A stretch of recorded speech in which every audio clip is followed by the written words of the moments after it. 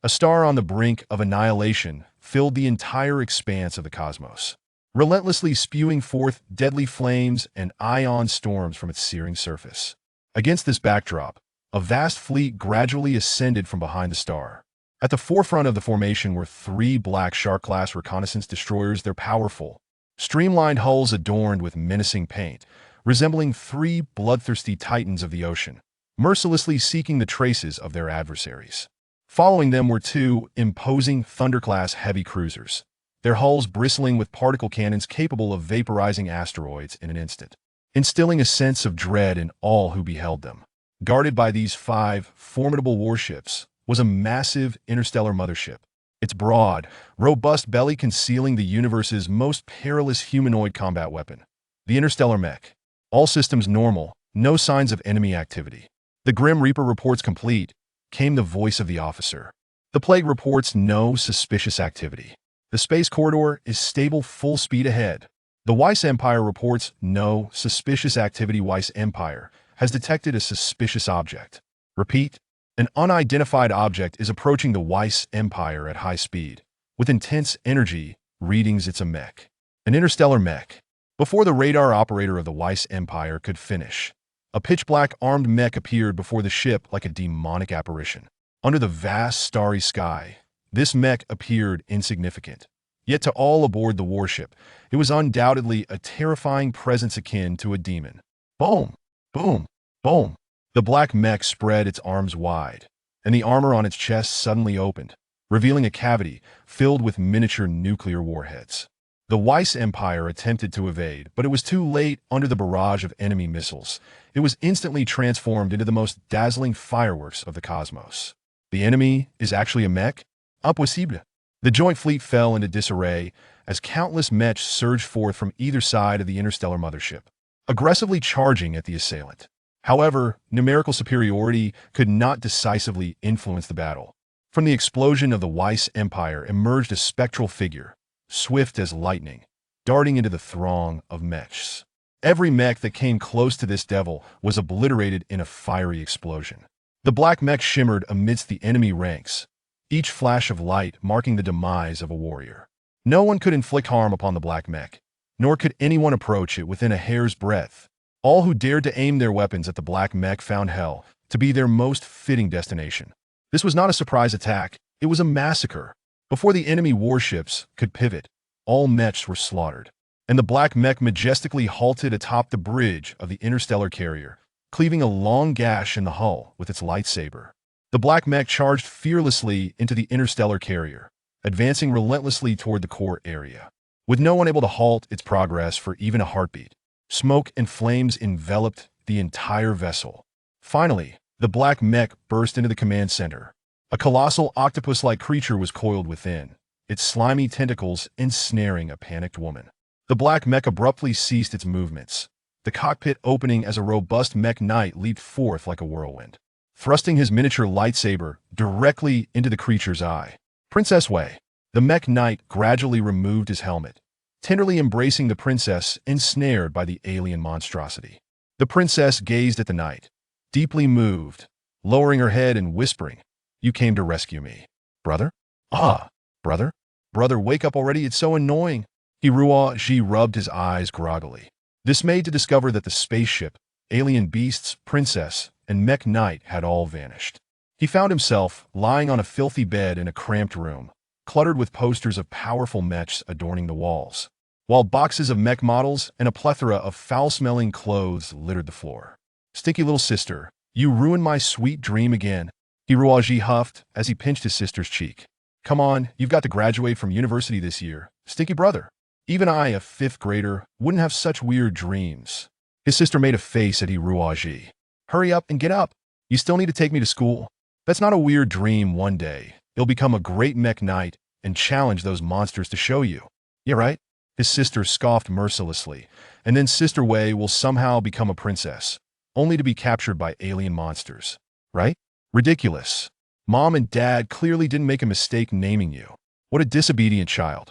Ji, at 22 years old, was in his fourth year at Bihua Academy, yet he appeared as diminutive and frail as a middle schooler. In truth, Being short and slender was not the gravest issue. The crux lay in his timid nature. Utterly oblivious to any games or sports, and completely disconnected from the trendy activities favored by young people. From kindergarten onward, Hiruaji had been ostracized by his peers, and throughout elementary and middle school, he had remained a target for bullying, with only a few unfortunate souls, equally mistreated, able to converse with him. Even in university, the situation remained unchanged. Since childhood, there was but one person who had never bullied Hiruaji, the little girl from next door, Yui. They had been classmates since elementary school, and they walked to and from school together daily, sharing an inseparable bond. Recalling how he had saved Yui once again in his dream, she couldn't help but smile foolishly. Today marked the last Valentine's Day of their school years.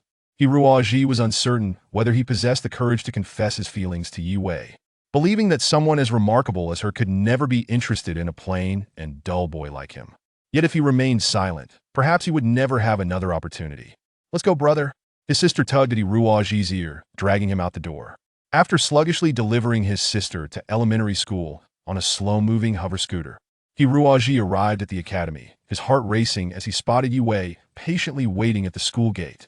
He felt increasingly anxious, dismounting the vehicle slowly, trembling hands resting on the back seat as he forced a smile. "Good morning, Xiao Wei." "Good morning, Xiao Ji. You seem a bit different today." "Not really. No, yes, actually, there's something I wanted to say for a long time.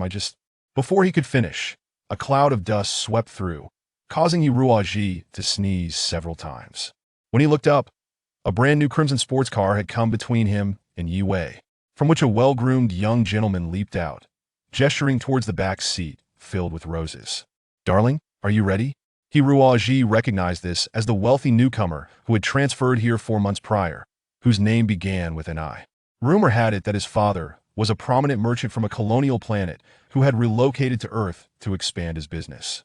This Anai was not only rich and handsome, but also possessed profound skills in ancient martial arts and held a coveted license for piloting interstellar mechs. Having trained in mech piloting since childhood, he had fallen behind academically, yet he was a prodigious talent. Within just 3 months of university, he had mastered 3 years' worth of coursework and passed all examinations. It was said that his ambition was to complete a 4-year program in just 6 months and then take over the family business. To facilitate this, his father had purchased 2/3 of Bihua Academy's shares, making him the largest benefactor.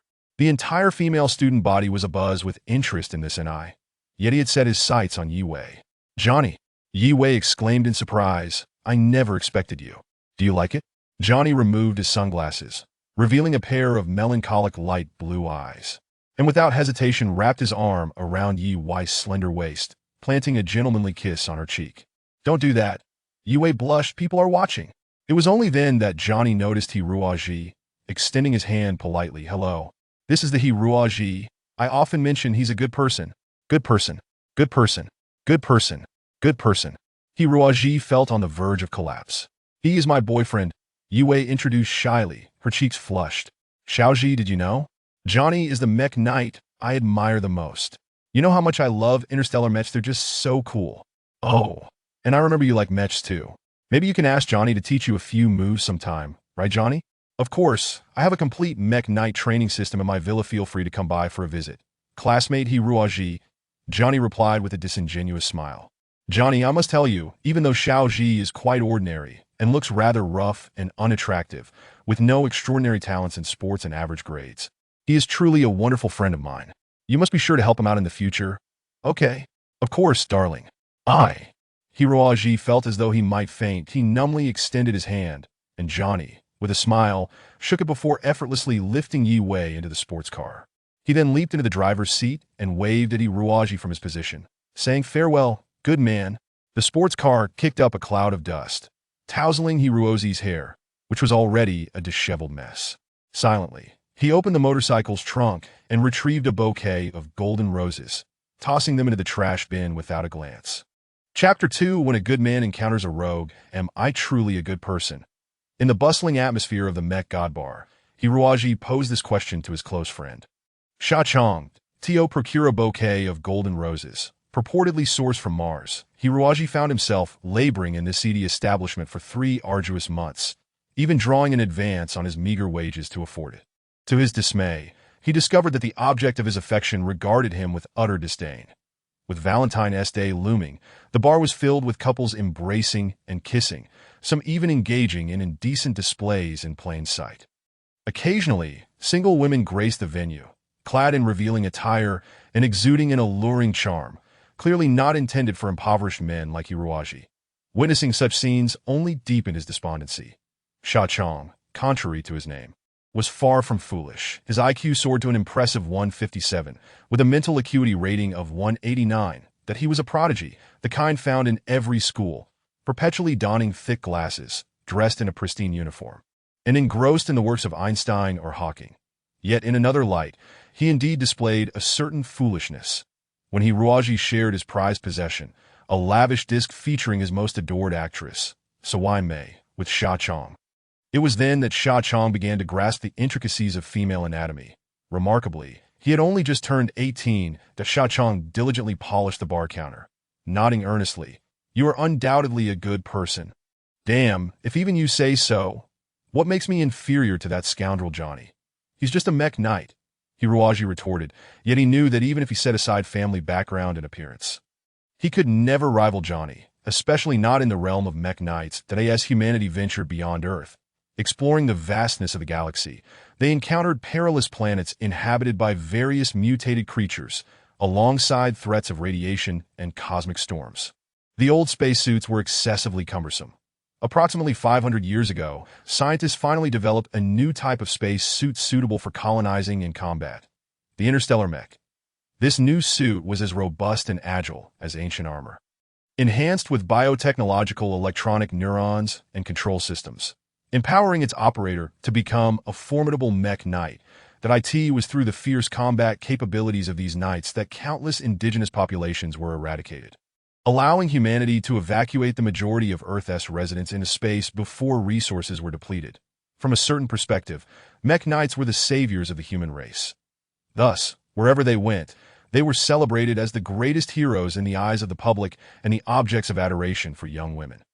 However, becoming a qualified mech knight was no simple feat. Beyond exceptional physical attributes, one had to master a specialized martial art designed for mech combat, and crucially, possess immense mental strength to integrate with the electronic neurons. The average person's mental strength ranged from 90 to 110, with rigorous training allowing them to reach the minimum requirement of 130 for mech knights. In contrast, Hiroaji was born with a deficiency. His mental reading was merely 1/3 of the norm. While this did not impede his daily life, his dream of becoming a mech knight was dashed. Moreover, his motor skills were severely underdeveloped, with strength and reflexes falling 3 to 4 times below the minimum standards for mech knights, leaving him doubly disadvantaged compared to others. His fate was sealed as a failure. That a wave of sorrow washed over Hiroaji. Some aspects of this world are immutable, no matter how hard one strives or struggles. Akin to his innate unsuitability for becoming a mech knight, what use was effort in the face of such destiny? Enough of this.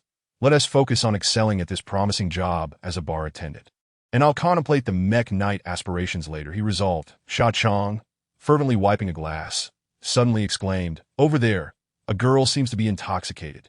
Take a look." Hiroaji, still dazed, glanced in the direction Sha Chong indicated and was taken aback to see a provocatively dressed girl seated alone on a sofa in the center of the bar. She had vibrant green hair, and a meticulously crafted butterfly tattoo dangled from her left ear. Her cheeks flushed, likely from inebriation. 7 or 8 empty bottles of potent liquor lay before her, clad in a revealing black leather jacket that barely concealed her modesty. One could only worry it might tear apart. Her beautiful legs, ensconced in purple stockings, extended from beneath an ultra-short skirt, with one black shoe dangling precariously from her delicate foot. But Hiroaji felt a tightness in his chest. Surely, she was merely drunk.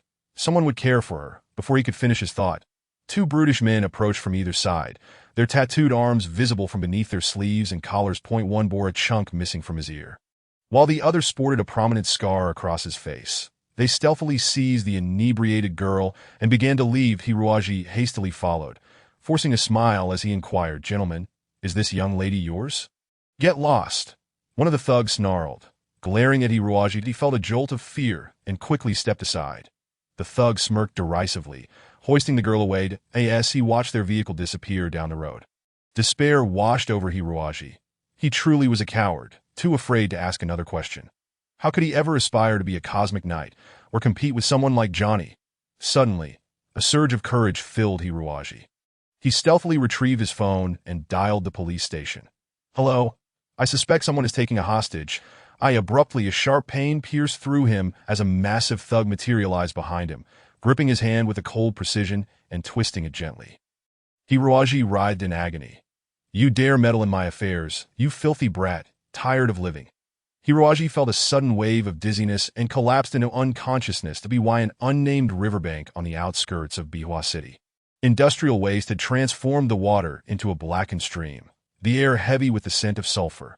The banks were laden with fetid mud, and Hiruaji was dragged from the vehicle by two thugs. His head foggy, thoughts racing. "I'm going to die. I'm going to die."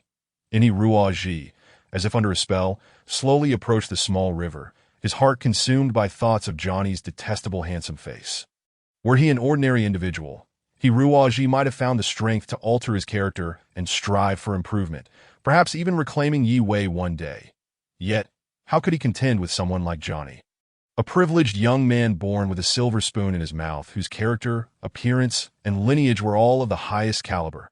It would be better to perish. Perhaps in the next life he could emerge stronger. The reflection of Hiruaji gradually manifested in the dark, shimmering waters of the river, distorted into vague outlines that a chill breeze swept through, causing the river to bubble and form several mysterious whirlpools. Hiruaji shuddered, recalling a terrifying legend that in the distant Middle Ages, this area had been a long and desolate valley. At that time, a malevolent witch resided there, possessing the power to resurrect the dead. Utilizing this sinister ability, she amassed an army of skeleton soldiers and demons to oppose the people of the continent. Ultimately, the witch was vanquished by a human army led by the Church of Light, marking one of the most harrowing battles in legend. Following that final conflict, all magical forces vanished from the earth, leading humanity to gradually discover the power of science, ushering in the Steam Age, the Electrical Age, and now the Cosmic Age. This battle is referred to as the Lost Twilight. However, the spirits of the witch were unwilling to accept defeat.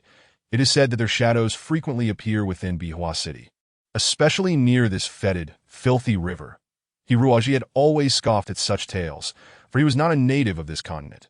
When Earth's resources were nearing depletion, a war erupted among the great nations over resource acquisition, leading to the destruction of all existing countries. Following this, humanity turned its attention to the cosmos, establishing new powers and homes on colonized satellites that on Earth, a semblance of global unity emerged. Due to pollution rendering many areas uninhabitable, numerous races were compelled to migrate to livable continents, where, fortunately, the population was sparse, allowing for the allocation of numerous settlements for these newcomers that in the present day, as all are Earthlings, regarded as provincial by the eyes of cosmic residents. Racial discrimination has become a non-issue. Nevertheless, Hiruaji had never believed in the Western concepts of spirits or skeleton soldiers. Had they spoken of zombies or fox spirits, he might have felt a twinge of fear. Moreover, in this age of scientific advancement, where humanity can venture into outer space, how could one still speak of skeletal apparitions? The river's surface eventually calmed, and Hiruaji's bruised visage was clearly reflected in the water, making him appear more menacing than benevolent. Disturbed by his appearance, he knew that upon returning home, he would face his parents' incessant nagging, likely leading to another quarrel that would last until dawn. That if he were to attend the academy tomorrow, Yi Wei would surely see him and express her concern for his injuries. Perhaps her concern was genuine. Yet at that moment, Hiruaji wished to avoid thoughts of her. "I refuse to be a coward." He splashed the cold water, causing his reflection to blur. "I will not be a coward. I shall not be a good person. I will become the strongest in the world," Hiruaji shouted frantically, his cries echoing across the wilderness. Unheard by any soul, he continued to yell until exhaustion overtook him, collapsing onto the riverbank, allowing the mud to stain his body. Unbeknownst to him, as his intense resentment permeated the air, small whirlpools began to form along the riverbank, resembling pairs of mysterious eyes. Unblinking as they watched him, Hiruaji wiped his face with the cold river water, erasing the bitter tears that had stained his cheeks. Perhaps it is futile, that he sighed, resigned to the notion that he was destined to be a good person, perpetually bullied, and fated to lack romantic prospects. Such was his fate, living an unremarkable life like most. Enduring the exploitation of a boss post-graduation, languishing in mediocrity, and eventually becoming a figure his own children would scorn. He felt despair wash over him. At that moment, he noticed something peculiar. The river water on his face, which should have evaporated quickly in the air, was becoming increasingly viscous and heavy, as if a black, gelatinous substance was enveloping his fingers and cheeks. Hiruoji was terrified, but this substance seemed to possess a life of its own, spreading further and soon encasing his entire body. In horror, Hiruoji realized that this gelatinous matter emanated from the putrid river water, having merged with it without his knowledge. The whirlpools emitted eerie sounds, akin to a cork being pulled from the riverbed, creating a powerful suction. Just as Hiruoji opened his mouth to cry for help, the black substance rushed in, invading his mouth and filling his insides. He felt a sharp, knife-like pain in his abdomen, his consciousness fading, and he toppled into the water, and Hiruoji bitterly laughed. Something he had lacked the courage to do had been accomplished by this strange substance. When tomorrow's newspaper published the news of his suicide, Yue would undoubtedly be astonished by his newfound bravery, though his parents would mourn for quite some time. Despite his father not being an exceptionally successful individual and his mother frequently scolding him, Hiruoji knew they loved him dearly. Yet now, it was too late.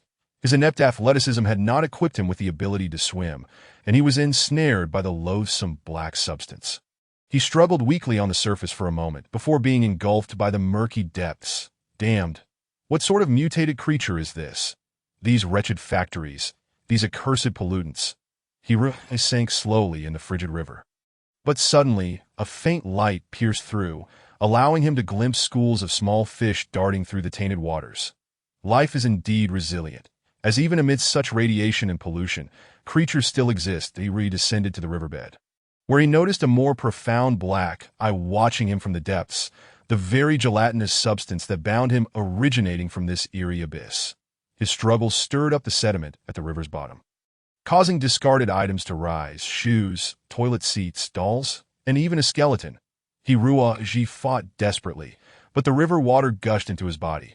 The black abyss showed no signs of relinquishing its grip, dragging him deeper into the void. Hiruoji had no idea how long he was pulled through the darkness. Suddenly, he felt a release, the water disappearing entirely, replaced by an air thick with the scent of blood and sulfur. He had traversed the riverbed, falling through a great hole in the sky. Hiruoji screamed in terror. Even if he truly wished to end his life, he had not envisioned such a bizarre manner of demise. With a resounding thud, he landed heavily on the ground, fortunate that the black gel had formed a resilient net around him at the last moment. Even so, Hiruoji was left disoriented. Unsure of his surroundings at that moment, he remained oblivious to his predicament, unaware of the fate that awaited him. Fate, at times, delights in playing. He found himself utterly bewildered by the occurrences that had transpired, pondering the fact that they were invariably terrifying, bizarre, and dreadfully horrific. Yet such events had befallen him far too frequently. There he was, squatting comfortably in the restroom, when, without warning, a bucket of cold water cascaded upon his head. Was that not frightening? He had been standing to respond to the teacher's question, only to discover, upon sitting down, that his chair was entirely coated in super glue, forcing him to lug the entire chair home. How peculiar was that? His father had gifted him a brand new miniature camera for his birthday, only for him to be extorted by a classmate the very next day, who then used it to clandestinely film in the girls' restroom. Ultimately, it was traced back to Hiruoji, as the camera belonged to him. Consequently, throughout his 3 years of high school, no woman would deign to speak to him. How terrifying was that, having grown up in such a hellish existence? Hiruoji adopted a mantra of remaining unflappable, with steadfastness akin to a mountain guiding his life. Ever ready to confront even greater misfortunes, this was his bold declaration. At last, Hiruoji unsteadily rose to his feet. He gasped for breath, realizing he was ensconced within a narrow valley. The valley, strewn with jagged rocks, bore no trees or signs of animal life. On the horizon stood a colossal, withered tree, resembling one struck by lightning, casting only a dark silhouette. Beside the tree loomed a Gothic castle, appearing precariously unstable. Hiruoji cast his gaze to the left. No matter how resolute he might be, He could not suppress a scream. There, in the valley to his left, lay a gigantic skeletal dragon, its size rivaling that of an ancient Tyrannosaurus rex. The tightly knit bones gleamed ominously, smeared with traces of blood, exuding a ghastly terror. Fossil, Hiruaji murmured to himself. However, after circling the skeletal dragon, he concluded that this was certainly no fossil. The remains were too perfectly preserved, and the overwhelming aura of dominance emanating from the skeleton rendered its presence impossible to ignore. This was a living dragon. An absurd thought surged within Hiruaji's mind. This was impossible. How could there be a living creature that was merely a skeleton? To dispel his fear, Hiruaji let out a hearty laugh. Placing a hand on the dragon's thigh as he turned to survey the valley beyond, it was then Hiruaji let out a sigh, expressing his desire to pass away quietly if he were to die, as he had no interest in becoming a mere skeleton soldier. After all, such beings thrived solely on numbers, with dozens of them overpowering a single foe. Whether he was one more or one less was of little consequence. Is that not so? Muni's voice bore a hint of barely concealed anger as he slowly approached Hiruaji. Shedding his long robe, Hiruaji's eyes widened in shock. The man before him was devoid of flesh and muscle. A mere skeletal frame enveloped in a pale purple flame of soul, forming a terrifying visage. It turned out Mu-ni was indeed a skeleton soldier. Hiruaji was so frightened he nearly wet himself. Realizing that Mu-ni was not just any ordinary skeleton, but rather a formidable commander of the undead. The flames enveloping Mu-ni surged dramatically. Do you think I am just a common soldier who relies on numbers? Let us engage in a duel and see. This was the second invitation Hiruaji had received for a duel today, each stemming from his own provocations that it seemed he must exercise greater caution in assessing an opponent's strength. One should never challenge another without a clear understanding of their capabilities. That Muni moved with a speed akin to that of a specter, and before Hiruaji could react, he was struck twice on the face and body. The force behind those punches seemed to harbor a terrifying power, causing his already pig-like visage to swell grotesquely.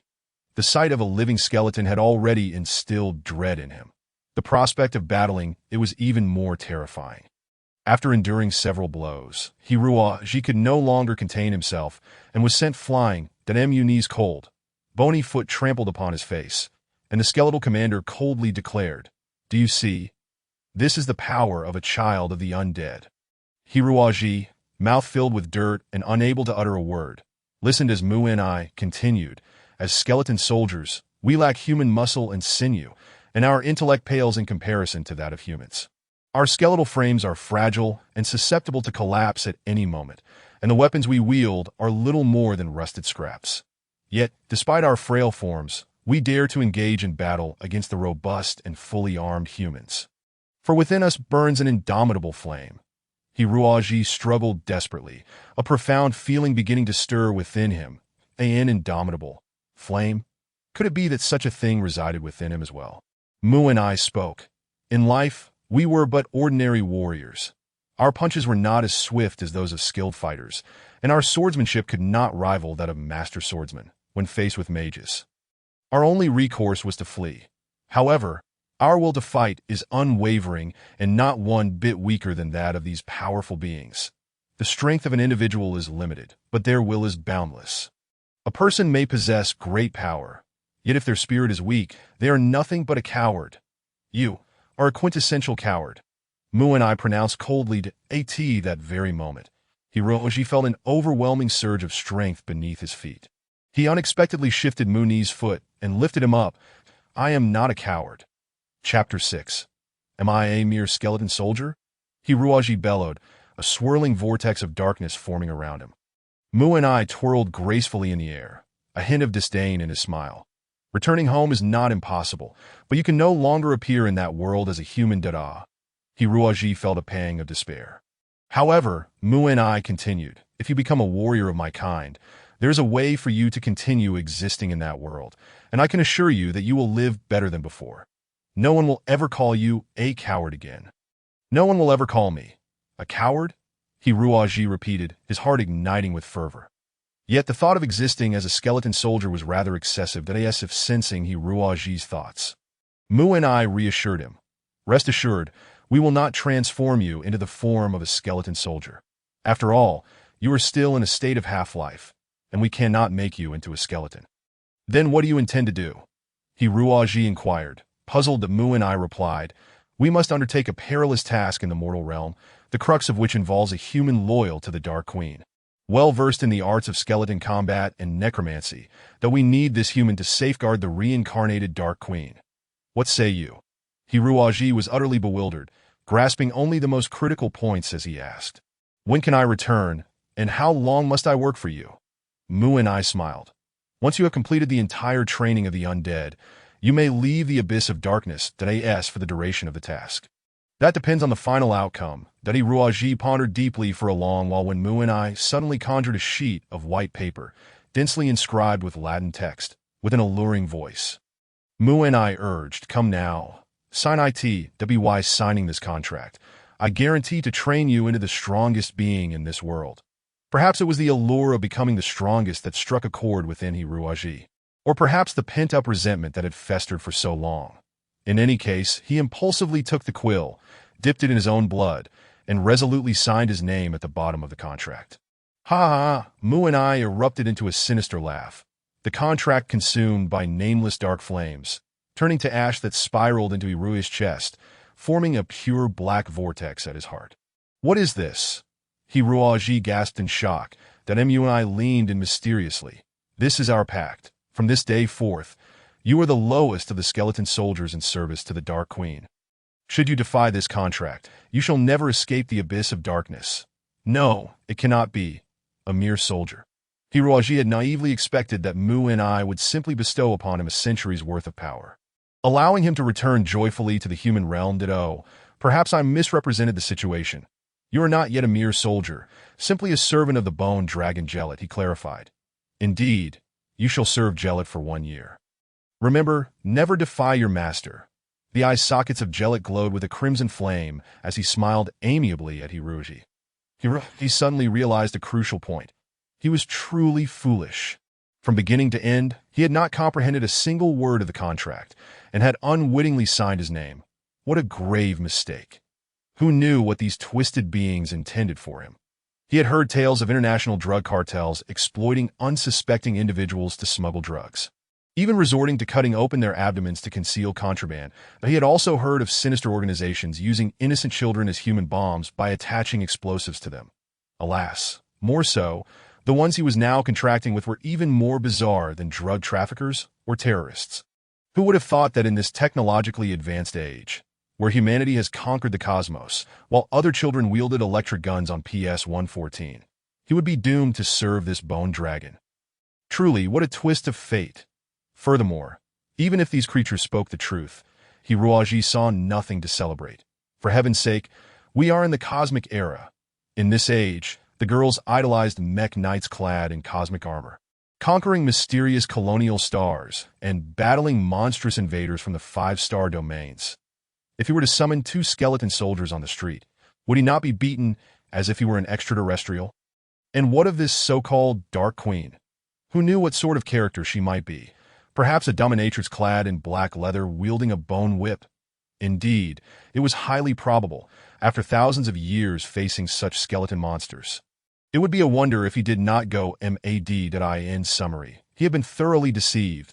The notion of becoming the strongest being in the cosmos was a farce.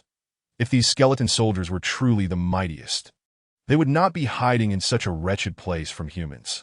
Nevertheless, even faced with violence, Hiruaji found himself powerless to resist, resigned to comply that he was but a man devoid of character, his cowardice deeply ingrained in his very bones, a trait one could not simply cast off at will. Food, quickly remove the mud from my feet. Hurry, or I shall devour you whole. The bone dragon Jellet bellowed furiously.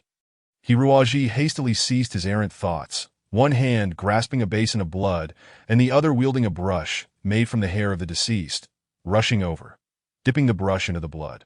He scrubbed vigorously at the mud on the bone dragon's feet. This was Hiruaji's primary duty. That said, Jellet was far easier to serve than some of the bosses Hiruaji had encountered in the past. At least the bone dragon did not stick glue on Hiruaji's chair or disturb him during his moments of privacy, that as long as he kept the bone dragon clean. There were no issues. Yet, even this seemingly simple task had taken Hiruaji several months to master in the beginning. Recalling the events that subsequently transpired that day, Hiruaji felt an involuntary shiver run down his spine. Chapter 7. The Growth of the Miscellaneous Soldiers. After the contract was signed, the skeletal commander, Muni, dissipated into a wisp of smoke and vanished. The bone dragon, Gilate, continued to slumber peacefully, utterly indifferent to Hiruaji's plight. Hey, Hiruaji shouted desperately at the sky. Mr. Muni, where am I supposed to reside, and what am I meant to eat? Damn it, surely these skeletal soldiers don't require sustenance. How could I possibly endure this? Muni offered no reply. Instead, icy raindrops began to descend from the heavens. The gentle patter of light rain quickly transformed into a torrential downpour, with fierce winds lashing against him, nearly choking Hiruaji with their force. Overwhelmed by despair, he glanced toward the distant castle and slowly trudged toward that refuge from the storm to be why this time. He had been in this bizarre world for nearly 3 or 4 hours, and his stomach was beginning to grumble with hunger. Under the relentless rain, the valley floor gradually became a treacherous mire, with rainwater pooling into streams that obstructed his path to the castle. Cursing vehemently, Hiruaji vented his frustrations at Johnny, the Black Dragon Lord, the skeletal soldier Muni, and that bone dragon Gilate, ultimately directing a torrent of invectives at himself, as well, in his entire life. He had never endured such arduous travel, and most disheartening was the fact that the destination of this journey remained tantalizingly out of reach, with no indication of when he might arrive.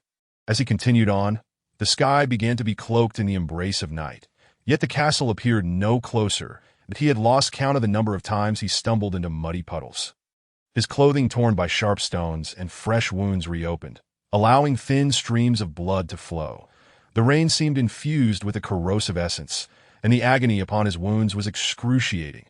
Twice Hiruaji could bear it no longer and resorted to leaping about in the muck, singing loudly, as if that could alleviate his unspoken torment. Like a madman, he traversed the valley floor, occasionally roaring, stumbling, and even crawling on all fours. Eventually, Hiruaji found himself sprawled on the ground like a caterpillar, attempting to soothe the burning sensation of his wounds with the cold earth.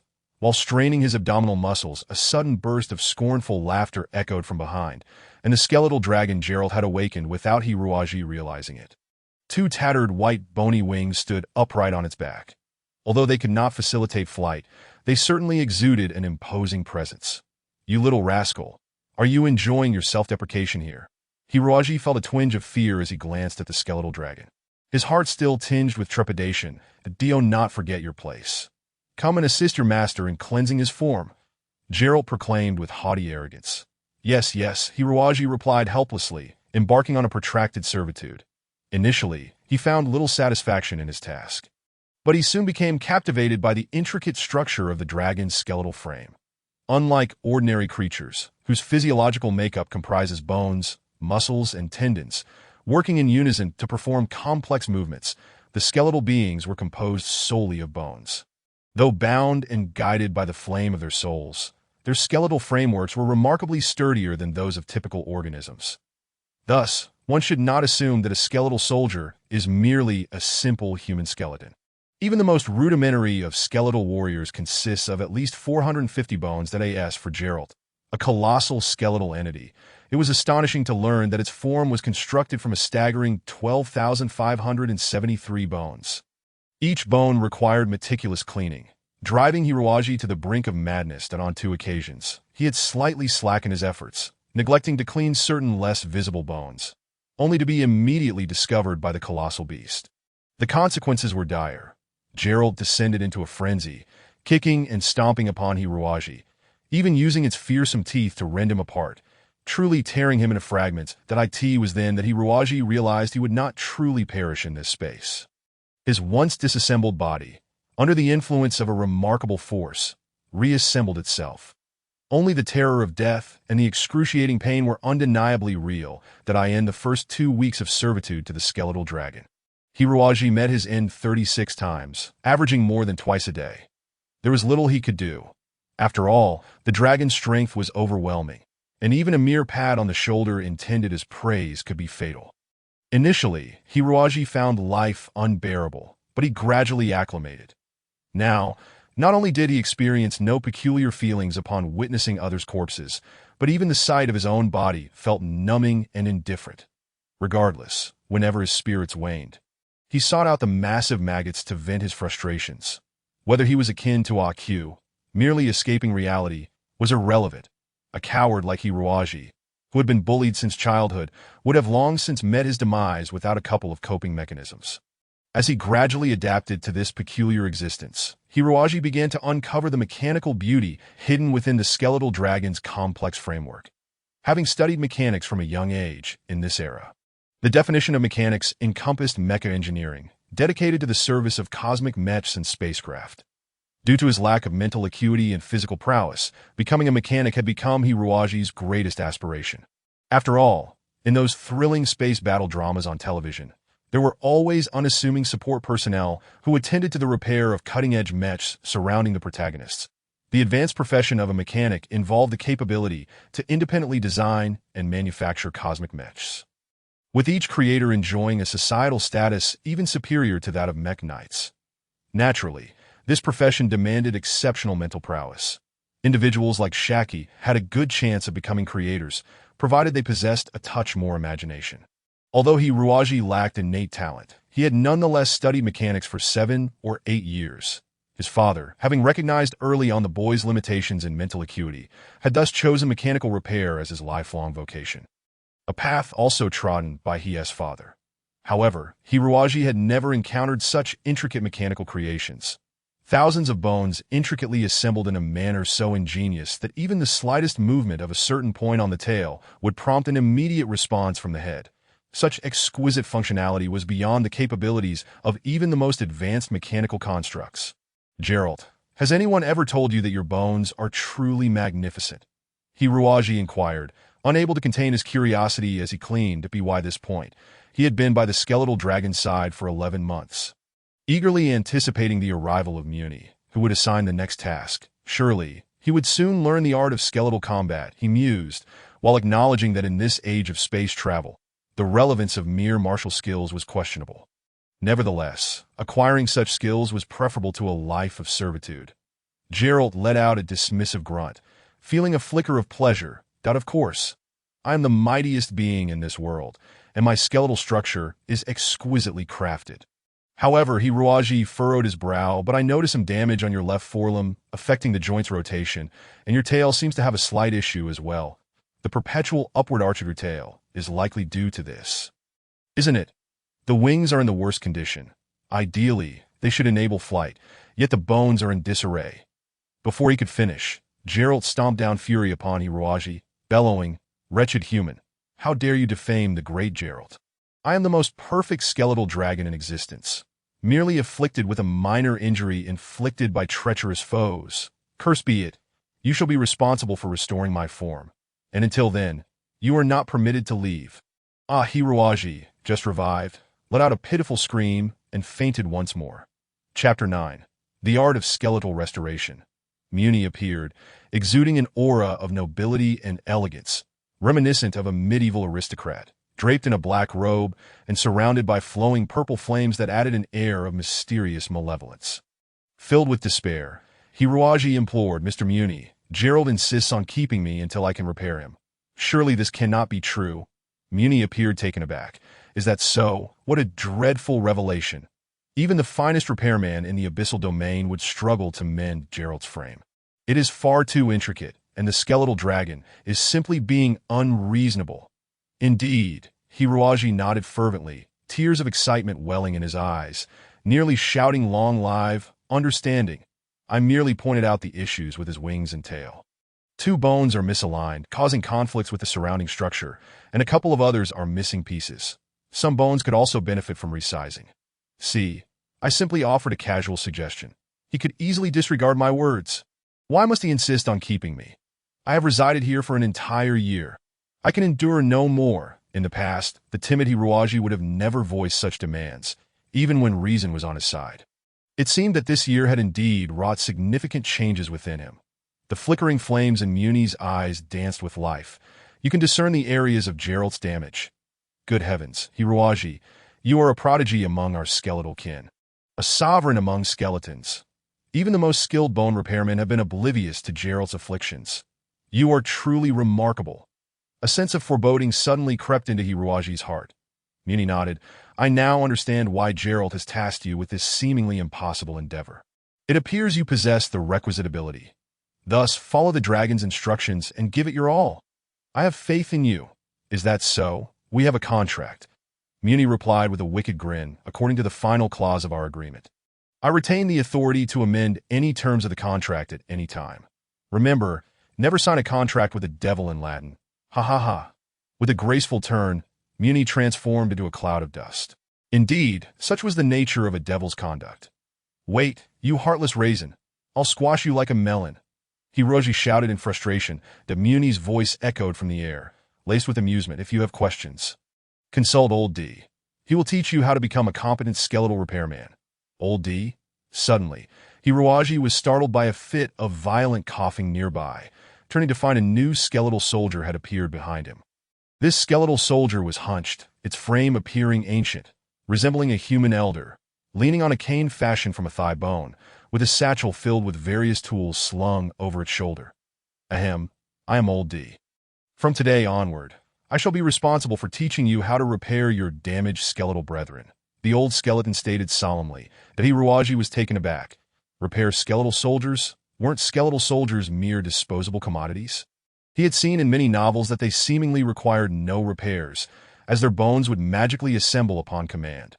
Old D chuckled softly, gently patting Hiruaji's shoulder. Had he not spent a year honing his skills here? The touch of a skeleton would have surely terrified him. While advanced skeletal warriors might harness their vengeful energies to gather bones, ordinary soldiers lacked such capabilities. They relied on either their own skills to enhance their structures or on skeletal repairmen like us. Such a thing exists? Old D nodded, saying, moreover, after a fierce battle, many of our brothers are utterly incapable of standing on their own, let alone repairing themselves. At such times, we must rely even more on our skeletal repair specialists. Thus, we resemble the physicians among humans, bearing the solemn duty of saving lives and mending wounds. The phrase saving lives and mending wounds nearly elicited a laugh from Hiruaji. Old D pointed to the slumbering bone dragon. Gelot. However, Lord Gelot's skeletal structure is exceedingly intricate. Although I consider myself the most adept skeletal repairer in the abyssal domain, I can only manage skeletons with fewer than 3,000 bones. Therefore, it is indeed astonishing that Lord Gelot wishes for you to repair his body, that Hiruaji felt a surge of frustration. The most skilled individuals here could merely repair skeletons with under 3,000 bones. Yet he was tasked with the monumental challenge of restoring over 10,000 bones, an utterly impossible feat. Old D smiled. However, since the lords have agreed to allow you to train, they must believe in your capabilities. Perhaps you might yet perform miracles. Young one, Hiruaji sighed, a miracle. The fact that I Haven T perished under your relentless torment is the greatest miracle in this world. Though troubled, Hiruaji had long grown accustomed to his misfortune. At the very least, he now had someone to converse with in the valley, which was a blessing. Over the past year, although there had been the bone dragon, that lazy creature spent its days absorbing grievances and sleeping, leaving no room for meaningful conversation. Thus, Hiruaji, inherently shy and insecure, had no choice but to engage in solitary monologues, or else risk driving himself to madness. Old D, how did you become part of the undead? Hiruaji inquired curiously, as Old D was one of the more normal skeletons he had encountered. Old D leisurely stroked the pouch at his waist and began, I was once a renowned blacksmith. Arguably the finest craftsman in our town. 1 year. The king's tax collectors arrived, imposing heavy levies and injuring many. My wife, Funia, was a woman of great justice.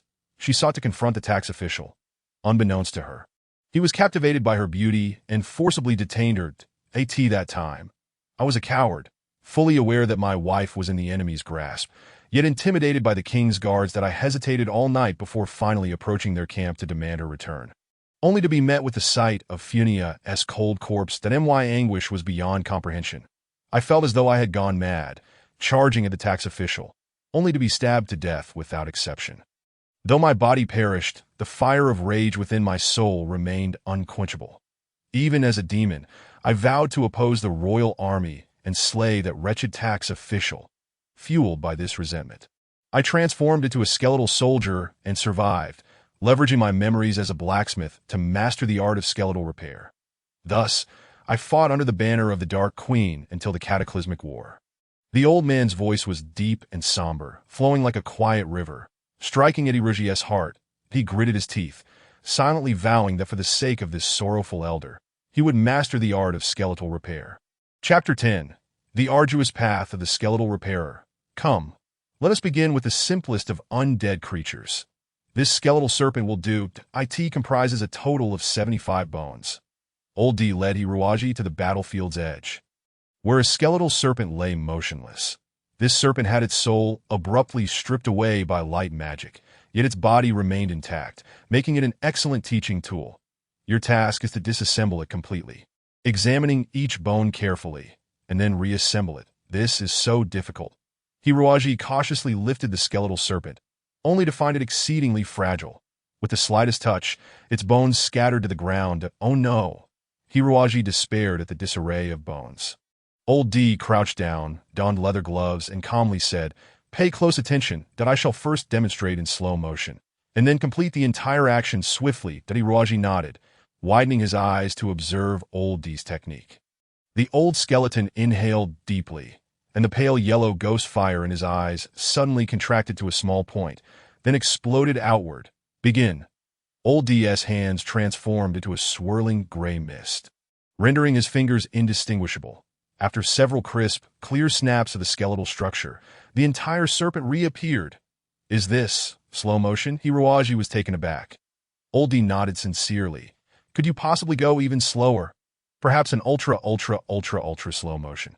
"Please, Old D." After Old D departed, Hiroji stood before the scattered bones of the serpent, lost in contemplation. The lightning-fast motions of Old D echoed in his mind, filling him with an indescribable admiration. In the realm of mechanical repair, no scholar, regardless of their theoretical knowledge, could surpass a master with deft hands. Such experienced mentors were undeniably the ideal models for apprentices like Hiroji. Throughout his life, he had encountered many skilled mechanics capable of operating large electronic devices, yet none could match Old D's speed. Old D practiced 5 more times, and only by the end did Hiroji barely grasp the essence of Old D's movements. According to Old D, this was his slowest possible pace. No matter how much he controlled his consciousness, his body could not move any slower than a fire ignited in Hiroji's heart. If he could master this technique, upon returning to the human realm, he could become a superb mechanical repairer. This was far more practical than learning any skeletal combat skills. Thus, Hiroji rested not for a moment, furrowing his brow as he intently focused on the skeletal serpent. He remained utterly still for 3 days and nights, never once standing. The size, color, hardness, and positioning of the 75 bones were firmly etched in his mind. Suddenly, Hiroji reached out, scattering the bones into a pile before meticulously returning them to their original positions. Not a single piece misplaced. He nodded in satisfaction and commenced the arduous assembly process that he began with the simple spine and tail, dividing the serpent into over a dozen components, each comprising 5 or 6 smaller bones. He first constructed the smaller parts, then reassembled them into a complete skeleton. It sounded straightforward, yet proved far more challenging in practice. Unlike mechanical components that could be joined with rivets or welding, bones interconnected solely through structural curvature, and any misstep would result in complete disarray. Fortunately, Hiroji had ample time. After all, there was nothing else to do in this valley, and mechanical repair was precisely his passion. He immersed himself entirely in the skeletal serpent, devoting his days to its assembly, neglecting even sleep. That it should be like this. This bone connects the upper and lower body, but if I rub it here, it might increase friction, enhancing its speed of movement. Hiroji remained oblivious to the fact that while he was engrossed in assembling the bones, the bone dragon jellet had awakened twice. This irritable creature did not express anger. Instead, it observed the diligently studying Hiroji, snorted in boredom, flapped its wings, and lowered its head to slumber once more.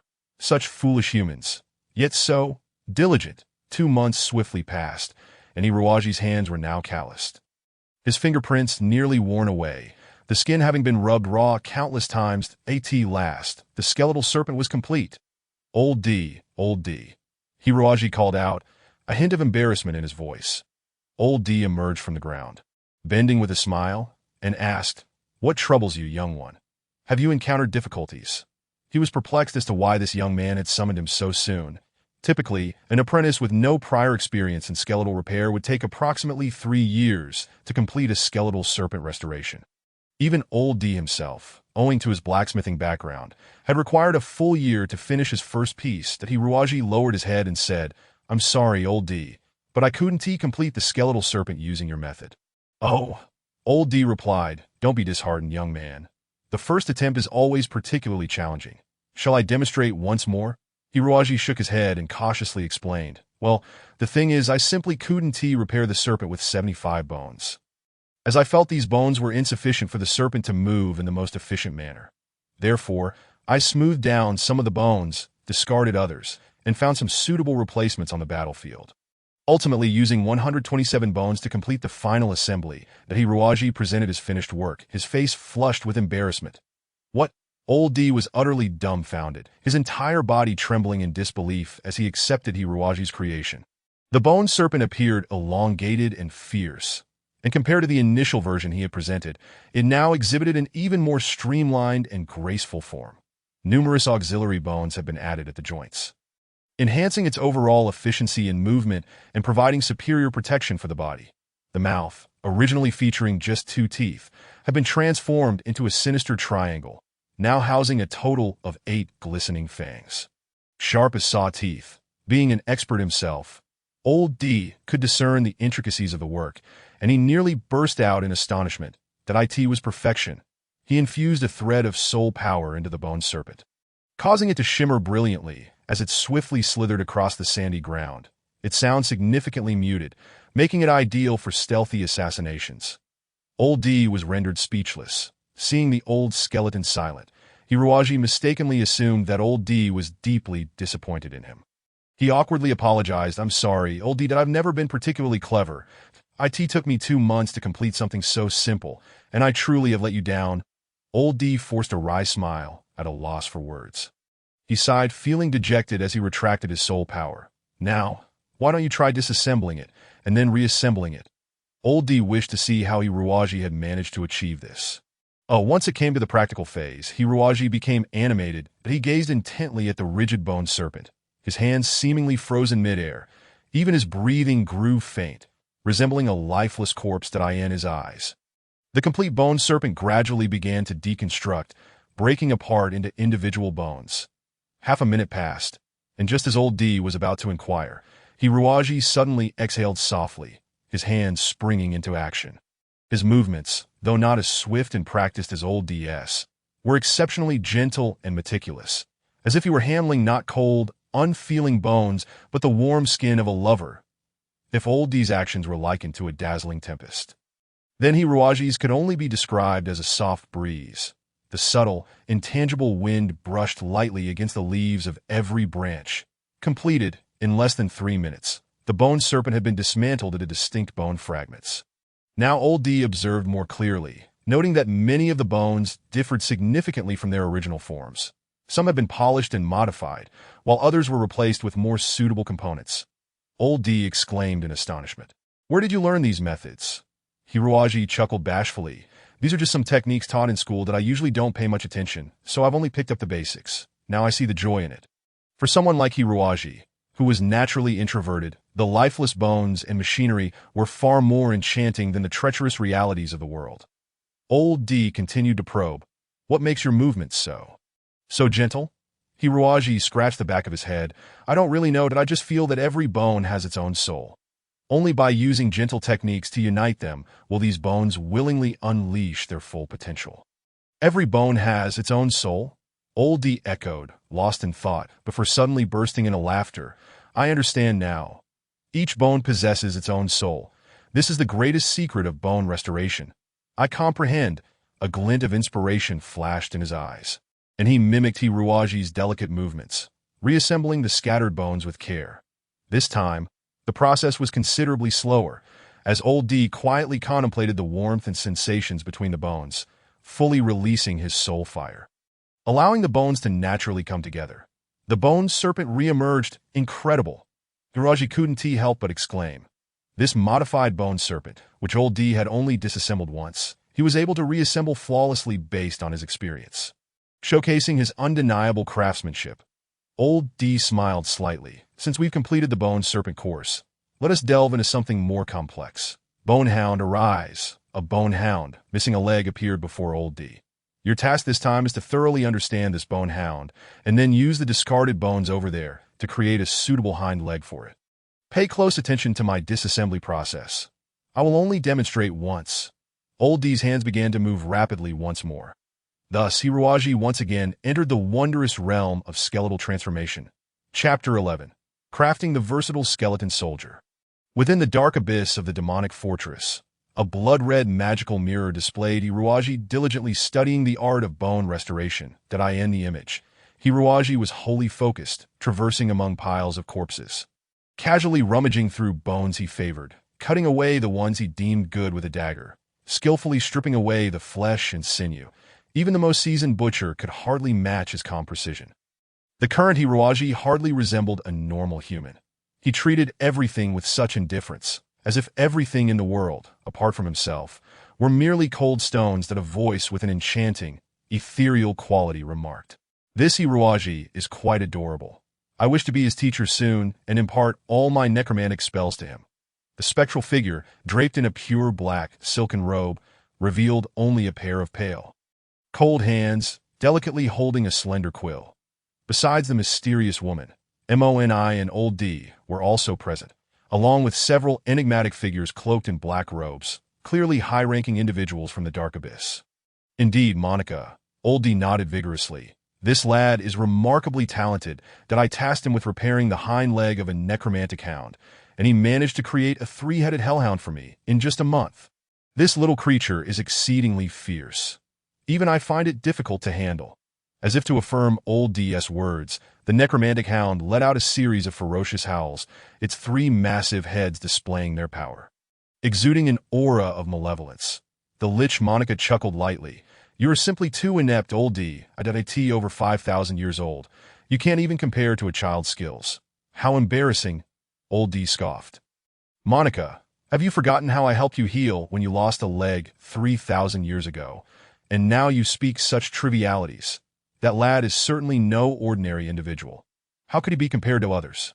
Mu and I, who had remained silent until now, interjected. Indeed, perhaps it is the spirit of the Dark Queen watching over us. In this time of impending collapse for the Dark Abyss. She has sent us such an exceptional talent.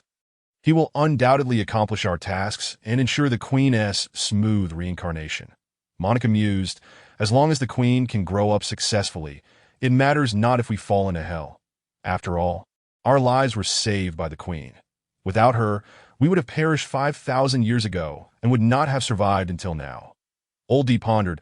I just can't fathom why Jellard insists that this lad restore his body completely. I acknowledge that he may possess the ability, but it will consume a significant amount of time, and our collapse is imminent. We truly have little time to waste. Mu and I responded. Jellard surely has his reasons. Let us not forget that he is the wisest being in the Dark Abyss, having existed for millions of years, even before becoming a bone dragon. His thoughts are beyond our comprehension. Perhaps Jellard believes that training this lad in bone restoration will be beneficial for the future. Just think, once the Dark Queen reestablishes her undead army, there will indeed be a need for bone restorers to enhance their combat strength. Monica floated over and embraced Mu and I, cooing, I don't care. I want to start training this adorable child as soon as possible. You must hand him over to me quickly, Mu and I coldly snorted, pulling away discreetly, and replied indifferently, no, according to the plan, after he completes Jellard's task, he must first learn skeleton combat techniques to become an excellent warrior. I intend to assign this to the Dark General. Only after the Dark General finishes training him will it be your turn. Monica, how long will that take? Not long, perhaps no more than 2 years. For us, that is but the blink of an eye. ISNT it. That is a long time. We have never trained a little skeleton soldier like this before. He is different. Mu and I stated he may well be the last skeleton soldier in this world, entrusted with the duty of protecting the Queen. Thus, we must teach him not only the art of bone restoration and skeleton combat, but also necromantic spells and the skills to command the undead army. That way, when the Queen establishes her new undead army, there will be someone capable of leading it. Let us hope he can endure it. The poor child. Monica blew a kiss at the blood mirror. A wisp of purple poison suddenly wafting towards the mirror, causing it to crack and eventually shatter into pieces. Monica! Everyone exclaimed in anger. Huh. The voice of the witch was innocent and plaintive. What happened? Ha ha! I have finally succeeded. Suddenly, a ragged creature sprang forth from the heap of corpses beyond the canyon, and upon closer inspection, it revealed itself to be a blood-soaked individual, Hiruoji, unfazed, wiped the blood from his face, and gazed with a smile at the successful creation before him. Doya, how do you feel? Doya was an utterly ordinary little skeleton soldier, having perished at the tender age of 12, which rendered his skeletal structure particularly fragile, that in the harsh realm of the undead. He frequently found himself battered, with broken limbs rendering him immobile. After Hiruoji adapted to the restoration of skeletal beasts, Old D took it upon himself to present this shy child before him. Intending to use Doya as the subject for Hiruoji's next experiment, that moment, Doya's condition could only be described as dire. All the joints in his arms and legs were shattered. His pelvis crumbled like cake, nearly all of his ribs were fractured, and even his sturdy skull bore 3 or 4 cracks. With his eye sockets almost merging into one, Old D remarked, I told this child not to push himself. Yet he insisted on becoming a stronger being, trying to engage in battles like everyone else. And this is the result. He has been reckless on more than one occasion. I cannot fathom what goes on in his mind. Perhaps you should tend to him. Hiruoji nodded, for in Doya's eye sockets, he perceived something familiar, a cry of defiance from the weak. You shall become the strongest being in this world. Hiruoji patted the small skeleton's shoulder and whispered, I too am the same. Doya was an exceptionally resilient child. It is worth noting that this was Hiruoji's first endeavor in experimenting with skeletal restoration on a living skeleton soldier, often resulting in unnecessary pain. The notion that the undead do not feel pain is sheer nonsense. Any living organism experiences pain. Yet, Doya persevered through the ordeal with remarkable fortitude. Doya, what led you to become a skeleton soldier? Hiruoji once inquired during the healing process. After a moment's reflection, Doya replied, Bad people killed my parents, so I must fight them. Chapter 12. Repairing the Bone Dragon. The bad people referred to the king's army, under whose blades countless innocent civilians perished during that dark era. Hiruoji fell into silence, realizing that his own grievances, failures, and sorrows paled in comparison to the plight of these skeleton soldiers. Merely trivial complaints. The years spent in the desolate abyss had bestowed upon him a radically different worldview, enabling him to reflect on his past from a higher perspective. That was as if, having transcended the confines of Earth, humanity's comprehension of the world had ascended to a new level. Long last. It was completed. After half a month of meticulous restoration, Doya's new body emerged. His limbs were crafted from a composite material formed from 3 skeletal components, with reinforced cranial material added at the joints for protection. 4 arms were affixed, sufficient to wield any weapon, and both the spine and pelvis underwent significant fortification, while his head donned armor made from wolf and horse bones. Now you are invincible, Hiruoji roared. Doya joyfully tested his new body, exclaiming, Thank you, big brother. Thank you, big brother. This is wonderful. The feeling of being able to assist others was truly magnificent. This realization filled Hiruoji with a sense of purpose, affirming that he was not without worth. Regardless of the circumstances, his existence could aid others, and that feeling was simply extraordinary. Subsequently, Hiruoji devoted all his attention to the task of restoring the bone dragon. Gilate. Strangely enough, Gilate was now exceedingly cooperative, its temperament remarkably docile, accommodating any pose Hiruoji requested. Hiruoji was not in haste to commence the restoration of the dragon's body, for he understood that a hasty approach would inevitably yield an imperfect creation. His understanding of mechanics was akin to a different form of life. A profound bond must be established between this life and himself before further action could be taken. Having already spent a year cleansing Gilate's body, he was intimately acquainted with every bone. After 6 months of meticulous practice, Hiruoji's comprehension of the interactions between mechanics deepened, allowing him to marvel at the intricate structure within the bone dragon. He could not help but silently admire nature's craftsmanship, which had birthed such a wondrous creature to him. This colossal skeleton was undoubtedly an enticing labyrinth, promising the most alluring rewards for those who persevered through its trials. Before the intricate skeleton, Hiruoji felt akin to Michelangelo before a sculpture, Beethoven before a score, and Da Vinci before a canvas, wholly immersed in the experience. Little did Hiruoji realize that the new body he had fashioned for Doya would stir a tempest within the desolate abyss. For in the past, all skeleton soldiers' bodies had been altered by Old D and his apprentices. While those bodies were certainly agile for combat, Old D lacked Hiruoji's imaginative prowess, for Hiruoji had been professionally trained in mechanics. The fusion of ancient bone restoration techniques with modern mechanical repair had birthed a miracle. At merely 12 years of age, Doya, equipped with his new body, achieved consecutive victories against seasoned skeleton warriors.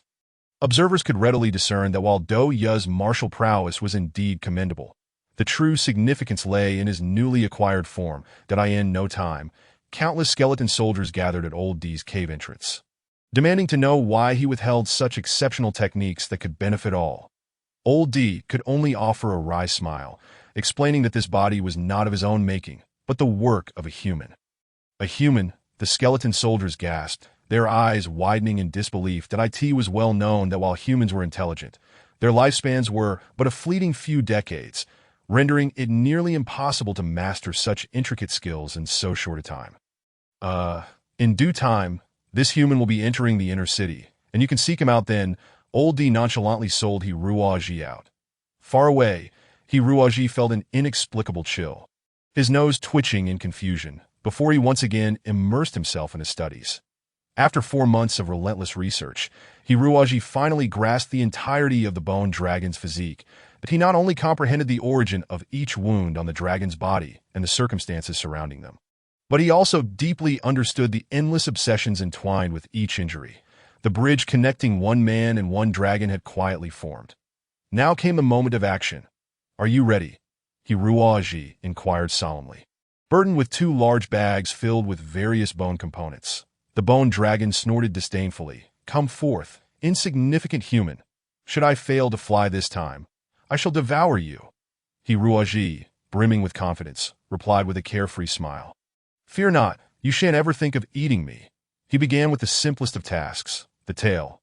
Gently, Hiruoji caressed the bone dragon's tail, searching for the gaps between the bones, assessing the tightness of their connections by touch.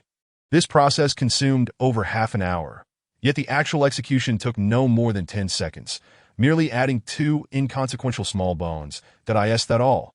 The bone dragon could hardly believe it, that Hiruoji weakly smiled, drenched in sweat, nearly exhausted. Although the final action lasted but 10 seconds, for Hiruoji, it was akin to the most intricate of heart surgeries.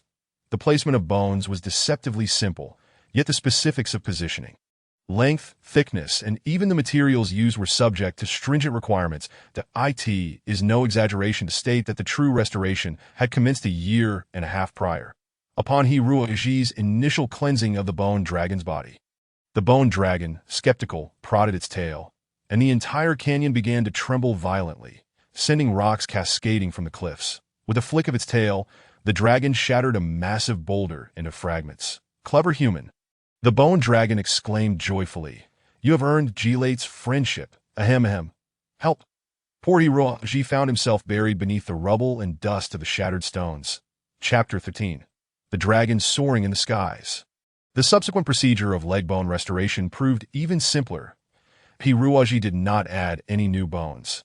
Instead, he extracted 4 bone spurs from Gilate's leg bones. "Hey, human, you aren't holding a grudge over what just transpired, are you?" The bone dragon lowered its head, nudging Hiruoji's body with its massive nostrils. A gesture of friendliness. Hiruoji chuckled. "Of course not. I would never jest about such matters. Your leg bones must have been injured long ago, and someone treated them, though I know not who. That individual likely possessed considerable skill in bone restoration, yet they were not capable of treating a bone dragon," Hiruoji surmised. "Indeed," Gilate murmured to itself. "That person applied methods suitable for human skeleton soldiers, adding numerous auxiliary bone spurs to your femur. However, the bone dragon's body is remarkably intricate. Each bone serves a distinct purpose. Reducing bone count is out of the question, and indiscriminate additions can lead to functional deficiencies. Your leg bones were, in fact, healed long ago, It is these bone spurs that have caused your stiffness and immobility. Jellet shifted his thigh, realizing that he had indeed become more agile, fully regaining his former vitality. With a mixture of joy and resentment, he murmured, "Damn that old D. I must swallow him whole." At this moment, it was old D within the inner city of the desolate realm who began to tremble in fear. "Do not be too pleased," Hiruaji remarked. "The most crucial aspect lies in the wings, where the bones are exceedingly delicate and fragile. This is the pivotal step." Jellet obediently descended, saying, "Come on, I promise to remain utterly still." Hiruaji took a deep breath, conducted a final inspection of the materials in his backpack, and then performed an unexpected act. He produced a strip of cloth from his bag and wrapped it tightly around his eyes. The skeletal dragon was taken aback. "Hey, human, you're about to lose Jellet's friendship again if you don't stop." Hiruaji's voice was exceedingly gentle.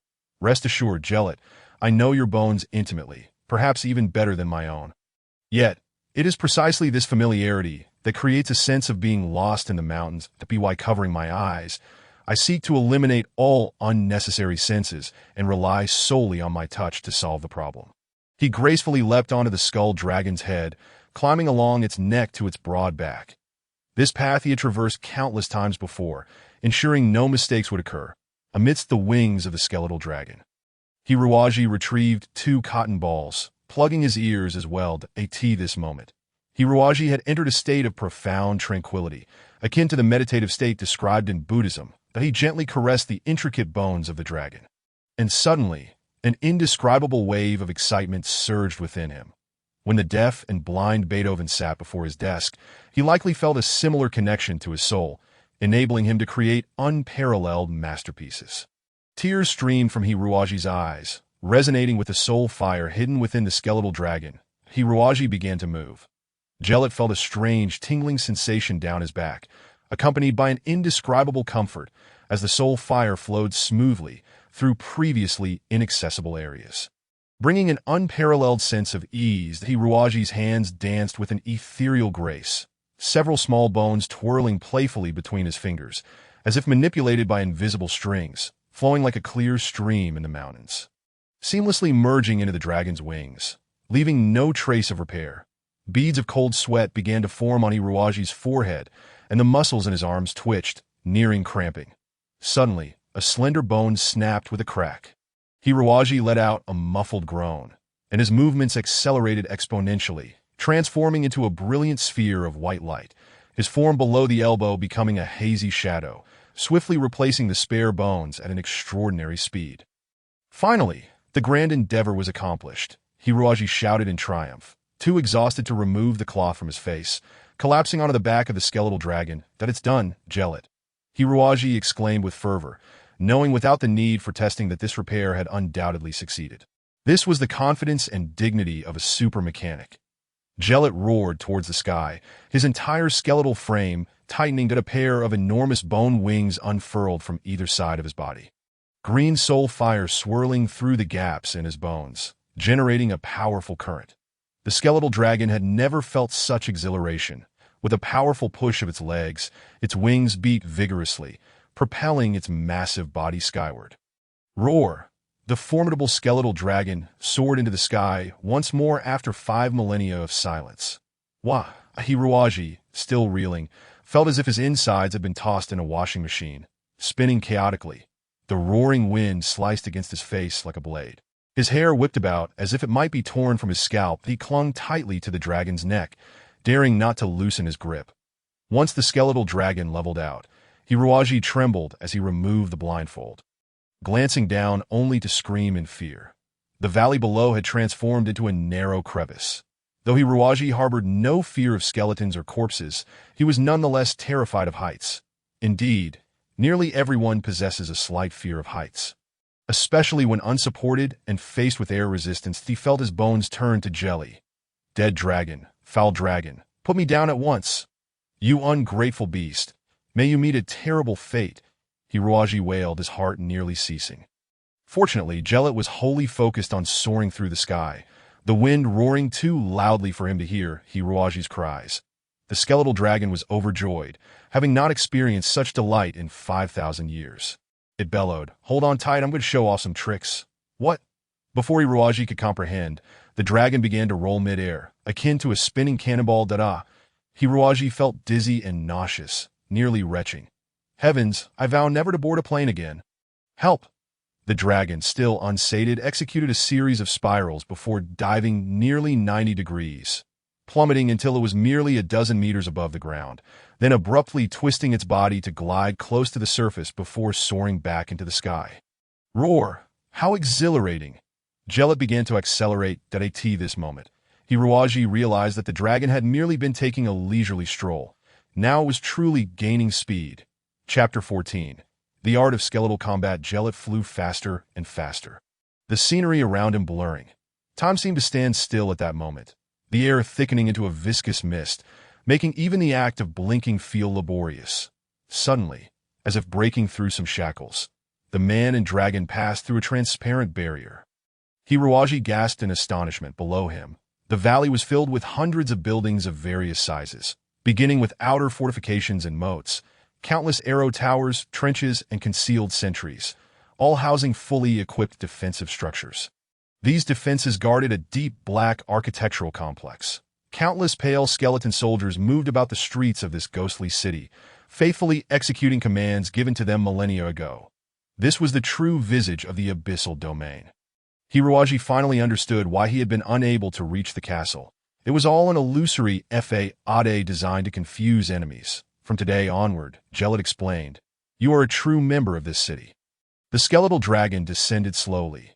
The ground below was already in an uproar, with skeleton soldiers and liches gazing up in astonishment. They had long awaited the return of Jellet, the mightiest force in the desolate realm. To soar through the skies once more. Who possesses such extraordinary skills to have repaired Jellet's wings? Impossible, absolutely impossible. With the unique majesty of a skeletal dragon, Jellet descended, his imposing presence causing the surrounding skeleton soldiers to step back in unison. Hiruaji, suppressing his nausea, tumbled off the massive dragon's back. Though his feet touched the ground, he was overwhelmed by sickness and ultimately retched uncontrollably. You dragon, I swear I'll never ride on your back again. After purging himself completely, Hiruaji slowly raised his head to survey his surroundings, only to find over 1,000 skeleton soldiers staring at him with lecherous eyes. Did I ask this the repairman who transformed Little Bean Sprout? Could it be he who repaired Jellet's wings? Impossible. He is merely a human. It must be him. It must be him. I demand that he enhance my body, modify my physique. The skeleton soldiers swayed as they extended their hands, striking classic mummy poses as they approached Hiruaji. Modification. Already feeling faint, Hiruaji was further startled by the encroaching throng, and even his robust nerves could not withstand such a fright, causing him to faint embarrassingly. Hiruaji gradually regained consciousness, suddenly feeling a heavy weight upon him, as if something were pressing down. With his eyes closed, he groped around, quickly encountering a soft, plump object, seemingly full of delightful elasticity. How annoying! A melodious female voice startled Hiruaji upright. Turning to look, he found a green-haired, voluptuous woman lying beside him, softly panting. "Who are you?" Hiruaji stammered, his mouth watering uncontrollably. This green-haired beauty possessed slender purple eyes. Though there were faint wrinkles at the corners, they only enhanced her captivating allure. The green-haired woman smiled gently, stretching languidly and sighing. "Why won't anyone let me sleep a little longer? How dreadful." She wore a thin, white nightgown, and beneath it, her bare skin was faintly visible, particularly the 2 large blossoms of her bosom. Though Hiruaji's mind was still intact, his body had unceremoniously surrendered. Sensing the change in Hiruaji, the buxom woman smiled slightly, drawing closer. "Don't come any closer. I am not a paragon of virtue." Hiruaji cried out in agony, his hands instinctively reaching towards the enchanting beauty. Had it not been for the timely intervention of Mu and I, this innocent young virgin would have surely met his demise at her hands. "Monica, what exactly are you doing?" Mu and I inquired coldly. Monica chuckled mischievously, leaving a deep kiss mark on Hiruaji's cheek before dissipating into a cloud of smoke. Hiruaji remained in a daze, unable to process the events for some time. Hiruaji. Hiruaji finally snapped back to reality, glancing around and muttering, "Where am I?" In truth, he wanted to ask who that woman was, but felt a twinge of embarrassment. Mu and I then stated, Hiruaji, you have passed Gerald's trial and mastered the art of skeletal repair. Now, we shall proceed with further cultivation. It was only then that Hiruaji recognized the person before him, and, unable to contain his frustration, exclaimed, Mr. Muinai, what strange game are you playing? At the very least, you should have informed me beforehand so that I could prepare myself. Please, do not ambush me again like last time. I was tormented terribly. Muinai replied coldly, once you leave this place, you will possess extraordinary power, though it comes at a small cost. 2 years is nothing but a blink of an eye. We have been here for 5,000 years. Hiruaji fell silent, realizing the crux of the issue lay in their differing perceptions of time. To these skeletal soldiers, a year felt like merely a yawn. However, if they were to yawn a dozen times, he might as well perish here. With a bitter smile, Hiruaji questioned, Mr. Muinai, you cannot be suggesting that I must remain here for another 20 or 30 blinks, can you? Muinai coldly replied, no, the energy of the abyssal realm can only sustain us for another 9 to 10 Earth years. You must learn all the skills of the undead within that time frame. Hiruaji sighed in relief. 10 years did not seem too unbearable that he continued, what exactly do you want me to do that requires such mystery? Muinai responded, for now, I can only tell you that you must use all your strength to protect someone. I will provide you with the details when the time comes. For now, you must learn the skeletal combat techniques. Skeletal combat techniques? Follow me. Without answering, Muinai turned and walked away. What a nuisance, Hiruaji grumbled internally, following closely behind, wishing he could stab the tomato skull commander in the back. Chapter 15. The first step of the strong. Upon stepping out of the castle gates, they encountered a long, narrow bridge. Below, a platform was teeming with thousands of skeletal soldiers, all eagerly awaiting Hiruaji. Wow, this is quite an exaggeration. Muinai glanced back at Hiruaji and said, these individuals greatly admire your talent for skeletal repair and hope you can enhance their bodies. I have promised them that you will transform 10 skeletal soldiers each night, and we will provide the necessary materials. 10 skeletal soldiers. Are you joking? Hiruaji's patience wore thin, and he couldn't help but curse. It takes at least an hour to modify one skeletal soldier. Do you expect me to forego sleep? Muinai nodded. I will teach you a method to absorb resentful energy to enhance skeletal strength. After employing this method, you will indeed require less sleep. Hiruaji fell silent, realizing he had foolishly signed an unequal treaty. Crossing the long bridge, they soon arrived at a vast stone forest. The so-called stone forest was an expansive training ground, with stone columns erected every few meters, resembling a grove. The thinnest columns were about the size of a bowl, while the thickest were larger than 3 Hiruajis combined. In the midst of these columns sat a stout skeletal soldier, but he was not particularly tall. Even standing, he would barely reach Hiruaji's neck, unlike the typical skeletal soldiers, who often conveyed a fragile appearance. Both Muinai and Old D included, this skeletal soldier exuded an overwhelming presence, akin to a mountain looming before Hiruaji. The stout skeletal soldier bore a rusted iron rod on his shoulder. A single blow from this weapon could easily dispatch 3 Hiruajis. This is your martial arts instructor, Black General, Muinai introduced. The stout skeletal stepped forward awkwardly and said, I, Black General, your teacher. Muinai explained, not all skeletons can articulate fluently. Human language is far too complex for most undead. Perhaps Black General is not particularly adept at contemplation, yet he embodies the essence of undead combat. Essence? Hiruaji inquired, perplexed. That is conviction, Muinai declared. Most undead lack human cunning, strength, and agility, but our desire for the will to fight is undeniably fierce. Even if we master but a single move, we shall perfect it to its utmost potential. As Muinai spoke, Black General suddenly stepped forward, firmly planting his foot on the ground. The iron rod on his shoulder vanished from Hiruaji's sight, transforming into a fleeting shadow. An unparalleled blade of wind erupted from the rod, creating a deep imprint in the stone column before him. Hiruaji's mouth gaped wide enough to fit a melon. Muinai continued, 5,000 years ago, Black General was an ordinary farmer, toiling in the fields to support his family. Among the skeletal soldiers, he was not considered particularly intelligent, even now struggling to speak. Having mastered only 2 moves, a vertical slash and a horizontal cut. Your task is to learn these 2 moves within 6 months. Hiruaji doubted his ability to cleave through a massive stone within 6 months. What a joke. This being had trained for 5,000 years. Hiruaji did not believe he possessed the same innate talent for fighting as he did for mechanical repair. Sensing Hiruaji's insecurity, Mu and I coldly chuckled. Of course, if you readily concede that you are a useless coward, I might consider giving you an easier course. Hiruaji's pupils constricted, the exuberance on his face vanishing. I am absolutely not a coward. Hiruaji strode up to Black General, standing tall. Ha ha ha. Hiruaji wielded a slightly thinner iron rod, diligently practicing. Black General was hardly a good teacher, as he offered no guidance, merely swinging his weapon. There were 4 actions: advance, strike, retract, and retreat. That it was exceedingly dull.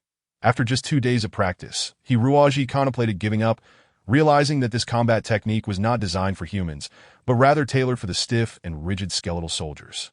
Should a human attempt to practice, they would surely resemble the terrifying creatures often depicted in zombie films. Dressed in Qing Dynasty attire, their limbs stiff as boards, their faces equally rigid. Engaging in combat like this would surely elicit laughter from opponents before a single blow was struck. Moreover, after only 2 days, his muscles felt as if they were cramping, twitching uncontrollably. Continuing down this path would undoubtedly lead to disaster. Hiruaji sought out Mu and I, but was immediately infuriated by the look in Muni's eyes. The expression conveyed, "You are a useless coward, a waste of space, a muggle." No, absolutely not. Hiruaji angrily returned to the stone forest, grasping the iron rod and striking forcefully, envisioning Muni's cold, unyielding face. Suddenly, an effective training method from legends came to mind. Hypnosis. Hiruaji stared blankly ahead, his muscles rigid, as if breath itself had vanished. Only those nearby could hear his murmurs. I am a skeletal soldier. I am a skeletal soldier. I am a skeletal soldier. I have no muscles. My muscles do not hurt. I have no muscles. My muscles do not hurt. Self-hypnosis proved to be utterly ineffective. Hiruaji felt that dying would be far more merciful. 2 days later, as he dragged his exhausted body back to the room Mu and I had prepared for him, he was taken aback to find 10 skeletal soldiers, each missing limbs, waiting at the door. No way. Now I need people to repair. How can I fix skeletons in this state? What is going on? Hiruaji felt tears welling up. These 10 skeletal soldiers were all diminutive, resembling tiny bean sprouts. They gazed at Hiruaji with expressions of eager admiration. It seemed Mu and I knew Hiruaji well, understanding that he could not refuse the requests of these young ones. Damn it, Hiruaji cursed, pushing the door open. Come in, you little brats. Uncle's here to check your bodies. Chapter 16. Harsh training, haha. How utterly adorable. Inside the demon fortress, Monica was doubled over with laughter in front of a new magic mirror. Unlike last time, this time, the skeletal dragon Gerald occupied a significant portion of the room, forcing others to crowd into the corners. Monica, with a radiant smile, remarked, with such a person safeguarding the Empress, I feel immensely reassured. A diminutive figure, resembling a toad, crouched upon the ground, draped in a gray cloak, ominously interjected. Yet, could his martial skills be too mediocre? Half a year hardly suffices to master complete techniques, let alone the subsequent necromantic arts. Furthermore, with such a feeble disposition, I doubt he can shoulder the grave responsibility of protecting the Empress. Muni shook his head and retorted, You must closely observe every movement and expression of Hiruaji. Indeed, I concede he appears quite weak in his everyday demeanor, but once he enters a certain state, much like when he practices martial arts or performs skeletal restoration, he transforms into a figure of utter ruthlessness, devoid of human emotions, akin to a cold machine. Hiruaji's personality embodies 2 extremes, profound weakness and chilling callousness. His ordinary self serves merely as a facade. When he reveals his true nature, I am certain he will emerge as a formidable warrior. Do not forget the immense resentment that resides within him. Yuang scoffed disdainfully. Even so, I must personally train him for 6 months before I can be at ease. By the way, Gerald, given the urgency of our situation, why do you insist on assigning him trivial tasks, such as repairing the skeletal warriors? Once collapse ensues, we shall all revert to mere energy. The concept of a corporeal body will be utterly inconsequential to us. It seemed Gerald awakened at that moment, languidly responding, Have you thoroughly examined Hiruaji's memories? Are are you aware of the transformations that have transpired in the external world over these 5 millennia? Everyone shook their heads. The skeletal dragon, lowering its head, expressed confusion. I too am unsure what those memories encompass. Yet I comprehend that if we continue nurturing this warrior as before, he shall surely fail in this current world and will be incapable of adequately caring for the Empress. On the contrary, I believe the technique of skeletal restoration will play a pivotal role, providing him with substantial assistance. Please elaborate, Yue Ying politely requested.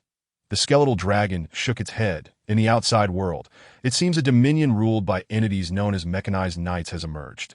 These are akin to magical puppets resembling humans. Mastering skeletal restoration will greatly benefit the maintenance and creation of such puppets, so that is the case. The assembly finally comprehended. Geralt indeed possessed unparalleled wisdom, never acting without purpose. Furthermore, piloting such magical constructs in aerial combat would enhance human balance, which is precisely why I took Hiruaji flying through the skies that day, to hone his balance, enabling him to master advanced puppet combat techniques in the future. Now it makes sense. Due to the limited information regarding mechanized knights in his memories, I am unable to formulate corresponding piloting techniques. Everything will rely on his future endeavors.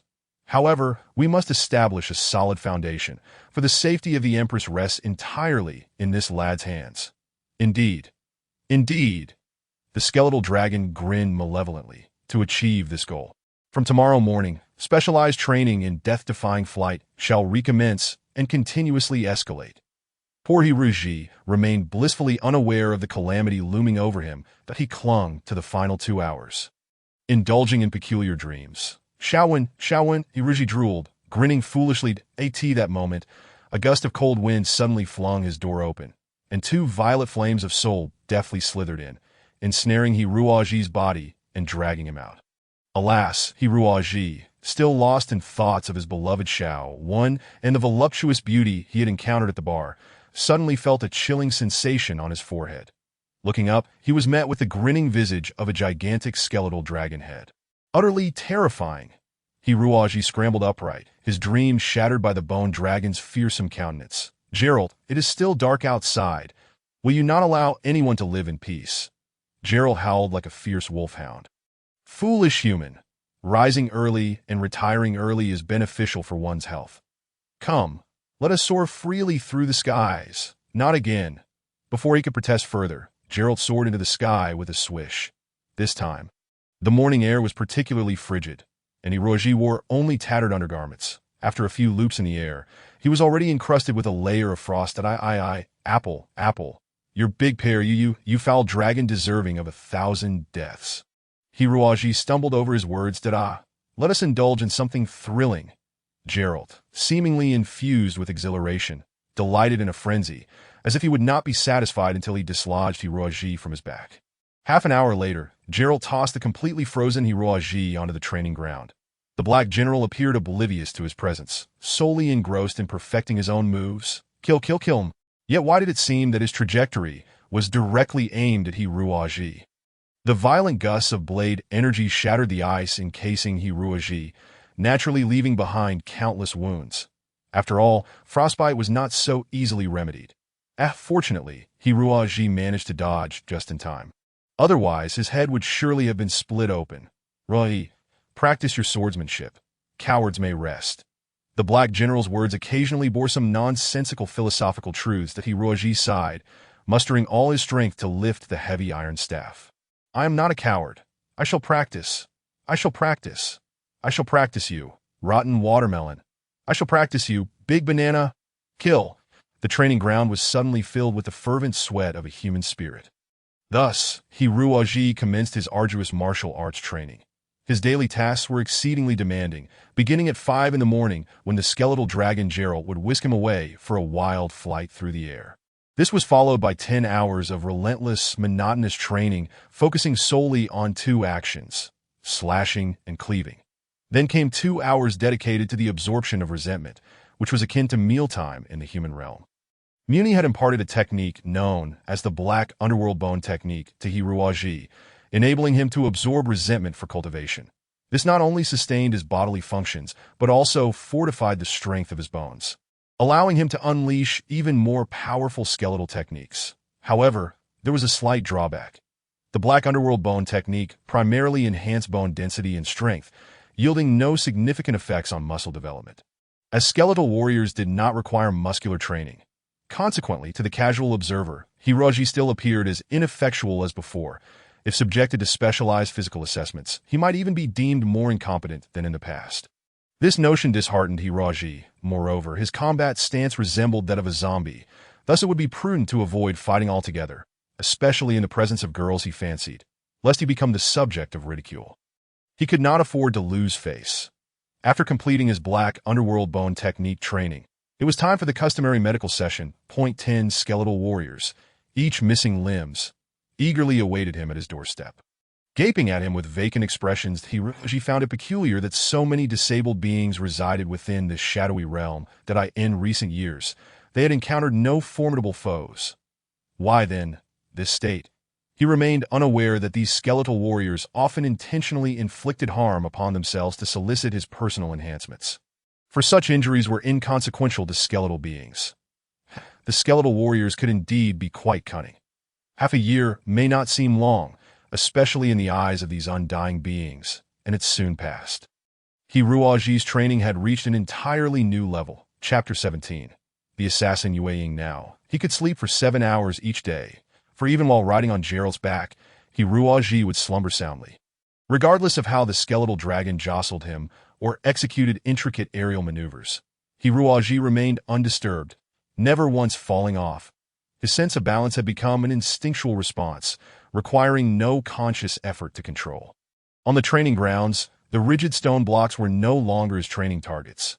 He had managed to engage in sparring with the Black General, of course. This was facilitated by the simplicity of the Black General's movements, which revolved around just 2 techniques, making them easily recognizable for their weaknesses. However, for an ordinary person to withstand his overwhelming slashes was nearly an impossible feat, yet Hiroji had succeeded. As the Black Underworld bone technique had reached its 3rd tier, rendering his bones sturdier than those of elite skeletal warriors. Even reinforced concrete would pale in comparison to the hardness of his bones. It was through this formidable skeletal strength that he could contend with the mighty Black General. As for the nightly skeletal restoration sessions, they were often completed in a state of half-consciousness. Hiroji's hands seemed to possess their own volition. Upon contact with bones, they could discern flaws and solutions, simultaneously identifying the most suitable bones for modification from a multitude of options. Life in the shadowy abyss was exceedingly monotonous, yet Hiroji managed to unearth a glimmer of joy within this drab existence. From childhood to adulthood, he has faced nothing but failure in all his endeavors. As if no matter how hard he strives, he remains a worthless being, forever unable to turn his fate around. The few limited attempts he made not only failed to yield the success he envisioned, but instead were met with merciless ridicule. He appeared to be that toad longing for swan meat. No matter how high he jumped, it was ultimately a futile endeavor. Yet here, Hiroji felt a palpable sense of success. As long as he exerted effort, he would leave footprints upon the land.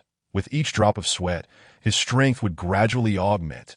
Hiroji was unconcerned about the future utility of these skills. For now, he knew unequivocally that he was no worthless being.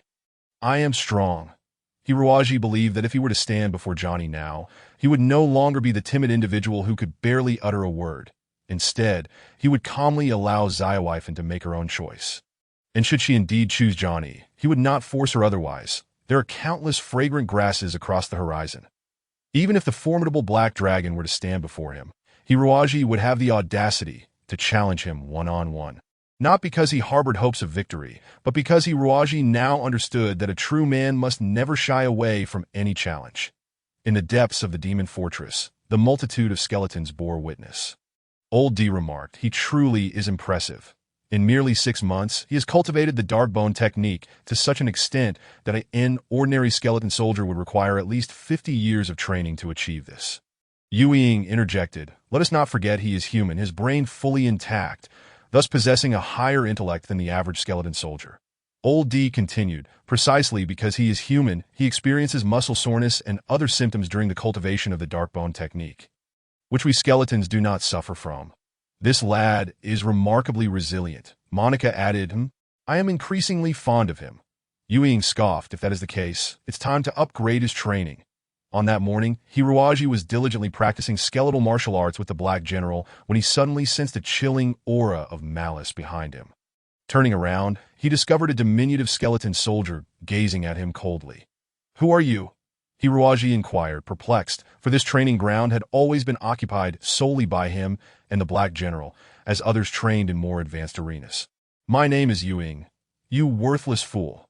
Yu Ying replied icily, clad in a voluminous robe with his hands concealed within the sleeves. "What brings you here?" Hiruaji frowned. Yu Ying leisurely approached Hiruaji, speaking mysteriously. "Do you believe yourself to be strong?" "Foolish wretch. I shall now demonstrate what true strength is, what the combat skills of a skeleton soldier truly entail. Once you witness this, you will realize that the Black General is but a useless farmer." Suddenly, Yu Ying struck. His robe billowed in the wind, enveloping the Black General's head. Though the Black General was tall, his mind was dull and sluggish, completely unaware of what was transpiring. It was at this moment that Hiruaji saw clearly that Yu Ying had two exceptionally thin short blades tucked at his waist, resembling sheets of paper. The sharp blades mercilessly sliced into the joints of the Black General, who attempted to defend himself with an iron rod. Yet Yu Ying was far more agile, darting around with the grace of an exquisite dance. After a whirlwind of deathly movements, the Black General's limbs and spine were severed, and he crumpled completely. "What are you doing?" This entire ordeal, though seemingly complex, transpired in the span of merely 3 or 4 seconds. Hiruaji finally reacted, striding forward and shoving Yu Ying off balance. He tightly embraced the Black General's head, seething. "What are you doing?" Yu Ying was taken aback. Despite his swift actions, he had devoted a significant portion of his attention to guarding against Hiruaji's attack and had not anticipated Hiruaji's light-footedness, which rivaled even his own as a skeleton assassin. Yu Ying scoffed. "How can one without strength protect the Dark Queen?" "You prattle on about the Dark Queen. What on earth is she?" the Black General interjected. "Wait, I'm almost done repairing your bones." Yu Ying chuckled ominously. At this point, "Do you truly think you have any say in the matter?" The Black General, laboring in Hiruaji's grasp, gasped, "Train, grow stronger, protect the queen." Hiruaji's mind was a whirlwind. Who exactly was this queen, worthy of such fervent devotion from so many skeleton soldiers? Yu Ying proclaimed, "Listen well, I am not like the Black General. I am a practical combatant for the next 6 months. I will attempt to assassinate you daily, that if you possess the skill, you may retaliate. Feel free to reduce me to a pile of shattered bones. However, if you cannot, I shall kill you once a day. And I trust you are aware that in this world, one does not truly die." Hiruaji seethed with rage. "You won't need to wait until tomorrow. I'll smash your skull today, in a flash." Hiruaji lunged forward, raising his iron rod high to strike Yu Ying. Yu Ying cackled. "You underestimate the prowess of the foremost assassin of the Shadow Realm." Too slow, too slow. Yu Ying's form suddenly blurred, employing incredible speed to create dozens of gray phantoms. Hiruaji's head spun. His iron rod remained suspended above him, for he had no idea which enemy to attack. "Damn it," Hiruaji growled, twisting his waist with determination, transforming a downward strike into a horizontal slash, planning to sever all of Yu Ying's phantoms in one blow. This movement he had practiced tirelessly for 6 months, though not as refined as the Black General's, was executed with vigor and flair. Yet, unexpectedly, the iron rod in his hands felt as if it had grown heavy, nearly slipping from his grasp as Yu Ying's myriad of illusions dissipated, revealing his true form crouched before the rod. "You have disappointed me." Yu Ying performed a nimble roll, landing behind Hiruaji, and a thin red line appeared on Hiruaji's neck, blood gushing forth like a beautiful bloom. That Hiruaji collapsed to the ground, his consciousness fading. Chapter 18. Life and death in his haze. Hiruaji felt Yu Ying's foot firmly pressing down on his head. Yu Ying retracted his blade, relishing the sensation of trampling beneath him, and coolly remarked, "You should be grateful this is merely a virtual game. Had this occurred in the real world, you would be as dead as can be doubt. Of course, losing 10 or 8 insignificant minions like you is of no consequence. But it would mean one less important servant for the queen. That to ensure you can serve her for a longer time, I shall exert all my efforts to train you. You worthless wretch." Had he not been bleeding profusely, Hiruaji would have loved to give Yu Ying the finger. Yu Ying continued, "From this day forth, cast aside the ridiculous notions of the black general and Muni regarding powerful fighting spirit. Without sufficient strength, no amount of fighting spirit counts for anything. Our skeleton warriors are inherently a race lacking in both strength and perception. Engaging in direct confrontation with other races is the height of folly. Hiruaji paused, realizing that this insufferable wretch might have a point. Yuying added, however, every race possesses its advantages. Only by maximizing one's strengths and circumventing weaknesses can one elevate combat prowess to its zenith. Our skeleton warrior's greatest asset is simple: our resilience. This is what marks us as natural assassins. Assassins? Hiruaji mused. Indeed, the skeleton race possesses tenacity, graceful footfalls, and lacks the breath and heartbeat of humans. With sufficient skill, one can approach the assassination target silently, achieving a lethal strike regardless of how formidable the enemy may be. Yuying declared, "You have much to learn in the 6 months to come." As Hiruaji's consciousness waned, he could hear Yuying's arrogant laughter. In the fleeting moment before his awareness slipped away, Hiruaji silently vowed to one day thrust his fist into this scoundrel's mouth, eager to see how he would endure then. From that day forth, Hiruaji embarked on a new, arduous training regimen. Yuying did not regard him as a student, but rather as a plaything, appearing from the shadows at any moment to deliver a lethal strike. Each time accompanied by biting words that inflicted deep psychological wounds, but he did not adhere to his promise of killing Hiruaji once a day. Instead, he would slay him 12 or 20 times daily. Hiruaji could only smile wryly. While he may not have been skilled in combat, he had likely become the person who had died the most times in the world. Whether sleeping, resting, training, or repairing the skeletons, the insufferable Yuying would emerge from the shadows without warning. And before he could even think to defend himself, Hiruaji would find himself thoroughly vanquished. After enduring this cycle of death for over 12 days, Hiruaji gradually began to glean experience that he certainly lacked the strength to evade Yuying's attacks. But after dying so many times, he finally understood which parts of his body would succumb to a single stab and which areas, although appearing grievously wounded, would not lead to immediate death despite repeated assaults. When the moment of true combat arrived, Hiruaji deliberately thrust his body towards the opponent's blade, allowing the razor-sharp edge of the shadow to pierce through inconsequential areas. Subsequently, he could harness the formidable strength of his bones to retaliate against the shadow. This could be described as a brutal form of suicidal combat technique. The practice of the Black Underworld bone technique conferred such advantages. Even if muscles and meridians were severed, as long as the bones remained connected, one could exert full power, for this martial art was originally designed for skeletal warriors devoid of muscle. The shadow found the fight increasingly arduous. Initially, he could dispatch Hiruaji with a single strike, but gradually, things began to change.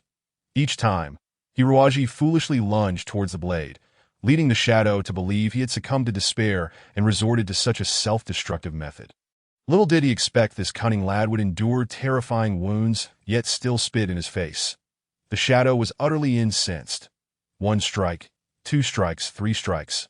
After 2 months of confrontation, the shadow realized it now took him at least 7 strikes to subdue this wretch. On average, he required a staggering 15 strikes to eliminate him.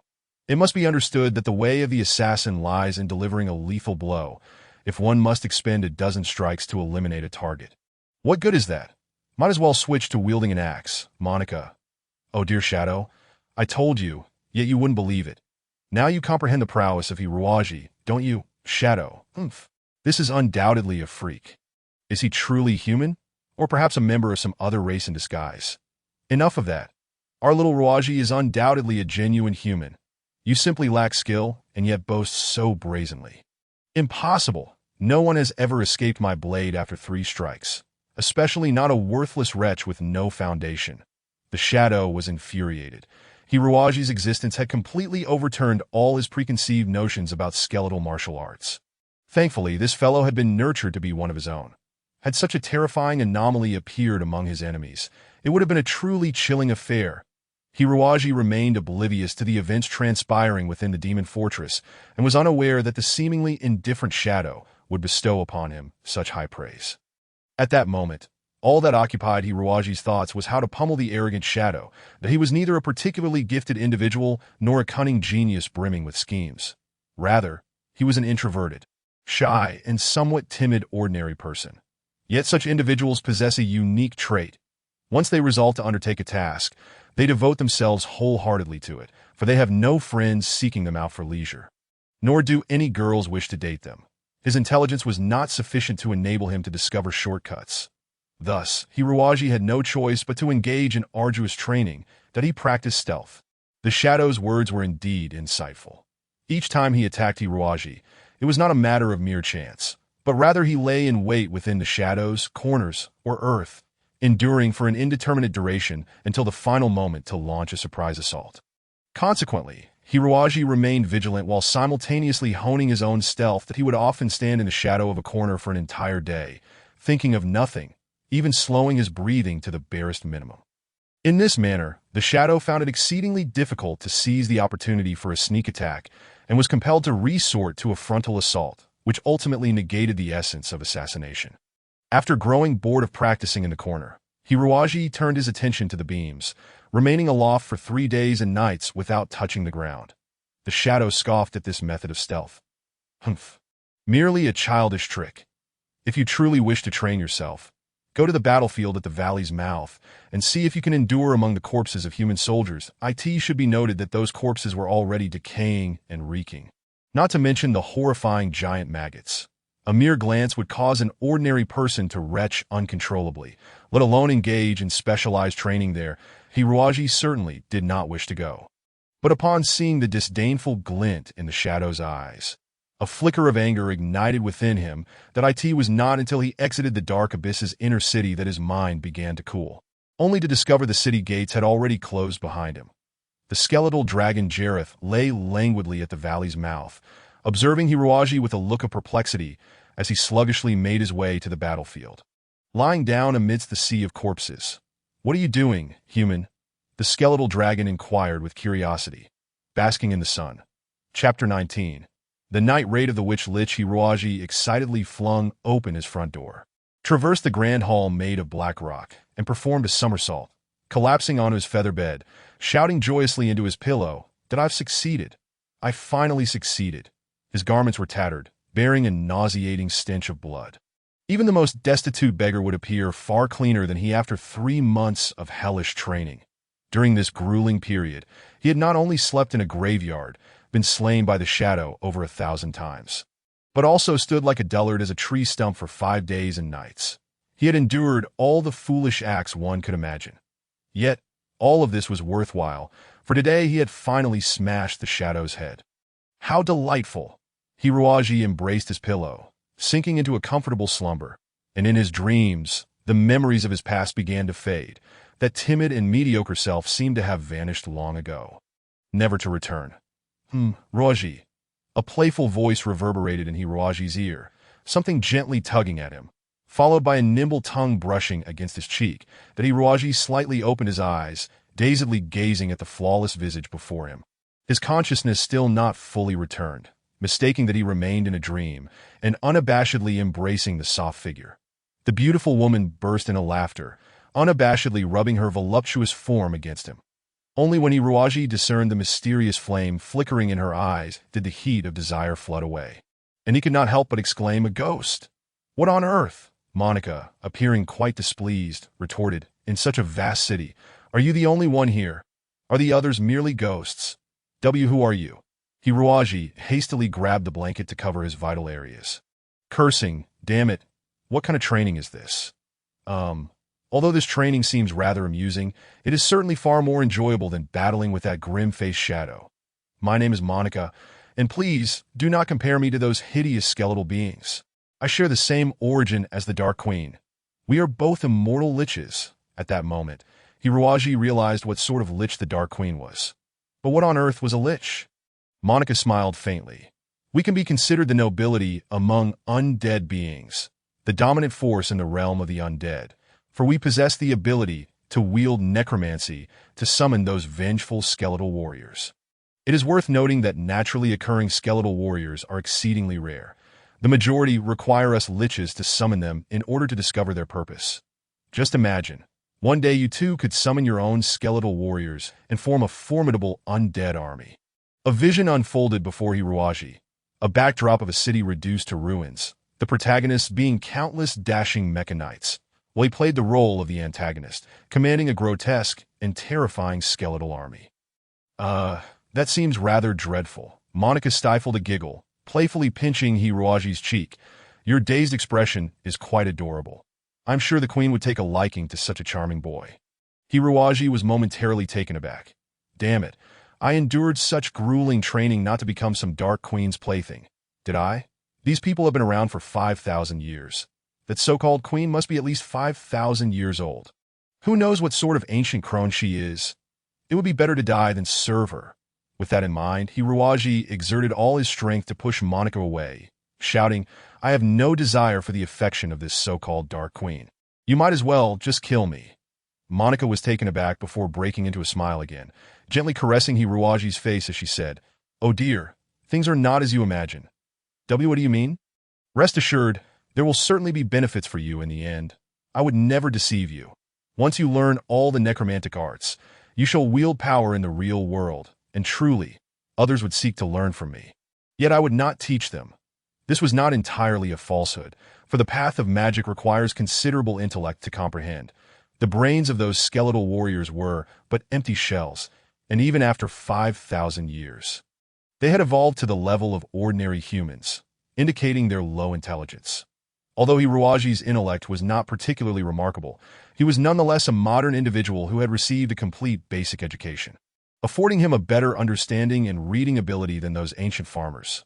Furthermore, after mastering necromancy, he could leave this world.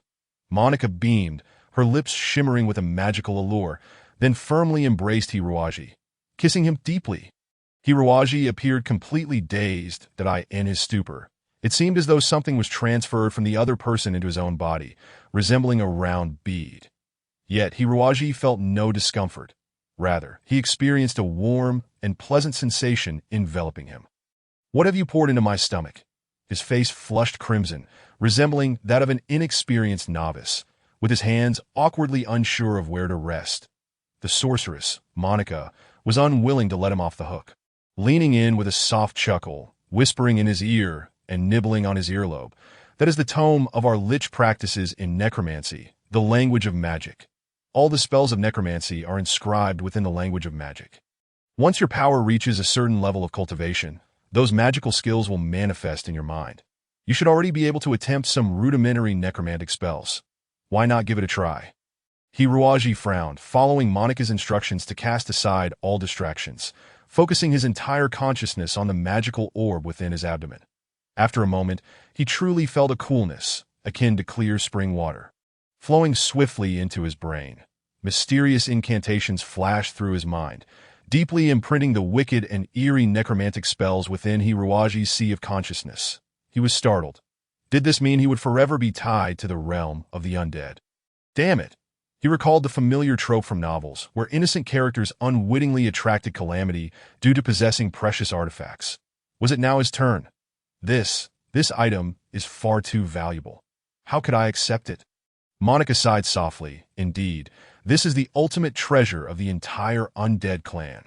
Without the language of magic, the undead will soon crumble into disarray. Then why are you giving this to me? Hiroaji inquired. Puzzled, Monica explained, do you think we genuinely wish to do this? But even if we withhold the language of magic, what difference would it make? The abyss of darkness has been eroded by 5,000 years of time. The dark energy is gradually waning, and this space will soon collapse. We, the undead, are on the brink of annihilation, and the language of magic is but a burial offering for us. Hiroaji paused, sensing the sorrow in her words, which seemed genuine. Could it be that this world was truly on the verge of collapse? Chapter 20. The Art of Necromantic Summoning. What exactly was the Dark Queen doing? Was she not seeking a way to rescue the abyss of darkness? Then, if this world is destined for destruction, why are you exerting so much effort to train me? Am I to die here? Hiroaji spoke with trepidation, recalling his years of relentless training, all in hopes of one day seeing the light again and returning to his family, but he had no intention of being buried alongside skeletal monsters. Monica smiled gently, shaking her head with a hint of melancholy. No, you shall not perish. Even if we exhaust all our dark energies, we cannot let you die. for you are the sole inheritor of this realm of the undead, destined to carry forth the knowledge, wisdom, and memories of the undead world, ensuring our indomitable spirit is passed on forever. So, that was it that Hiroaji realized with clarity. But why choose me? Monica replied, it is not that we chose you. Rather, you fortuitously entered the entrance of our realm of death, and your powerful resentment drew us to you. You must understand that we are bound by dark forces and cannot leave this space. Yet you are different. You are neither undead nor human, but possess traits of both, allowing you to effortlessly traverse the two worlds and fulfill the final task. Indeed, your mission is to find the Dark Queen, and then bear a progeny imbued with dark power, subsequently propagating the knowledge of the undead realm. Such a daunting endeavor. Hiroaji pondered in dismay, considering the age of that queen. How could she be running about like a child? Now lost. No wonder these beings were so anxious. All right, Monica encouraged, gently tapping Hiroaji's cheek. My dear, you shall diligently follow your sister to learn the art of necromancy. Besides magic, you will also learn noble etiquette and social graces, which will be quite arduous indeed. Hiroaji understood that magic would surely be challenging, yet he never anticipated that the so-called noble etiquette would prove even more difficult to master. These insufferable liches must have lived far too long with nothing to occupy their time, squandering precious moments on frivolous formalities. Not only was there an intricate set of ancient rituals for meetings, but these rituals also grew increasingly cumbersome with the change of status or seasons. And this was merely the greeting. There were also dining etiquette, younger ones paying respects to elders, rituals for worshipping dark deities, duel proposals, formal duel declarations, and even post-duel victory rituals. Strangely enough, even those who lost in a duel had to maintain an elegant demeanor befitting the occasion before their demise. Undeniably, while these rituals appeared to exude nobility and elegance, they consumed far too much time.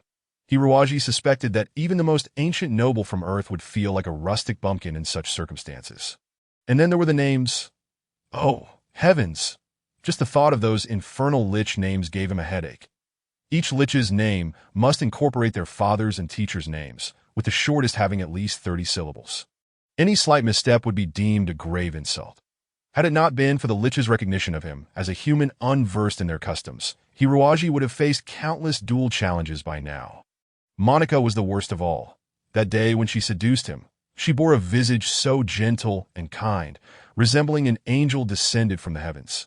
Yet, during actual training, she transformed entirely, her cold, expressionless face betraying no hint of warmth. And at the slightest provocation, she would lash out with her serpent-headed whip. That whip truly bore 9 venomous serpents, and after being bitten for the first time, Hiroaji cried out in agony.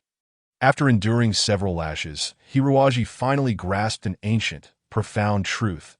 The more beautiful the woman, the less trustworthy her words. That in stark contrast to the tediousness of etiquette training, necromantic magic proved to be far more engaging. Hiroaji seemed to possess an innate affinity for these cold, silent entities, preferring their company over that of others who might bully him. Despite its ominous name, necromantic magic was, in fact, the most emotive form of magic. When learning other forms of magic, one had to attune to the spirit of the elements and resonate with material. However, in mastering necromantic magic, one had to communicate with living souls, understanding their joys, sorrows, desires, and regrets, guiding the willpower within them to animate the skeletal forms that be the edge of the battlefield outside the valley. Monica spoke gently, her tenderness evident whenever she mentioned necromantic magic. That Hiroaji calmed himself. Slowly stepping into the battlefield, where corpses lay strewn about, the air thick with restless spirits, akin to the cacophony of a bustling intersection, rendering it impossible to discern any single soul's voice. That I can't hear anything clearly. Hiroaji exclaimed, overwhelmed by the chaos. Focus. Immerse yourself among these souls, Monica instructed. Enter your most tranquil and composed state, and gradually untangle these restless spirits. That Hiroaji took a deep breath, recalling his experience with skeletal restoration, his hands trembling rhythmically. Oddly enough, once his hands began to shake, he felt as though he had entered an entirely different state. Hiroaji closed his eyes, shutting out even his sense of hearing. Immersing his entire awareness into the surrounding air, that he heard them. He sensed the wails of the undead, the depths of their emotions, These corpses gradually transformed into living beings, each with their own reasons for being on the battlefield, all striving for survival. Within each individual lay an unwillingness to succumb to death, yet not all possessed the strength to rise again. "I shall assist you, help you realize your desires," Hiroaji murmured softly to himself. At that moment, countless slender threads seemed to emanate from his hands, weaving into the corpses. A wondrous event unfolded. Two decayed soldier corpses wobbled and stood upright, beginning to walk under Hiroaji's swift guidance. "I did it." Elation surged through him, and in his excitement, he lost his composure, causing the connection to sever, and the two newly animated skeletons collapsed immediately. "Oh no! What a blunder!" Hiroaji lamented, vexed that he had finally connected with the souls only to have it interrupted. Well, let's continue.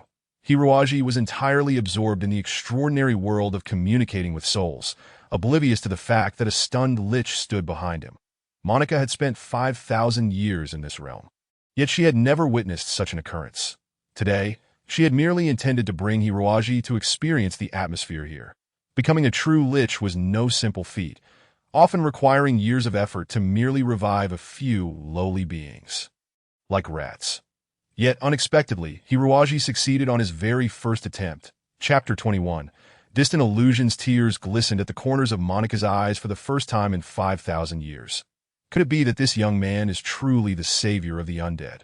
May he bring genuine happiness and eternal joy to the Dark Queen. Time flew by, and Hiroaji, who had initially struggled to summon 2 skeletal warriors, had now reached the remarkable ability to summon 8 at once. Furthermore, in terms of control, he could now command 16 skeletal warriors simultaneously. Typically, skeletal warriors fought according to their own volition, sometimes sluggishly and lacking in strength.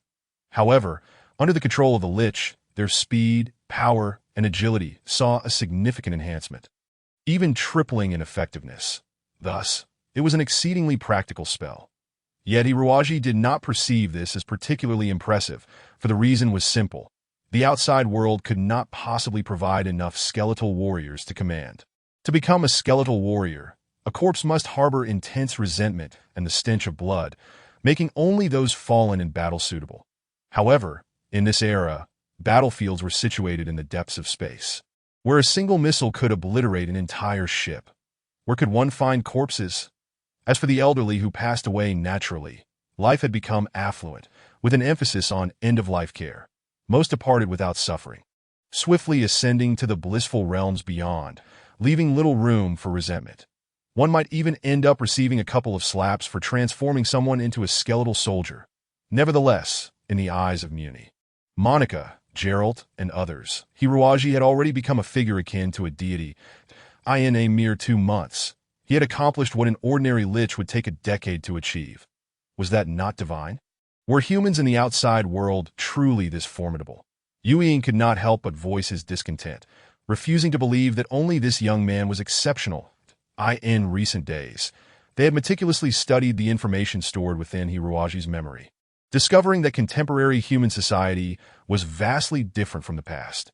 Not only could humans now traverse the skies aboard grand vessels, but they had also invented catapults capable of leveling entire cities. Truly remarkable. They had subjected Hiroaji to ancient training here, which might merely be a jest in the outside world.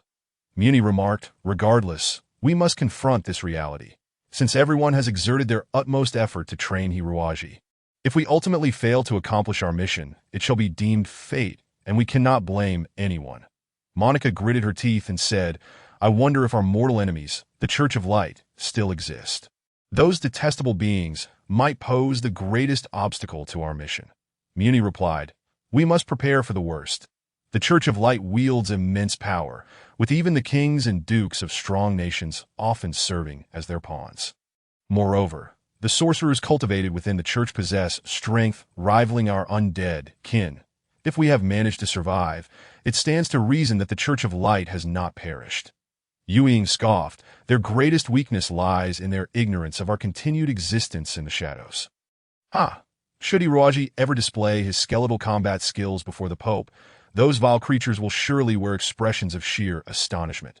Contemplating Hiroaji's extraordinary learning abilities, Yueying could not help but chuckle coldly. This creature, born from their own creation, would ultimately bring misfortune to the accursed Church of Light. With this thought, the humiliation of 5 millennia felt somewhat alleviated. Muni said, "Our time is running short." Now that Iruaji has mastered bone restoration, necromancy, and skeletal combat techniques, one could argue that he surpasses elite skeletal warriors. However, our goal is not merely to cultivate a skeletal soldier. Indeed, Monaco affirmed, we aim to train a death marshal capable of commanding the undead army. Yes, he should undergo final training, and I must also impart all knowledge regarding the Dark Queen to Hiruaji. Exhausted, Hiruaji returned to the castle, having exhausted all his strength without summoning a 9th skeletal warrior. It seemed that 8 was his limit. Though every muscle in his body ached, Hiruaji maintained an expression of serenity, walking with an unhurried elegance befitting a gentleman, draped in a deep black lich robe. He appeared all the more enigmatic. Internally, Hiruaji lamented, "Banana, you pineapple. If it weren't for that psychotic Monica possibly lurking in the shadows, ready to whip me should I reveal my true nature, I would not be putting on this charade. And as for that scoundrel Ewing, who could be hiding as well, he would surely seize the opportunity to ambush him at the first sign of fatigue. Damnable skeletal assassin." Nevertheless, over the past 2 months, their encounters had resulted in a balance of victories. Hiruaji had been slain by Ewing 26 times, yet he had also managed to dispatch the latter 15 times, each instance requiring Hiruaji to restore Ewing afterward. Even the thick-skinned skeletal assassin began to feel a twinge of embarrassment. He thoroughly searched the room, but found no trace of even a mouse. Afterward, he crafted bone alarms on the doors and windows, finally allowing himself to rest on the bed. Just as he lay down, a thunderous crash reverberated, shaking the entire castle, with clouds of dust cascading onto Hiruaji's face, prompting a fit of coughing. "Oh my goodness!" Hiruaji rolled over lazily, and the chandelier from the ceiling came crashing down onto the spot where he had just been standing. What on earth is happening? Hiruaji wondered, puzzled.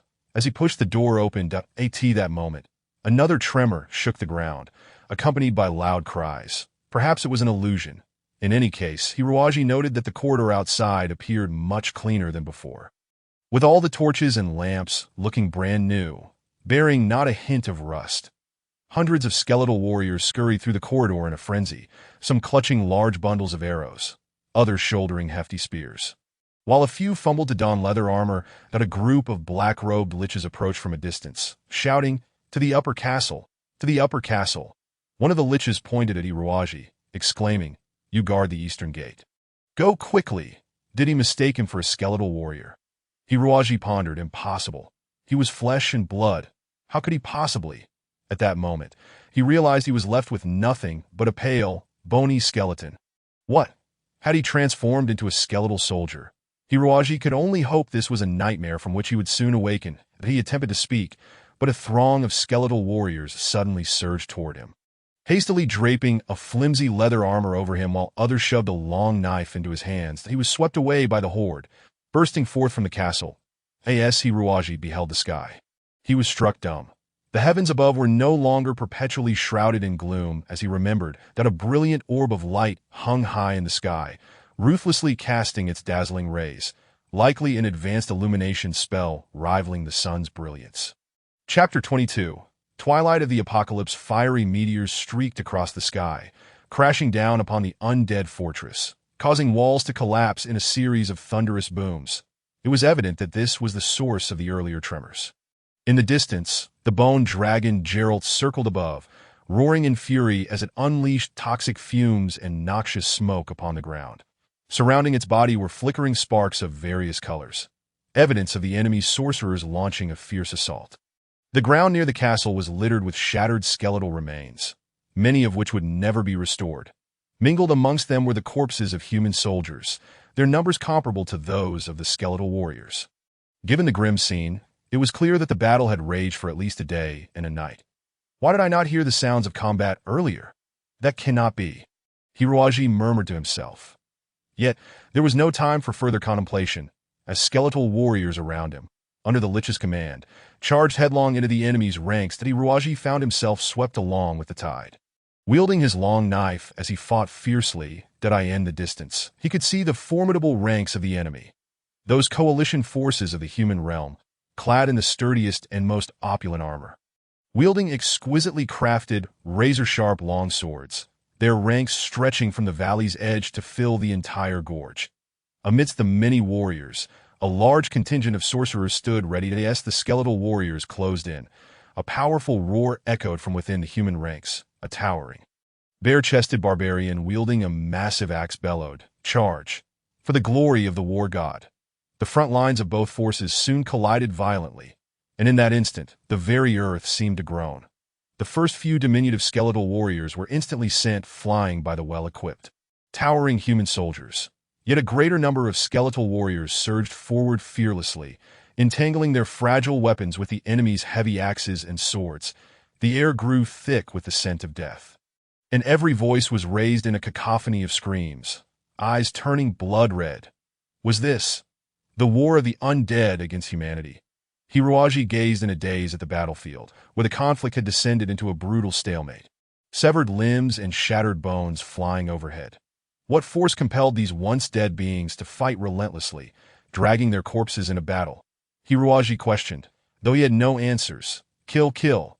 After a prolonged period, Hiroaji finally realized that the terrifying roar emanated from his own throat.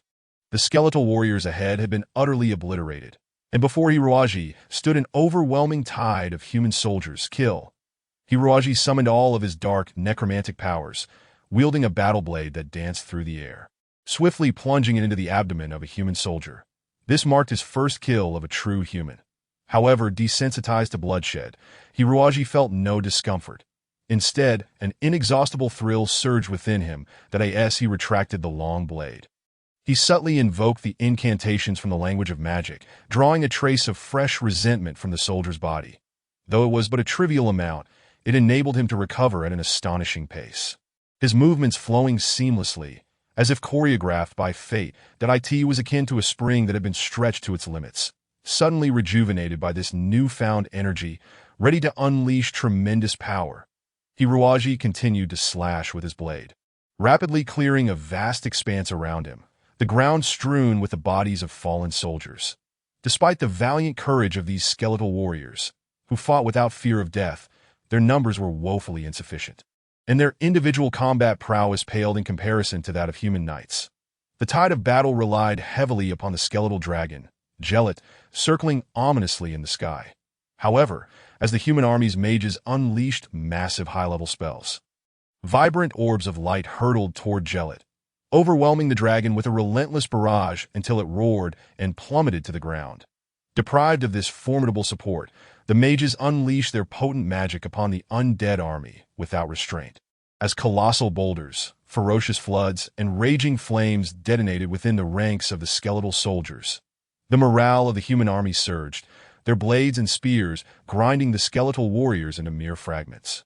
One by one, the skeletal soldiers were shattered, and only when the last bone had dissolved into the magical onslaught did the relentless assault cease. Gradually, the formation of the undead army began to falter.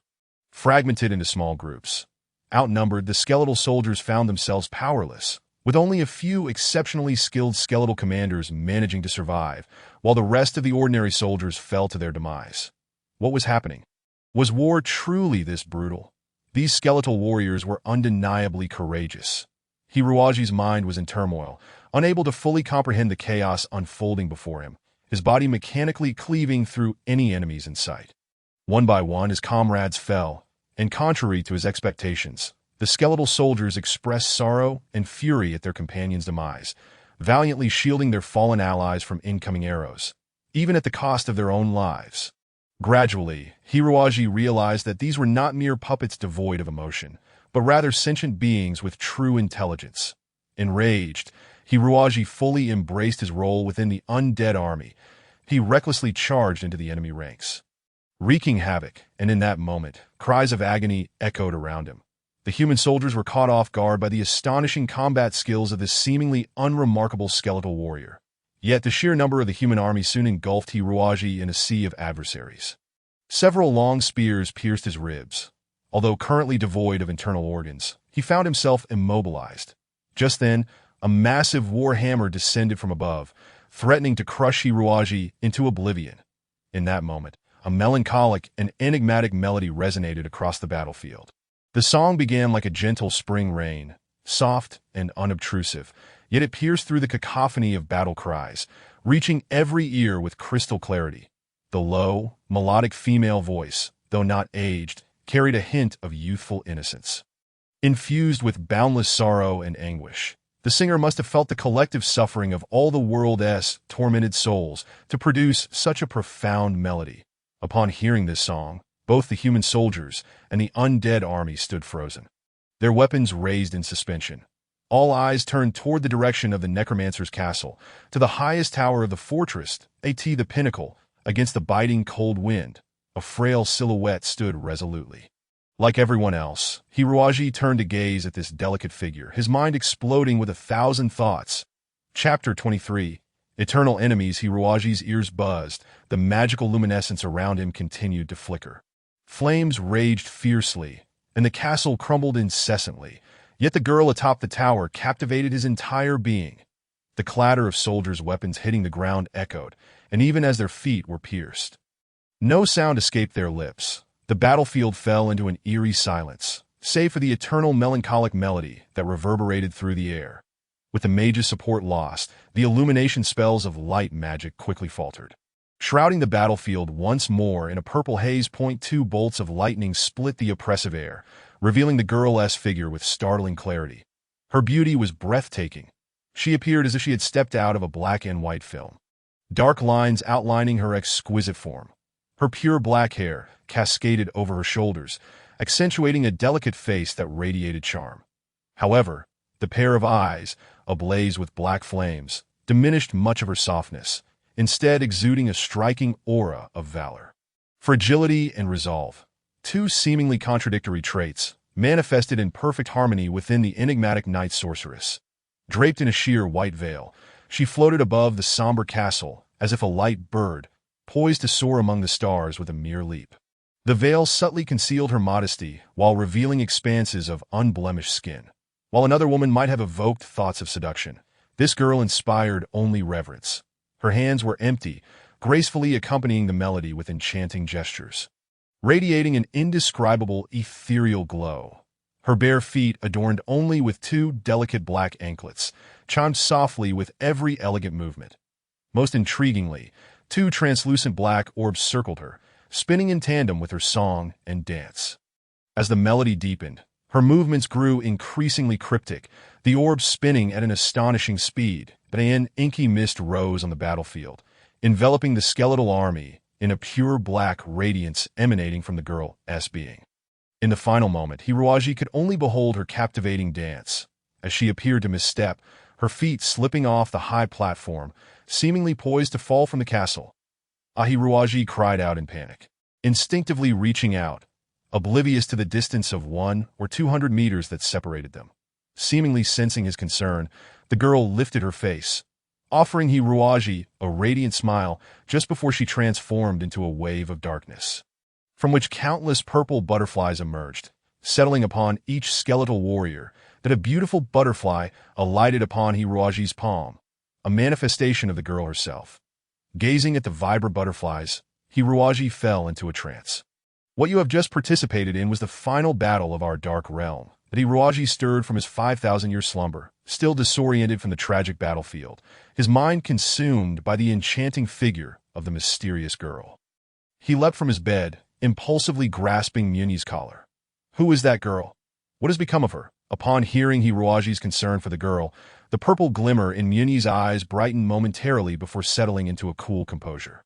In a cold tone, he replied, "That girl is our leader, the Dark Queen, known by her magical name, Yedelian. She is the queen." Hiroaji felt a sense of loss, bewildered.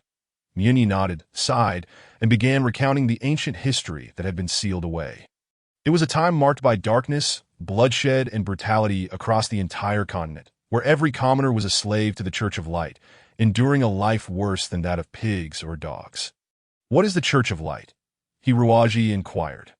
"The Church of Light manipulates the faith of all, and even the emperors of the realm must respect their existence. Those who perform grand acts on the historical stage are merely puppets controlled by the Church of Light." Muni explained. "Originally, The Church of Light was just an ordinary religious organization, even persecuted by other religious groups, forcing its followers to wander without a home. It wasn't until they migrated to a certain valley in Central Asia that they discovered mysterious meteorite craters. Legend has it that the Church's Pope, Alexander, received enlightenment from these craters, thereby mastering powerful magic. The Church of Light subsequently established its settlement in this valley, deeming it the land of the divine, a sanctuary bestowed upon them by the Almighty. The faithful gathered here to heed the teachings of Pope Alexander, engaging in rigorous ascetic practices and secretly amassing power. During this tumultuous time, as the continent was ravaged by incessant warfare, rulers vied for supreme dominion, leading to relentless bloodshed. Seizing this opportunity, the Church of Light instigated an uprising, choosing a puppet emperor to serve as their earthly representative, with the formidable aid of powerful sorcerers. The continent swiftly fell under the control of this figurehead. The common folk, initially hopeful for peace, soon realized that the ambitions of the clergy extended far beyond that. They sought to dominate the minds of all, forcing every free citizen to submit to the so-called supreme deity of light. This marked an era of profound darkness and cruelty, where the already suffering populace was further burdened by exorbitant taxes to erect ostentatious churches and altars of light. Approximately 100,000 souls traversed the searing heat and treacherous sands of Central Asia, journeying eastward in search of pristine white marble. An equal number then transported these stones via land and water, each block delivered to the Vatican costing countless lives. Claimed by the desert's sweltering embrace and the tumultuous waves of the Indian Ocean. Ultimately, the construction of the Vatican's Grand Cathedral exacted a toll of 500,000 lives. The anguished spirits lingered upon the earth, becoming fertile ground for the emergence of the undead. Harnessing magical energy, conjured emblems in the void.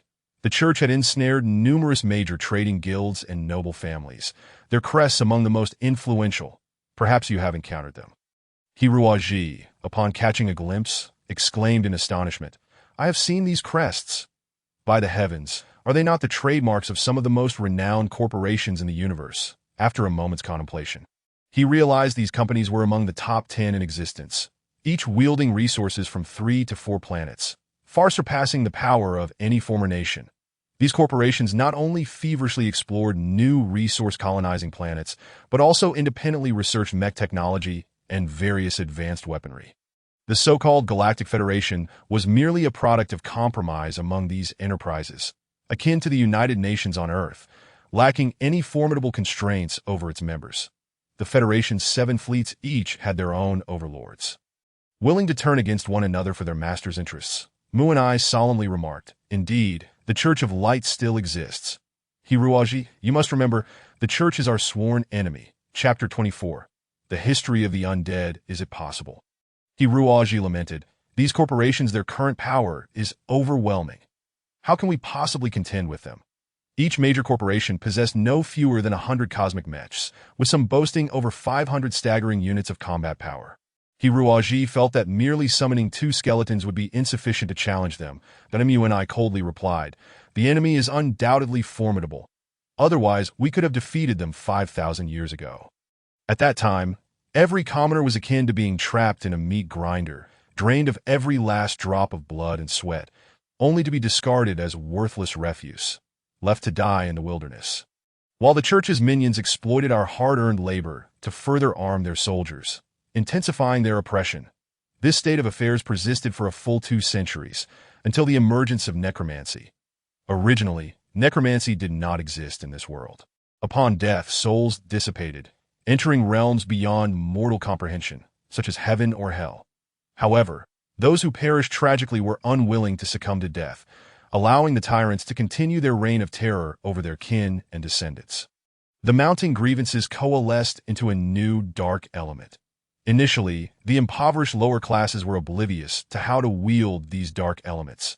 The resurrected skeletons, infused with potent resentment, lacked the wisdom to discern friend from foe. Thus, during this phase, necromancy and skeletal warriors were regarded as harbingers of misfortune, tools of malevolence. Furthermore, the Church of Light, intent on manipulation, perpetuated negative propaganda, ultimately instilling a deep-seated fear of necromancy within the populace. They attributed all suffering and torment to necromancy, as though the world had been a tranquil paradise prior to its emergence. Yet, the people would not remain deceived indefinitely. Hope arose in the form of an ordinary shepherdess named Adrielle. Though she had never received any special education, her heart was imbued with kindness and compassion. Her ears seemed attuned to the injustices and darkness of the world, while her bright eyes pierced the depths of human souls. Unveiling all that was hideous at the age of 16, when her village could no longer afford exorbitant rents, some youths fled, rumored to have taken refuge in the mountains, transforming into bandits who plundered the goods of the wealthy families. Due to their familiarity with the terrain, the soldiers of these families found them elusive. Unexpectedly, the inept tyrants, unable to capture the bandits, unleashed their wrath upon the innocent villagers, deploying troops to massacre the settlement. From the elderly to the infants, not a single villager was spared. They set ablaze every home, utterly annihilating the village. Unfortunately, Adrielle perished in this catastrophe. Perhaps even the heavens could not bear witness to such brutality. The dark elements lingered above the village, reluctant to depart. After absorbing immense dark energy, Adrielle returned to the mortal realm as the first Lich. A unique genius within the realm of magic, she fervently studied various knowledge and spells throughout her immortal existence, ultimately creating the sacred text of necromancy, the language of magic. The skeletal warriors summoned by Adrielle were no longer mindless entities bent solely on destruction. They retained fragments of their past memories and possessed a degree of cognitive ability. Through continual battles, these skeletal warriors developed the formidable martial art known as the Blackbone technique, tailored to their capabilities. Thus, the army of the undead persistently clashed with the powerful factions supported by the Church, gradually expanding and establishing their own bases and strength. Initially, the Church of Light dismissed these aberrations, viewing the frail skeletal warriors as nothing more than absurd puppets. What they termed necromancy was merely a trick conjured by a shepherdess. The noble magicians, steeped in tradition, regarded even a glance at this madwoman as a profound insult. However, the situation swiftly shifted. Under the oppressive rule of the Church, the power of the undead army grew exponentially. Soon capable of rivaling the regular forces, achieving numerous victories, and launching large-scale assaults on several major cities controlled by the Church. Only then did the panicked clergy awaken to the gravity of the situation. Abandoning their petty squabbles over trivial gains and hastily mobilizing vast armies, replete with numerous sorcerers, such formidable might had never before graced the continent. The two sides engaged in 7 grand confrontations. The undead army, having risen from the grassroots, lacked knowledge of military law and tactics. Despite their unwavering resolve, they could not withstand the onslaught of the enemy's ironclad cavalry. Ultimately, the enemy encroached upon the undead army's stronghold. The gloomy abyss. This was the very battle Hiruoji had recently experienced, a phantasm conjured by Mu-Ni's necromantic magic. So, you ultimately failed. Hiruoji spoke with great difficulty, an overwhelming sense of desolation filling his heart. He now understood the immense burden resting upon the shoulders of that young girl, flooding him with a profound sense of pity. Mu and I replied solemnly, "As you can see, we did indeed ultimately fail. The might of the Church of Light far surpassed our expectations. Absent a miracle, we would surely fall into the enemy's clutches." This left Hiruo even more perplexed. "But you are standing here now, are you not?" Mu and I explained, as you witnessed in the final moments. Adrielle unleashed all her dark energy, sacrificing her life to create a closed space. Within this realm, time remained perpetually stagnant, and we all took refuge within this sanctuary. "Is that so?" Hiruoji breathed a sigh of relief, realizing why he could not perish in this place. It was not a truly existent world. However, the thought of Adrielle paying the ultimate price for this revelation caused a pang of sorrow in his heart. Though he had only glimpsed the girl in the illusion, after hearing Mu-Ni's account, it felt as though they had long been acquainted. "Then, what became of Adrielle in the end?" Hiruoji eagerly inquired. Mu and I patted his shoulder, saying, "Adrielle has undoubtedly passed away. This is beyond dispute. However, from the language of magic she left behind, we learned of a profoundly mysterious spell within necromancy, known as the rebirth of the magic realm. As the Lich King, Yadrian shall reincarnate into the mortal realm after 5 millennia. Ah, Hiruji stood up in excitement. We, the souls of the departed, had no desire to linger in this space. Yet upon hearing this news, we all resolved to wait patiently, that we do not yearn to escape this realm, but we hope to do something for the future reincarnation of Yadrian that will allow her to lead a life entirely different from before. So, will the reincarnated Yadrian remember the events of the past? Muni slowly turned his neck. According to the records, she should not, yet the dark powers and memories are stored deep within her mind. If she does not recall them, she will live as an ordinary girl, enjoying a blissful life, but we are deeply concerned whether the Church of Light will once again conspire against her. Do they know? The peculiar individuals of the Church emerge in abundance. It is hard to say whether they would sense the return of the dark elements to the world. What shall we do then? Muni smiled. Initially, we had no means, for this space is nearly disconnected from the outside world. We can only vaguely sense that Yadrian has already been reborn in the world over a decade ago. Beyond that, we know nothing. However, by divine providence, you have entered the abyss of shadows at this very moment. Hiruoji pointed to himself, utterly perplexed. Chapter 25. A sense of loss, yes. It is indeed you.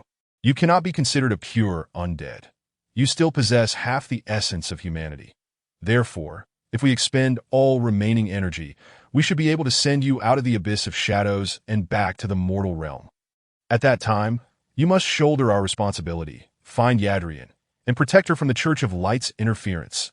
Hiroji slowly widened his mouth, astonished that his task was of such magnitude. He gazed at his hands, feeling as if he were gripping two scorching coals. All his arduous training had culminated in this singular mission. Muni continued, "We are aware that their forces are formidable, so we have imparted most of our knowledge to you. You are not merely a bodyguard. You must become Yadrian's right-hand man, that if Yadrian's past memories awaken, you must be her most capable subordinate. If her memories remain dormant, then I hope you can become her husband, loving and protecting her with all your heart, allowing her to lead a simple yet sweet life as a happy woman." This Hiruoji felt a surge of emotions. Confronting a corporation of cosmic proportions would undoubtedly lead to a dead end. So it would be preferable if Yadrian's past memories did not awaken. Yet upon reflection, that would not do. If the girl's past memories did not awaken, how would she know her true identity?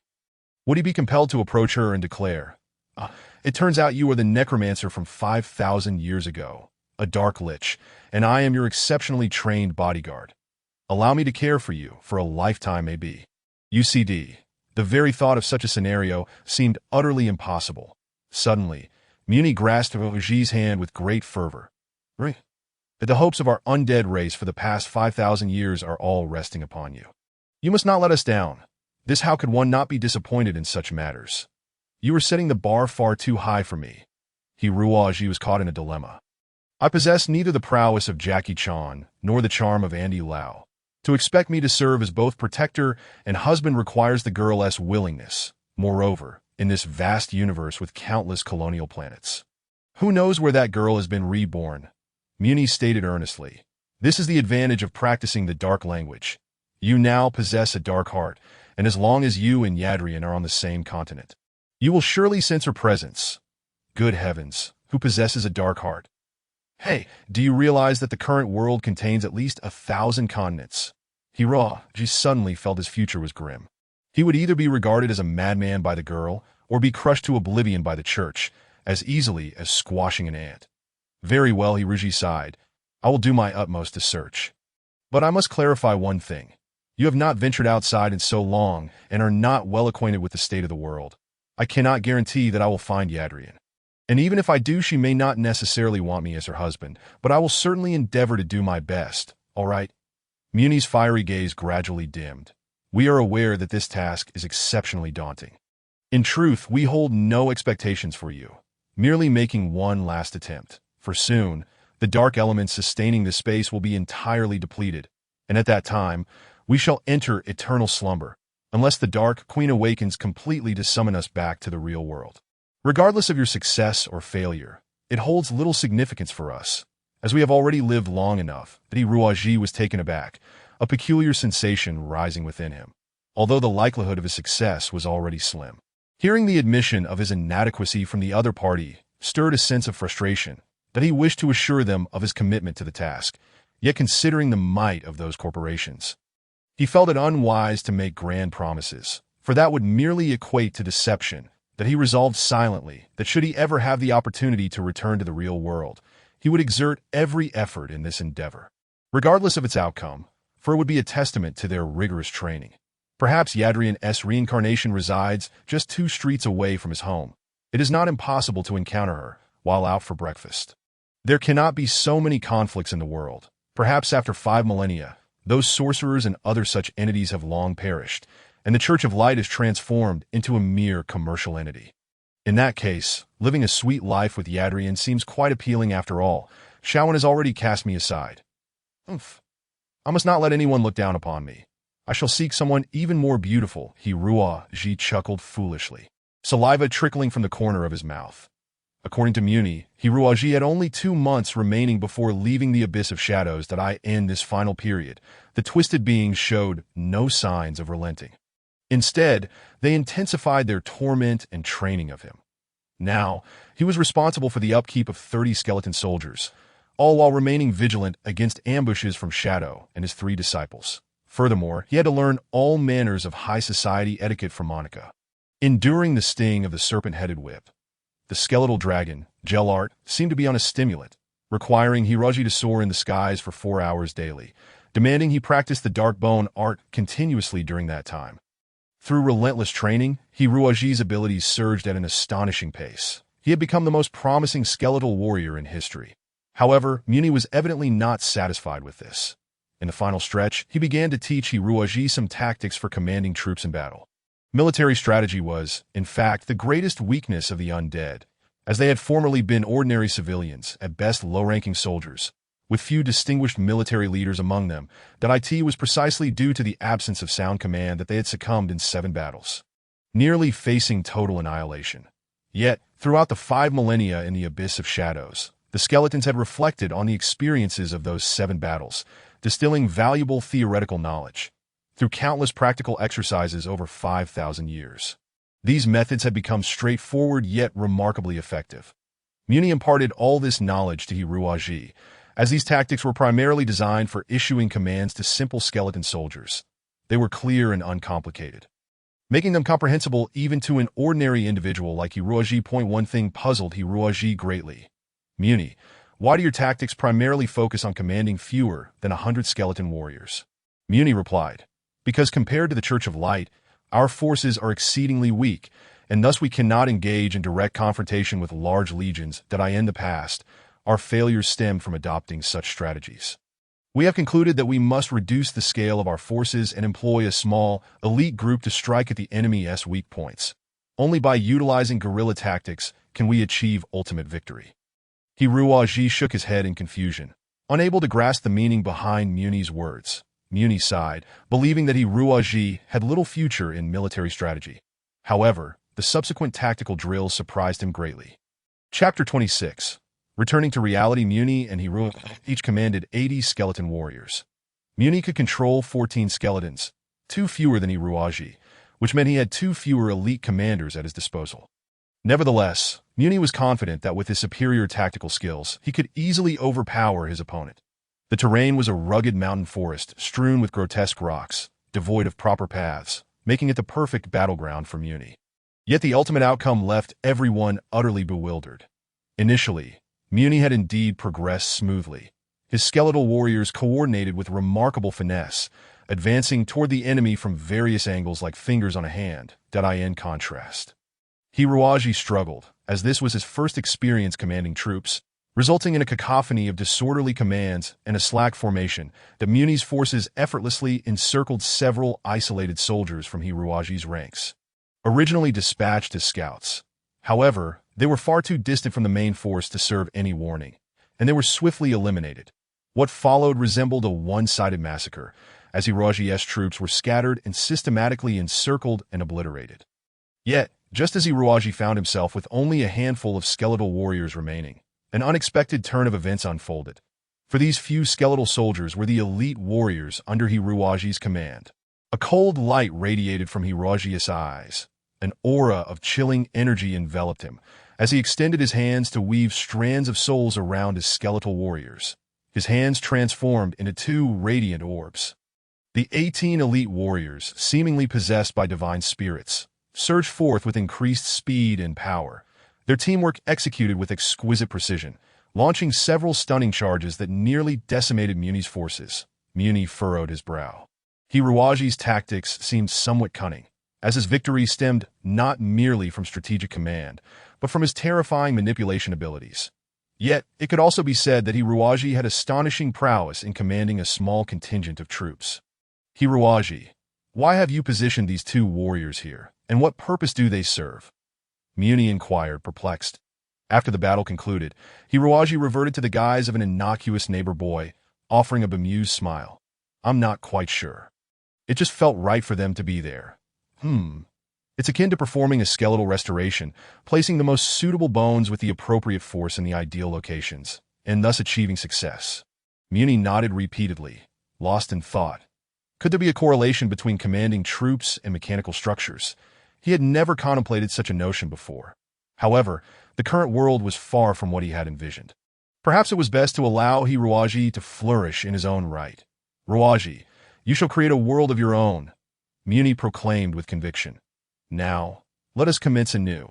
This time, your forces shall remain unchanged, while mine shall increase to 100 skeletal warriors. What? Hiruaji exclaimed in disbelief. That is unfair. Muni wore a slightly sinister smile. In this world, true fairness is but a myth. Additionally, the new 20 skeletal warriors include the elite skeletal assassins, including Yuing.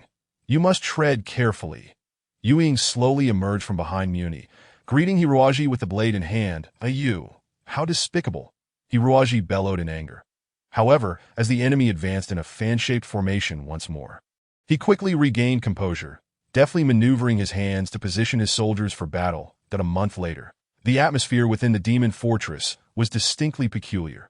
The high-ranking members of the Undead Legion formed a tight circle, with Bone Dragon Gerald perched in a corner, all fixated on the singular human among them, Hiruaji. Under the intense gaze of so many skeletal beings, a typical person might have succumbed to terror. Yet Hiruaji remained unperturbed. He stood with feet slightly apart, exuding an air of composure akin to a towering tree, his face devoid of expression, radiating a cool detachment, even his eyes hinting at a shade of gray. Reminiscent of a seasoned elder, this is the proper demeanor of a lich. Should Hiruaji fail to adopt such an unsettling expression, Monica would swiftly chastise him.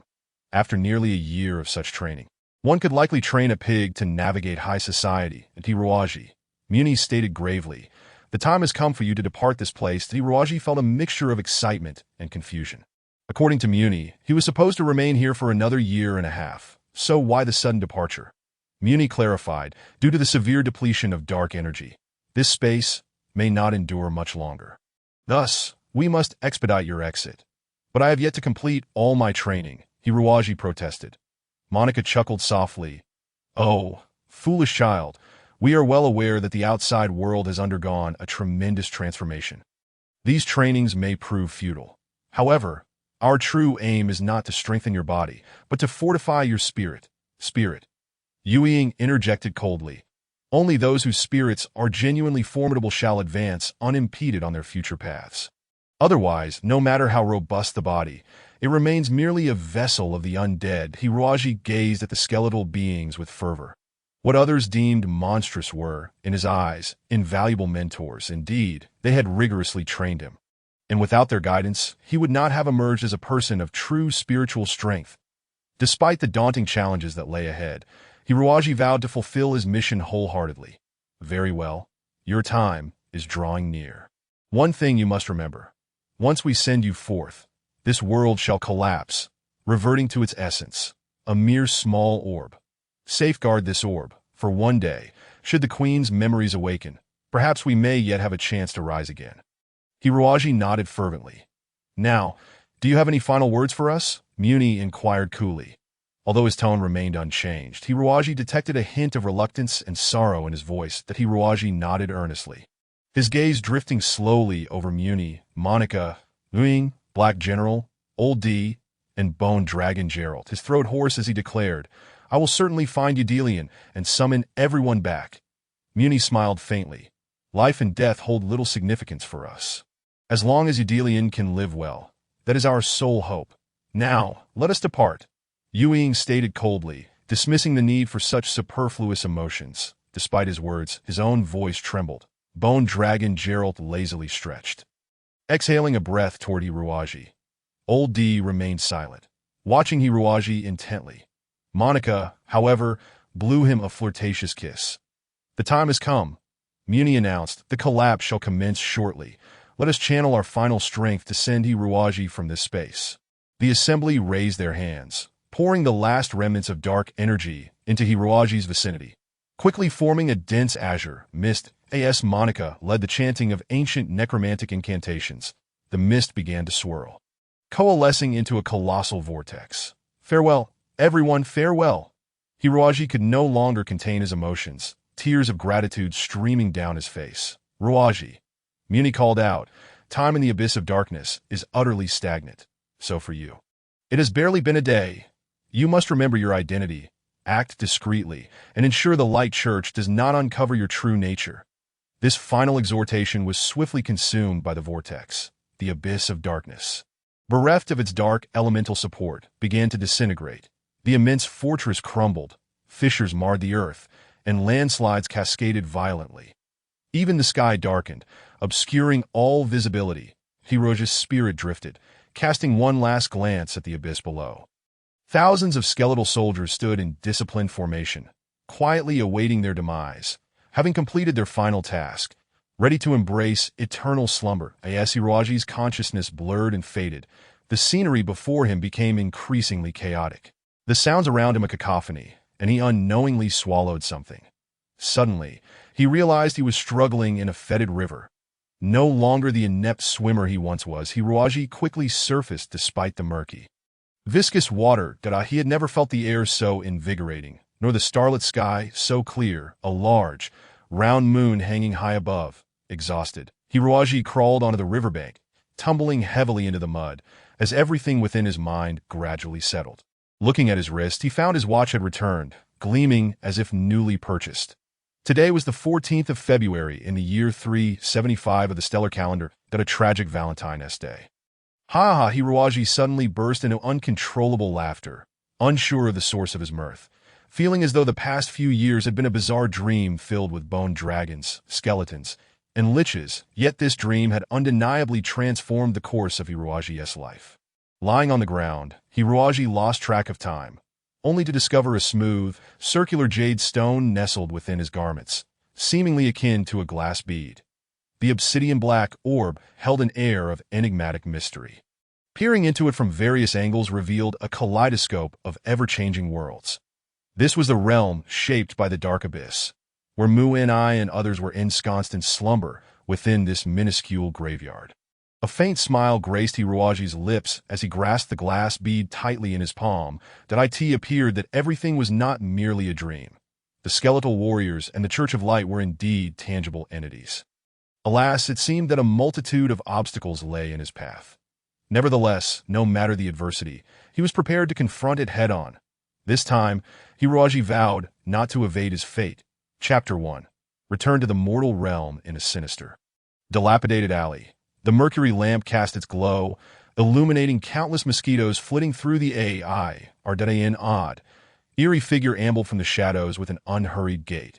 The manner in which this person walked was peculiar, as though every joint in their limbs were stiff, with their muscles entirely non-functional, relying solely on bones for mobility. Their face was expressionless, exuding an air of indifference toward the world. Should a timid soul witness this scene, they would undoubtedly mistake it for a zombie recently risen from the grave. In truth, Hiruaji bore little distinction from a zombie, save for the fact that he was far stronger. Yet now, Hiruaji faced a most pressing dilemma. He was utterly lost. Although only a few hours had elapsed in the real world, to Hiruaji, over a decade had slipped by, filled with the extraordinary. In such circumstances, he truly struggled to recall the location of his home. After spending so long in the realm of skeletons, he had grown accustomed to moving with skeletal strength. Should he return in this ghastly state, his parents would surely fret, fearing he had become paralyzed. Thus, as he wandered through the narrow alleyways near his home, Hiruaji endeavored to reacquaint himself with his former manner of movement. He merely wished to remain unseen, silently reminding himself to maintain a low profile, especially as a skeletal warrior. One must be inconspicuous, lest the colossal corporations of the universe provoke him into a perilous predicament. However, fate has a way of manifesting one's fears. From a distance, the sharp crack of gunfire echo, Hiruaji's face, bore neither the initial terror of committing murder for the first time nor the twisted pleasure of a psychopathic killer. It was simply marked by an overwhelming coldness. This expressionless indifference, in the eyes of all observers, undoubtedly morphed into the most terrifying visage imaginable, coupled with Hiruaji's somewhat rigid posture and his silent movements. He appeared more like a ghost from legend. He wiped the blood from the dagger, contemplating coldly. Every time he entered a state of combat, he transformed into a completely different person, exuding such calm detachment. What to do? So many had witnessed his actions. They would surely remember his face. Perhaps it would be best to eliminate them all. When it came to killing, Hiruaji exhibited no hesitation or inner turmoil. For after years in the shadowy abyss, his mentors had all been ruthless desperados, devoid of any scruples regarding murder.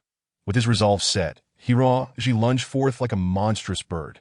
The henchmen were struck with horror, hastily drawing their firearms to shoot. Yet, trained by the legendary assassin Yu Ying from the underworld, how could he allow them a chance to strike? The dagger, glinting with a cold light, became his most lethal weapon. In the span of a breath, the spines of all the ruffians had been insidiously severed by him. Hiruaji coolly returned to stand before Huafeng, unbreathless and sweat-free, not a single drop of blood staining his person. Huafeng was profoundly shaken. Having navigated the underworld herself for over a decade, she had never encountered a being so devoid of emotion as this cold-blooded machine of death.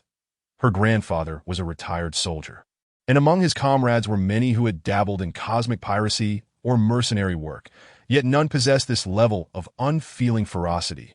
The man before her, if not a god, was surely a devil, showing not an ounce of compassion for human life. Huafeng had no doubt that he would plunge the dagger into her heart in the next instant. Hiruaji gradually collected himself, feeling a profound conflict regarding Huafeng. "You want to speak of what you've seen, will you?" Hiruaji endeavored to speak with a gentler tone, that he always harbored a distinctly different sentiment towards women, especially since she had not exhibited any hostile actions. Surely, she could not be considered an enemy. It was only when faced with foes that Hiruaji transformed into that frigid harbinger of death. While in the presence of friends, he morphed into a somewhat gentle, neighborly lad. Huafeng nodded, tears welling in her eyes. At that moment, a beam of headlights pierced the alley, signaling the arrival of another group. "Miss Boss, Huafeng trembled. "It's my people," Hiruaji nodded. He did not wish to be seen by so many. "Farewell, Huafeng. Please convey my apologies to your grandfather. And then I must also apologize to you." "Apologize?" Huafeng was perplexed. She wanted to inquire further, but that enigmatic man had already vanished into the night sky. The stark contrast between Hiruaji's ruthless actions and his somewhat childish words left a deep imprint in Huafeng's heart, augmented by his lightning-fast movements and mechanical proficiency, cloaking him in an aura of mystery. Who exactly was he? Huafeng murmured, her gaze filled with obsession. "Miss," her loyal subordinates gathered around, and the doctor from their organization hastened forward. Ignoring her injuries, Huafeng spoke in a low voice. "I need you to investigate someone." At this moment, Hiruaji remained unaware that Huafeng had perceived him as a transcendent figure. After a few vigorous movements, he now felt more agile, darting through the alley like a wildcat. Approximately half an hour later, he finally located the entrance to his home. That Hiruaji's residence was situated in a modest neighborhood, characterized by worn streets and small houses, as the area was not populated by the affluent. However, the neighbors shared a close-knit camaraderie, often assisting one another, something the upper-class denizens of upscale residential areas could scarcely enjoy. Originally, Yuan was also a resident of this vicinity, but 2 years prior, her father's business had thrived, prompting their relocation to a better district, which had gradually distanced the two. That Hiruaji's family comprised 4 members. His father was an ordinary office worker, introverted and often bullied by his superiors, yet he endured for the sake of family. In contrast, his mother was far more formidable, a skilled insurance salesperson with the gift of gab. Poor dad, even at home, had to listen to his wife's incessant chatter, which was quite burdensome for his younger sister. She was a whimsical genius, her intelligence and mental acuity surpassing Hiruaji's by twofold. She was a prodigious child, a remarkable deviation in the family's genetic makeup. "Dad, Mom, I'm home," Hiruaji exclaimed excitedly upon entering. Considering he had not seen his parents in over a decade, the thought of possibly never reuniting made his return all the more exhilarating. Dad and Mom were seated on the sofa watching television, both puzzled by their son's exuberance after merely 2 days apart. It was as if he hadn't seen them in 10 years. Hiruaji dashed into the room, relieved to find his parents well. "Dad, Mom, I love you." Dad was deeply moved, declaring what a filial child he had. "What has gotten into you today, you little rascal?" His mother chuckled. Nothing, Hiruaji panted, taking a seat on the sofa. "Where's my little sister? Isn't she home?" Dad shook his head. "She's busy preparing for tomorrow's model competition. You knew about this, didn't you? She's been working on assembling a Mech Knight model for the past few months, all for the professional model competition at your school tomorrow." Chapter 3. The Mech Model. Hiruaji paused, recalling that after spending over a decade in the shadowy abyss, he had nearly forgotten about this event. Since the inception of Mech Knights, toy manufacturers have been elated as every model could be released as a toy set, with buyers regardless of the exorbitant prices. Moreover, the surge of animated series, films, and games themed around Mech Knights had propelled their models into the mainstream toys for children across the universe. These toys varied. Some pre-assembled while others consisted of numerous parts requiring meticulous assembly, painting, and finishing, a complex process that could take months to produce a single finished piece, akin to a work of art. Among the fervent enthusiasts, numerous competitions had emerged. Such model assembly contests were primarily aimed at adults, as the toys were costly and the procedures too intricate for children. Yet Hiruaji's sister was an anomaly. She possessed remarkable hands-on skills, persistently nagging their father to purchase a high-grade model kit for her to prepare for the competition. Hiruaji nodded, then called into the room, "Little sister," hearing her brother's voice. Xiaomei bounded out, exclaiming, "Brother's back! I want to show you my newly completed Freedom Knight model. It's amazing." "Huh, where's my model?" Xiaomei pouted, looking around. She had clearly taken it out to show their parents just moments before. Where could it have gone? All eyes turned to the area beneath Hiruaji. Hiruaji suddenly felt something amiss and jumped up, but alas, it was too late. The model had been crushed beneath him. Hiruaji stood frozen, as if struck by lightning. Xiaomei's expression twisted in anguish, 2 large tears streaming down her face as she covered her eyes and wept. "Brother is so bad. You destroyed my Freedom Knight that I worked on for weeks. Xiaomei hates you." Dad's expression darkened as well. "Hiruaji, how could you be so careless? Always clumsy, sister." Never mind, Xiaomei, Dad will buy you another one." He attempted to console her, that a high-grade model was equivalent to nearly half a month's salary for Dad. Yet what could he do? "No." Xiaomei ran back to her room in tears, insisting that she had a competition tomorrow and her classmates were all rooting for her. "It doesn't matter. Bad brother, you owe me a Freedom Knight." "Xiaomei, don't throw a tantrum. This is a top-tier model. Even professional players take at least a week to assemble and paint it. Brother didn't mean to." Dad continued to comfort her, but Xiaomei slammed her door shut. Sighing, Dad and Mom exchanged exasperated glances with Hiruaji before retreating to their room. Hiruaji remained dumbfounded. How did things turn out this way?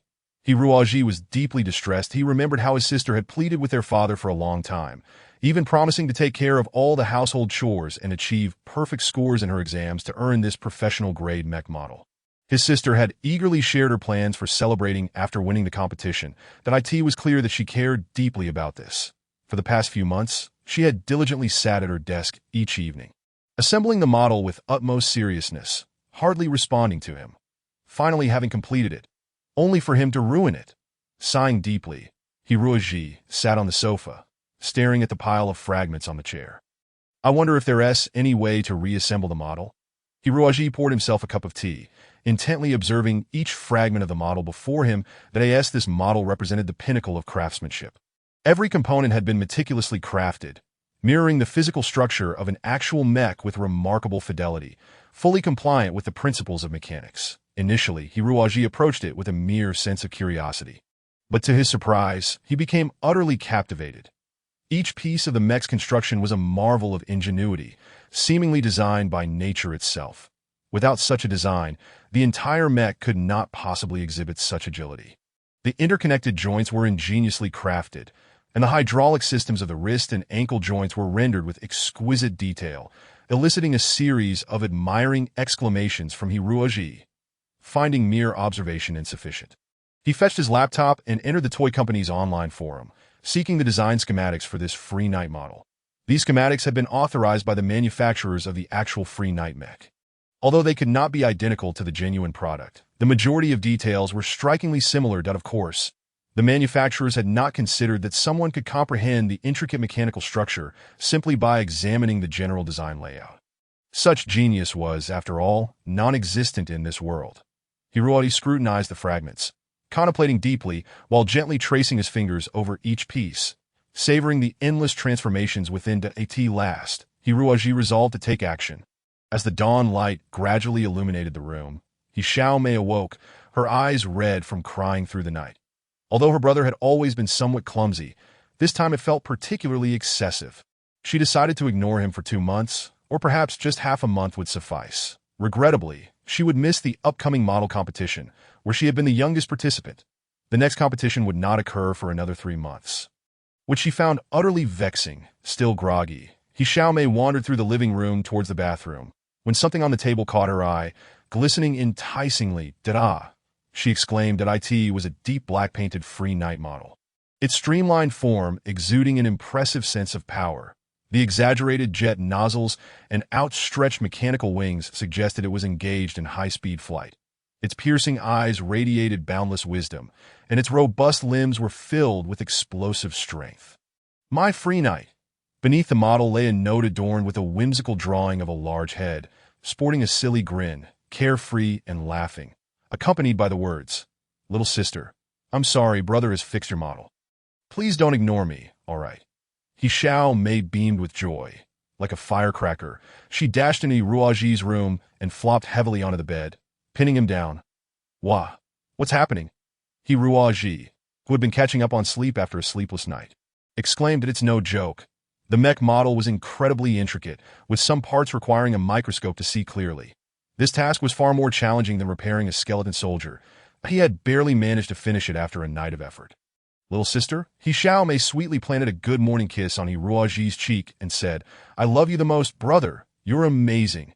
Hiruoji chuckled, scratching his head in amusement. Chapter 4. Old Friends School. In truth, schools in this era had transformed significantly from their former selves.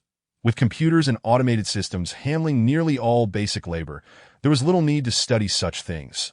Furthermore, with the advent of extensive cosmic development, job opportunities were abundant, and employment pressure was relatively light. Consequently, modern schools resembled classical academies, fostering a very relaxed academic atmosphere. Typically, students conducted their studies independently using computers, consulting teachers only when they encountered genuine difficulties. Most subjects were related to mechs, encompassing training courses for mech riders and programs focused on research and maintenance, as lower-tier tasks were now performed by robots. However, the field of mechs was divided into amateur and professional categories. The amateur level included agricultural mechs, mining mechs, industrial mechs, and construction mechs, which had a broad demand due to the need for skilled operators and technicians in developing new colonial star systems. In contrast, professional mechs were responsible for the initial exploration of primitive planets and military engagements with extraterrestrial life. The regulation surrounding these mechs was considerably stricter, requiring expensive facilities and equipment for training.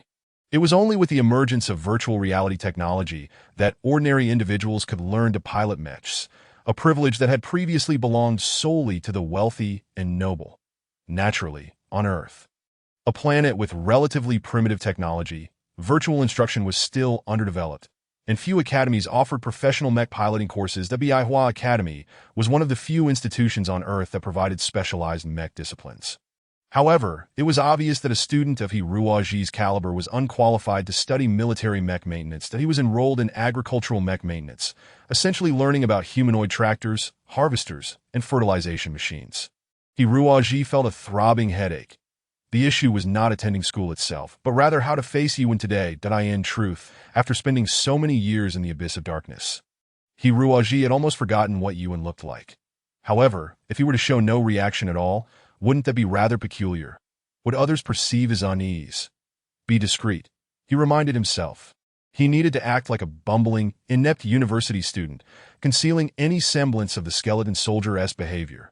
Hiruoji resolved to skip class. Although it wasn't strictly skipping, given that classes now consisted of students engaging with computers and virtual simulation headsets. Utilizing learning software for their studies, everyone typically had a designated classroom for convenience and communication. Of course, self-study on the grass or under the shade of trees was also acceptable. Hiruoji found a secluded spot on the campus lawn and settled down.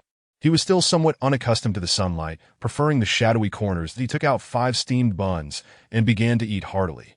After all, he hadn't tasted food in over a decade, while his body felt no discomfort. He longed for the delightful flavors.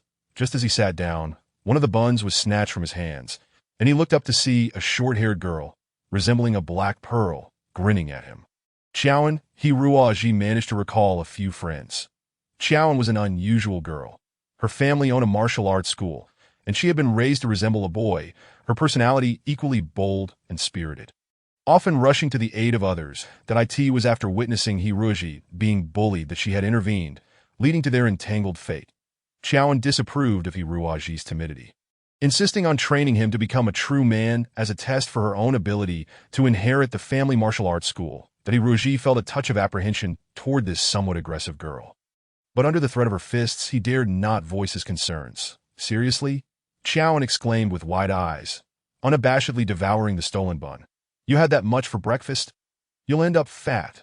Hiruoji could only smile wryly, as Qiaowen consistently ate twice as much as he did. So, did you succeed yesterday? Qiaowen raised an eyebrow. Initially, Hiruoji had lacked the courage to confess to Yuan. But it was Qiaowen's encouragement that had propelled him to undertake such a significant personal endeavor. From this perspective, it was Qiaowen who bore considerable responsibility for Hiru in nearly becoming a bona fide skeleton soldier during his years in the abyss of darkness. As for how Qiaowen learned about Hiruoji's situation, it was naturally through her intimidating him into revealing the truth. That Hiruoji feigned a troubled expression and shook his head. Not successful? Yes, she was taken away by a guy named Johnny, who seems quite wealthy. I heard his father is a school board member. Johnny? Qiaowen gasped. Ruoji, this is serious. Johnny's father is influential throughout the Earth sphere. Angering him could spell trouble for you. I haven't offended him, have I? Hiruoji replied sullenly. Qiaowen laughed nonchalantly. If you do end up expelled from school, just come help out in my family's dojo. I'll make sure to train you into the strongest man.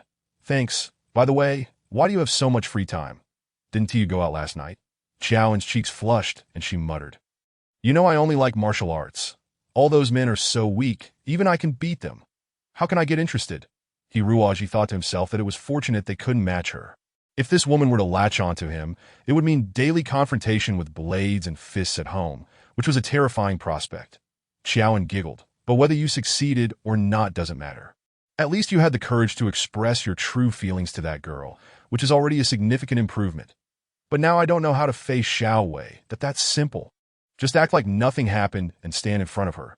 She won't eat you. Well, that seems a bit awkward. It is precisely due to the awkwardness that you must stand. Had you not mentioned it, I would have forgotten. We ought to seek out Yuan and that Johnny, and then you shall stand before them. This is an excellent method for cultivating masculine fortitude. No, must we? Who knows where they are? You truly are woefully uninformed. Is today not the day of the advanced group competition for the Mecha Knight model contest organized by the Academy? Johnny is participating as well. Chapter 5. Pranked Hiruoji suddenly recalled that not only was Johnny taking part, but also the rather foolish Chong. In order to foster a culture surrounding Mecha Knights, the Academy frequently hosts various events related to mechas, such as competitions in Mecha Knight games or speed contests. Advanced mecha models are regarded as professional-level sports due to their high degree of realism. They are not merely toys. Competitors capable of crafting advanced mecha models are deemed to possess considerable expertise in mecha design engineering. To attract spectators and heighten the thrill of the competition, these events often invite participants from outside the Academy or impose no restrictions on the identity or age of registrants. Xiaomei is also set to participate in this competition. Oh, indeed, Hiruoji exclaimed. I almost forgot. My younger sister is coming to the school to compete this afternoon. Your younger sister? The one you suspect is absolutely not the product of your father's lineage. A child prodigy, a bizarre result of genetic mutation. Qiaoan exclaimed. Then we must go cheer her on. Hey, are you not a man? I am embarrassed for you. Very well. Hiruoji gritted his teeth. We shall go together this afternoon. That's more like it. I won't regret considering you a good buddy. Qiaoan threw his arm around Hiruoji's neck and unapologetically snatched a bun, remarking that this bun is quite good, and insisted that he must buy it for him every morning from now on. Ah, what do you mean? Manners are very important. I am merely teaching you a bit of charm, lest you remain clueless about how to pursue girls in the future. Well, Hiruoji thought about the need to search for the elusive Dark Queen and suddenly felt overwhelmed.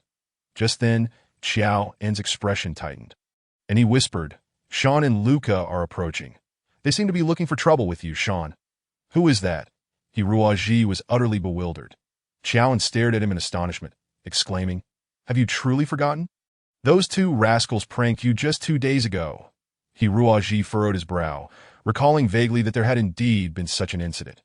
There are indeed scoundrels in this world who derive pleasure from mocking those weaker than themselves, relishing in their own superiority.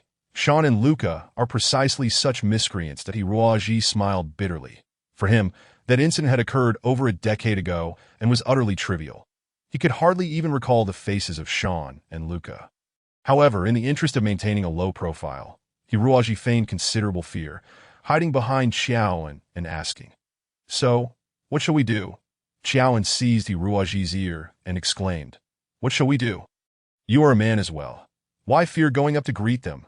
As he spoke, Sean and Luca had already approached the two. Both were the sort of wealthy, flamboyant youths, draped in bizarre garments and sporting hair dyed in a riot of colors. Each held a portable network helmet in hand. But Hiruoji, my fellow classmate, you seem rather comfortable. Sean crouched down with a sinister grin, gazing at Hiruoji, yet he dared not speak ill of Qiaoan, for she was renowned throughout the school as a fierce girl. What do you want?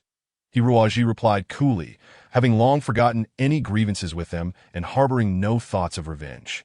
He had risen to a new level and would no longer engage seriously with such lowly scum. Of course, should they insist on provoking him, that would be a different matter altogether. Luca, a burly giant, handed over a disc, gruffly stating, The professor of the Intermediate Mechanical Maintenance course sent us to distribute new learning software. This software contains 2 tests that must be completed and submitted to the professor. Come, install this software. In modern universities, most courses adopt this software-based learning approach. Each student possesses a virtual reality network helmet that resembles a motorcycle helmet.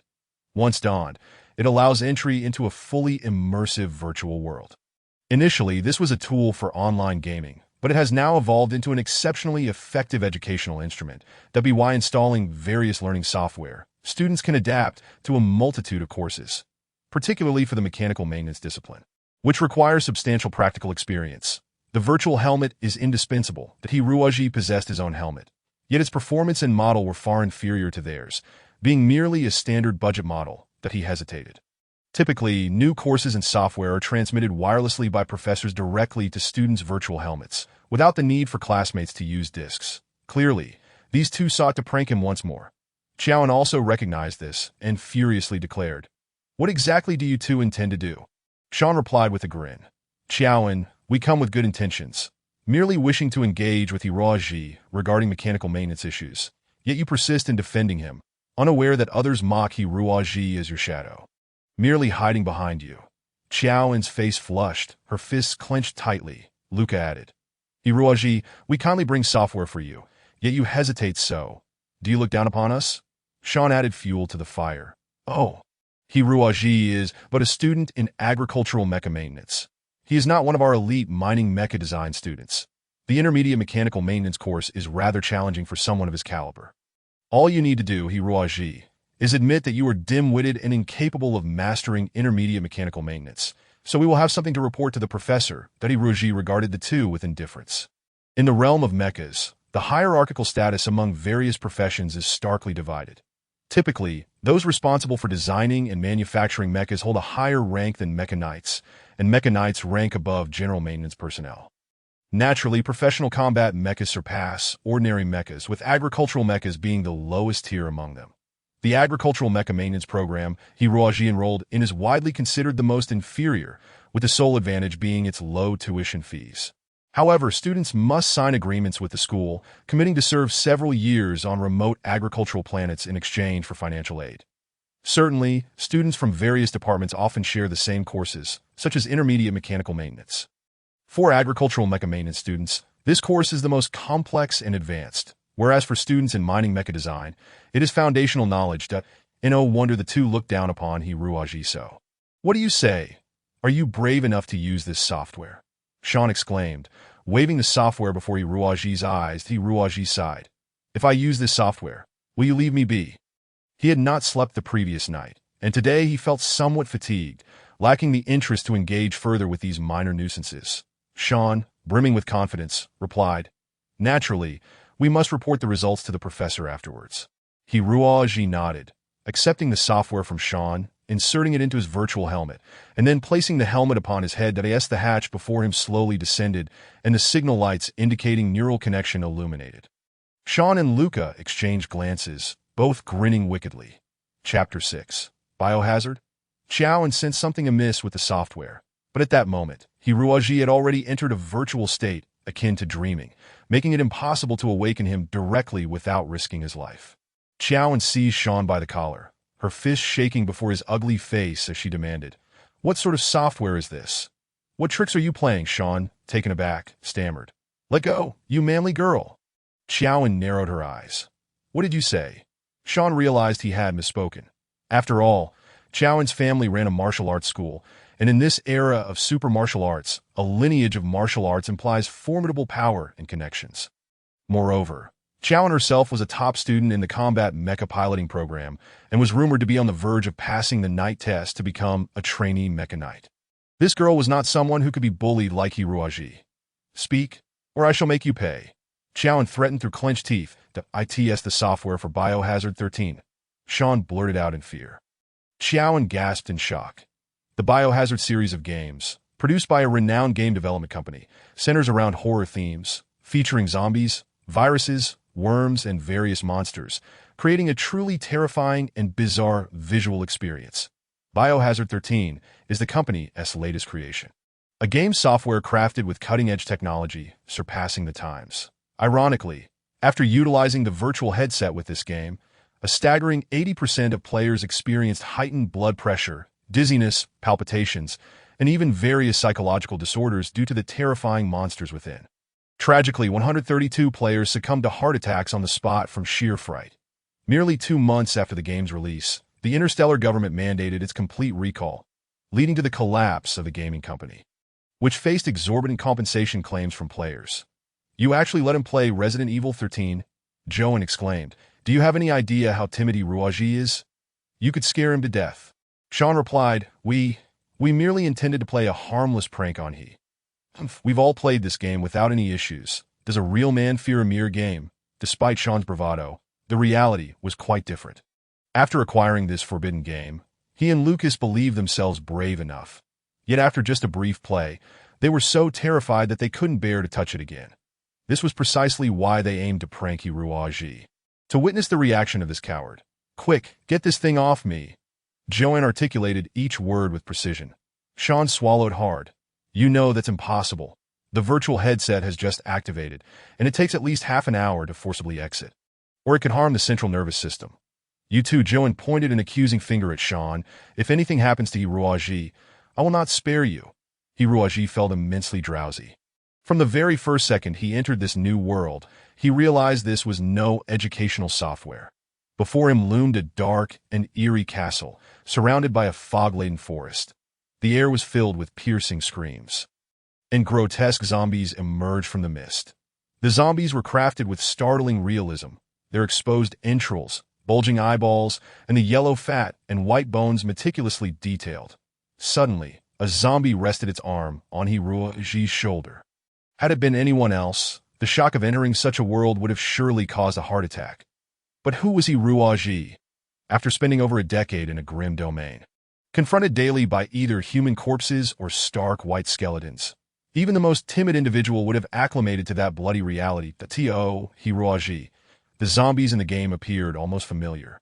This particular zombie had a slight limp in its left leg. Another seemed to have several broken ribs, compromising its spinal protection, and that zombie dog had a shattered pelvis, definitely in need of repair. Yet he was so fatigued that he thought to himself, I'll deal with this later after I wake up. Exhausted, Hiruaji yawned, gently pushing past the multitude of zombies, swiftly climbing a large tree, where he nestled into a soft spot among the branches and drifted off to sleep. Unbeknownst to him, the three outside were growing increasingly anxious that half an hour elapsed with Hiruaji remaining utterly still. As if he had fainted, the expressions of the three gradually shifted. Sean and Lucas exchanged glances, both wearing looks of panic. Based on their experience, players typically exhibited erratic movements, loud cries, and even loss of bodily control shortly after entering the game. Otherwise, how could it be labeled a player-killer software? Yet Hiruaji remained motionless. If he were not brazenly indifferent to the zombies and skeletons, the only remaining possibility was he was dead. If he were alive, he would have automatically exited the game by now out of sheer fright. Damn it. Sean cursed inwardly. We only wanted to mess with this fool, and now we've potentially killed him. This is a real predicament. Joanne was on the verge of tears, stamping her foot. You two idiots, hurry up and get him out. Sean's face was a mask of distress. Recognizing that the half hour had indeed passed, he and Lucas scrambled to remove Hiruaji's virtual headset, hastily detaching it from the back. They then beheld Hiruaji, snoring and drooling. What? The three stood in stunned silence. After a long moment, Lucas finally managed to speak. I think it's because Hiruaji's cheap virtual headset lacks the performance to run Resident Evil 13. Sean sighed in relief. That must be it, damn. What luck for this guy. Joanne, upon hearing, found it quite reasonable, shaking her fist in exasperation. You two better get lost. Today you got lucky, but don't let me see you again. Yes, yes. The two, still shaken, hurriedly left without reclaiming their software, scurrying away. They considered themselves fortunate that the impoverished fool couldn't afford a high-end headset. Otherwise, if something truly tragic had occurred, no amount of wealth from their families could alleviate the ensuing chaos. After they departed, Joanne gazed at the slumbering Hiruaji with a complex expression, her eyes filled with longing. Roji, why can't you grow a bit stronger? If only you could become stronger. Then I would. Chapter 7. A world apart, I do not oppose your friendships, Xiao Wei, but I fail to see how a person of Hiruaji's caliber could benefit you. This afternoon, the academy buzzed with excitement. The Mecha model competition attracted not only numerous industry professionals, but also throngs of ordinary enthusiasts, including many children. For the academy, this was an opportune moment to expand its influence, thus welcoming all visitors free of charge.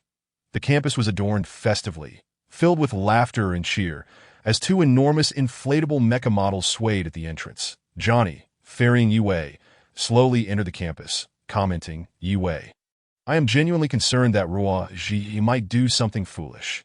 You know, his family has been our neighbor since childhood, so we've always been good friends. While I cannot acquiesce to his requests, please do not insult my friend. Johnny shrugged. Xiao Wei, I do not disdain the impoverished. Poverty is no crime. However, I have inquired about Hiruaji within his department, and he is not only rather dull-witted but also timid and indecisive. I simply cannot endorse your friendship with someone like him. Yue lowered her head, sitting in silence, observing her discontent.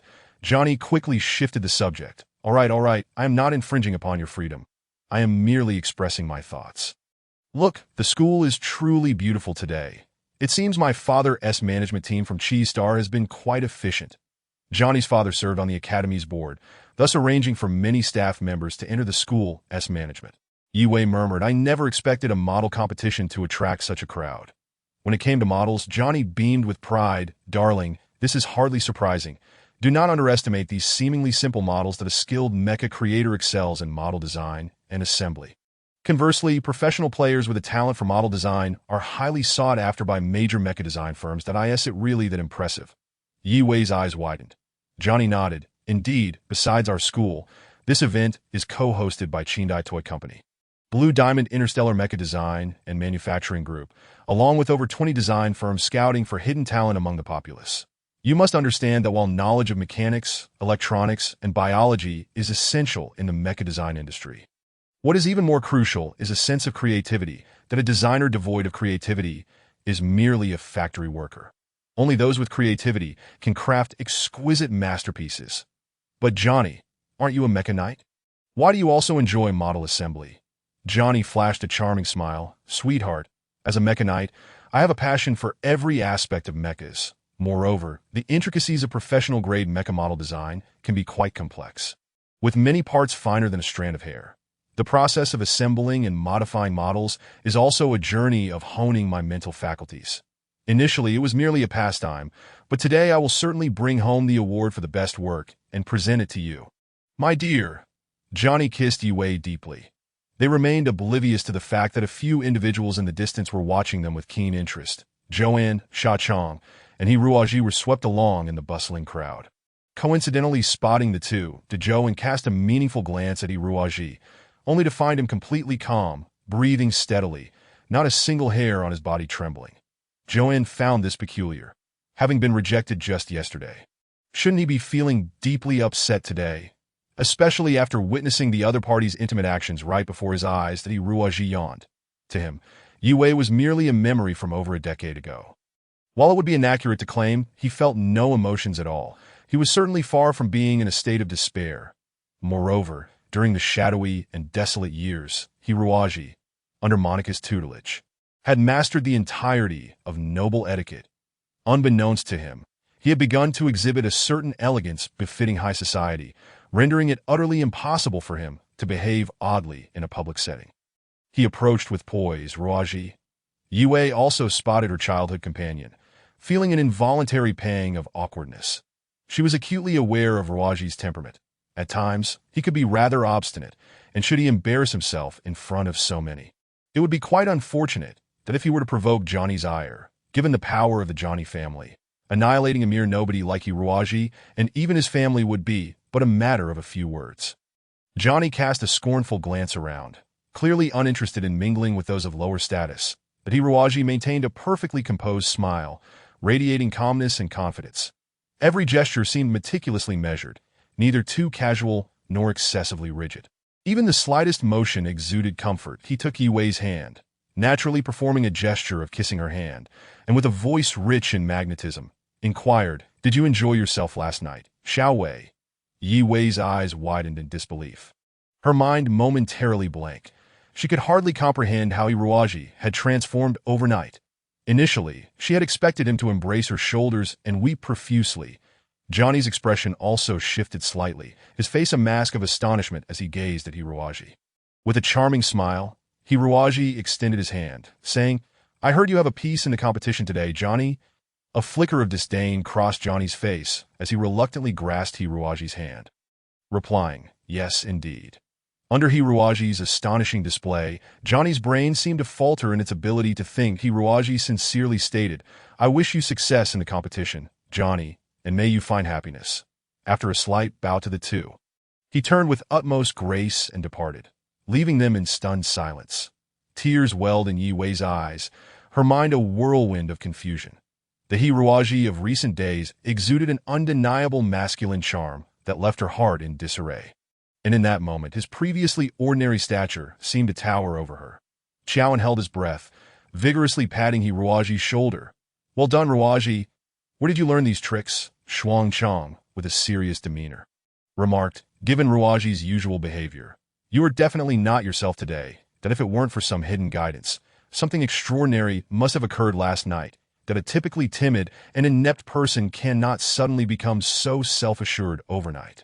Hiruaji offered a wry smile, inwardly furrowing his brow. That it was evident that Yi Wei's influence on him was far greater than he had anticipated, compelling him to approach her in an attempt to salvage some dignity and reshape her perception of him.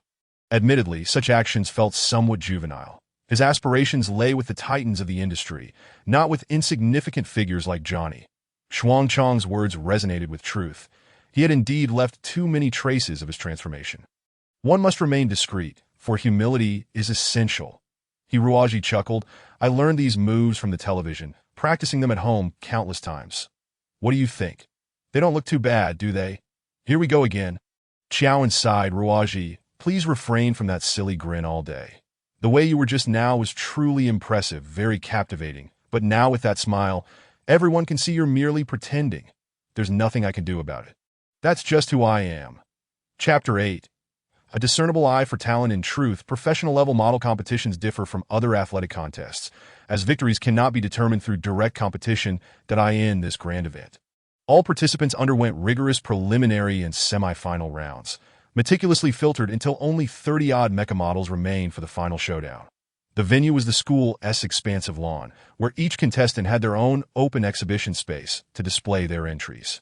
Tools, site models, promotional posters, and even self-produced animation of their models. 5 judges, comprising professors of mechanical design, senior engineers from mecha manufacturing companies, and presidents of toy firms, mingled among the ordinary spectators, discreetly observing the models and probing contestants with specialized questions to ultimately determine their scores. Naturally, headhunters seized this opportunity. Sometimes, even if a contestant did not claim victory, as long as their creative vision resonated with a particular company's ethos, they could very well be recruited as professional designers. Thus, the 30-odd contestants stood poised, brimming with confidence. Surrounding the professional contestants were numerous students who would spontaneously set up small exhibition booths, should anyone possess the courage to present their models before the crowd. They might catch the eye of a company and attain overnight wealth. Coupled with vendors selling snacks and vehicles specializing in mecha models, the entire school buzzed with a festive atmosphere. Xuanchang was one of the 30-odd finalists. Aside from his studies, designing mecha models was his greatest passion. Qiaoan and Hiroaji served as his assistants, adorning the exhibition space, connecting lights, and playing videos, all while perspiring profusely at precisely 2 o'clock in the afternoon. Nearly all the booths were beautifully decorated, and the models were in place, prompting a surge of visitors to flood onto the grass. Wow, a professional-grade Swift Dragon mecha, simply magnificent. The camouflaged military P-547 heavy artillery armor is exquisite. Even the exhaust ports on the soles are intricately carved, leaving no detail overlooked. Truly impressive. Look at that animation. 3 serious reconnaissance mechas are preparing to escape a meteor shower. This video is phenomenal. This mecha model has even been specially modified to show damage. Every wound appears vivid, as if it were truly struck by a meteor shower, and it's simply spectacular. The adorable children, unable to grasp the intricacies of the models, simply found them awe-inspiring, exuberantly exclaiming their excitement. The crowd swelled. Xuanchang became engrossed. Barely noticing Hiroaji and Xiaoan with a serious expression, he tirelessly explained his creative thought process and concepts to the passing spectators. For he knew that the 5 judges were among them. Hiroaji scanned the area anxiously. What's wrong? Xiaoan inquired. Where's my little sister? She promised to come and watch the competition today. Hiroaji replied. Beyond the professional contestants' finals, many had attained semi-professional status, enabling them to consult with judges and the ultimate victors after the competition. This initiative aimed to boost public enthusiasm while subtly advertising the school and various companies. Xiaomei had been selected by her elementary school to represent them, showcasing her mecha model on stage. This was a coveted honor she had longed for. Perhaps she's caught in traffic. The congestion at the school entrance is dreadful today. Xiaoan remarked, well aware of Hiroaji's sister's fervent passion for mecha and her remarkable talent, which starkly contrasted with Hiroaji. Xuanchang was on the verge of losing his mind. However, he often stumbled over his words, and when discussing mecha, he resorted to purely technical jargon. Lacking resources for elaborate arrangements, the crowd gradually thinned after a while. It seems we have failed, Xuanchang sighed. Everyone is drawn to the glamorous and stylish mechas. They show no interest in my designs. Nonsense, Hiroaji reassured him, patting his shoulder. This is merely a misunderstanding by the layman. In the midst of a battlefield rife with gunfire, concealment is paramount. Are not the flashy mechas merely moving human targets, inviting destruction? I genuinely believe your designs are commendable, even if the 2 mechas resemble toads. Indeed, the 2 mechas designed by Xuanchang bore a rather simplistic appearance, lacking any semblance of human form, resembling grotesque creatures instead. Their surfaces cloaked in dark, swampy camouflage, akin to the enemy minions in an animated series, which explained the lack of interest that a plump middle-aged woman halted before Xuanchang's booth. Frowning as she scrutinized the models for some time before concluding, these 2 mechas are quite ugly. Xuanchang sighed. Indeed. The middle-aged woman nodded in agreement, then shifted her tone. However, they seem to have a higher chance of survival. Xuanchang's eyes lit up. You noticed that? These two mechas employ a prone design, standing at less than a quarter of a standard mecha's height, offering exceptional evasion against aerial bombardment in close combat. The enemy's lightsabers would struggle to strike these two mechas effectively. Then how do your mechas attack the enemy? The woman inquired with a smile. Observe, Xuanchang skillfully extracted a diminutive device from the mouths and tails of the two mechas. This is a beam weapon launcher, specifically designed for targeting the enemy's legs during close combat, though we all know that the most vulnerable part of humanoid mechas is the supporting axis of their legs. Yet targeting the legs of another humanoid mecha poses challenges. My design circumvents this issue entirely. However, humanoid mechs possess the most extensive range of applications. Your design seems to lack some combat functionality, primarily due to the jet ports being located at the bottom, which makes it quite difficult to adapt for combat in outer space. Xiaqiang resolutely remarked, I do not believe that every mech must be adaptable to various combat environments. The design philosophy of these two mechs is focused on ground combat in complex terrains. You see, in addition to limb support, there are also tracks for movement where they can glide close to the ground like air cushion boats. My envisioned combat mode is to utilize mimicry for concealment in the shadows, coordinating with humanoid mechs to form a combat formation, and then launching a surprise attack when the enemy approaches. Striking with lethal precision. The woman nodded slowly, carefully observing Xiaqiang's design. Meanwhile, Qiao and Iruaji hurried forward, tightly grasping this sole visitor's attention, one offering tea, another presenting water, one fanning, and another providing towels, all in an eager display of hospitality. This appears to be a commendable design. However, I do not recall ever seeing such a type of mech on the market. Did you modify it yourself? The woman continued to inquire. Chapter 9. The perfect model. Xiaqiang nodded, then shyly smiled. This is based on the Land Corporation's Star Defender 2 mech, the Pew Corporation's Desert Wolf series reconnaissance mech, and the Wuxing Corporation's Jungle Crocodile series mechs, which I have modified and assembled. According to my analysis, in actual mech manufacturing, these three types could easily be transformed into these two mechs. Compared to entirely new designs, this approach significantly enhances safety performance and reduces research and development costs. The woman nodded, then asked, but doesn't this approach lack a bit of innovation? It seems there is nothing entirely new in it. Xiaqiang became animated. That is not the case. I have incorporated distinct new design systems into each of these two mechs, which is why they have different models. Oh. The woman settled into a chair that Iruaji had passed to her, intrigued. Xiaqiang pointed to the first mech, shaped like a turtle, skillfully opened the shell on its back, and extracted 16 small components, each roughly the size of a toothpick, yet the parts were exceptionally intricate. Xiaqiang explained, these are 16 sets of a floating electromagnetic cannon, controlled by the pilot's mental energy, allowing for 365-degree omnidirectional attacks in midair, making it exceedingly difficult for the enemy to defend against. The woman remarked, a floating electromagnetic cannon, ISNT, that a weapon designed for use in zero-gravity space. Xiaqiang confidently stated, my concept is to install AMT Corporation's latest high-capacity computing neuron simulation computer within this mech, which amplifies the pilot's mental energy exponentially to power the electromagnetic cannon. In other words, this is suited for a pilot who may lack physical prowess but possesses exceptional mental strength. It was evident that this mech was specifically designed for Xiaqiang himself, as he was indeed a genius with underdeveloped athletic abilities, yet remarkable mental power. A mech driven by an individual of such high mental capacity would undoubtedly serve as a powerful mobile fortress on the ground. The woman nodded repeatedly, then pointed to the other mech, which resembled a toad, and asked, and what about this one? Xiaqiang replied, unlike the previous high mental power model, this mech is designed specifically for pilots with lower mental abilities, employing the most basic electronic central neurons. Due to insufficient computing power, it significantly reduces mobility and vigor. Under normal circumstances, such a mech would surely meet a dead end. What advantages does it possess then? The woman asked, her interest piqued. This mech's combat approach can be summed up in one word: endurance.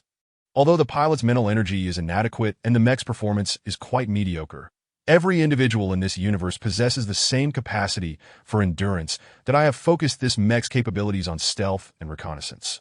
The optical cloaking garment not only ensures prolonged concealment, but also contains a large-capacity energy storage unit. In my vision, this mech could serve as a long-term frontline sentinel or a hidden assassin. and its maintenance and assembly costs are exceedingly low. Most importantly, it is equipped with high-energy liquid explosive devices that can be detonated in an ultimate sacrifice against the enemy, making it a low-tier soldier determined to take down advanced enemy mechs. Hiroaji, listening nearby, was deeply moved. Clearly, Xiaqiang had designed this mech with him in mind.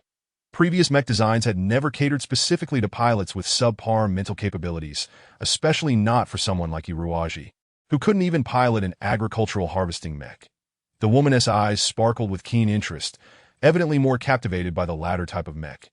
After all, in this world, the number of geniuses with exceptional mental strength is exceedingly rare, while the number of those lacking in it is plentiful. The woman observed for a while longer, attentively listening to Xiaqiang's complete design rationale before departing. Just as she stepped away from the crowd, 4 tall bodyguards closely surrounded her, while the principal of Bihua Academy nodded and bowed, saying, "Miss Su Fangfei, how do you find the model players from our Earth Circle?"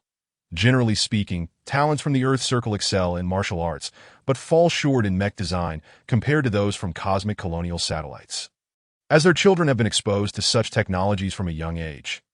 This woman was none other than the renowned president of the Black Phoenix Heavy Machinery Manufacturing Company, known throughout the cosmos. Black Phoenix Heavy Machinery specializes in producing powerful long-range attack mechs, but lacks proficiency in close-quarters combat mech design that is a descendant of Chinese heritage. Su Fangfei greatly admires the ancient Chinese martial arts and is eager to design mechs more suited for martial artists, which is why she specifically traveled to the Earth Circle for a series of commercial activities. Otherwise, even though Bihua Academy is a top educational institution on Earth, it would be impossible to attract such a prominent figure in the mech industry. Reflecting on Xiaqiang's slightly naive explanation earlier, Su Fangfei nodded slowly. There is a participant named Xiangni, whose work is top-notch in assembly, painting, and so forth, and he has made some minor modifications to the model itself, making it more in line with the pilot's habits. To it is clear that he is a remarkable mech knight. The principal nodded excitedly. Indeed, Xiangni is the son of Mr. Laodisa, president of Benetton Technology Company, and has also obtained the qualification of a junior night pilot. His future is truly limitless. Oh, Su Fangfei's lips curled into a smile. Benetton Technology Company is a highly influential enterprise in the galaxy, but they do not manufacture complete mechs. Rather, they specialize in providing electronic central neurons for mech operation. The electronic central neurons serve as the brain of the mech, connecting the electronic brain with the pilot's biological brain, enabling the execution of complex and intense maneuvers. Their significance cannot be overstated.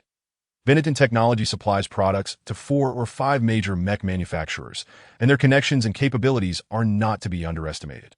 President Laodisa himself is a visionary. One can gauge his talents by observing his decision to shift his focus from the vast opportunities in space to Earth. Su Fangfei recognized that he too had come to appreciate the importance of ancient Chinese martial arts. With the advancement of technology, mech design has essentially reached a stagnation point in terms of firepower, endurance, maneuverability, and so forth.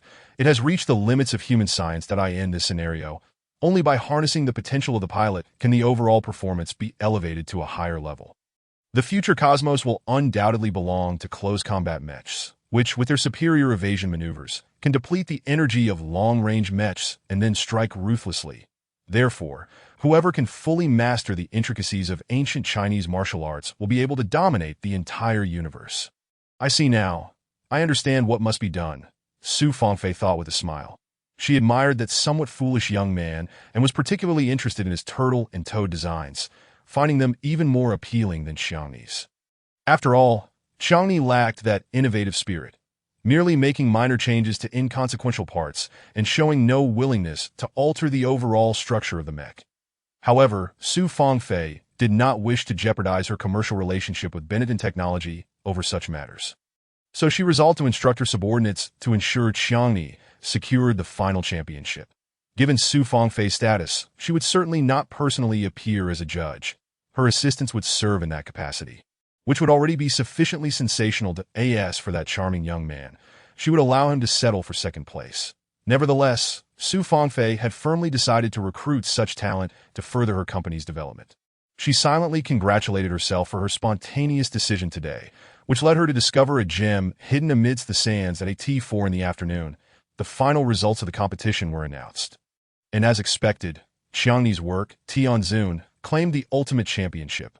Sha Qiang, however, was surprisingly content with his second place that he Ruaji beamed with joy. Sha Qiang, you were incredible. What followed was a chaotic award presentation, after which amateur model enthusiasts from various locales took the stage to seek advice from the champion and other professional competitors. At that moment, Xiaomei rushed in, panting. Xiaomei, why did you arrive so late? Ruaji inquired with a hint of peculiarity. Xiaomei was on the verge of tears. It's all my father's wretched car's fault. It broke down halfway, and it took ages to fix it that it's so frustrating. Father followed behind, his face a mask of embarrassment. He had only managed to secure half a day off work with great difficulty. Xiaomei, you shouldn't say that. Ruaji admonished sternly that we can't blame Dad for the car breaking down. Fortunately, we still have time, so let's hurry. Xiaomei nodded. Wow, Brother Shachong is up there too. Indeed, Ruaji replied with delight. None of us expected that. Xiaomei squeezed through the crowd, waving her mech model enthusiastically at Shachong. The host on stage perked up. Now coming up is Xiaomei from Bihua Academy's affiliated primary school. She is the youngest expert-level model maker here today, at just 12 years old. Xiaomei, this is our champion. The host attempted to guide Xiaomei to Johnny's side, but she stopped in front of Sha Chong. Beaming as she said, Brother Chong, you're amazing. Sha Chong remained expressionless, merely offering a faint smile. Look, I have my own mech too, and it took me several weeks to complete. Sha Chong accepted the model from Xiaomei's hands, examining it with a smile. The two seemed to disregard Johnny completely, leaving him in an awkward position. Johnny, furious, approached to take a look, coldly remarking, This mech is a 200. One-scale Freedom Knight, originally produced 6 years ago by the Real Mechanical Company, while the toy is a mainstream expert-level model from Qianai Company. However, little one, I believe it's better for someone your age to refrain from attempting expert-level models. You see, the assembly of the entire body has significant errors, and the camouflage paint is entirely off, failing to serve its purpose of concealment. What a waste of money and time. None had anticipated his harsh words. Chapter 10. The mech craze, Xiaomei, still just a child, was humiliated in front of a large audience and immediately began to cry, rubbing her eyes. Well, I worked on this for weeks. It wasn't haphazardly assembled. You're lying. You're a bad person. Whoa. She approached the judges, tears welling in her eyes as she placed the model on the table, asking hopefully, look, this is clearly a great mech model, right? The 5 judges exchanged glances, all perceiving the issues with the Model S assembly. Noting it did not fully adhere to the true Freedom Knight design, of course, more advanced competitors might have made personal modifications, as Sha Chong and Johnny had, but for someone of Xiaomei's age, modifications were simply unthinkable. One judge gently cleared his throat and kindly stated, Little one, this model is indeed quite impressive. You're lying. Xiaomei's eyes narrowed suspiciously. That you were just brushing me off. The judge felt a wave of embarrassment as he accepted Xiaomei's Freedom Knight, attempting to reassure her. How could that be? I truly. His words abruptly halted, as if he had been frozen in place, unable to continue. Professor Stephen, a neighboring judge, sensing something amiss, gently shook the renowned mech design expert. Yet when this judge turned his gaze toward the Freedom Knight, he too seemed entranced, unable to move. The 3rd and 4th judges followed suit, becoming equally transfixed by the model, as if confronted by some treasure. What is happening to you all?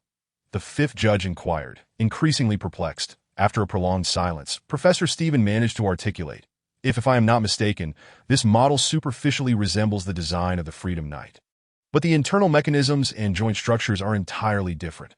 Another judge trembled as he manipulated the model's joints, nodding repeatedly. The range of motion in the wrists and ankles has increased by 65%, with a total of 45 movable joints, significantly enhancing the realism of movements, thus proving advantageous for close-quarters combat. The 3rd judge swiftly maneuvered the model before him, struggling to speak. Upon initial observation, the camouflage paint seems a failure, as it does not blend into the environment. However, its true function will only reveal itself during high-speed movement. This is a mech capable of invisibility at high speeds, and the glow of the camouflage can also confuse enemy observation. The 4th judge carefully dismantled the cockpit, gasping in astonishment. The surrounding structure of the cockpit is exquisitely crafted, reducing the overall weight by 11% compared to the Freedom Knight, while significantly enhancing its impact resistance. Truly a genius. An extraordinary piece of work. Professor Stephen let out a long breath, shakily lighting a cigarette. More importantly, this model is entirely constructed using parts from the Freedom Knight, without a single extraneous component. This means that with Real & Company's current capabilities, they could begin producing this entirely new evolution of the Freedom Knight with just minimal modifications on the assembly line. The judge's words resonated through the microphone, heard clearly by the hundreds of model enthusiasts present, sending the crowd into a frenzy. Goodness, there truly exists such an exceptional mech model modifier in the Earth sphere. This is astonishing news. Several headhunters rushed toward the stage, pulling and tugging at each other, determined not to let this little girl slip away, even if it meant risking their lives. An excited salesman from Reland was nearly fainting, thinking, if I can secure this mech model or that little girl, my career within the company is guaranteed to flourish. It was known that among the 5 judges were senior technicians from Black Phoenix Heavy Machinery and Benetton Technology. Their words were not to be taken lightly. The most awkward individual in the room was undoubtedly Johnny, as all attention was diverted away from him, rendering him as inconsequential as a mere foot soldier, especially since he had just stated that the little girl's model was worthless. He now realized the folly of his words. Johnny's eyes burned with rage, wishing he could strangle the little girl. However, Professor Stephen pondered, little girl, to be honest, I don't believe you possess the capability to complete this work. Was there perhaps a teacher guiding you from behind? Xiao Mei shook her head. I assembled it all by following the instructions, without any modifications that I don't even understand what you're talking about. I just remembered yesterday, before she could finish, Hiruaji covered her mouth, he smiled awkwardly at the judges and mysteriously said, Ladies and gentlemen, I am Xiao Mei's brother Raji.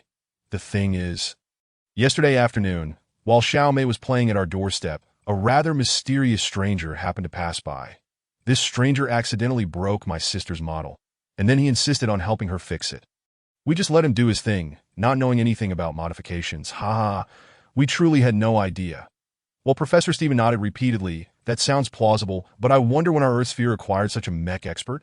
He was aware that with Benetton Technology Company's strategic shift and Black Phoenix Heavy Machinery's significant entry, many technical personnel and creators had emerged on Earth. Perhaps a hidden talent had surfaced. The professor mused. What did this stranger look like? His head was massive, with a broad back and a bear-like physique, a green face with fangs and prominent temples. In short, he was a super expert. Well, I haven't heard of such an expert before. However, there are indeed many hidden talents in this universe. Perhaps it was just one of those reclusive masters. The professor glanced at Hiruaji, discerning that this boy possessed only ordinary qualifications and was quite young. He had a hard time believing he could be the true modifier of the mech. The most disappointed were the headhunters below, having lost the opportunity for a lucrative reward. Yet this was to be expected. Those with such skills in mech modification either owned their private workshops or were key technical personnel in major companies. Hardly easy to poach. The most delighted were the reporters from various tabloids, as the mysterious stranger had published an astonishing mech modification through a primary school girl, leaving the senior engineers from both companies dumbfounded. Goodness, what an incredible news story! The most anxious was Hiroji, relieved that his sister had not revealed the truth, or else he would undoubtedly become the focal point of the entire Earth sphere's mech industry. And it wouldn't be long before his background was thoroughly uncovered. Low profile. Must maintain a low profile. Hiruaji was drenched in cold sweat, reflecting on how just a single day had filled his life with such thrilling experiences. Was he destined to be forever estranged from a low profile? Chapter 11. The materials of the undead. In a rugged wilderness with a complex terrain, for mechs engaged in intense combat. Johnny piloted a mech with sharp, defined angles and formidable mobility, its 18 miniature engines stirring up a cloud of dust that filled the air with an aura of dominance. This was the Tianzuan he had crafted for the model competition. However, what loomed before him now was not a model standing just over half a meter tall, but a powerful 10-meter-high machine. Opposing him were 3 mech knights from the company, his loyal subordinates. This was the private training ground of Benetton Technology. A testament to the company's financial might. One must recognize that training mechs towering over 10 meters requires an enormous space, a luxury that is particularly extravagant on Earth, where land is at a premium, as opposed to on cosmic planets. Most individuals learn piloting skills through computer networks in virtual spaces, with some only experiencing the thrill of operating a real mech during night assessments. Bang, bang, bang, bang. Johnny struck with the swiftness of lightning, his lightsaber flashing among numerous adversaries, severing the power transmission systems of their machines in mere moments. The once mighty armed mechs were reduced to heaps of scrap metal. With a grim expression, Johnny descended from the cockpit, sliding down the rope, and accepted a towel from his servant to wipe the sweat off his brow. He stormed toward Yi Wei, fury radiating from him. Yi Wei approached cautiously, attending to him. Johnny shot her a glare. "You know I'm in a foul mood today." Yi Wei felt a shiver run down her spine. Johnny had always exuded elegance in her presence. But today he seemed transformed into a fearsome demon. Johnny raised a finger. "I have never endured such humiliation, especially from a country bumpkin from Earth. Do you understand why I say this?" Why do you say that, Johnny?" Yi Wei's heart sank. She had not anticipated Johnny shared the same disdain for Earthlings as others, viewing them as unambitious and ignorant. What exactly is he, Ruaji? In terms of family background, capability, and appearance, what does he have to compare with me? How dare he challenge me in front of so many people? Very well, what gives him the right to compete with me? Johnny roared to why Yi Wei felt as fragile as a sapling in a storm, swaying dangerously. "What are you saying, Johnny? Ruaji has done nothing wrong. Please, don't harass him, at least for my sake." Yi Wei knew that with Johnny's strength, crushing Ruaji would be as easy as squashing an ant.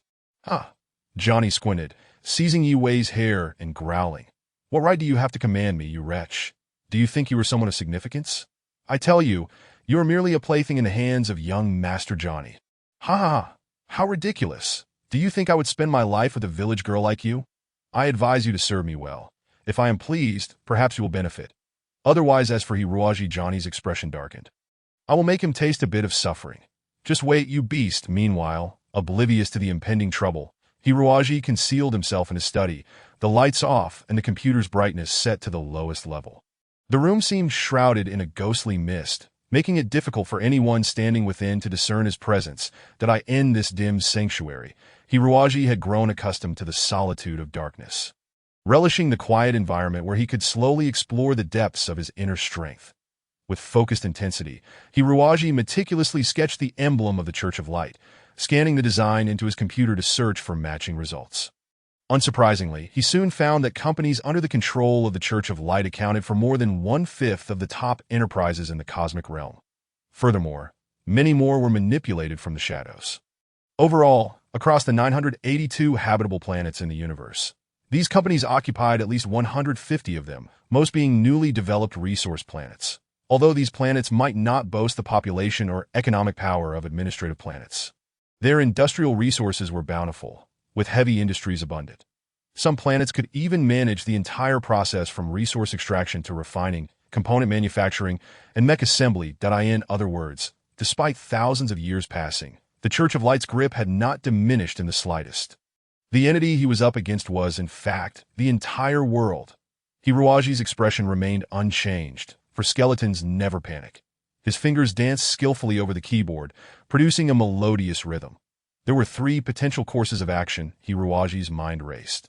First, he could find a way to conceal his existence and that of the Dark Queen from the Church of Light, living a peaceful life. However, this would lead to the demise of the undead race, leaving no one to remember the honor and pride of those fallen warriors. The second option was to desperately build his own power until he could stand against the Church of Light. Yet, the question remained, how effective could necromancy and dark sorcery be in the cosmic age? Even if he could summon hundreds of skeletons and lead them in a battle, they would likely be no match for an armed mech's assault. The third option was to incite discord within the Church of Light, leading them to engage in internal strife, thus diverting their attention from the Dark Queen. But how easy would that be? Ruaji closed his eyes, pondering deeply. At that moment, a knock echoed through the silence. Ruaji sprang from his chair like a bat, swiftly closing the computer window before turning on the overhead light and opening the door. Brother Xiaomei stood at the entrance with a cheerful smile.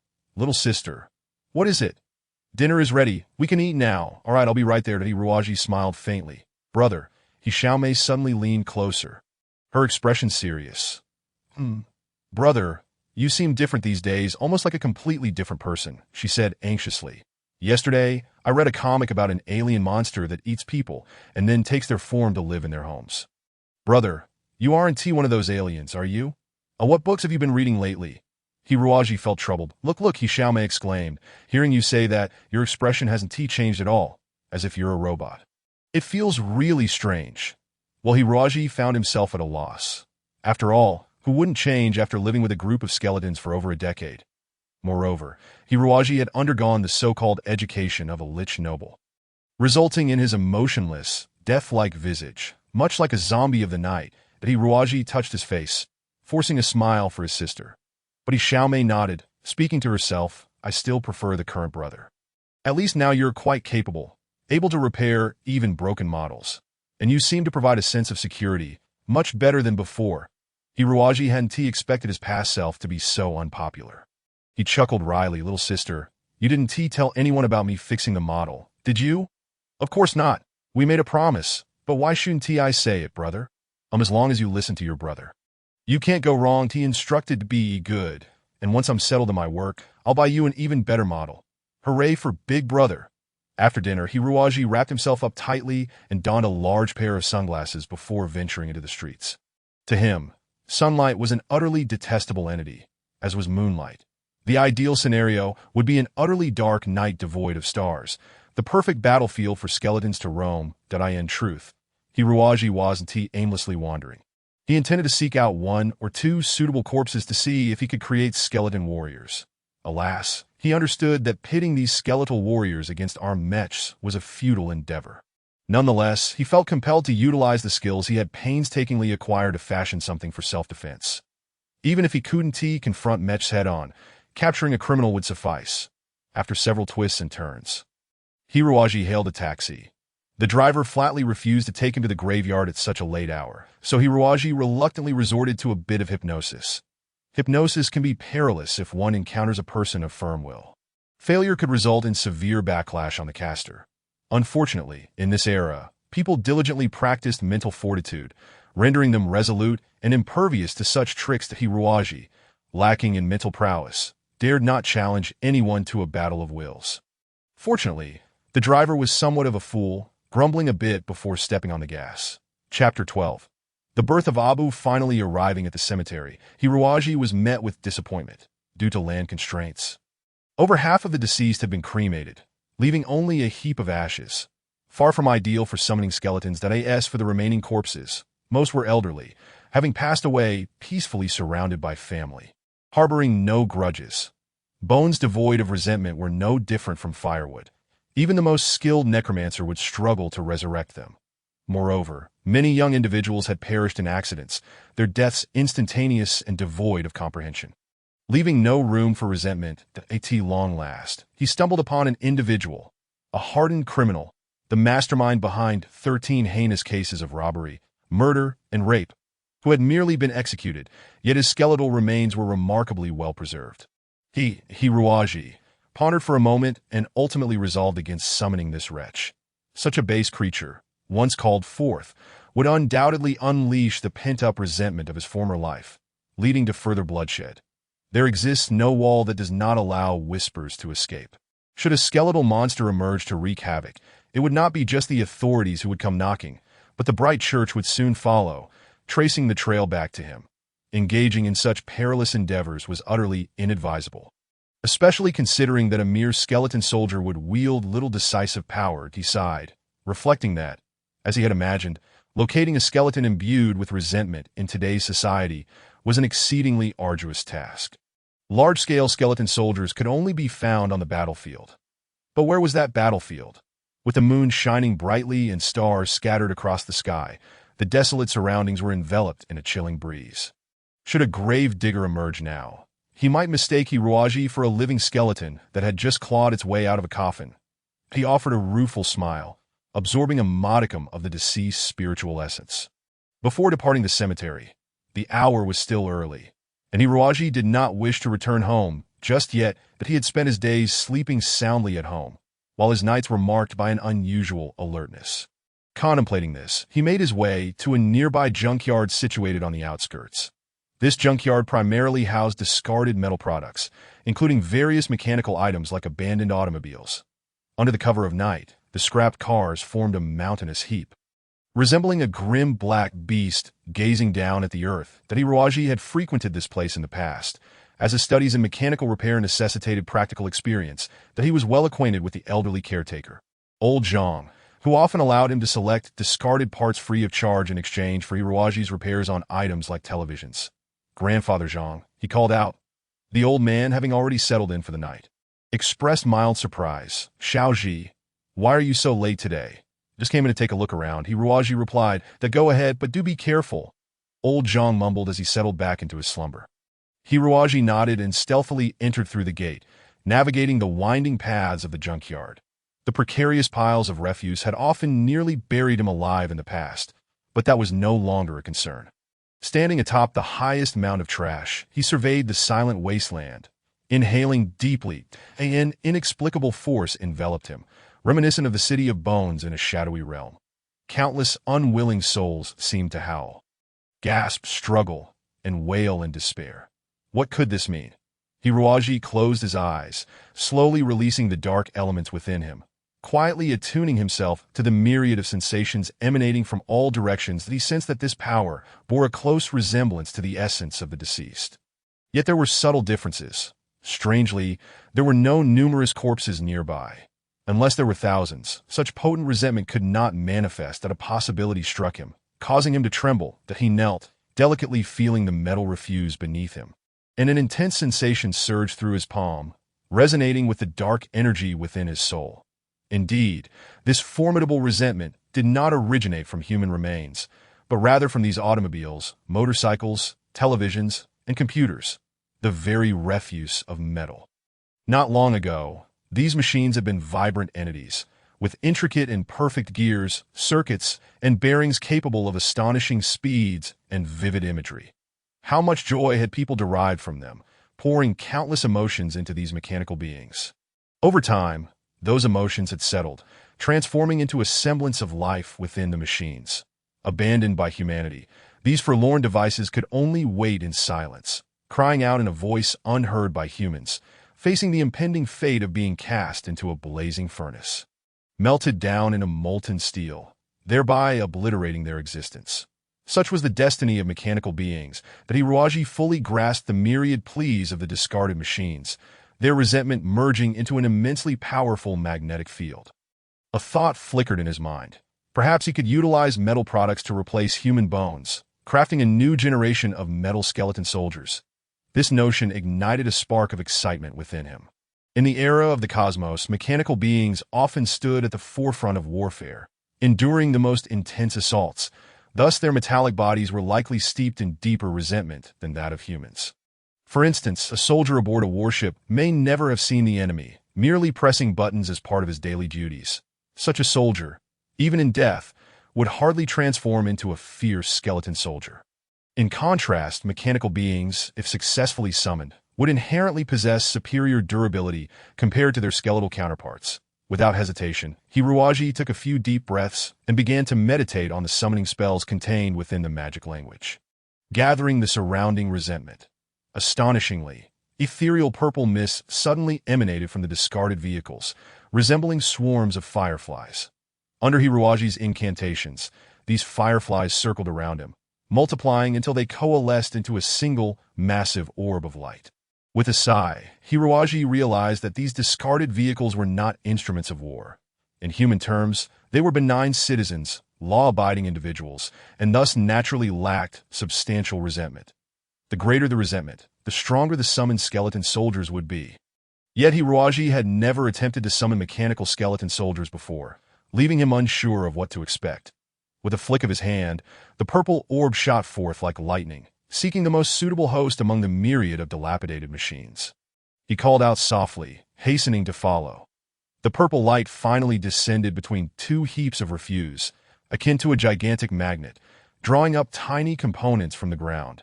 Mysteriously, it seemed as if invisible hands were assembling these parts, gradually forming limbs and a head that Hiroaji trailed silently behind, his brow furrowing in apprehension that as the mechanical skeleton absorbed the purple light, the brilliance faded, leaving only a pair of small eyes that flickered with vibrant flames. To his astonishment, the figure that emerged was a mechanical crocodile. Hiroaji's frustration mounted. He had anticipated summoning something of greater utility, yet here he was with this inconsequential creature. He had envisioned the possibility of acquiring some discarded armored mechas in the future to forge a necromantic mechanized army to contend with the Bright Church. Now, however, the prospect of summoning such a vast legion of undead mechanized soldiers seemed daunting. How much resentment would be required? The metal crocodile nimbly climbed up to him, traversing his pant leg until it settled on his shoulder. Hissing contentedly, Hiroaji sighed, conceding, well, it is my first attempt at summoning a mechanical skeleton soldier. Having this little fellow isn't so bad. From now on, you shall be called Abu, all right? Upon receiving his name, Abu gleefully flipped over, exposing its belly and wriggling joyfully. It was fortunate that it was small. Otherwise, Hiroaji would have been at a loss as to where to keep it. Yet he wondered what this creature consumed. Traditional skeleton soldiers thrived on the resentment of corpses or living beings. But what of Abu? Just as he was about to inquire, he watched in disbelief as the metallic crocodile scuttled down and picked up a screw to devour. Chewing eagerly, Hiroaji stood there, dumbfounded. You actually eat metal? Chapter 13. The job hunt. Hiroaji, I've taken care of everything for you.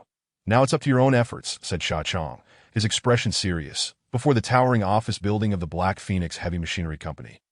This was the newly established branch of the company on Earth, and due to his outstanding performance a few days prior, Sha Chong had been officially hired as a junior researcher. Although the position was modest, the prospects were undeniably bright, especially as he had been personally selected by President Su Fengfei. Naturally, there were those within the company eager to curry favor. Sha Chong, not particularly adept at scheming or harboring extravagant demands, had sought to secure an interview opportunity for his close friend Hiroaji, who seemed to struggle in finding suitable employment. Such opportunities for interviews should not be underestimated. Black Phoenix Heavy Machinery, a financially robust enterprise, attracted countless talented individuals eager to showcase their skills each year. Candidates typically had to navigate through a rigorous online application process, followed by 3 rounds of written examinations. With perhaps only 2 out of 100 applicants making it to the interview stage, Hiroaji, therefore, had bypassed much of this arduous process, directly facing the final hurdle. For Sha Chong, this was the utmost he could do. Considering he was merely a newly minted employee himself, Hiroaji nodded and stepped into the company lobby. True to its reputation, Black Phoenix Heavy Machinery exuded an air of distinction. The office building was luxuriously adorned, and the employees, impeccably dressed in suits, were all sharp and capable. Truly the cream of the crop, that if Hiroaji's mind were to whirl like electricity, given his current capabilities, assuming the role of a mere mech maintenance technician should pose little challenge. However, under normal circumstances, he was merely a second-rate university graduate specializing in agricultural machinery repair, utterly lacking the requisite skills. Should he recklessly showcase his abilities, discerning individuals would undoubtedly recognize his shortcomings, which would be counterproductive. In light of this, it seemed he could only disappoint the well-meaning Sha Chong. "Are you Mr. Hiroaji?" a receptionist asked, her smile radiant as she gazed curiously at him, but Hiroaji replied with a faint smile. "Hello, I am here for an interview." The receptionist nodded and led him into a specialized room. Inside, a large electronic machine was set up, accompanied by a helmet-like device that resembled a virtual reality headset. "I apologize, Mr. Hiroaji," the young lady said, slightly embarrassed. "The chief examiner, Mr. Lan Chun, is currently occupied, so please conduct some tests on this machine. Afterward, Mr. Lan will thoroughly analyze your results. That I sincerely apologize for the inconvenience with that." The receptionist exited, leaving Hiroaji alone in the room. That he understood that it was a time of extensive recruitment for the company, and perhaps the chief examiner was preoccupied with candidates who had entered through conventional channels. As for him, having taken an unconventional route, this arrangement might allow for some maneuvering in the future. After all, the position selected for him by Sha Chong was merely that of a junior maintenance assistant. As long as he could manage adequately, the company would likely have no objections. With this in mind, Hiroaji donned the virtual helmet and entered the digital realm. That a beam of light slowly scanned his mind and body, and a melodious female synthetic voice echoed in his ears. "Test subject number 1, prepare. Commencing physical scan, commencing mental scan. Test subject number 1, physical strength value, 61. Mental strength value. 37. Comprehensive assessment. A-level, completely unqualified. Hiroaji felt a slight flush of embarrassment. In the current world, an individual's worth was primarily evaluated by their physical and mental strength values, rather than IQ or EQ. Only a robust physique could withstand the intense gravitational forces during cosmic mech battles. And only a resilient mental fortitude could effectively connect with a mech's electronic neurons. The maximum values for these metrics were 200, with typical adult figures hovering around 100. Generally, men tended to have higher physical strength values, while women exhibited slightly superior mental strength. The minimum acceptable threshold for a normal person was 60, meaning that Hiroaji barely scraped by in terms of physicality, while his mental strength was unequivocally inadequate. Such a low mental strength score implied he would never pilot a cosmic mech or operate a large spacecraft, as mechs required a direct connection between the human brain and electronic neurons for complex computations. High-end mech maintenance often necessitated specialized repair mechs that demanded exceptional mental capabilities. This was precisely why Hiroaji could only opt for agricultural mech repair instead of advanced maintenance. The computer system seemed unprepared for a candidate of such lackluster ability, as it took some time for the program to process. Gradually, a battlefield shrouded in smoke materialized before him, revealing 10 battered mech wrecks and a mound of dilapidated components amidst bomb craters scattered across the terrain. Countless mechs soared through the sky, engaging in combat and radiating a kaleidoscope of colors. Test subject number 1. Your first task is to repair these mechs in the shortest time possible. What? Hiroaji's eyes nearly bulged out. This was a battlefield. Goodness, did a major corporation truly require such rigorous testing for a mere agricultural mech maintenance position? The computer monotonously continued. Test subject number 1.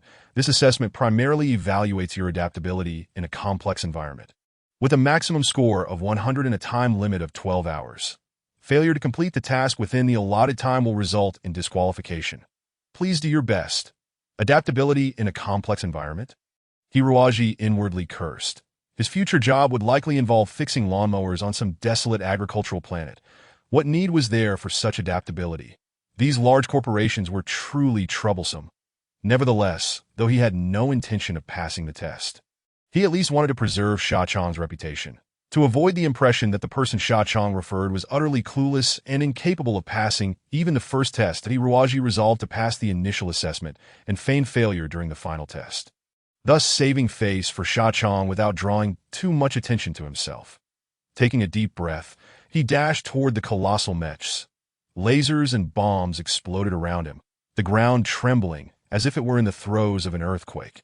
Waves of heat enveloping the air, and shockwaves battered him repeatedly, while sandstorms filled the mechanical interiors with grit. Lacking blueprints, assistance, suitable tools, or computer systems, he had to scavenge for spare parts amidst the towering piles of discarded components. Faced with the first mech, Hiroaji found himself at a loss. This was unlike any agricultural mech he was familiar with. It was a bona fide heavy-duty armed mech. Alas, truly, such a top-tier interstellar company. Not only was it impossible to conceal his abilities, but even if he wished to pass the exam earnestly, it would not be an easy feat. Hiroaji stopped overthinking and meticulously examined the damaged structure of the mech. The power transmission system had encountered a minor issue, a chaotic mess indeed, that if he were to repair it according to its original structure, it would consume a considerable amount of time. Suddenly, he recalled the skeletal warriors from the abyssal domain. If he treated a mech as a skeletal warrior, many structural elements would be interchangeable. Why adhere strictly to the original design? What if he repaired the mech based on human skeletal structures? Indeed, that was the way to go. Excited, Hiroaji leaped down from the mech and rummaged through the nearby pile of parts, finally locating the components he needed. He paid no mind to the fact that these parts were far too large for him to lift. Nor did he consider that a repair mech was conveniently at his disposal.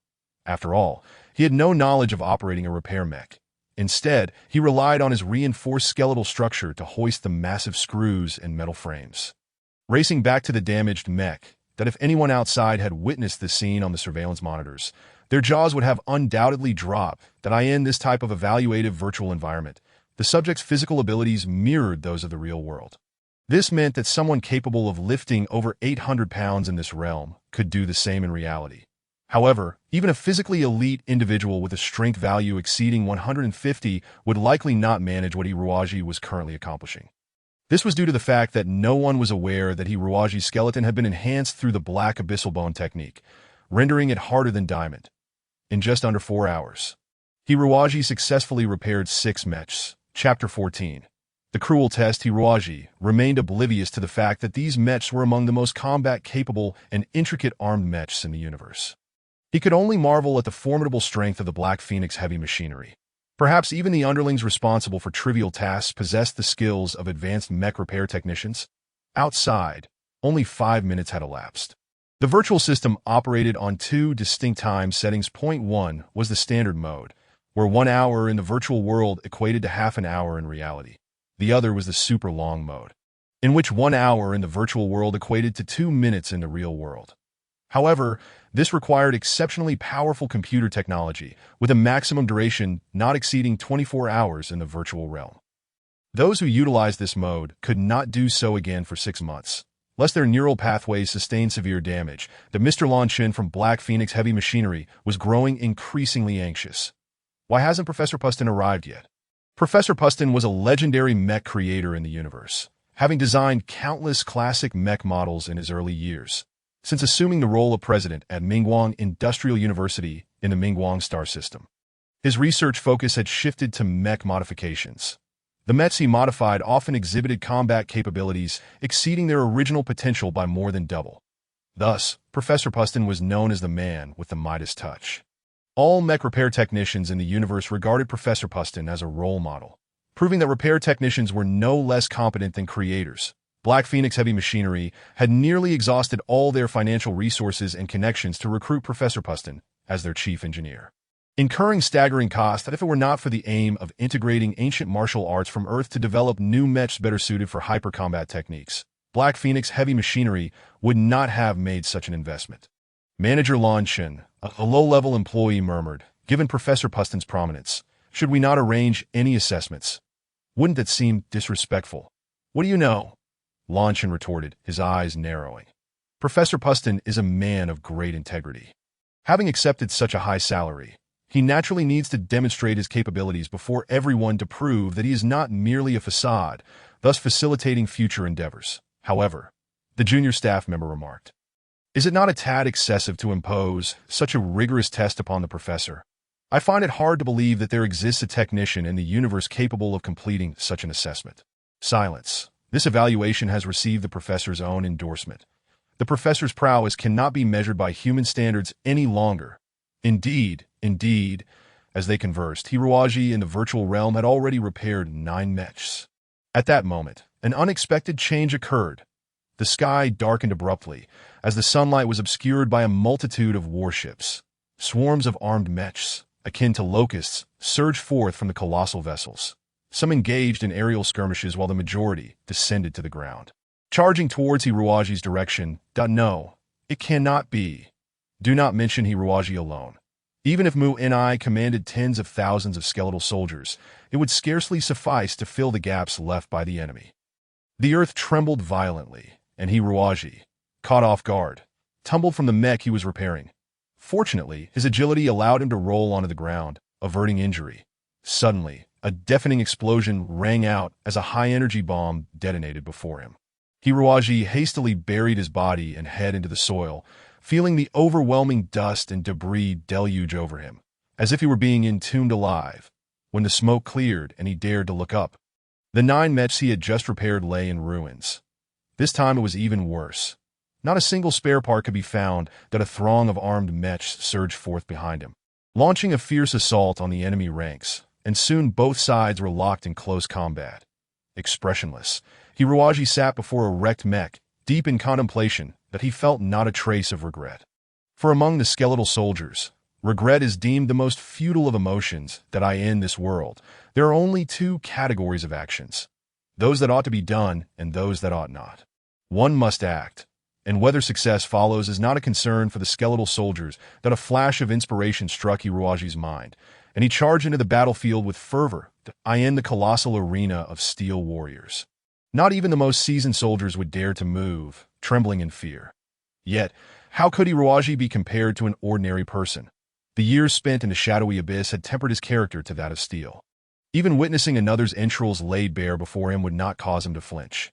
Mechs continued to fall on the battlefield with tremendous roars, nearly crushing Hiruaji, yet he did not so much as blink. His eyes greedily fixed on the recently damaged mechs. Yearning for the components within as one mech collapsed, Hiruaji recklessly swung a massive wrench, typically reserved for mech repairs, and charged forth. 11 hours, 55 minutes. And 49 seconds in, Subject 1, you have officially completed the first test, achieving an average operational rate of 79 across 10 mechs, and they are ready for normal operations. A melodious voice resonated. Exhausted, Hiruaji lay amidst the coarse gravel. The sun in the virtual world having set, much to his liking, that he had expected a completion rate of at least 95. He mused to himself. Armed mechs are indeed marvels of engineering, with many intricate structures and mechanisms that far surpass the simplicity of agricultural mechs. He seemed to be developing an addiction to this endeavor. The thought of no longer having such engaging tasks to pass the time felt akin to depriving an F1 champion of anything but bumper cars. Utterly unsatisfying. In the future, he resolved to seek out designs for armed mechs to study diligently, striving to enhance their operational rates. Little did he know, had others witnessed him repair 10 mechs within 12 hours. Without ever having seen any designs, and having never even touched the rust of an armed mech before, such an achievement would be beyond the realm of human capability. Even the skeletal soldiers should find such feats exaggerated. No. Now we shall proceed to the second assessment. The gentle voice echoed once more, and the scene transformed from the war-torn wasteland to a spacious dojo. The forthcoming martial arts test would primarily evaluate the subject's proficiency in super martial arts. With 100 martial artists from various schools launching attacks against the subject, who must defeat as many adversaries as possible within 2 hours, and no sooner had the words been spoken than the floor beneath Hiruaji opened up, revealing 2 pits from which emerged 2 hulking, muscular men, bellowing as they charged towards him. Hiruaji was left speechless. While the previous mech repairs had some relevance to his future work, what in the world was this martial arts test supposed to signify? He was not here to audition for the position of a security captain. Damn it. With an impassive expression, Hiruaji extended his arms, hopping like a zombie, barely evading the crossfire of the 2 giants. And with a swift chop of his hand, dispatched both of them. Possessing a keen familiarity with human anatomy, his relatively modest strength was concentrated precisely between the vertebrae, resulting in a satisfying crack as both necks snapped. Their bodies dissolved into a cascade of green data, scattering with the wind. The ground once more revealed 4 pits, and 4 more hulking men ascended. Chapter 15. A miscalculation at the entrance of the Black Phoenix Group building. Senior officials awaited anxiously. The manager, that incessant staff member, continued to chatter. But even if Professor Puston could pass the first test, why impose a martial arts examination? Moreover, he had meticulously gathered combat data from 100 genuine martial artists on Earth to create virtual profiles. It seemed excessively cumbersome, did it not? Launchin scoffed. Do you think Professor Puston is merely a frail scholar? Let me inform you, he has been rated as a 7th Dan Master by the Super Martial Arts Association. What? During the evolution of super martial arts, Interstellar warriors amalgamated various schools to establish the Super Martial Arts Association, responsible for assessing the ranks of martial artists, who are classified into 9 levels. A 7th Dan Master is a formidable combat expert, nearly unparalleled across an entire planet. Launchin continued, Professor Puston indeed possesses remarkable skills in mech modification. However, we could easily hire more engineers and equip them with high-end computers, which might suffice to replace his expertise. The company is willing to invest heavily in hiring the professor precisely because he is a rare talent, proficient both in mech modification and super martial arts, possessing a profound understanding of both disciplines. Only someone of his caliber could design mechs truly suitable for the application of super martial arts. Yes, Launchin elaborated, you must understand that martial artists on Earth often adhere to their own factions, clinging stubbornly to ancient martial arts. Some even refuse to acknowledge the existence of super martial arts, much less integrate martial techniques with mechs. Professor Puston's intention is to engage in friendly contests with these masters, showcasing the combat footage to the martial artists later, facilitating dialogue as a martial artist himself, which would prove far more convenient. I see. The junior staff member nodded in realization, but even Professor Puston may struggle against 100 masters in a war of attrition. Wouldn't you agree? Indeed. Lanchin nodded. The professor himself estimated that he could probably endure a bout against over 50 martial artists. Beyond that, defeat would be inevitable. However, we are not necessarily seeking a victor. We simply wish to demonstrate that interstellar super martial arts can hold its own against Earth's ancient martial arts. Understood. Ah, manager, look quickly. Is that not the professor's convoy by the time Professor Puston arrived? Hiroaji had already dispatched 61 martial artists. The battle had escalated to a fever pitch, with adversaries wielding a myriad of weapons, swords, spears, and various blades, while Hiroaji brandished a sharp blade of his own. His body was now a canvas of blood, with veins pierced and several gashes in his internal organs. Yet for Hiroaji, as long as his bones remained intact, he could unleash his full potential. However, with blood seeping from him, the figures in front began to blur. Kill. Hiroaji bellowed, swiftly dispatching two enemies who attempted a sneak attack from behind, followed by a kick that shattered the heart of another adversary before he finally succumbed. Overwhelmed by 7 or 8 foes who pierced him with long weapons, turning him into a porcupine, his gaze dimmed. The gentle voice resonated once more. Subject 1, within 1 hour, 12 minutes, and 38 seconds. You have eliminated 69 enemies and injured 7. Hiroaji furrowed his brow. Skeletal martial arts are traditionally one-strike kills, with no concept of merely injuring an opponent. That it seemed his mastery of the black underworld bone technique was still lacking. Or perhaps he had lost accuracy due to his injuries. Still, such a result should suffice, right? Even if Hiroaji were oblivious, he could not believe that such a performance would not qualify him for the role of a minor agricultural machinery maintenance assistant. Now all that remains is to intentionally underperform in the final test, and he would be set. That he understood that this assessment typically comprised 3 segments. Who could have guessed that after the dojo vanished? The imposing headquarters of Black Wind Machinery would materialize before him, adorned with the emblem of a soaring black phoenix. The air resonated with fervent applause. The voice of a woman transformed into that of Su Fangfei, the leading figure of Haifeng Technology, who, with a beaming smile, addressed Hiroaji. Professor Puston, congratulations on officially becoming the Chief Engineer and Deputy Director of the Design Department at Haifeng Heavy Machinery Company Limited. The Haifeng Group warmly welcomes your arrival. This had all been meticulously orchestrated. Su Fangfei had intended to personally greet Puston, but was slightly delayed due to a business meeting with the president of Benetton Technology. Hiroaji's mouth gradually fell agape. Chief Engineer, Deputy Director of the Design Department, as a mechanical maintenance worker, Hiroaji certainly understood the significance of these titles. That in the past, his aspiration had been to become the chief engineer at a large machinery repair shop, perhaps the chief engineer at the second tractor repair station in Hamid, or the deputy director of the design department at the agricultural machinery factory of Xiangyang Village's first primary school. Such positions were enough to sustain Hiroaji's ambitions for a lifetime. As for the chief engineer and design director of the Haifeng Group, Hiroaji had never even dared to dream of such heights. Something must have gone amiss. A cold sweat broke out on Hiroaji's forehead, and he couldn't even recall when he had exited the virtual world. This was bad. Soon, someone would enter this room, and it was clear that this was a venue intended for the so-called Professor Puston, not a testing ground for a mere junior mechanical maintenance assistant. That damned woman had brought him to the wrong place. Hiroaji felt utterly distraught, but he was acutely aware of the immense capabilities required for the roles of chief engineer and chief designer. But how on earth would he explain his possessing such prowess? Surely, he couldn't claim that he had experienced a bizarre dream a few nights prior, spending a decade in a place called the Abyss of Shadows, and had gleaned advanced mechanical maintenance skills from repairing skeleton soldiers. Although the Haifeng Group was not affiliated with the forces of the Church of Light, Hiroaji believed that this matter could not remain concealed for long. By then, what awaited him would not be the throne of a chief engineer, but the wrath of the Church's firearms. He had to destroy any evidence. A glint of red light flickered in Hiroaji's eyes as he crouched before the virtual system, diligently examining the sophisticated apparatus. Chapter 16. Precision Strike. Professor Puston has arrived. Professor Puston has arrived.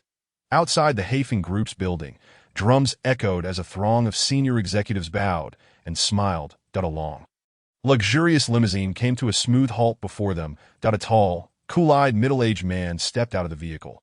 Strangely, despite being a blonde Westerner, he was clad in a dark red tang suit, just as the rumors suggested. Professor Puston was indeed a fervent admirer of Eastern culture, IT was this very passion that had led him to practice a martial art evolved from Eastern martial disciplines. Lan Shun, the HR manager of the Hafen Group, bounded forward like a rabbit. Professor Puston, welcome to Earth, and to our Hafen Group. Professor Puston was a remarkably affable person. He nodded and smiled, saying, "Hello, from this day forth, we shall be colleagues that I am Lan Shun from the HR department. Your esteemed presence has significantly enhanced our Hafen Group's research capabilities, and we are immensely grateful." Professor Puston responded with a charming smile, "I am merely interested in ancient Earth martial arts. In the future, I will rely on the company's research strength to develop battle mechas better suited for the application of super martial arts. There is no need for gratitude." Yes, yes. Did Professor Puston rest well at the hotel? The professor nodded, removing his silk gloves to reveal his precious hands, reputed to have the ability to turn stone into gold. "Where is the virtual machine? I've heard you have prepared data on 100 Earth martial artists. Enabling a match with these great masters that IT is truly an honor for a martial artist. This way, this way." Lanchin said hurriedly that a large group of people followed closely, led by the receptionist to a room on the third floor.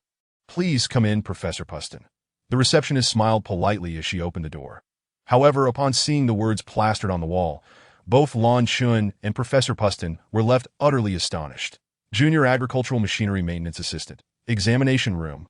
This, Lan Shun was furious. What is the meaning of this? The receptionist's professional smile vanished, replaced by a look of panic as she stammered. It seems there has been a mistake. The professor's venue should be on the fourth floor." Professor Puston, ever amiable, chuckled. "No worries, no worries. We simply need to ascend one more flight of stairs. That ITS nothing to be anxious about. We shall be colleagues from now on, after all, and we'll see each other daily." The receptionist, however, still wore a glum expression. But just now, I think I brought a candidate for the junior mechanical maintenance exam to the fourth floor." At that moment, a dull thud resonated from the ceiling. Everyone's expressions shifted in alarm. Upon reaching the fourth floor, they were met with an open exam room door where a bewildered young man was clutching his foot and shouting in pain. "What happened? Who are you?" Lanchin bellowed in rage. "My name is Hiroaji." Hiroaji exclaimed, his face contorted in agony, "that a beautiful lady brought me here to take the junior mechanical maintenance exam, but after I donned the virtual helmet, no matter what I tried, I couldn't get the visuals to appear that I couldn't find anyone, so I had no choice but to experiment with the machine myself. And when I gave it a gentle kick, who knew it would end up like this?" Lanchin was on the verge of losing his mind. He forced himself into the room and saw that the once pristine virtual electronic device now bore a significant dent. Clearly from a kick, and thick black smoke was emanating from within that a technician hurriedly approached to inspect it, and after a moment, shrugged helplessly. "The storage information devices are all ruined. It will take about 2 days to restore the initial data.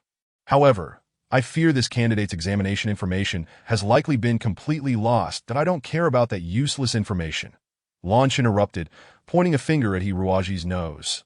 You absolute idiot. Do you even realize what you've done? You scoundrel, you worthless piece of filth, you bumpkin, you savage, you half-breed. Good heavens, you've offended the greatest mechanical repair master in the galaxy. I never want to see your disgusting face again. Get out, get out. But Hiroaji had not anticipated such a turn of events and hoped it wouldn't jeopardize his future job prospects. Lanchin trembled with rage. "Do you still wish to join our Hafen Group?" "Fool, let me tell you, the Hafen Group is composed of the elite in high-level machinery manufacturing. Even a janitor here is among the best. You clumsy oaf think you can join the company? Security. Where are the security personnel? Before I deal with this fool, get him out of here." Gazing into the gaping maw of his fury, Hiroaji felt a shiver run down his spine. He recalled the werewolf that transformed on a full moon night. 2 burly security guards stepped forward, each gripping one of Hiroaji's arms, escorting the clumsy lowlife out of the company. "I sincerely apologize for this egregious error." The sweat on Lanchin's face was enough to take a bath Indiana. "I will certainly have that receptionist dismissed. Please trust me, this is absolutely not our corporate style." "Of course, I believe you." Professor Puston smiled. Experts of his caliber were often masters of mental discipline and were unlikely to be angered by such trivial matters. "Very well." Professor Puston sighed. "Since preparations are not yet complete, I shall return in 2 days." That as the professor turned to leave, he caught sight of something. Professor Puston's pupils constricted abruptly. What is it? Lanshan inquired. Puzzled by the professor's reaction, Professor Puston approached the damaged machine, removed his coat, rolled up his sleeves, and crouched down to closely examine the area that Hiruaji had kicked, the trace of damage. The professor's heart raced as he retrieved a screwdriver from his vest and skillfully opened the machine's casing. Inside, numerous components appeared intact, yet with a gentle breath from the professor, some of them shattered into fragments. Falling to the ground, Professor Puston noticed that these components were all related to information storage, while the other components remained undamaged, as good as new to Mr. Lanshan. The professor began, rising to his feet, his tone gravely serious. Yes, Professor. Lanshan stood at attention, unable to help himself. This virtual world simulator seems unlike ordinary products available on the market. Indeed. Lanshan paused, unsure why the professor would ask such a question, but replied candidly. This was assembled and produced by our company, specifically for internal needs. I observe that the distribution of most components differs somewhat from those of market products. In other words, without the design blueprints, or without having opened the panel to look inside, an ordinary person would be unable to ascertain the positioning of the internal components. That should be the case that I see. Professor Puston stepped into the corridor, where the peculiar and reckless youth had already been escorted away by security. Gazing at the desolate hallway, the professor lowered his head in deep contemplation. The ability to transmit force through an aluminum panel, utterly shattering a delicate component while leaving surrounding areas unscathed. Was this an expert, or merely an instance of extraordinary luck? If it were luck, then surely this boy's fortune was excessively fortuitous. The professor cast another glance at the meticulously damaged computer, as though it had been struck by a surgical scalpel, and clenched his fists. Chapter 17. The draft "Notice your luck today" is truly dismal. Lamented De Chong in a dingy tavern. Hiruaji felt a pang of guilt and drained his beer. Replying, "I don't mind," De Chong frowned. "What do you mean you don't mind? The Black Phoenix Group offers excellent benefits, high pay, and relatively light work. Especially now, as they expand their operations on Earth, you wouldn't have to leave home for a life among the stars. Such opportunities are hard to come by." Hiruaji nodded. With the recent expansion of universities, the job market for graduates was bleak. Most were relegated to the newly developed colonial planets at the fringes of the universe. The working conditions were harsh, the tasks strenuous, and the pay meager, compounded by years without seeing family. In contrast, finding stable employment close to home was a dream for many graduates. Hiruaji sighed. "You needn't worry about me too much. I fear this might put you in a difficult position at the company." De Chong shook his head. "If a company evaluates its employees based on factors outside of work, then I don't believe I should serve such an organization. Besides, I can easily find another job. You just..." Hiruaji smiled. "Never mind. What will be if worst comes to worst. I could always find a border planet to cultivate sorghum, growing vast fields of vibrant red grain, perhaps even brewing some liquor." In truth, after living in the desolate expanse for so long, Hiruaji had grown fond of solitude. Were it not for his parents and younger sister tying him down, along with the looming task of confronting the Dark Queen, he would have relished the idea of finding a barren planet to carve out a life for himself. They continued to drink for a while, pondering how, once they entered the workforce, they might find themselves worlds apart. Even Hiruaji, who rarely displayed his emotions, couldn't help but feel a twinge of melancholy after finishing their last bowl of drink. They supported each other on the way home, the setting sun stretching their shadows into long, intertwining lines. Upon returning home, Hiruaji found his parents and younger sister seated on the sofa, their expressions marred by worry. "Dad, what's wrong?" His sister, Xiaomei, rushed up to him anxiously. "Brother, did you pass the interview today?" Hiruaji shrugged. "A company as large as the Black Phoenix Group has exceedingly high standards. Tomorrow, I'll apply to a few smaller companies on Earth. They might be more suited for me." "This is dreadful." Xiaomei's face was one of despair. "What is it?" Hiruaji raised an eyebrow.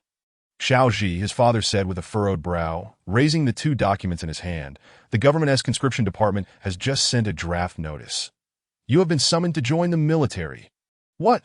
This is impossible. Most of the military forces in the Federation belong to independent armed factions across various star regions.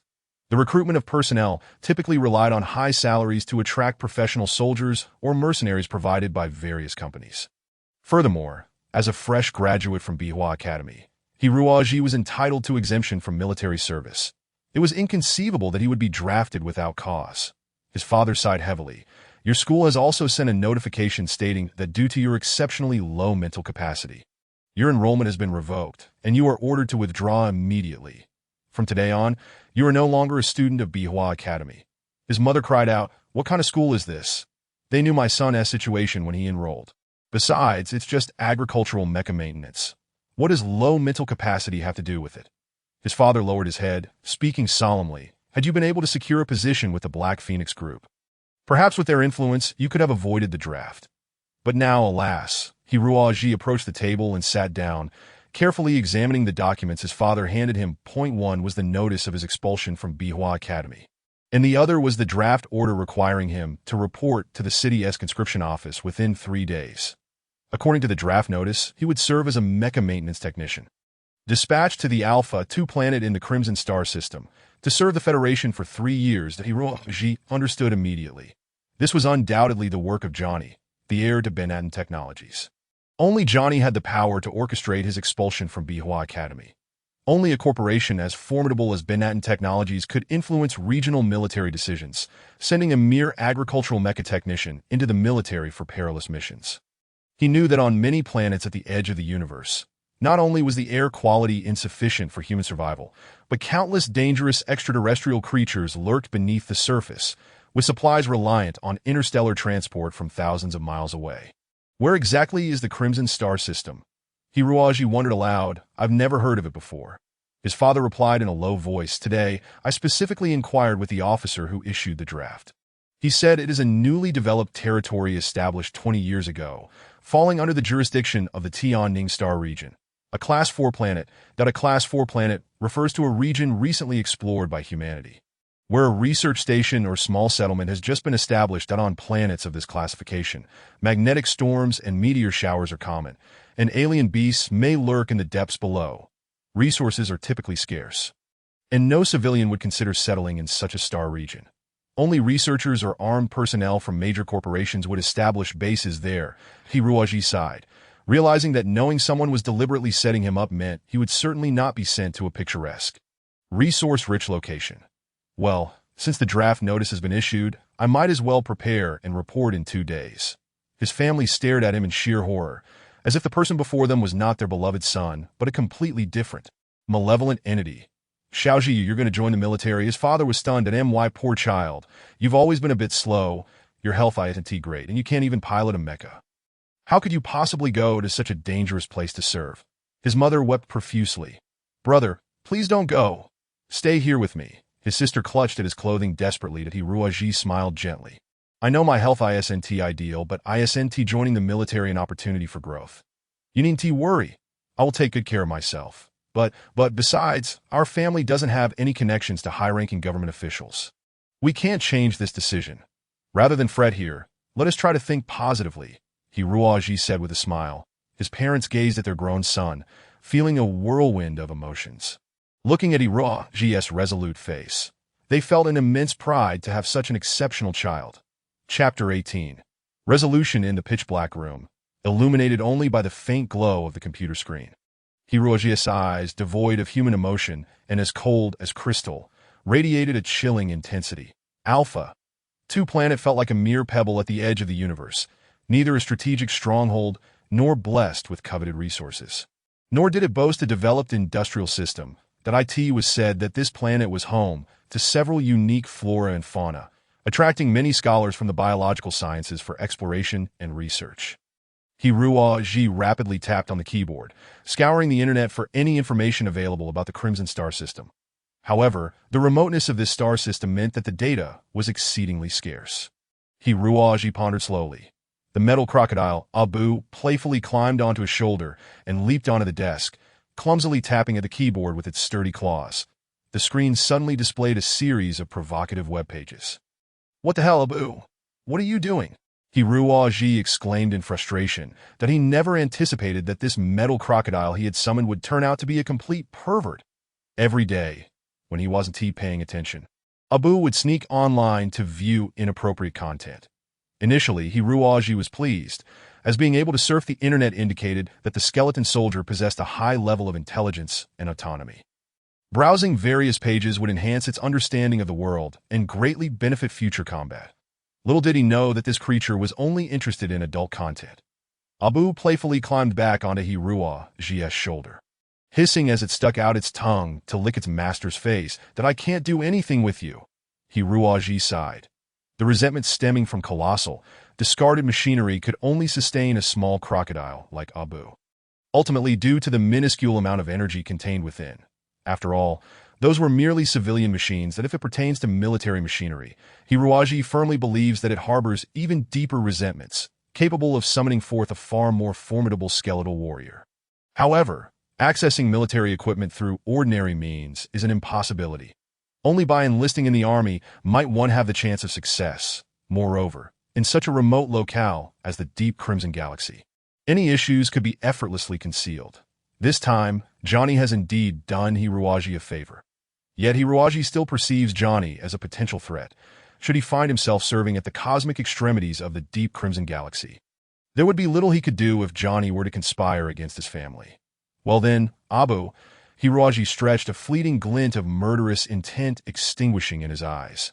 Let us hope that tonight the moon remains hidden, for we have many matters to attend to. In the midst of his contemplation, Hiruaji was suddenly taken aback. He observed Abu dragging forth a silken object, adorned with intricate embroidery, and donning it upon his head with a flourish. Curiously, Hiruaji removed it to examine, only to discover it was a young girl's bandeau. At that moment, the door swung open abruptly, and his younger sister stumbled in, mumbling, "Brother, something terrible has happened. It seems we have a lingerie thief in our home, as so many of my undergarments have vanished." She halted abruptly, her gaze fixating on the bandeau in Hiruaji's hand, then narrowing in on the indecent images displayed on the computer screen. "Brother." Hiruaji broke into a cold sweat. It was a brilliantly sunny morning, and Hiruaji sat comfortably beneath the sun, cradling a bowl of sumptuous congee composed of fish and meat, while the incessant prattle of Joan echoed in his ears that I heard that Hiruaji is soon to be dispatched to a frontier planet for military service.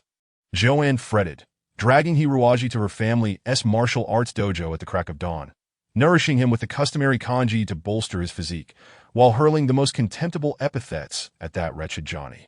That despicable second-generation heir, a prodigal fool, an insufferable scoundrel. Does he not realize that such antics could cost lives? The deep Crimson Galaxy. What an absurd place. It is evident that Johnny, that rascal, is setting you up for disaster. Hiruaji, drowsy and lethargic, struggled against sleep. His energy during the day was already lacking, and under the fierce sun, surrounded by towering martial arts enthusiasts engaged in their morning practice, he felt utterly miserable. Now he understood why vampires in movies prefer to sleep in coffins. Frankly, they are soft, quiet, and dark, making for quite a comfortable slumber. Once I reach the deep Crimson Galaxy, I must ensure to procure a coffin for my rest. Hiruaji mused. Suddenly, he felt a sharp tug at his ear. Hey. What are you doing sleeping at a time like this? In just a couple of days, you'll be fast asleep in a military coffin. You big fool. Joan bellowed. Hiruaji maintained a facade of calm, nodding in acknowledgement. I understand. Joan was on the verge of losing her mind. What do you understand? Do you even grasp what it means to enlist? You wouldn't stand a chance against even the youngest disciple at our dojo. Those interstellar beings would annihilate you. The term interstellar beings refers to humans born on colonies beyond Earth. These individuals were selected for their superior genetic stock during the Cosmic Expansion Initiative, resulting in their genes generally being more robust than those of Earthlings. Coupled with the effects of cosmic radiation, advanced genetic engineering, and biotechnological modifications, the physical prowess of these cosmic inhabitants vastly surpasses that of Earthlings. This is one reason why the military rarely conscripts Earthlings as soldiers, without mastery of extraordinary martial arts. They would merely be a burden to the entire unit. It is easy to imagine how their comrades would treat such a burden. With a sigh, Hiruaji remarked, the conscription order has been issued. Disobedience will lead to imprisonment. Being imprisoned is still better than being sent to your death, Joan retorted. However, imprisonment would still result in being exiled to a frontier planet to serve a sentence. Joan bit her lip, clearly at a loss for solutions. Perhaps Hiruaji hesitated. I could plead with that Johnny. Perhaps he might show a moment of mercy and spare me. That is impossible, and I would never wish for you to engage in such a humiliating endeavor. Joanne replied coldly. That Johnny is a psychological deviant. He would not let you off easily and might humiliate you significantly, ultimately leading to your demise among the alien stars. But fret not, Rawaji. I will ensure your family is well looked after. I will not allow that wretched Johnny to harm them. Hiruaji smiled. That is reassuring. Thank you, Joan. Johnny will no longer harm anyone, that a coarse voice interjected. Joan turned to see a scruffy, burly man clad in a deep black training outfit enter, chewing on a fried dough stick and clutching a newspaper. Dad, Joanne exclaimed. Hello, Uncle Joe, Daddy Ruaji greeted politely with a bow. Take a seat, Zhou Tiancheng, the owner of the Tianlong Martial Arts School, said casually that he harbored no fondness for the young Hiruaji. Not due to his lackluster martial skills, he couldn't even best the youngest disciple in the dojo, but rather because of his timid demeanor, lacking the courage for confrontation, as a scion of a martial arts family. Zhou Tiancheng was disinclined to see his daughter's suitor as such a coward. Dad, Joan said anxiously, Ruaji is going to enlist to some unknown frontier planet. What are we to do? Unknown. It lies right within our universe. Zhou Tiancheng scoffed, finishing his fried dough stick and drinking down a bowl of kanji. That it is beneficial for young people to venture out more.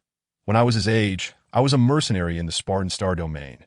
Clashing with those damned pirates, I nearly met my end on a couple of occasions, so what if I had? A true man aims for the broader horizons. What future is there in remaining on Earth for a lifetime? Dad, Joanne was taken aback by her father's nonchalance. Glaring at the disheveled dojo owner J.O. Tiancheng, with a satisfied belch, passed over a large bowl. Another helping? You pig, Hiroji said earnestly. Uncle Joe, do you think it would be possible for me to have a word with Johnny? I believe I have not truly provoked him. It is merely a misunderstanding among us. J.O. Tiancheng's contempt deepened as he snorted, slapping the newspaper onto the table.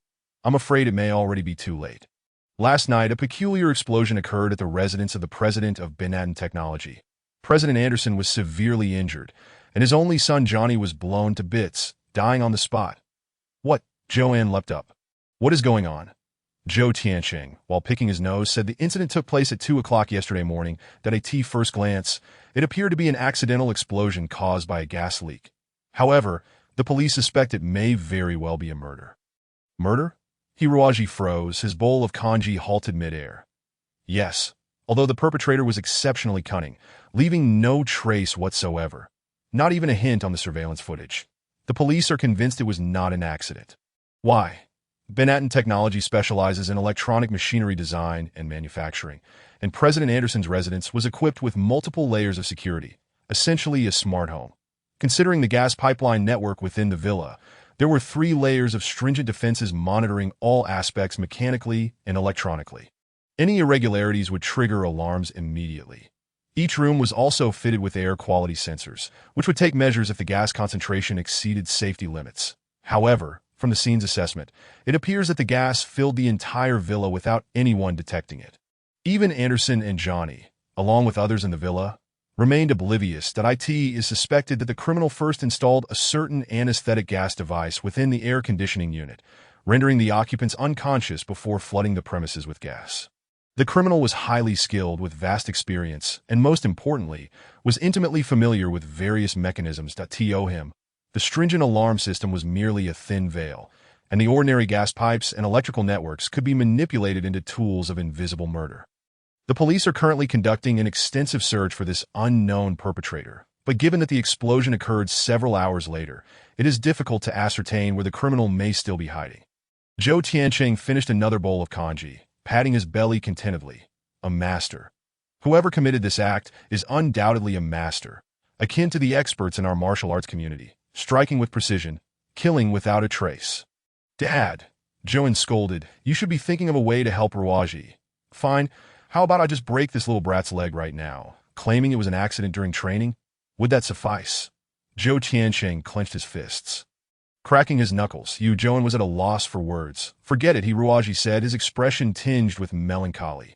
Now that Johnny is dead, I have lost my last glimmer of hope. I can only obediently report for military service.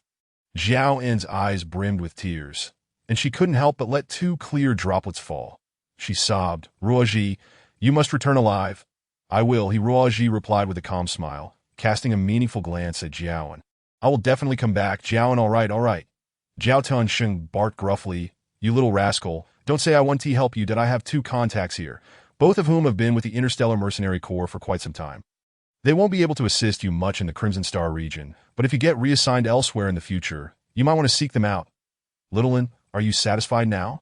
Stop looking at your old man with those eyes. Hee, I know you care for this boy. Jiaowen's face flushed crimson with embarrassment as she quickly covered her father's mouth, but Ruoji pretended not to notice. His attention entirely absorbed by the newspaper. The headline on the front page read that the Johnny family's villa was engulfed in flames. Yet his thoughts had already soared into the vast cosmos, exploring the myriad worlds that lay beyond. Chapter 19. Racing toward the universe, Hunter was in an extremely agitated mood. Once the ace knight of the mech squad stationed on the ancient lawn planet, he had been a celebrated figure within the military. The ancient lawn planet was one of the prosperous worlds discovered during the early phases of cosmic development, abundant in resources and economically advanced. However, after an incident involving a commanding officer sexually harassing female soldiers, resulting in the officer being thoroughly beaten and incapacitated for half a year, Hunter found himself demoted from colonel to captain and assigned to the frontier. To that wretched Crimson Star system, awaiting his demise. Damn it. Hunter was tempted to quit in frustration, yet he knew the trouble he had caused was too significant. The military had presented him with two choices: serve 5 years of hard labor in the Crimson Star system or spend 20 years in prison. Alas, what misfortune had befallen me to end up in such a predicament? That fat pig, too. If you must harass someone, at least do it discreetly. Why did he have to be seen by me? You know how short-tempered I am. Hunter cursed as he took a swig of beer, letting out a satisfied burp. Normally, drinking aboard a starship was prohibited, but who knew how Hunter managed to sneak alcohol on board? Captain the data on your direct subordinates has arrived, came the synthetic voice from the computer. Two soldiers stationed on Alpha Planet had met with dire fates, one devoured by a primitive beast while relieving himself during patrol, and the other driven insane upon witnessing his comrade's tragic end. Thus, 2 new recruits were urgently needed. They asked the commander of this small unit. Hunter found that his only member was a newly enlisted rookie. This was clearly a setup to send him to his doom. With growing irritation, Hunter grabbed the fax document on the new recruit, glancing over it casually, only to find his eyes widening in disbelief. This fitness level 61, mental strength 35, no qualifications for mech piloting, no qualifications for close combat, no qualifications for wilderness survival, no qualifications for piloting a spacecraft, no qualifications for armed mech maintenance, agricultural mech maintenance, beginner. What the hell is this waste? Hunter had long known that Earthlings were utterly useless, so he thought he was mentally prepared. However, he had not anticipated that this rookie would be the pinnacle of ineptitude. Hunter glared out at the increasingly close aquamarine planet, wishing he could turn the ship around and simply desert. Damn it, serving with such a waste, I'm sure to perish. Earth Daddy Ruoji smiled as he said his farewells to family and friends. His mother, younger sister, and Jiaowen cried the hardest. Even the usually dull-witted Sha Chong was somewhat moved. Son, you must return safely. What mother wouldn't worry about her child going to such a dangerous place? Unfortunately, the He family had no influence to change this outcome. That I will. Ruoji nodded. Deep down, he was also very excited, but the grim training in the abyssal domain had left him unable to show any emotion, maintaining a facade of indifference. Ruoji. Jiaowen opened her mouth, but could find no words, her heart racing in her chest, even her breath becoming labored. Ruoji smiled gently. I will return alive. Jiaowen duppy, why then? I want to learn combat techniques from you. You mustn't lie. I never lie, Ruoji asserted firmly. After bidding farewell to his family and friends, Ruoji boarded the winged vehicle emblazoned with the federal military insignia. The empty cabin held no one, and as soon as Ruoji took his seat, it began to glide silently away. As he touched the seat, he noticed a faint layer of dust. It turned out that due to the poor physical condition of Earthlings, the federal military had not recruited from Earth for decades, and this equipment was on the verge of rusting. If it weren't for Johnny's father knowing some officials in the military would likely never recruit from Earth again. Now, with Johnny dead and his father languishing in the hospital, there was naturally no one to attend to Ruoji's affairs. Soon, the vehicle entered a dilapidated military airfield. a small and shabby port that seemed capable of accommodating only small warships. That a battered transport ship was docked in the center of the port, that a sweet female voice echoed from the driverless vehicle. Private Hiruaji, please board the transport ship. As Hiruaji stepped into the transport vessel, he was immediately hit by a strong smell of alcohol, and several empty bottles rolled underfoot. He couldn't help but furrow his brow, realizing that the standard procedure for new recruits did not typically involve such disorder. Usually, new recruits had the right to choose their branch and service location. Even if the government forced a decision, they should at least provide options. Following this, recruits would undergo 3 months to half a year of training on their home planet, along with computer simulations of their service location. Before being dispatched, moreover, there should have been military insignia, uniforms, and other preparations made before departure. However, considering the special treatment he received from Johnny, everything made sense. Private Hiruaji, reporting to the officer, Hiruji called out loudly. But the cramped transport ship was devoid of any personnel. As he searched around, he tripped over something soft and immediately fell in, losing his balance. A subtle force surged within him, instinctively seeking to brace himself on the ground for a graceful roll. However, he noticed that the object he had tripped over was staring at him with bright eyes. That Hiruaji's heart raced. Stay low-key. Do not let anyone discover your skeletal combat skills. Gritting his teeth, he fell straight down. The drunken soldier's spark of curiosity extinguished, and he appeared dejected and unkempt, lazily rising without offering a hand to help Hiruji, rubbing the dirt from his neck. He said flatly, all right, no need for formalities. That I'm Hunter, your immediate superior. Just stay alert and do as I say. That way, you might live a few more years. Understand? Hunter regarded Hiruaji as nothing more than a burden. Hiruaji nodded obediently. Yes, sir. Hunter waved him off. You don't seem like the troublemaking type. Why were you assigned to the Crimson Star, of all places? Everyone knew that being assigned to the Crimson Star meant either being extraordinarily unlucky or having offended some powerful figure. Much like Hunter himself, Hiruaji replied honestly. A young master from Banatan Electronics seems to hold a grudge against me. Banatan Technology? Hunter frowned. We're in for it now, what? Banatan Technology provides electronic neurons for the federal military's mechs. Do you think we'll still receive reliable weaponry in the future? I'm sorry, sir. Forget it, just call me Hunter. You don't need to feel guilty. Even without you, those bastards wouldn't provide us with anything decent.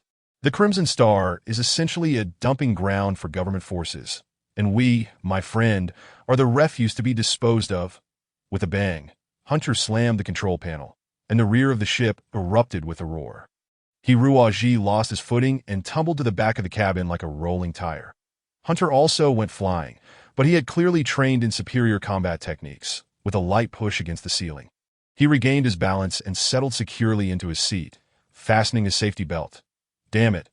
Hunter cursed. What a piece of junk ship. Even the artificial gravity system is malfunctioning. He was already quite inebriated and regarded Hiruaji as a mere nuisance. Failing to notice that at the bottom of the ship, Hiruaji was effortlessly supporting his entire body on one finger, standing upright in a handstand. Chapter 20. Traversing the Stargate, even in an age where humanity has mastered faster-than-light travel. Traversing the vastness of the starry sea remains an impossible endeavor. Fortunately, humanity has discovered several stargates scattered throughout the universe. These are regions that appear indistinguishable from the surrounding space. However, once one enters, they emerge into an entirely different realm. Much like the wormholes depicted in science fiction, the stargates resemble crossroads of cosmic travel. Approximately 100 such gates exist throughout the universe, each serving as a crucial strategic point. To journey from Earth to the Crimson Star domain, one must traverse 3 distinct stargates. Coupled with the fact that the transport vessel is exceedingly antiquated, the entire voyage astonishingly spans 3 months.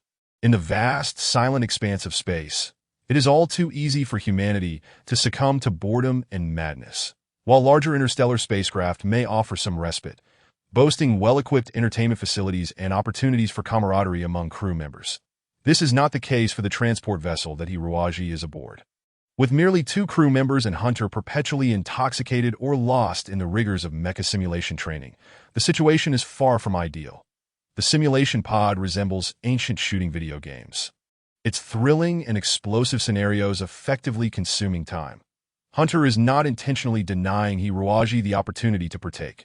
Rather, Hiroaji's mental acuity is insufficient for piloting a mecha, rendering any attempts a waste of time. Nevertheless, Hiroaji is unperturbed.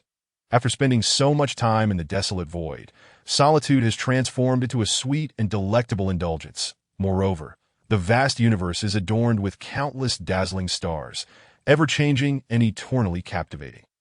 Each day, while Hunter is either intoxicated or engaged in simulated combat, Hiroaji meditates, allowing the dark energy to gradually permeate his being, nurturing his bones and elevating his mastery of the dark bone arts.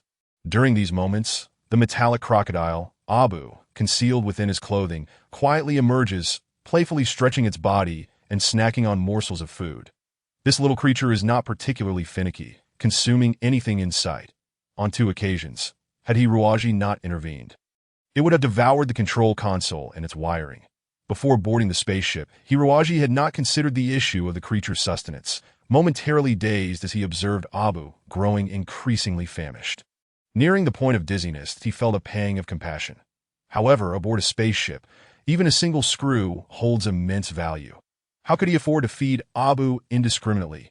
Fortunately, this dilemma was swiftly resolved. Why do I feel as though the cabin has become significantly cleaner over the past few days?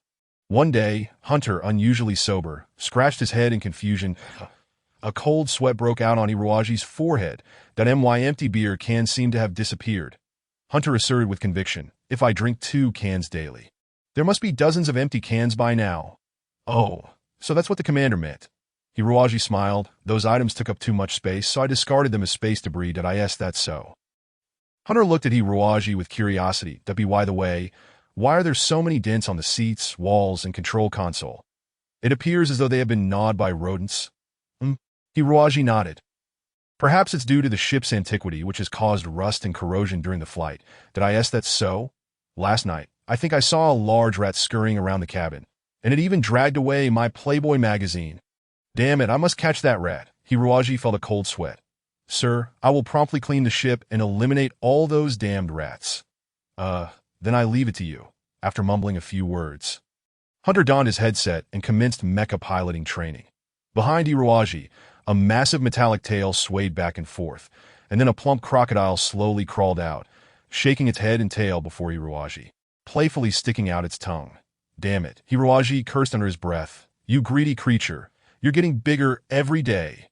At this rate, you won't fit on the ship anymore. Shrink yourself." Strangely enough, Abu seemed to comprehend its master's words. A series of unpleasant metallic compression sounds emanated from within it, and its body gradually shrank, returning to the size of a palm-sized mechanical PET. IT still clutched a Playboy magazine in its mouth. After traversing the second Stargate, they finally joined a new unit. "From now on, we will travel alongside the Stardust Mercenary Corps," Hunter stated solemnly, his seriousness bordering on gritted teeth. "Why?" Hiroaji inquired, puzzled that is this Stardust Mercenary Corps also headed to the Crimson Star domain? "With our decrepit vessel, we cannot possibly navigate through the asteroid belt surrounding the Crimson Star domain. Damn it, the military has no funds to provide us with a better ship, so we must hitch a ride on theirs. Remember, kid, we are considered the dregs of the Federal Army. Anyone can trample on us, especially formidable entities like the Stardust Mercenary Corps. Therefore, regardless of what transpires aboard their ship, you must endure it." Hunter took a breath and added, "However, you don't seem to have a strong character, so as long as you don't cause me any trouble, we'll be fine." Hiroaji smiled naturally. "Yes, Commander, I will absolutely not cause any trouble."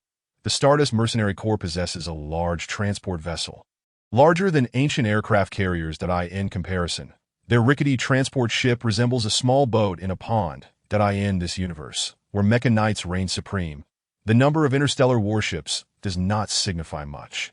In actual combat, interstellar warships are rarely the main force, as a single ace knight piloting a mecha can easily tear apart a massive warship. Conversely, the cumbersome warship may struggle to capture the agile figure of a mecha knight with its clumsy laser cannons. The Stardust Mercenary Corps boasts 30 mecha knights, classifying it as a medium-sized mercenary group. This time, they are tasked with escorting a prominent scholar to Alpha Planet for research purposes. The dilapidated transport ship was gradually drawn into the massive nebula.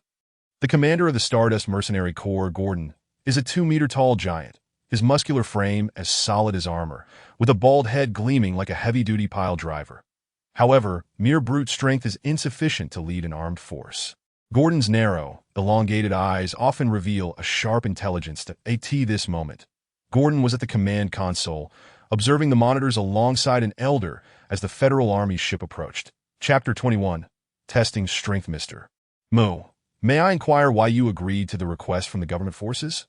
Our ship's energy and food reserves are limited, and adding 2 passengers may adversely affect the remaining 7 days of our journey. The elder, clad in a black tang suit and open cloth shoes, held a pipe in hand, resembling an ancient Eastern merchant that the cosmos, due to being uprooted from their homeland.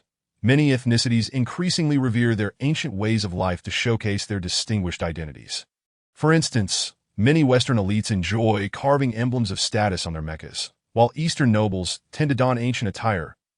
MUE is the employer of the Stardust Mercenary Corps and an accomplished biologist. Ostensibly, he is conducting an ecological survey of the Crimson Star System, for any ulterior motives.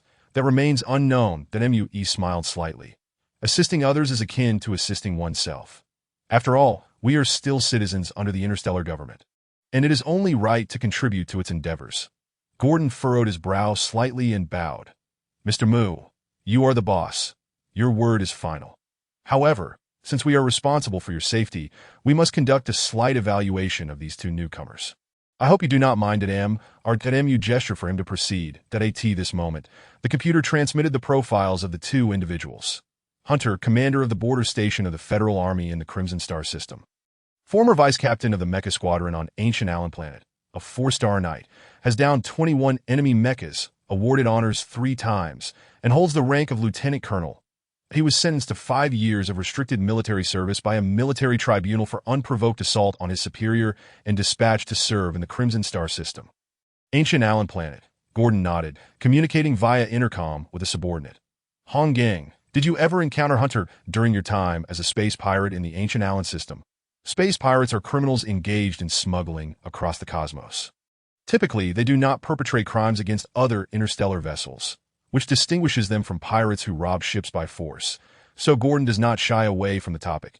The holographic image of space pirate Hong Gang promptly appeared, and he saluted the commander while offering a slight bow to employer Mr. Moo. Report, Commander. I have crossed paths with Hunter twice. That he is reckless, hot-tempered, and straightforward, often disregarding teamwork and charging into battles alone within enemy lines. Oh, so you deem him a fool? That perhaps would not be entirely accurate. During each engagement, we had at least 10 mechas attacking him, yet he skillfully fended them off with his exceptional combat techniques. Although our mechas at that time were of very low quality. The government forces mechas were also not particularly impressive, indicating that his strength is indeed extraordinary. What were the outcomes of those 2 encounters? The first time, we managed to escape. The second time, Hunter single-handedly captured 4 of my comrades, myself included. How did you manage to escape? Gordon was aware that the government forces impose severe penalties on space pirates, even harsher than those for actual pirates. The reasoning is quite straightforward. The pirates possess formidable power, often surpassing the armed forces of the government. Should one be overly harsh with a pirate, the likelihood of facing terrifying retribution is substantial. As for the Star Thieves, they are typically a ragtag assembly of desperate civilians. At that time, my subordinates, having no other recourse, had no choice but to plead for mercy from Hunter, citing their elderly mother aged 80 and their 3-year-old children, claiming that they had resorted to smuggling out of sheer desperation. Initially, it seemed we were doomed, yet astonishingly, Hunter nodded repeatedly, asserting that a man ought to provide for his family, and that even if he were to break the law, he must not allow his family to go hungry.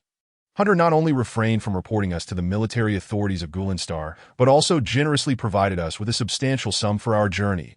It was after that operation that my subordinates resolved to sever ties with the Star Thieves, eventually finding their way under the command of the captain. Gordon nodded repeatedly, remarking, "It sounds as though this Hunter is indeed a good man, that he is currently aboard our ship. You must attend to him shortly, ensuring that no incidents arise." That he cursed under his breath. The government troops truly are worthless. How could such a noble man be sent to the deep Crimson Star domain? Yes, Hong Gang stood at attention, and the holographic image vanished. Gordon rapped on the table. The second soldier, Private Hiroaji, 21 years old, enlisted this June, assigned to the border station on Planet Alpha in the Deep Crimson Star domain as a mecha technician. No record. The lack of records indicated that this individual had never held a position in major companies, nor had he acquired a degree from reputable interstellar academies, and he had never fought among mercenaries. Naturally, if he had previously mingled with pirates or star thieves, there would also be no records. How peculiar. Why would a Terran venture into the Deep Crimson Star domain, unless he were a practitioner of ancient martial arts? Gordon pondered for a moment before issuing a command. Chuck, go and test this Iruaji, but be careful not to harm him. On the monitor, Hunter and Iruaji had disembarked from the spacecraft and were being escorted by the logistics personnel of the mercenary group to their quarters. After they had deposited their belongings, they were taken to the ship's dining hall. The members of the Stardust Mercenary Corps were certainly not the heartless types one would expect from interstellar pirates. However, as individuals who made their living on the edge, they were inherently bold and fierce, far from being gentle souls. Moreover, during the long, tedious journey through space, with nothing but virtual games on the computer to occupy their time, they had grown weary and restless as the two new passengers arrived on board. Most of the mercenaries, who had been resting, congregated in the dining hall, casting them glances filled with ill intent. The Federal Army? The Federal Army is, without a doubt, the most cowardly military in the entire universe, capable only of battling star thieves. Even a band of 10 mechas could send the government troops crying for mercy. This shared sentiment resonated among the mercenaries. However, without the captain's orders, they would not deliberately provoke conflict, especially since they were still on a mission that if the employer were to become enraged and withhold payment, they would face the captain's wrath. Chuck, however, was not deterred. With a cigarette dangling from his mouth and a tune humming from his lips, he swaggered towards the two soldiers, beer in hand. Dear friends, let us toast to the great Federal Army. Chuck grinned mischievously. Suddenly, as if slipping, he spilled the entire cup of beer on Iruaji's head. Iruaji, engrossed in slicing his steak, was taken by surprise as the cold, sticky liquid drenched him, momentarily freezing him in place. Beneath the table, Hunter crushed Iruaji's foot, whispering fiercely, "Endure. You must endure." Iruaji hesitated, then resumed cutting his steak, savoring the flavors as if nothing had happened. Hunter was exasperated. The command to endure did not imply complete silence. Did it? A few courteous words were necessary to avoid appearing foolish. Chuck was also taken aback. Was this fellow genuinely oblivious or merely pretending? At the command center, Gordon shook his head quietly, his expression one of resignation. It appears the Federal Army truly has no one left. Even such individuals can be conscripted. Mr. Mu remained silent, intently observing Iruaji's every movement. Just then, the monitor revealed a young girl, clad in a verdant silk cheapao and styled with a demure classical hairstyle. Her cherubic round face, akin to a rosy apple, was adorned with a pair of oversized glasses. That moment, she wielded a hefty, ornate biology textbook, striking Chuck on the head. You scoundrel, why do you bully others? Chapter 22, The Innocent Girl. Gordon glanced helplessly at Mr. Mu, offering an awkward smile to Mr. Mu, your granddaughter. The girl appearing on the monitor was indeed Mr. Mu's granddaughter, Mu Xiaoping, an exemplary ecology student. However, in terms of worldly wisdom, she seemed somewhat lacking. For her, the world was composed entirely of truth, goodness, and beauty, completely oblivious to the existence of such ugliness. The mercenaries' rough and combative demeanor had already displeased Mu Xiaoping, and witnessing them unjustly bully the newcomers further incensed her. With one hand on her hip and the other brandishing the hefty biology dictionary, she proclaimed with fervor, "How can you behave this way? You must understand that in this vast universe, there is only our spaceship for light years in any direction. We are all in the same boat. We should work together harmoniously. Why must you bully others over trivial matters? What joy can you possibly derive from oppressing, hitting, or insulting others?" Mu Xiaoping spoke with such passion that she was almost out of breath, touched by her own righteous words that in her eyes, even the most wicked of bandits and thieves would surely weep and put down their weapons upon hearing such reason. Yet why did these brutish men seem to stifle laughter at her earnestness? Had she said something amiss? The young girl, indignant, swung the enormous dictionary forcefully, intending to slam it on the table to emphasize her stance. However, the weight of the book proved too much, and it flew from her grasp, spinning through the air before striking Iruaji, who was savoring his steak. Hiruaji had always cherished food, regardless of its quality. During the 10 years spent in the dimensional abyss, he had not had a morsel to eat, surviving solely by absorbing resentment to convert into dark energy. Since emerging from the abyss, he had transformed into someone who greatly valued food. If he were to eat, he would finish every last bite, leaving not a grain of rice behind.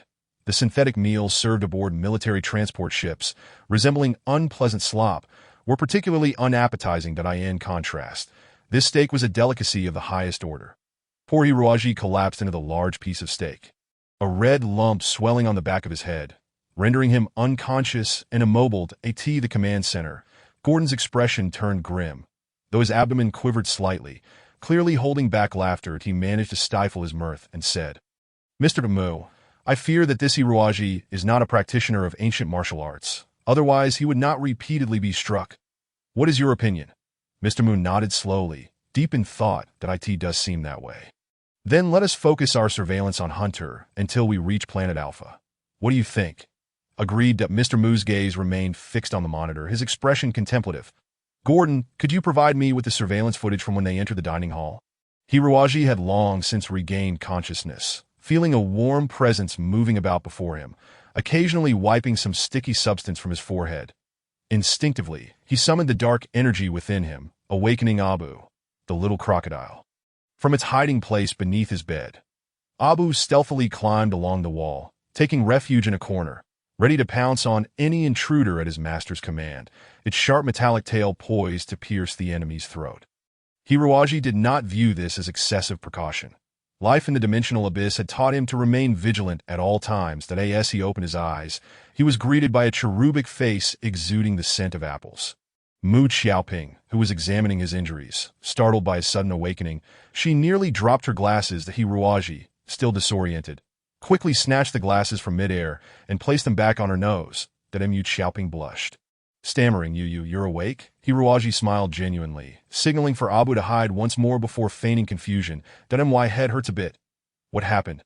The young girl, flustered, replied, "Just now, I was so angry that I didn't realize I was holding a book. And I accidentally hit you on the head. Your name is Hiruaji, right? I'm truly sorry. It was not intentional. It's alright." Hiruaji reassured her with a smile. "I know you didn't mean to. You're very understanding." Mu Xiaoping smiled sweetly, and then, as if recalling something, she said in a flustered manner, I am Mu Xiaoping, a passenger on this ship. Once we arrive at Alpha Planet, we will be neighbors. I heard that you are a soldier of the Federation. You must protect me well in the future." Hiruaji was slightly taken aback. This girl appeared to be the employer of the Stardust Mercenary Corps. Yet she seemed to require the protection of the Federation's military. Little did he know that Mu Xiaoping had grown up in a sheltered environment, devoted to the study of biology, completely unaware of the various forces in the universe. Although she had the protection of the Stardust Mercenary Corps, the boorish and uncouth men utterly repulsed her. In her eyes, those braggarts who readily resorted to violence were hardly commendable. She feared that when the moment of confrontation arrived, these fellows might either flee or turn against her. The Federation soldiers, however, were different. At least they were specially trained, motivated not by money, but by a genuine commitment to protect citizens. Were they not? Stealing a glance at Hiruaji, Mu Xiaoping found that the boy before her radiated a sunny disposition reminiscent of a friendly neighbor. Though not conventionally handsome, he exuded an air of honesty and reliability, particularly with those open, candid eyes that seemed to harbor no secrets, revealing an unequivocally kind heart. How could she have thought that those eyes could emit a cold glimmer? Embarrassed, Mu Xiaoping lowered her gaze. Reassured that he was not the type to engage in conflict, that if Hiruaji were privy to Mu Xiaoping's thoughts, he would surely roll his eyes in disbelief at the vivid imagination of women. Hiruaji, somewhat strained, inquired, "Miss Mu, may I ask where my superior is?" Mu Xiaoping responded with a graceful smile, adjusting her glasses. "Mr. Hunter is said to have encountered an old friend, so he has gone to celebrate over drinks. Those people are truly inconsiderate. Despite seeing that you were injured, not a single one came to check on you." Hiruaji mused to himself that perhaps it was better not to be cared for. After all, his bones were not quite ordinary. While routine tests might not reveal much, a comprehensive physical examination would certainly expose some discrepancies. By the way, Mu Xiaoping eagerly brought over a bowl of porridge. "You must not have eaten enough earlier, right? I made this for you." Are you also of Chinese descent? You must enjoy porridge. Her large, sparkling eyes blinked with anticipation as she looked at Iruaji. Chapter 23. Dangerous individuals. Though Mu Xiaoping appeared somewhat scatterbrained, her culinary skills were truly exceptional. The bowl of fish porridge she prepared was fragrant and delectable, enticing one's appetite that in truth, Iruaji had already had his fill. But out of habit, he preferred to store additional energy in his body for various contingencies. Moreover, the porridge was undeniably delicious, and he finished it in just a few mouthfuls.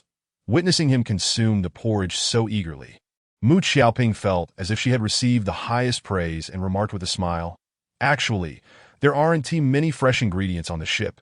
Everything is frozen. The dishes we make are barely edible. Once we reach Alpha Planet, I promise to prepare 2 even more delicious dishes for you." Hirui gazed at the Na'vi, an innocent girl, slightly bewildered, wondering why this unfamiliar girl was treating him with such distinct warmth. In truth, it was not such a remarkable matter that Mu Xiaoping had grown up in a prominent family, receiving an aristocratic education in exclusive girls' schools, with few opportunities to meet boys, that Hiruaji was the first unfamiliar boy she felt an affinity for. Unconsciously, Mu Xiaoping had begun to harbor some unusual feelings for Hiruaji, a realization that she herself was yet unaware of. Delicious, isn't it? This is a recipe my grandfather taught me, said to be made according to ancient methods from Earth. My grandfather often reminds me not to forget that I am a Chinese from Earth, and he insists that for biologists, it is essential to visit Earth. However, my parents think I'm too young and won't let me go to such a dangerous place. Is Earth fun? To those in the interstellar community, Earth was viewed as a desolate and barbaric place. Yet for biologists, the ecological environment of Earth was the most worthy subject of study, after all. All of humanity originated from that remote and barren planet. It was precisely through the efforts of generations of scholars that Earth's ecosystem had not collapsed that Mu Xiaoping had long been fascinated by the diverse flora and fauna of Earth. And under Hiruaji's vivid descriptions, the two quickly grew more familiar. That be why the time dinner approached that evening. Mu Xiaoping had already considered Hiruaji a confidant with whom she could share anything. Observing this, Mu silently noted it in his heart, and that evening he summoned his granddaughter into his room. That boy named Hiruaji, you must not associate with him. Why not? Mu Xiaoping's eyes widened. Hiruaji was her first friend, yet her grandfather was dismissive. Because he is a very dangerous individual, Mu replied that Mu Xiaoping found it absurd. What is grandfather talking about? How could Xiaoji be dangerous? I see that on this ship, Captain Gordon and those mercenaries are far more perilous. Humph, they're the real bad guys. Mu replied sternly, I did not say Hiruaji is a bad person. Nor can I definitively state that he will be harmful to us. However, these are extraordinary times, and such a hidden threat must not be kept close. Who knows if he might be a ticking time bomb waiting to explode? That's impossible, grandfather. Xiaoji can't even dodge the beer thrown at him, and he was hit by the book I tossed aside. How could he be a dangerous person? Don't forget, I am also a qualified mech knight. If he were hiding his strength, how could I not see through it? In the upper echelons of interstellar society, piloting mechs and martial arts were essential skills for every member. And biologists often embarked on perilous explorations of alien worlds. Thus, it was not surprising that Mu Xiaoping could operate a mech that Mu's expression turned icy as he displayed the surveillance footage. Stating coldly, the fact that he could deceive a qualified mech knight is precisely why I find him frightening. Watch this clip closely. That I end the video. Hiruaji appeared dazed and foolish, being bullied once more, ultimately landing embarrassingly in a plate of steak. It's nothing. Xiaoji is just unfortunate. Unfortunate. Mu scoffed. The one who is unfortunate is you, my dear granddaughter. You have been deceived by this boy. But there is nothing wrong. Mu rewound the footage and played it again, pointing out, look, this is the moment Chuck splashed beer on Hiruaji.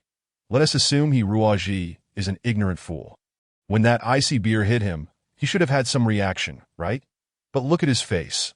From the moment the beer splashed onto him, his expression did not change at all. That he maintained that warm, friendly smile, like the sun itself. Not even his eyes shifted, his eyelashes did not flutter, nor did a single muscle twitch. He looked as if he were a specter trapped in a human mold, devoid of the emotions that a human should possess. This, Mu continued, unless this fellow's facial nerve system is malfunctioning, there is only one explanation. He must have known that someone was going to splash beer on him and deliberately concealed his strength for some ulterior motive. Well, perhaps it was Xiao Ji's first time here, and he didn't want to cause conflict, so he chose to endure. Mu Xiaoping offered a timid explanation. Mu shook his head. That's impossible. Even if he knew someone was going to splash beer on him, when that cold beer actually hit him, the human body would instinctively react. This is a normal physiological phenomenon that no one can escape. Even someone as advanced as me, a super warrior, would struggle to avoid it. Yet Ruaji did not react at all. His nerves and muscles seemed forged of steel. I am convinced he is a soldier who has undergone rigorous training and is extraordinarily formidable. Even so, why can't I be friends with him? No means no. In these extraordinary times, I cannot allow you to be exposed to even the slightest hint of danger. Originally, Mu Yi was not such a stern individual. But his agitation grew as the enemy's power remained unclear. In a moment of urgency, he erupted. Grandfather, you've never been this fierce with me. Mu Xiaoping trembled all over, covering her mouth as she ran outside. That girl. Mu Yi glared at the monitor, still fuming that he had initially thought that his granddaughter was merely sulking temporarily and would return after a brief respite. However, as time passed, and she did not return even after 2 hours, he began to worry. Captain Gordon, my granddaughter is missing. Upon hearing this news, Gordon was equally alarmed, as the objective of this mission was to ensure the safety of both Mu Yi and Mu Xiaoping. From Mu Yi's demeanor throughout the journey, it seemed that protecting Mu Xiaoping was of utmost importance. Even more so than his own life, it was important to note that the spaceship was vast. Yet most areas consisted of pipes and machinery, with very few people present. Essentially, everyone congregated in the living and operational zones, and most areas lacked surveillance devices. Only when a malfunction occurred would it be displayed on the command console's computer. It can be said that a passenger, particularly one who is unfamiliar with the spacecraft itself, finds it exceedingly challenging to locate an exit once they become lost within the dim, bottomless confines of the ship. Chuck, Honggang, quickly take a few brothers down to the lower deck and conduct a search. Hurry, Gordon bellowed. In an instant, the entire vessel was in turmoil. Not only did the idle crew members join the search, but even those stationed in logistical roles descended into the lower decks to assist, and even the cook was not exempt.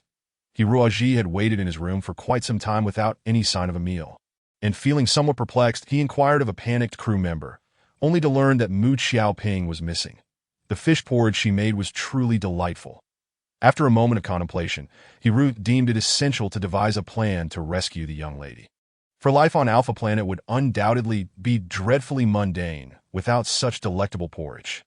Abu, let's go. The little crocodile obediently scrambled onto Hiroji's shoulder, and he darted out of the room like a bolt of lightning. Chapter 24. A lonely man and a woman. The twisted, narrow, and profoundly dark interior of the ship resembled a series of subterranean caverns devoid of light, a daunting prospect that could easily shatter the sanity of an ordinary individual. However, for Hiroaji, it was akin to a fish in water. The dark energy within him radiated outward in ripples, accurately recording the fluctuations of the surrounding environment, much like the echolocation employed by bats, rendering visual perception unnecessary. His manner of movement was peculiar, with his joints barely bending, gliding through the space like a specter. Suddenly, ahead, a rescue team composed of 3 crew members was also in motion. Clutching flashlights in one hand and maps in the other, they moved with trepidation. As logistical personnel who never engaged in combat, they felt extremely ill at ease in the harsh and intricate environment of the lower decks. John, did you hear anything? One crew member stammered. No, there's nothing to hear. Don't frighten yourself. John's voice quivered as well. At that moment, a horrifying figure emerged before the trio, moving in a bizarre manner, leaping forward as if it were a stiffened corpse. With a menacing crocodile perched atop its head, flicking its sharp tongue. A ghost! A ghost! A ghost! The 3 crew members, terrified, dropped their map and fled. The apparition swiftly approached them, its expressionless face illuminated by their dim lights. Resembling a zombie from the depths of the earth, save for the 2 fangs protruding from its mouth. Before 2 crew members could comprehend the situation, they felt a sharp pain in their necks and collapsed. The 3rd crew member was rendered unconscious by the little crocodile leaping onto his head. Observing the 3 sprawled bodies, Hiroaji maintained an air of calmness, contemplating as he casually disassembled a nearby ventilation pipe, allowing a surge of scalding steam to erupt. This way, The 3 crew members would not succumb to the cold, and any damage detected by the command center would prompt immediate repairs, preventing them from becoming lost. Hiroaji pressed onward into the depths of the ship. The lowest section of the ship was an abyss of darkness, devoid of any life aside from the roaring machinery. The search party had not ventured here, as they did not believe Mu Xiaoping could survive for long in such an environment. Hiroaji's purpose in coming here was not to locate her, but rather to seek out an undisturbed space. He removed the black crystal containing the essence of the dark realm from around his neck, that a flicker of malevolence glinted in his eyes as he gently tossed the black crystal into the air. Guided by the dark energy, the crystal began to orbit around him. Simultaneously, Hiroaji's spiritual awareness expanded outward, searching for any living entities imbued with negative emotions. This was his method for locating the Dark Queen. In principle, the black crystal functioned like a radar, capable of detecting all hidden negative emotions in the vicinity. Naturally, as the distance increased, it could only discern organisms harboring potent negative emotions. However, within the confines of a spacecraft, Hiroaji was confident he could find Mu Xiaoping.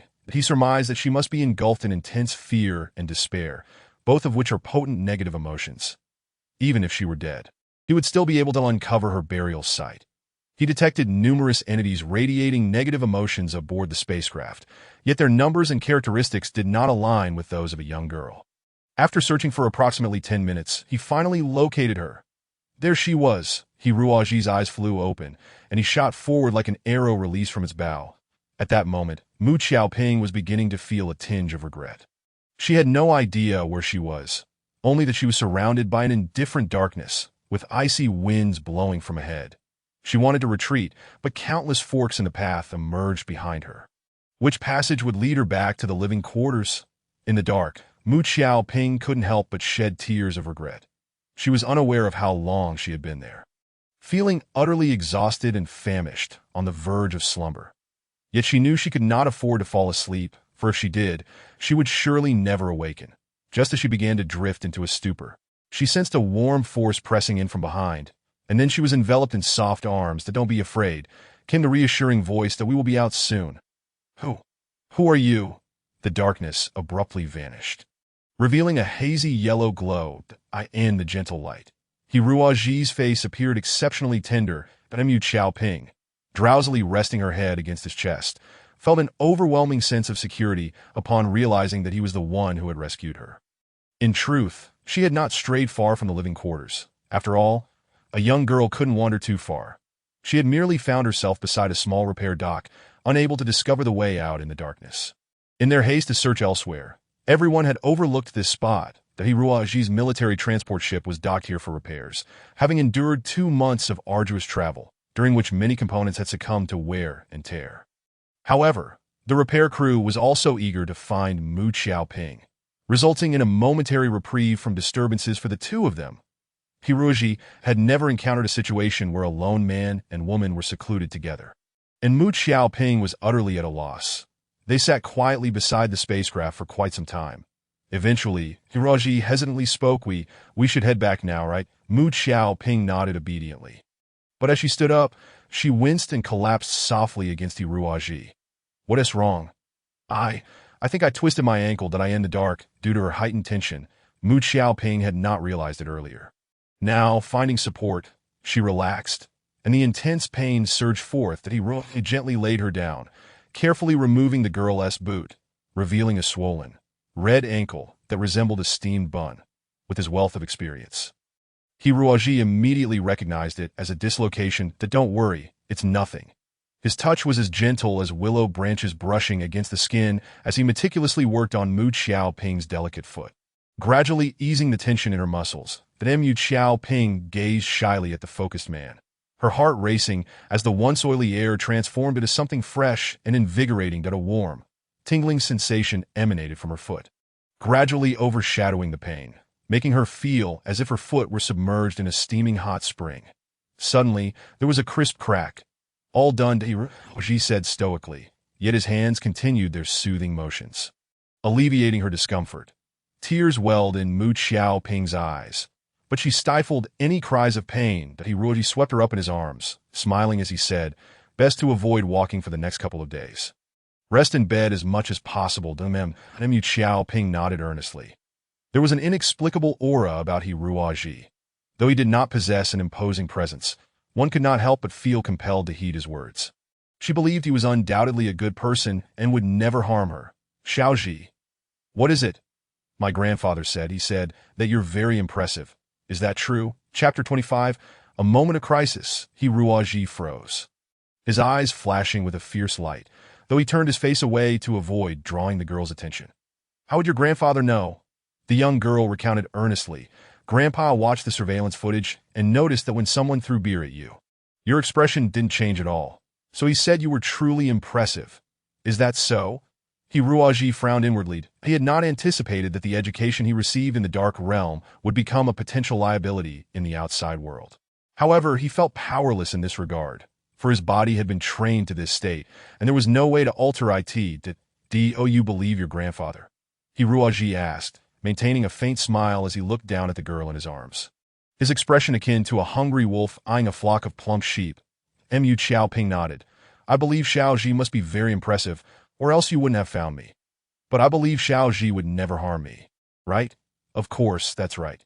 The flicker of fire in Ruoji's eyes danced unpredictably. In the blink of an eye, they found themselves at the entrance of the maintenance dock. Within the spacecraft, every passageway between compartments was connected by highly secure doors. Designed to prevent external damage from jeopardizing all compartments in the event of a crisis, To opened such doors. One needed either the crew member's identity card or password, or to summon the outside crew via the intercom nearby. Hiruaji's hand rested on the intercom, yet his brow furrowed deeper in concern. Xiaoji, what's wrong? Shoo. Hiruaji urged the girl to remain silent, pressing his ear against the door to listen intently. This is bad. Hiruaji seemed to sense something dreadful, abruptly turning on his heel and sprinting away, disregarding the need to conceal his abilities, his speed soaring to its utmost limit. Mu Xiaoping's heart raced to its peak. Barely a second after they had left the door, a thunderous explosion shattered the entire door into fragments. A fierce blaze surged forth like a treacherous serpent, swiftly invading the maintenance bay, while dense black smoke enveloped the entire space.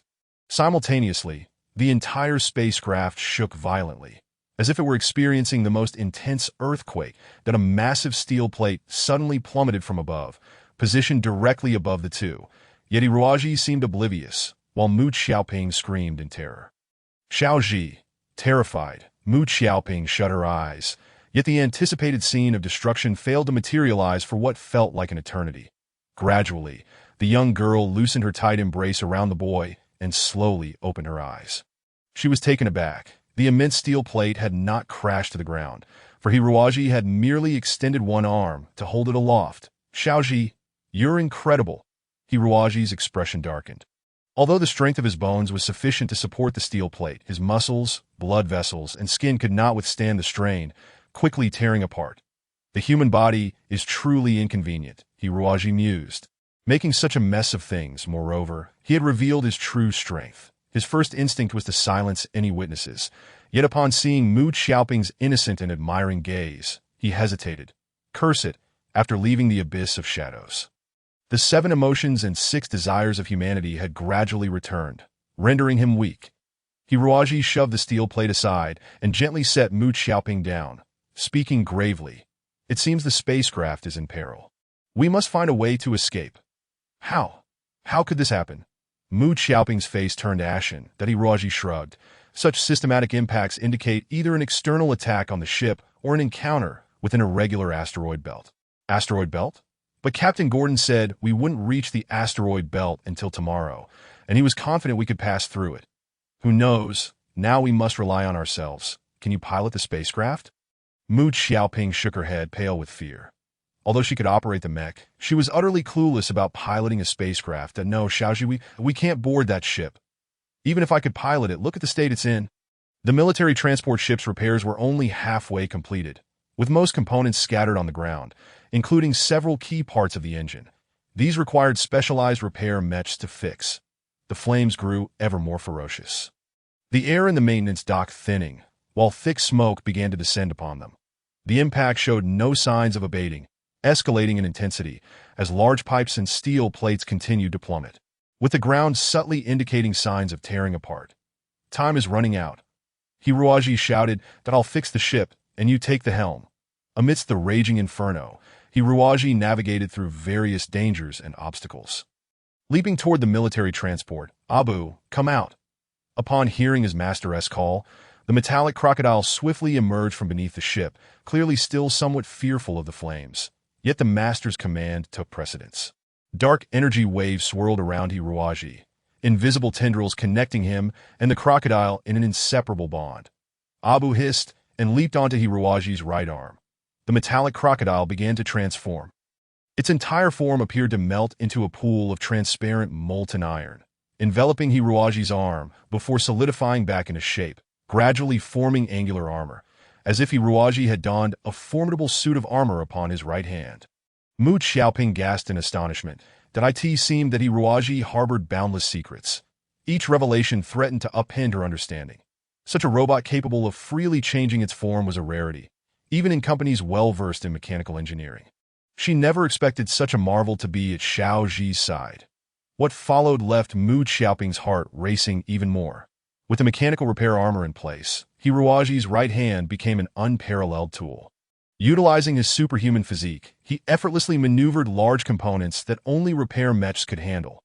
Placing them in front of the ship, that he expertly dismantled parts from the old spacecraft, casually replacing them with new ones as though certain he could not err. From that metallic arm, enormous screws, wrenches, and gas welding torches emerged, assembling intricate components into the spacecraft. That Mu Xiaoping felt as if she were watching a repair video at 16 times speed. That Hiroaji moved like a whirlwind. Having assembled all necessary parts for the spacecraft in a flash, to be why this time, the air was nearly depleted. The flames nearly singed Mu Xiaoping's hair. She dodged desperately, only to lose her balance. The floor beneath her had already succumbed to the heat. Collapsing beneath her, with a scream, Mu Xiaoping fell into the clutches of the rampaging flames. When Hiroaji appeared, Mu Xiaoping had no idea how he had leapt into the air, only feeling herself tightly embraced by Hiroaji, who deftly stepped across the crumbling metal plates, as if walking on clouds, guiding them safely to the ground. Overwhelmed with joy, Mu Xiaoping wept tears of relief. Chapter 26. The explosive asteroid belt. Hiroaji was greatly dissatisfied. In his view, given the urgency of the situation, all unnecessary emotions should be set aside to devise a means of escaping this dreadful place, that if he were cooperating with a skeleton soldier, there would be far less fuss and tears. He sighed. "Miss Mu, can you save your tears until we reach Alpha Planet? If we don't find a way out soon, we'll all perish here." After much persuasion, Mu Xiaoping finally ceased her sobbing, gazing at Hiroaji with slightly swollen eyes, looking pitifully like an adorable puppy awaiting its owner's command. "That I've repaired the spacecraft. Now it's up to you to pilot it." "But how do we get out?" Mu Xiaoping asked, panic-stricken. "Are there any weapons on board?" Hiroaji paused, realizing he had not considered this, although the maintenance dock was likely situated at the ship's outermost perimeter for convenience. The raging fire had obliterated all control mechanisms for entering and exiting the control chamber, rendering conventional escape methods futile. After searching the ship for a while, Hiroaji found only a low-power laser gun. Fixating on it for a moment, he devised a plan. With deft movements, he quickly transformed the low-power laser gun into a high-powered laser cannon. That, of course, such a cannon could only be used once. But that would suffice. Get into the ship. Mu Xiaoping fumbled at the controls of the transport ship, fortunate that this vessel was designed for short-distance travel and lacked overly complex functions. After a brief exploration, she managed to get it to hover gently. Hiroaji secured the laser cannon at the front of the deck, aiming at the outer hull of the cabin. Above them, metal debris rained down like a violent storm, striking the transport ship's hull. "Engage!" The transport ship's tail emitted a blinding flare, sending metal fragments scattering in all directions. The vessel charged forward like a wild stallion, hurtling toward the sealed hull. Just as it seemed they were mere meters away from disaster, Hiroaji finally activated the makeshift laser cannon. Boom! The tremendous recoil lifted the cannon and surrounding deck, shearing off the transport ship's tail. But at last it blasted a terrifying hole in the cabin's outer wall. Outside, a cosmos of stardust awaited. The small transport ship resembled an inconsequential fly as it broke free from the colossal mercenary warship. Shortly after their departure, The cabin they had just occupied was annihilated in a fierce explosion, transforming it into a hellscape ravaged by flames. Suspended in midair, the two stared blankly at the gargantuan warship before them. What lay ahead was a scene that took their breath away, for reasons unknown. The entire warship was navigating through a chaotic expanse, surrounded by asteroids of all sizes, some larger than the ship itself, while others, though smaller, flew at astonishing speeds, certain to cause devastating explosions upon impact. Although the warship had activated its energy shields, its sheer mass hindered maneuverability, leading to continuous collisions with the asteroids. It is evident that the energy consumption is alarmingly rapid. Before long, the entire vessel can no longer sustain its energy shield and must focus on defending only its vital sectors.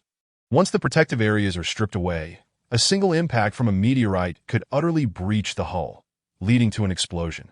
The warship resembles an aged whale. Despite its massive size, it is helplessly succumbing to the malicious harpoons of the fishermen. Gradually treading towards death, behold, the mech knights. Through the observation port on the hull, Mu Xiaoping glimpses countless mech knights soaring from the dock into the vast expanse of space in the boundless cosmos. The colossal mech knights appear as mere specks of dust. Yet, in the grasp of these seemingly insignificant particles lies formidable power. They dart ahead of the warship, cleaving through obstructing meteorites or shattering them into fragments. Due to their nimble movements, few meteorites manage to strike these valiant warriors in an instant. The pressure on the warship diminishes significantly. Together, they begin to navigate slowly beyond the meteorite belt.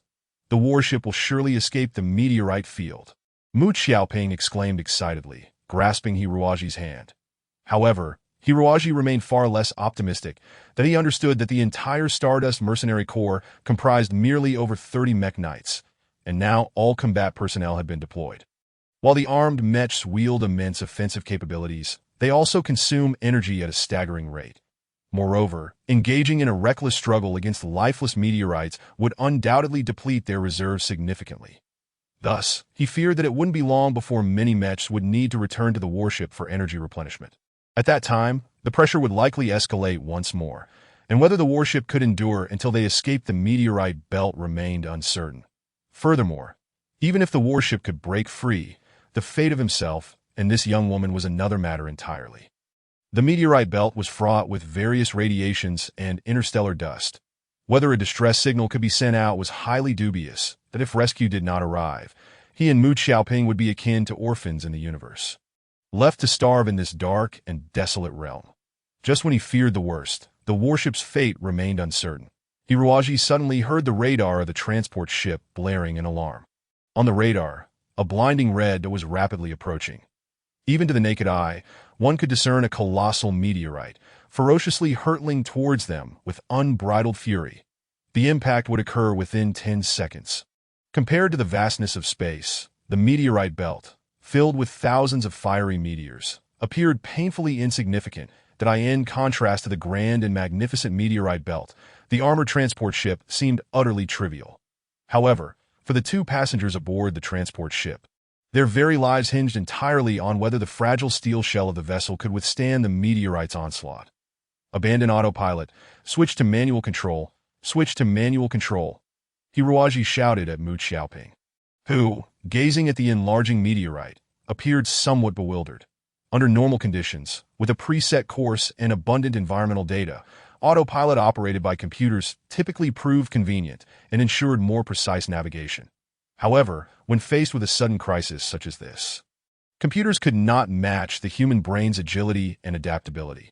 Though the computer endeavored to redirect the thrusters to evade the colossal meteorite, many parameters remained within normal limits, considering mechanical constraints. Unfortunately, not everyone possesses the courage to rise against misfortune. Only those experienced and audacious pilots could navigate the peril with exceptional manual driving skills. The gigantic meteorite brushed past the ship, accompanied by a cacophony of grating metal, as the entire vessel felt as if it were being shaken by a giant's grip. A monotonous alarm rang from the computer. Artificial gravity system imminent failure. Hull damage has reached critical levels. Crew is advised to abandon ship immediately. Bang. All the lights shattered, plunging the ship into utter darkness. Chapter 1. On the brink of death, glass shards and metallic debris whirled rapidly through the air, while severed wires danced wildly like the hair of a sorceress as tiny meteorites incessantly pounded against the hull. With no one knowing which would tear through the fragile protective barrier, Hiroaji lightly tapped his toes and maneuvered within the spinning vessel in a three-dimensional manner. He held Mu Xiaoping tightly in his embrace. Are you all right?" The astonishment on Mu Xiaoping's face was beyond words. That I in a state of weightlessness. The most crucial aspect is maintaining balance. This principle is especially paramount for mech knights, far surpassing the significance of advanced combat techniques. Most advanced combat techniques focus on teaching learners how to sustain balance in a weightless environment while launching attacks. Although Mu Xiaoping cannot be considered the best among them, her rigorous training has earned her the qualification of a mech knight.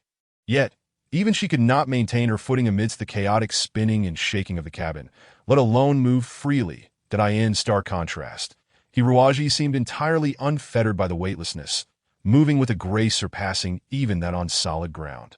Mu Xiaoping was unaware that in his past, Hiroaji had been dragged through the skies daily by the Bone Dragon, Jira.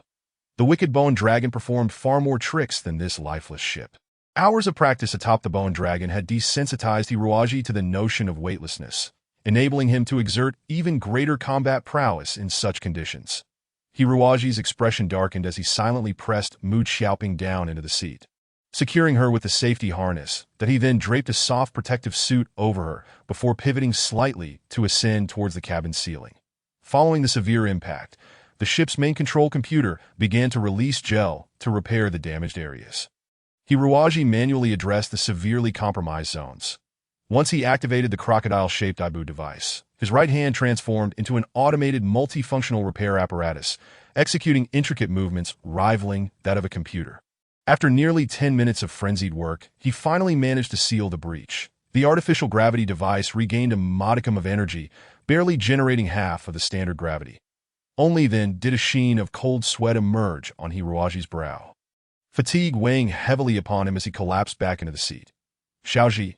Mu Xiaoping gazed at Hiroaji's focused countenance, reflecting on their harrowing adventure. Unsure of what to say, that Hiroaji released Mu Xiaoping, offering a wry smile.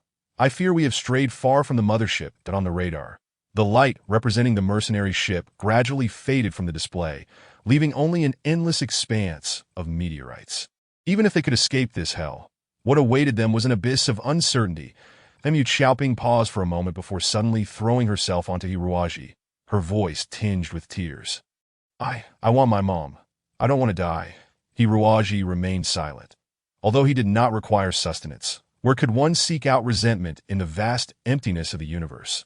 Prolonged deprivation of sufficient resentment would gradually diminish the dark elements sustaining his life, ultimately leading to their demise. That he recalled his 10 years of struggle in the abyss of darkness, all for the hope of returning to the realm of humans and living a normal life. Little did he know he would meet his end in such a place. Had he foreseen this, he would have preferred to remain in the abyss. That he sighed, meticulously inspecting the ship's control panel, and, driven by a flicker of hope, sent a distress signal to the mothership. The situation was even worse than he had imagined. The recent collision and repairs had nearly drained the transport ship of all energy, rendering its armor dangerously weakened. The air circulation and purified water systems were in disarray, utterly unusable. The main control computer was plagued with errors, and the entire system appeared on the brink of collapse. To compound their troubles, the radar displayed another massive cluster of meteorites. Data analysis indicated that this meteorite swarm was not particularly large, comparable to a human fist, yet it approached with astonishing speed and vast distribution. Given the current state of the transport ship, evasion was utterly impossible. Gradually, the entire vessel became illuminated by a crimson glow, emanating from the meteorite cluster as it ignited upon contact with cosmic dust. This seemingly dazzling brilliance signified the flames of death for the two occupants within the spacecraft. Hiroaji stared vacantly at the harbinger of death, his face devoid of expression. That Mu Xiaoping gazed intently at Hiroaji, as if awaiting this omnipotent man to once again salvage her fate. Boom! Boom! Boom! Like a string of firecrackers, small meteorites relentlessly pounded against the ship's exterior, causing the already fragile hull to shatter instantly. Even the repair system's gel proved futile. Energy reserves, 975. Backup power activated. Backup power system damaged. Unable to activate. Level 3 protection forcibly disengaged. Level 2 protection forcibly disengaged. Level 1 protection. Left C engine failure.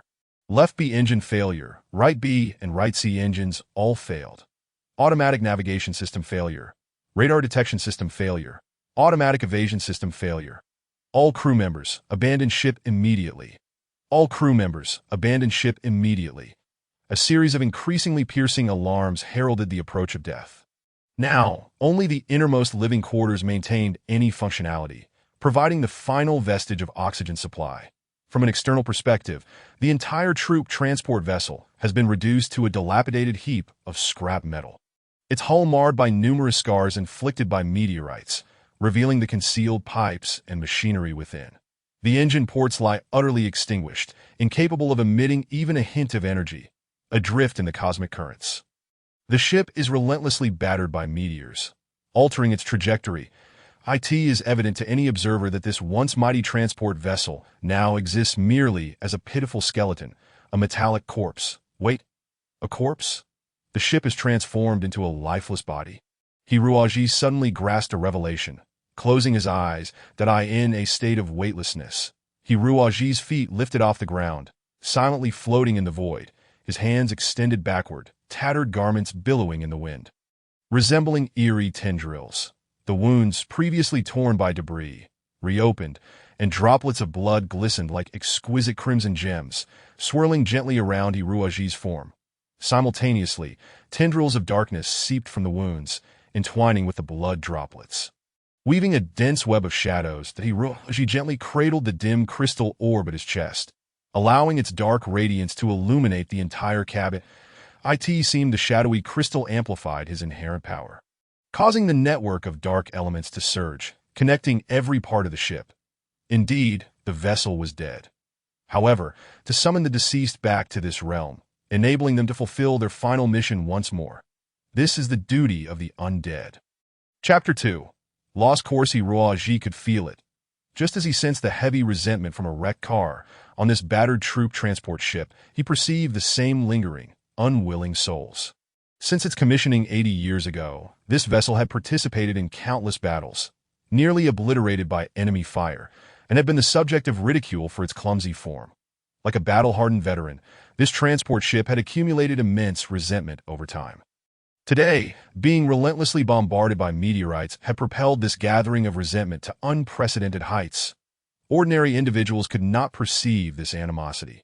Yet in Hiruagi's heart, the transport vessel had not lost its vitality. On the contrary, at the moment the last engine was destroyed and the main control computer fully collapsed, that invisible force finally broke free from the confines of metal, igniting the last flicker of the undead's flame. Hiruagi envisioned a reluctant soul struggling around the ship, yearning to escape this hell of debris and soar once more through the cosmos. That Hiruagi slowly opened his eyes. His pupils appeared entirely transparent, resembling two profound whirlpools, reflecting the dim crystal suspended in midair. From the endless abyss, tormented souls released their pent-up resentment, returning to the mortal realm in the guise of our kin. The incantations of the Dark Clan used to summon the undead transformed into enigmatic threads, binding the entire ship tightly. A terrifying event unfolded. The previously darkened computer screen flickered back to life. Yet beneath the wrecked control panel, most electronic components were found to be damaged, and even the power source was malfunctioning. The repair system, also devoid of energy supply, was struggling to resume operations with the aid of dark forces, desperately attempting to seal the shattered openings. Energy replenished steadily, defenses stabilized gradually, the oxygen levels in the air increased, while harmful gases were resolutely expelled. The transport vessel had transcended mere cold machinery, evolving into a living mechanical specter. A metallic skeleton soldier in the cosmos. Through the wondrous connection of dark energy, Hiruagi issued his first command to the undead ship: enter soul fusion state. In this state, Hiruagi could personally manipulate the undead, significantly enhancing their capabilities, particularly for a vessel that originally lacked autonomous thought. His mind played a crucial role in mere seconds. Hiruagi had fused with the entire ship, able to observe the external environment through the vessel's monitoring devices, maneuvering with its engines, and issuing commands through his own intellect. Entering manual control mode, Hiruaji transmitted a telepathic command to the ship. The 6 engines erupted with powerful jets of flame, propelling the transport vessel into flight with astonishing agility, its performance now exceeding tenfold compared to before. Within the vast asteroid belt, the troop transport glided with an elegance that defied the laws of physics. Encountering numerous perilous situations, twice it narrowly avoided collisions with meteors, emerging unscathed. The once untamable tempest of asteroids had been conquered by this seemingly dilapidated old transport ship, after breaking free from the last wave of meteors. A mesmerizing expanse of stars unfolded before Hiruaji and Mu Xiaoping. The stars shone brightly, the universe tranquil, the entire space pure as paradise. That Hiruaji, feeling drowsy, issued an automatic navigation command to the ship and could no longer resist collapsing to the ground. 3 days had passed since that day. Mu Xiaoping gazed blankly at Hiruaji's sleeping visage, her eyes filled with an indescribable sentiment. Did I end slumber? Hiruaji resembled an innocent youth, brimming with the essence of youth. Yet beneath this ordinary facade lay secrets of breathtaking magnitude. That Mu Xiaoping instinctively reached out, gently caressing Hiruaji's resolute face, noting that even in sleep, he bore the weight of pain, as the myriad wounds upon him had yet to fully heal.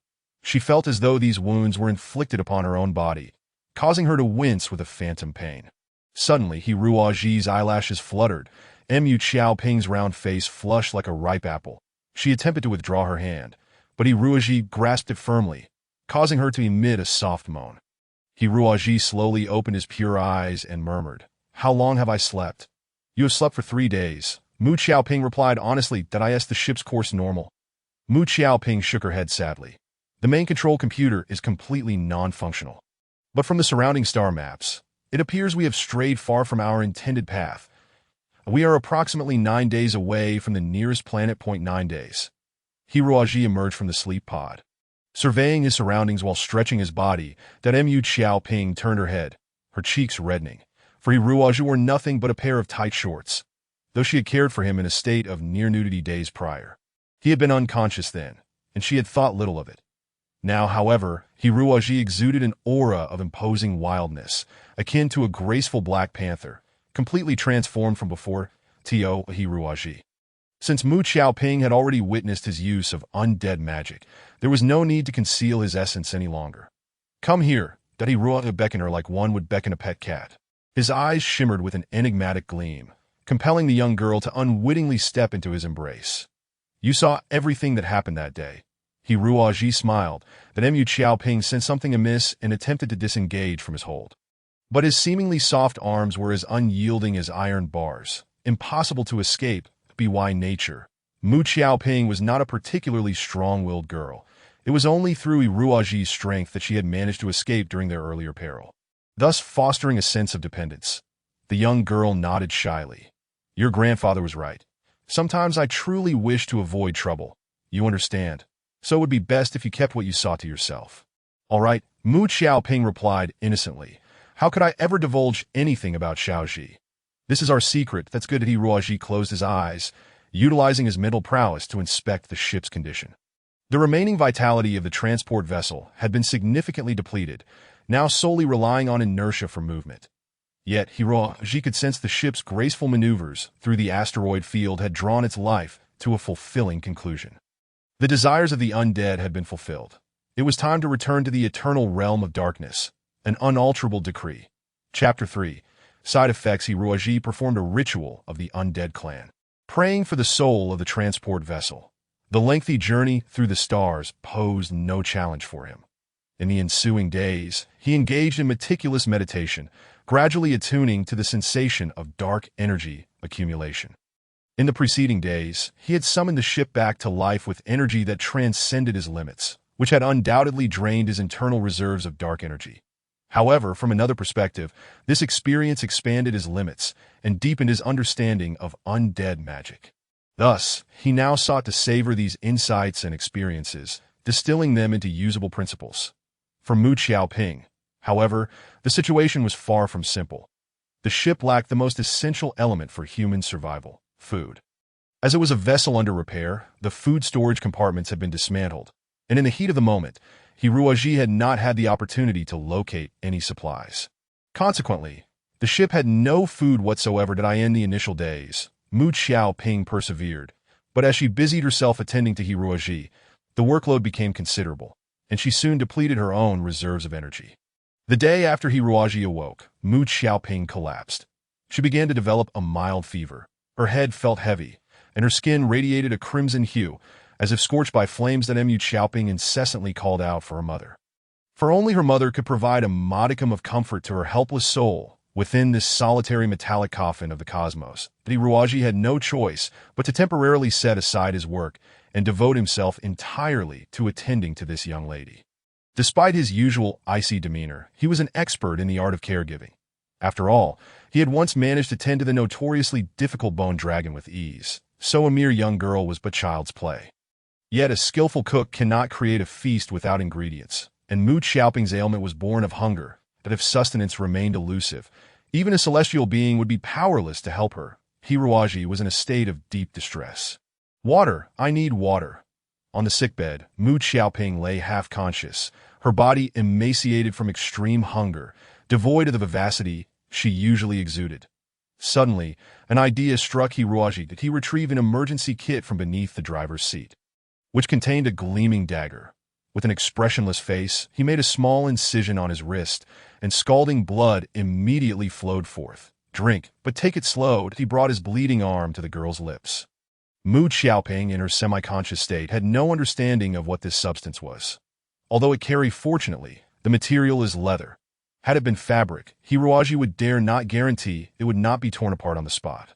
Alas, a girl like her ought to live her life in a greenhouse. How could she venture into the perilous cosmos? Hiruoji held Mu Xiaoping tightly in his embrace. The girl's apple-shaped face radiated a glow of happiness as she whispered softly, "I know Xiao Ji would never bully me, he certainly wouldn't." It appears that Hiruoji's blood indeed proved effective. After this replenishment, Mu Xiaoping did not complain of hunger throughout the subsequent 3 days of their journey. However, she was still somewhat hazy about what had transpired that day, particularly the crucial question of what miraculous elixir had restored her vitality. That Hiruoji, of course, had refrained from disclosing this, but later, the girl discovered deep scars on Hiruoji's wrist. Mu Xiaoping was deeply moved. For a person she had only just met a few days prior to risk his life to save her was an epitome of selflessness that in the eyes of the young girl. Hiruoji's image instantly became grand and towering, that a subtle atmosphere began to ripple between them.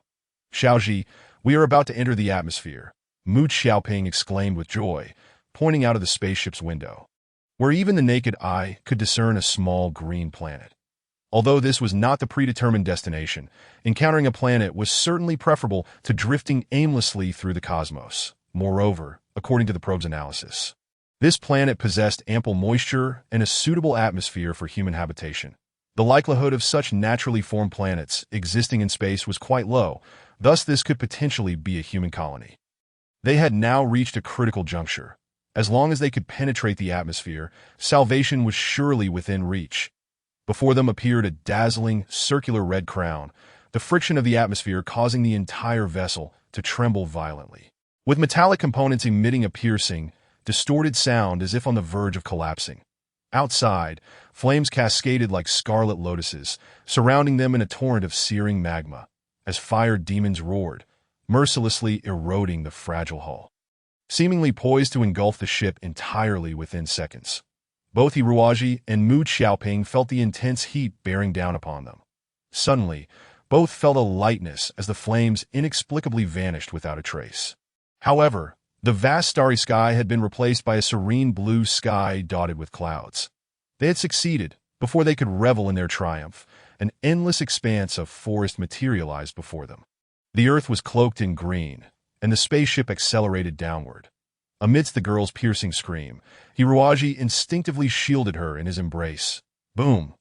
The spaceship crashed heavily into a mire, the shockwave toppling trees in the vicinity. As the forest echoed with the howls of wild beasts, and countless birds took flight in panic. Chapter 5.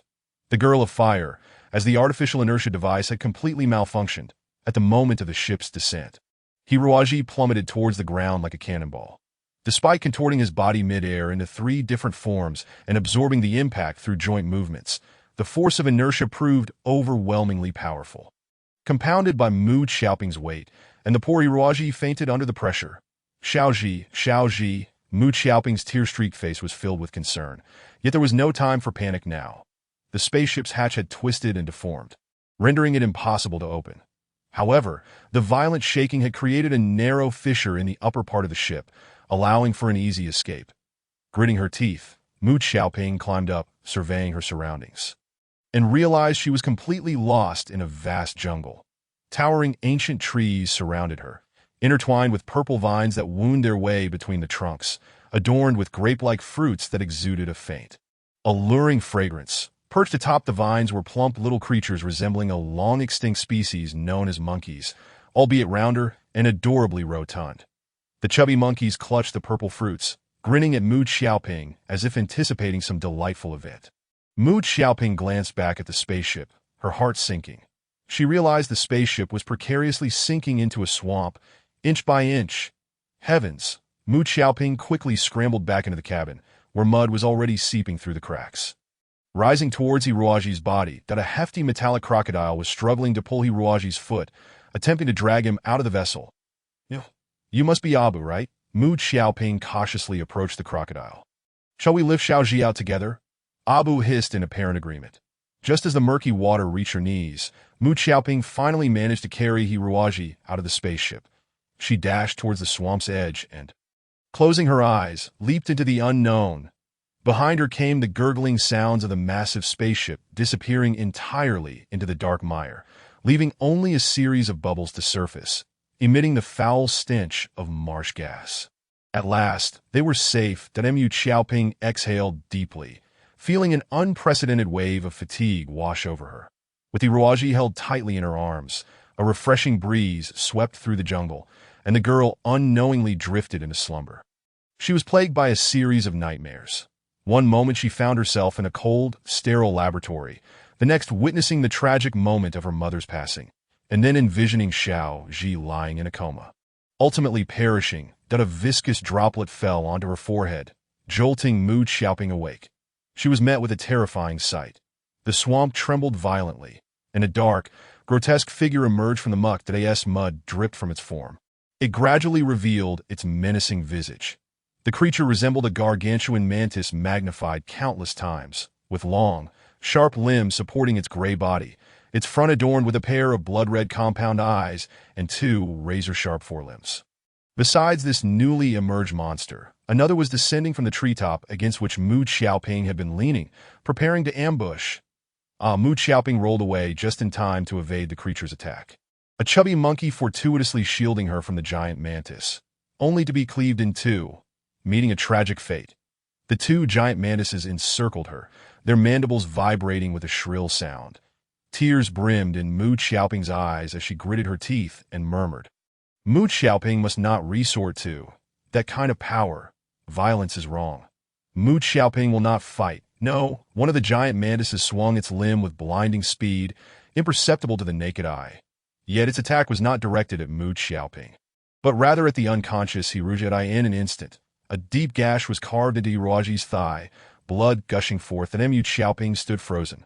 Xiaoji, for Xiaoji, you vile creatures, wicked beings. Mu Xiaoping's hair began to stir without a breeze, transforming from its pure black to a dazzling crimson, as if a blazing flame danced upon her head. The fiery tattoo on her back seemed to possess a life of its own. Igniting and pulsating vigorously, the Mu Xiaoping's expression twisted in anguish, as if enduring immense torment. Yet her fiery red eyes exuded an unprecedented determination. With a sudden jerk, the giant mantis lunged forward, facing the fierce and fearsome foe. Mu Xiaoping did not even blink. She drew a peculiar symbol in the air, causing the surrounding atmosphere to plummet in temperature, as all warmth was siphoned away by the symbol. A brilliant fireball ignited at her fingertips. Blindingly bright, like the sun, boom! The fireball hurtled towards the giant mantis, exploding directly above its head. The creature paused in midair, and flames erupted from its body, transforming it into a massive ball of molten lava. Within seconds, the monster was reduced to a foul-smelling charred mass. The other creature, seemingly endowed with a modicum of intelligence, recognized that Mu Xiaoping was not to be trifled with. The giant mantis's compound eyes glimmered with fear as it scuttled away into the jungle. Mu Xiaoping's disheveled red hair finally settled down, returning to its original black. What have I done? I've transformed into that monster again, that if Grandpa finds out, he will surely blame me. Mu Xiaoping gazed at the horrific remains before her. Utterly speechless, an antique solar-powered helicopter appeared above the jungle, 3 days having passed since Hiruaji and the others had fallen. Fortunately, Hiruaji had discovered that the unique purple berries in the jungle were edible. Otherwise, they might have succumbed to starvation. That Hiruaji cautiously concealed himself among the treetops, gripping a dagger crafted from the giant mantis's forelimb. Although Abu could transform into sharper weapons, Hiruaji preferred to keep Abu hidden from others unless absolutely necessary. It was his greatest secret that Mu Xiaoping waved her arms vigorously in an open area, signaling for help. The helicopter descended slowly, and the pilot stepped out, one cautious step at a time, that Hiruaji squinted. Raising his bone blade, stealthily approaching, poised to strike when he suddenly froze, to his astonishment. The helicopter's pilot and rescuer was an elderly man with white hair. Chapter 6. Walden Star. This is Walden Star. He chuckled, a newly developed planet, perhaps a decade ago. Due to the absence of mineral resources and its location away from major transportation routes, few individuals are inclined to settle here. Nevertheless, the air in this area is remarkably fresh, and the environment is quite pleasant, which accounts for the presence of some elderly individuals who choose to retire here. Village Chief Fakin, with a beaming smile, remarked, "We witnessed your spaceship crash the day before yesterday. However, this helicopter has been plagued with minor issues all day long and was only repaired this morning, which is why I rushed over. Young people, you are indeed fortunate. Walden Star is an unremarkable asteroid situated on the border of the Tianning star domain.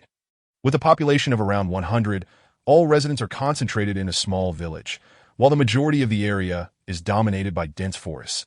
Lurking within the jungle are ferocious creatures that pose significant dangers, necessitating the presence of a high-voltage electric fence surrounding the village for protection. This serene paradise is largely untroubled by worldly strife, and most villagers are elderly individuals with graying hair that I in their earlier years. They were laborers on various planets, but as they aged and could no longer afford the high costs of living on those planets, they were compelled to move here. Although Walden Star is remote, the upside is that everything is free. As long as one is willing to contribute some labor, a leisurely and comfortable life can be enjoyed. The villagers cultivate an abundance of purple berries, the delightful fruits that Hiruaji and Mu Xiaoping have been relying on for sustenance these past few days. These sweet and tangy berries can be fermented into exceptionally pure fruit wine, providing some extra income for Walden Star. The arrival of the two young individuals was met with great enthusiasm from the entire village. Residents of this border asteroid rarely encounter a new neighbor, let alone two unfortunate survivors. Everyone brought forth their stored food, forming a small mountain in front of the newcomers, with some even presenting treasured bottles of aged wine. "Where do you hail from? And how did you end up here?" Fakin inquired, observing the two as they devoured their meal with gusto. "Should we signal for help to the outside world?" Hiruaji shook his head and replied vaguely, "We are on a long journey through the cosmos, seeking a planet where we can settle. That if you don't mind, we would like to reside here for a while. That I see," Fakin said, exchanging a knowing glance with his kind-hearted wife. "Grandma Buma Dada, a couple that has eloped, perhaps?" Grandma Buma's eyes welled with tears. "What a romantic love story." "Very well," Fakin assured. "Rest easy here. We have some vacant rooms left by friends who departed last year. If you don't mind, you can stay for as long as you wish." Fakin winked at Hiruaji, adding, "Young man, work hard. When your little wife has a child and you return home, surely your family will have no objections. Right? Ha ha." Hiruaji's expression darkened, as it seemed the elder had misunderstood something. Fakin laughed heartily and turned to announce to everyone, "We have welcomed our 102nd and 103rd settlers to Walden Star." The villagers erupted in cheers, swiftly preparing a cozy little cottage for the two. Everything here is utterly natural. The cottage is constructed from raw timber, with a large fire pit dug in the center for warmth. Fakin expressed his sincerest apologies. "I'm sorry, my young friends, but the conditions here are rather rudimentary. When we first arrived on this planet, we possessed quite a few modern tools, but many have since broken down. You see, it's rare for repair personnel to travel such great distances merely to fix something like an electric heater. That's all right, Hiroaji replied politely. We are truly grateful. Thank you, Uncle Faken. And please extend my thanks to Grandma Booma. Very well, Faken said. Get some rest, dear children. You must be utterly exhausted. Tomorrow, we will arrange a formal welcome ceremony for you. Haha, it's been ages since we've had such lively festivities. After Faken left with a smile, Hiroaji quickly set to work that he fashioned a few small traps from bones, placing them on the doors and windows, ensuring that if anyone were to enter, a faint sound would alert them. Why are you doing this? Mu Xiaoping asked, puzzled. Uncle Faken is not a bad person. Indeed, Hiroaji acknowledged, but I cannot be certain that there are no ill-intentioned individuals on this planet, especially with those who are pursuing you. Pursuing me? Mu Xiaoping stammered. Hiroaji nodded, sitting beside Mu Xiaoping and wrapping his arms around her, whispering softly, Do you believe our ship encountering an asteroid belt was merely a coincidence? No, the flight path was not intended to cross such a belt. The only explanation is that someone altered the star charts. What could their goal be? Mu Xiaoping shuddered, hesitating to speak. I didn't mean to keep anything from you. Hiroaji gently placed a finger over her lips, replying softly, Everyone has their own secrets. I do not require you to share those memories you wish to forget. For now, let us rest here for a while. I have matters to ponder. What occupied Hiroaji's thoughts was his control over the spaceship during the crisis, the kind of necromantic magic that could transform metal into living beings. If this magic could indeed be utilized on a large scale, it is not hard to imagine that one day, a fully mechanized army composed entirely of sentient machines could emerge somewhere in the universe. Their terrifying combat prowess would shake the very foundations of the world. With that thought, a cruel smile crept upon Hiroaji's lips. Mu Xiaoping, however, was lost in her own thoughts, gazing blankly at Hiroaji, recalling how this not particularly tall man had once saved her in such perilous circumstances. She also thought of the life they were about to embark on together on Walden Star. Her cheeks flushing and heart racing as she shyly lowered her head. The fire in the room finally extinguished. Hiroaji had spent a week in Walden Village. While everything here was delightful, one thing perplexed him greatly. Why did the residents rarely utilize mechs in their daily lives or agricultural tasks? In this newly cultivated wilderness, mechs were indispensable. Take, for instance, the gigantic mantises they had encountered in the jungle. Without mechs, they would have had no idea how to cope. During one lunch, Hiroaji voiced his confusion to Grandma Booma. Typically, the villagers prepared their own meals, but since Mu Xiaoping arrived, her extraordinary culinary skills had completely captivated all the villagers. This seemingly ordinary girl wielded flames with a mastery akin to that of a grandmaster. Even the most mundane food, when prepared by her, transformed into a unique delicacy.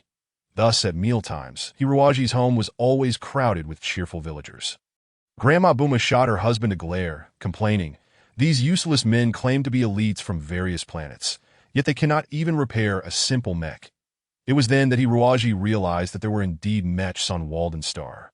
Chapter 7. The antique mechs. When these elderly individuals retired, they possessed only meager pensions, yet the mechs they had worked alongside were largely brought to Walden Star. However, most of these mechs had endured decades of agricultural or industrial labor, much like the elderly themselves, rendering them obsolete and scrapped. In the initial 2 years on Walden Star, these mechs were still functioning, and it was with their assistance that the village was established. However, lacking maintenance and care, all the mechs became inoperable after 2 years. The villagers had considered repairing the mechs, yet these machines were relics from 3 to 4 decades prior, and contemporary repair technicians were ill-equipped to handle such antiques. Only those with 30 to 40 years of experience could manage such tasks. Skilled technicians with decades of experience would undoubtedly be remarkable individuals. How could they be persuaded to travel to such a remote location for the sake of these dilapidated machines? Even if they were willing, their fees would surely be exorbitant. Moreover, all the spare parts for the old mechs had long been discontinued, making them impossible to procure. Grandpa Faken glared at his wife, grumbling, Who says we're incapable? Even if you brought the most skilled young technician from outside, they wouldn't even recognize my beloved mech. I piloted that mech while mining on Iskastar, and those little brats were probably still nursing. Why didn't we think to invite a repair technician to come with us? Uncle Haas, a robust man, chimed in that he had once been a proud steelworker, diligently serving a large corporation for 45 years before being unceremoniously cast aside. Most villagers shared similar stories, victims of the cruel competitive system. "You fool," Uncle Jack, a wine lover, retorted, "we only grow less useful as we age. While repair technicians become more experienced, they are in high demand outside. Why would they come here?" "That's true. But Jack, who are you calling a fool? Could I take a look at your mechs?" Hiroaji suddenly asked. Everyone fell silent. "That I possess a certification for the maintenance of basic agricultural mechs." Hiroaji explained that this. The villagers gazed at him as if he were a simpleton. The maintenance of primary agricultural mechas implies that this unfortunate child might only be capable of tasks such as cleaning the mechas or applying lubrication.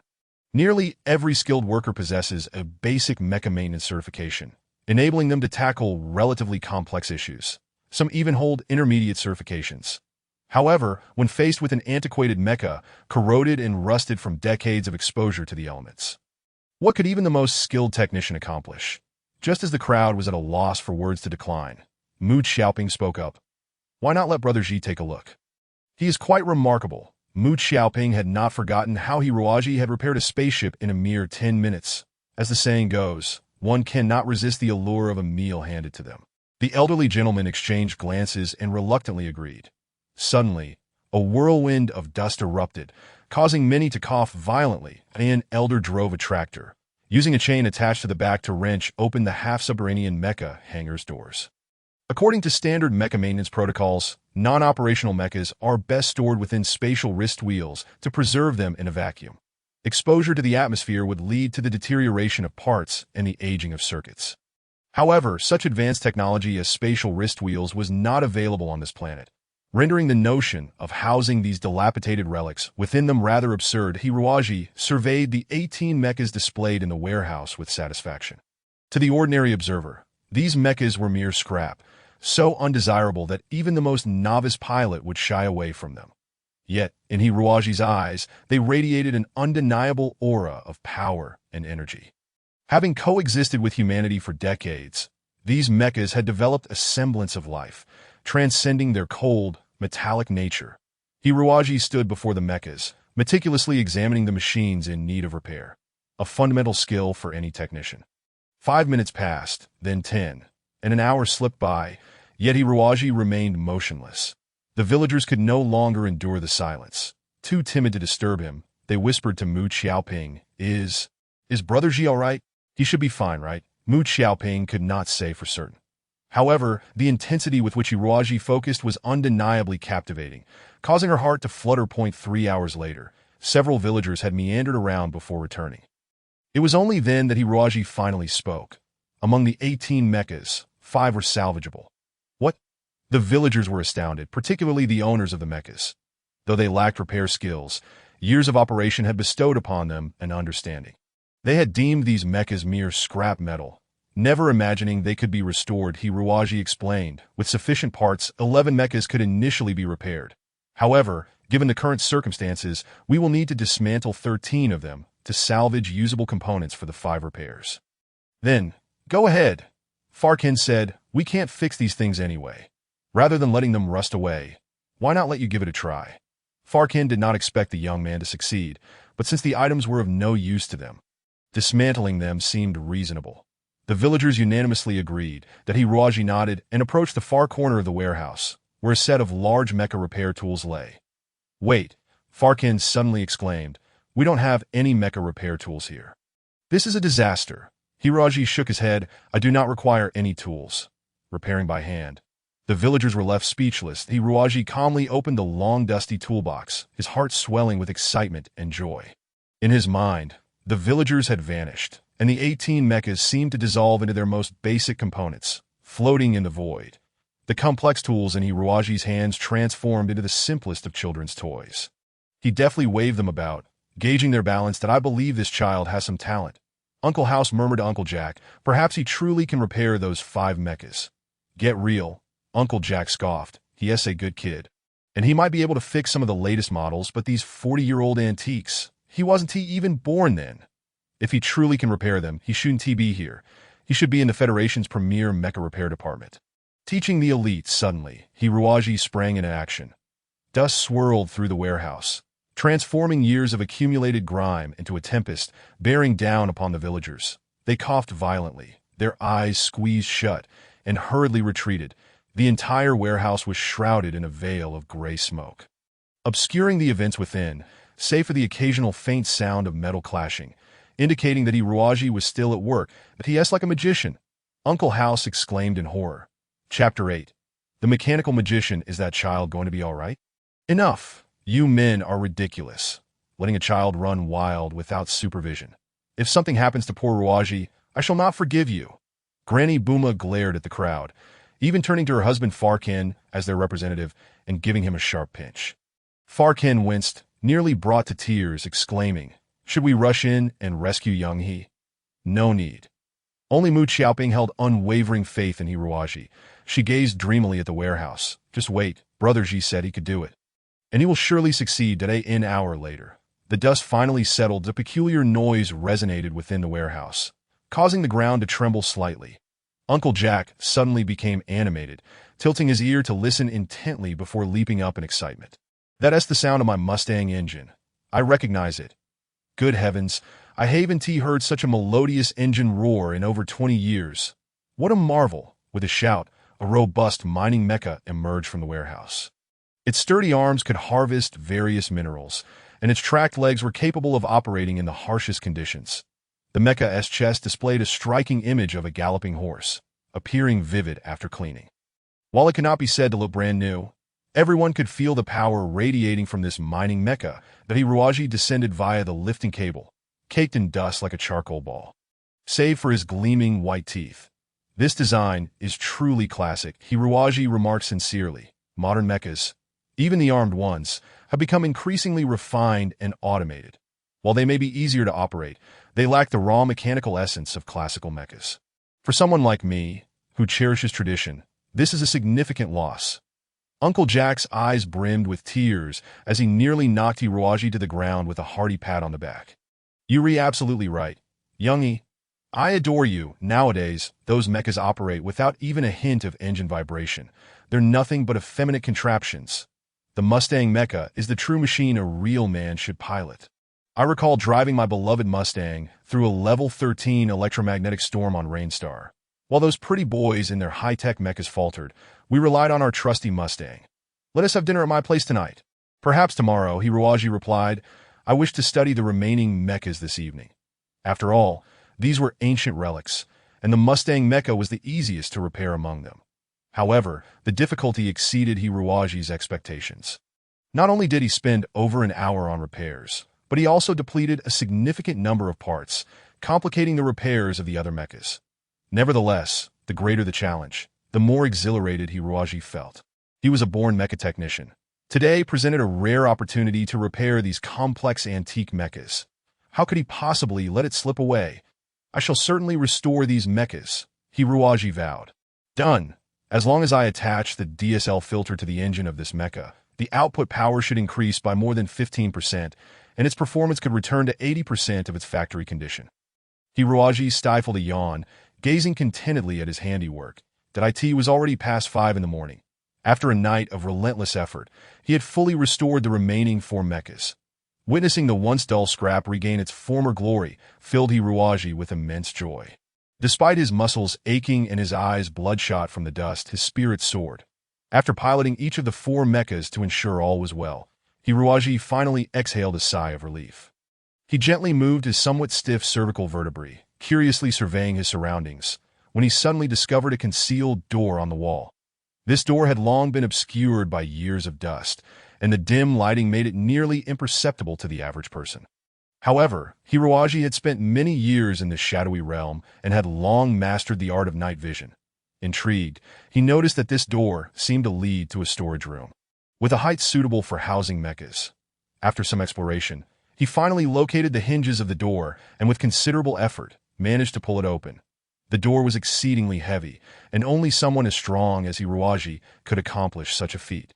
Indeed, within lay a small mecha storage room, where a black mecha knelt on the ground.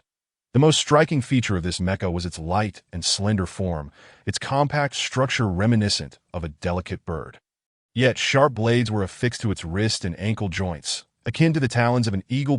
Two broad black wings extended from its back, tracing a beautifully graceful curve, even in its current kneeling position. It exuded an aura of soaring through the skies. Judging by the propulsion system behind it, it appeared capable of generating formidable kinetic energy. This seemed to be a semi-armed mecha, repurposed from an agricultural model for combat against beasts. Hiruaji felt a surge of excitement. Compared to agricultural mechas, he was far more fascinated by armed mechas. After all, armed mechas represented the pinnacle of cosmic mecha technology. Although this semi-armed mecha, modified from an agricultural model, would pale in combat prowess compared to professional armed mechas, it had the advantage of requiring less mental acuity from its pilot. Anyone capable of operating an agricultural mecha could pilot this modified version. However, it seemed this mecha had endured a fierce battle, its surface marred by countless wounds, as if inflicted by some savage creature. The engine and computer systems appeared severely damaged, seemingly beyond repair, and a wonder the villagers had not retrieved this mecha. Perhaps even a celestial being could not salvage it. After careful observation, Hiruaji concluded that this mecha held no reparable value. He sighed in frustration, about to close the storage door, when an inexplicable sensation surged within him. This mecha seemed to emanate an endless fighting spirit, as if the fallen soldiers of the battlefield were attempting to revive, fighting for their beliefs. Hiruaji paused. Very well, I shall give it a try. He clenched his fists. Chapter 9.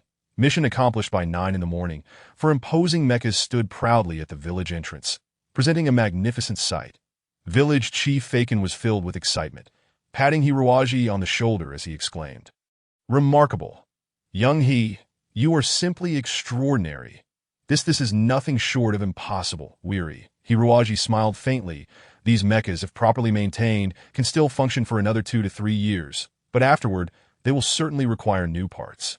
Chief Faken, with a touch of nostalgia, replied, forget about 2 or 3 years. Just the sight of these old companions still traversing the roads brings us immense joy. Indeed. Uncle House's eyes glistened with tears. We, like these mechas, were on the brink of being locked away and discarded, yet who would have thought we would see them moving again today? I hardly know what to say, by the way. Hiruaji recalled the black mecha and inquired, Chief Faken, I also found a black mecha in the storage room that appears to have been damaged in battle. Who was its pilot? Chief Faken looked at Hiruaji with an almost otherworldly gaze.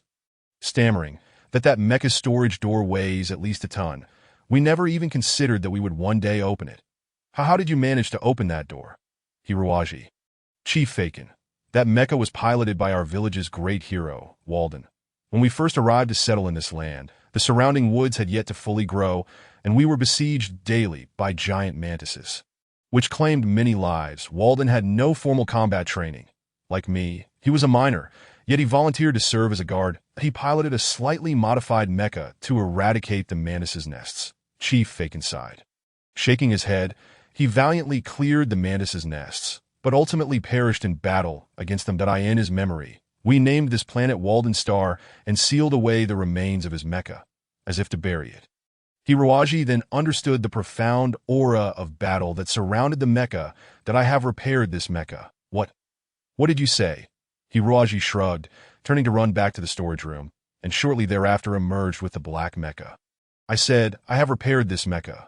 Upon seeing the black mecha, all the villagers rushed forward, pointing and exclaiming, Black Wing has reappeared. So, this mecha was named Black Wing. Indeed, a fitting name, Hiruaji mused. Chief Faken was at a loss for words. Walden and his mecha Black Wing had become symbols of this planet, and no one would have believed it could rise again after witnessing its pitiful state. Yet, this unassuming young man had succeeded. This should we not reseal Walden's relic? A villager whispered, No. Uncle House asserted, Walden was my dearest friend, and I have longed to see his mecha standing on this earth once more. Indeed, another villager concurred. We need mechas, especially semi-armed ones with some offensive capability. Since this mecha has been repaired, why should we lock it away again? To acquire a mecha of equivalent value would cost hundreds of thousands of star coins. Silence, everyone.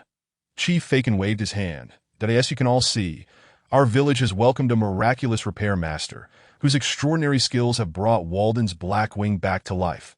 Now I ask you, if Walden were still here, surrounded by us, would he consent to let this mecha return to darkness? Certainly not. Walden would want this mecha to serve us. The villagers clamored in agreement. Chief Fakin smiled with satisfaction. Then let us choose someone from among us to pilot this mecha.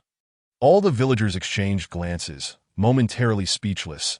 They had never learned the combat techniques for armed mechas, and being elderly, even walking a few steps could leave them sore and exhausted. At most, they could operate agricultural mechas for menial tasks. To ask them to pilot a semi-armed mecha, it was absurd. Clearly, only Hiroaji could take on the role of pilot. Uncle House remarked, "At least you are considerably younger than us and can maximize the mecha's performance." "And this mecha is your handiwork," Uncle Jack added. "You have given it a second life." "Yes, this mecha truly belongs to you, young Ji." The villagers unanimously agreed. Hiroaji did not decline, as the allure of the mecha's essence was simply too compelling. He joyfully accepted this gift. As Hiroaji took command of Black Wing, he stood silently amidst the jungle, where vines hung heavily and treacherous swamps lay beneath his feet. Surrounding him were 7 or 8 giant mantises, observing this metal contraption with curious eyes. This was a training method devised by Hiroaji. To face formidable foes, he needed to learn to pilot the mecha in the shortest time possible. It had already been a month since he entered the jungle. From initially being unable to contend with even a single giant mantis, he had now reached a point where he could barely hold his own against 8. Hiroaji had traversed a challenging path that on several occasions he had narrowly escaped death, always brushing against the Grim Reaper. This reckless and intense training had led to a remarkable improvement in his mecha piloting skills. Once more, Black Wing bore signs of battle, its body marked with wounds inflicted by giant mantises. The combat blades on its elbows and knees had broken countless times, replaced by the mantis's forelimbs, but Hiroaji remained calm. His fighting style was unique. He would spend considerable time observing his opponents before engaging, regardless of how intricate their physical structures, as long as Hiroaji observed them for over 3 minutes. He could deconstruct them in his mind to their most basic components, enabling him to identify their fatal weaknesses. Suddenly, the giant mantises launched a coordinated attack. Hiroaji did not even furrow an eyebrow. His hands moving swiftly, transforming into 2 fleeting shadows. His lightning-fast reflexes honed from repairing skeletal soldiers now found their perfect outlet. Black Wing traced an unusual arc, lightly striking the back of one giant mantis with its elbow while deftly tapping another beast with its right foot. The wings on its back flared open suddenly, carving a graceful trajectory through the air as it landed outside the encirclement. The 2 mantises stood frozen, their heads splitting open in a shocking display. Cleaved in twain.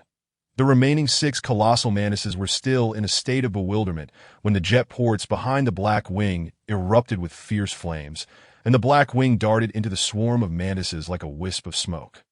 A series of crackling sounds echoed, and the joints of the 6 gigantic mantises were utterly shattered. This was the culmination of Hiroaji's month-long training. The Art of Joint Destruction. Chapter 10. The network helmet. Hiroaji was acutely aware of his vulnerabilities. Agricultural mechs could never hope to compete with military-grade combat mechs. Setting aside engine thrust, endurance, and weaponry, the materials used in their construction were utterly dissimilar. Agricultural mechs were crafted from second-rate ordinary metals, while combat mechs were forged from robust cosmic alloys that in a direct confrontation, it was certain that his side would suffer significant losses. However, even combat mechs had their notably fragile areas, joints, due to the necessity for agility. No mech could afford to equip excessive armor on its joints, and various circuits had to extend through these points, making them the most vulnerable aspects of any mech. Yet not everyone possessed the knowledge of how to target these joints. Hiroaji, however, was an exception.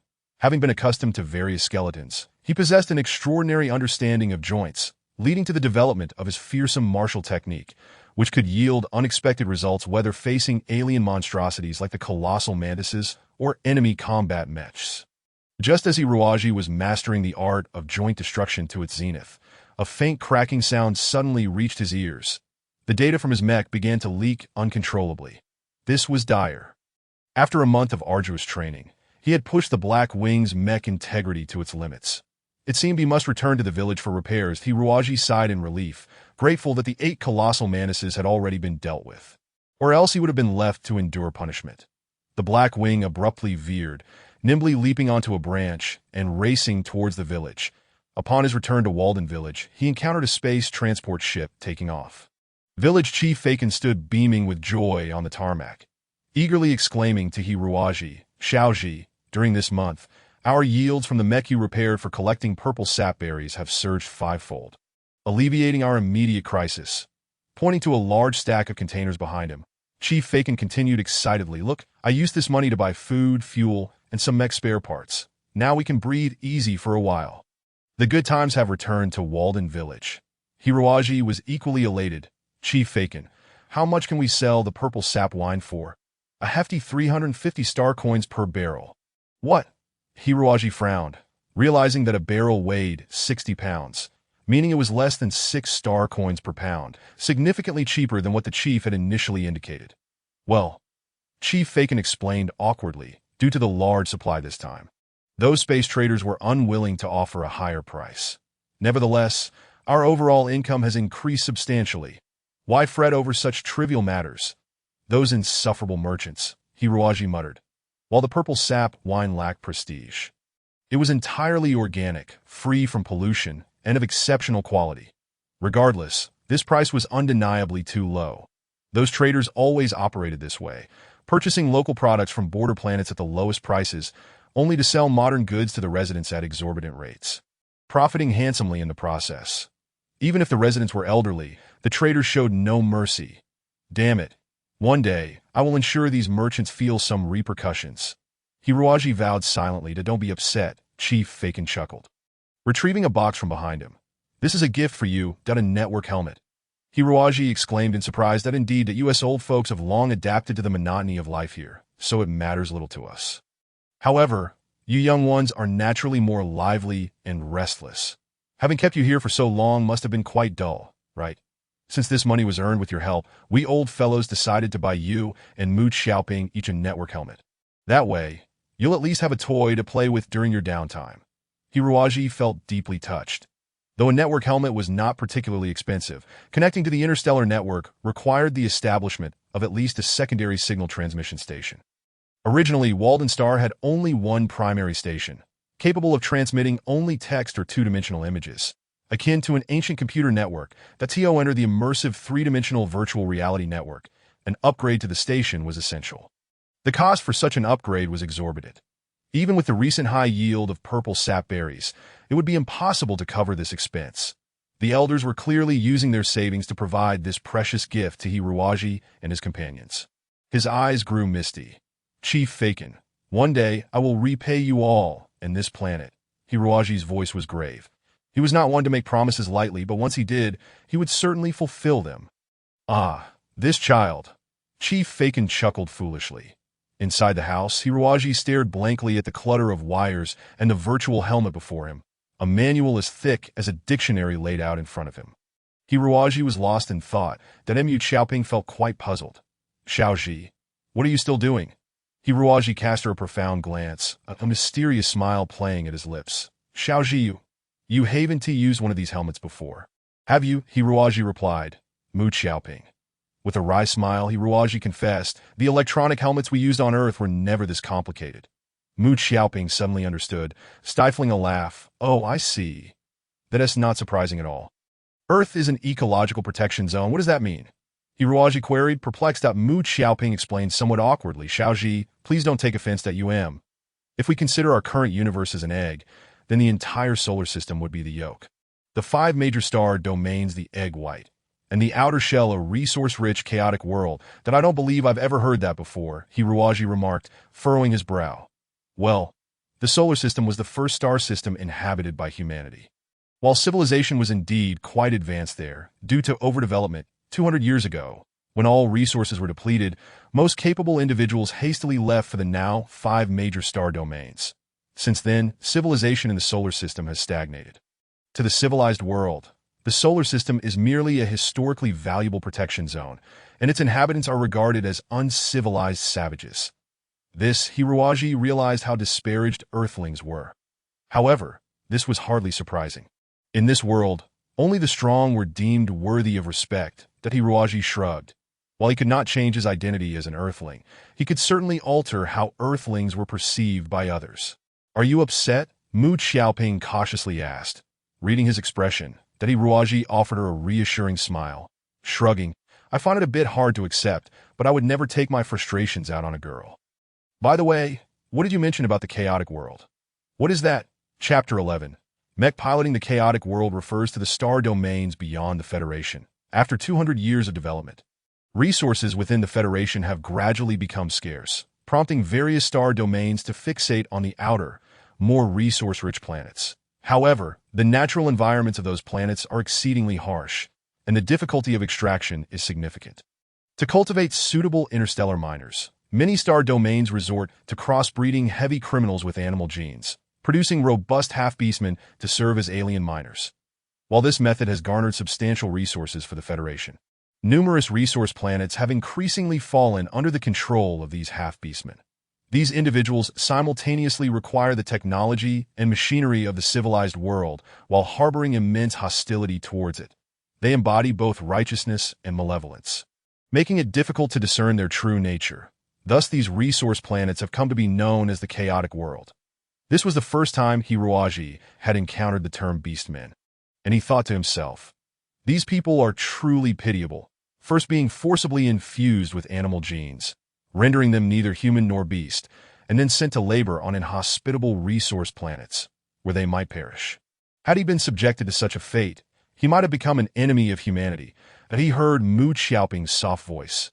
"Human beings are such creatures. For their own ambitions and desires, they will unhesitatingly manipulate the lives and dignity of others. Perhaps this state of affairs will never change until the day humanity meets its demise." Hiruaji was taken aback, uncertain why Mu Xiaoping radiated such a heavy air of melancholy. She smiled faintly. "Let us log into the network now. It's quite simple. I'll gradually explain everything to you inside." User Blackwing has logged into the system. Initial ranking 315473542. Currency 1000. After a delightful melody played, Hiruaji felt a sense of disorientation as he entered the network. The virtual reality system made it seem as though he had stepped into another realm. This world boasted exceptionally crisp air, with all the buildings reminiscent of the opulent architectural style of 18th century Europe, exuding grandeur and extravagance. Standing before a grand city, Hiruaji found himself surrounded by elegantly dressed young men and women. Occasional glimpses of mechas streaked across the sky, while distant sounds of explosions and flames suggested an intense battle unfolding. Xiaoji inquired a strikingly beautiful woman, her red hair shimmering under the sun. "What does initial ranking mean?" Hiruaji asked. "The initial ranking refers to your combat prowess among 5 billion online users. To enhance your ranking, one must engage in mecha battles in the Zeus world. This ranking holds significant importance as it signifies an individual's proficiency in mecha piloting. Those with higher rankings often secure desirable jobs in the real world, even without impressive academic credentials. So strive diligently." Mu Xiaoping explained. That's so. Hiruaji pondered. In the current universe, martial prowess is paramount.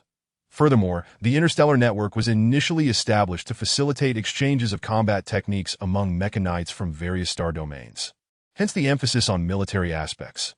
However, the universe is vast, and not all regions can connect through the same network.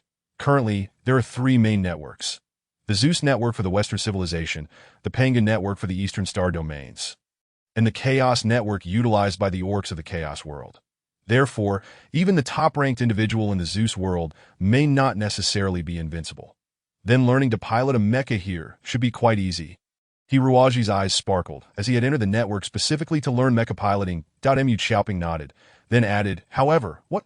"Well, there are various mecha training schools in the network, but generally, the fees are quite steep. Completing the most basic course usually costs over 3,000 gold coins. 1 gold coin is equivalent to a credit point, amounting to a staggering 3,000 yuan. Hiruaji was left penniless. Perhaps find a way to earn money." Mu Xiaoping smiled brightly. "There are many lucrative opportunities in the virtual network." Hiruaji tilted his head, pondering for a long time, struggling to conceive of any profitable ventures suitable for someone like him. An inhabitant of a nature reserve. Aside from robbery, that I'm sorry, sir, our basic mecha training course, after discounts, costs 2,800 yuan. Please pay 70% of the tuition up front. Thank you. Daddy Ruaji had already been rejected by 7 mecha academies. Green Wild City was specifically established for newcomers to the network, hosting numerous mecha academies, catering to both novices who had never touched a mecha and seasoned pilots with illustrious achievements in cosmic exploration. Yet, none offered affordable options that Hiroaji felt dejected. After searching for a while, he finally discovered a mecha academy that didn't require upfront tuition. This training program was set up by a space exploration company, offering everything for free, with the only stipulation being that graduates would serve the company for a period. However, when the instructor saw Hiroaji's aptitude test results, he nearly popped out his eyeballs in disbelief. Are you a pig? Your mental strength is under 40 points. Good heavens. Where did you come from, country bumpkin? Earth, Hiroaji replied calmly. Earth. Damn it, go back to your hometown and eat mud, you foolish earthling. Hiroaji was unceremoniously kicked out. Just then, a plump old man appeared above him. Young lad, do you wish to learn to pilot a mecha? The old man asked with a smile that Hiroaji nodded. But you have no money? He nodded again. Your mental strength is only 35 points? He nodded once more. Very well. The rotund old man clapped Hiroaji on the shoulder with enthusiasm. You, my boy, are a natural disciple material. Rest assured I, Hoodake, am the most renowned mecha instructor in Green Wild City. My school boasts excellent facilities and reasonable fees. It will undoubtedly be your best choice. But Hiroaji looked at the elderly man with skepticism, noting his plumpness that suggested he might struggle to fit into a mecha cockpit. Go, do you not believe me? Look, this is a photo of me with the former top-ranked mecha expert, the Dark Fallen Angel from the Zeus server. Here is a recording of my battle against the invasion monsters from the Inua star system. Damn, I am a person of status in the galaxy. Would I stoop to deceive you for mere pocket change? Come, sign this contract that I guarantee you will learn to pilot an armed mecha and become a distinguished mecha knight within 6 months. And the tuition is only 800 yuan. Why hesitate? Be decisive. Hiroaji took the contract, which seemed to pose no immediate issues, yet he sensed something peculiar within. Hesitantly, he transferred 800 gold coins into the old man's account. Hoodake beamed with joy. That's more like it. You are now a proud disciple of the Tianyu Network Mecha Academy, then aren't you thrilled? Could I first see where the school is located? A gust of cold wind swept through, rustling the golden leaves on the ground. Hiroaji gazed blankly at the Tianyu Network Mecha Academy before him. The desolate institution housed only a 3-story building, flanked by 2 of the most basic mechas.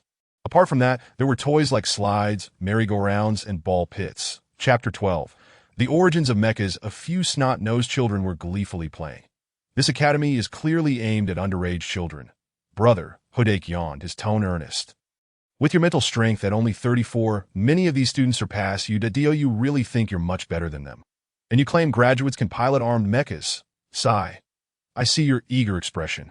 So I'm indulging you, to be honest. Given your low mental strength, you won't be able to pilot an armed mecha in the real world anyway. Why not just enjoy a couple of mecha games instead of torturing yourself here? Hiroaji smiled slyly. Hoodake suddenly shivered. Hiroaji glanced at a large tree by the school gate, then squinted at Hoodake's neck. With a swift kick, he struck past the tree with lightning speed. Ah! Hoodake felt a gust of wind rush by, followed by a sharp pain on his face. The tree emitted a dreadful crack as it cleanly snapped and crashed to the ground. Hoodake swallowed hard. In the network world, players' physical attributes match those in reality. This foolish Earth lad indeed possessed such monstrous strength. Teach me to pilot a mecha, or I'll take you out, Hiroaji stated calmly. Hoodake was on the verge of tears. Heavens, teaching a person with mental strength under 40 from Earth to pilot an armed mecha is akin to teaching a pig to grasp relativity. Utterly impossible. I'm finished, Hoodake lamented in despair, under the pressure of Hiroaji's menacing gaze. Hoodake reluctantly began the first theoretical lesson. Today, let's discuss the history of armed mechas, shall we? Hoodake beamed with a forced smile. Whatever you like, you're the teacher, Hiroaji declared, sitting firmly in class with a stern expression. Hoodake cleared his throat. It's not that I don't want to teach you, but according to your mental strength level, you simply cannot pilot the latest mechas that I can pilot. Agricultural mechas. Agricultural mechas and armed mechas are entirely different matters. You must understand, the operation of armed mechas has always posed a significant challenge due to the complex control required. Agricultural mechas typically operate only a few dozen, at most 100 movements, whereas armed mechas require thousands of intricate maneuvers to meet combat demands. As Hudake delved into the history of mechas, his demeanor shifted from that of a petty trader to one of seriousness. Initially, pilots employed an archaic button-based control method, akin to flying a fighter jet with cockpits equipped with keyboards and directional tools, activating specific buttons to execute attacks. The flaw in this method was glaring. Its overly simplistic controls rendered complex combat maneuvers impossible. Thus, during this era, mechas, much like the older fighter jets, primarily relied on long-range attacks. However, as engines and armor advanced, mecha knights honed their dodging skills, rendering distant shooting increasingly ineffective. It often occurred in battles that both sides, separated by dozens of kilometers, would exchange missile and electromagnetic cannon fire. Due to the immense energy consumption, after an hour of intense combat, they would often have to retreat to their motherships to recharge. This absurd tactic did not last long, as a new type of mecha emerged. This new mecha could elegantly evade the clumsy attacks of enemies and swiftly close the distance, striking with beam blades or electric axes in the vulnerable zones where their weapons could not reach. By significantly reducing reliance on long-range weaponry, this new mecha also drastically decreased energy consumption. They can typically sustain combat for over 72 hours, with a battlefield survival rate that far surpasses that of the first-generation cosmic mechs. This new type of mech, capable of executing elaborate super combat techniques, is equipped with a manipulation system that is entirely distinct from traditional mechs, the electronic neural connector. This is the prevailing control system in the cosmos today. The electronic neural system is a cutting-edge computational chip developed after significant advancements in bionics. Compared to traditional computational chips, the electronic neurons resemble a brain crafted from chemical products. Not only do they possess formidable computational power, but more crucially, the electronic neural system can connect directly with the human brain. Once the pilot enters the cockpit and dons a helmet-like device, it automatically collects the electrical waves generated by the human brain, converting them into commands for the electronic neurons. Simultaneously, data gathered by the mech is relayed directly back to the human brain through the electronic neurons.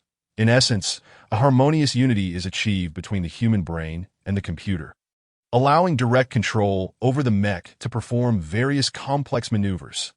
However, since electronic neurons are ultimately a synthetic product, perfect synchronization with the human brain is unattainable, leaving a disparity in assimilation rates. The higher the assimilation rate, the more harmonious the connection, enabling the mech to unleash greater combat potential. Yet, to date, the highest assimilation rate barely reaches around 70%. The so-called mental power serves as a measure of the assimilation rate. Individuals with greater mental power are more likely to pilot advanced mechs, whereas those with insufficient mental power, such as Hiruaji, find themselves rejected by all mechs. Now it makes sense. Hiruaji finally grasps where the issue lies. Is there any solution? Hudake hesitantly replies. Well, most low-end armed mechs still have manual control systems installed that if your hand speed is sufficiently swift, perhaps you could barely mimic the effects of the electronic neural manipulation. What does that mean? Hudake explains. For instance, under a typical control mode, the pilot observes enemy aircraft and various data through radar. They analyze this data in their minds and then issue attack commands to the mech via brainwaves, a process that takes about 0.5 seconds. However, if one resorts to full manual control, then within that half second, your hands must execute over 32 actions. Moreover, once on the battlefield, there are times when one must continuously manage situations for several minutes. No pilot's hands can endure such high-intensity actions unless their wrists are reinforced with steel. Hiruaji's eyes gleam. As long as there is a way, he will try. I want to give it a shot. He replies coldly. Hudake shrugs. All right, I'll take you to the simulation training chamber to give it a try, and then you'll understand just how challenging it truly is. Young man, one should accept their fate. Some things simply do not belong to you, and you shouldn't harbor delusions of fighting for them. No, Hiruaji responds firmly. The noblest quality of humanity is to dream. Chapter 13. Astonishing training. Hudake reluctantly leads Hiruaji to the simulation training chamber. It is a bare cockpit, devoid of the mech's limbs and head command center, specifically designed for instruction. All right, let's disable the electronic neural system. Hudake mutters as he settles into the cockpit. I'm going to perform the simplest attack maneuver with all my might. Pay close attention. There's a hand speed counter beside you, so you can see just how fast my actions are. Hodake suddenly activates the simulation that a series of explosive sounds erupt within the cockpit, and the counter registers 37, with merely a second and a half elapsed. On the screen, Hodake successfully fires an electromagnetic cannon. How about that, kid? Hodake boasts, my hand speed is like this. There's no way I could keep up with anyone else's pace. On the battlefield, even the lowest-ranking foot soldier could take you down 70 or 80 times. You might as well save your energy and return home to do what you ought to be doing. Hiroaji remains fixated on the instrument panel within the simulation chamber, unmoving. Hey. Hodake glances at the dazed young man, unable to suppress a sigh. All right, Uncle will give you $300. Consider this a concession. Honestly, I'm not this generous every day. You are an expert, Hiroaji suddenly declares. What did you say? Hodake blinks in surprise. The way you sat in the cockpit was akin to a peerless swordsman gripping his sword, emanating a completely different spirit and aura that Hiroaji calmly concludes. You must be a remarkably skilled mech knight, having no need to resort to such lowly means to swindle money that Hodake's scalp tingles. After years of navigating the online world, he had never been seen through regarding his true identity. Everyone regarded him as a good-for-nothing rogue who could only swindle food and drink from children. To think that this mentally challenged Earth bumpkin would discern his prowess. Hodake's pupils constrict suddenly, his fists clenching tightly. Could this youth also be a master? Impossible! His vigilance could not have deteriorated to such an extent. Had this youth truly been a master, he would never have provoked him. Hodake relaxes his posture, laughing. What master? You must have watched too many cartoons. Hiroaji gazes at him meaningfully, then strides over to the simulation cockpit, asking nonchalantly, how many actions per second must I achieve for you to teach me to pilot an armed mech? At least 70 actions per second, sustained for over 2 minutes, right? Hodake absent-mindedly scratches his nose while tossing out an utterly unattainable standard. Hiroaji nods. Suddenly, a storm brews within the simulation chamber. Hodake nearly gets blown over by the gale as a series of intense banging sounds assault his eardrums. He watches in awe as Hiroaji's mech fires electromagnetic cannons in rapid succession. The speed so breathtaking it leaves one dazzled. The counter's numbers soar rapidly. Smoke suddenly billows from the simulation cockpit, followed by a heavy, acrid odor. Hodake's jaw drops wider and wider, saliva pooling on the floor. Suddenly, the simulation cockpit erupts with a loud bang, belching forth a cloud of black smoke, quickly followed by roaring flames. It turns out that Hiroaji's astonishing hand speed had caused all the buttons on the keyboard to generate heat, reaching their ignition point. And this was merely a minute into the session that Hiroaji steps down, regretfully stretching his wrists as he glances at the counter, seemingly unfazed by the incident. Hodake, in shock, turns to the counter, where the value has soared to 8,000. In just 1 minute, this monster's hands had executed 8,000 actions.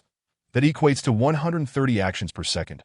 My goodness, perhaps, Hodake stammers, perhaps you could become an outstanding mech knight, provided you have a sufficiently sturdy control panel. Hiroaji smiles. Indeed, teacher.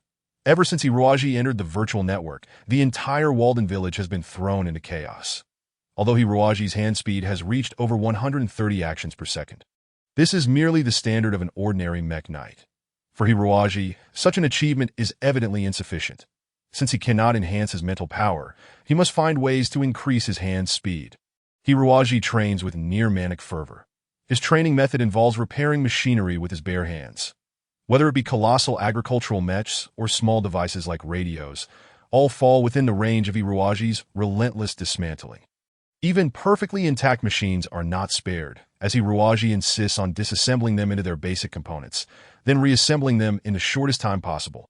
Observing Hiroaji repair machinery is a delight, akin to witnessing a magic trick. A complete small radio is deftly flipped in Hiroaji's hands, and with a flash of white light, the ground is soon littered with scattered components before the onlookers can react. The white light flashes again, and the radio reappears. Beyond radios, watches, televisions, refrigerators, and washing machines, nothing seems capable of escaping Hiroaji's grasp. Eventually, the villagers begin to suspect that this poor child has lost his mind. This training routine continues for a month, until Hiroaji begins to feel weary. The mechanical items in the small village are far too simplistic, utterly failing to meet his training needs. One afternoon, Feeling rather dejected while wandering through the forest, Hiruaji suddenly kicks a sharp stone with his foot. Gazing at the oddly shaped rock, a thought strikes him. From that day forth, Hiruaji spends nearly 12 hours each day in the forest. Coupled with his time in the network learning mech piloting techniques from Hodak, he finds himself with scarcely any time for sleep. The villagers grow increasingly concerned. What could be wrong with this child? Grandma Booma tugs on village chief Fakin's ear and drags Uncle House along to the forest to investigate. Through the dappled sunlight filtering through the trees, in a small clearing, Hiruaji's eyes are blindfolded with a black cloth. While the wind rustles through the trees, emitting a chilling wail that sends shivers down one's spine. Before Hiruaji stands a stone tower that a towering structure, constructed from stones of varying sizes, stands approximately over a meter high. Typically, children engage in such stone stacking games by placing the largest stones at the base, followed by progressively smaller ones, to prevent collapse. However, the stone tower erected by Hiruaji defies this convention, showcasing stones of uniform size, and even demonstrating a peculiar arrangement of smaller stones at the bottom and larger ones at the top. What a curious child, an individual of such stature still indulging in such trivial pursuits. Granny Booma found herself both amused and exasperated. Could it be that Hiruaji has spent an entire month merely playing with stones? Yet, how does his tower remain steadfast, after observing for a while? Village Chief Fakin discerned an anomaly. The other two companions joined him in scrutiny, and indeed, Hiruaji's tower appeared crooked and unstable, seemingly disregarding the principles of physics. The stones he selected were rugged and irregular, some bearing shapes reminiscent of monstrous forms, as if he intentionally eschewed stable, conventional stones. Such a structure, one would think, could hardly reach a height of over a meter. Even a mere stack of 3 or 5 stones would inevitably topple, unless someone were to prop it up, but that too is illogical, as stabilizing the lower stones would only cause the upper ones to collapse. Who could possibly maintain such balance? Unless, of course, one possessed the abilities of a 1,000-armed guanine. Who could possibly support it? Yet, Hiruaji merely stood before the tower, utterly motionless. Was there some supernatural force at play? After a prolonged observation, Uncle House suddenly exclaimed, "His hands are moving." The trio leaned in closer, their astonishment palpable. Indeed, Hiruaji's hands were in constant motion, moving at such an astonishing speed that it appeared as though they had not shifted position at all, leaving no trace of movement in the air. Truly remarkable. Whenever the tower threatened to collapse, Hiruaji would swiftly and gently tap the tilting stone, maintaining a fleeting balance. Though this equilibrium lasted but a moment, Hiruaji was capable of applying countless balancing forces in that instant. This was the secret behind the tower's stability. As the positions of the stones began to shift, seemingly on the brink of failure, Hiruaji suddenly exhaled softly.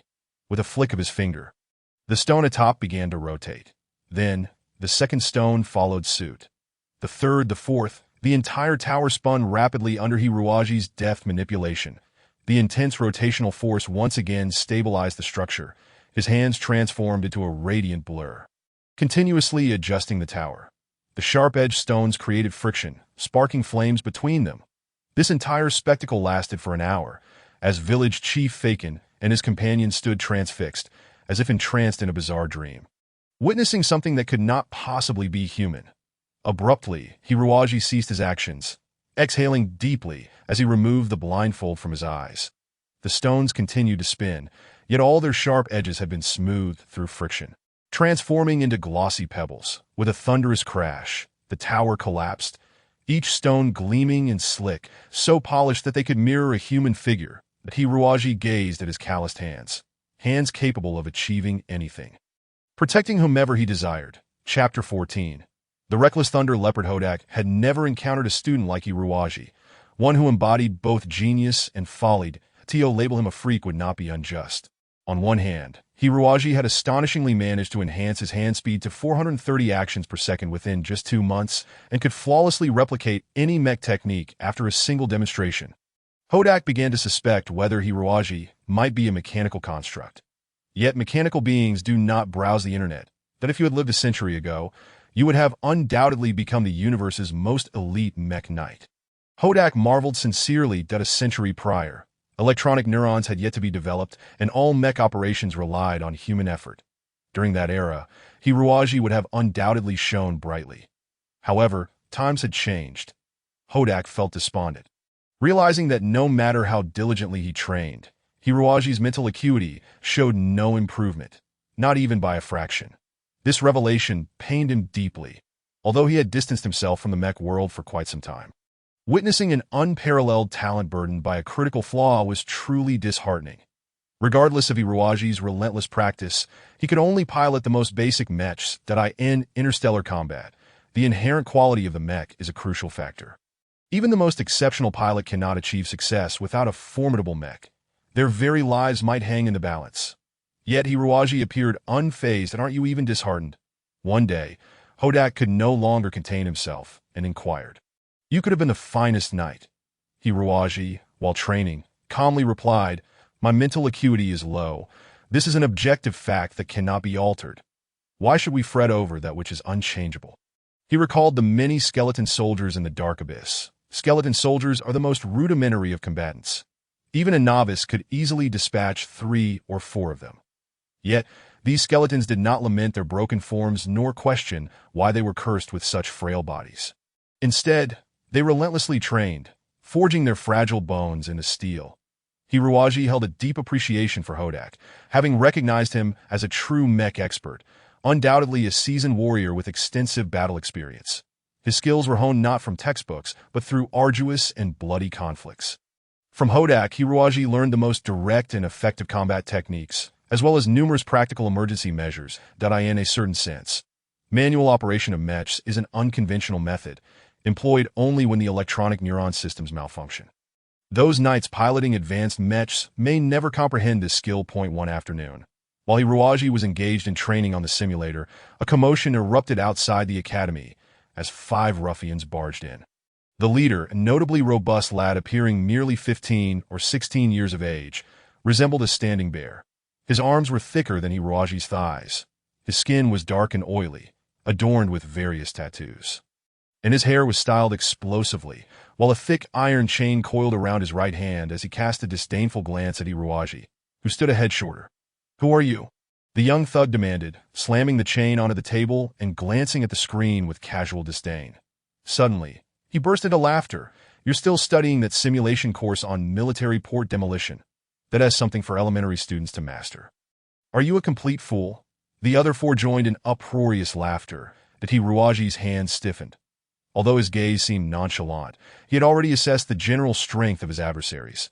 These 5 youths exhibited well-developed muscles, and their robust physiques suggested they had engaged in heavy labor from a young age rather than merely working out in a gym. However, from a combat perspective, excessive musculature could hinder speed and agility. Compounded by inadequate lower body strength to an expert like Hiruaji, these seemingly strong individuals could only be described as precarious. That I am a student of teacher Hodak, Hiruaji replied calmly, stepping out of the simulator. Do you need something? The boy's eyes widened. Hodak, as new student? That old ghost can still attract students? Damn it. We thought this school was on the verge of closure, and then we wouldn't have to come to this wretched place for classes. It turned out that the 5 of them were also students of Hodak, prompting Hiruaji to narrow his eyes. I am Lei Bao, the boy declared, pointing a finger forcefully at Hiruaji's chest. I am the boss of this school. Last time our Lei Yun gang was expelled from the network for 3 months due to charges of intentional injury, so if you haven't heard of my name, it's excusable. But from now on, this school is under my command. Hiruaji stared blankly at the finger prodding his chest, then walked over to a nearby table to pour himself a cup of tea. The other 4 gasped in shock. This newcomer was audacious. You little brat. Lei Bao gritted his teeth and advanced. Did you hear what I said? Hiruaji calmly replied while sipping his tea. No, do not point at me again. These 5 youths appeared to hail from the working class, lacking proper education. So Hiruaji resolved to coexist peacefully with them as long as they ceased their hostile demeanor. Lei Bao was momentarily taken aback. Yet he soon burst into laughter, jabbing Hiruaji's chest with renewed vigor. You forgot to say please. You cursed skinny monkey. Jab, jab, jab. Hiruaji sighed softly, gently placing down his teacup. In that instant, Lei Bao suddenly let out a scream. Stumbling backward as the others rushed in. Boss, boss. Lei Bao raised his right hand high. The finger that had jabbed Hiri's chest was grotesquely bent, having been cruelly broken, revealing bloody white bone beneath. Though this transpired within the virtual realm, the pain was no less diminished. Chapter 15. The mech license take him down. The four little ruffians gathered closely, drawing glimmering knives from their waists, though they felt a twinge of apprehension. Having only recently been punished for cybercrimes, their rights to use the internet suspended, in numerous desolate mining planets or remote asteroids, where no other recreational activities exist, the internet becomes the entirety of life. After 3 months of monotonous confinement, they have begun to feel a sense of trepidation. "Dake, just give this brat a good thrashing. But show a little mercy," Charlie suggested. "Indeed, I can't bear the thought of being cooped up at home for another 3 months." Fireman chimed in. "You little rascal, why don't you just kneel down and kowtow a few times? We might go a little easier on you." Awe sneered. What transpired next was almost instantaneous that a heavy object struck Aw's chest, leaving a sizable dent, with at least 7 ribs fractured. Before Fireman could unleash his practiced whip kick, both of his knees were suddenly struck with tremendous force, shattering the patelli completely. Dake's shoulder blades caved in, rendering his arms utterly immobile. Charlie's face was so deeply embedded that his nasal bridge became unrecognizable. Hiruji slowly approached Lei Bao, crouching before him with an air of civility, and said, "Please refrain from pointing at me in the future, if you would." Lei Bao felt a wave of despair wash over him, nearly wetting himself. The Lei Yun gang huddled in a corner of the classroom, filled with dread as they gazed toward the other side, as if a man-eating tiger lurked there. Certainly, while one could respawn instantly online, the sensation of pain was all too real, and would not diminish in the least. The creature before them dealt excruciating blows, and the Lei Yun gang had once fancied themselves as true heroes, unafraid even in the face of blades and axes. Yet today they learned the humbling lesson that there are indeed greater powers in the universe. "Boss," Charlie whispered, "this guy is engrossed in 100 examples of basic mecha combat, a course meant for elementary students. Exactly, we all just had a moment of carelessness earlier."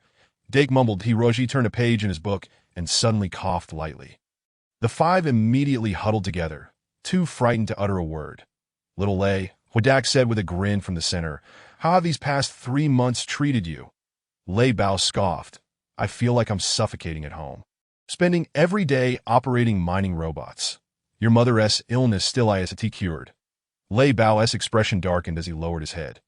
"The doctor said she needs treatment at a hospital on a major planet. Our small place lacks the necessary facilities." The doctor contacted a hospital, and the mine said they would cover 3/4 of the medical expenses if I sign a 20-year labor contract.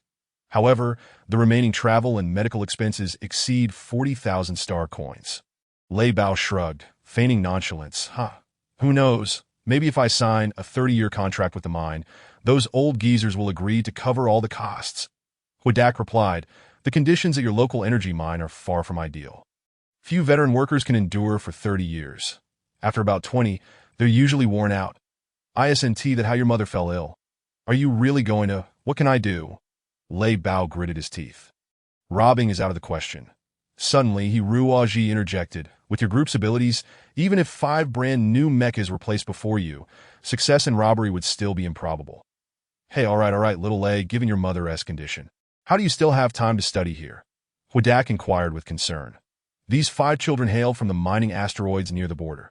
The private mines on these asteroids starkly contrasted with the large-scale operations in the chaotic star region. Large mines are at least managed systematically, with miners being strong-bodied beastmen. In contrast, the conditions at private mines are dire. Owners often exploit miners mercilessly for exorbitant profits. Miners piloting dilapidated mechas toil day and night in the shafts. And even the strongest young men typically wear out after a decade or two, becoming little more than frail husks. According to federal regulations, miners must complete over 500 hours of mecha operation courses before officially working. Thus, these 5 children were granted access to the online world for learning, and Hudak, seeing their plight, imparted some mecha piloting skills to them. Yet, these laborers' offspring from the lowest echelons of society are unlikely to ever pilot the sleek and formidable armed mechas. Soaring freely beneath the starry skies, now 15.5 years old, they would soon reach adulthood and be compelled to sign inequitable labor contracts with mine owners. trading their youth for meager wages to pay for their ailing parents' treatments in the depths of the mines. This is the grim reality of miner families, forever trapped in their plight. Lei Bao quietly confessed, "My mother hopes I can obtain a sea-level armed mecha license." Hudak understood that in the Federation, mecha pilots are classified into 5 tiers. The lowest level can typically only operate agricultural mechas and basic industrial mechas. For these children, who grew up in mining areas, acquiring this qualification is relatively easy. However, it also condemns them to a lifetime of grueling physical labor in the depths of the mines. The D-level license allows for piloting advanced mining mechas and basic armed mechas. Currently, Lei Bao and his companions had reached this level, but without connections and funds, securing easier jobs in the mines is impossible. C-level license holders can pilot intermediate armed mechas. Achieving this level might mean the mine would treat Lei Bao as a person of worth, sparing him from the mines. Yet, obtaining a C-level license is a formidable challenge, requiring not only exceptional personal combat skills, but also a degree of command and teamwork capabilities. During the examination, candidates must engage in live combat with at least 3 comrades, if fewer than 3.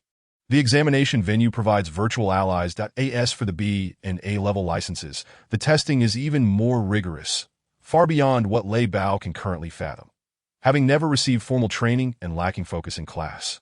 Though he considers himself quite capable, concepts like tactics and coordination are mere nonsense to him.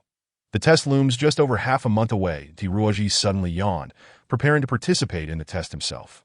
Aiming for a D-level license, as only with such a license could one enter various simulation arenas and compete with warriors from across the universe. "Old man, our group should be capable, right?" Lei Bao feigned bravado. Yet deep down he felt uncertain. The Mecha Pilot licensing examination employs a ruthless elimination system, where after an initial electronic test, the subsequent adversaries are other test takers. Each qualifying exam typically sees over 50 million applicants. Yet often only about 500,000 succeed, yielding a pass rate of less than 1%. Those who successfully acquire a C-level license are indeed rare. This marks the stark divide between professional and amateur riders. Some individuals may participate in countless examinations throughout their lives, yet remain stuck at the D level. Hudak chuckled ruefully. Although he possesses remarkable skills in mecha combat, he had always preferred to operate solo, lacking experience in tactical cooperation. Moreover, transforming these unruly youths into a cohesive team within half a month is a vastly different challenge from personally engaging in combat. "Old man, this is my mother's only wish. I must fulfill it," Lei Bao roared, seizing Hudak by the collar, oblivious to Hudak's true prowess. Even if he were aware, he would not believe it. "Shu," Hiruoji interjected disapprovingly, "in a place where everyone is studying. Don't behave like a mad dog. Even if you shout and holler, it won't make the impossible happen. You, training 5 novices to understand the concept of combat in a month is exceedingly difficult. Who are you calling a novice? If you are not novices, then you should have been learning to operate armed mechas since childhood. That is the only way to change your lives and save your loved ones. Rather than acting like a pack of wild dogs and randomly challenging those whose backgrounds you know nothing about, that if everyone in this world could achieve their desires merely by shouting, then it would not be you looking at me with such fear in your eyes, but rather me kneeling and being beaten by you," Hiruoji calmly stated. "It seems your mother did not teach you the true laws of survival. Do not insult my mother, you damned bastard." Lei Bao charged forward, summoning all his strength to deliver a powerful punch, his iron fist arcing through the air to strike precisely at the opponent's nose. However, instead of caving in as he expected, the opponent's nose remained unscathed, while Lei Bao's fist throbbed with intense pain. Hiruoji seized Lei Bao's fist, slowly twisting it before delivering a sudden blow to Lei Bao's abdomen, accompanied by a sharp crack as the arm he had just reattached broke once more. "Curse it, you bastard!" Though the other 4 were terrified, witnessing their leader's suffering compelled them to grit their teeth and charge forward. This time they adopted an entirely different tactic, employing stealthy ambushes from behind, scattering lime, even resorting to gouging eyes, stealing peaches like monkeys, feigning submission only to launch a sudden attack, and other underhanded tricks, observing their skilled techniques and appropriate tactical application. It seemed that these were the customary battle methods of the Thundercloud gang. Nevertheless, the final outcome remained unchanged. The 5 fell once again to the ground, wailing in disarray. Hiruaji, however, smiled in these individuals. He saw a reflection of his former self. Although he had been exceedingly timid at that time, while these individuals concealed their weaknesses with ferocity, their essence was fundamentally the same. That a man, if courageous, despite numerous flaws, still holds the potential for redemption. I can train you into a formidable squad of soldiers within a month, provided you fully obey my commands. What do you say? Are you serious? Lei Bao winced in pain, his face contorted, yet he forced a laugh. What are you pretending for? The teacher has already said you're just a country bumpkin from Earth. Even if you know a bit of ancient martial arts, so what? Can you pilot an armed mech? I merely stated that I would train you into true warriors. Whether or not I can pilot an armed mech is irrelevant, but Hiruaji coldly pressed his foot against the opponent's chest. However, to win your trust, I am willing to engage in a contest. 5 matches against my Wanda. What do you think? That's what you said. We won't even need 5 matches. I alone can beat you into submission. You beast, if I win, you will obediently leave this school. They chose the battleground known as the Black Jungle. This was a 20 square kilometer square arena within a vast atmospheric layer, where apart from a small lake and plain in the northeast corner, the entire ground was enveloped in dense jungle, inhabited by numerous ferocious, unknown creatures. Although it was a virtual arena, for the pilot in the simulated cockpit, it felt entirely like the real world. Ultimately, Lei Bao agreed to the 5-on-1 challenge, as Hiruaji's disdainful gaze irked him. However, he insisted on granting the opponent the right to select the map, deeming it otherwise unfair.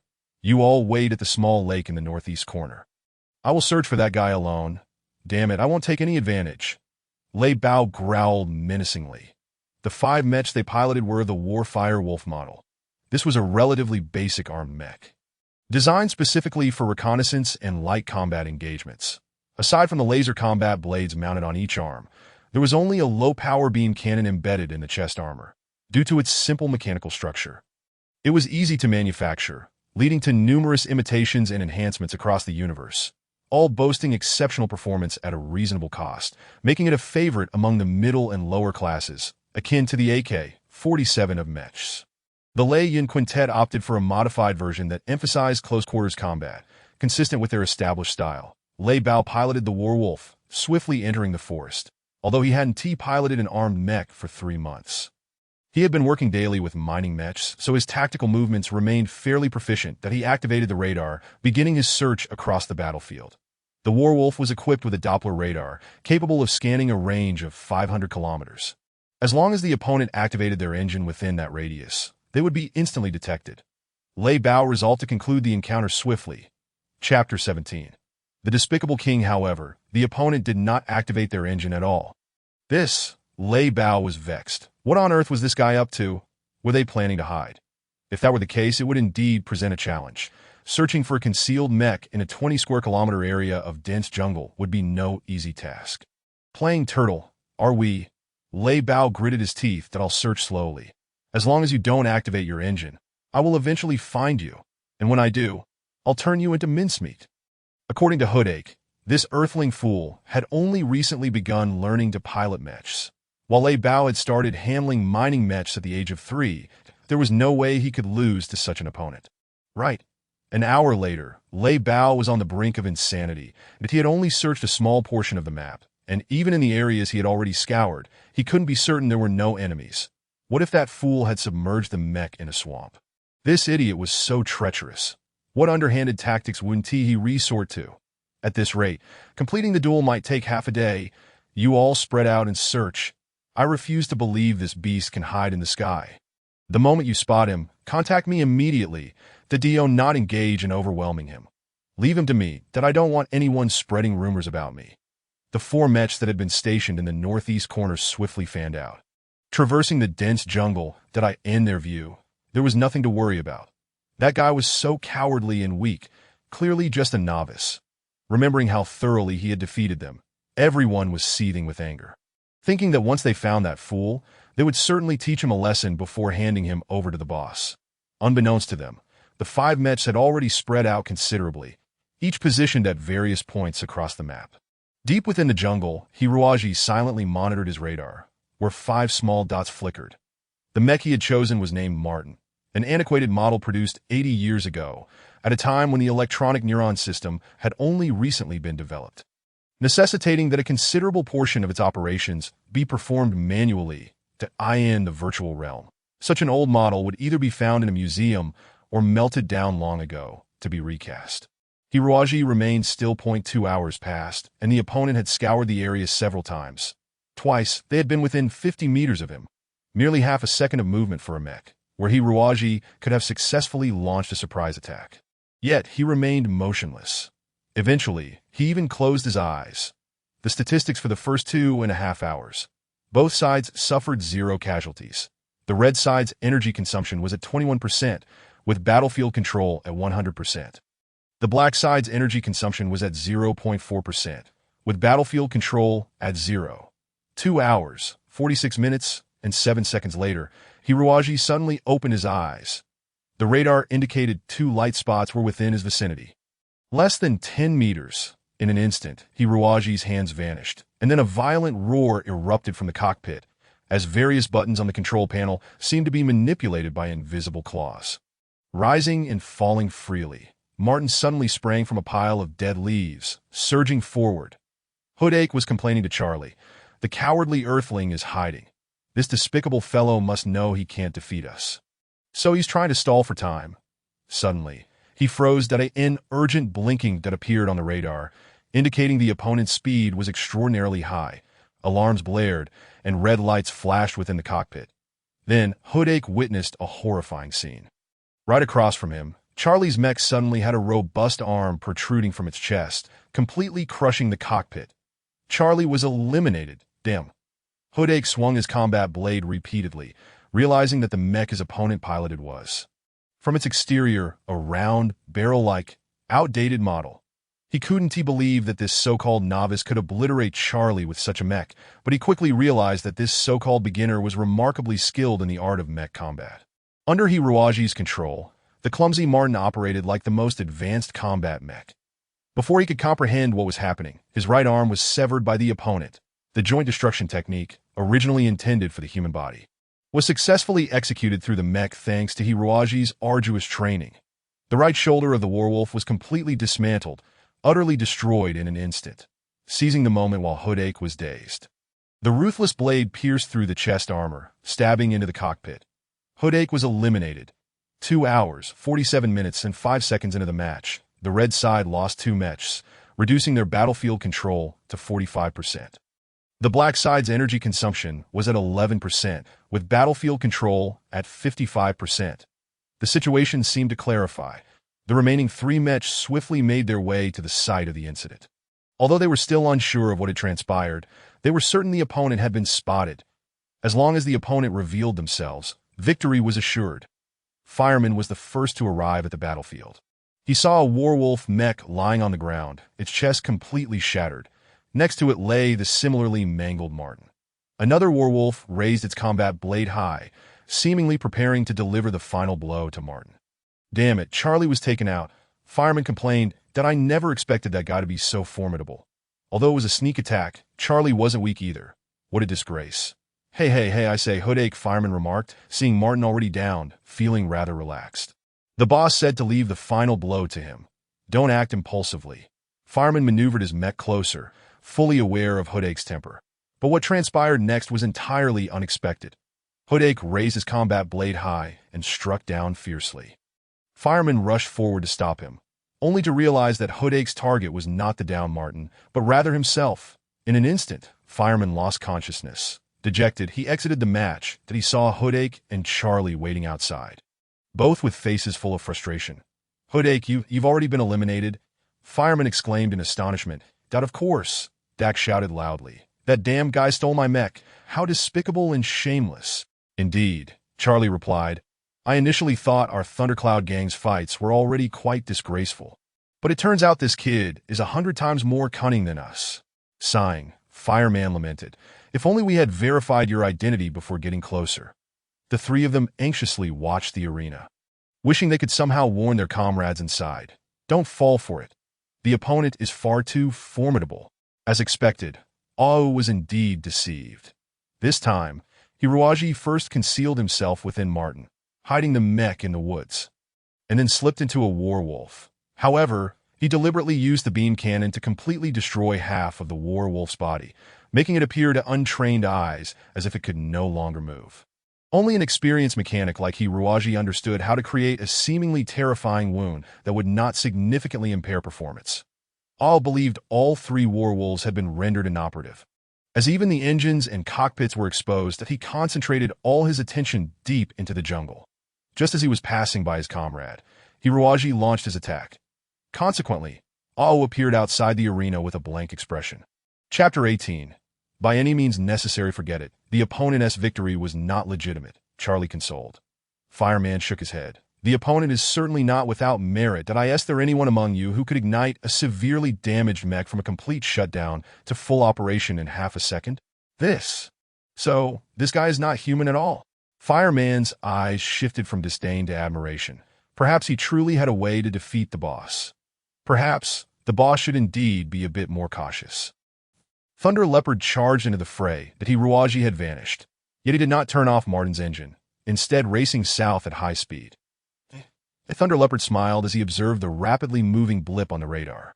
Feigning a retreat to the south while actually hiding within a werewolf, preparing to launch a sneak attack. His few brothers should have already been eliminated, right? This kid is indeed clever, but I won't fall for his tricks. Even an old mech like Martin has an autopilot mode, but it typically only allows for simple linear flight, which could hardly deceive a veteran like Thunder Leopard. Observing the few damaged werewolves before him, Thunder Leopard wasted no time in firing several beams that accurately pierced the cockpits of the werewolves. Suddenly, an ominous premonition surged within him as the radar indicated a violent energy response. Alarms blared.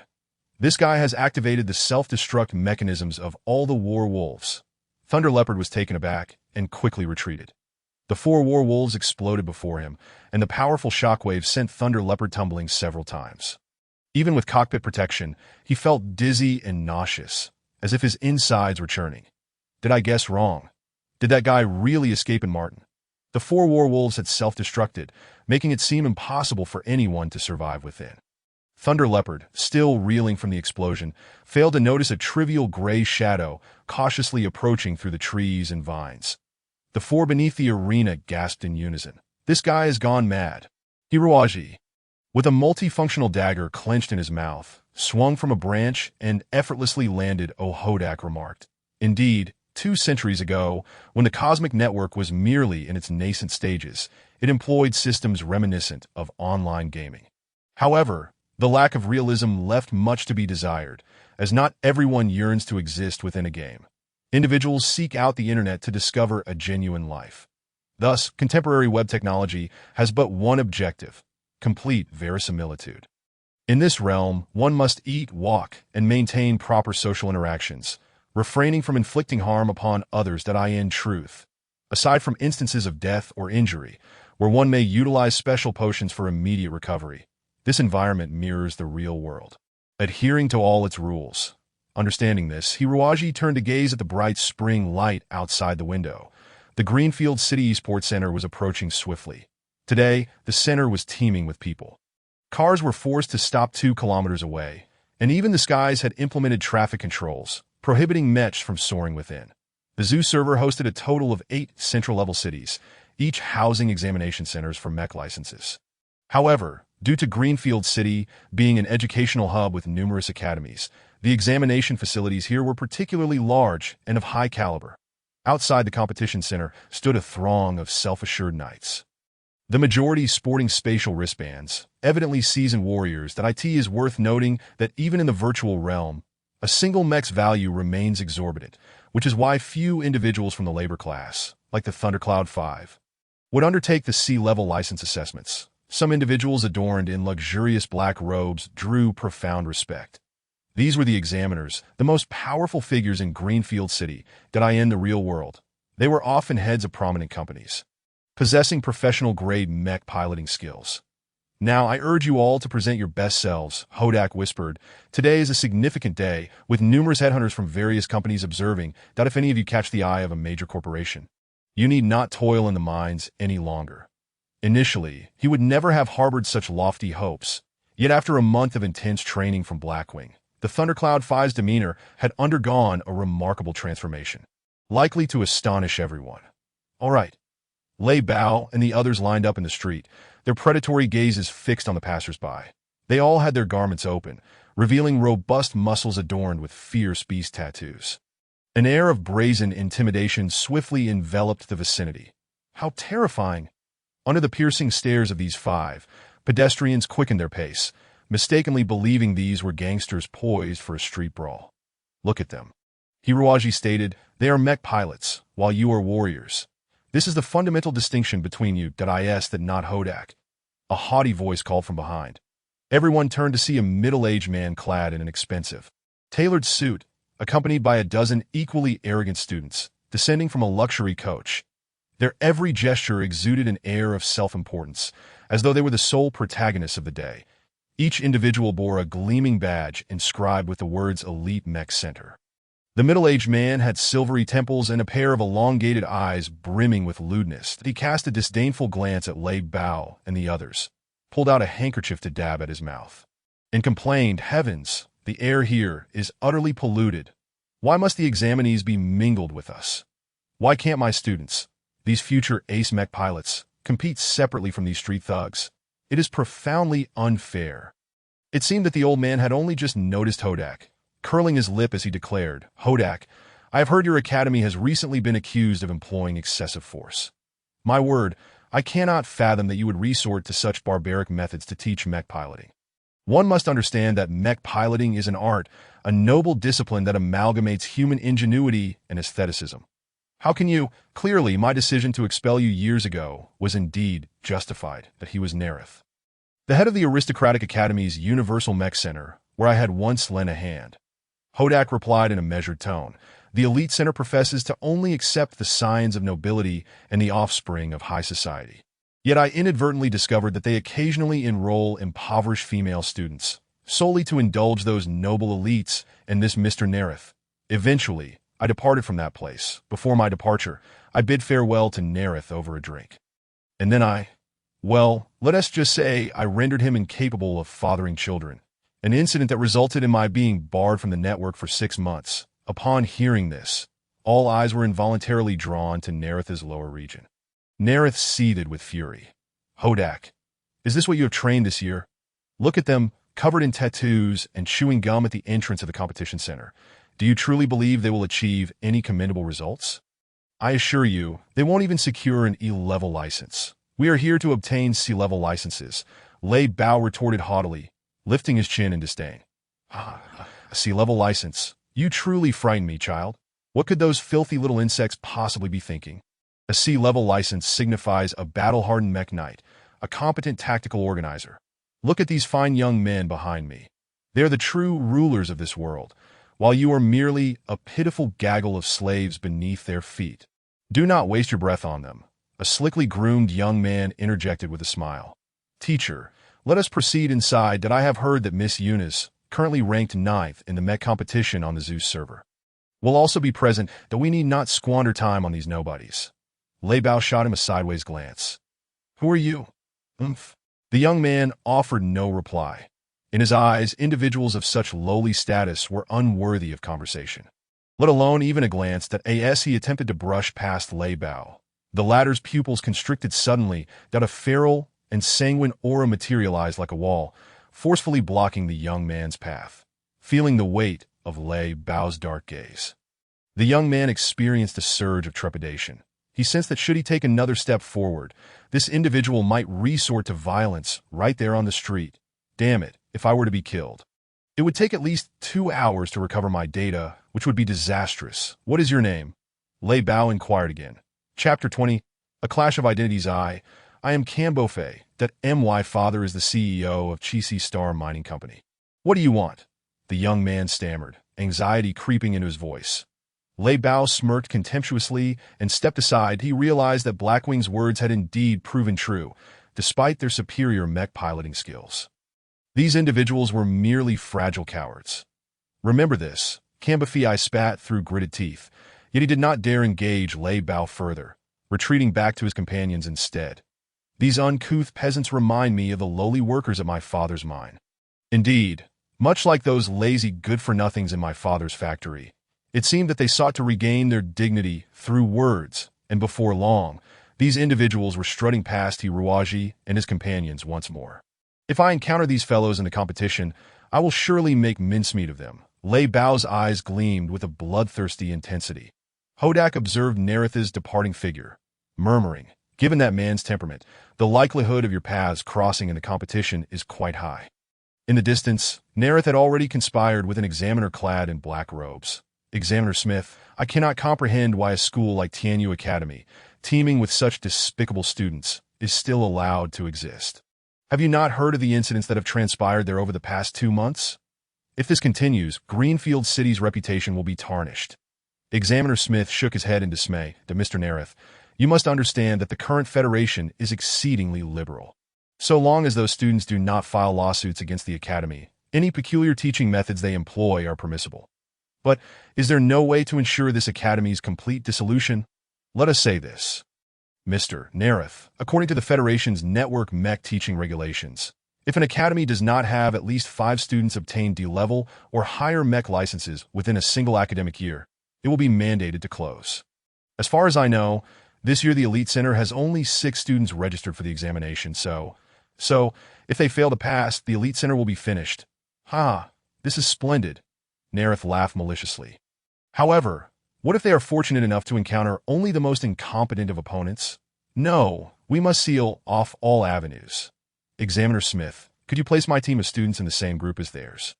Let us send these little ruffians home to wallow in disgrace." Examiner Smith chuckled in agreement. "Of course, that will not be a problem, especially given the nature of the cooperation between the Great Universe Mech Academy and us." "HM? Hiruaji stood dumbfounded that I cannot enter the examination. Why is that?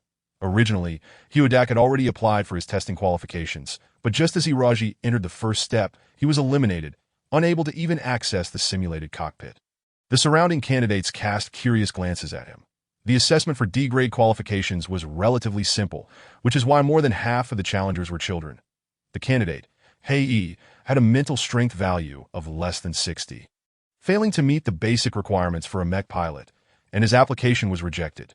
The computer stated the reason in a monotone voice. The other candidates erupted into laughter. After all, even 11 or 12-year-olds typically exceeded a mental strength of 90. With such a low score, how could he possibly pass the test? Hiruaji shrugged his shoulders, feeling quite helpless as he exited the competition center. Only with a D-grade license could he compete against the Mech Masters online and enhance his battle experience. What was he to do now? Hiruaji sat on the steps outside the competition center, observing the throngs of people below. Lei Bao and the others had already gone to take the C-grade qualification exam under Huodak's guidance. Unaware of the difficulties Hiruaji faced that moment, an unexpected incident occurred. A sharp voice rang out from above, and gasps erupted from the crowd below. Hiruaji looked up to see a white figure plummeting from the 4th floor of the competition center. By the time Hiruaji noticed, the figure was nearly at the 2nd floor level. Without a moment's hesitation, he darted forward like a whirlwind. Just as he reached out to catch the falling individual, he suddenly sensed an extraordinarily powerful aura of danger emanating from them. This aura nearly caused Hiruaji's heart to stop, and before his brain could react, his hands instinctively moved to strike. The ferocity of his attack was akin to that directed at a sworn enemy. The other party was taken aback by Hiruaji's fierce movements, but quickly regained composure, countering his assault with lightning speed.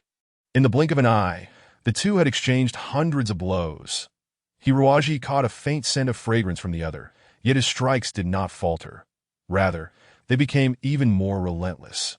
Targeting the opponent's vital points, he was now certain that this individual had not fallen by accident, but had deliberately jumped down. Was he the target, despite the mysterious woman's formidable martial skills? Hiruaji, having launched a surprise attack, continued his relentless onslaught, leaving her with no opportunity to counterattack. The mysterious woman grew increasingly alarmed. This opponent's techniques were straightforward, his limbs seemingly stiffened as if bound by glue. Yet his strength was terrifying that in a moment of distraction, she found her shoulders seized by Hiruaji, pulling her into his embrace. This all transpired in mere seconds, appearing to onlookers as though a falling individual had been skillfully caught by the young man below. Impressive indeed. The mysterious woman let out a muffled sound, clearly in immense pain, and through gritted teeth, she asked, "Who are you?" Her voice was clear and resolute, revealing that she was no ordinary woman. That Hiroaji was taken aback and shook his head. "I don't know you. Why did you jump down?" The woman replied in astonishment. "I saw someone in the crowd stealing a wallet, and I wanted to alert them, but it was too late. So I had to jump down to catch that despicable thief."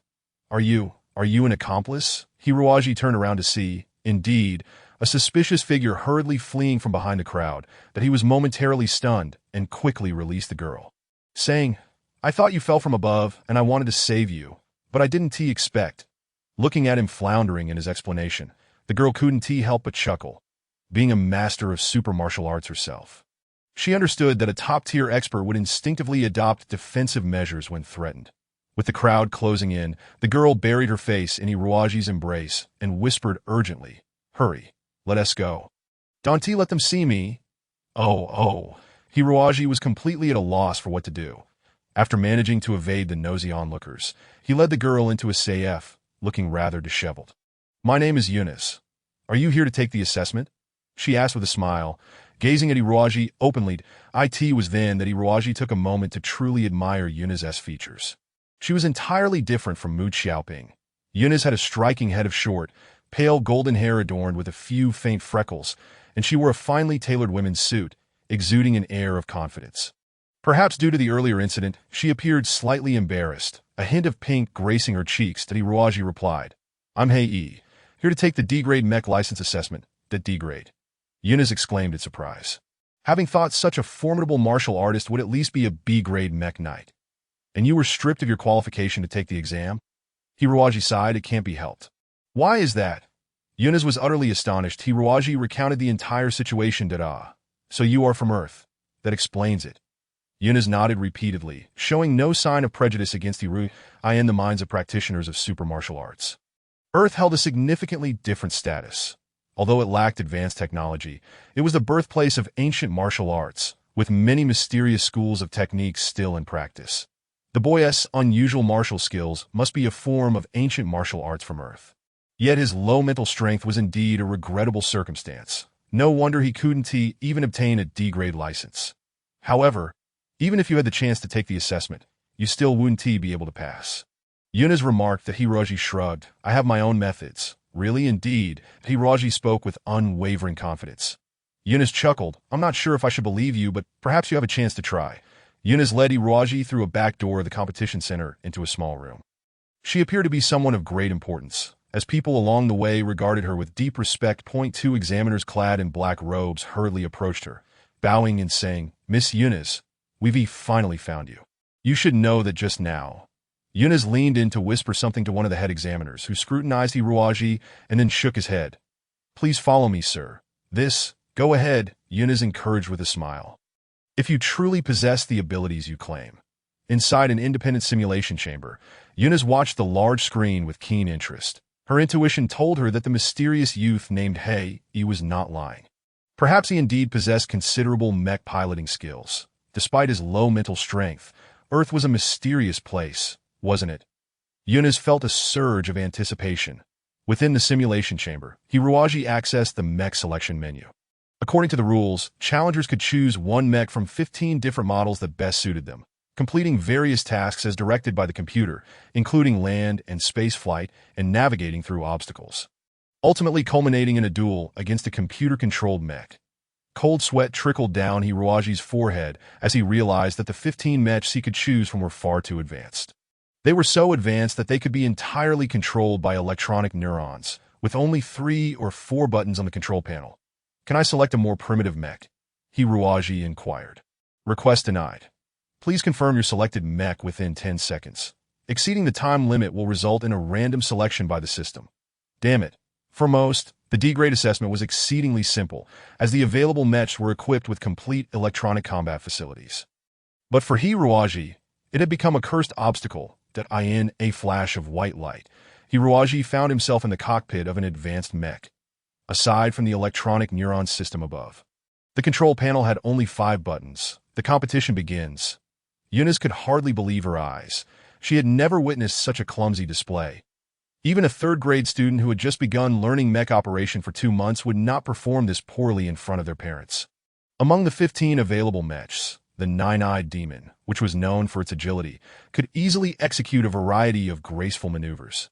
Yet in Hiruaji's hands, it resembled a heap of scrap metal, unable to move even a step before collapsing to the ground. Is this what you call a mech genius from Earth, mastering the mysterious ancient martial arts? One of the examiners shot Yunus a peculiar glance. Yunus bit her lip, crossing her arms. Had she misjudged?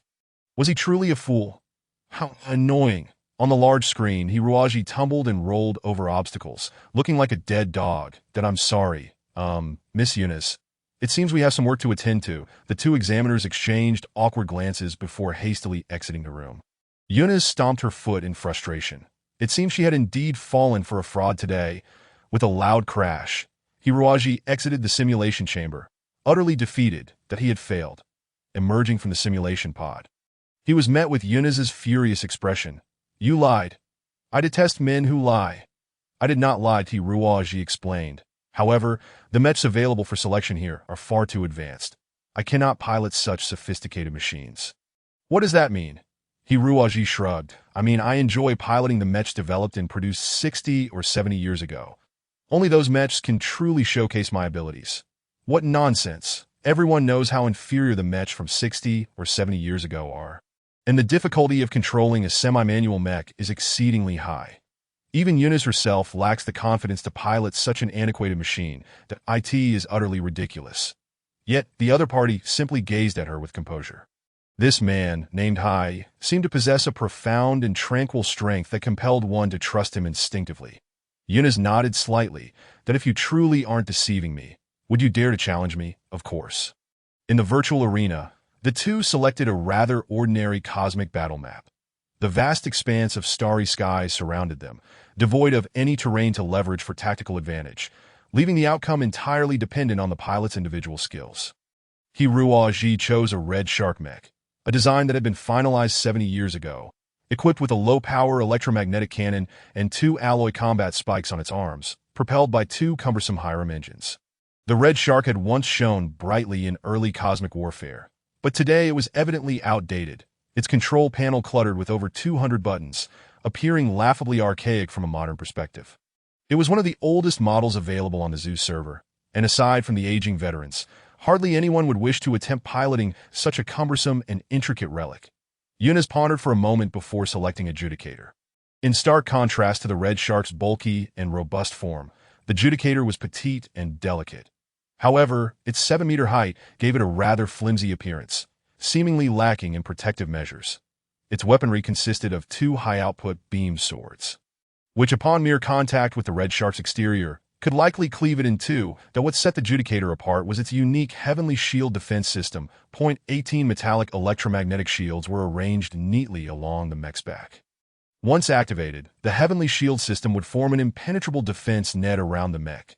From a design perspective, this was a mech heavily weighted towards defense, lacking exceptional offensive capabilities. After all, given the age of the opponent's mech, using a high-attack mech would likely result in an immediate end to the battle. Yunus connected her mind to the electronic neurons, her vision seamlessly merging with the mech's monitors, her limbs seemingly integrating into the machine itself. This sensation was peculiar, as if she had transformed into a colossal automaton. Upon activating the Heavenly Shield, her surroundings were instantly illuminated by a dazzling purple electromagnetic glow, with the 18 circular shields rapidly revolving around her, creating a spectacle akin to shooting stars. Chapter 22, Mutual Destruction. Yunus did not expect her opponent to defeat her. She would be surprised if they could even demonstrate a modicum of offensive capability. If so, she might even consider offering them a job. After all, a young person with such formidable skills was indeed a rarity. Hiruaji maneuvered the red shark slowly, its 2 Hiram engines struggling under the burden of such a heavy frame. If the radiant Adjudicator was akin to a princess from a noble family, the red shark was undoubtedly a laborer toiling at the docks, the disparity between them as vast as the heavens and the earth. Clearly not of the same caliber. Yunus could have easily pierced through her opponent's cockpit with a single strike, but she hesitated, curious to see how this individual would initiate their attack. The red shark slowly circled the Adjudicator. Hiruaji's eyes remained remarkably calm, blinking at a steady 5-second interval, his gaze rotating with precision, resembling a sophisticated machine. The defense line formed by the 18 electromagnetic shields appeared unassailable, yet Hiruaji understood that there was no such thing as an impenetrable defense in this world. Every formidable line had its weakest point. His task was simply to identify that weakness at the right moment and strike. Suddenly, Hiruaji initiated his attack. The Red Shark's engines erupted in a brilliant flash, the entire mech screaming as it seemed unable to withstand the tremendous force. Each component on the verge of disintegration. In fact, Hiruaji had pushed every part of the mech to its limits. If he accelerated even a fraction more, every piece would tear apart. The Judicator's warning system immediately blared that a torrent of red data streamed before Eunice, the threat level skyrocketing from the lowest E grade, indicating no danger, to A grade, signifying extreme peril, that if she did not react immediately, the system predicted her mech would be destroyed within 3 seconds. Heavens! Eunice gasped, an antique mech from 70 years ago, taking down the most advanced defensive mech of modern times? That is inconceivable. Eunice swiftly maximized the energy output of the Heavenly Shield system. The 18 electromagnetic shields emitted intense electromagnetic waves, generating terrifying arcs of blue lightning. However, before she could even savor her triumph, the opponent had breached her Heavenly Shield. This is impossible. Eunice almost screamed. At that moment, the Red Shark moved with the agility of a sea predator, penetrating the gap in the Heavenly Shield from an inconceivable angle. Although it was a mere fraction of a second, the enemy capitalized on this opportunity, leading to dire consequences. The Heavenly Shield system quickly responded, launching an electromagnetic counterattack against the Red Shark. Yet, Hiruaji did something unexpected. He discarded all of the Red Shark's armor. A multitude of metal plates scattered in all directions, disrupting the normal operation of the Heavenly Shield system, causing it to struggle to identify the true enemy. Of course, this also left most of the Red Shark's mechanical structure exposed to the enemy. Even the most basic electromagnetic cannon could bring it down. Yet, Eunice did not share this opinion. Her expression grew grave. It was clear that her opponent understood that even fully armored, a relic like the Red Shark could not withstand a single strike from the Judicator. It was better to go in unarmored. Not only to penetrate the Heavenly Shield system, but also to allow the Hiram engines to operate at peak efficiency without the heavy armor. All of these changes transpired within half a second, and Eunice could hardly fathom how her opponent could execute such maneuvers with mere hand movements. It was terrifying. Just as this thought crossed her mind, the Red Shark charged forward with ferocity. Although stripped of its armor, the heavy Red Shark still outweighed the Judicator. In ordinary circumstances, this would be a significant disadvantage, but during a collision, the greater mass clearly held the advantage. Eunice, however, smiled coldly. She acknowledged that she had underestimated her opponent. But if such a level of attack could defeat her, then her years of rigorous training would indeed have been in vain. A self like that had no right to survive in the fiercely competitive realm of mechs. Eunice gritted her teeth, bracing herself against the violent shock, while her beam sword extended from her back. A reverse strike, an exceedingly concealed maneuver. The beam sword emerged from beneath her ribs, aimed directly at her opponent's cockpit. Eunice had unleashed her ultimate skill, no longer viewing this adversary as an inconsequential figure, but rather as the most formidable of foes. The beam weapon, ablaze with intense energy, undoubtedly severed the energy conduit at the opponent's waist. Breaching the cockpit, Eunice let out a sigh of relief. This was finally over. Yet, she felt a tinge of embarrassment. Her opponent was merely a rural boy from Earth, piloting such an ancient mech, with her operating the most advanced machine. Her ruthless assault felt somewhat disproportionate. Eunice was puzzled as to why the system had not yet declared her victory. Until she already struck the opponent's cockpit, she failed to notice that during her recent attack, the Red Shark had executed a minuscule evasive maneuver. In truth, Hiruaji could have evaded her attack entirely, for even Eunice could not maintain complete balance amid such a violent collision. If he had been willing to sacrifice one of his engines, he could have forcibly repositioned himself to avoid the strike. However, Hiruaji chose not to do so. The capabilities of the Red Shark were evident. After 2 aggressive maneuvers, its fatigue level was alarmingly high, and energy reserves were dwindling. If he continued to evade forcefully, further combat would be out of the question. Yet Hiruaji was determined to win. Therefore, he boldly faced the beam sword head-on. merely shifting his body slightly. The beam sword narrowly grazed past the cockpit, damaging much of the left side's mobility. But Hiruaji gained a precious opportunity, presenting his foe unguarded in front of him. A cold smile crept across Hiruaji's lips. The red shark suddenly lunged forward, tightly embracing the judicator. Yunus was taken aback, controlling the judicator to break free. But the red shark inexplicably held fast to all its joints, rendering her struggles futile.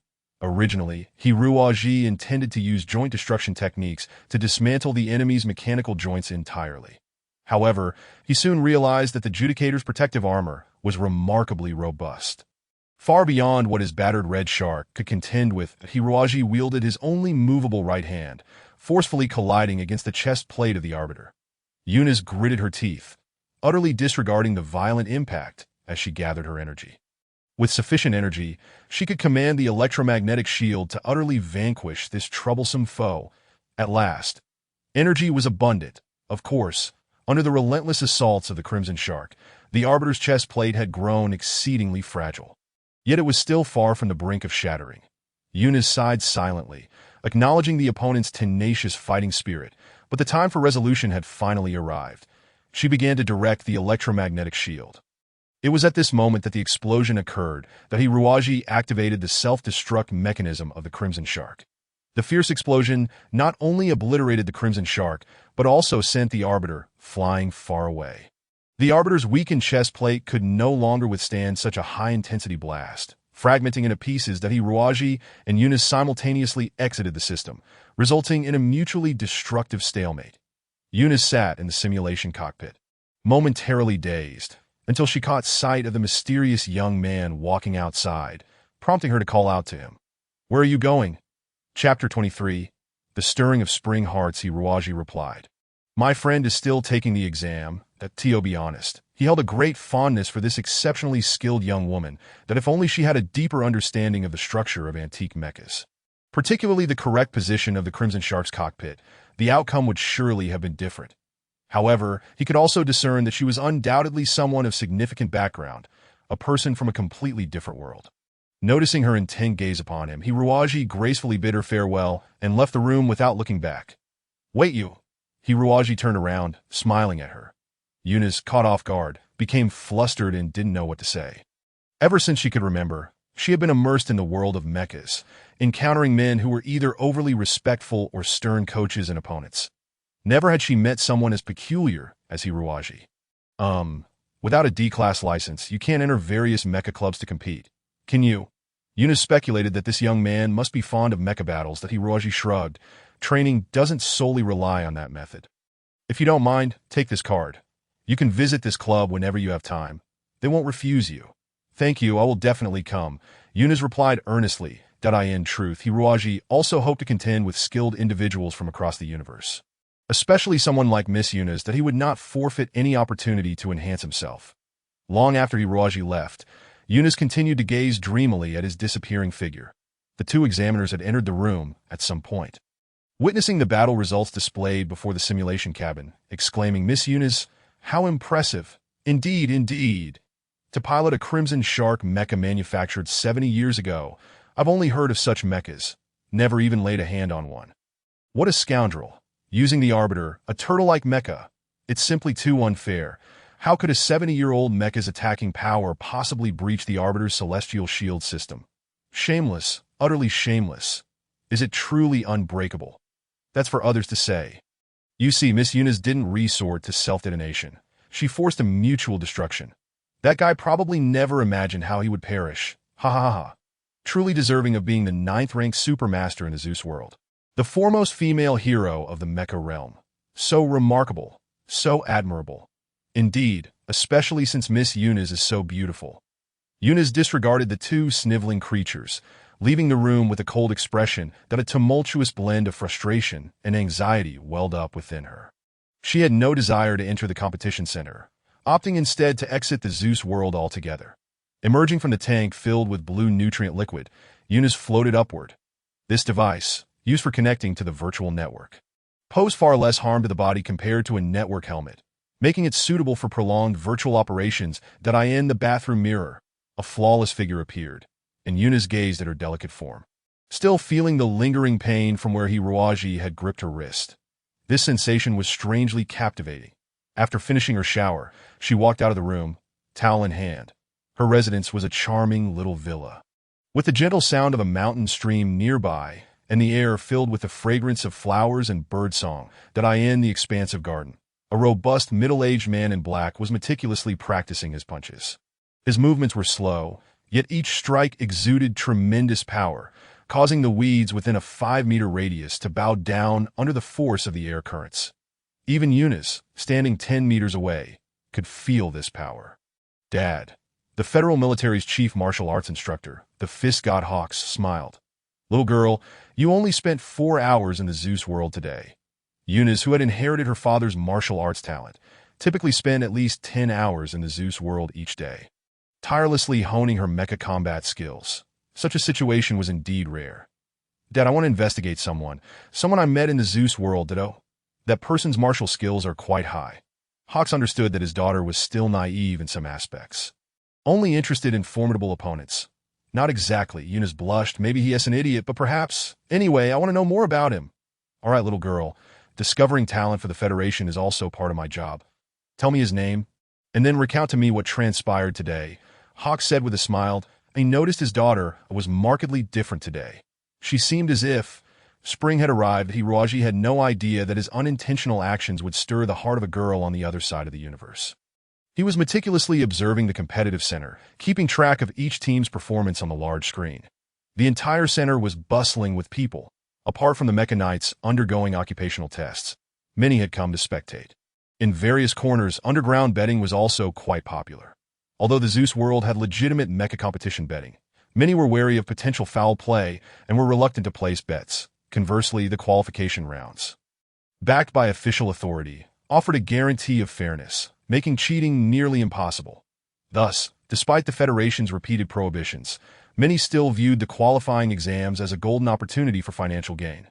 Black Wing.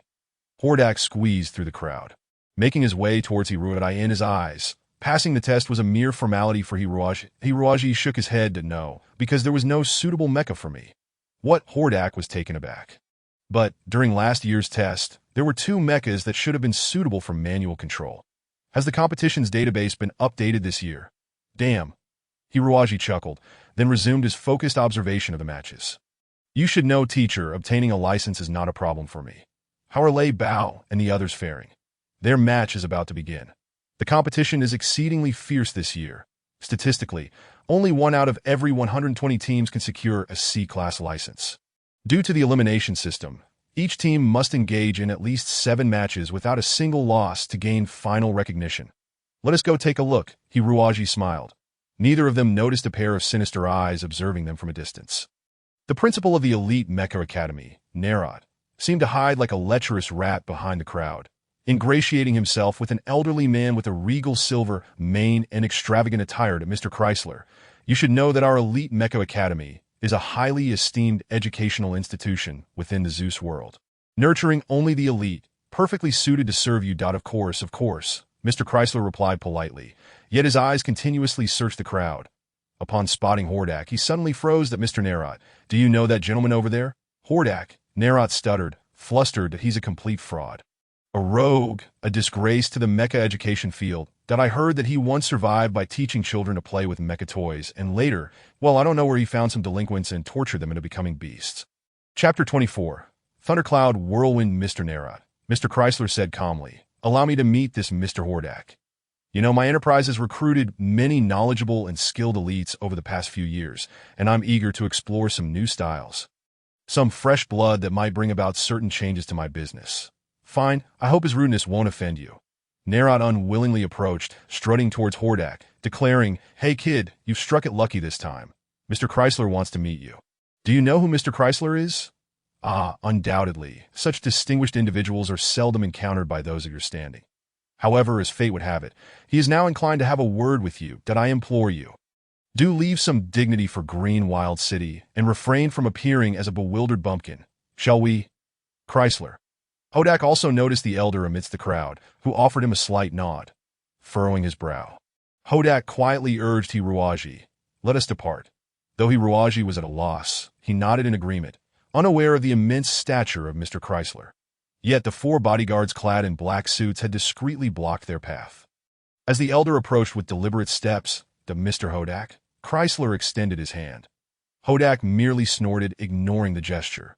"Have you lost your wits, Hodak?" Narrowed hissed, "This is a person of immense renown you will never encounter again in your lifetime." "Yes, my sincerest apologies, Mr. Chrysler, that I must apologize for his rudeness and ignorance." The elder smiled benevolently, casting a discerning gaze over Hiroaji, and continued in a measured tone. "Mr. Narrowed informed me that Mr. Hodak has established a Mech Academy in Green Wild City. So, this young man is your disciple. He is but a lad preparing to obtain a D-class mech license," Narrowed added. "Have you passed the assessment, young man?" Hiroaji shook his head. "I failed." "How absurd, a fellow who cannot even secure a D-class license." Chrysler remarked, "I truly do not see the necessity of wasting time on them." The elder disregarded Narrowed's incessant chatter and took a couple of steps toward the onlookers. It appeared as a mere shift of position. Yet to Hiroaji, this diminutive, agile elder transformed into a formidable tiger descending from the mountains. With each step taken, Hiroaji felt his pores expand in trepidation. Gritting his teeth, Hiroaji steeled himself and moved forward. Chrysler's eyes sparkled with intrigue as he shook his head. "Young man, I cannot fathom why you would fail the D-class mech license examination. Has technology truly regressed to such a degree?" Hiroaji offered a wry smile. "It is due to my insufficient mental acuity, rendering me incapable of piloting advanced mechs." The elder let out a sympathetic "oh," clearly regretful, as he recognized the youth's considerable skills. Yet understood that low mental acuity would render one ineffective in cosmic battles. At that moment, a cacophony erupted from within and outside the competition center. The large screen showcased an intense confrontation. It was Lei Bao and his 4 companions. Their inaugural battle captivated the attention of all present. The quintet opted once more for the Warwolf mechs, this time selecting lightweight armored assault types, prioritizing speed. Compared to a month prior, their skills had not significantly improved, yet their spirits were markedly elevated. As the contest commenced, they charged at their adversaries like ravenous wolves after a 3-day fast. Their opponents, not particularly weak themselves, were still preoccupied with initiating their mechs, conducting preheating of components, and strategizing. Just as they activated their radar, they discovered the enemy surging from their left flank. Almost all firepower concentrated on the left. In that instant, Lei Bao leapt from the right flank, plunging into the fray, and the close-quarters melee officially commenced. The ferocity of the Warwolves, bordering on madness, thoroughly intimidated their foes, who were decimated before they could mount any substantial resistance. Good heavens, these individuals disgrace the honor of mech knights. Narrow remarked with a hint of jealousy, "Hodak, have you imparted such brutish tactics to these savages?" Upon hearing this, the elder's eyes brightened. "Mr. Hodak, these children's combat style is quite unique. How should I put it? Their skills may not be exceptionally refined, yet they possess a rare aura, a bloodthirsty essence. It seems you have conducted rather extraordinary training with them." "Yes." Hodak opened his mouth, but words eluded him.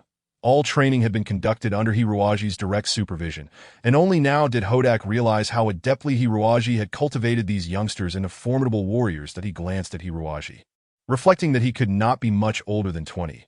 Even if he had been practicing mech tactics since birth, how many years could that possibly be? Truly an astonishing youth. The Thundercloud team continued to create miracles. Their fierce and unparalleled tactics, cunning stratagems, and unexpected methods of attack left their enemies utterly defenseless. Especially in intricate terrain such as forest maps or asteroid belts, they often devised various traps based on the actual situation, defeating foes far more powerful than themselves. Gradually, the competition involving the 5 members of Thundercloud became the sole focus of the event. Those unfortunate enough to be grouped with them lamented their misfortune, perceiving these individuals as seasoned warriors rather than mere amateur mech operators.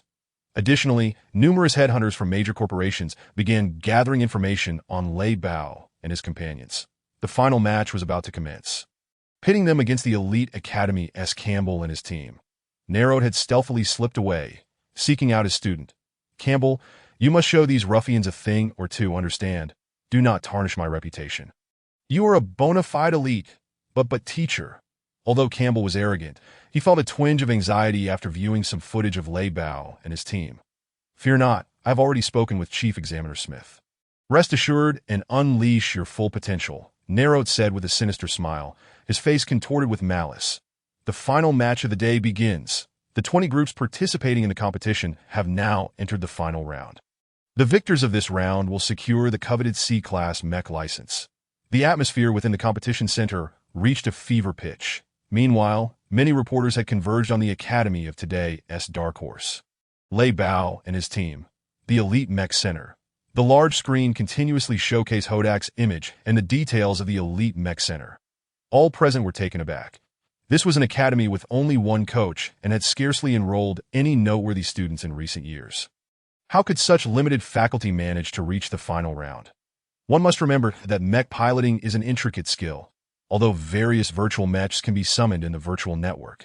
Genuine talent among instructors is a rarity. Could this seemingly unremarkable Hodak be a hidden master? Nevertheless, most still held faith in the trialists from the Elite Mech Center. The Elite Mech Center is a time-honored training camp, having previously produced numerous exceptional mech knights, with many elite graduates now occupying high-ranking positions in contemporary interstellar corporations and the Federal Army. This match quickly became the most lucrative betting event at the underground casinos, attracting over 1 billion star coins. Chapter 25. A web of doubts. The members of Lei Bao's team in the virtual simulation pod remained oblivious to this reality. Under Hiruaji's training, upon hearing the battle horn, they surged forward like rabid hounds under the influence of a stimulant. The terrain they favored was one of hills, riddled with swamps, making it arduous for mechs to find solid ground for standing or moving, typically necessitating low-altitude flight. Only in such terrain could the most sophisticated tactical skills be employed. The 5 war wolves lay concealed within the swamp, advancing at an excruciatingly slow pace. The 5 mechs from the Elite Academy were understandably hesitant, methodically deploying magnetic mines and observation devices in certain critical areas as they slowly expanded their search. Indeed, the elite students executed their tactical maneuvers with remarkable precision, their coordination flawless. After a little over half an hour, neither side had yet engaged in their first encounter, leading to growing impatience among the spectators. Lei Bao appeared somewhat anxious as well. When the opposing team passed through a nearby thicket, he gestured. "Charge!" The 5 war wolves erupted from their hiding spots. Campbell scoffed derisively. "Country bumpkins, a trivial ruse has ensnared you. The elite graduates from the Elite Mech Academy would never stroll about brazenly without proper reconnaissance and protection." After all, in reality, they had previously set magnetic mines in a swamp during their tactical maneuvers. As the war wolves soared over the swamp, the malevolent magnetic mines exploded upward, firmly attaching themselves to the legs of 2 war wolves. Boom! As Campbell's team arrived, they were greeted by a dismal scene. Lei Bao and his comrades desperately attempted to rescue their trapped allies using onboard fire extinguishers. Campbell sneered, "You simpletons. Let us see how you boast now." The 5 mechs activated all their weapon systems and revved their engines, charging toward the war wolves. Just as they entered the minefield, Campbell's communication system blared with the anguished cry of a comrade. "Magnetic mines, stop your nonsense. How could mines we laid ourselves attack us? No, it's those scoundrels who set them." Only then did Campbell realize the dire situation. It appears that the first action taken by the opposing side after falling into the trap was to replant a field of magnetic mines within the minefield. Indeed, Camp Buffy's faction fell for the ruse, resulting in 2 mechas being forced off the battlefield that moment. However, the Thunder Leopard and his companions engaged in an exceedingly peculiar act. They abandoned 2 of their comrades and fled in a panic. Camp Buffy had yet to react when both war wolves self-destructed. Damn. Camp Buffy hadn't anticipated that the enemy would display such audacity, although the explosion did not inflict any substantial damage on their remaining 3 mechas. The psychological impact was profoundly significant. Additionally, the thick fog and high-temperature electromagnetic waves disrupted their radar systems, rendering them incapable of locating the enemy's true position. Suddenly, the Thunder Leopard sprang forth, like a live Black Panther. He leaped from the black smoke, and the claws on his arms glimmered ominously as he witnessed one of his companions being taken down by the enemy. A shiver coursed through Camp Buffy's body. He had not expected these ruffians to be so formidable that if this continued, his defeat was highly probable. No, such an outcome must be averted at all costs. Camp Buffy smirked sinisterly. You've forced my hand. In an instant, Camp Buffy's mecha accelerated, charging fiercely towards the Thunder Leopard, having discerned that he was the true core of the opposition. The two immediately became entangled in a fierce struggle. The Thunder Leopard found it curious. While the enemy's skills were undoubtedly exceptional, they did not seem to possess overwhelming strength. Why did he feel so constrained when engaging with this individual? The opposing mecha appeared sturdier, more powerful, and faster, clearly not in the same league as the Thunder Leopard's Warwolf. After 5 minutes of exhilarating combat, the Thunder Leopard could no longer withstand the onslaught and was ultimately pummeled into submission, his cockpit shattered. With the leader incapacitated, the remaining members were swiftly eliminated by Camp Buffy. The competition concluded. Regardless, this was undoubtedly the most spectacular match of the day, achieving an exceptionally high standard in both tactical layout and the performance of the knights involved. Many lamented the Thunder Leopard's fate. Given their skill level, they would likely have easily secured a C-class mecha license in any other group. Yet, such is the allure of mecha combat, where luck often plays a crucial role in determining the outcome. Several prominent companies had begun to discreetly take notice of these young individuals, hoping to recruit them. Hodak felt a twinge of disappointment. However, the remarkable performance of the Thunder Leopard and his allies exceeded his expectations, deepening his admiration for Hiruagi's training methods. Yet, Hiruagi remained furrowed in thought, repeatedly watching the thrilling final 5 minutes on the large screen, glancing at his watch as if silently calculating something. This match is peculiar, Hiruagi suddenly declared to the throng of reporters. Initially gathered around Hodak, eager for the emergence of a dark horse, the reporters were dissatisfied with the Thunder Leopard's defeat. As it robbed them of an opportunity for sensational coverage, Hiruagi's statement instantly piqued their interest. What did you say, sir? Many astute journalists turned their microphones towards Hiruagi. The Elite Academy's contenders utilized the Gale Wind V-type mecha, a model equipped with 3 Swordfish space engines. While its maximum speed in space could exceed 2,500 miles per hour, in a damp atmospheric environment, it was limited to a maximum of 950 miles per hour. Although Hiruagi could not pilot advanced mechas, he had conducted thorough research on various popular models in the market to better understand the enemy. For fairness, the exam utilized widely popular mechas with balanced specifications, which posed no challenge for Hiruagi.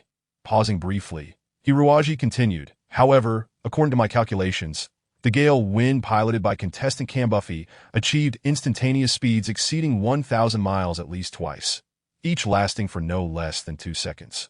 His words were immediately transmitted to the large screen, igniting a wave of commotion in the venue. Hiruagi continued, the Gale Wind V's maximum punching force is approximately 15 tons, based on the armor strength of the Warwolf's cockpit. At least 11 punches at maximum force would be required to completely destroy it. In the recent battle, contestant Camp Buffy's Gale Wind struck the Warwolf's chest armor 12 times, which should not pose an issue. However, one perplexing detail remains. If the Gale Wind's fist delivered 12 punches at near maximum force, the wrist structure should have succumbed to the strain and failed, yet it appears remarkably intact. This is simply outrageous, exclaimed a portly reporter, his mouth agape. You can discern the exact number of punches they threw amidst such rapid combat. If anyone has doubts, we can slow down the playback to ascertain how many strikes the Gale Wind actually executed.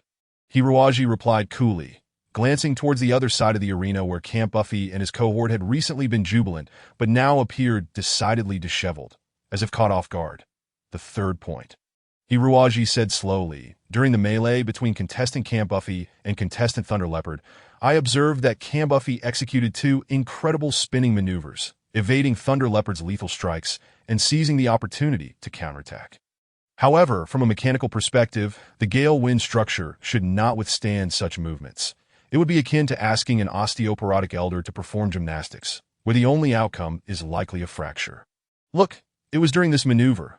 Based on my analysis, if the Gale Wind V truly performed such evasive actions, it would either result in engine rupture or a break in the waist joint apparatus, rendering it incapable of continuing the fight. As he spoke, many began to sense that something was amiss. In fact, many present were mecha experts. However, the frenetic pace of the earlier combat had left them bewildered, unable to discern the exact number of punches or evasive maneuvers executed by the Gale Wind. Only when the playback speed was reduced to 16 times slower could many recognize that the gale wind's actions indeed appeared rather suspicious. Though merely trivial movements in the life-and-death context of mecha combat, they could determine everything. Could it be that someone is cheating? Thus, Hiroaji concluded slowly, given that the advancement examination touts 100% realism and claims that all virtual mecha data aligns perfectly with that of real mechas. The occurrence of such discrepancies leads me to believe that someone manipulated the mecha database, artificially enhancing the performance of contestant Camp Buffy's Gale Wind V, enabling his victory. An uproar erupted instantly, particularly among the gamblers who had wagered on the Thunder Leopard and his companions. Now furious after losing everything, Camp Buffy and Nerith turned pale with rage, trembling as they pointed at Hiroaji. This is slander, an outright slander. The reputation of our elite Mecha Academy has always been impeccable. This is utterly defamatory. Chief Examiner Smith grew agitated as well. He had encountered instances of data tweaking before, yet usually only minor adjustments that went unnoticed. How could such an anomaly be so glaringly apparent? Get this man out of here swiftly. Chief Examiner Smith ordered, his teeth clenched. Security personnel rushed forward, brandishing their batons. What do you intend to do? Interjected the elder Chrysler, who had been standing nearby, his bodyguards stepping forward. The contrast was stark. The black-clad bodyguards demonstrated superior training compared to the security, who were no match for them. From the perspective of a business owner, I hope to recruit genuinely capable individuals. The Mecha license has always been a standard of credibility, and I believe the Mecha Guild owes us an explanation to thoroughly clarify this matter. To Mr. Chrysler. Chief Examiner Smith was taken aback. Mr. Chrysler's enterprise wielded immense influence throughout the universe. This was disastrous. Everything was unraveling. As Chief Examiner Smith observed higher-ranking officials from the Mecha Guild approaching with somber expressions, some even whispering instructions to the security personnel, the latter cast wary glances at him. Why aren't you taking action? Nerith shouted, still oblivious to the unfolding situation. Quickly apprehend those who slander the elite Mecha Academy. Those scoundrels, hurry! Enough, Nerith, Chief Examiner Smith said dejectedly. It's over for me. It's over for your elite Mecha Academy as well. Meanwhile, Elder Chrysler scrutinized Hiroaji once more. The young man's face, still somewhat boyish, bore no trace of anxiety. Though not particularly muscular, his limbs were poised in a defensive stance. What intrigued Elder Chrysler further was the subtle aura of danger that emanated from him. Hodak, it seems you have found an exceptional student this time, Elder Chrysler remarked meaningfully. Hodak could only smile wryly. At this point, I am uncertain whether I am still worthy of being his mentor. Young individuals, should you harbor any interest, we could engage in a meaningful conversation. Although you may not possess the ability to pilot a mech, my enterprise has numerous promising positions awaiting your talent. The venerable Mr. Chrysler has never explicitly extended such an invitation to an obscure youth, which clearly indicates his high regard for Hiroaji. Hiroaji nodded and replied, "Thank you for your invitation. I would be delighted.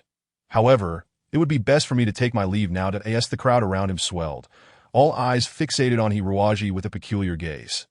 Even the previously unnoticed Black Horse Lei Bao could not compare to the attention he garnered. Hiroaji disliked this sensation of being in the limelight. He preferred the shadows. Regardless, once the truth was unveiled, Lei Bao would find his desires fulfilled, and Hiroaji prepared to log off with the assistance of Mr. Chrysler's bodyguard. Hiroaji finally escaped the competition center and found an exit point, logging out of the Zeus world. Chapter 27. The Invasion of Beasts. After logging off, Hiroaji, as usual, joined the elders on Walden Star to engage in some simple agricultural tasks. In Hiroaji's view, the most vital quality for becoming a mech knight was physical fitness, as only those with robust bodies could adapt to combat in the complex environments of the cosmos. Therefore, Hiroaji staunchly opposed spending 24 hours a day within the Zeus world honing mech operation skills. Not long after returning from the Purple Berry Orchard, Mu Xiaoping approached, pouting, and said, "Xiaoji, please come help me. It seems the network connection has been severed. How could this be? Is it true? No matter what I do, I can't seem to fix it. It's incredibly frustrating that in recent days, Mu Xiaoping had been promoting Walden Star's purple berries and fruit wine within the Zeus world. And it was said that quite a few individuals had shown interest, that if communication with the outside world were to be disrupted at such a critical moment, it would indeed be disastrous." Hiroaji was not a computer expert, and with his scant knowledge of electronics, he could not discern the issue after examining it for a while. At that moment, other villagers began to approach, reporting that their computers were also unable to connect to the network. Could it be that the communication station had malfunctioned? The communication station serves as an information transmission tower, linking a planet to the outside world. On the colossal primary planets, dedicated network servers and fortress-like communication stations are typically established. In cosmic warfare, the communication station stands as one of the most iconic structures of a planet, fortified to a degree comparable to a military base. The downfall of a communication station generally signifies that a planet has succumbed to enemy control. On border asteroids like Walden Star, the communication station scale would not be vast, but it was surrounded by concrete walls. And ordinarily, it should not face any issues. Puzzled, Hiruaji piloted his black wing to the communication station. Not far from the village, he was taken aback. Half of the concrete structure had collapsed, and the once towering transmission tower had melted into a heap of twisted steel bars, lying haphazardly on the ground. The internal computers and other precision apparatuses had been thrown into disarray by some beast, rendering them irreparable. Damn it, it was those giant mantises. Hiruaji discerned traces of the giant mantises through the cracks in the wall. However, on the other side, there appeared to be some damp substance on the ground, but Hiruaji knew that the exoskeleton of the giant mantises was extremely dry and typically did not secrete any fluids. Moreover, the sheer strength of the giant mantises should not have been sufficient to demolish the steel-structured walls of the communication station. Cautiously, Hiruaji climbed out of the mech and approached the ground. The metallic crocodile, Abu, clumsily crawled alongside him. In outdoor explorations, Abu was an invaluable companion, capable of transforming into liquid metal within half a second and subsequently forming any tool that Hiruaji desired. He knelt before the puddle that resembled molten steel, his expression grave as he scrutinized the secretion on the ground. It appeared that only a colossal insect could produce such an abundance of bodily fluid. Gently touching it with his fingertip, he was immediately met with a sharp, piercing pain and wisps of green smoke. This secretion was unexpectedly highly corrosive. What could possibly be capable of damaging the outer walls of the station and melting the steel and concrete of the transmission tower? Lost in contemplation, Abu suddenly grasped Hiruaji's leg and hissed fiercely. Sensing the urgency, Hiruaji swiftly rolled to the side. With a resounding boom, the spot where he had just squatted was instantly engulfed in a fierce blaze, transforming the steel and concrete into molten iron. It was a close call that Hiruaji managed to evade. Otherwise, he would have been reduced to ashes. Even so, he felt an unbearable heat radiating from behind. Turning his gaze, he beheld 4 or 5 giant mantises looming above him, encircling a colossal black insect that resembled a king. This insect was encased in a sturdy exoskeleton, several times larger than the giant mantises, measuring approximately 5 to 6 meters in length. Its rotund abdomen was supported by a dozen pairs of slender limbs, moving with great clumsiness, and on its massive head were a pair of glaring red eyes. And 2 antennae twitched nervously, as if sensing that Hiruaji was still alive. It suddenly opened its maw and unleashed a fireball. Damn it! This creature must be the culprit in this critical moment. Abu leaped up like a shield, aiding Hiruaji in deflecting the fire ant's attack. Amidst the roaring flames, Abu melted into a shimmering liquid, enveloping Hiruaji entirely. His head was encased in metal, forming the visage of a gleaming skull, from which green flames continuously spewed forth from the hollow eye sockets and nostrils. His entire body was protected by layers of sharp armor, creating a uniquely shaped metallic exoskeleton. A masterpiece that only someone with profound knowledge of human skeletal structure could forge. In this moment, Hiruaji felt as though he were nestled within a miniature mech, perfectly shielded. This was Abu's ultimate form, a mechanical wraith warrior composed of countless metallic resentments, capable of liquefying its body at will, then reshaping itself into various solid forms as per Hiruaji's command. It was also Hiruaji's final trump card. He let out a sharp whistle, propelling himself into motion as he darted around the gigantic fire ant. The clumsy fire ant focused solely on following Hiruaji's steps, continuously spouting deadly flames. However, Hiruaji had anticipated this. He always narrowly avoided the edges of the fireballs. Conversely, the giant mantises protecting the fire ant were tragically consumed by the fireballs, each one shrieking as they turned to charcoal. As the last giant mantis fell victim to the fire ant's assault, Hiruaji seized the opportunity to scale the creature's limbs. The fire ant thrashed violently, but how could it evade Hiruaji's onslaught? Yet its exoskeleton was incredibly tough. No matter how Hiruaji pierced it, he could not leave a mark. It appeared that unless he targeted the creature's eyes directly, it would be impossible to harm this moving fortress of a monster. After contemplating, Hiruaji charged towards the fire ant's head. Chapter 28. The blazing mech with a swift motion, the two antennae atop the fire ant's head fell away. Hiruaji deduced that since these giant insects bore a striking resemblance to terrestrial insects in terms of physical form, their organs might serve analogous functions. Earthly ants primarily rely on their antennae for navigation and communication. Thus, these appendages act as their eyes and mouths. It stood to reason that this creature would be no different. Indeed, the fire ant began to spiral anxiously in place, emitting a piercing wail, and its mouth unleashed fireballs haphazardly, turning the surroundings into a hellish inferno. Hiruaji clung tightly to its back, and after an undetermined period, it seemed the fire ant's fuel was running low. As the frequency of its fireball emissions began to wane, Hiruaji executed a leap and landed on the ground, locating a relatively intact giant mantis, and snapped off its two blade-like claws.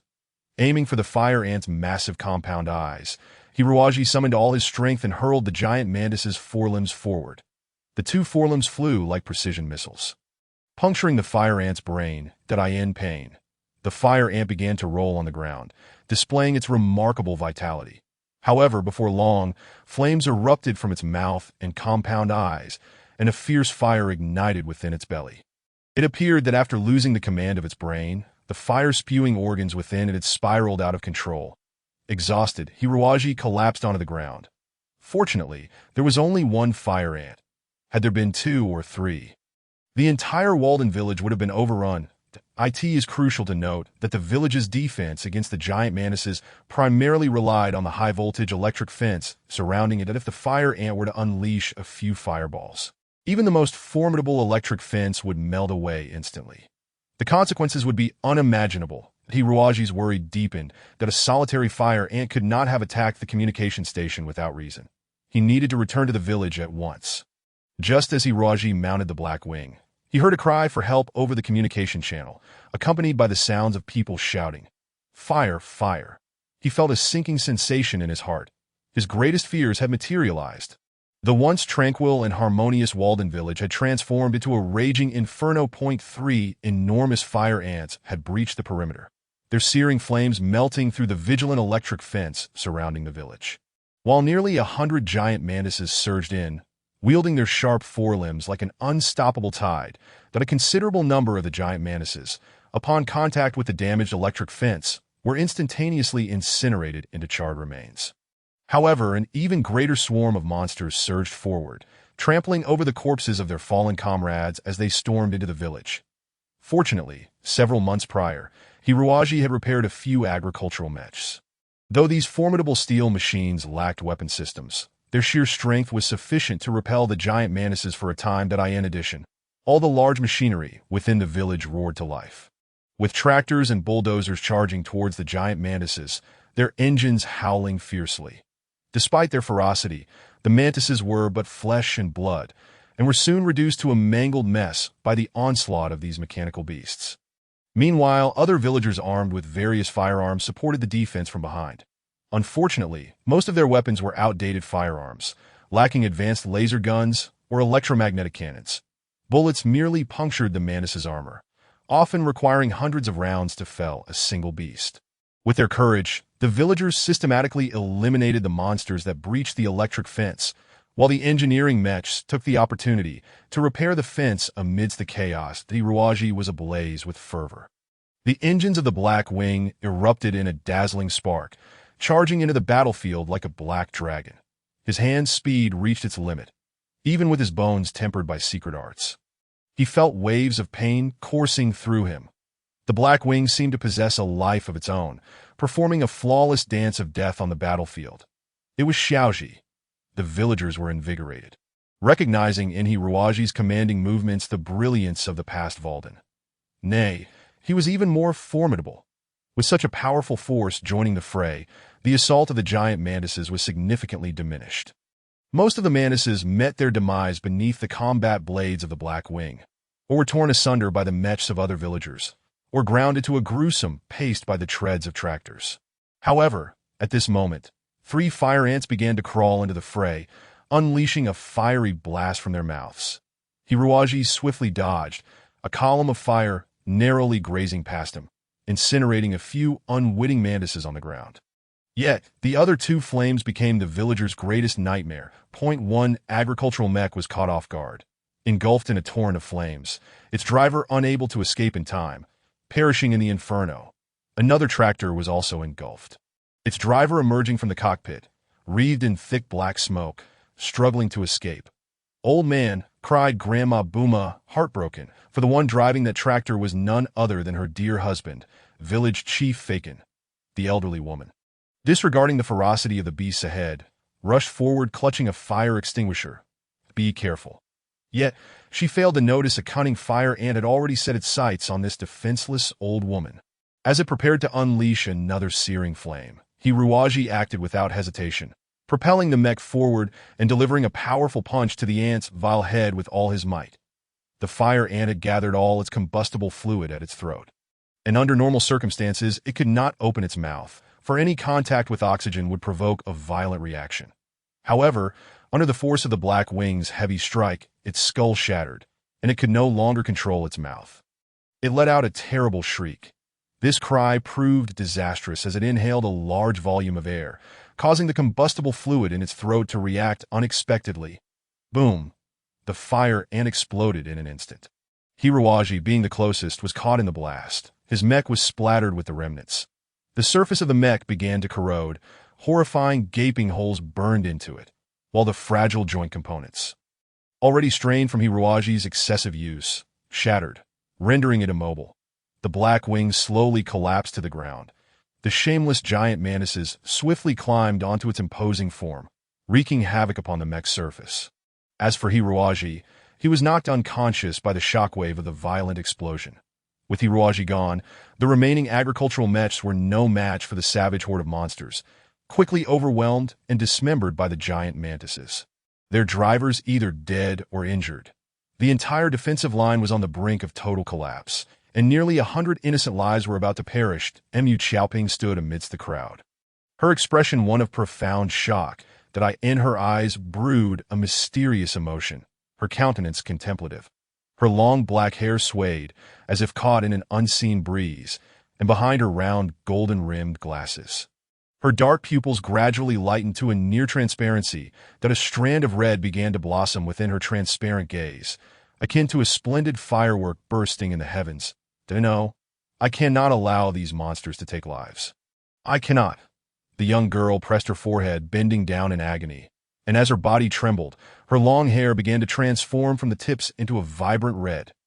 Mu Xiaoping's limbs twisted inexplicably, as if no longer her own, and a slender red gem abruptly emerged from the center of her forehead, glistening as if it could pierce through anything. In her eyes, there was no longer a trace of rationality. Her visage was filled with sacred wrath. Suddenly, an incandescent radiance, brighter than the sun, erupted from the red gem on her forehead, enveloping Mu Xiaoping entirely. The sacred flame of the crimson lotus blazed ever more fiercely, ultimately morphing into a tangible form. A mech engulfed in roaring flames. Crimson fire. Chapter 1. Flames of anomaly. All the villagers stood in stunned silence. They had never witnessed such an advanced mech before. Compared to this dazzling machine, the agricultural mechs were mere scraps. Adorning the chest of the mech was a grand, elongated cross emblem, beneath which was inscribed the name of the mech, Crimson Fire. Crimson Fire paused momentarily, and the ground beneath it cracked open, as the red mech dove into the enemy ranks like a fiery butterfly. The flame sword traced exquisite arcs, cleaving through several giant mantises, their wounds ablaze with infernal fire. A fire ant recoiled, unleashing a ferocious wave of flames. The all-consuming fire collided with the exterior of Crimson Fire, yet it did not so much as mar its lacquered surface, instead fueling the flames that surrounded Crimson Fire even further. Crimson Fire raised its hand lightly, retaliating with a fireball 100 times more scorching. The fire ant was instantly carbonized. Even the most mindless of beasts could perceive the threat posed by such a foe. The lone fire ant clumsily turned to flee into the jungle, and the remaining 30 or so giant mantises followed suit, shedding their previous ferocity and retreating like timid rabbits, desperate to vanish from sight. Had it been the usual Mu Xiaoping, she would not have pursued them, for the village had suffered grievously and needed tending. Moreover, the jungle was the mantis' domain. Who could know what traps or schemes these monsters had laid? However, the current Mu Xiaoping had entered an entirely different state. Her consciousness and cognitive abilities had been stripped away, her entire mental focus fixated on a singular question: battle. She was no longer the innocent maiden, but had transformed into a ruthless warrior. Crimson fire accelerated to its utmost speed, plunging deep into the heart of the jungle. As the mech penetrated further, the trail of the enemy became increasingly apparent. As if the beetles were deliberately leading her to their lair. The jungle's wetlands and swamps grew more abundant, extinguishing many of the flames that enveloped crimson fire as steam rose and shrouded the surroundings in mist. The sky gradually dimmed, and a solitary yellow moon hung in the heavens, casting an air of desolation. Suddenly, crimson fire stumbled, having sunk into the soft marsh that a tremendous suction force began to drag the mech downwards. Mu Xiaoping hastily revved the engine to its maximum, attempting to extricate the mech from the mire. Just then, pairs of crimson eyes flared to life all around the jungle, and giant spiders, with their fangs bared, emerged from the thickets and treetops. Before Mu Xiaoping could react, the enemy unleashed jets of viscous white fluid from their abdomens. This highly adhesive substance seemed impervious to flames, extinguishing any fire it touched, ultimately clogging even the engine. Hundreds of strands of white liquid rapidly solidified, forming an ultra-strong web that ensnared crimson fire tightly. Did I end this predicament? Mu Xiaoping was at a loss for what to do. Resigned to being dragged forward by the great spiders, after an indeterminate amount of time, she was finally brought to the mouth of an unfathomable cavern. Countless giant mantises lined the periphery. Slowly oozing from the ominous cave was a plump, damp creature with a single dark eye, resembling an octopus's bulbous head. Yet this creature's head was riddled with convoluted folds, reminiscent of a human brain. Hiroji felt an excruciating headache, every fiber of his being ensnared by some malevolent force, causing him pain with the slightest movement. After much effort, he crawled from the cockpit of the Black Wing, only to find his mech had been utterly reduced to a chaotic heap of scrap metal. From his professional perspective, it was clear that this mech was beyond repair. Scattered around him lay several other mechs in equally dire straits, bearing witness to the harrowing battle that had just transpired. 7 or 8 overturned tractors emitted plumes of black smoke, some still ablaze. The villagers labored futilely to repair the power grid, some weeping in despair, fully aware that such fragile defenses could not withstand the onslaught of the insects. Hiroji, suppressing a throbbing headache, stepped into the midst of the villagers and asked randomly, "What is the extent of our casualties?" Most of the male villagers had sustained injuries during the battle, leaving primarily women standing before him. Granny Booma, her brow furrowed in worry, replied, "The casualties are not as dire as they could be. Only old man Urgine has perished among us. Thankfully, the rest still cling to life. The Federation's medical technology is remarkably advanced. As long as the injured are not dead, they can be treated through biochemical recovery pods.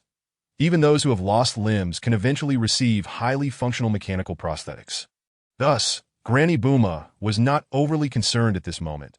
That IT was thanks to Hiroji's timely intervention against a fire ant that she had the opportunity to rescue village chief Faken, whose severe burns had threatened his life. Yet he had survived. That I in this regard, Hiroji had become a savior for the couple. The entire village looked at Hiroji with immense gratitude. His courageous act had not gone unnoticed. Given that the calamity had already transpired, it was not a time for lamentation, Hiroji calmly stated, displaying none of the naivete typical of a newcomer to the battlefield. The most pressing matter now is to restore the communication station and call for external assistance. Is there anyone here skilled in electronics? Please head to the communication station immediately. And what about the giant mantises? Why have they retreated? The air still crackled with remnants of intense energy. Had something changed moments ago? It was Little Apple, Granny Booma exclaimed in astonishment. she suddenly manifested a mech engulfed in flames and valiantly drove off those colossal insects. But she pursued them. What? When did this happen? Approximately an hour ago. Damn it! An hour without her return suggests that things are not going smoothly. The dense primordial jungle was not to be trifled with. Even the most sophisticated radar might struggle to find a way out. Especially with ferocious enemies lurking within, Hiroji clenched his teeth as a piercing pain coursed through him once more. Suddenly, clarity dawned upon him, and he furrowed his brow at the twisted remnants of the mechs. He turned to Granny Booma and said, "Granny, could you please take everyone to safety? Hide in the rooms." Granny Booma regarded Hiroji with a puzzled glance, yet her wavering resolve made her trust every word he spoke. She guided the villagers, carrying the lightly injured, back into the safety of their homes. But Hiroji took a deep breath, slowly closed his eyes, and attuned his pure spirit to the call of the earth. Gradually, he began to comprehend that the sensation entwining his soul was not pain, but rather the souls of the mech remnants. These machines had accompanied the villagers through much of their lives, in the unfathomable depths of mines and on storm-laden alien worlds. They had been the villagers' sole companions and dearest friends. Although now reduced to mere scrap metal, their spirits were unwilling to fade into silence, yearning instead to assist the villagers in fending off the beastly onslaught. Hiroji suddenly discerned the anguished cries of those mech souls. Chapter 2. Resurrection. Hiroji stepped slowly among the mech wreckage and sliced open his wrist, but a viscous black fluid erupted from his veins. As if alive, skillfully crawling outward and gradually enveloping the remnants of mechs and agricultural machinery. Strangely, upon contact with the metal surfaces, the black blood rapidly expanded, transforming the rusted and dust-laden mechs into a profound shade of black.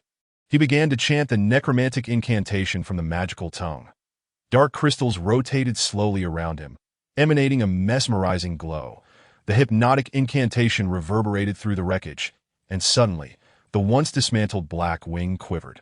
Its engine, previously in ruins, and its joints and support shafts that could barely uphold its weight, began to kneel slowly. Black wing twisted as large chunks of armor and machinery fell away. Yet, eerily, fragments from neighboring mechs began to levitate. Black wing acted as a powerful magnet, drawing in all surrounding mech components into its body, as if an invisible hand were meticulously reassembling it. The battered form gradually restored itself, becoming robust and seamless. And under Hiroji's black blood transformation, the once clumsy quasi-armed mech had evolved into an authentic war machine. The reborn black wing resembled an unparalleled work of art, its silhouette sleek and imposing, radiating a deep, dark luster. Its joints and outer arms were adorned with a multitude of sharp combat spikes, while the most striking feature was the pair of enormous wings draped from its back to its chest. Upon closer inspection, one could see that these wings were entirely composed of thin, sharp blades, serving both as armor for the mech and as instruments of widespread devastation against foes, exceptionally lethal. A mist of ethereal vapor began to rise from beneath its feet, imparting an enigmatic aura to this demon. As it moved, emerald flames erupted from its joints and fissures, blazing fiercely. Black wings slowly rose to its feet and released a piercing howl toward the sky. The demonic wings behind it instantly splintered into thousands of dazzling flying blades, enveloping a 50-meter radius, ensuring that any enemy caught within would be ruthlessly ground to dust. After a long while, Blackwing finally calmed, kneeling before Hiroji. "You have granted me life. My master." Hiroji was utterly exhausted, astonished that he could summon such a monstrous being. Unexpectedly, the energies of the five mechs and the lingering resentments of the agricultural machinery had coalesced within Blackwing. It surveyed its surroundings, its crimson sensors trembling slightly, and said mournfully, "The village has been destroyed. Mr. Walden cherished this land, that we must eradicate those giant mantises, or they will return to invade the village." Hiroji gritted his teeth. "You have been to their lair, haven't you?" Blackwing nodded. The panel before the cockpit suddenly opened, and it extended its massive palm for Hiroji to step onto, elevating him into the cockpit. The control panel within glimmered, the previously rudimentary controls now entirely transformed. Hiroji secretly cast necromantic magic, entering a state of soul fusion. His mind was now entirely linked with Blackwing's electronic brain. He glimpsed the life of Blackwing, that he saw the initial creation of Blackwing in a mech factory, intended for mineral extraction on a certain planet that time. Blackwing was brand new, standing beside a youthful lad who beamed with joy from Blackwing's memories. He recognized this as its original master, Walden. As time passed, Walden aged from youth to elder, while Blackwing gradually acquired a coating of rust. Eventually, they were both dismissed by the mining company and traveled to this nameless planet with some old companions. When the giant mantises appeared, Walden began to modify Blackwing, equipping it with combat spikes and shields, and then bravely ventured alone into the Tiger's den to destroy the wormhole. Hiroaji had never witnessed such a disparity in combat strength, although the giant mantises were not exceptionally formidable. Their numbers were overwhelming, hundreds or even thousands, making it improbable for even the most skilled mech knights to eliminate them, let alone Walden, who had never learned a thing about mech combat, and Blackwing, which was not an armed mech at all. Yet they had valiantly withstood the frenzied assault of the giant mantises with their iron bodies. Hiroaji could not help but feel profound respect for this predecessor from a decade ago. As if sensing his heartfelt admiration, Blackwing radiated a wave of joyous emotion that we must protect the village and eliminate those large insects. The newly articulate Blackwing spoke with a slight stutter, yet its tone brimmed with an undeniable authority, as if it were merely stating an inconsequential task. But Hiroaji nodded and whispered, "How did you deal with these giant mantises back then? Why has a new fire-breathing variety emerged now?" Blackwing responded somewhat sluggishly, "I do not know. Back then, we only encountered one type of giant mantis and a non-combative queen ant used for breeding offspring, though we killed 3 queen ants, preventing the giant mantises from reproducing. And then Mr. Walden perished in battle. The giant mantises bore a resemblance to Earth's mantises, yet their reproductive systems were somewhat akin to those of ants, usually featuring only one or a few queens in a colony. While the rest were male, perhaps when Walden piloted Blackwing, he had not eliminated all the queen ants, leaving one behind. Otherwise, after all these years, the giant mantises should have been eradicated. Let us depart. This time, we must annihilate every last queen ant," Hiroaji declared coldly. The dark jungle was entirely the domain of the colossal insect race. The ecological system of this planet was peculiar, despite ample moisture and sunlight fostering lush vegetation. It had inexplicably failed to produce large predatory mammals. Before the arrival of humanity, the rulers of this planet were various enormous insects. The giant mantises scuttled through the marshes, while fire ants lay in ambush on the drier plains. Hidden amidst the thickets were expansive webs, at the center of which lurked terrifying spiders that in the past. These creatures not only competed among their own species, but also frequently attacked one another even within the same tribe, all in a bid to claim territory and sustenance. However, now they have formed a meticulously organized and tightly knit defensive network, indifferent to the fresh food nearby, resembling a remarkably rational microsociety. The intelligence of these insects has been growing at an astonishing pace, all due to the arrival of a particularly corpulent brainworm. Chapter 3. The three-faced beast. Unlike these creatures, the brainworm not only required a substantial intake of protein, but also harbored a keen interest in the cerebral matter of sentient beings.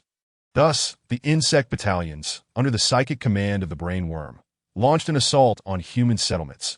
Shadows danced among the trees of the jungle that a few giant mantises, caught off guard, were severed in twain by blades that seemed to come from nowhere. Silently collapsing into the marshes below, that a few large spiders' eyes gleamed as they prepared to spit their sticky silk towards the enemy. However, the enemy's razor-sharp wings had already mercifully ended their lives. A fire ant clumsily turned around, only to find a colossal shadow looming in front of it, silent and ghostly. The shadow's hand struck the fire ant's head with a resounding impact, sending a violent tremor through its skull and directly affecting its fragile brain. The fire ant fell lifelessly to the ground without uttering a sound. Hiroaji was filled with exhilaration. The telepathic connection felt as though 2 souls had fused into one, allowing Hiroaji to fully unleash the power of the Blackwing. It is noteworthy that even the most advanced mechas, when piloted by individuals with exceptionally high mental acuity, could only achieve a synchronization rate of around 80%. This implies that only 80% of the pilot's actions and intentions would be reflected by the mecha itself. After all, manipulating one's own flesh and blood is a fundamentally different concept from commanding a 10-meter-tall, several-ton behemoth of steel. However, for Hiruaji, the situation was entirely different, as he was not controlling the mecha through modern technology, but rather commanding a mechanical skeleton he had summoned using the arcane arts of ancient sorcery. He was the Blackwing, and the Blackwing was him. A mere handful of insects posed no challenge whatsoever to the cave's entrance deep within the jungle. The brainworm suddenly realized that its meticulously crafted defenses had been effortlessly breached. It immediately dispatched a psychic alert to all the insects. The slime-spitting spiders surged forth among the throngs of giant mantises, accompanied by 2 or 3 fire ants, charging ahead in a frenzy. Upon discovering that their movements had been detected, Hiruaji remained utterly unperturbed. He envisioned the scene from a decade past when the pilot of the Blackwing clashed with a tide of insects. Igniting a fervor for battle within him, the Blackwing radiated a luminous green sheen, akin to a mechanical demon plunging into the enemy ranks, its wings unfurled, releasing a storm of flying blades, each one a lethal instrument. Any insect caught in this tempest was reduced to mincemeat, obliterated into a gruesome pulp. In the distance, the fire ants and slime-spitting spiders began their ranged attacks. However, the Blackwing was no longer the clumsy machine it had been moments ago. It nimbly evaded their assaults, approaching the fire ants and slime-spitting spiders with an eerie grace that no force could hinder its advance. The brainworm sensed the enemy closing in rapidly and felt a flicker of panic. Its psychic communications could no longer function at full capacity. Many giant mantises had lost their fighting spirit and were instinctively retreating into the depths of the forest. That moment, Mu Xiaoping, still dazed, began to regain consciousness. She had previously expended too much mental energy to maintain the mecha's combat state, leading to her fainting. With her Master S support gone, her mecha, the Scarlet Flame, disassembled and returned to the mysterious crystal on her forehead, which promptly sank in her mind's essence. Mu Xiaoping was left utterly exposed before the brainworm. The greedy brainworm, poised to feast upon this intelligent being's fresh and delectable brain, was interrupted by news of the enemy's incursion. The brainworm was enraged. To reorganize its forces, it needed to replenish its supply of cerebral matter quickly. From beneath the flattened flesh of the brainworm, a long, slender tube extended, tipped with a sharp opening, resembling a straw. Mu Xiaoping, feeling utterly weak and ensnared by the spider's sticky silk, had no means of resistance, her head the only part exposed. As if sensing her fear, the brainworm quivered with excitement, its sucking tube elongating towards her head. Suddenly, it plunged down with ferocity. Mu Xiaoping tightly shut her eyes, bracing for the impending pain. But for reasons unknown, an extended moment passed with no sensation. Instead, she heard the brainworm's anguished wail.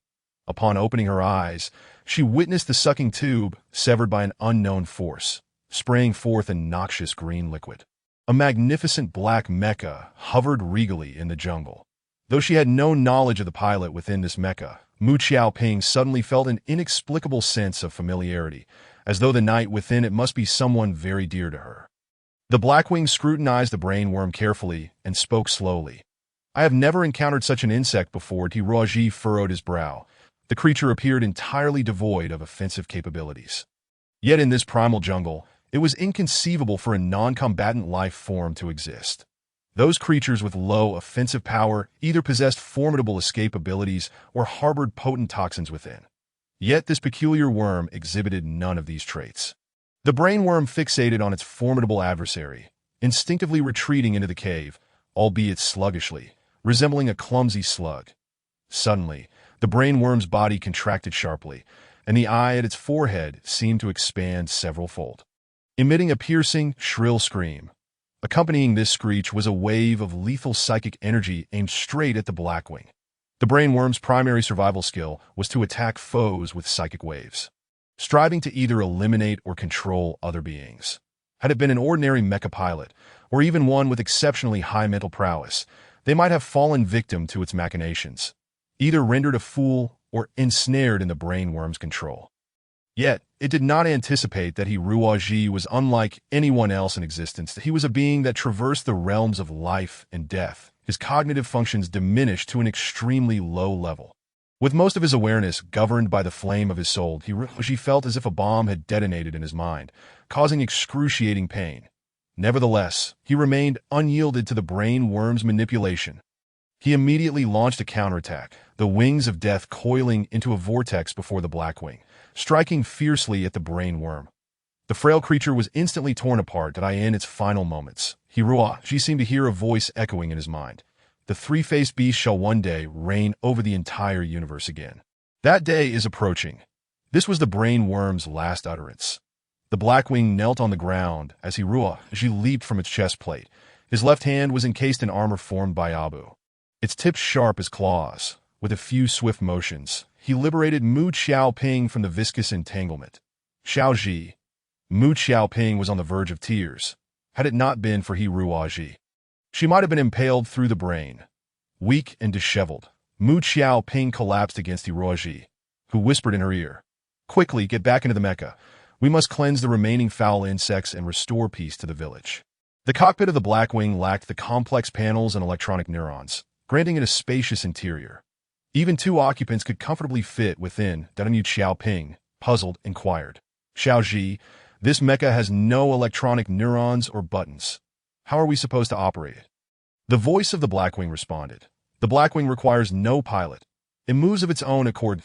Mu Xiaoping gasped, astonished by the talking mecha. Chapter 4. The era of magic mechas that automatically produce sounds were not unheard of. Yet their utterances were typically pre-programmed. Was this mecha the same? Mu Xiaoping pouted in curiosity and asked, "Are you truly the Blackwing?" Upon reflection, this demonic mecha bore a striking resemblance to the Blackwing of yore, though it appeared to have been meticulously modified by skilled hands, making it exceedingly eye-catching. Indeed, under the command of Ji, the Blackwing has attained sentience and shall forever remain loyal to its master. How incredible! Mu Xiaoping's eyes widened. The secrets surrounding Ji were manifold, and he did not conceal them from her. Such trust was genuinely heartwarming. Like a small kitten, Mu Xiaoping nestled in Ji's embrace, feeling a sense of security. Unbeknownst to her, Ji had become her most reliable kin. The Blackwing hovered in midair, scanning the surrounding area. They discovered several nests of giant mantises, locating and exterminating 4 queen insects. Once freed from the brainworm's control, these insects reverted to their primal instincts, engaging in mutual destruction before the enemy could even arrive. Ji finally understood why so many insects inhabited the jungle, yet had never invaded the village. All their energy had been devoted to fighting amongst themselves. Suddenly, the Blackwing detected an unusual clearing, where the trees were askew and a massive hole marred the ground, surrounded by mounds of earth. The black wings gradually descended. As Ji meticulously examined the impact crater, it appeared as though a meteor had plummeted from the heavens, wreaking havoc upon this place. At the bottom of the crater, Ji discovered a peculiar eggshell. With a diameter exceeding 4 meters, it had split into 2 halves, its thickness surpassing 50 centimeters. It seemed even the most advanced spacecraft hulls could not rival its fortitude. Residual viscous fluid, now solidified, lingered within. Clearly, a creature once resided inside, yet it was now absent. Ji recalled the corpulent brainworm, which, in its dying moments, had uttered something about a 3-faced beast. It appeared to be a highly intelligent extraterrestrial entity, undoubtedly on par with humanity. Could there exist such a terrifying 3-faced beast lurking somewhere in the cosmos, using an oviparous method to invade various parts of the universe? The thought of its horrifying psychic assault capabilities sent a shiver down Ji's spine. However, it seemed that this asteroid had only been invaded by a single brainworm. Otherwise, the entire village would likely have been obliterated. With this in mind, Ji felt a slight sense of relief. After some contemplation, he managed to extract a small sample from the eggshell and piloted the black wings back to the cave entrance, where he selected a piece from the brainworm's remains to wrap together. He intended to report this incident to the Federation. Although he held no affection for the government, as a member of humanity, he felt a sense of responsibility in the face of external threats. After completing these tasks, it was nearly midnight. Yet Mu Xiaoping had begun to burn with a low fever, curled up in Ji's arms like a piece of coal. "Xiaoji, can we not return just yet?"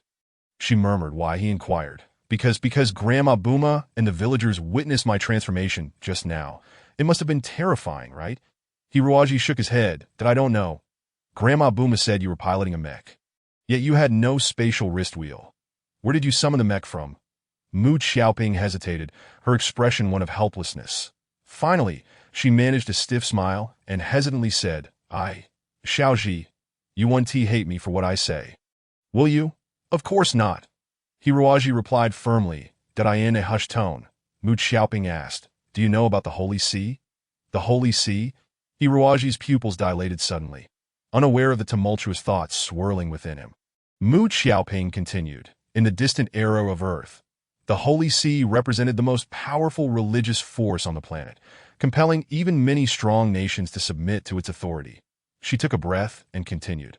With the advent of the interstellar age, due to technological innovations and the continual conquest of the cosmos by humanity, the world gradually became indifferent to religious beliefs. Yet, the Holy See did not withdraw from the historical stage. Supported by substantial funding and technical talent, it slowly transformed into a new organization that worshipped technology. The electronic neural system used in mechs was initially developed by the Holy See. That it seems the Holy See wields considerable power. Hiroaji remarked in astonishment. Mu Xiaoping smiled faintly. However, for the Holy See, a paramount research endeavor spanning thousands of years has been to reclaim the lost era of magic. The era of magic. Hiroaji was taken aback. Mu Xiaoping nodded. It is said that thousands of years ago, Earth was a world brimming with magic, and during that time, most members of the Holy See were deeply skilled magicians. However, for reasons unknown, magic vanished from Earth. The members of the Holy See, they believed themselves to be chosen messengers of the heavens. Thus, only by mastering the extraordinary power of magic could they distinguish themselves from mortals. Hiroaji forced a smile. Such things as magic should not exist, right? Mu Xiaoping shook her head. Xiaoji, I understand that what I am saying may be difficult to accept, but it is all true. 200 years ago, everyone believed that magic was merely an illusion. However, during an archaeological expedition on Earth, scholars conducted extensive excavations of several ancient Holy See relics and discovered the bodies of a man and a woman, along with 5 mysterious crystals filled with magical energy. Crystals? He asked.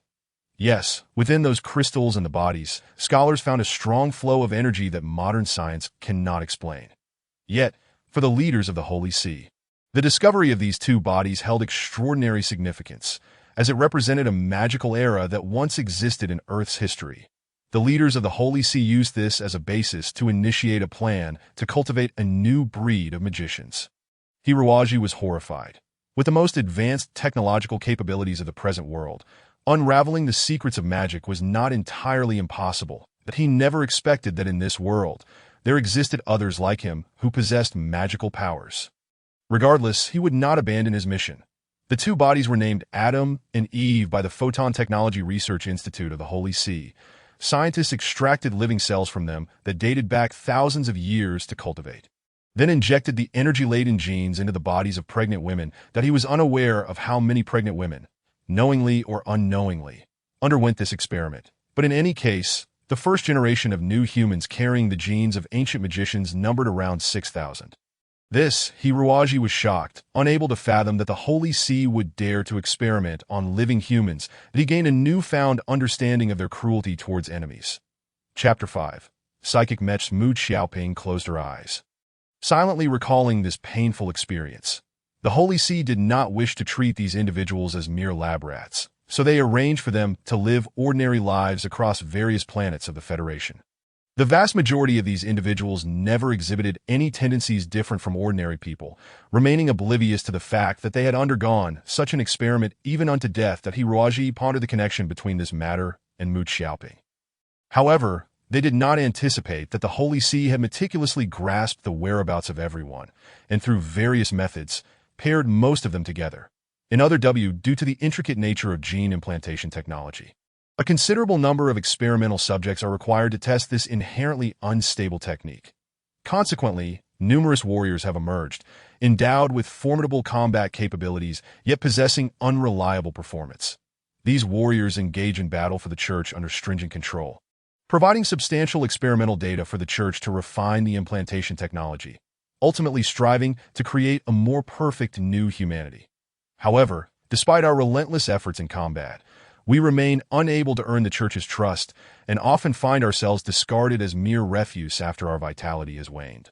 Hiruoji held Mu Xiaoping tightly in his embrace and softly declared, "I will never abandon you. If the situation is indeed as you described, why not rise up against the church?" Mu Xiaoping replied, "We have resisted before. 40 years ago, the experimental subjects initiated their first uprising, which nearly devastated half of the Holy Domain. Regrettably, although we experimental subjects possess exceptional combat prowess, our inherent instability, coupled with the church's various means of suppression, ultimately led to the failure of this rebellion. Nevertheless, a significant number of experimental subjects managed to escape the church's control and are said to be hiding at the edge of the cosmos. Having become outlaws akin to cosmic pirates, with their teeth clenched, Mu Xiaoping's eyes brimmed with tears. Yet, we cannot entirely blame them. Many experimental subjects, having undergone brutal surgeries, have had their emotions and desires utterly distorted, transforming into grotesque beings that are neither human nor ghost. Furthermore, the church has issued a galaxy-wide manhunt for them, compelling these individuals to embark on a path of wickedness that Hiruoji snorted coldly, reflecting on the striking similarities to the plight of the undead. Damn the church, Mu Xiaoping continued. Those experimental subjects who fled the church came to be labeled heretics, and an institution known as the Heretic Tribunal was specifically established to capture them. Alas, even by the time of the Second Uprising, these heretics had still not been completely eradicated. The Second Uprising, indeed, this rebellion primarily began with the development of psychic mechs. Psychic mechs? What are those? Do you recall when I mentioned the 5 magical crystals unearthed from the ruins of Earth? For 2 centuries, the church's scientists have been attempting to uncover the secrets they contain, yet they have consistently failed, and one anticipated that a genius among the experimental subjects would solve this conundrum. Subsequently, the church was able to synthesize these magical crystals on a large scale, by incorporating these magical crystals into the construction of ordinary mechs. Their properties could be dramatically altered, resulting in the creation of powerful psychic mechs controlled by spiritual energy. However, only individuals with exceptionally high spiritual indices among the new humans can pilot such mechs, Hiroji exclaimed in astonishment. Who possesses such remarkable ability to develop this terrifying technology, the combination of mechs and magic, along with superhumans inherently implanted with the flawless genes of new humanity? What a formidable force this amalgamation could yield. Mu Xiaoping replied sorrowfully. It was my grandfather, Mr. Mu. Hiruoji gasped, left momentarily speechless. Since the first uprising, the church, in an attempt to alleviate tensions, granted a degree of freedom to certain experimental subjects, masquerading under the guise of equality while feigning to restore our freedoms and providing favorable educational and research environments. In such circumstances, everyone believed that the church had undergone a fundamental transformation, that the current church belonged to both the new humans and the experimental subjects. That my grandfather, filled with youthful zeal, likely dedicated himself to the research of psychic mechs under this impression. Perhaps he initially approached the research with the mindset that experimental subjects would not be outdone by new humans. Yet he ultimately achieved substantial results. However, my grandfather never anticipated that the church would shamelessly usurp his accomplishments, completely refusing to acknowledge them. For the church, new humans are, in every regard, be it physical prowess, spiritual capacity, or intellect, far superior to mere mortals, let alone us, the lowly experimental subjects. That if a problem that had eluded the church for 2 centuries were solved by an experimental subject, it would undoubtedly be a source of immense embarrassment. How ludicrous, he really seethed through gritted teeth.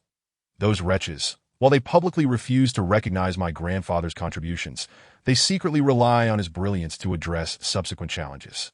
Naturally, my grandfather would not acquiesce, leading the church to despicably abduct my father and imprison him in the Institute of Spiritual Research, only releasing him upon my grandfather's completion of the experiments. At that time, my father was merely 8 years old, and in a state of desperation, my grandfather had no choice but to cooperate, researching the fabrication of psychic mechs. Yet, it was utterly unforeseen that the church would subject my father to inhumane experiments. Perhaps there was something uniquely exceptional about him. In any case, 9 years later, when the psychic mechs were finally completed, my father had become the church's most formidable expert in 2 centuries. However, by that time, He had lost all semblance of sanity, transformed into a mindless killing machine. Hiruaji was aghast. He began to understand why the skeletal warriors, even in death, yearned to continue battling the church. Chapter 6. Resolution, then you. Hiruaji hesitated, wondering why. If Mu Xiaoping's father had become a demon, she still existed. I was artificially conceived, Mu Xiaoping replied, lowering her gaze, due to my grandfather's exceptional intellect and my father's extraordinary combat abilities. The church was eager to ascertain what the next heir would be like. Thus, they specifically selected an entirely uninformed ordinary woman to be my mother, resulting in my birth. How absurd. I was utterly unaware of these matters. I had always believed I was like everyone else, belonging to a warm and peaceful family, that my father was merely an engineer at a mining site on the edge of the cosmos. My mother was such a kind woman, bearing all burdens alone until I turned 18, using lies to protect my little dreams. Until the moment I first manifested my flame ability, when the church finally appeared. But at that time, I knew nothing, only that I must heed my grandfather's words, diligently learning to master my powers and pilot the psychic mech. That it was not until one day after our escape from the holy domain that my grandfather revealed the entire truth to me. As Mu Xiaoping spoke, her sorrow deepened, and she could no longer contain her anguish, collapsing on Iruaji's lap and weeping bitterly. Little Ji, what am I to do now? I have lost my grandfather, and my father remains under the church's control. They are both suffering, and what am I to do? Her cries grew louder, as if she were on the verge of total collapse. It was only then that Hiroji realized that this seemingly carefree little apple harbored a multitude of painful memories. She had likely been suppressing her feelings for quite some time, and now, with the floodgates of recollection opened, the tormenting memories surged forth. Hiroji's heart swelled with compassion, while an overwhelming hatred for the church ignited within him. The tale of the undead was far too distant. When he had listened to Mu and I recount that story, it felt like watching a movie, disconnected from his own life. But today, he resonated with her plight. Reflecting on his time with the Stardust Mercenary Corps, he suspected that the reason they had been drawn into the asteroid belt was due to the church's machinations. Had he not been well-versed in necromancy, summoning the deceased transport ship in a critical moment, it was likely that both he and Little Apple would have been reduced to mere cosmic dust. That he felt a pang of relief. Had they not drifted aimlessly in the cosmos but instead followed the predetermined route to Alpha Planet, the church's assassins would have undoubtedly launched wave after wave of attacks to confront those wretches. He would have to unleash the full extent of his necromantic abilities. Once his identity was exposed, that insufferably arrogant organization, the Holy Cross Knights, would surely reduce him to a pulp. Perhaps they would even dismember him for examination in some institute of spiritual research. No matter how powerful a necromancer might be, he would likely be unable to withstand such torment. Do you miss your mother? Hiruaji asked softly. That Mu Xiaoping initially nodded, then shook her head. It does no good to miss her. She is merely an ordinary person. That I can only hope that the church does not harm her. That Hiruaji gazed at the sky. I believe you will see them soon. The situation was dire. Valdenstar had suffered severe damage, necessitating contact with external rescue. Once the Federation's rescue team arrived, the church would undoubtedly be aware of their presence. At that point, they would likely confront countless church soldiers. Mu Xiaoping murmured, Little Ji, are you not afraid of me? Many people are frightened when they encounter us, the ones with special abilities. That Hiruaji chuckled. How could anyone fear such a lovely little apple like you? Now I understand why your cooking is so delightful. It turns out you possess fire abilities. Those holier-than-thou church wretches are the true despicable beasts. But there is nothing to fear. Mu Xiaoping was deeply moved, tears streaming down her cheeks as she said, I have never shared such thoughts with anyone before, fearing it would implicate others. Yet, for some reason, when I am with you, Little Ji, I cannot help but express everything in my heart. However, I am also fearful that once I finish speaking, Brother Xiaoji will immediately depart from me. My heart is filled with conflict and hesitation. I will never leave you, just like on the spaceship. But if the church's people find us, at worst, we can escape from here and venture into the depths of the universe in search of those heretics. Or we could head to the half-orc mining planet, which I've heard is quite fascinating. That it's said that the half-orcs there consume their food raw. And with your exceptional culinary skills, you would surely excel their point one day. We shall open a grand restaurant and invite everyone to dine. Though we shall not entertain the sycophants of the church. What do you think? Mu Xiaoping chuckled softly, then straightened her expression and said, I know Brother Xiaoji is joking with me, trying to lift my spirits. I feel much better now, truly, that he Ruoji replied. It is impossible not to feel sorrow, but dear Xiaopingle, you must remember that no matter how difficult the times may be, Brother Xiaoji will always stand by your side. The night has fallen, and it may be challenging to find our way out. You should rest for a while. We will return to the village first thing in the morning. That Mu Xiaoping nodded. She was already somewhat weary, and after exerting herself to speak so much, she felt a great relief upon seeing He Ruoji, who did not regard her with disdain or fear. Her heart brimmed with joy, and she soon drifted into a deep slumber. However, He Ruoji found it difficult to sleep. That Tio learned so much about the church's secrets from Mu Xiaoping was truly unexpected. Initially, He Ruoji had believed that the church's influence was merely limited to controlling the economy of the Federation. Not realizing they possessed such formidable armed forces to contend against them single-handedly was evidently impractical. He gazed at the multitude of stars above, and a sudden surge of ambition welled up within him. Even he was unsure of what thoughts were racing through his mind. He simply felt the vastness of the starry sky, unaware of how many souls were striving tirelessly within it. He pondered whether he could leave some mark upon this grand tapestry. Feeling restless, He Ruoji sat cross-legged and began to cultivate the black abyss bone technique. Before long, a cloud of black mist enveloped him entirely. Chapter 7. Possession in the moonlit jungle. Silence reigned. And He Ruoji had entered a meditative state. That moment, a stout black figure struggled to crawl out from the cockpit of the Black Wing. Turned out to be the little crocodile Abu. This creature was insatiably greedy. Without consuming metal for a day, it could not survive. Earlier, it had merely intended to take a small bite from the Black Wing, but that bothersome undead mech had forcefully expelled Abu. Enraged, the little crocodile scuttled through the jungle, meticulously searching for something delectable to eat. To its dismay, it discovered that while the area was lush with trees and teeming with flowers, birds, and insects, there was no metal to be found. How vexing! Just then, Abu's eyes lit up as it spotted the glass jar that He Ruoji used to store brain bug fragments. The greedy little crocodile hurried over and, without hesitation, transformed its large head into a soft mass of metal, extending two metallic tendrils to skillfully unscrew the jar's lid. Alas, the metal lid was only minuscule, but lacking fish or shrimp was a minor issue. Abu clutched the lid as if it were a treasure. Retreating to a corner to greedily feast, It failed to notice that the exposed brain bug fragments had transformed into a mass of red foam, from which a slender crimson creature began to wriggle out. This tiny worm, no longer than a finger, shimmered with an eerie red glow, adorned with a golden thread running along its back. As it moved slowly, it emitted waves that disturbed the mental energies of any human. Had it encountered a human, it would have been easily controlled. However, Abu was neither human nor even an organic creature, which greatly surprised the brain bug. 5 meters, 3 meters, 1 meter. The tiny worm had crawled to Abu's feet. Hiding behind a small stone, It slowly arched its body, flexing its muscles to the limit, and suddenly leaped, landing squarely on Abu's back. Hiss! Abu's eyes widened, and its short front claws flailed comically, but it could not grasp the creature. The moment the worm touched Abu's skin, it burrowed in as if it were water, leaving no trace of injury. Abu let out a frantic cry as a chill surged up its spine.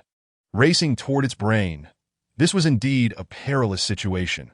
Little did Abu know that this brain bug originated from a peculiar intelligent species at the far reaches of the universe. Although they had not created a magnificent material civilization like humanity, they possessed a form of civilization that was no less advanced. The brain bugs were leaders within their insectoid social hierarchy, second only to the deity known as the tri-faced beast, and they were not so easily extinguished. Even if their physical forms were mostly destroyed, they could still transform into their primordial worm state, parasitizing other beings and seizing control of their consciousness, turning them into puppets entirely under their command. The brain bug unleashed its full power. He Ruoji and Mu Xiaoping were abruptly awakened by a cacophony of noise. They beheld Abu twisting its stout body, staggering like a drunken man, as it uttered lewd sounds. Ha ha, we, the tri-faced beasts, shall ultimately dominate the entire world. These wretched humans will one day bow before my minions. I shall slay all male humans and gather all female humans into my harem. Kik. A moment of silence ensued. Brother Xiaoji, when did Abu learn to speak? Mu Xiaoping embraced Hiroji, feeling inexplicably that Abu appeared somewhat strange, as if it were not the same foolish little crocodile that only knew of lust from yesterday. It seemed to have also learned to be lewd that it seemed terrible. The brain bug was missing. Hiroji sensed a power akin to that of the brain bug emanating from the current Abu. Could it be that Abu had been manipulated by the brain bug? Abu finally noticed the two humans behind it. Upon seeing Mu Xiaoping, its eyes transformed into heart shapes, and it emitted a lascivious howl towards Hiroji, charging at him in a startling display. Kik, female human, embraced the great tri-faced beast emperor. Hiroji frowned slightly and snapped his fingers. The seemingly formidable alien creature collided with an invisible wall, collapsing into a puddle of goo. What just happened? Defeated by a human? The brain bug's plan appeared flawless, yet it was oblivious to a small detail. Abu was a metallic undead creature summoned by Hiroji. But when the brain bug entered Abu's body, the two became one, inheriting all of Abu's traits, including absolute obedience to Hiroji. The exceptionally intelligent brain bug soon grasped the situation. What? The great tri-faced beast leader has become a slave to a human? This is impossible. As Hiroji approached with a darkening expression, Abu let out an awkward laugh. Master. Hiroji, I am still Abu. I was merely joking with you earlier. Please don't take it so seriously. It seemed that the brain bug had indeed invaded. Mu Xiaoping reached a conclusion. Then let me eliminate it without mercy. Hiroji said calmly that he was well aware of the brain bug's power. Although this creature now appeared weakened to less than 1/10 of its original strength due to the collapse of most of its bodily structure, combining with a lecherous Abu had diminished its intellect further and seemingly introduced severe flaws in its personality. Regardless, it was best to eliminate it swiftly as their consciousnesses were fully communicative. Hiroji's thoughts immediately reached Abu's mind. No, please, master. The stout crocodile curled up in fear, trembling. Actually, I am still the original Abu. The brain bug's consciousness has merely taken over half of my brain.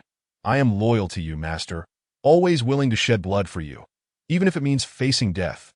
Please don't kill me. Hiroji furrowed his brow slightly, discreetly channeling his magical powers to search through Abu's mind, but he discovered that Abu's words were not entirely false.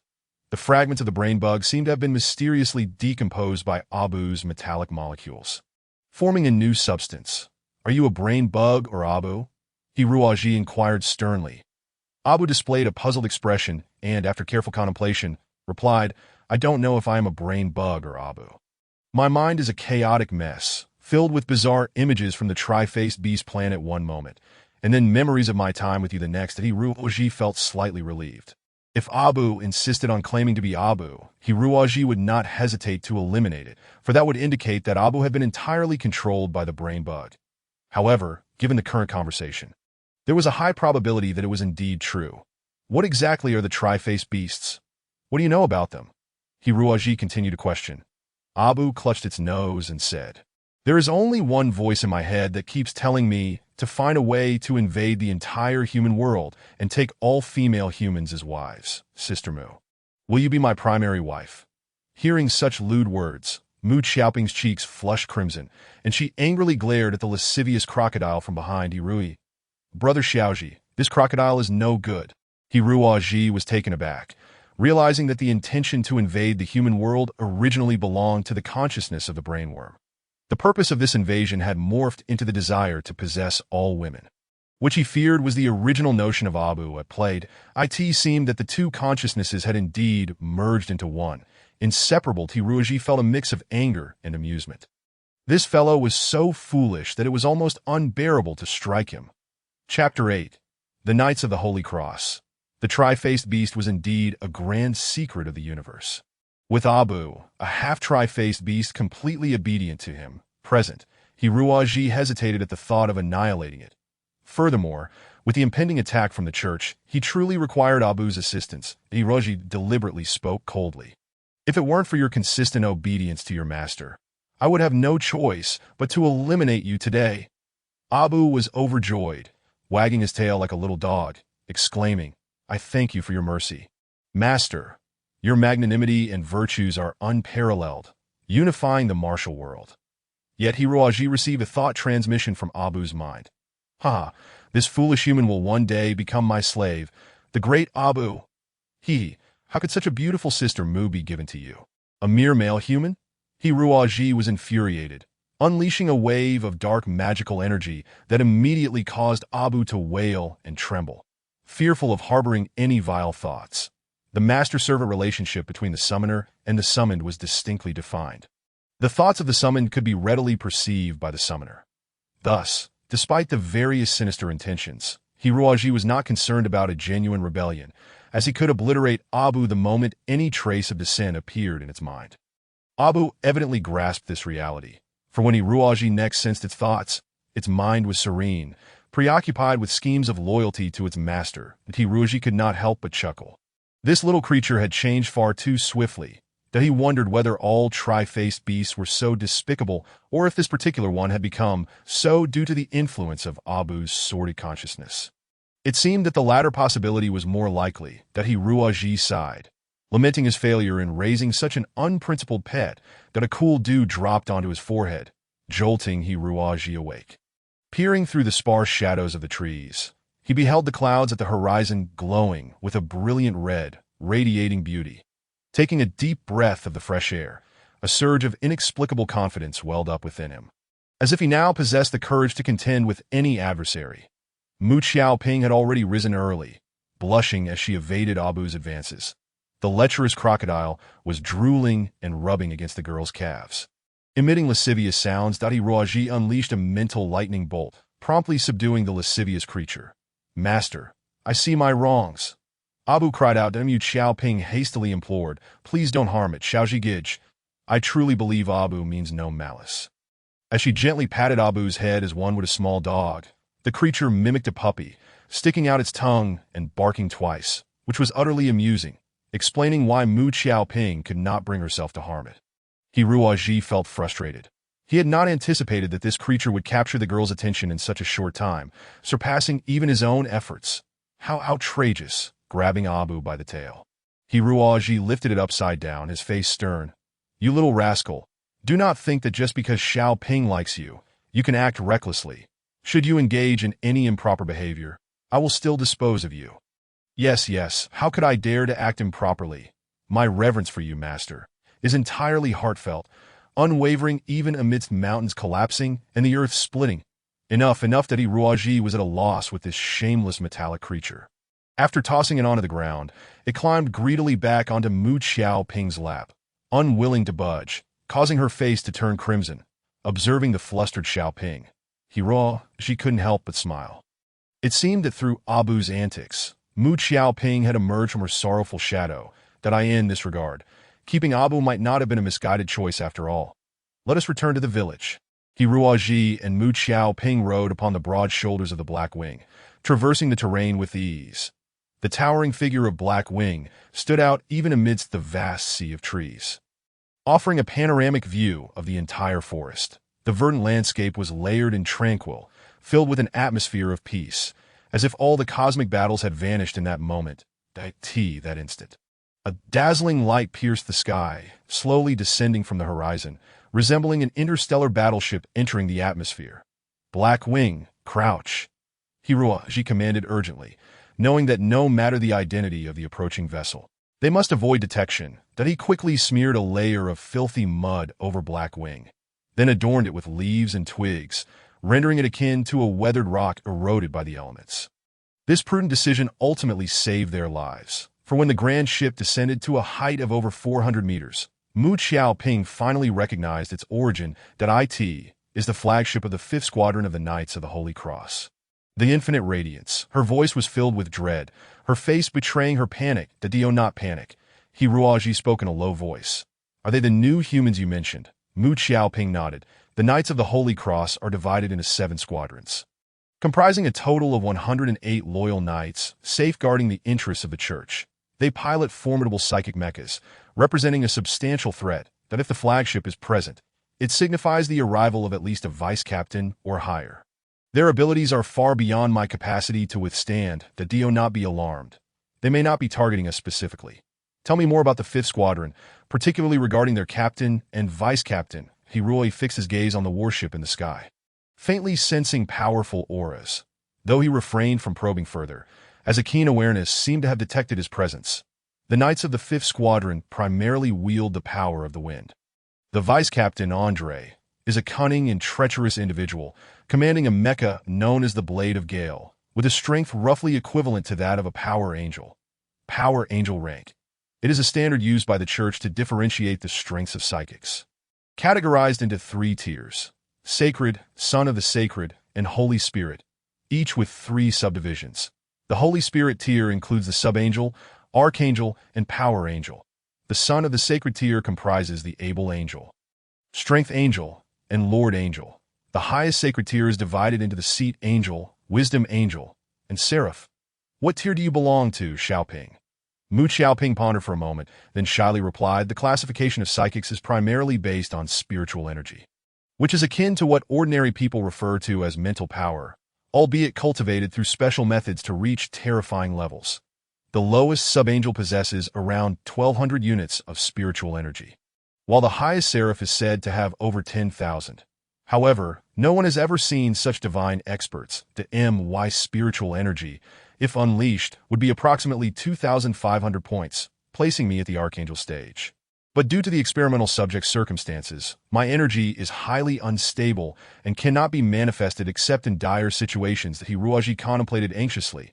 It seems that Andre should not be too difficult to handle. You are only 1 rank below him. With my black wing, we should be able to deal with him. Chapter 9. Gale Knight, Dunemu Xiaoping smiled wryly. Do not forget, he is surrounded by other sacred knights and the Radiant Guardians. Even if we were to defeat Vice-Captain Andre, the 5th Squadron's Captain Mozart is not someone we can contend with. He hails from a noble family within the Church and is rarely matched within the Knights. A super expert at the Strength Angel rank.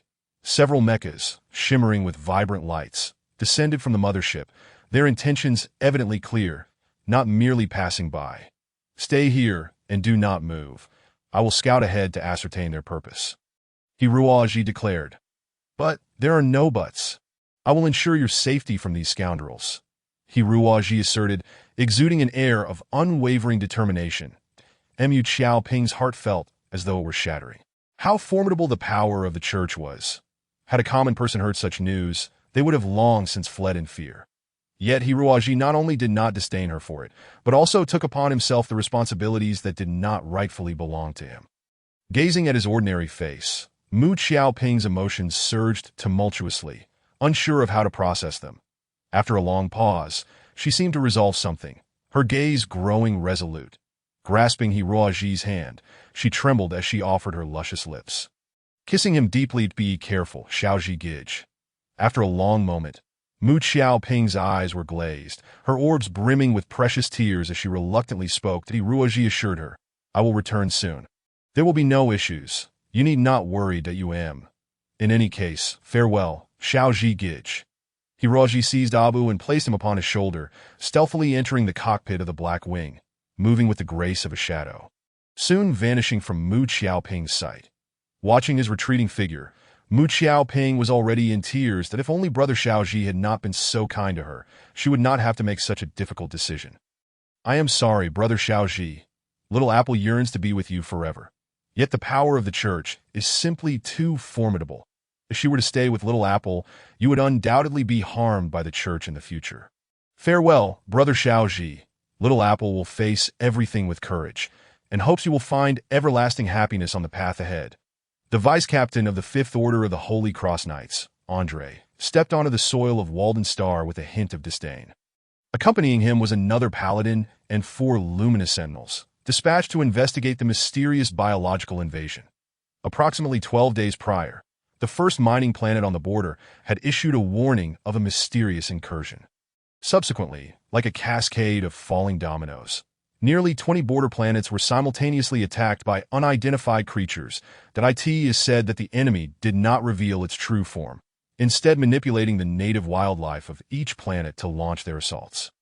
The beasts, once under the control of the mysterious enemy, became more ferocious, bloodthirsty, and even exhibited enhanced physical capabilities, Some small asteroids, which previously harbored no fierce creatures, were left defenseless, even if the residents possessed some basic protective forces. They were no match for the frenzied aberrations. Asteroids BX, 4, and GKZ, 66 were utterly annihilated, and many others suffered significant losses. This incident starkly diverged from previous encounters with extraterrestrial monstrosities that in the past. Humanity had discovered formidable alien beings on numerous planets, but at that time, humanity held the role of colonizers while the alien creatures existed in a state of ignorance, lacking any semblance of intelligence and merely relying on brute force to inflict minor damages upon human colonizers. Moreover, those creatures never ventured beyond the confines of a single planet, posing no real threat to humanity. However, this time was different. Judging by the current circumstances, the invaders appeared to be a form of extraterrestrial life endowed with superhuman intelligence. Otherwise, it would be inexplicable why they chose to invade the weakest planets on the border while those with robust defenses remained untouched. Those fools are truly ignorant, merely ordinary humans, frightened to their core by a few lowly insects. Andre muttered, a proud and somewhat fastidious individual, that he believed that only the sanctum represented a pure domain in this world, while the other planets in the cosmos were entirely occupied by chaotic and depraved sinners. In his view, those sinners, not weeping and praying for the forgiveness of the supreme God of light, symbolized a willing descent into depravity, and there was no need to expend further efforts to save them. Yet, for reasons unknown, the higher echelons of the church exhibited a keen interest in these mysterious invaders, dispatching a small team to conduct a search. Andre, filled with jealousy, glanced up at the flagship, where Captain Mozart of the Fifth Order was presumably enjoying fine wine and classical music in leisure. What a fortunate fellow! While I must venture into that foul-smelling jungle in search of elusive enemies. Infuriating! The group disembarked from the small landing craft as two armored land vehicles slowly emerged from the rear. These land vehicles were impressively large, equipped with various advanced facilities, adorned with ornate cross emblems on either side, exuding a sense of cutting-edge technology. The landing craft had descended not far from the village. And soon the two land vehicles rolled into Walden Village. The villagers gazed at the two vehicles with bright smiles, mistakenly believing them to be a rescue team. Andre emerged from the armored vehicle, casting a disdainful glance around. As he had imagined, it was a filthy, dilapidated little village, with nary a protective measure aside from a laughable defensive electric fence. Given this, it seemed the village had not been subjected to the mysterious creature's assault. Yet the ground bore clear signs of battle, and the defensive electric fence showed signs of repair, indicating a fierce conflict had indeed transpired. With a wave of his hand, Andre instructed his subordinates to bring forth medical supplies and emergency provisions, which they presented to the villagers. The villagers were exceedingly grateful, utterly unprepared for the timely arrival of these kind soldiers. Andre, with an expression devoid of emotion, inquired, "Who is in charge here? I need to know what transpired." Grandma Booma squeezed through the crowd. Ever since village chief Fakin had succumbed to his injuries, this kind-hearted elderly lady had assumed command of the villagers. Breathing heavily, Grandma Booma approached Andre, saying, My husband is the village chief. But he is injured. The villagers have asked me to speak on their behalf, that I am called Booma. What exactly happened here?" Andre leapt down from the armored vehicle, surveying the village with a keen eye. Complaints aside, work must be done. Adept in tracking clues, it was no wonder he was chosen for this task. "Are you the rescue team?" Grandma Booma inquired, squinting to discern their uniforms and insignias. "Well, sort of," Andre replied, somewhat impatiently waving his hand, that he noticed a clearing on the eastern edge of the village, littered with scattered mech remnants and gruesome insect limbs, while the defensive electric fence lay utterly destroyed. Dipping his hand into the insect's viscous fluid, he brought it to his nose. The secretion appeared remarkably fresh, indicating that the battle had hardly concluded and that it had occurred within the last 3 days. Chapter 10. Luring the enemy, Andre's gaze sharpened. He meticulously examined the corpses of the large insects. Many had been cleanly severed, the cut edges remarkably smooth. Simulating the scenario with his own hand, he nodded, a skilled warrior. If it were his own ability, the wind blade, he might produce such wounds. However, if a mere pilot of an ordinary mech could inflict such devastating damage, this individual must be extraordinarily formidable. To encounter such a master in this desolate corner of the cosmos was unexpected. If he could be recruited into the church, it would indeed be a significant achievement. What transpired here, Mrs. Booma?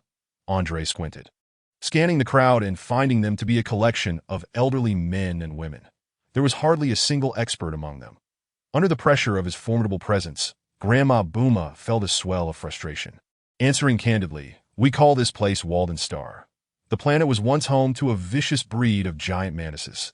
However, they were driven away by a united effort 10 years ago. Recently, these giant mantises inexplicably reappeared, and their numbers have been increasing.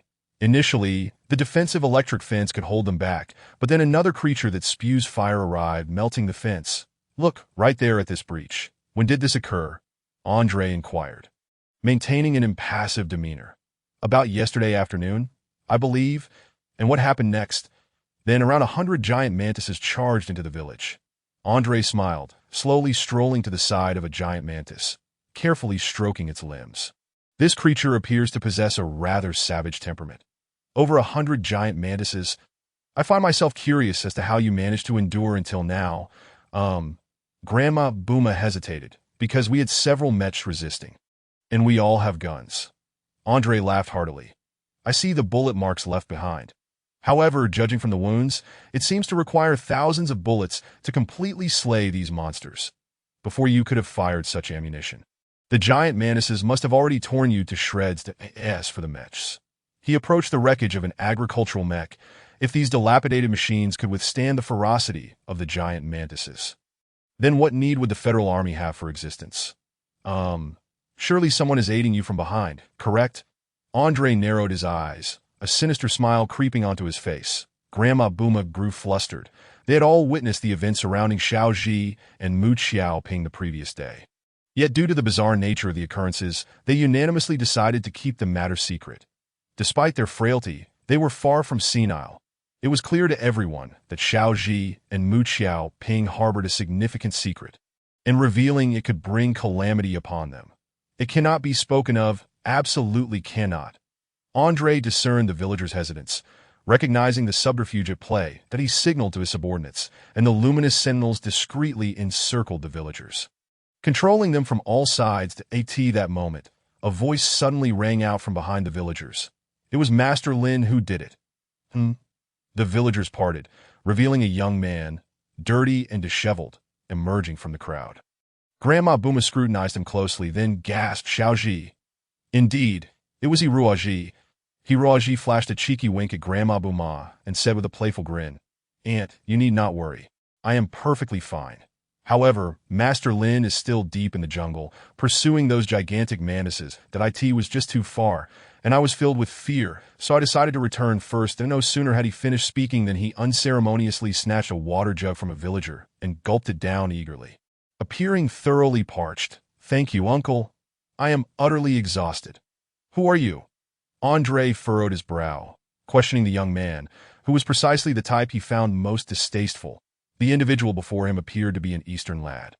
Yet his entire body was encrusted with a thick layer of mud, and his clothing had been reduced to tattered rags barely clinging to him, emanating a foul stench. That it was simply, utterly degenerate. Andre nearly turned to flee, putting a good 10 meters between himself and this filthy human. Ruaji chuckled and replied, "I am a distant nephew of Grandma Booma. Are you part of the Federal Army? Your armored land vehicles are simply marvelous. I would love to join the Federal Army and see the universe for myself." "Wow, what a beautiful uniform. May I touch it?" As a grimy hand reached out towards him, Andre felt a surge of nausea, trembling as he exclaimed, "Stop right there, you!" At this moment, another holy knight nearby quickly interjected, "What is your name? And who is Master Lin?" "My name is Hiruaji. Master Lin just moved here as a resident half a year ago, but he possesses a remarkably powerful mech, entirely different from these agricultural mechs. Yesterday afternoon, we all thought we were doomed, but thankfully Master Lin came to our aid and single-handedly eliminated so many enemies." Then he mentioned something about eradicating evil and followed the gigantic mantises into the jungle. I usually enjoy fighting too, so I secretly trailed behind him into the jungle to watch, only to end up getting lost. Luckily, I didn't encounter any gigantic mantises and finally managed to escape.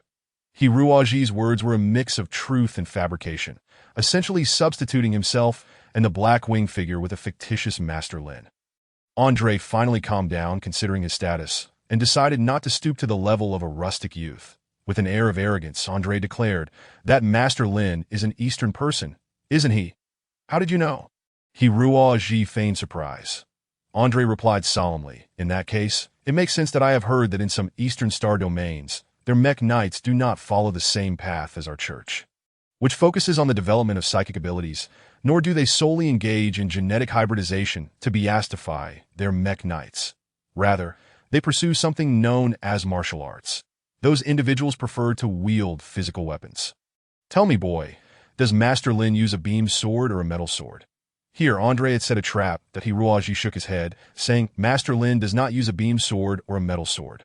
Instead, he wields a broad, curved blade made of metal. With this, Andre felt entirely reassured. While examining his wounds earlier, he had already noted that the shape of the injuries did not resemble those inflicted by sword-like weapons. The exoskeleton of the gigantic mantises was incredibly tough. If a sword were used, the tactics would primarily rely on thrusting. Only a thick, sharp-edged blade would allow for fluid strikes that if the other party were lying. He would have surely chosen one of the two options, a beam sword or a metal sword. Andre believed this simpleton could not concoct a more sophisticated lie. Andre spoke in a deep voice. "Take us to the jungle now, and lead us to Master Lin while scouting for the lair of the gigantic mantises." Hiruaji pretended to appear very frightened and said, That won't do. The jungle is fraught with dangers, teeming with beasts and swamps. Many who venture and never return. I want to go.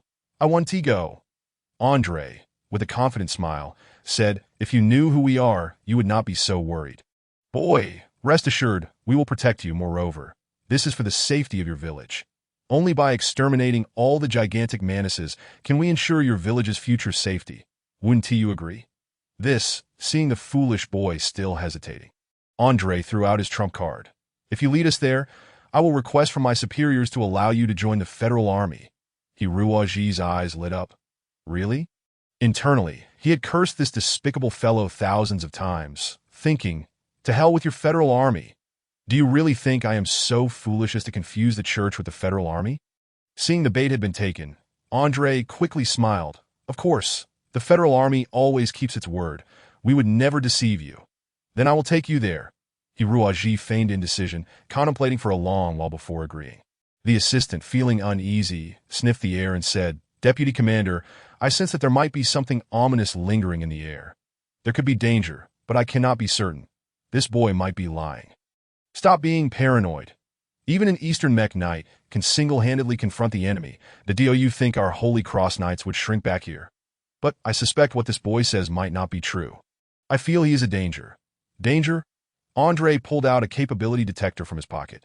This device resembled half a pair of sunglasses supported by the ears, pointing the probe at Hiruaji. The capability readings immediately transmitted back. Andre burst into laughter. He had encountered many ordinary people, but such a lowly waste of potential was exceedingly rare. It seemed even a small rabbit posed more of a threat. "Look at this fellow's readings." Andre whispered to his assistant that I bet even the federal army wouldn't recruit this guy as a cleaner. Chapter 11. Jungle Ambush. The jungle at noon was oppressively humid. Although the dense canopy above obstructed much of the sunlight, it simultaneously created a closed environment. The foul odors of decaying organisms mingled with the marsh gases rising from the swamps, forming a faint green toxic miasma. The Holy Knights and the Light Guardians were truly suffering. This place was inaccessible to armored land vehicles, and the church's orders mandated that they refrain from activating psychic mechs unless absolutely necessary. Thus, they had no choice but to rely on their own 2 feet. These individuals were all physically capable, yet never had they been reduced to such a state of disarray, using hands and feet alike. Especially Andre. He could endure 3 days and nights of interstellar combat without complaint, but crawling through tree hollows like a dog and swinging from vines like a monkey was simply too much. "Are you sure you're not lost?" Andre shouted for the 100th time, as they had been zigzagging through the woods for over 2 hours. Normally, this distance would not be significant. The issue was the green miasma, which severely weakened their physical capabilities upon inhalation, leaving the knights utterly exhausted. Hiruaji, however, remained lively and sprightly, as if nothing affected him at all. This jungle had been his training ground for half a year, and moreover, he did not require oxygen to survive, so he was completely unhindered. Almost there, esteemed officers, Hiroji said with a cheerful smile, that I believe Master Lin is not far ahead. You said that an hour ago. Damn it, I can't see any signs of mech activity here. Andre fumed. Unbeknownst to them, they had wandered into a perilous area filled with swamps, where a thin layer of floating soil covered the surface. Some patches even sprouting lush green grass, presenting a deceptively inviting appearance. One misstep would reveal that beneath the surface lay deadly traps. Under Hiroji's cunning scheme, a light guardian finally stepped into the swamp, and the ground immediately exerted a powerful suction, dragging him down. Help! Quick, help! Even the esteemed knights of the church found themselves powerless in such a unique environment that as they watched the light guardian's body being swallowed halfway by the swamp. The rest rushed forward to grasp his wildly flailing arms, pulling him back with all their might, that Hiroji observed coldly from the sidelines, as the panicked light guardians failed to notice the strange bubbles rising from the other end of the swamp, where murky water was slowly churning, suggesting something fierce was lurking below. Quietly closing in, he stealthily approached another cross knight. From his observations, he noted that all the light guardians were below his level. Even if he were to ambush and kill one or two, it would not make much of a difference. Andre, however, was a formidable opponent. Even with Hiroji's exquisite assassination skills, he had no confidence in taking him down in one strike. Only another cross knight would present the most suitable target for him. Initially, Hiroji had not firmly resolved to take action. However, seeing how the others were scouring the area, he understood they would inevitably discover the cause of the deaths of some gigantic mantises. Those mantises burned by Mu Xiaoping would undoubtedly still harbor remnants of her extraordinary power within them. Any discerning individual could easily uncover the clues to be why that time. It would be too late. The only option was to eliminate these individuals in one fell swoop and then devise a way to escape this planet. That was his sole strategy that Hiroji had stealthily approached the back of the cross knight. At which moment Andre seemed to sense something amiss, turning his head slightly in surprise. However, their full attention was fixated on the marsh before them. Moreover, the combat power detector had already indicated that this young man posed no threat whatsoever, marking him as an indisputable waste. Little did they expect that this so-called waste would deliver a devastating blow at a critical moment. The bubbles in the swamp multiplied, and suddenly the mud erupted. As if a surge of marsh gas had exploded beneath the water, the foul, murky sludge came crashing down upon everyone. The holy knights of light, caught off guard, hastily raised their hands to shield themselves. Although the mud lacked lethality, in the eyes of the arrogant knights of the church, the stinking, filthy sludge was far more terrifying than any weapon. No one noticed that within the black mud lurked a ferocious beast, Abu.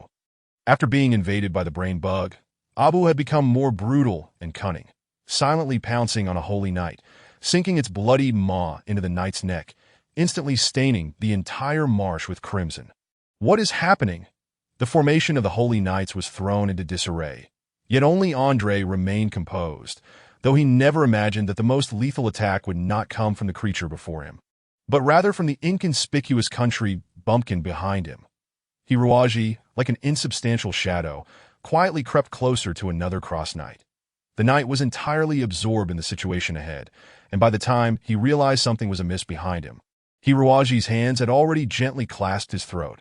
It was a pity that this cross knight, having undergone the implantation of new human genes since childhood and endured decades of rigorous training, would have stood a fair chance against Hiroji in a standard cosmic battlefield, had he been piloting a psionic mech. Alas, warfare knows no fairness. With a sharp crack, the knight's cervical vertebrae were snapped by Hiroji, his head drooping limply. Abu seized the opportunity to assassinate a second holy knight with its razor-sharp tail. Its entire body was composed of liquid metal, allowing it to bridge the distance effortlessly, catching its adversary completely unprepared. Meanwhile, Hiroji lunged at the third holy knight like a ravenous wolf. With the enemy now aware of his presence, adhering to the assassination techniques taught by the shadow was no longer an option. Time was of the essence. Hiroji's strikes were fierce and unrestrained, leaving no room for mercy. The third holy knight, gripped by fear, had barely raised his arm before Hiroaji's iron-like bones smashed through his skull. The entire ordeal unfolded in a mere 3 seconds.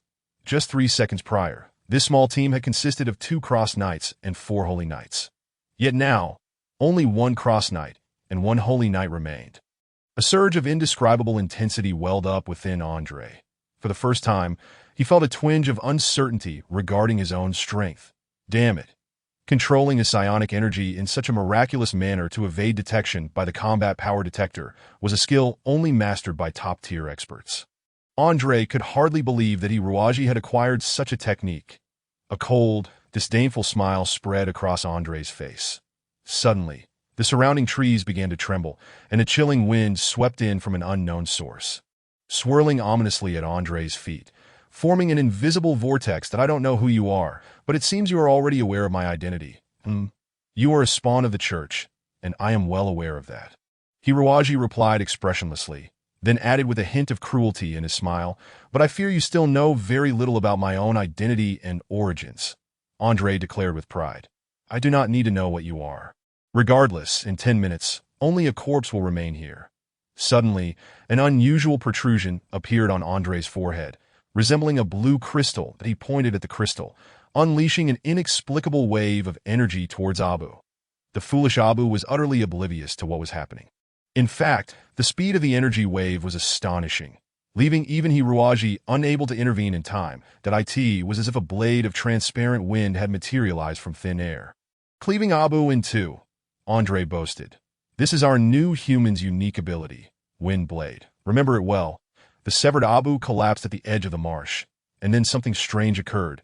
Its 2 halves gradually softened, transforming into a liquid akin to mercury, before merging once more to take on the form of a crocodile. Master, this fellow is so insidious. Abu wailed, lamenting while scheming. That strike hurt terribly. Chapter 12. Wind Blade. Abu bared its teeth and grinned maliciously at Andre. Male human. How dare you harm the greatest creature in the universe? No, the second greatest, me. I will surely devour you. It was now Andre's turn to feel a headache.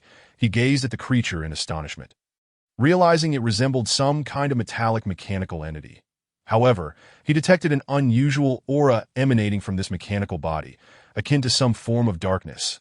At that moment, the only remaining Holy Knight had summoned his mech.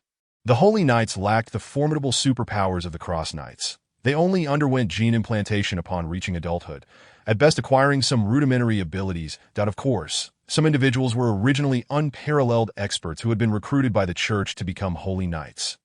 But it was evident that this particular individual was not among that calibered as crisis approached. His first instinct was to conjure his mech, seeking refuge within it, lest he become the next casualty.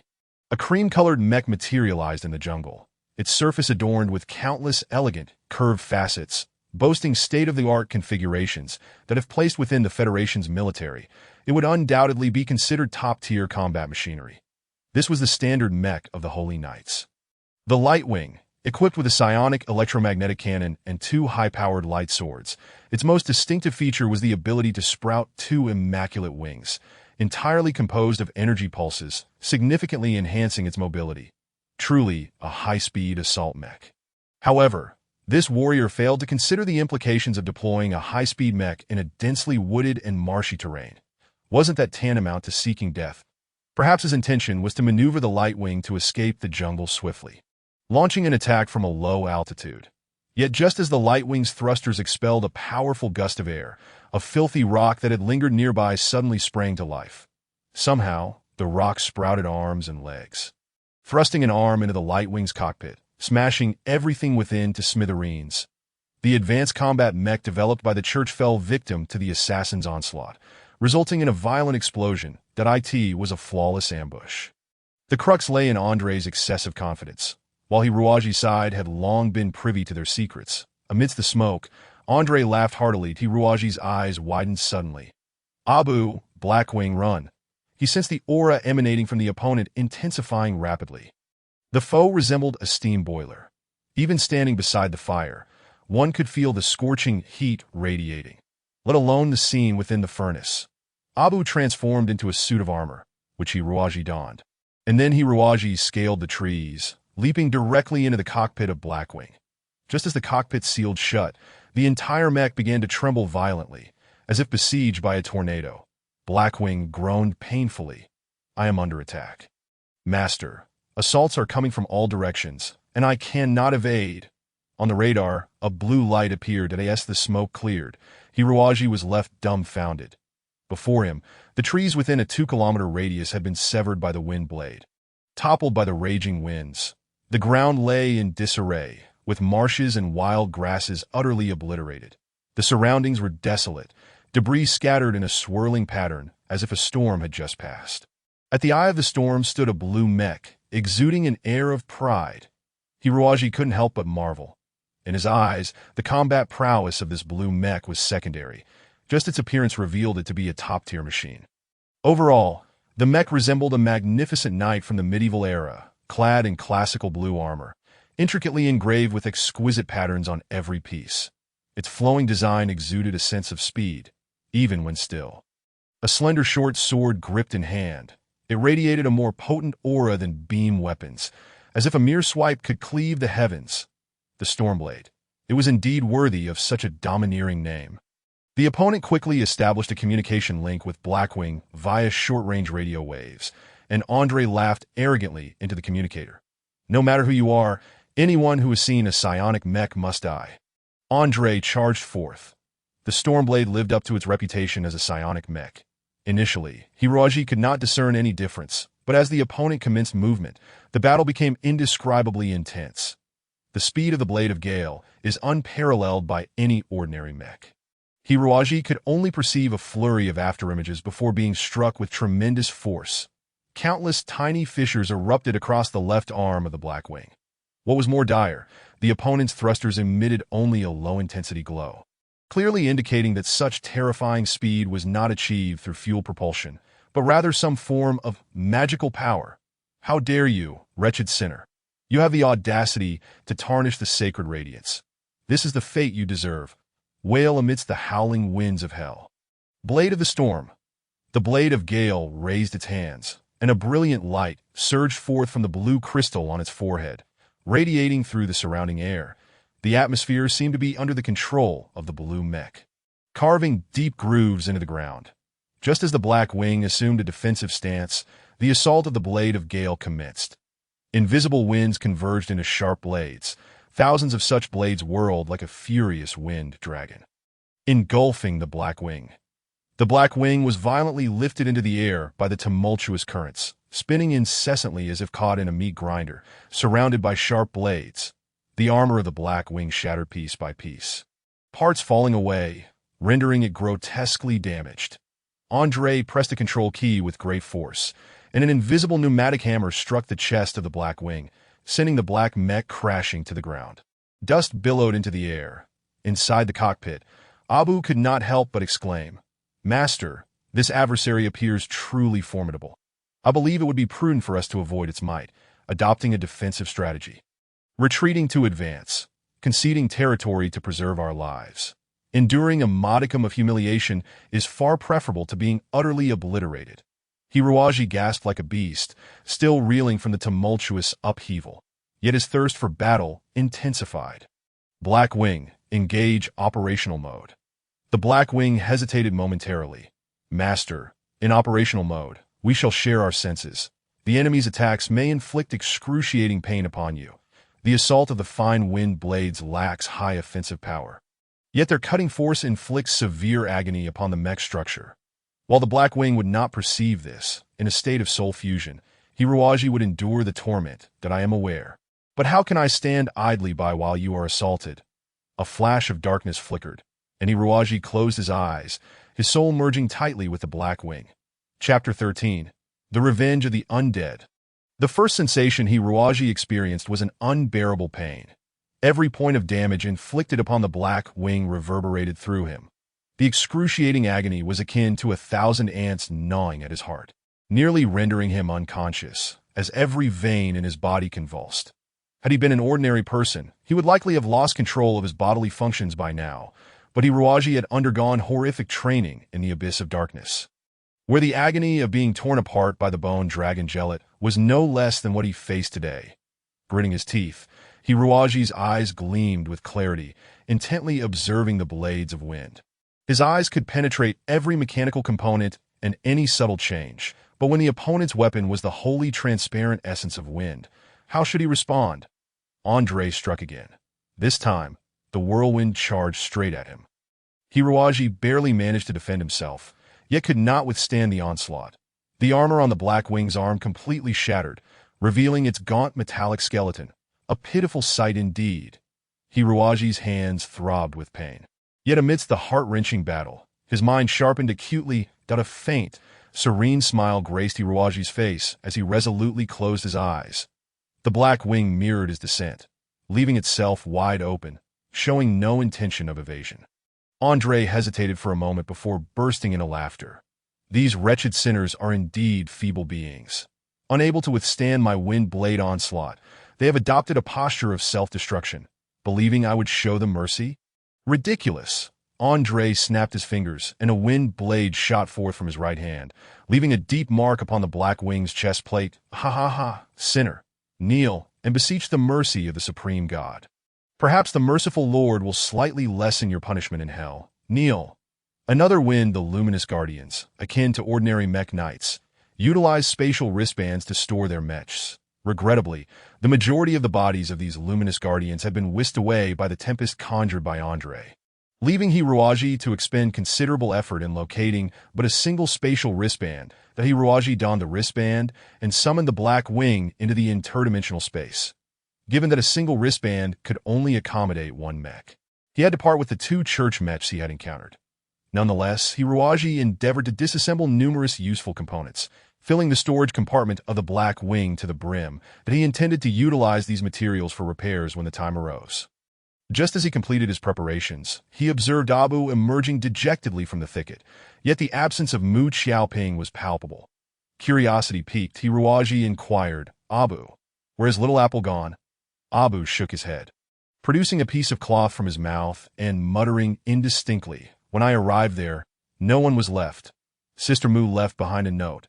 Upon taking the note, Hiruaji's heart shattered into pieces. In Chapter 14, Wind Butterfly, the note bore these poignant lines. "Brother Ji, I had departed to be by the time you read this. I should be aboard the spaceship, right? The moments spent with you have been the happiest days of my life. If deities truly exist, I wish they could allow me to stay by your side for eternity. Yet, even a naive soul like me understands that if this continues, you will inevitably face harm from the church, just as they once harmed grandfather, father, and mother. Thus, farewell, Brother Ji."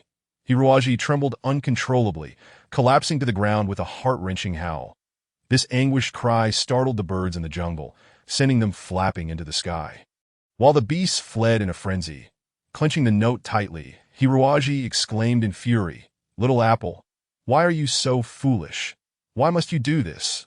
Suddenly, he sprang to his feet, contemplated for a moment, and removed the spatial wristband from his hand, saying to Abu, "Take this, that I will go to the village to find them. Andre and the others have not boarded the spaceship. They cannot escape. Little Apple." "I am coming." At the village entrance, a rich crimson carpet lay upon the ground, upon which rested an exquisite crystal piano that a remarkably handsome young man was playing with elegance, the melody flowing like water and gentle as the wind, transforming this remote asteroid into a resplendent palace. What a captivating youth! His flowing blue hair danced with the slightest breeze, softening his otherwise gaunt features, while his sapphire-like eyes seemed to harbor a myriad of sorrows. Dressed in a white knight's attire, he appeared less a brutish warrior and more a delicate court musician. Only Mu Xiaoping understood the true terror that this man embodied as he concluded his piece. The young man sighed softly. Rising from the piano to don his gloves once more, he exuded an impeccable gentlemanly demeanor, compelling even Mu Xiaoping, positioned as his adversary, to concede that he was indeed an alluring figure. "Captain Mozart, what are you waiting for? Take me away from this planet," Mu Xiaoping urged through gritted teeth, her urgency palpable. She knew that if Hiruaji laid eyes on that note, he would undoubtedly pursue her. The blue-haired gentleman Mozart smiled faintly and replied gently, "But I wish to wait for your friend to appear." "Friend?" Mu Xiaoping was taken aback. "Indeed, that if it weren't for certain things I must protect, you wouldn't have come to surrender to me." Would you? While I am eager to take you away, such an action would complicate my report. The commander would incessantly question my motives. A tremor coursed through Mu Xiaoping as she protested. No, I have no friends.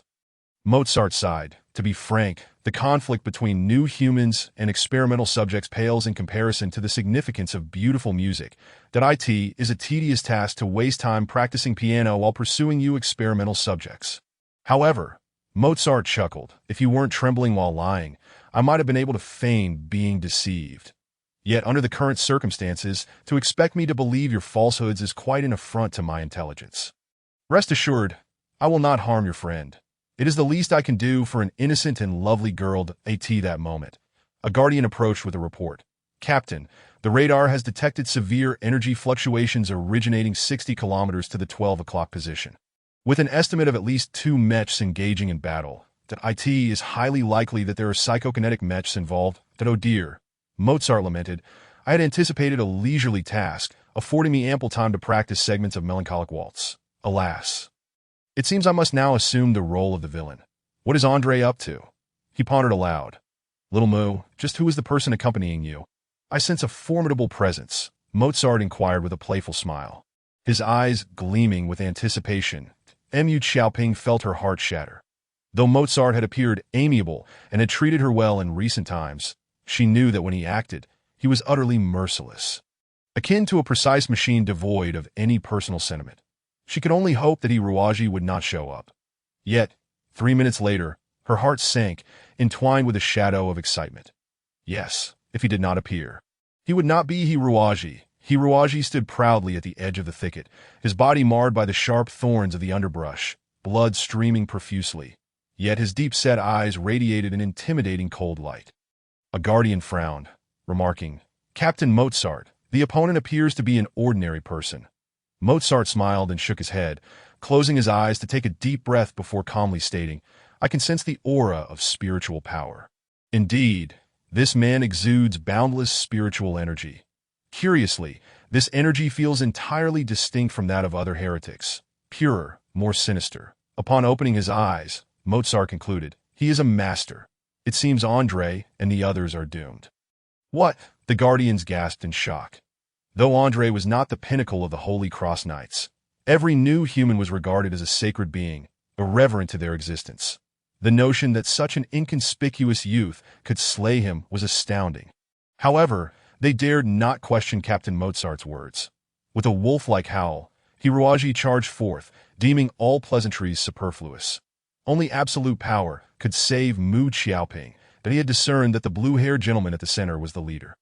Likely the captain of the so-called Fifth Squad, Mozart, a foe far more formidable than Andre. Yet Hiruaji had no choice but to advance boldly, confronting the first expert of the opposing faction. Unfazed, Mozart did not even blink. Smiling as he remarked, in terms of absolute values, this gentleman's spiritual power might even surpass mine. However, battles between masters are not mere numerical games. Control over spiritual power is the critical factor. Whined Butterfly, go. With a flick of his wrist, a captivating blue luminescence emanated from his slender fingers, swirling gracefully in the air. Upon closer inspection, a multitude of vividly colored butterflies danced about, delicate creatures that lacked the force of Andre's wind blades. Seemingly drawn by the breeze, alighting upon Hiruaji without his awareness. Though these seemingly frail butterflies appeared gentle, they bore immense weight, and despite Hiruaji's extraordinary strength, he found himself momentarily faltering, nearly collapsing to the ground. No, Hiruaji roared, struggling to keep his legs from yielding. Mozart regarded him with surprise, commending, my wind butterflies can harness the wind's power from the void. For an ordinary warrior, 3 or 4 would likely suffice to bring them to their knees. Yet he manages to withstand the pressure of 13. The heretics are becoming increasingly formidable. Fortunately, we do not serve in the heretic tribunal. In Chapter 15, Spirit Release Secret Technique, Hiruaji's teeth had already bitten through his lip. His muscles contorted under the immense atmospheric pressure.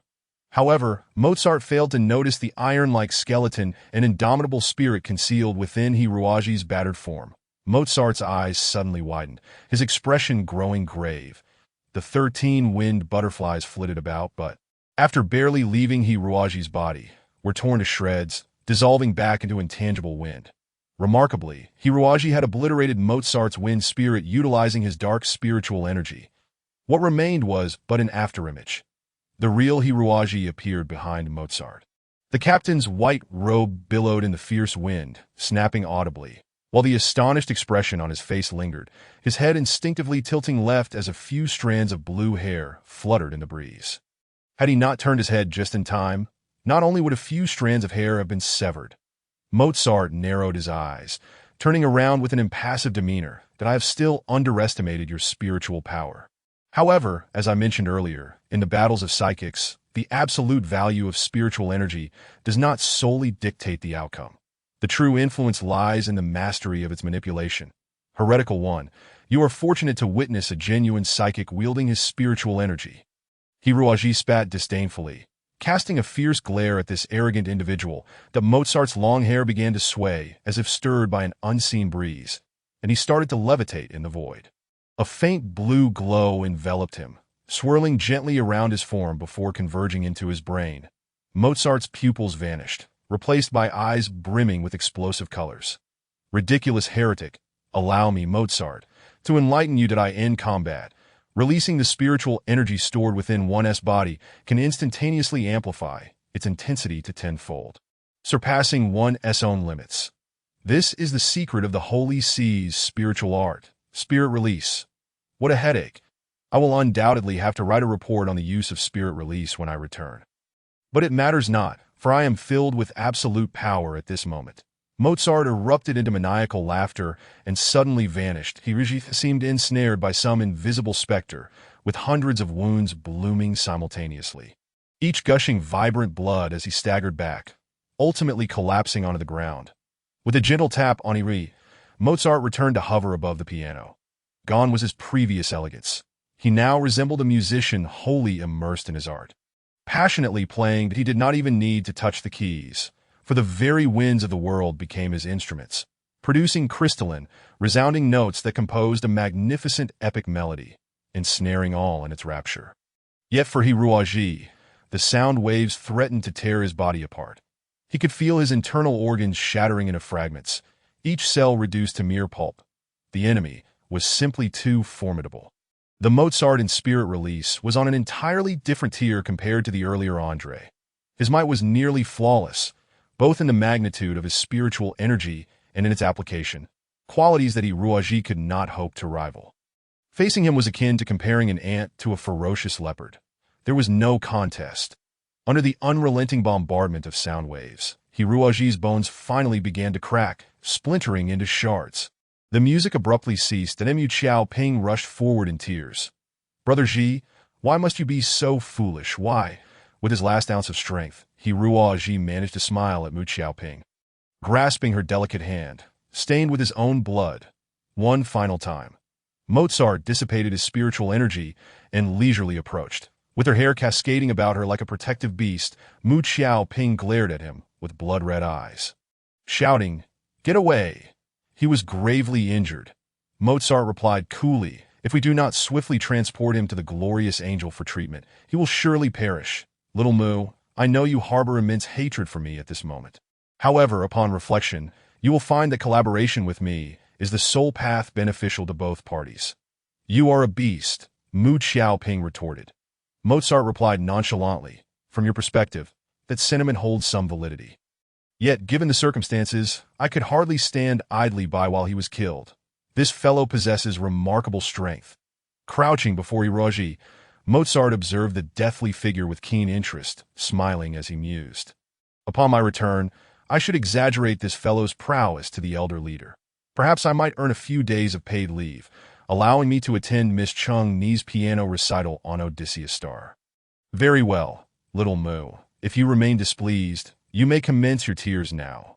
Mozart glanced skyward and remarked, "Before we reach the holy domain, you have 11 days to weep." Even in the depths of unconsciousness, Hiruaji retained a clear remembrance of the name Wairem. The life pod stood 3 meters tall and 2 meters in diameter, crafted from half a foot thick, specially treated, transparent tempered glass, reinforced with a sturdy metal cage capable of withstanding several tons of force. The pod was filled with a green liquid, a product of the Holy Sea's cutting-edge technology, providing ample nourishment while containing cells extracted from salamanders. Like geckos, salamanders possess the remarkable ability to regenerate lost limbs. The cells harvested from salamanders can promote the proliferation and replication of human cells, allowing wounds to heal anew, regardless of the severity of injuries. As long as one is placed within the life pod before brain death occurs, survival is typically assured. This particular life pod was the sole one aboard the glorious Angel located at the rear of the vessel, specifically designated for captured prisoners. This was because captives often held critical information, and after enduring inhumane torture, they were placed here for recuperation, prolonging their suffering. It is worth noting that captives are often formidable adversaries. And to prevent their escape upon recovery, this specialized life pod can also administer RX-3 anesthetic. RX-3 is the most potent and costly anesthetic in the cosmos. Just 1 milligram of RX-3 can render 100 elephants sound asleep, with no side effects on the body. The raw materials for this anesthetic are sourced from the primal jungles of Gracie Planet, a veritable treasure trove of genetic resources, teeming with millions of diverse beasts. One such creature, the poison dart frog, uses the anesthetic secreted from its back to incapacitate foes, then expels a highly acidic digestive fluid to dissolve its prey before consumption. Many pharmaceutical companies breed these dart frogs in droves to extract the anesthetic from their sacs. Refining RX-3 that this drug has been tested in the universe's most dangerous prisons, achieving a 100% efficacy rate, making escape from RX-3's grasp impossible, even for the top martial arts experts. Another precaution for captives involves a 1,000-volt high-pressure metal collar. This collar is fitted around the prisoner's neck and features 2 operational modes. In the normal mode, pressing a button generates high-voltage electromagnetic waves, inflicting boundless agony upon the captive without causing any physiological harm.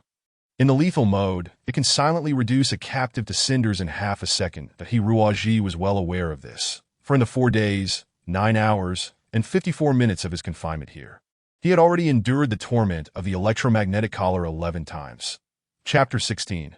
Cruel torture. Whenever the effects of RX-3 wore off, the medical personnel would inject another drug into the life pod, one designed to briefly invigorate the spirit and sharpen the senses. This was to prevent captives from forgetting critical information during prolonged anesthesia. However, the medical staff seemed to believe that mere medication was insufficient. The man in the white coat with a stubbled face pressed a button, laughing maniacally as he proclaimed, "Remember my name, Warem the medic, pitiful heretic.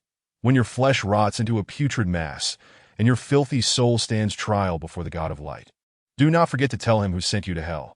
Ha ha ha, struggle, weep, wail. I delight in seeing heretics shed tears, for you are unworthy of such power, unworthy to exist in this world." The first electromagnetic strike nearly claimed Hiruaji's life. The electromagnetic torture was unlike any pain he had previously endured. All past injuries had been external, but the electromagnetic assault felt as though it originated deep within his brain. A thunderclap coursing through his being, as if malicious insects were gnawing at every cell.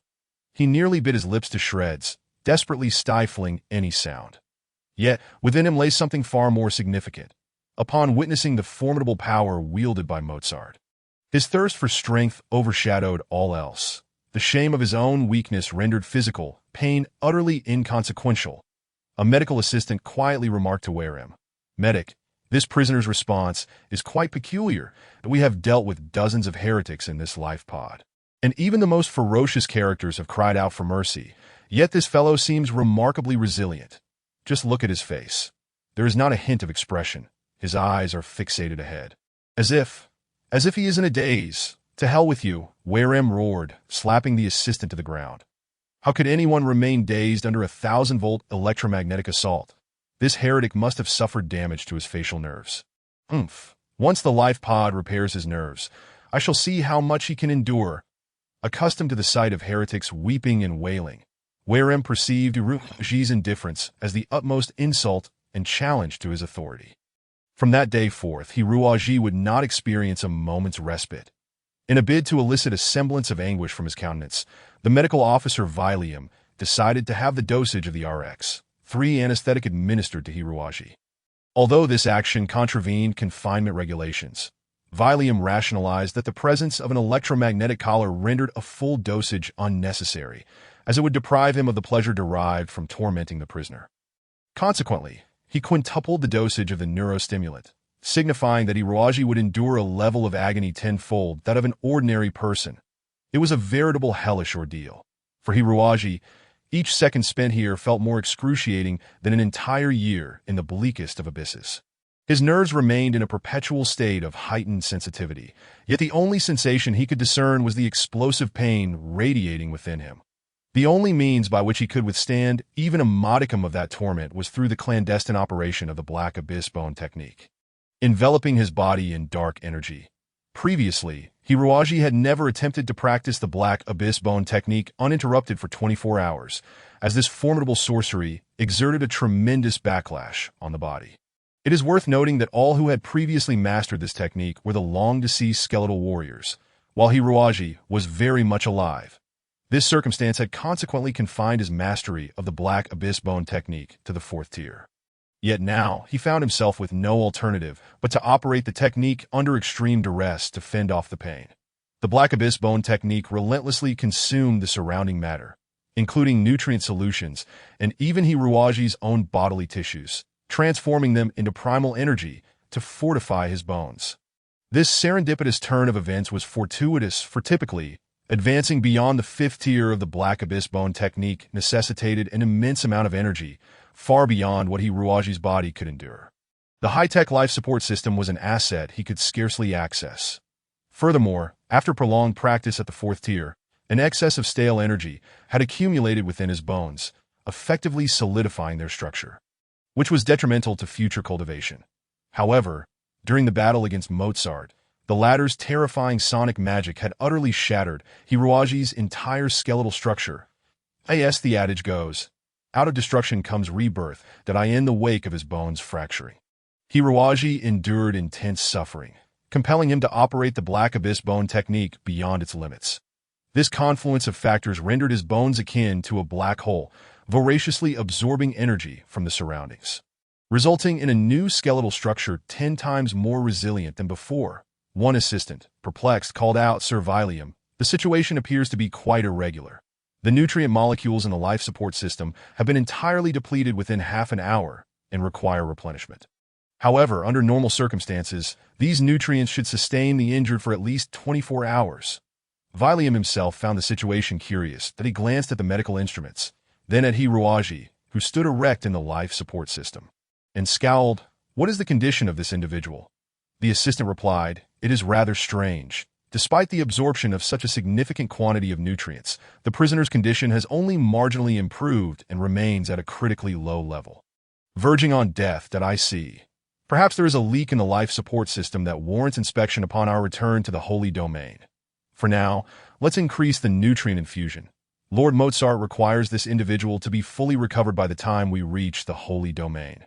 We cannot defy our master's command, that damned heretic." The assistant manipulated the computer, continuously injecting a high-energy nutrient solution into the life support system, but it seemed as if a mysterious void within the system was causing all the nutrients to leak away. In a mere 2 days, they had administered a total of 300 units of nutrient solution, yet the prisoner's physical strength had only been elevated to a barely functional level.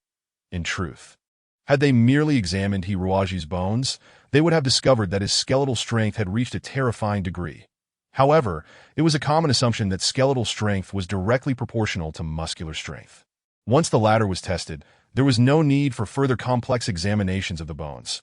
This oversight ultimately led to the demise of Medical Officer Valium, that by the 3rd day, Hiroaji could no longer feel even the slightest pain. The Black Abyss Bone technique surged within him like a mighty black river, reconstructing and merging his once shattered bones into a more complex and resilient structure. Even the energy from electromagnetic attacks was absorbed, serving as a foundation for the reconstruction of his body. Hiroaji was akin to Sun Wukong reborn within an alchemical furnace, undergoing a transformation. By the 5th day, Valium was compelled to acknowledge that this seemingly fragile heretic was 100 times more resilient than any other heretic he had encountered. In despair, he realized that no form of punishment in this world could elicit even the faintest expression of pain from this individual, were it not for the clear indications of the heretic's physiological state on the medical instruments. Valium would have doubted whether a mechanical body lay beneath that skin.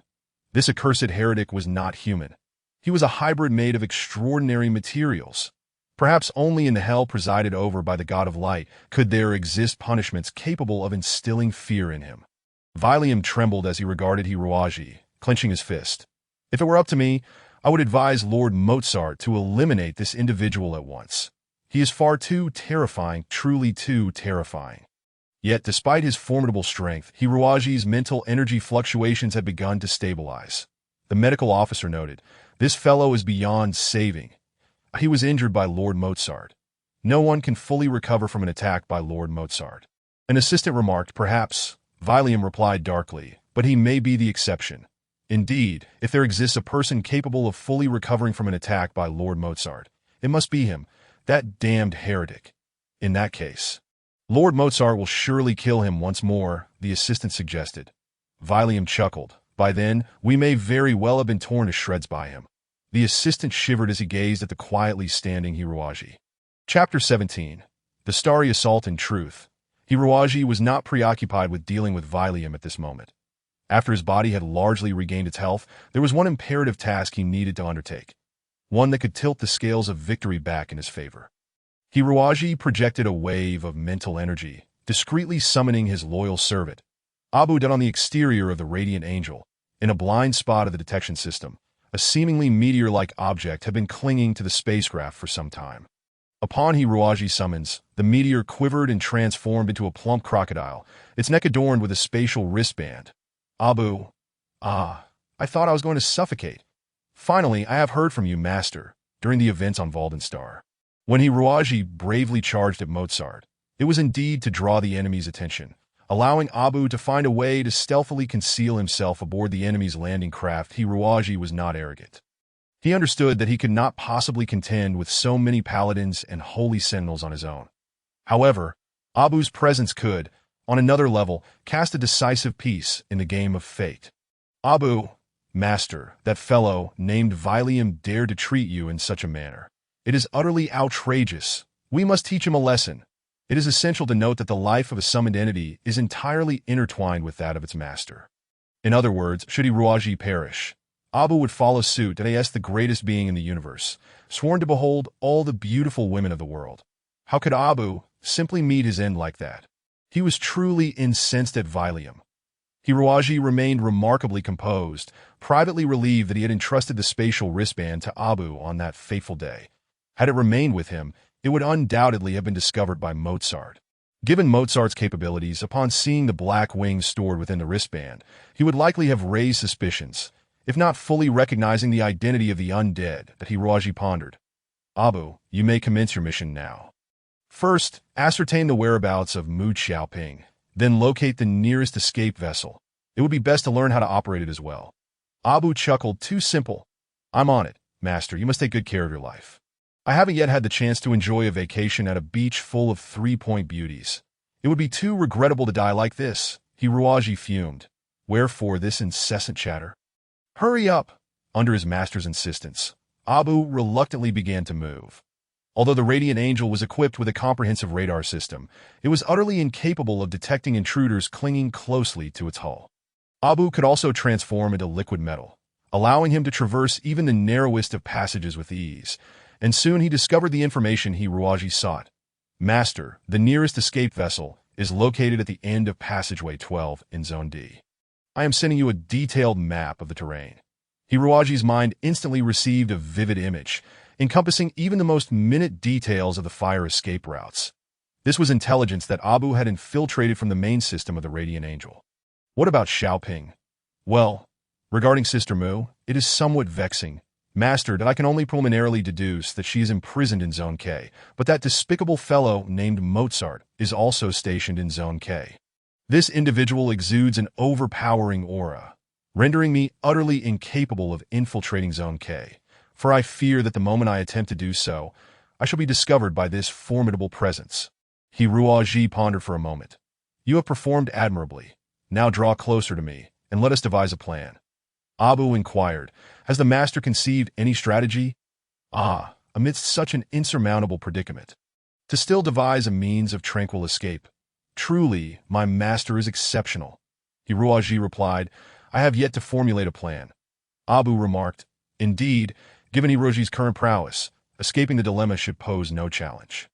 Even seizing an escape vessel by force to flee the glorious angel is not beyond the realm of possibility. However, the considerable difficulty lies in rescuing Mu Xiaoping from beneath the watchful gaze of the disturbingly powerful Mozart. Fortunately, Hiruaji's contemplation was abruptly interrupted by an unforeseen event. The glorious angel came under fierce assault. The Stygian void of space resembled a murky, lifeless swamp, from which emerged a number of ominous black meteors. Yet, were these mere meteors, they would surely have been detected by the glorious angel's radar. However, the radar merely registered minor fluctuations, indicating some form of interference. The surfaces of these meteors were coated with a radar-jamming stealth material. As the glorious angel approached the meteor cluster, these silent stones suddenly split apart, revealing dark electromagnetic weaponry and particle cannons. The vibrant beams of electromagnetic energy burst forth like resplendent fireworks, illuminating the abyssal space, revealing a perfect ambush circle composed of such camouflaged meteors surrounding the glorious angel. Energy beams ruthlessly bombarded the vessel's surface, causing an ethereal glow to emanate, forming a blue protective shield.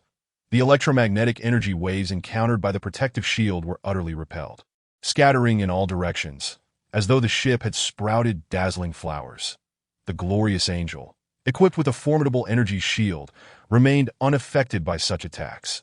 The assailants evidently anticipated this, knowing that such an offensive would not suffice to dismantle the glorious angel.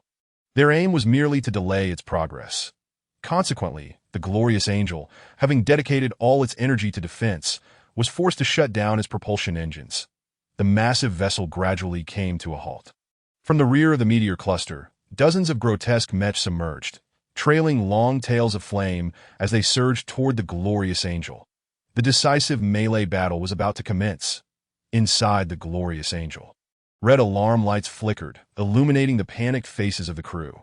This route back to the sanctuary was meant to be exceedingly clandestine, one that the enemy should not have discovered. Yet they had fallen into an ambush. Alarms blared. The glorious angel entered A-class combat status, and all combat personnel rushed to their respective decks to prepare for battle. Even in the medical bay at the rear of the ship, chaos reigned as several combat personnel hurriedly made their way to their stations, ready to engage in combat with the starship mechs. Medical Officer Virium felt cold sweat bead on his forehead, his gaze fixated on Hiruaji, murmuring, "Those detestable heretics." Indeed, to unleash such an attack and not fear the wrath of the Church, one could only surmise they were the failure experiments that had consistently opposed the Church. Those heretics. An assistant adjusting his earpiece to hear the higher command reported, Medical Officer Virium. The captain has ordered us to reduce energy output by half, to fully support the defense grid. What? Virium exclaimed, furiously, this individual is exceedingly dangerous. If we reduce energy output, the confinement facilities cannot operate at full capacity. After days of skirmishes, Virium no longer dared to underestimate this enigmatic youth, for even though he remained confined within the life support pod still, Virium sensed a foreboding premonition. However, the assistant's expression was troubled. Forget it. Virium waved his hand. Even if we refuse, they will cut off our energy supply from the main control computer. Very well. Let us administer 3 times the dosage of RX, 3 anesthetic to the prisoner. At this level of sedation, even an alien should succumb. Understood. The assistant operated the computer for a moment. The anesthetic has been fully administered. Virium anxiously observed Hiruaji, suspended in the green liquid. Those eyes, sharp as a blade, finally began to close. Virium let out a sigh of relief, reducing the energy output of the confinement apparatus surrounding the life pod. Yet he failed to notice the faint, imperceptible smirk that graced Hiruaji's face within the pod. The RX-3 anesthetic was a potent muscle relaxant, and now, Hiruaji's entire body, including his internal organs, was effectively immobilized.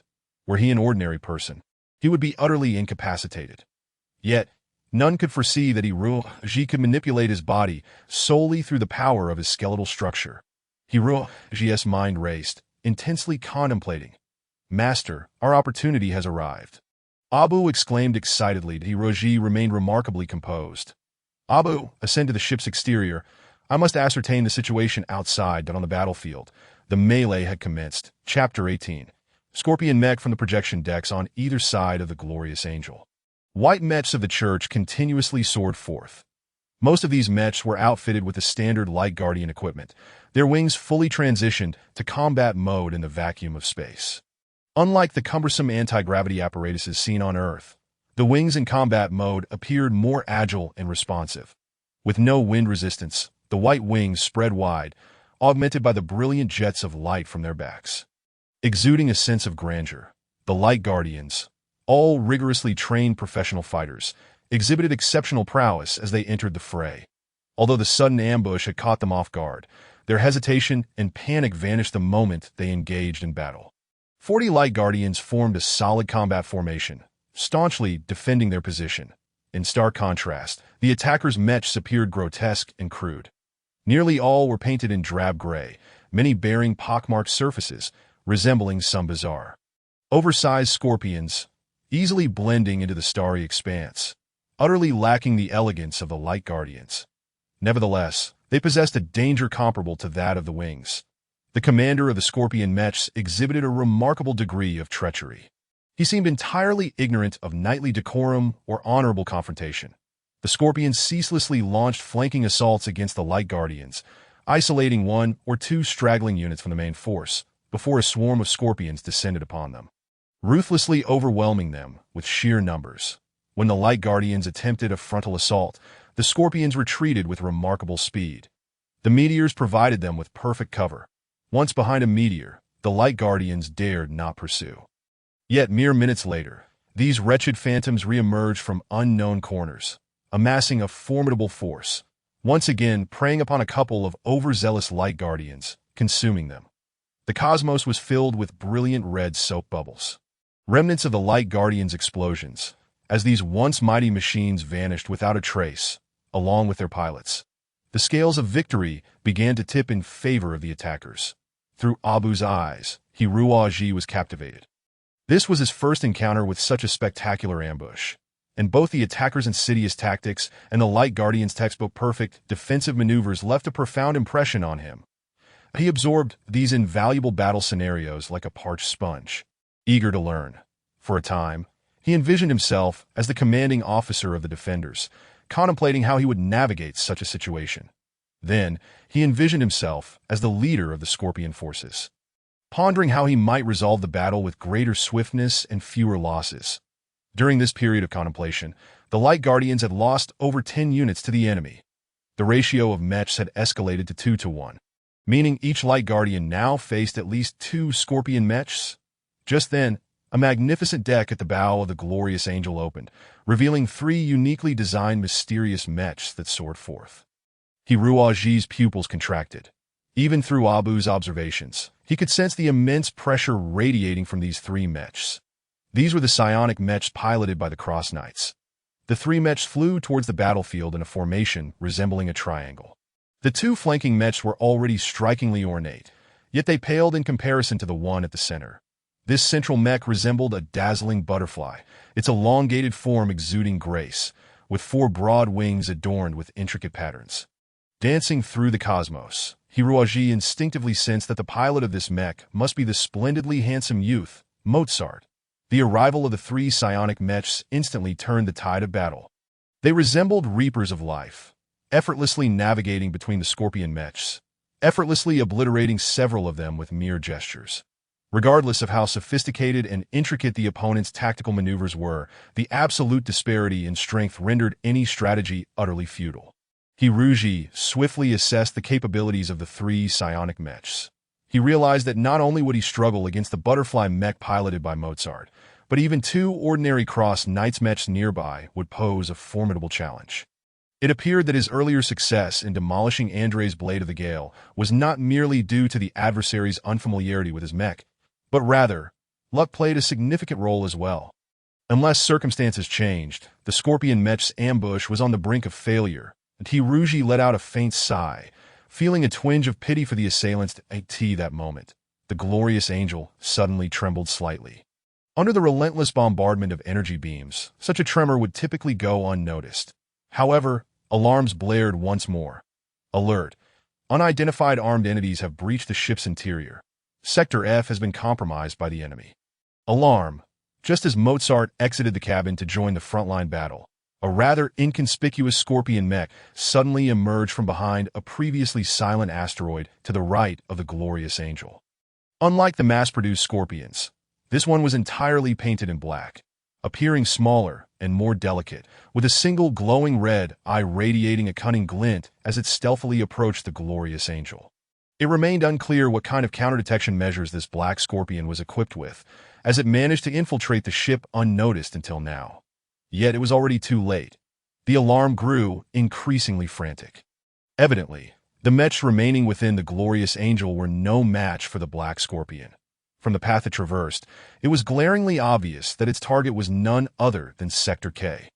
Hiruji felt a surge of anxiety, for Sector K was precisely where Mu Xiaoping was being held, and the enemy's intentions were unmistakable. Who were they, after all? Hiruji had no time to ponder further. The situation had escalated to a critical juncture, and he had no choice but to act. Virium, the medical officer, something seems awry. An assistant exclaimed, staring blankly at the instruments. The readings representing Hiruji's physical and mental values suddenly fluctuated dramatically. As if dancing, the nutrient solution within the life pod churned violently. Bubbling like a pot of boiling water, Virium's face turned pale, his expression twisted in terror as he gazed at the entity within the life pod. The arrogance that had once radiated from him had vanished entirely, leaving only an overwhelming dread, as if the creature confined within was not a mere prisoner, but rather a demon. Suddenly, Hiruji opened his eyes.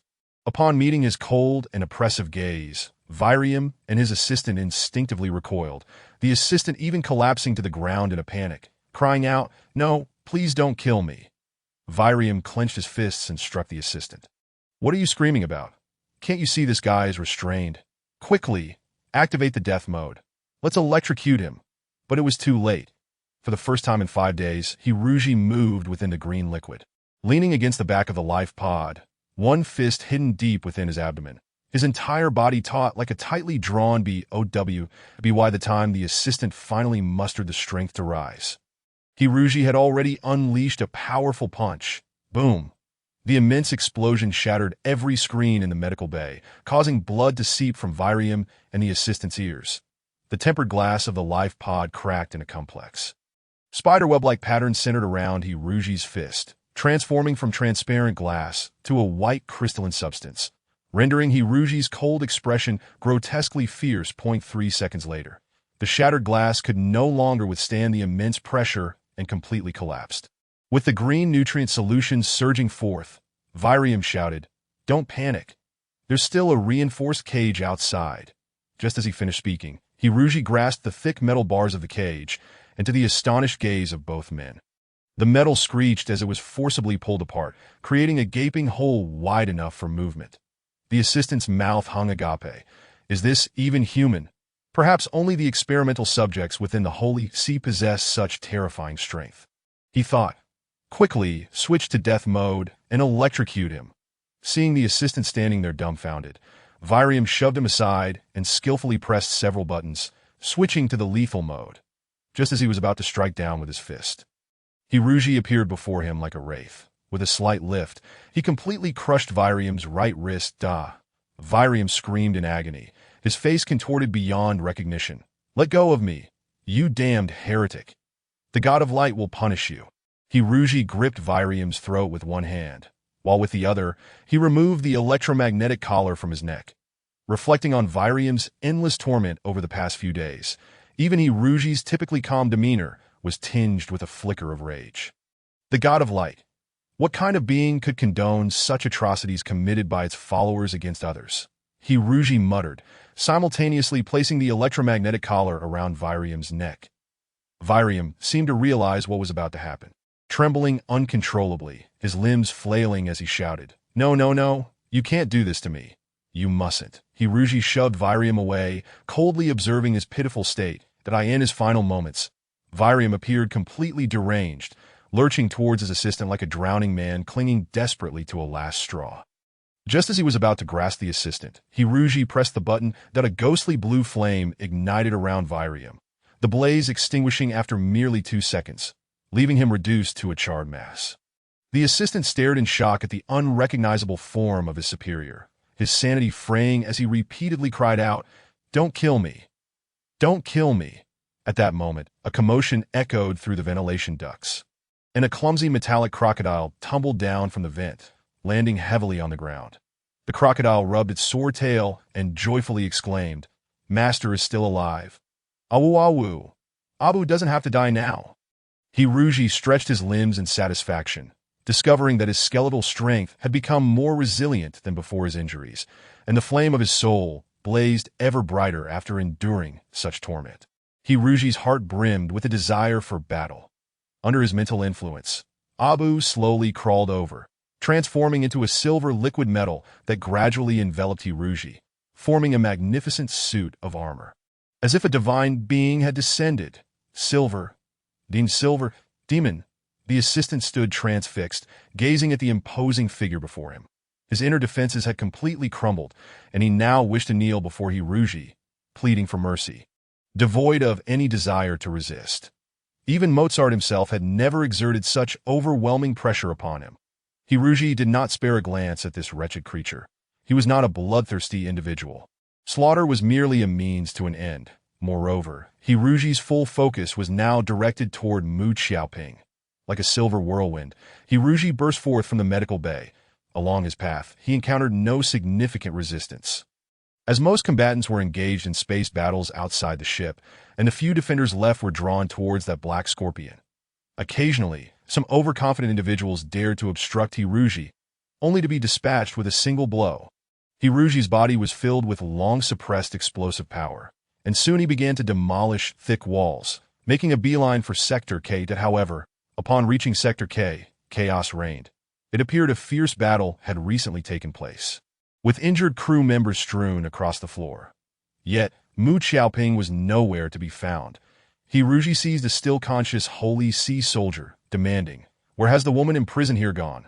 The soldier, petrified by the sight of the menacing silver demon, trembled as he traced a cross over his chest. Pointing to a massive melting breach in the wall, a black mech just flew in and took that girl away. Damn it. Although he had a vague understanding. The confirmation of this fact pierced Hiruji's heart with acute pain. Even if Mu Xiaoping had been taken back to the holy domain by the Holy See, at least there would be a place to search for her. However, if she had been abducted by these mysterious assailants, he had no idea whether it was a blessing or a curse, whether it signified danger or fortune that in the vast universe, beneath the brilliant stars. Where could he possibly go to find the woman he cherished? Reflecting on the idyllic days spent with Mu Xiaoping on Walden Star over the past 6 months, akin to a celestial couple in a paradise, Hiruji felt as if his heart were being cruelly twisted, his blood turned to ice by the unrelenting chill. Alarms blared as soldiers, who had hesitated in their rush, came pouring in from every direction. Some wielded single-soldier electric battle axes, while others approached in massive mechs through dedicated passages. The soldier Hiruji held aloft beamed with hope, thinking to himself that no matter how powerful this individual was, he was still but one person. How could he possibly contend against so many aboard the ship? Hiruji trembled, the armor encasing him becoming increasingly sharp and menacing in response to his changing mindset. No! Hiruji collapsed to the ground, disregarding everything as he began to scream wildly, as if this were the only way to slightly vent the deep affection he harbored for Mu Xiaoping. I must find Little Apple. His eyes burned red, and he charged recklessly towards the spacecraft's exterior, only to be swiftly intercepted by the enemy. Do you wish to escape? It shall not be so easy. Although he had never encountered such peculiar individual armor, he was but one man, and the bright guardians approached him with unwavering confidence. "Do not hinder me. Those who do shall perish," Hiruji roared, propelling himself to his utmost speed, transforming the cabin into a mere blur of gray as he darted about, until eventually he became nothing more than a fleeting shadow. The bright guardians, still reeling from surprise, suddenly felt their bodies stiffen, realizing the enemy had already appeared behind them. As they turned to pursue, every joint in their bodies was brutally crushed, and blood finally gushed forth at that moment. All collapsed to the ground, faces contorted in agony, bereft of any capacity for movement. This entire sequence unfolded in a mere 5 seconds. These 5 seconds would become an indelible memory in the lives of the Bright Guardians.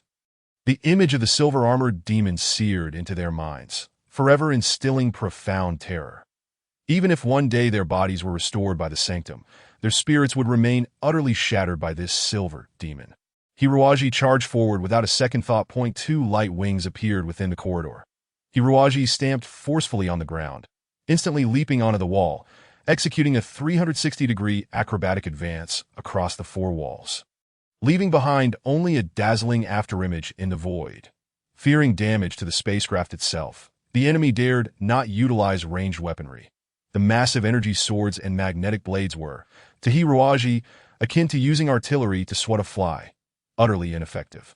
Somehow, he had lightning-fast ascended onto the chest plate of one light wing, his left hand transforming into a sharp long blade, aimed squarely at its most vulnerable point before striking fiercely. The guardians within the light wing were left in stunned disbelief. After all, the chest plate of a light wing could withstand a direct hit from a standard mech's electromagnetic cannon without so much as a dent. Yet now he was as defenseless as a pearl plucked from an open shell. Overwhelmed by intense fear, one warrior hastily pulled the emergency ejection lever, forgetting he was in a narrow corridor. The tremendous force yanked the pilot seat out, slamming it against the ceiling, leaving the driver a bloody, unrecognizable mess. Chapter 20. Escape pod. Hiruaji didn't spare him a glance, nimbly leaping onto the second mech's cranial region, his right-hand blade transforming into a sharp spike that he plunged mercilessly into the light wing's crown.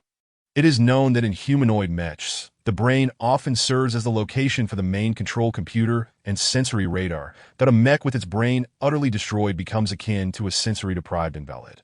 Even with its weaponry intact, it possesses no combat capability. The light wing began to thrash wildly, resembling a deranged dancer. Hiruaji leaped down from the 10-meter-high mech, soaring freely through the void. Soon, he arrived at the sealed deck. Originally, there was a lift leading to the outside world, but it had been destroyed by the Black Scorpion mech, evidently forced open to facilitate an escape from the Glorious Angel. Following this, the Glorious Angel's automatic repair system utilized high-viscosity foam adhesive to seal the breach. Hiruaji gazed out at the cosmos through the porthole, feeling immensely frustrated. The fierce battle raged on outside, yet no matter how intense, it could not reflect the inner turmoil he felt. After pondering for over half a minute, Hiruaji decisively declared, "Abu, let us head to the nearest escape pod deck. We shall take the escape pod and leave this place. Perhaps we can find those individuals outside." That he deduced that the enemy may not harbor malice towards Mu Xiaoping, for she had no other adversaries aside from the church. Only the heretical organization dared to confront the church directly. Thus, it was highly plausible that these individuals had come to rescue Mu Xiaoping. With this realization, Hiruaji's worries were somewhat alleviated. If this were indeed the case, Mu Xiaoping's life would be secured. The next issue was how to meet them and establish his identity. Under Abu's guidance, Hiruaji quickly located an escape pod deck. This area was not of paramount importance, hence the energy shields were relatively weak, many sections having been blasted open by electromagnetic cannons, leaving several areas in a vacuum. Were it not for Abu's armor, which could completely isolate the internal and external worlds, Hiruaji's body would not have withstood for long. That on the escape pod deck, 3 escape pods were docked. The largest one had been destroyed by electromagnetic fire, reduced to a molten heap of scrap metal. Hiruaji surveyed the remaining 2 and ultimately chose the smaller one, reasoning that a more compact vessel would be easier to operate and would require less time to launch. Time was of the essence for him now. This emergency escape pod could accommodate approximately 4 members, rendering it exceedingly diminutive. That Hiruaji briefly scanned the control panel and found the operation not overly complex. However, he soon encountered a problem. Only crew members with official identification numbers could initiate the launch. Damn it. Hiruaji despondently struck the control panel, creating a significant dent in the metal surface. "Master, I, Abu, am not merely here to sit idly by. Watch me perform." Abu suddenly proclaimed with confidence. The IT detached from Hiruaji, transforming back into a plump crocodile. To his amazement, Abu climbed onto the escape pod's main control computer, and suddenly, hundreds of metal filaments emerged from it. writhing as they penetrated the computer's interior. The previously lifeless escape pod instantly flickered to life, the indicator lights on the control panel dancing, as if the ship had regained its vitality. Streams of data cascaded across the main screen like a torrential downpour. Moments later, Abu withdrew the metallic threads, exclaiming excitedly, "Oh, it's done, Master. I just connected to the Glorious Angel's main control computer, downloading all crew files and personal electronic diaries." 15 foolish individuals recorded the launch codes in their diaries. We simply need to input any one of their numbers and passwords. Oh, and I also took the opportunity to download some crew members' private electronic treasures. Ha ha ha. It turns out human entertainment can be so wonderfully diverse. If I ever get the chance, I must take you to experience it. Hiroaji, exhilarated, replied, "Let us depart now." The escape pod slipped away from the mothership like an inconsequential pebble. Descending into the black cosmos, with Abu's assistance, Hiroaji operated nervously, his hands a whirlwind upon the control panel. The previously clumsy escape pod became remarkably agile under his command. He had to evade the detection of the light wings while cautiously steering clear of the Scorpion Mech's positions. After all, he was still piloting a church vessel. If deemed an enemy, the defenseless escape pod would have no chance of survival at that moment. Hiroaji recalled the Black Wing. Had it been intact, he would have had the confidence to navigate freely among these mechs, avoiding such a desperate predicament that he vowed that upon reaching a safe location, his first task would be to seek the finest materials to repair the Black Wing. Meanwhile, the situation on the battlefield shifted once more. Perhaps having received word that their mission was accomplished, the Scorpion mech units, which had previously remained in a state of disruption, began to assemble into an effective defensive formation. Some mechs at the back of the formation methodically retreated into the complex terrain of the asteroid belt.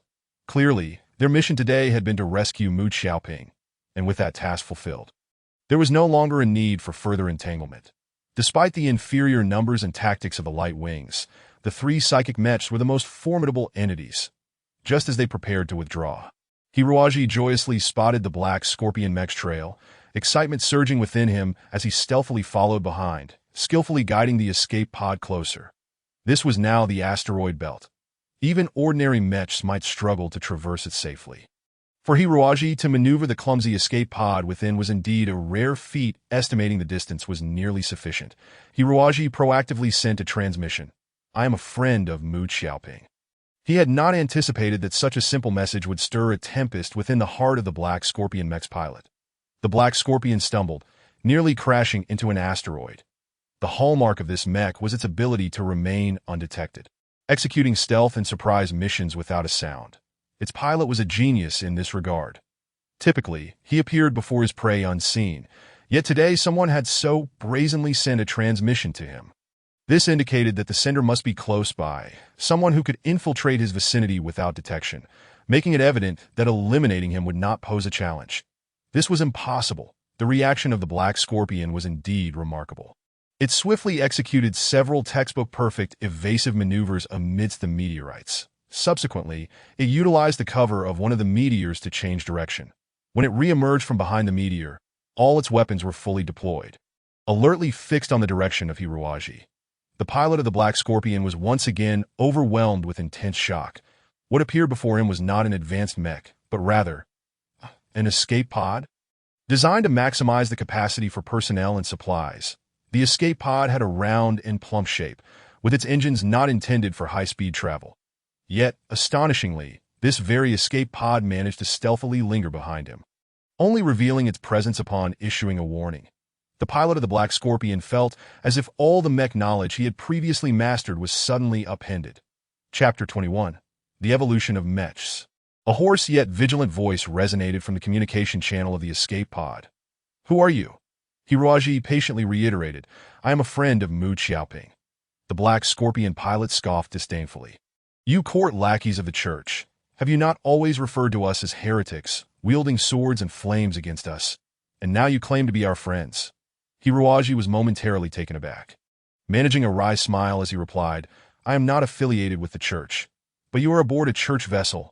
Well, I stole this ship. Ask Xiaoping, and you'll understand that my name is Hiroaji. Spare me your lies, you despicable wretch. Who does not know that the church's vessels and mechs require special codes to activate? You know full well that Sister Mu is drugged and unconscious. Not to awaken for 24 hours. Yet you dare to say such things to deceive me? I do not believe you. Hiroji found himself at a loss for words. He was not particularly eloquent and had no idea how to explain the situation. It seemed as if the other party could see through his scheme, coldly waving the dagger in hand as they declared, "Do not follow me any further. I have no desire to expend effort on killing now." With that, they cautiously retreated deeper into the meteor field, but Hiroji felt helpless, ultimately deciding to follow at a measured pace. That moment, an unsettling sensation washed over him, as a powerful energy fluctuation emanated from the battlefield. Although this energy wave was not directed at him, it still bore an indescribable weight upon Hiroji, akin to an invincible foe placing a blade against his throat. This feeling was strikingly similar to the aura Mozart exuded when he entered the spirit release state. Had he entered that state once again? In this state, Mozart was more formidable than he was in his normal condition, easily tenfold stronger. But he was currently in the mech's cockpit. Could one attain enhanced combat prowess while in the cockpit during spirit release? The Black Scorpion mech pilot seemed to sense this power as well, muttering a curse under their breath. Not good. Without a second thought for Hiroji, they turned and fled rapidly, perceiving Hiroji as a trivial threat compared to the impending disaster. Hiroji, drawn by this inexplicable force, fixed his gaze intently on the distant battlefield. That moment, all mechs on the battlefield appeared dimmed. Even the distant, majestic clusters of stars seemed to have been extinguished, leaving only Mozart's butterfly mech as the sole, dazzling entity in the cosmos. As Mozart's psychic energy surged, the shell of the butterfly mech began to expand, as if it possessed an independent will, transforming into an even more perfect form. When the energy reached a certain threshold, the entire mech astonishingly shattered, erupting into a radiant explosion. As the light dissipated, a new mech materialized in the void. Compared to the previous butterfly mech, this new incarnation was more enchanting, more resplendent, and exuded an aggressive, imperious aura. Its wings stretched over 50 meters long, standing out even in the vastness of space. On each wing was inscribed a mysterious blue eye, evoking an unsettling sensation that a gentle flutter of its wings unleashed a powerful energy wave that pierced the heavens, penetrating Hiroji's very being. The soul fire within Hiroji flickered incessantly. He had never anticipated that a mech could enter a spirit release state akin to these new humans. He felt that the mech in this state possessed at least 10 times the strength of its previous form, representing two entirely different mechs. This, perhaps, was the true secret of psychic mechs and the Church's greatest leverage over the cosmos. If only he could master such a capability, Hiroji trembled with excitement. Clearly, Mozart had received news of Mu Xiaoping's abduction. The esteemed cross knight of the Church could no longer contain his fury and unleashed the highly taxing spirit release. With wings flapping violently, the psychic abilities erupting from the depths of his consciousness spread through the mech, manifesting as a cacophony of sonic waves. Even the vacuum of space could not suppress his wrath. As a mournful death waltz unfolded magnificently in the frigid cosmos, several nearby Black Scorpion mechs were caught completely off guard, obliterated into mere fragments by the explosive sound waves. The distant Black Scorpion mechs also sustained varying degrees of damage. Even within the escape pod where Hiroji was situated, piercing sound waves filled the air, composing a grand melody reminiscent of a church hymn. Yet this symphony only heralded death in a mere instant. Mozart managed single-handedly to decimate the majority of the enemy's combat capability. The Black Scorpion pilot gasped, "Not good." It was only then that Hiroji discerned that the pilot was in fact a woman. The ghost-eyed butterfly seemed to have detected the Black Scorpion's whereabouts. Its haunting gaze locking onto the mech, but Hiroji sensed something amiss. The escape pod erupted with fierce flames, rapidly hurtling towards the Black Scorpion. However, the ghost-eyed butterfly's wings began to flutter with renewed vigor. This time, it did not unleash a broad assault but rather locked onto the Black Scorpion mech, directing a concentrated barrage of sound waves. Despite the hundreds of kilometers separating them, the chilling essence of the sound wave reached the Black Scorpion mech in an instant. Between the ghost-eyed butterfly and the Black Scorpion mech, a multitude of meteorites stood in the way. Thousands of meteorites shattered and exploded in an instant. just as the sonic energy was poised to mercilessly strike the black scorpion mech. Hiruaji suddenly collided into it from the side. This impact spared the black scorpion from a direct hit, as it was merely grazed by the residual force of the sonic wave. Nonetheless, the black scorpion mech was sent spiraling away like a leaf caught in a tempest. The price Hiruaji paid was far more severe, that he too was struck by the aftershock, but the escape pod's defense systems were not nearly as advanced as those of the black scorpion mech. Hiruaji was tossed about like a pitiful rag doll within the violently shaking cabin. The escape pod was hurled thousands of kilometers away, its engines completely damaged, which meant it would drift uncontrollably in the future under the influence of inertia. Hiruaji's mind was clouded by the sonic waves, blood seeping from his orifices, rendering him a ghastly sight, that as he watched the luminous angel of glory gradually disappear into the depths of space. Hiruaji smiled contentedly. Mu Xiaoping's life should be safe now, right? He hoped that the Black Scorpion pilot would take her to safety point one day. We will meet again one day. As for Mozart, Hiruaji clenched his fists. We will meet again. And when we do, I will have mastered even greater power, ensuring I will never fall to you again. Never again. Chapter 22. Sandstar. When Hiruaji awoke, he found the escape pod's alarm lights flashing frantically.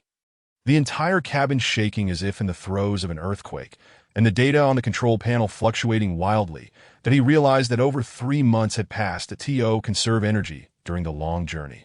Hiruaji had entered a state of suspended animation upon realizing his precarious predicament. As a master of controlling his own soul, he had managed to concentrate all his mental power in a certain space deep within his mind, minimizing his body's energy consumption to an almost negligible level, thus extending the duration of his interstellar travel in the vast expanse of space. Such a journey could potentially last for decades without conclusion, especially since he had been forcibly propelled away by Mozart, ensuring he was not on an interstellar route where ships typically traversed. However, now merely 3 months later, he was awakened by Abu. Was this fortunate timing due to encountering another vessel? Or had some emergency arisen? Unfortunately, given the current circumstances, it appeared to be the latter.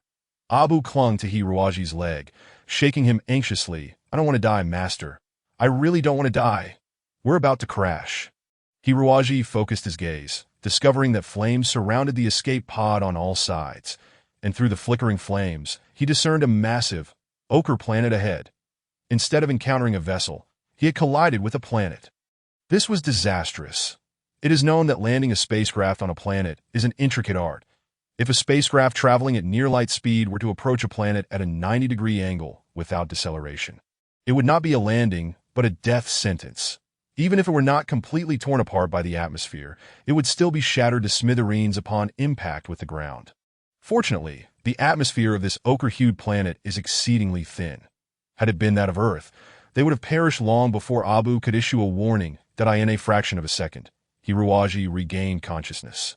His hands trembled slightly, transforming into myriad phantoms, as the control console resembled a grand pipe organ, played by a virtuoso, producing a melodious and crystalline sound.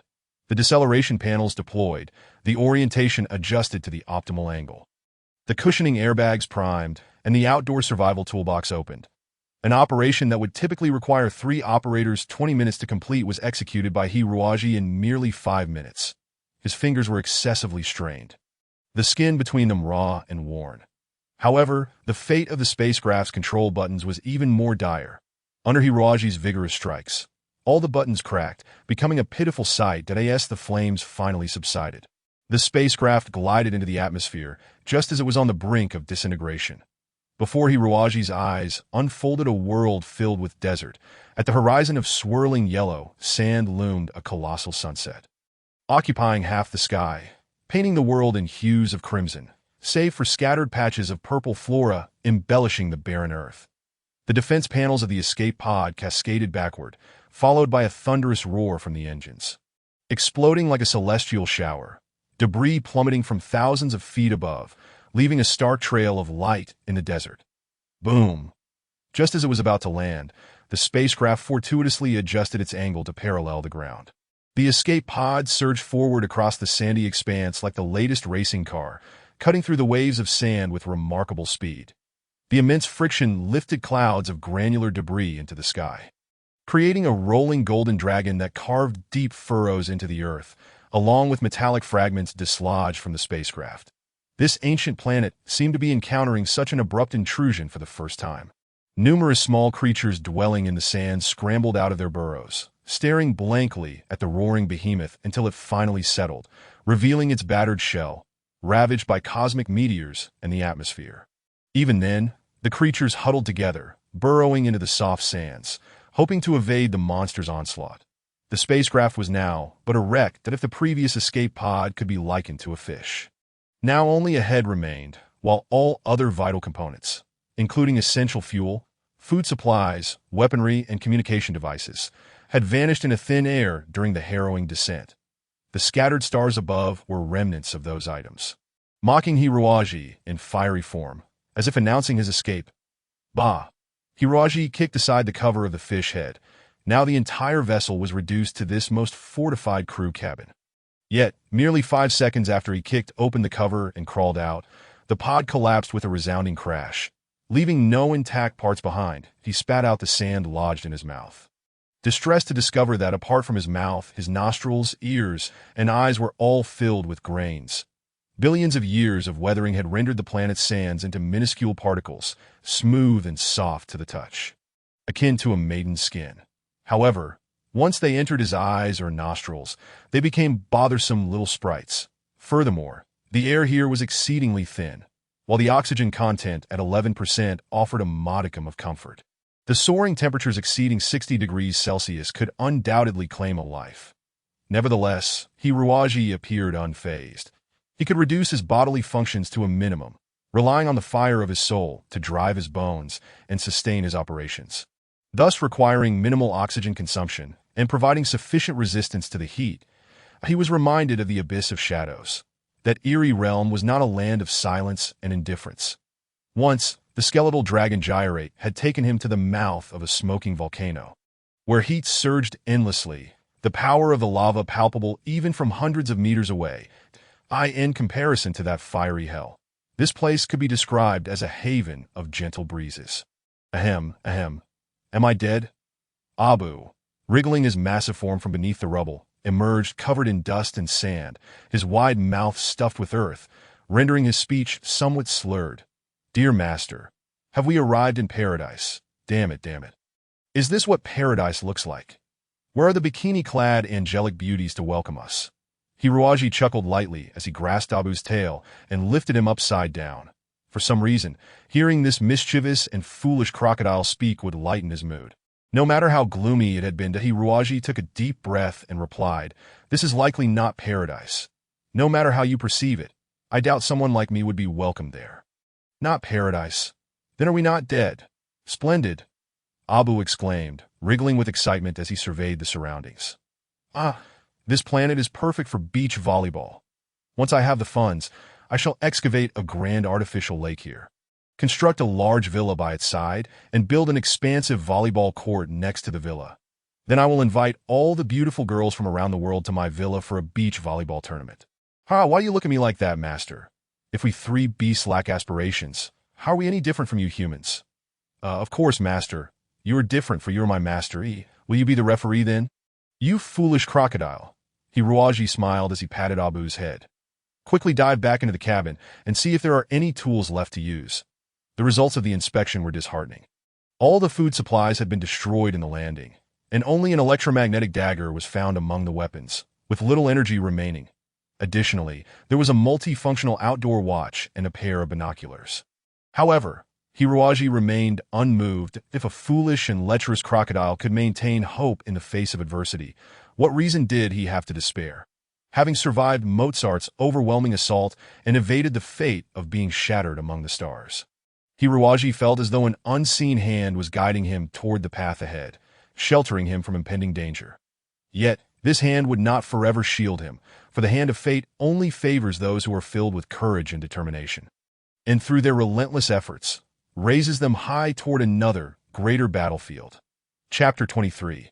The giant lizard. On the fourth morning after arriving on this planet, Hiroaji discovered a blade of grass.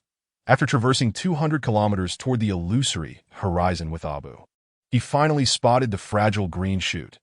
Through the binoculars, It appeared diminutive and insubstantial, like an insignificant black, a smudge on the lens, easily obliterated by a faint breeze. Hiruaji felt a surge of excitement. Where there is grass, there is a water source, and where there is water, other creatures will follow, leading to a complex ecosystem. He struggled across the sandy terrain, his lips cracked from dryness and his skin wrinkled and parched. Yet his eyes sparkled with boundless energy and ambition. The purple grass shimmered in the dust, like a marvelous illusion within a mirage. This time, however, the heavens did not torment this resolute adventurer. When Hiruaji knelt before the purple shrub, which stood taller than a person, and gently touched it with trembling hands, it stood there quietly. A gentle squeeze released a drop of crystal-clear red liquid from the needle-like tips of the leaves. Hiruaji wasted no time, hastily positioning his mouth beneath the shrub. The droplet fell, and a wave of exhilarating sensation radiated from his mouth throughout his entire body. The water on this planet was far richer than that on Earth, existing in a state between liquid and solid. Perhaps the extreme environmental conditions had caused life here to evolve into such a concentrated form. Hiruaji inhaled deeply, feeling even the sulfurous air become fresher. Life was indeed beautiful. Compared to those living on modernized planets, Hiruaji felt that the joy he experienced at this moment was far more pure. The droplet nourished not only his body, but also his soul. After consuming 2 or 3 more drops of the tree sap, he reluctantly stopped. Firstly, this sap was exceedingly precious. Secondly, it contained potent energy that required proper digestion and absorption. Just as a droplet of sap was about to fully evaporate on the sandy ground, a marvelous occurrence unfolded. The seemingly tranquil sand began to stir as dozens of small desert mice emerged from the earth, evidently attracted by the fragrant sap. That Hiruaji's spirit soared as he swiftly snatched up 3 of the mice. The remaining mice, having never encountered such a peculiar adversary, momentarily froze in confusion, squeaked a couple of times, and burrowed back into the soil. The desert mice were entirely white, their flesh tender and delicate, resembling snake meat on earth, devoid of any rancid odor even when consumed raw. After devouring all 3 sand rats, Hiruaji's spirit and physical vitality returned to a state of normalcy. From that day forth, he relied on a purple shrub for sustenance. 7 to 8 kilometers ahead, to the right of the shrub, lay a bizarrely shaped stone forest. Each night, Hiruaji would venture into that stone forest in search of a cave to inhabit. This cave was home to a species of flying creatures reminiscent of bats. Yet these creatures were far more agile than the sand rats, that Hiruaji could not approach them without them taking flight. And on several occasions, he was attacked by their sharp claws. It was evident that these creatures typically used their formidable claws to extract sand rats from the desert, making them their prey. From this perspective, the purple shrub became a shared source of life for the sand rats, the bats, and Hiruaji himself. Wandering through the vast desert under the glaring sun, Hiruaji felt as though he had come to understand many truths that had previously eluded him. Ever since emerging from the dark abyss, he had been propelled by fate, leaving his homeland to arrive at Waldenstar, where he encountered the cross knights of the Holy See. Memories of past experiences flashed before his eyes, and Hiruaji mulled over their intricacies, absorbing numerous lessons about human interactions that he felt akin to a hermit dwelling in a paradise. And through this arduous period of trial, his spirit became increasingly enriched and fulfilled. A month passed, and Hiruaji's clothing had long since been torn into tatters, his face a scruffy mess, the harsh winds of the desert leaving indelible marks on his body. That on the 34th day on the desert planet, Hiruaji finally discerned the patterns of the storms here. He chose a calm day devoid of dust storms to summon Black Wing from the spatial wrist wheel. Black Wing appeared in its usual dilapidated state, maintaining its silence. Yet Hiruaji could sense its anguish and frustration. He remarked, "Black Wing, it's a pity we landed on such a barren planet, devoid of any tools. Otherwise, I could have fully restored you." Black Wing replied calmly, "Master, I believe I am quite fine as I am now. I had endured far worse injuries during the battle with the giant mantis." "Yes, indeed. At that time you were buried by the villagers." "Well, let me attempt some rudimentary repairs with the materials at hand." That Hiruaji retrieved components from the Holy Sea's light wing machines from Black Wing's cockpit, and spent 3 days conducting makeshift repairs. Due to the lack of suitable tools and the differences between the standard of the Holy Sea's mechs and Black Wing's agricultural design, the repair process was exceedingly challenging. In the end, It could only manage to walk unsteadily. However, Blackwing was thoroughly satisfied, and Hiruaji appeared equally pleased. Relying solely on his own feet was far too slow. The ability to pilot Blackwing would significantly enhance his speed. He promptly slung Abu over his shoulder and seated himself in the cockpit of Blackwing, embarking on a comprehensive exploration of the planet in the southeastern, southwestern, and western directions. He discovered more purple shrubs. Within the monotonous ecosystem of the desert planet, this purple shrub seemed to hold a position of utmost significance, as the activities of all living creatures revolved around in one particularly abundant area. Approximately 20 to 30 of these shrubs grew together, forming a small oasis, inhabited by larger creatures. However, Hiruaji refrained from disturbing them, for intruding upon a planet's ecological system could lead to catastrophic consequences. The discoveries in the north were even more exhilarating. As the desert extended northward, it began to undulate dramatically, revealing a continuous stretch of brown hills. Although these hills remained barren and exposed, Hiruaji felt an overwhelming sense of majestic desolation. Amongst the undulating hills in a narrow valley, he unexpectedly stumbled upon a hot spring. It was undeniably a hot spring, its reddish hue owing to the sulfur content, and the temperature was excessively hot for an ordinary person. Yet to Hiruaji, it felt like the most splendid gift bestowed by the heavens. The Sulphur Valley, nourished by the hot spring, was a world apart from the outside. The ground was carpeted with a type of red grass, dense and soft like a plush mat. Countless insects and small animals concealed themselves within the grass, while larger creatures, resembling wild boars and antelopes, displayed no fear of humans. They stood still, gazing at the black monstrosity before them. Their eyes brimming with curiosity, and Hiruaji, exhilarated, climbed out of the cockpit and staggered towards the hot spring, only to feel the warmth of the flowing water upon his hand, which confirmed the reality of it all.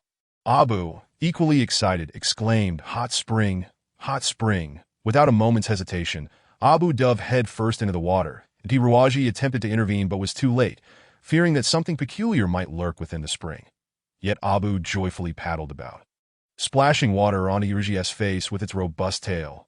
Time and again, Abu floated and submerged, puffing its belly like a balloon, its antics eliciting uncontrollable laughter. However, when it resurfaced once more, its expression seemed oddly vacant.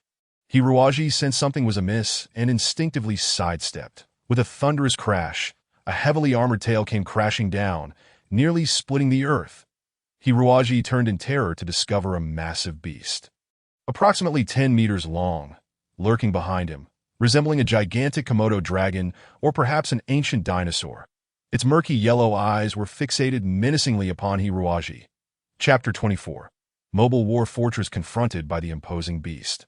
Abu screeched in panic, "Big guy, you're a reptile too, and I'm a reptile as well. Let us not harm each other, all right?" Not a chance. The creature swung its massive tail, which sported a formidable bone mace. And with one blow, flattened Abu. Hiruaji cried out, "Abu!" The now liquid form of Abu flowed toward him, forming a dazzling suit of armor upon Hiruaji. Nevertheless, the beast's strength was fearsome, and with a single strike, Hiruaji, along with the armor, was smashed against the valley's cliff, causing the entire cliff to crack. It was terrifying. Hiruaji felt as though all the bones in his body were on the verge of shattering. This was a super skeleton reinforced by the black underworld bone technique. Abu lamented, "Master, why have we been so unlucky lately?" Fortunately, the loyal Blackwing was nearby, and Hiruaji scrambled into the cockpit in a state of utter disarray. Through the three-dimensional scanner, the beast's ferocious visage appeared even more menacing, especially its hundreds of jagged fangs, reminiscent of a rock crusher. The enormous lizard, observing Hiruaji retreat into the black iron shell, remained unfazed. Instead, it took a deep breath, drawing in the surrounding sand and dust. What was it doing? Hiruaji wondered. Suddenly, with a thunderous roar, the cunning giant lizard expelled the accumulated sand and dust with tremendous force. The sand, now coated in the beast's saliva, transformed into hard projectiles akin to bullets. The penetrating power of these projectiles was astonishing, piercing through Blackwing and leaving gaping holes in its structure. Seeing that its attack had succeeded, the giant lizard shook its body and charged forward. Hiruaji inwardly groaned. Blackwing was in a frail state, and lacked any means of offense. Not to mention its energy reserves were critically low. The giant lizard collided violently with Black Wing, knocking it to the ground, then began to bite savagely with its massive teeth, as if the sturdy metal were mere parchment in its eyes.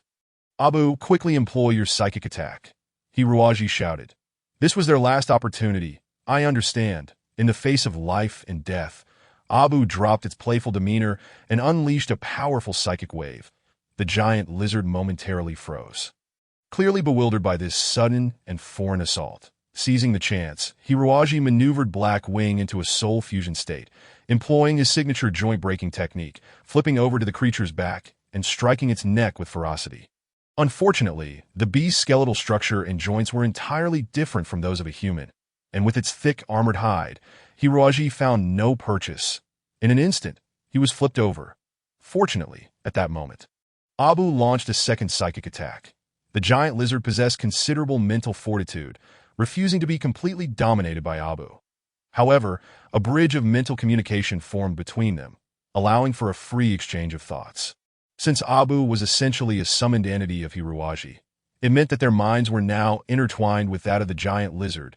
Hiruaji gleaned from the lizard's consciousness a profound hatred, an intense enmity towards humans. What could this mean? Was the lizard's aggression not driven by hunger, but rather by past grievances inflicted by humans? Had humans once trespassed upon this place? This realization thrilled Hiruaji.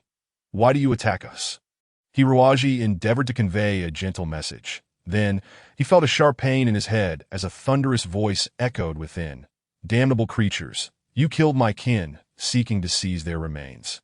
And now you dare to harm my offspring. I have not harmed your offspring," Hiruaji thought, secretly hoping that its offspring were not those white sand rats, for he had consumed quite a few. In the realm of spiritual communication, it is often quite challenging to utter falsehoods, for the exchange transcends mere words. The thought processes and emotions of both parties are conveyed. For instance, within the mind of Hiruaji, the giant lizard manifests as a pulsating red flame, seething with rage and tumult. Perhaps it is Hiruaji's calm demeanor that momentarily pacifies the creature, allowing its voice to soften slightly, though it remains deafening. "You have come to my planet. You have ravaged my home. Imower detests your kind." "It seems that Imower is the name of this creature," Hiruaji patiently replied. "I did not come here of my own volition. I am lost in the cosmos." Much like you would be lost in a sandstorm-ridden desert," Imower retorted with pride. "We do not lose our way in the desert." "Indeed," Hiruaji sincerely replied. "However, the cosmos is a vast expanse, far more extensive than this desert, and we humans lack the keen sensory organs you possess that we wander through the universe, sometimes relying solely on a brave heart. Hence I found myself lost upon this planet. I have never intended to be adversarial toward any being on this world. I have pillaged certain creatures. Yet that was in the name of survival. I trust that you, too, have often engaged in similar acts for your own existence." Imower roared, "But you killed my offspring." Hiruaji firmly denied. "I have not harmed anything in this valley." The giant lizard Imo cast a skeptical glance at the black mech, appearing somewhat convinced that it gradually retreated to the hot spring, stirring the water with its tail until it deftly formed a circular mud basin. Within lay 3 eggs larger than basketballs. Upon confirming that all the eggs were intact, Imower exhaled a sigh of relief and coldly huffed. Hiruaji suddenly realized that the creature had laid its eggs in the hot spring, and just moments ago, Abu had been leaping in and out of the water. How could it not be angry? Hiruaji shot a fierce glare at Abu. "You nearly got us killed this time." Abu, startled, cowered at Hiruaji's feet, unable to utter a word to Imower, still harboring hostility, coldly stated, "Regardless of who you are, I do not wish to see your kind in my homeland." Hiruaji shrugged, seizing the opportunity to inquire. "I, too, would like to leave this planet immediately, but I lack a spaceship, or wings for that matter. Thus, I wish to know when you last encountered other humans. They possess wings and could take me away." Upon hearing the term other humans, Imower's emotions surged once more, its anger bubbling like molten lava. It roared, "You creatures have harmed me with strange objects. Damn it, I could swallow you whole, but you wield peculiar things, and Imower despises such items." Hiruaji then noticed a long, narrow wound on Imower's left hind limb. Its exoskeleton shattered, and the surrounding muscle was beginning to heal, though the bone within would not mend. Fortunately, The arid environment meant few bacteria were present in the air, preventing the wound from becoming infected. A stroke of luck amidst misfortune. Gazing at the intricate wound, Hiroaji found himself captivated, exclaiming, "I can help you heal." Abu gasped, "Master, are you out of your mind?" Approaching that mad creature to treat it. It could crush you with a single step. Sensing Abu's panic, Amoa proudly raised its head, releasing a foul breath, and coldly remarked, "How could such a creature possibly heal a giant lizard's injury? We are the most powerful beings on this planet." Chapter 25. Birth. Hiroaji replied nonchalantly, "Since some among us can inflict harm upon you, it stands to reason that I can also heal you." Provoked by the sarcasm, Amoa became furious, scratching the ground with its forelimbs. Seemingly ready to engage in another bout with her, in a state of urgency, Hiroaji clarified, "I mean no offense. I merely wish to rectify the wrongs committed by my kind." The sight of the giant lizard reminded Hiroaji of the noble dragon Geralt, who had once suffered a broken leg and wing at the hands of humans. Amoa hesitated, ultimately feigning indifference as it stated, "Come then. Even if you use those strange objects to harm Amoa shall not be afraid." Hiroaji smiled faintly, descending from the cockpit. The ever-loyal Abu shouted anxiously from behind, "Master, don't go. It's dangerous. I cannot bear to watch you be devoured by that creature." Hiroaji frowned. "There is indeed danger. So why not have you stay by my side to protect me?" "What this, master? You are both erudite and valiant, unmatched in the world. How could you fear such a small reptile? Go forth without worry.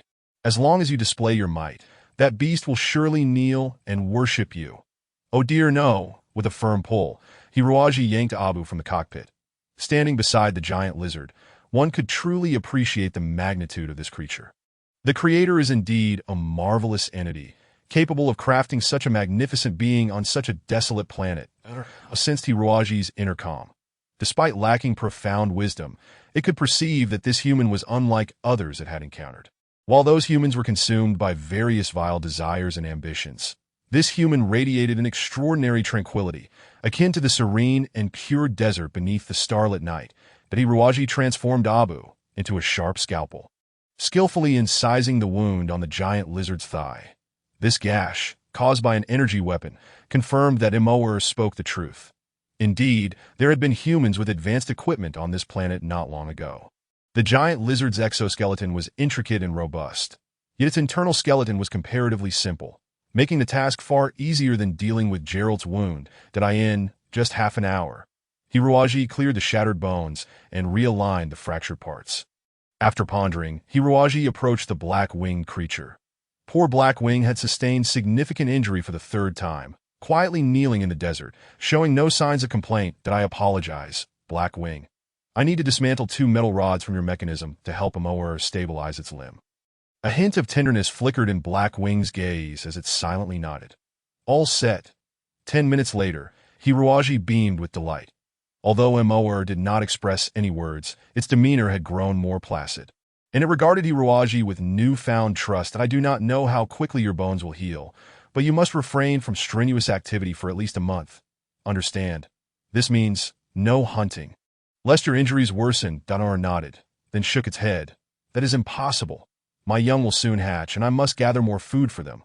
This left Hiroaji momentarily speechless. Amoa continued, "Human, quickly seek your companions. Amoa does not require your concern. Your kind appeared 3 sunsets ago, emerging from the belly of a massive iron bird, and injured me with that strange object behind you. This is my first encounter with humans. And long ago, many of my kin also encountered humans, but we have never met one like you." Feeling somewhat embarrassed, Hiroaji scratched his head. 3 sunsets. A single sunrise and sunset on this planet is roughly equivalent to 40 hours on Earth. Thus, a total of 120 hours had elapsed. Time is of the essence. "Let us go, human. Let us go." Or twisted its body, slowly maneuvering away from the hot spring, swaying its tail as it cradled its eggs. Much like a human mother rocking a cradle, before returning the eggs to the depths of the spring. Observing the giant lizard's massive silhouette and the blood trickling down its leg, Hiroaji gritted his teeth, casting a glance at Blackwing and Abu. Blackwing silently nodded.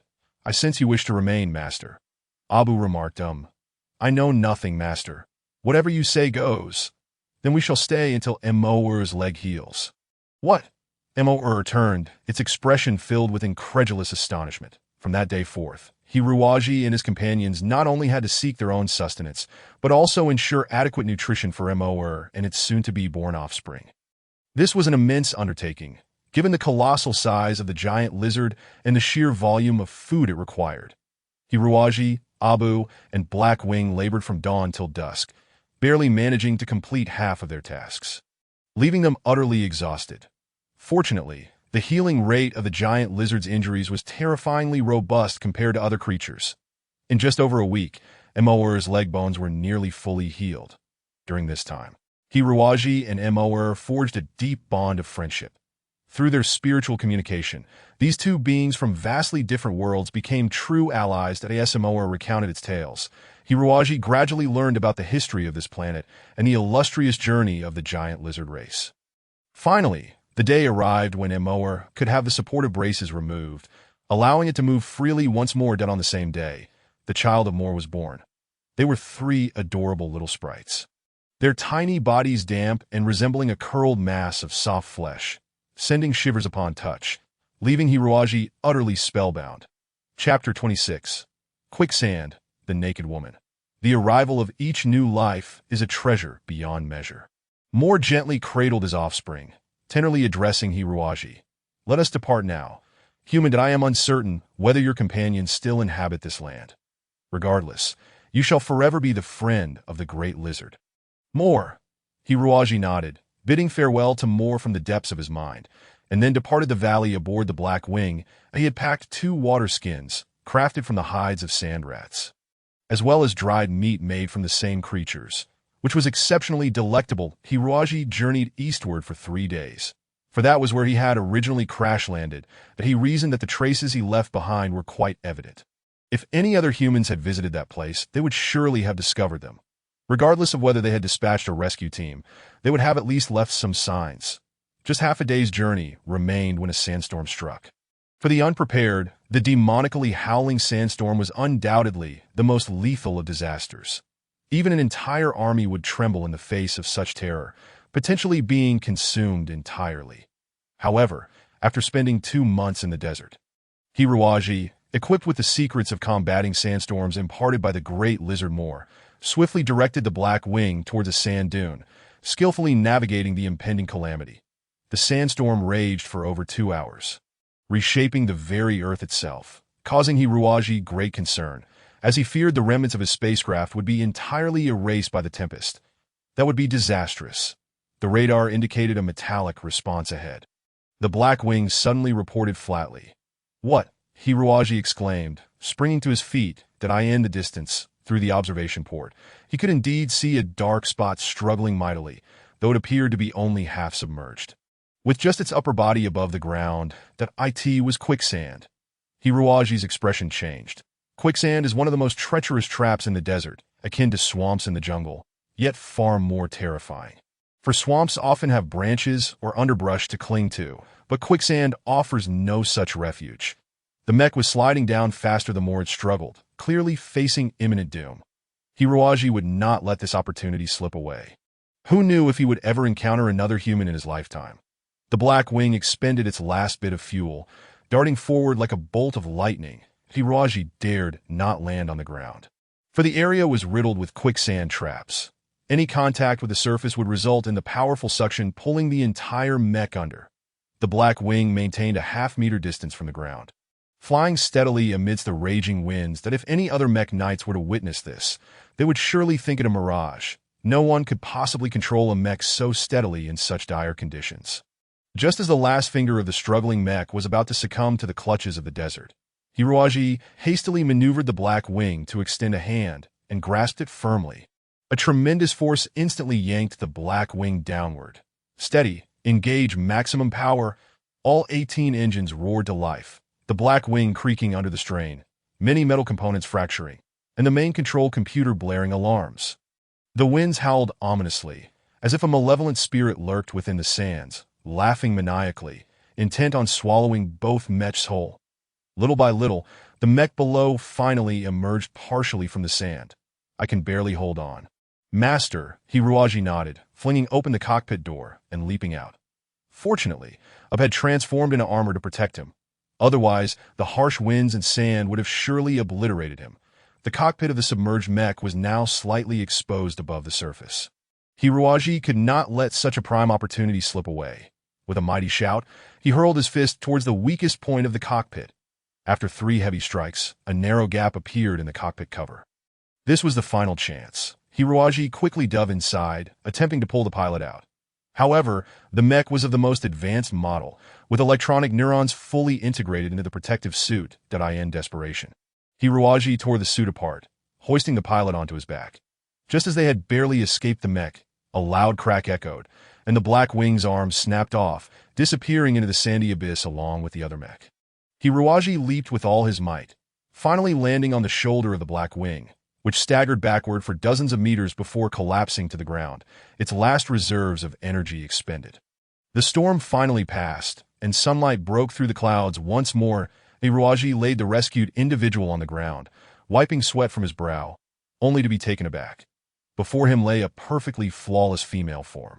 Her silver hair cascaded down to her waist, surrounding a face of pure innocence, reminiscent of a girl in her early teens, now appearing particularly vulnerable in her unconscious state. Her skin evoked the image of translucent jade, leaving an indescribably delicate and smooth sensation upon the faintest touch, impervious to the dust of the scorching desert winds that Hiruaji and Ub exchanged stunned glances, both gasping in astonishment. Chapter 1. The Venomous Beauty. The winds of sand continued to rage, and the sun radiated boundless heat. Yet in the eyes of Hiruaji and Ub, nothing else existed.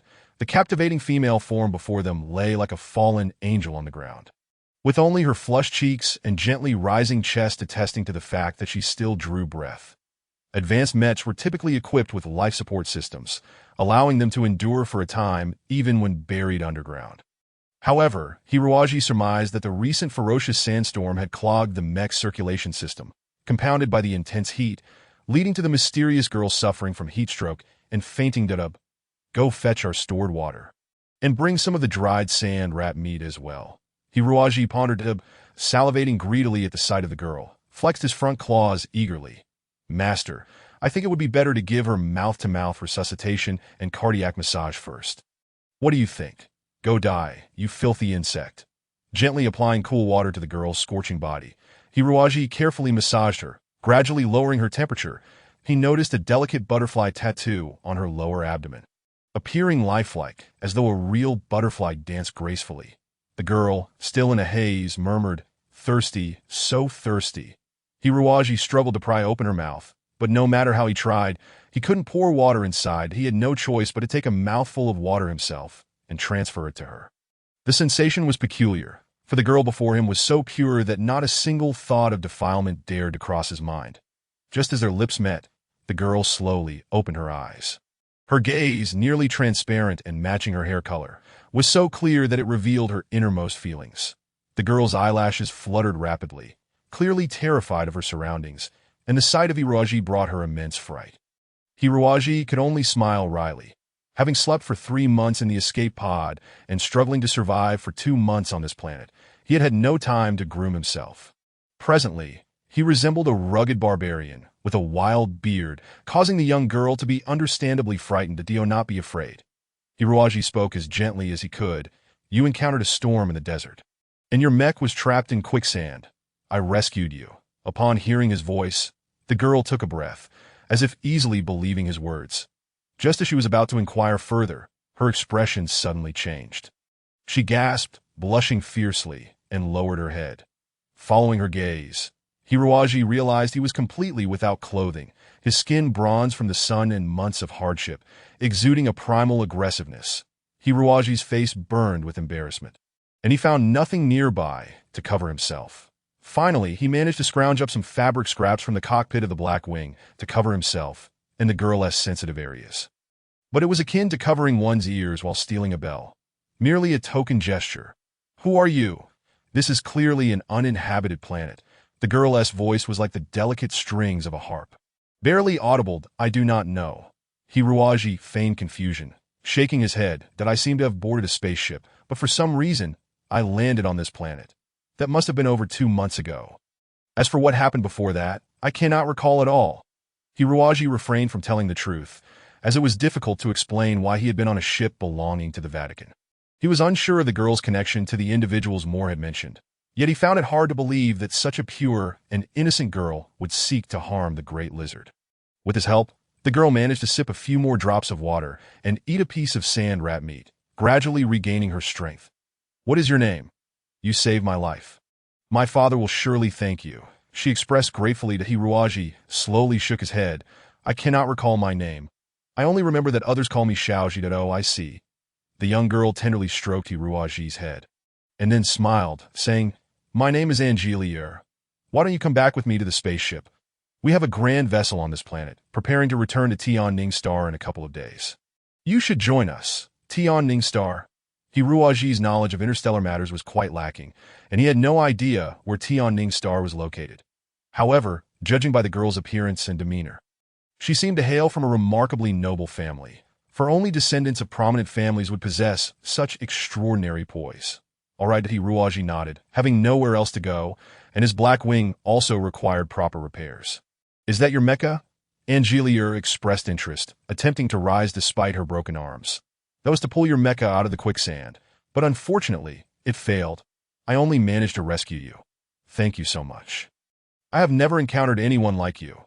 Angelier stood up, a bit unsteady, and stumbled forward. Hiruaji quickly reached out to catch her at that moment. He suddenly sensed a wave of dangerous energy approaching. Angelier's eyes became exceptionally bright, and her gaze radiated a chilling cruelty. Whoosh! Angelier's body vanished from her position, and Hiruaji felt a cold wind sweep past him. His body instinctively took half a step to the left, and a deep gash appeared on his cheek. What just happened? Angelier stood behind Hiruaji, visibly frustrated, licking the blood from her fingertips with a soft tongue, her face adorned with an angelic smile. Yet now, that smile appeared more menacing than the roar of a demon in Hiruaji's eyes. I am truly sorry, little Ji. Slightly bowed to Hiruaji, although you risked your life to save me just now. I have my reasons for needing to kill you. After your demise, I shall pray to the heavens for your reincarnation as a Buddha." Such malicious words spoken from the lips of a sweet, innocent face left one utterly speechless. Why? Hiruaji was both shocked and furious, realizing that she was not joking. Her earlier attack had been extraordinarily lethal. Had he been an ordinary martial artist, he would have perished on the spot. This girl, who appeared angelic, possessed a heart as venomous as a viper. Chapter 2. Malicious intent. You people are quite bothersome. Why must everything be questioned? Can't things simply be done because one desires to do so? She sighed. The sun on this planet is simply too intense. I truly felt a bit dizzy earlier, which is why I didn't send you to the afterlife right away. Little G, did I sincerely apologize. It was all my fault that if I had waited until my strength was fully restored to act, I could have ensured your death was painless. That Angelier clasped her hands in a gesture of sincerity. Beseeching Hiruaji, please accept my apologies, or I might be restless for an entire week. In Angelier's eyes, her earlier blunder was solely due to her incomplete recovery, as she had just awakened from a state of heat. She had not considered that it might be due to Hiruaji's exceptional martial skills. Hiruaji let out a slight huff, the confusion in his gaze gradually dissipating, since she had presented herself in such a manner. It mattered not how enchanting she appeared. She was no different from a pile of bones. Only by subduing her could he uncover the reasons behind her intent to kill him. Angelier's long, beautiful legs formed a perfect curve in the desert, her face still radiating a gentle smile as she prepared to unleash her final lethal strike. Hiruaji had also mentally prepared himself. He harbored no mercy for this angelic yet venomous beauty. Just then, a tremendous tremor rippled through the air as 7 or 8 mechas descended from the distance, landing precisely beside the two. Hiruaji inwardly cursed. The opponent had so many reinforcements, and with Black Wing in its current state, how could he possibly contend with them? Unexpectedly, Angelier did not appear pleased. Instead, she looked regretful, muttering, "Damn it. I wasted too much time with you, little G." How frustrating. With that, she plopped down onto the ground, languidly saying, "Come over and help me up. I can't walk anymore at this point." Hiruaji was genuinely perplexed, exclaiming, "Weren't you going to kill me?" Angelier, looking dejected, replied, "With so many people watching, how could a pure and innocent girl like me commit such a horrific act? If I were to kill you, it should be when no one is around." A chill ran through Hiruaji. What manner of witch was she?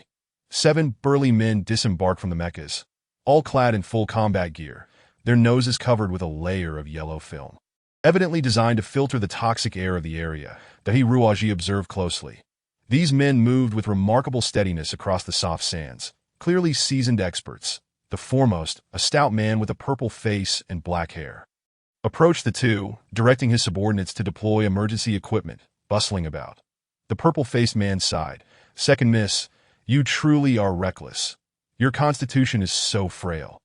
Even in the wilds of Tianning Star, you cannot endure for long. How could you manage in such a place?" Hiruaji felt a surge of frustration. This little witch has a frail constitution. If she were to unleash her full power, that purple-faced man would likely not stand a chance.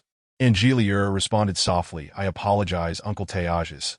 It is all my fault, causing everyone to mobilize to search for me." She feigned a sorrowful expression, and everyone present was deceived by her pitiful demeanor, rendered speechless. Only Hiroji understood the true nature of this little witch, silently scoffing at her antics. Teages, experienced and composed, seeing that Angelier was unharmed, relaxed. Turning to Hiroji, "I am Teages. We have come to this place from the Tianning Star region to hunt. May I ask your esteemed name, sir? We had thought we were the only fleet on this desert planet, yet it appears there are other forces present." Thankfully, no unnecessary misunderstandings have arisen that Hiroji forced a wry smile. "I have no other vessels to speak of.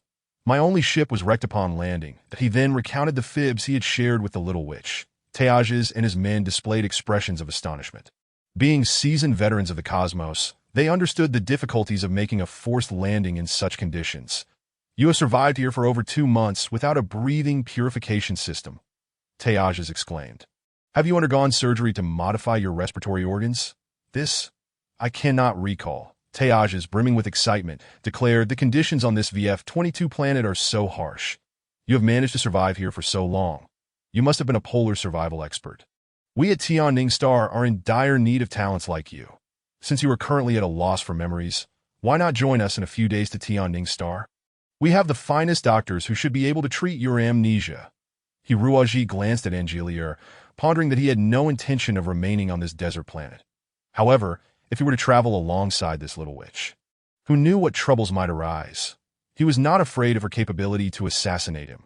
Rather, the thought of constant conflict along the way was a headache. Teages, noticing Hiruaji's silence, smiled, "We are not pressuring you to serve the Tianning group. But Angelier is the cherished daughter of our esteemed boss, that if you do not find a way to repay this life-saving grace, we servants will find it difficult to explain ourselves upon our return." At this point, Teages inquired, "By the way, where is the Mrs. Mecha?" Hiruaji pointed a short distance ahead. It was caught in a quicksand trap. The entire Mecha was dragged beneath the desert, and I could only focus on saving her. Teages was taken aback, and suddenly, as if realizing something, he scrutinized Angelier, his expression shifting dramatically. "Miss, the clothes you are wearing are not your own," Hiruaji interjected. "These are my clothes. The situation was urgent when I saved your lady. There was no time to consider." Teages appeared somewhat displeased. His lady was a significant figure from Tianning Star, and now she was being treated lightly in the wilderness. Though it was for a noble cause, it still lacked decorum. Teages resolved not to mention this matter upon their return, as it would not bode well for the entire family de Angelier, seeing that Teages intended to bring Hiruaji back to the spaceship. Felt a surge of anxiety. Her eyes darted around before suddenly lighting up, thoroughly inspecting Hiruji felt a chill run down his spine. Her gaze resembled that of a venomous snake eyeing its prey. Angelier leaned close to Teages and whispered a few words, causing Teages' expression to change dramatically. Chapter 3. Forcibly seizing a man. "Miss, are you truly?" Angelier feigned an appearance of shyness, nodding cutely, her cheeks already flushed like the dawn before she could speak. Teages sighed, "But he is an unknown stranger." Angelier bit her lip and said, But how can I possibly navigate this situation? How can I continue to live?" Targo sighed with a wry smile. "Is this truly fate?" A seer once foretold to the second miss that she would encounter her destined partner this year. We had always assumed it would be a talented youth from Tianning Star. Yet it turns out to be you. Duh. Hiroji felt an ominous premonition rising within him. Targos continued, "Young man, you are fortunate.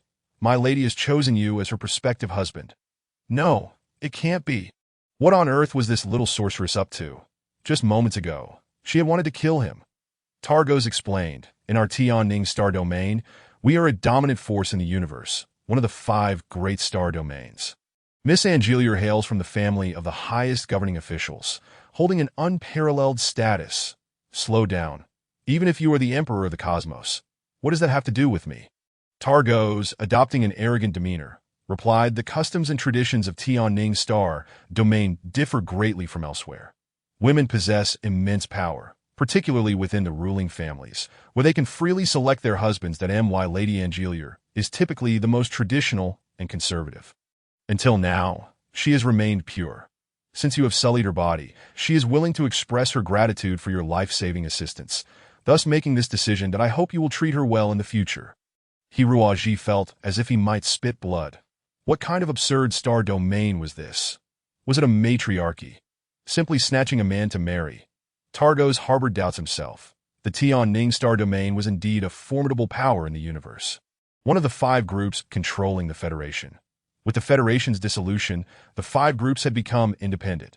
Historically, women held significant positions among the early leaders of Tianning, which led to the existence of such matriarchal rules. Especially among noble women, who could theoretically choose their husbands at will. However, this rule had not been actively enforced for the past century, and never had a husband been selected so arbitrarily. Yet, since the lady had spoken, he felt obliged to comply.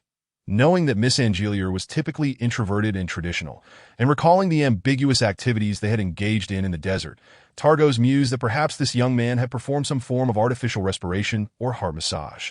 Leaving Angelier with little option but to proceed down this path, that Hiroji, filled with inexplicable rage, shot a fierce glare at the little sorceress, who merely smiled back, exuding an expression of assurance that he was trapped in her grasp. "This is impossible. I already have a wife," Hiroji shouted. Targos chuckled. "Did you not lose your memory? How could you still remember your wife? To be honest, I also do not particularly approve of an unknown man becoming Miss Angelier's husband. But since the clan's rules dictate this, I must faithfully execute them. That I hope you will not hold it against me." Targos, with a wave of his hand, Hiroji was inexplicably seized by 6 burly men, along with Abu, and stuffed into a mech. Abu, now too intimidated to move, feigned the appearance of an ordinary robotic animal, inwardly lamenting, "This is unfair. I too have seen the young lady's body, that if my master is so displeased, I shall take on the role of the son-in-law. You can go to hell." Along with the incomplete Black Wing, Hiroji was thus brought on a Targos' spaceship, that he found the situation both laughable and maddening. He had always known that customs varied greatly across different planets in the universe, but he had never anticipated such an outrageous rule. The thought of the devilish Angelier sent shivers down his spine. Targos, evidently respectful towards his future son-in-law, ensured that Hiroji was well accommodated before conducting a thorough physical examination, providing him with a shower and a trim, considering that on this desert planet, water was more precious than gold. Bathing was indeed a luxurious act that in the surveillance footage. As Hiroji slowly shaved off his beard, Targos' eyes lit up in surprise that he had not expected the young man to appear so youthful. Initially, he had assumed he was in his 30s or 40s, but now he seemed a perfect match for the second Miss. Angelier, in a foul mood, held Hiroji's comprehensive medical report in her hands. Stamina at 75, mental fortitude at 41. "Uncle Targos, this seems rather poor, doesn't it?" Targos replied with a smile, "Miss, as long as your husband possesses good character, other matters are inconsequential. After all, you are not an ambitious person who seeks to contend for control of the star domain with the young master. Such a husband is indeed perfectly suitable."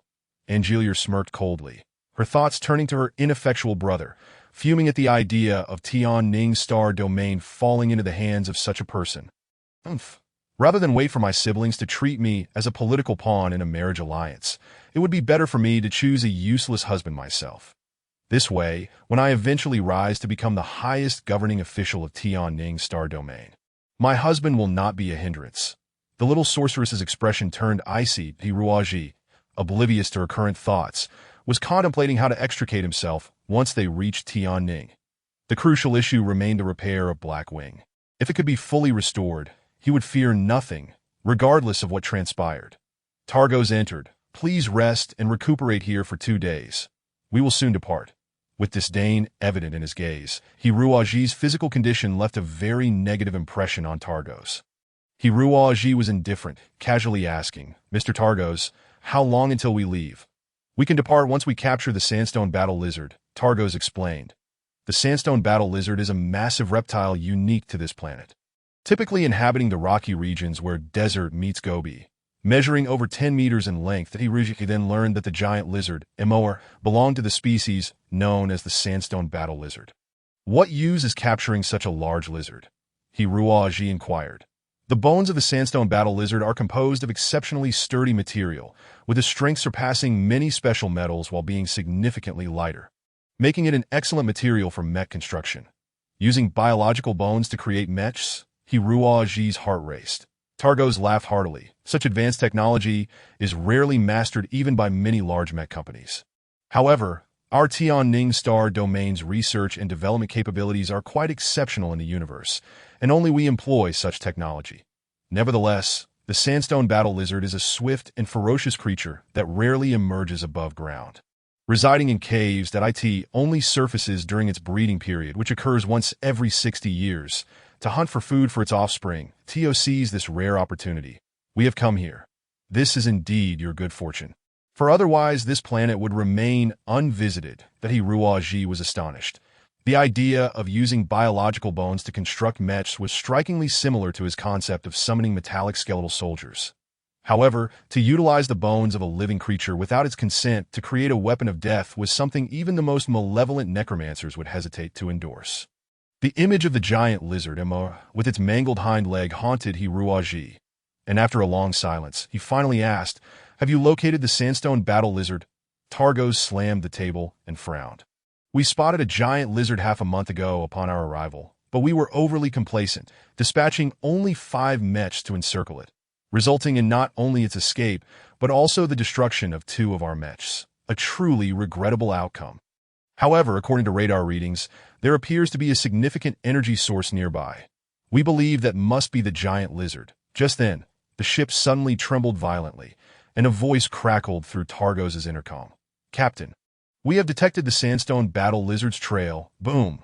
The saliva of the giant lizard coalesced the sand and dust into hard projectiles that struck the battleship's bow with tremendous force. This attack was 100 times more powerful than the one Hiruaji had faced. The enormous battleship shook precariously. The fury of the giant lizard, Emoer, had reached an unparalleled intensity as it summoned all its strength, whipping up the sand to counter these detestable invaders in the realm of dust. It seemed like an absolute sovereign, its massive form thrashing through the sand, stirring up one dust storm after another, obscuring the skies. The battleship launched missiles at it, but the weapons, designed for use in the vacuum of space, were utterly ineffective in such harsh conditions. Before the attacks could land, the giant lizard had nimbly burrowed into the sand. It. Quicksand was like a boundless ocean. .18 fully armed mechs erupted from the battleship, specially outfitted with desert combat gear. They were equipped with sand-proof devices at the vents and joints and had broad, elongated feet to maximize their surface area against the soft sands. Upon landing, the 18 mechs drew forth their azure beam swords and began slicing through the desert with fervor, searching tirelessly around the point where the giant lizard had disappeared into the sand. At long last, the colossal lizard Emoer could no longer restrain itself and surged forth from the sands, clamping its jaws around the thigh of a mech, forcefully dragging it towards the depths of the earth. The mech knights surrounding the scene, seizing the opportunity, immediately pounced forward, slashing and hacking at its hide with reckless abandon. Despite the sandstone war lizard's formidable exoskeleton, it was still flesh and blood, and soon bore numerous wounds. Enraged, the giant lizard erupted from the ground, its hefty tail wielding a glimmering iron hammer, wreaking havoc in all directions. Any mech struck by its might suffered broken limbs and shattered frames. However, the warship seized this moment to lock onto the giant lizard, unleashing a relentless barrage of missiles. Numerous anguished cries echoed even within the warship. Hiruaji, could no longer remain idle. Abu, follow me. Where are we going, master? It's chaos out there. Abu inquired. Perplexed, Hiruaji pondered briefly. It seems impossible to save Emo now. We are no match for the Tianning Mech Knights. Yet Moer has 3 offspring in the valley ahead. I suspect the Tianning Knights will soon search the valley, and if they discover those 3 little war lizards, Moer will never find peace in death. What? You intend to rescue those 3 little creatures? Master? Abu exclaimed in astonishment. Hiruaji cast a calm glance at it. Are you not a creature as well? Abu? A tremor shook the ground once more, this time with a magnitude far exceeding the previous one. Flames erupted in the corridor outside, and the automated fire suppression system struggled futilely to function. That IT turned out that Moer had bitten onto a mech and, with a fierce swing directed at the warship, struck it with tremendous force. The warship, caught off guard while firing at the giant lizard from low altitude, failed to activate its energy shield, resulting in the mech crashing violently into the ship's midsection. The fuel tank had long been ruptured by Moer's sharp fangs, and the leaking fuel ignited explosively. Hiruaji's quarters were perilously close to the explosion site, thick smoke obscuring everyone's sight. Seizing the opportunity, Hiruaji leapt forward, dashing towards the shattered crevice with the agility of a gazelle. The searing flames, reaching 1,000 degrees, completely dominated the area, instilling fear in all but Hiruaji. Clad in liquid metal armor, that a spectral figure darted into the desert below the warship, swiftly fleeing the battlefield, unnoticed by the combatants engrossed in their fierce struggle. Chapter 5. The burial ground of war lizards 3 kilometers from the battlefield. Hiruaji summoned Blackwing. Blackwing, I know you are in immense pain now, but please try a little harder. Yes. Blackwing, with broken limbs and nearly depleted energy, struggled but swiftly moved across the sands. Perhaps by divine grace, they encountered not a single quicksand trap and soon arrived at the Red Valley where Moer resided. Beside a hot spring, 3 small lizards resembled chubby little pigs, gleefully devouring a mound of sand rats. Upon sensing the presence of strangers, the little lizards raised their heads warily, baring their sharp teeth. Abu clumsily approached. Little brothers, be good now. There are bad people coming to capture you, and Uncle will take you to a safe place to hide. All right? The 3 little lizards simultaneously extended their claws and left 9 deep scratches on Abu's face. Damn, my luck can't be this bad, right? You little rascals, don't blame me for what comes next. Abu summoned the unique psychic control ability of its insectoid kind, easily dominating the 3 newborns, who were no match for it. Hiru jumped to the ground, anxious. Abu, what is the status? Hee, all done. Master, these little friends are very cooperative. Hiruaji surveyed the surroundings. Desolate hills and sands stretched endlessly, and no matter where they hid, the Tianning Mech Knights would surely find them. What to do? Suddenly, Abu exclaimed dramatically, Master, I found something intriguing in their minds. There seems to be a large cave nearby where we can hide. Hiruaji struck Abu on the head. Didn't I say not to use psychic attacks recklessly?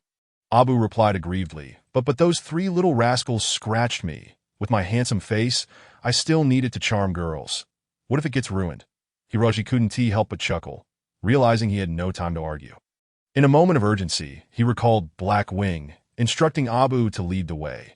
Finding the secret cave of the war lizards proved challenging. The entrance was surrounded by dense crimson foliage, appearing merely as a narrow fissure, leaving one to wonder how such a massive creature could squeeze through. Yet for Hiruaji, his size posed no issue. After traversing 70 to 80 meters, the cave opened up to reveal a smooth, flat floor devoid of any roughness.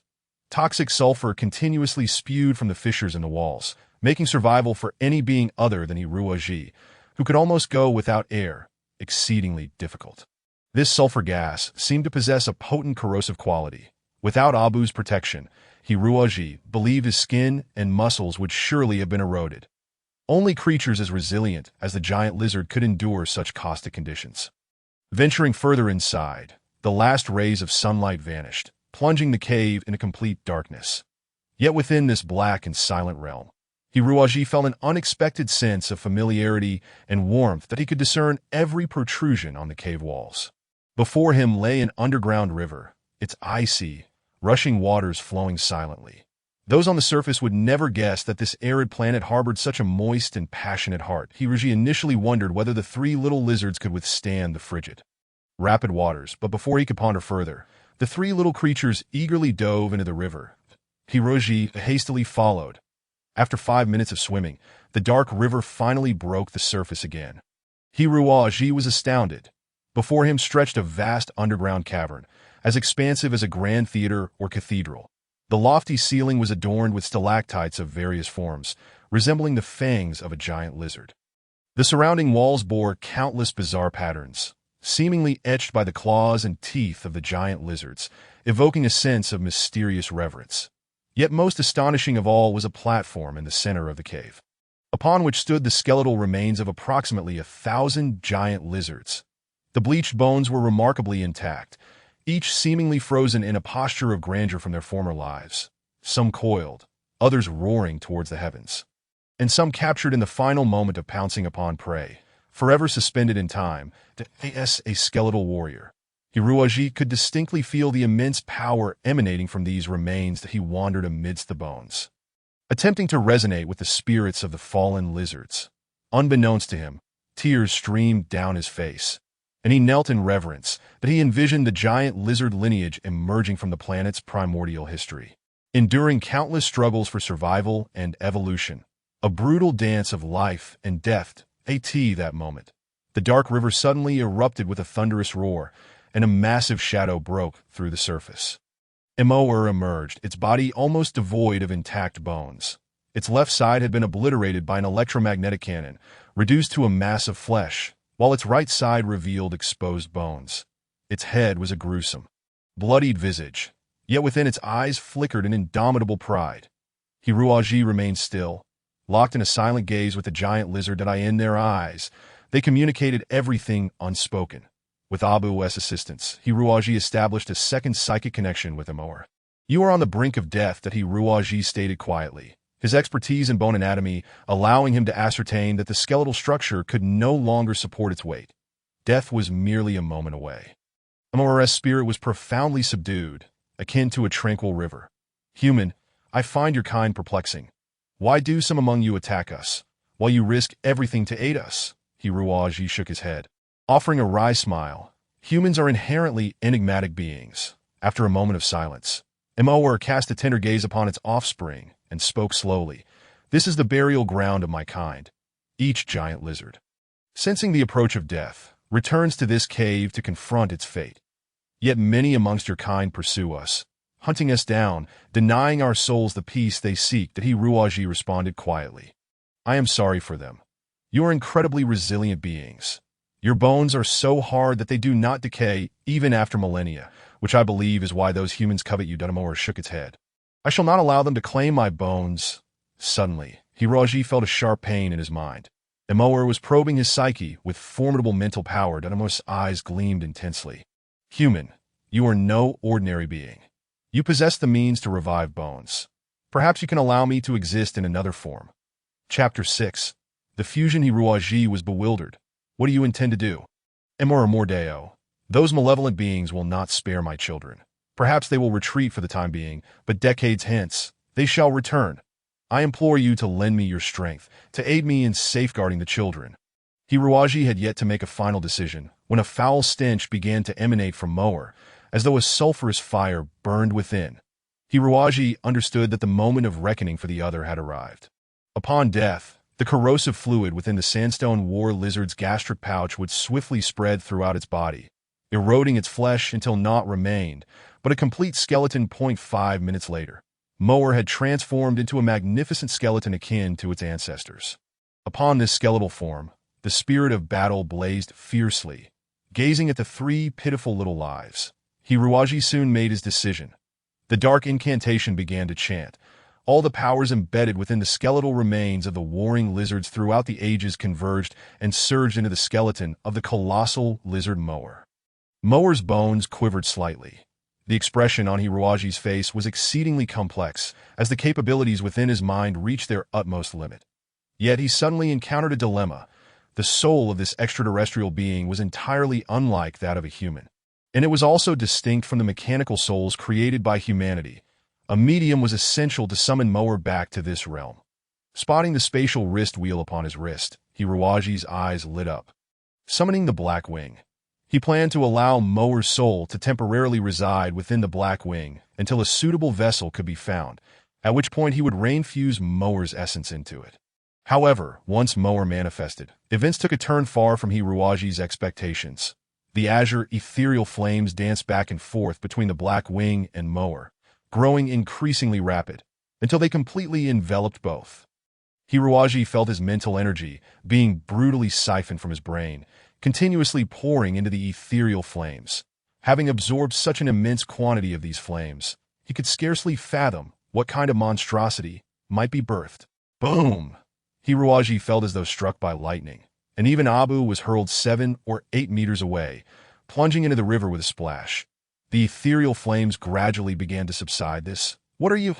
Hiruaji exclaimed in shock. Before him, the greenish flames had slowly extinguished, transforming into a shimmering aura upon the mechanical body. Yet, the skeleton of the colossal lizard Mower did not transform into the independent skeletal warrior Hiruaji had envisioned. Rather, it merged with the Black Wing, creating a new entity that was half metallic, half skeletal. The incomplete sections of the Black Wing had been entirely mended by Mower's white bones, and amidst the dark primary tones, wisps of white bone-like attachments intermingled, rendering the overall appearance exceedingly bizarre and unconventional. Mower's massive cranium now served as the left shoulder guard of the Black Wing, while its razor-sharp teeth were arrayed along the arms and shins, making the visage of the Black Wing appear even more fearsome and formidable. Whoosh! The Black Wing unfurled its wings, fully composed of white bones, resembling a demon that had just emerged from the molten depths of hell. Ha ha ha ha, I am, of course, the Black Wing. The voice of the Black Wing brimmed with defiance, yet I feel I have become entirely different from before. Indeed, Mower's soul has completely fused with mine. Henceforth no power shall sever us. Within the confined space, the Black Wing spread its wings, skillfully leaping about the cave's walls, stretching its new form. Despite the grandiosity of its movements, it produced not a sound, clearly exhibiting exceptional dexterity. This sensation is truly peculiar. After playing sufficiently, the Black Wing finally descended, revealing that a part of my soul harbored a profound hatred for humanity, yearning to annihilate all humans. Yet another part whispered to me that there exist very different humans in this universe, ones that appear entirely unlike those outside, suggesting I ought not to harm them. The voice of the Black Wing resonated like a thundering avalanche. Humans, what am I to do with you?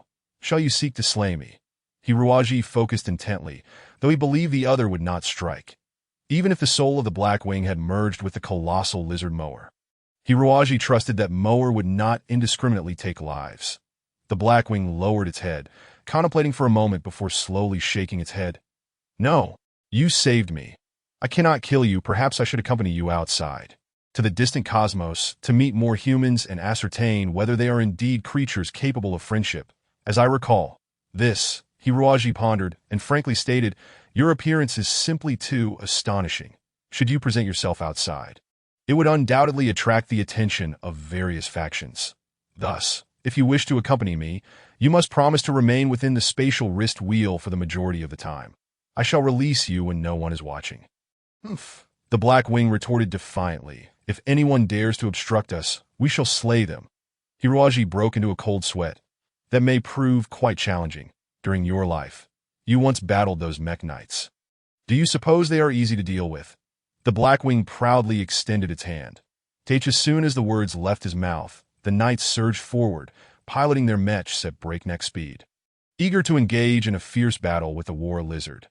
The massive lizard Mower had originally possessed a lair made of piled rocks within the cliffs, but these intruders had reduced it to rubble. Unbeknownst to the mechs, a vengeful flame was slowly creeping closer beneath the sandy ground. One of the Tianning knights lagged behind the group, observing the chaos wreaked upon the giant lizard's nest by his comrades. He decided to venture deeper into the valley, hoping to uncover something new. Before he realized it, he had strayed nearly half a kilometer away from the main force. Suddenly, the radar flickered wildly, and alarms blared. An enemy mech had appeared right beside him. The Tianning knight was paralyzed with fear, yet he could find no enemy in sight. As he hesitated, a tremendous force surged from beneath his feet, out of the desert. A skeletal hand suddenly emerged, grasping the thigh of his mech and dragging it into the sands. The Tianning knight was caught off guard, struggling to break free, but the opponent's strength was overwhelming.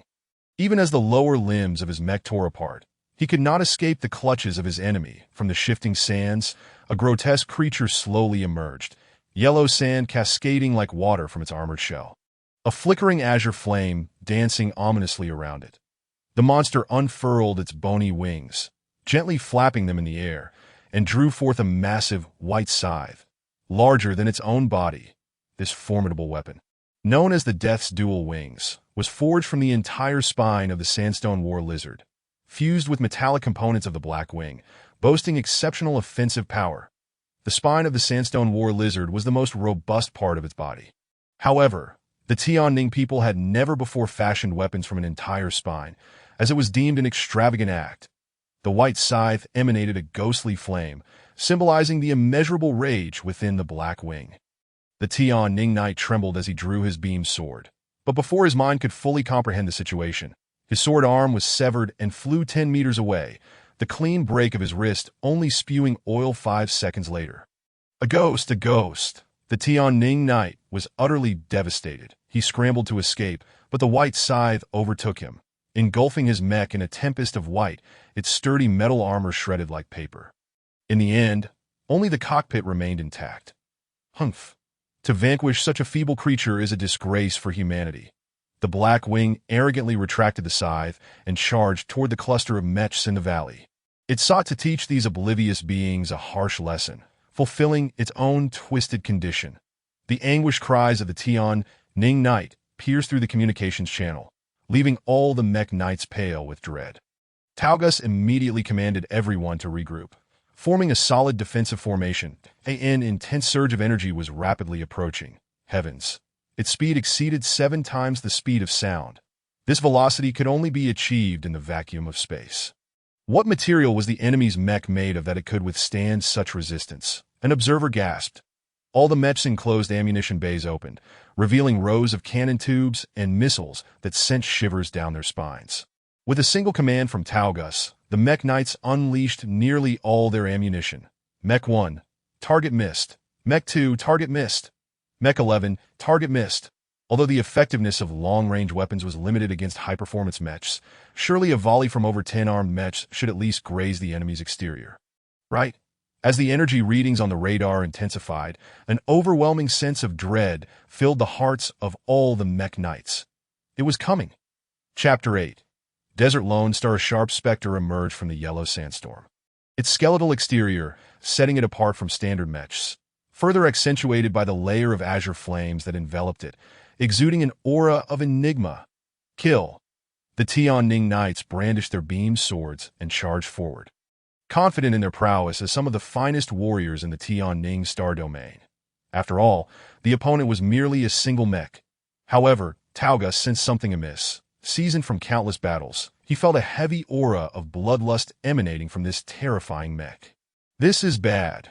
Retreat, but it was already too late. The mysterious demonic mech had manifested an oddly shaped white bone scythe, its crescent blade connected by 3 metallic chains, wielded in a manner that suggested not a traditional weapon, but a versatile tool for sweeping attacks. The demon mech darted through the crowd like a wraith, appearing to be besieged by the Tianning knights, yet its extraordinary speed allowed it to utilize the surrounding mechs as cover, weaving in and out with ease. The white bone scythe transformed into a brilliant white arc around it, each strike targeting the joints of a mech. The joint destruction technique created by Hiruaji, combined with the sandstone war lizard's resilient skeletal weapon, proved utterly devastating. In truth, Hiruaji could have eliminated these foes long ago, but the furious Black Wing sought to torment them in the most cruel manner possible. All the Tianning knights were stripped of their dignity, helplessly witnessing their mechs being reduced to scrap metal, unable to retaliate. The Black Wing declared, "I will annihilate these wretches, avenging my fallen kin." Hiruaji calmly replied, "No, if you slay these individuals, the Tianning star will surely retaliate. You wouldn't want to see your homeland ravaged by war, would you?" After absorbing the original memories, This amalgamation of the Black Wing and Mower had developed a rudimentary understanding of humanity's capabilities. Realizing that while individuals may be weak, their collective strength, combined with advanced tools, was beyond the resistance of other cosmic beings, that as the Tianning Knights lay battered and broken, the scene was unbearable to witness. Yet, the rage within the Black Wing had not fully subsided, and it lunged directly at Taugus. Taugus had refrained from joining the fray, fully aware that his presence would hardly impact the outcome. The enemy before him exuded a terror surpassing even that of the Moro Archangel. Just as he contemplated retreat, the foe suddenly vanished from sight, reappearing right in front of him, a powerful claw grasping the head of his mech with ruthless force.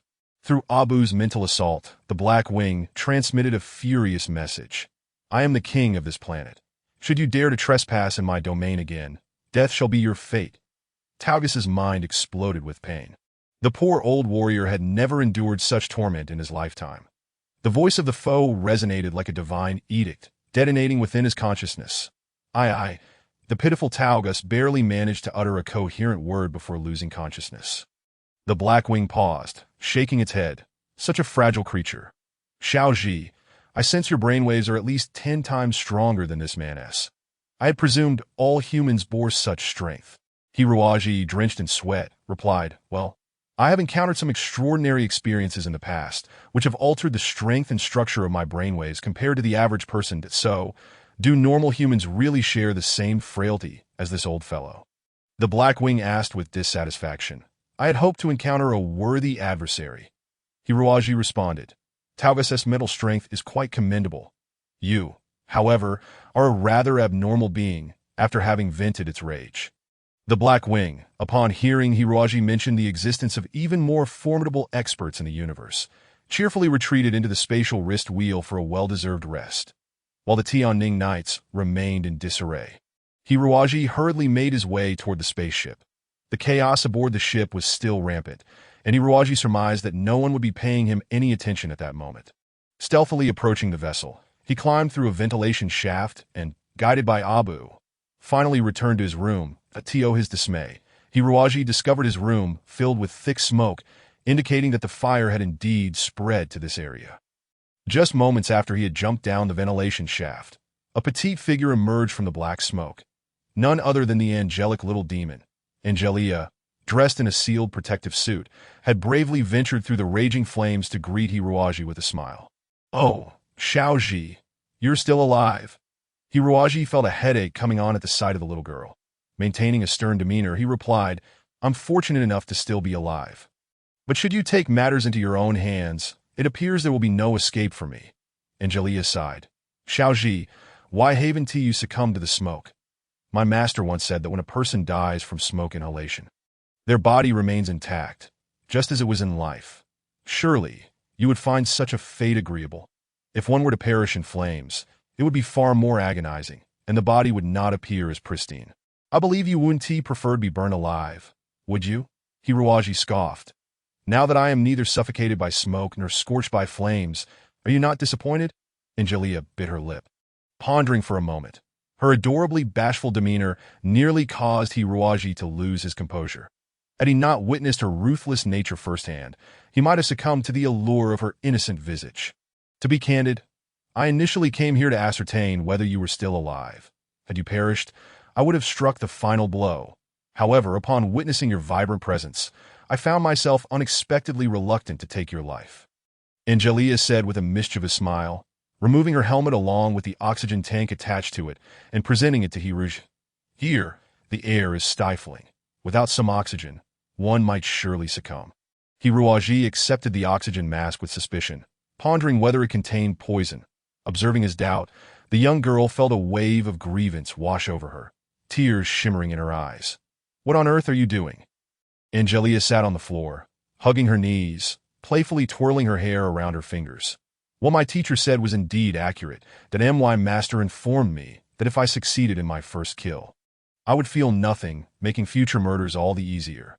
However, if my first attempt fails and I become acquainted with the target, it becomes exceedingly difficult to proceed, that it's vexing. Xiaoji, why did you have to move then? Wouldn't it have been simpler for you to stand there and let me end your life? Chapter 9. Matters of marriage, Hiruaji was at a loss for words. What a farce. What kind of teacher are you under, that you have been molded into this? Angelia pouted. No disparaging remarks about my teacher. He is a truly wonderful person that in any case, I seem to have suddenly lost the will to kill you. What should I do, Xiaoji? Hiruaji found the situation utterly absurd. This girl oscillated between the innocent demeanor of a Na'vi maiden and the ruthless nature of a sorceress. An enigma beyond comprehension. You have no compelling reason to take my life, he stated. How can that be? Angelia frowned. A girl of my pristine virtue cannot allow a boorish man to see her true self. If I do not eliminate him, how can I safeguard my reputation? She appeared genuinely troubled. Hiruaji replied, If you feel your reputation is at stake, once you send me away from this planet, I shall depart without a trace. Trust me, I have no desire to reminisce about you. What nonsense! You have no idea how popular I am. That is merely because others have not pierced through your faade. I suspect you have concealed your true self quite well, never revealing it. Have you? Angelia beamed with pride. My teacher once said that a woman must possess a few little secrets to protect herself from harm. Xiaoji, you wouldn't want to harm me, would you? How absurd. It is you who intends to harm me. Angelia shrugged nonchalantly. I have changed my mind. Having you as my husband would be quite splendid. My family rules the entire Tianning star domain. With a bright smile, Angelia elaborated on the history of the Tianning star domain, that IT had gradually developed into a prosperous area over the past 3 centuries. If one were to equate the economic power of the universe to a score of 10, Tianning would account for at least 1.5 points. Initially, Tianning adopted a democratic federal system. But like many other star domains, when humanity sought to expand its territory amidst the vast cosmos and contend with ferocious extraterrestrial beasts, they yearned for a formidable leader to emerge. Thus, within a century, the Tian family ascended to prominence, eventually adopting the name Tianning, consolidating power within the family. Distinct from other cosmic regions, a female governor emerged from the Tian family 50 years ago.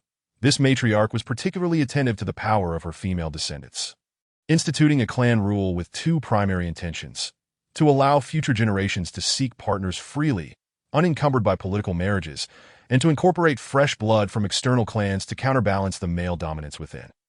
Many women of the Tian lineage found capable partners through this method, sustaining a matriarchal political structure for a century until the first male governor appeared. This governor aimed to orchestrate marriages among the women to dismantle their power. But the overwhelming influence of women in the Tian family rendered this decree ineffective. While seeking a strong husband would benefit her ambitions, Angelia recognized that she lacked the power to manipulate him. Without a husband, she would become a political pawn in the hands of her elder siblings. Thus, she concluded that what she truly needed was a husband as meek as Xiaoji. Angelia smiled brightly. Hiruaji was drenched in sweat. But what if one day you gain enough power to ascend to the highest seat of governance? Wouldn't I, your weak husband, become a burden? Ah, if that were the case. I could simply eliminate you then.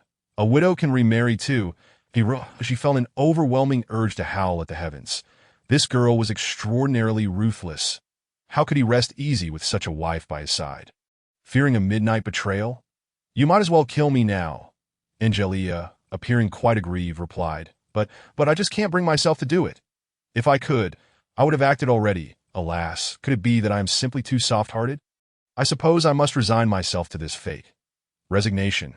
Surely I am not that pitiful. He glanced at her incredulously. Who could argue otherwise? Just look at yourself. You are utterly unremarkable, neither short nor tall, with a few extra pounds to boot. Yet the instruments reveal you to be nothing more than a decorative pillow, and your demeanor and poise suggest you hail from no notable lineage, correct? Even more unfortunate is your amnesia. Who knows whether it has caused a decline in your intellect or cognitive function? Hiruaji sighed, glancing at himself. Surely he was not that terrible. Yet, despite his shortcomings, there was still one redeeming quality. I have a redeeming quality? Hiruaji's eyes widened, eager to hear Angelia's next words. The young girl nodded vigorously, blissfully unaware that her candid remarks had deeply wounded Hiruaji's heart. With innocent sincerity, she declared, When I am with you, I feel no need to wear a mask, unlike when I am with my brother or Uncle Taugus, where I must feign fragility and grace, relying on them to handle everything for me. as if I have no hands or feet, incapable of even the simplest tasks. Therefore, even if only for this single virtue, I have decided to make you my husband. What do you think, Xiaoji? Aren't you delighted? Yes, I am utterly thrilled. Thank you for your benevolence. What is this? Your face clearly conveys I am unwilling. How disheartening. Some things are better left unsaid, even when apparent. How vexing. Had I known, I would have preferred to kill you. It is not too late. Come now, I assure you I shall remain utterly still this time. Chapter 10. The panicked return of Taugus and the others left Angelia utterly astounded. Had the sandstone battle lizards emerged, or was there another explanation for their disarray? Taugus forced a smile. If it were merely a dozen sandstone battle lizards that had befallen them, it would be one thing. But the true nature of their adversary was, in truth, they were entirely unaware of what they faced. Some knights claimed it was an enemy faction's mech knights, while others countered that such designs had never existed, suggesting it was a local mysterious beast. Taugus recalled the booming roar that echoed in his mind, like a divine presence descending, rendering him powerless. He had no choice but to announce their retreat. The battleship took off in a frenzy, heading back towards the Tianning star domain. With a journey of half a month ahead, Angelia seized the opportunity to propose training Xiaoji, insisting that he must not disgrace himself. After departing from the Sandstar, Taugus visibly relaxed, nodding in understanding. Of course, Mississippi Xiaoji is to be your future husband. We must ensure his debut is not marred by impropriety. The first order of business was etiquette training, encompassing the formalities of a clan leader's reception and dining etiquette. Xiaoji, my sister may seem rather fierce, and when you meet her, there will surely be many others present, so you must not be afraid. All right, gather your spirits. Ji feigned indifference, casting a fierce glare at the young girl. Yet Angelia remained blissfully innocent, leaving him uncertain whether she was feigning ignorance or genuinely naive. Now pretend you are meeting my sister. Look, there are reporters all around, and the flashbulbs are going off. Come, let us shake hands. The young girl earnestly acted out the scene, extending her delicate hand towards Iru. Quickly shake it. Hiruoji felt as though he were a puppet being manipulated by a bone. Hiruoji let out a cold snort, and an undeniable air of arrogance surged through him.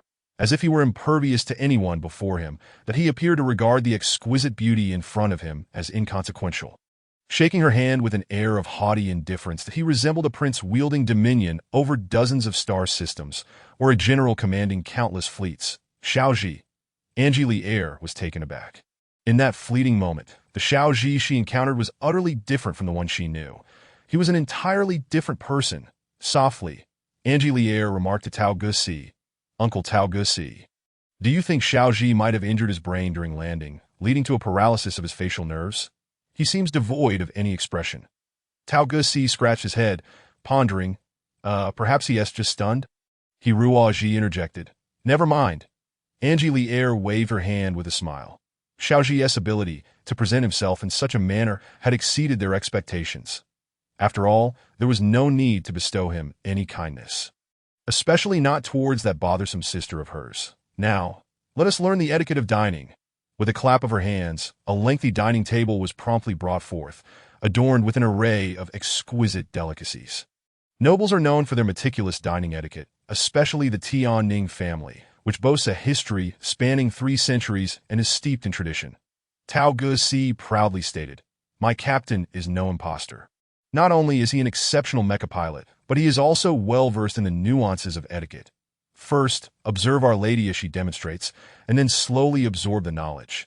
Angelia Air, feeling a tad embarrassed, lowered her gaze and stuck out her tongue. Xiaoji is only observing to learn.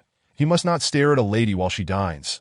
She continued, you see, the knife and fork should be held like this. And the order of the meal is, before she could finish, Hiruoji had elegantly arranged his napkin and skillfully grasped his knife and fork. After all, having subsisted on raw food for over 2 months, even the tastiest of sand mice could not withstand such a diet that on board this vessel. Due to the presence of the distinguished Taugus and Angelia Air, the chef was specially appointed and possessed remarkable culinary skills. The aroma wafting from the dishes was enough to make one swoon with delight, but Hiruoji, already salivating, paid no heed to any instructional discourse. Even in the depths of hunger, Hiroji maintained the demeanor of a true noble from millennia past. The etiquette lessons in the shadowy abyss were far from simple. A moment's inattention could result in a sharp reprimand from the instructor. Having endured a year of hardship, Hiroji was certainly not inclined to forget such decorum. His hands flew gracefully, movements swift yet silent, the knife and fork never clashing. Food rapidly disappeared from his plate, yet it felt as though he dined within a perfectly timed rhythm, while others merely consumed at a leisurely pace. Observing Hiroji's dining was a spectacle, as the elegance of an ancient noble left all in awe. Angie Lier furrowed her brow and whispered to Tao Gusi, "Uncle, why does Xiaoji's dining posture seem so peculiar? It looks rather uncomfortable." Tao Gusi mused, "I suspect he may have spent time on a half-orc mining planet, which has led him to adopt a rather crude dining style akin to theirs. Just imagine, oh dear, if he were to display such manners at a grand banquet, it would surely tarnish your reputation. Then do you think there is hope for him?"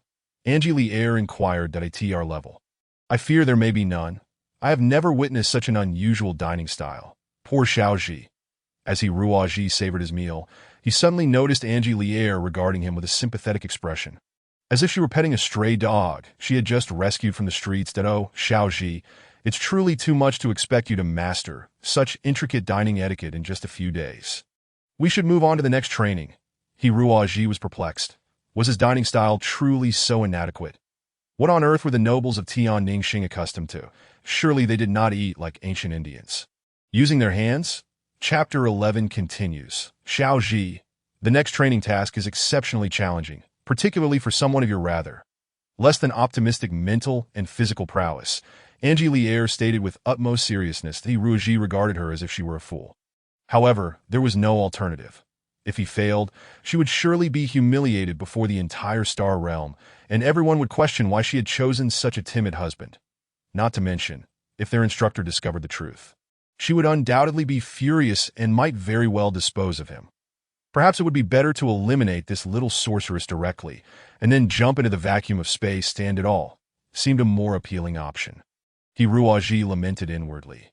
Thus, regardless of how difficult, painful, or frustrating you find it, you must persist, the young lady declared, her hands clasped together, her eyes shimmering with fervor. He could only nod. "All right, what exactly is this exceptionally arduous and challenging training?"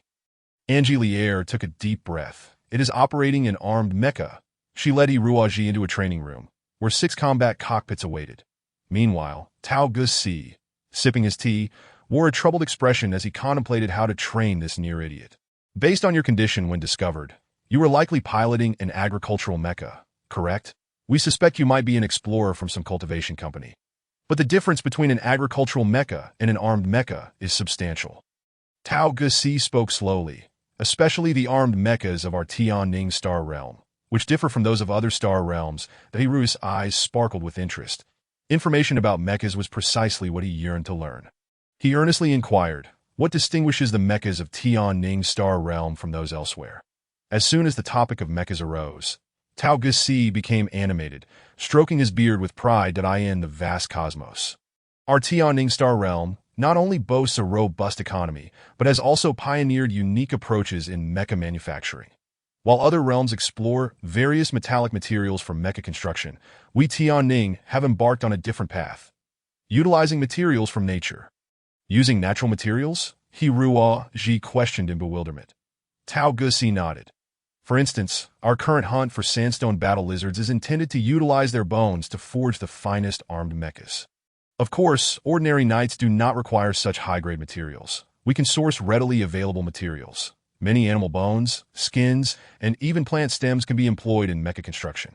Yet, would not using biological materials compromise their strength in intense mecha combat?" A gleam sparkled in Tao Gusi's eyes. "You have hit the nail on the head.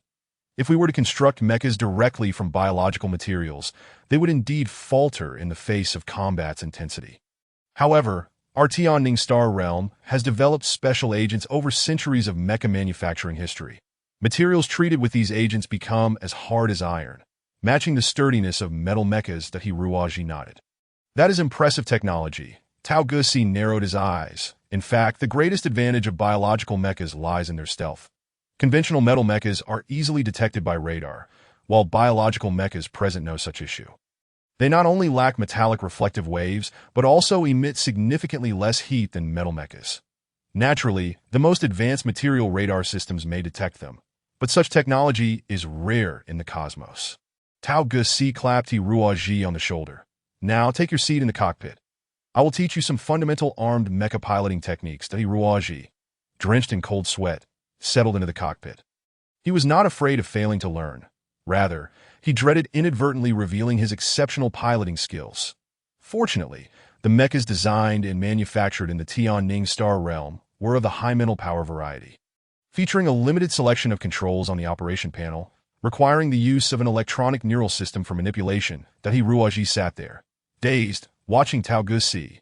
After a moment of scratching his head in thought, Tao Gusi suddenly exclaimed, "Eureka! 12 years ago, we designed a psychic-assisted mecha specifically for young nobles to practice piloting. Why don't you try that one?" Tao Gusi retrieved a mecha named Fat Fish from the database.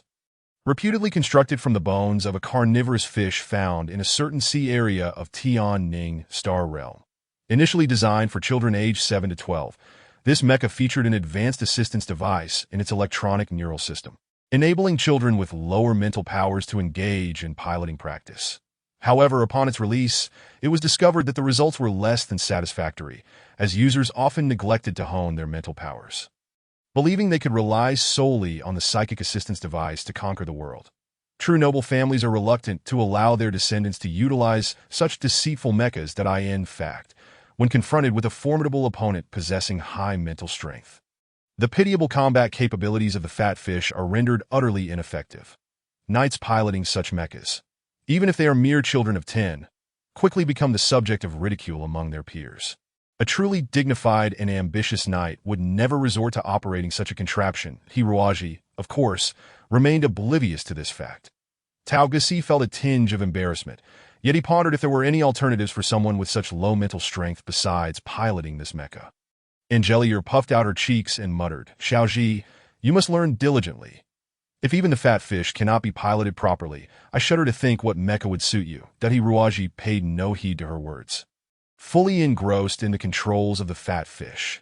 Although it was a rather rudimentary mecha, its construction from biological skeletal materials was vastly different from the mechas he had previously encountered.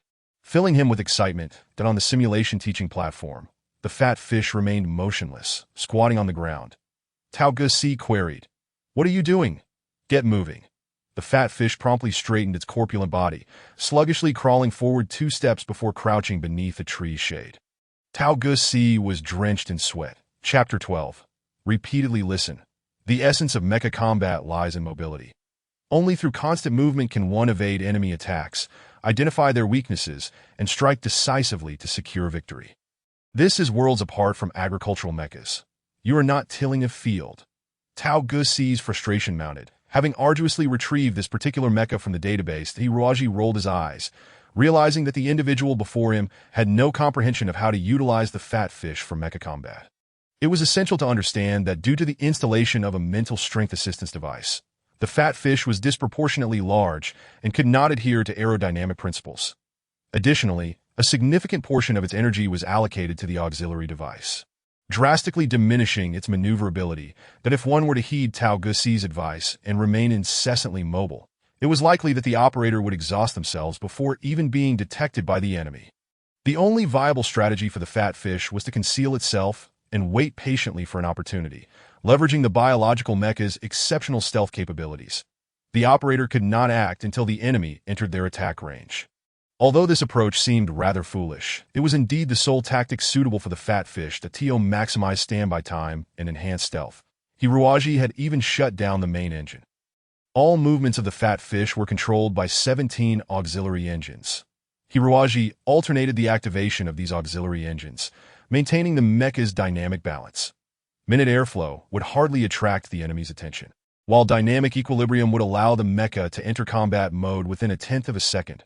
As swift as a rabbit in motion, as still as a maiden at rest, this was the Fat Fish's only chance. If he were to engage Tao Gusi in a one-on-one contest, Ruaji harbored confidence in ultimately prevailing. However, at present, Angelier abruptly yanked Ruaji from the cockpit, exclaiming in exasperation and confusion, "Why are you sitting still?" Hiruaji gazed at the ceiling, responding slowly. Moving would merely present a target to the enemy. I do not see the necessity. Are you then prepared to await your demise here? Hiruaji shook his head. If the enemy approaches me, I will retaliate. Retaliate? Angelier scoffed. You have no understanding of the fat fish's capabilities, that if you activate its main engine and enter combat mode, the enemy can detect your presence from 2 kilometers away using thermal radar. Conversely, if you do not activate the main engine, it will take at least 3 seconds for you to enter attack mode once the enemy is within range. 3 seconds during which they could obliterate you 1,000 times over. Hiruaji recognized that even if he explained his combat strategy to her, Angelier would remain skeptical. It was inconceivable that anyone could maintain a colossal mecha weighing several tons solely through the alternating propulsion of auxiliary engines. Except for himself. Hiruaji shrugged nonchalantly. Then I shall wait for death. At least I can prolong my existence a little longer. Angelier was incensed, realizing that her future husband was not only a fool, but also a coward terrified of death. Are you truly so afraid of dying? She chided. What is there to fear in death? Once dead, one knows nothing. Hiruaji sighed, a hint of melancholy in his voice. Death is indeed a frightful thing. The existence of life is so beautiful that even an additional second of it is worth striving to attain. This declaration struck Angelier as utterly shameless. It seems you are indeed unworthy of being a Mecha Knight. She said glumly. How can a Mecha Knight fear for their life? Hiruaji murmured, if we do not understand the beauty of life, why then do we fight? Angelier, however, did not catch this remark and turned to Tao Gusi in disappointment. Uncle, what should I do now? Tao Gusi leaned in close to Angelier and whispered, Miss, if you wish, we could pretend we saw nothing, met no one, and that nothing transpired. After all, this is our ship. Everything can be handled discreetly. Angelier replied silently. How could I engage in such a cruel act? Tao Gusi smiled. I have always known that your heart is the kindest. And if this were to occur, upon our return to Tianning Star, the governor would likely arrange for you to be wed to the sons of the saints to serve as a tool for political alliance. Angelier sighed. I followed you here precisely to escape my sister's control, that I never anticipated encountering such a person. Tao Gusi comforted her, Miss, if you set aside your ambitions for fame and fortune. This choice of husband may not be so bad after all. There are countless individuals in the universe who cannot pilot mechas. Many distinguished politicians and scholars are merely unarmed scholars, yet they still lead illustrious lives. Do you believe Xiaoji is such a person? Uncle, you are truly annoying. Just humor me. Tao Gusi scratched his head awkwardly. How about this? We teach him some theoretical knowledge. Actual piloting skills may be lacking. But if he can grasp some theory, even if it is merely theoretical knowledge, it would be beneficial. That Angelier's eyes lit up, and she nodded. Indeed, low mental strength is innate, but if he is willing to learn, that would be commendable. Tao Gusi considered for a moment, then promptly retrieved some information from the ship's main control computer, transferring it to an electronic reader, which he handed to Hiruaji. Since your interests do not lie in piloting armed mechas, we cannot force you. However, as our realm is founded on mechas, you should possess some understanding of this subject. Here are some texts for you to peruse. It would be best if you mastered them swiftly. Tao Gusi stated earnestly that Hiruaji accepted the materials, his eyes brightening as he read the titles. Introduction to Biological Mecha Manipulation, Advanced Mecha Piloting Techniques. Tactics for Small-Scale Formation Engagements. These were all exceedingly advanced textbooks, containing not only high-level piloting techniques, but also numerous case studies for mid-level commanders. Such resources were previously inaccessible to Hiruaji. Though he had honed considerable skills through relentless practical experience, his lack of theoretical knowledge remained a significant weakness. Furthermore, he had no one to teach him the intricacies of mecha formation command. The mecha battles between the church's crusaders and heretics had left Hiruaji in awe, igniting a profound interest in mecha formation tactics. Little did he expect that a treasure trove lay before him today. In Tao Gusi and Angelier's minds, they were utterly unaware of the repercussions of entrusting this wealth of knowledge to Hiruaji, as they perceived him merely as an outsider to the realm of mechas. An outsider, no matter how many theoretical books they perused, could never truly grasp the essence within. These texts were the compilation of numerous accomplished predecessors over the past 200 years in Tianning Star, far beyond the mundane mecha textbooks found elsewhere. Some were even accessible only to nobles like Angelier, underscoring the immense cost they incurred to elevate Hiruaji's status. Angelier clasped her hands and bowed deeply to Hiruaji. Her voice imbued with a plea. Xiaoji, I implore you to comprehend these concepts. At the very least, memorize some of them. Otherwise, we shall be utterly embarrassed. Hiruaji pondered. I will do my best, Angelier beamed, encircling Hiruaji's neck and whispering in his ear. That's wonderful. Xiaoji, you must strive hard. Then lowering her voice, she nibbled on his ear. If you cannot even manage to memorize them, I will have no choice but to sacrifice my ladylike demeanor and have Uncle Tao Gussi eliminate you. Hiruaji broke out in a cold sweat. Tao Gussi sighed nearby. The miss is truly innocent and kind-hearted, remaining so devoted to such a wretch, pouring her heart and soul into educating him. Truly a saint descended from the heavens. In the dim confines of the room, Hiruaji fixated intently on the electronic book reader, voraciously absorbing the essence of 2 centuries' worth of accumulated knowledge from his predecessors at Tian Ningxing. His pace in perusing the tomes on mecha techniques was remarkably swift. Many of the queries he encountered were issues he had already faced in practice, and he was merely seeking to integrate the theoretical aspects into a cohesive understanding. To illustrate, the practical experiences stored within Hiruaji's mind sparkled like a collection of exquisite gems, while the theoretical text served as a thread, stringing together all these gems into a coherent narrative. However, when it came to the subject of mecha tactical command, his reading slowed considerably. Yet, this was a learning process he relished, as much of the knowledge was entirely new to him. After more than 2 hours of immersion, Hiruaji reluctantly lifted his gaze from the vast sea of literature, letting out a long sigh. Though his physical presence remained in the modest confines of his chamber, his spirit soared into the boundless expanse of the cosmos. Before him, countless warships and mechas seemed to be arrayed in intricate formations, engaging in various combat scenarios, sometimes in pairs, at other times in chaotic melee, and even in grand battles involving thousands of mechas. It was truly a spectacle that ignited the imagination. Chapter 13. The virtual battle throughout the entire night. Hiruaji remained awake, as the theories of mecha formation combat unfurled before him like a newly opened door. Each word and sentence bore distinct significance, compelling him to ponder deeply. That he managed to read 4 volumes on mecha piloting in merely an hour, yet he spent a staggering 9.5 hours on a single volume concerning mecha formation tactics. And he had barely traversed half of it. It was utterly captivating.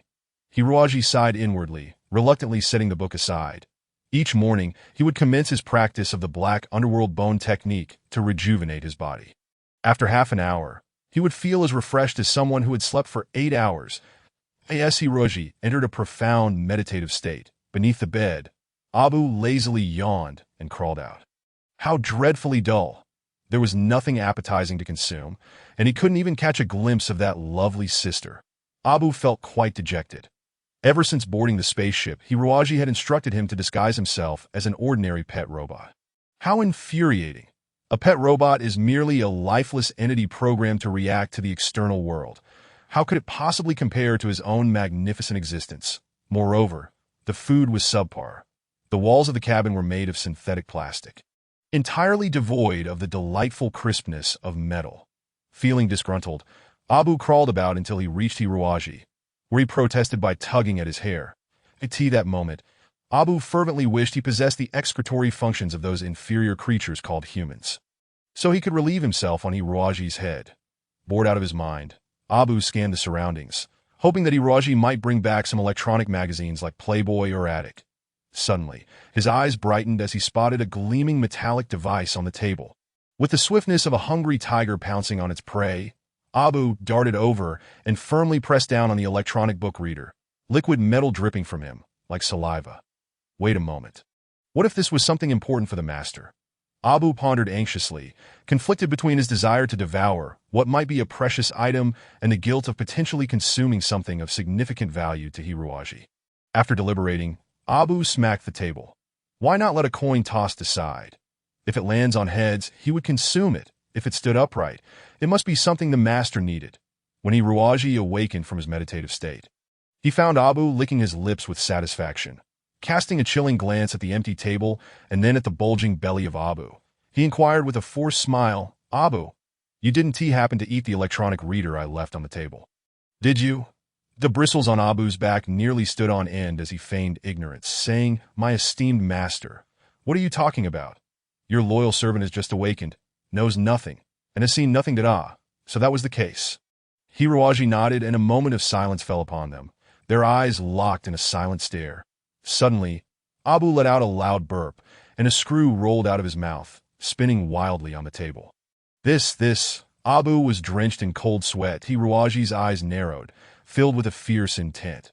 "You gluttonous wretch!" He seized the plump crocodile by the neck, hoisting the creature like a cat, shaking him vigorously. "That was a crucial item.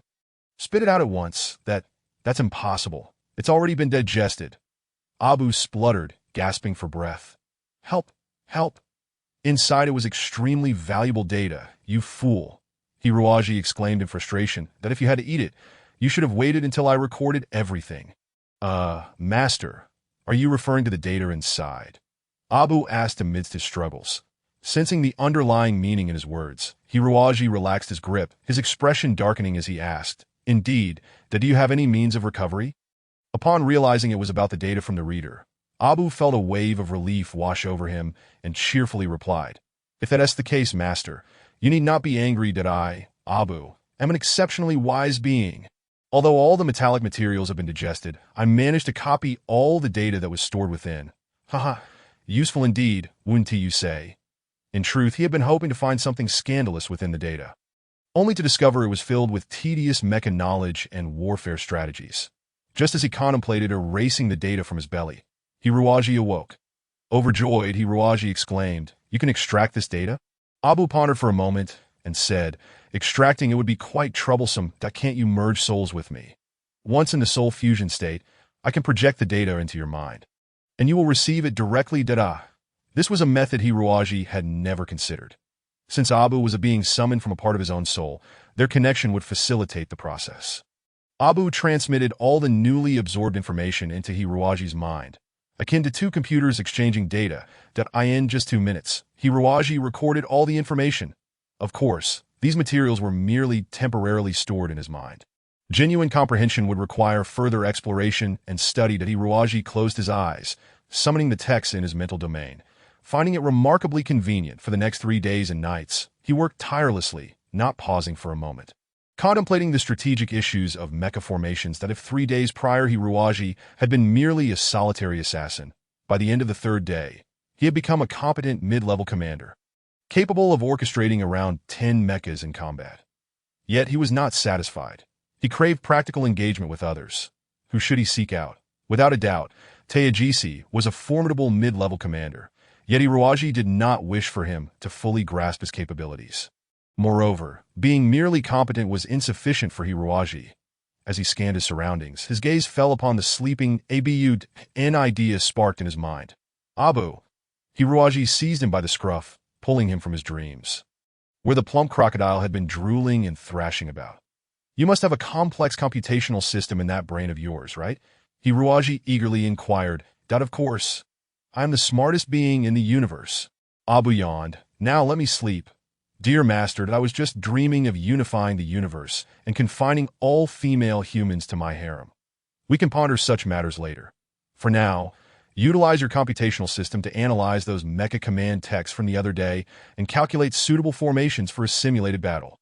"Surely you jest, master," Abu lamented, his voice tinged with boredom. Hiruaji grinned wickedly. "Listen, if you cannot master mecha combat, how can you hope to unify the universe and gather all the female humans?" Abu's eyes sparkled with inspiration. "Indeed, master, you are truly brilliant. I admire you greatly." With that, he leaped down and puffed out his cheeks, beginning his calculations. The brainworm was inherently an intelligent creature, and after merging with mechanical components and absorbing part of the program from the celestial angel of the Holy See, Abu's programming was exceptionally advanced. After several hours of computation, Abu had assimilated all the information provided by Teijisi, moving at a pace far superior to Hiruaji's. The two entered a state of soul fusion once more. And this time Hiruaji envisioned a virtual cosmic star map in his mind, each controlling 10 mechas as they commenced their first formation command battle. Initially, both were a bit flustered, too preoccupied with maneuvering their own mechas to focus on commanding their squad. Abu was certainly no match for Hiruaji, who swiftly dispatched him with a few deft moves. Abu cried out, "Cheating." We clearly agreed this was a competition of command skills. Hiruaji blushed slightly and chuckled. "You are right, let us do it again." Thus, the second match commenced. After an entire night filled with over 600 imagined confrontations, Hiruaji's prowess in mech command had significantly improved. Initially, he was no match for Abu, who could optimize strategies through programming to determine the best way to counter Hiruaji. When facing a computer, the human brain is always at a disadvantage in terms of performance. However, the human mind possesses a unique capability that computers can never replicate: imagination. Confronted with Abu's textbook perfect formations, Hiruaji had no choice but to adopt various unexpected and bizarre tactics. His commanded forces seemed to flit about like phantoms by the time the enemy noticed them. Their magnetic blades had often already pierced the foe's chests. Out of 10 battles, Hiruaji lost 8, yet astonishingly triumphed in 2. Chapter 14. The 5-Star Domains. Abu could not fathom. "Master, these tactics and strategies in my mind are the result of centuries of research by the most exceptional commanders of the Tianning Star Mecha Corps, refined by my optimization. How could you, having only studied for 2 days, possibly defeat me?"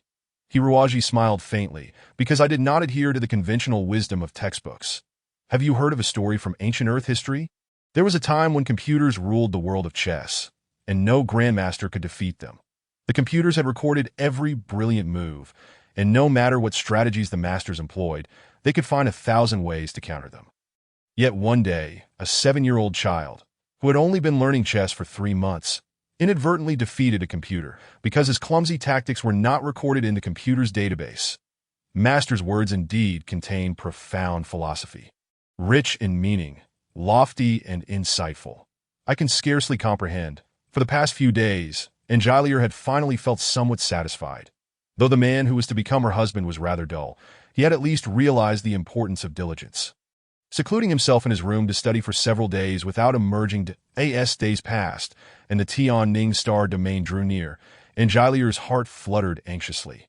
That evening, she knocked on Hiruaji's door, intending to discuss the planetary rules with him once more. Upon opening the door, she was taken aback that Hiruaji lay sprawled on the bed, ungracefully asleep with his limbs splayed, a plump pet alligator resting on his feet.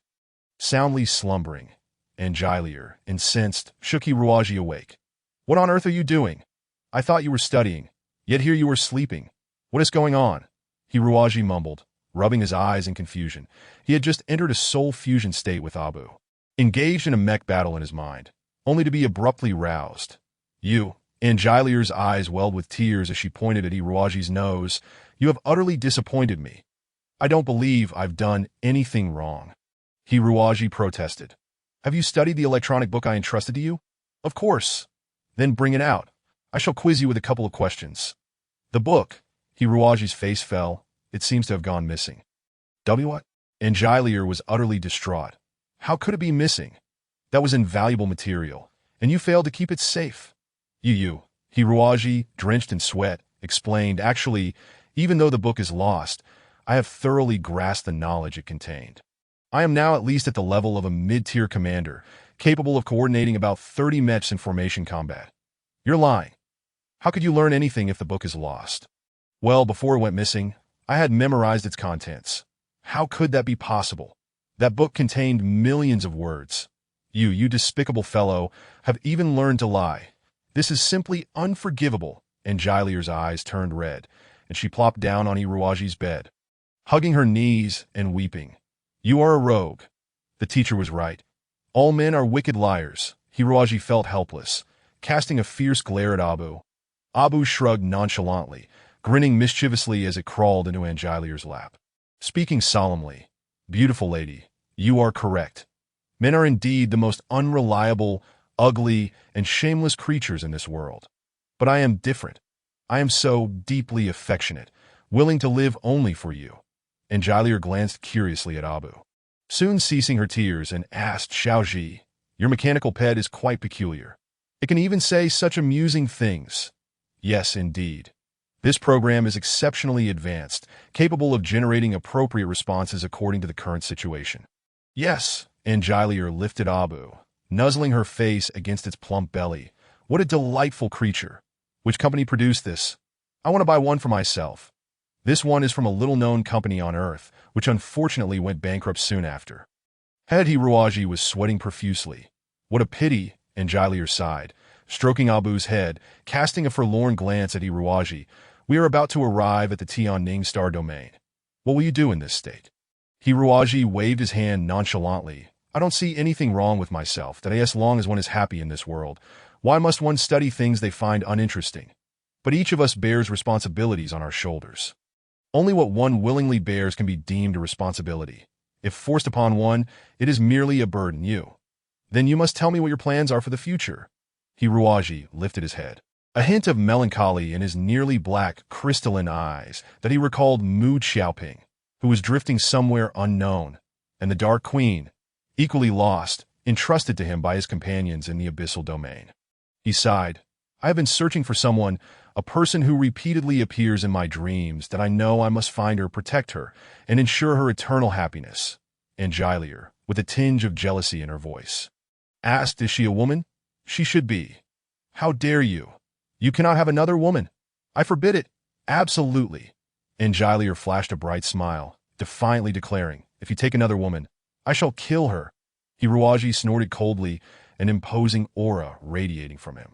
Enjilier froze, feeling as if she were firmly locked in place. Unable to escape, that it was as if the person before her was not a helpless fool, but an unparalleled sovereign. What do you want? Enjilier instinctively crossed her arms. To Hiruaji spoke softly. Some matters are not to be trifled with. Do you understand? Enjilier nodded involuntarily, her voice trembling as she replied, I understand. But what about me? Will you not protect me too? Hiruaji paused, chuckling wryly. You are so formidable. What need do you have for protection? Enjilier huffed, lowering her head. The teacher said women must protect themselves, but I always want a man to protect me. I know you probably cannot protect me now, but if one day you become the king of the universe, possessing enough power, will you protect me then? Hiruaji nodded slowly. If you refrain from being so willful and threatening to kill people at every turn, then of course I will protect you. Enjilier burst into laughter. I am not willful at all. Uncle Teages and the others say I am particularly ladylike. That is because you wear a mask in front of them. Only in front of me do you reveal your true self. Hiruaji bluntly exposed. Enjilier showed no sign of embarrassment, instead smiling sweetly as she settled on Hiruaji's lap, tapping his forehead and saying, See, this proves I have not deceived you at all, revealing my true self before you. Isn't that right? Hiruaji was momentarily speechless, with just one day until they arrived at Tianning Star. Hiruaji had donned the unique silk attire of the Tianning Star, as instructed by Engilia.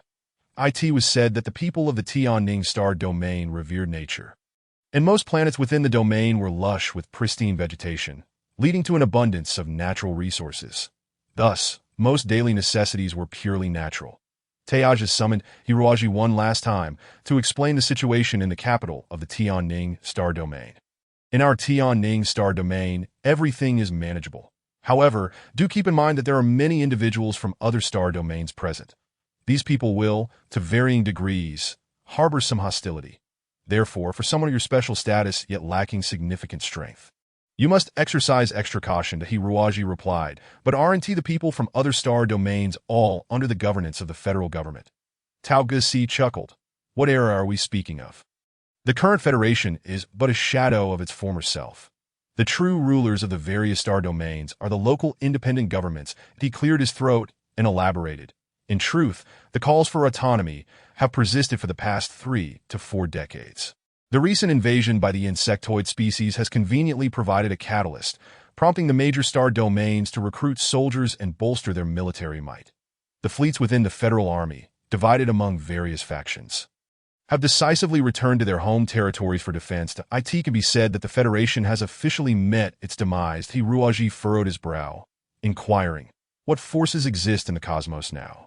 Tao Gusi replied with pride. Broadly speaking, the universe is currently delineated into 5 major star domains. First and foremost is our Tianning star domain. Although our technological prowess may not be the most advanced, the synergy between technology and nature is exceptionally well executed, giving rise to our unique biomechanical technology, which stands unrivaled. Tianning is also self-sufficient, capable of withstanding external invasions, that he continued. Next is the Holy Star domain controlled by the Church. Upon hearing the term Holy Domain, Ruaji's ears perked up.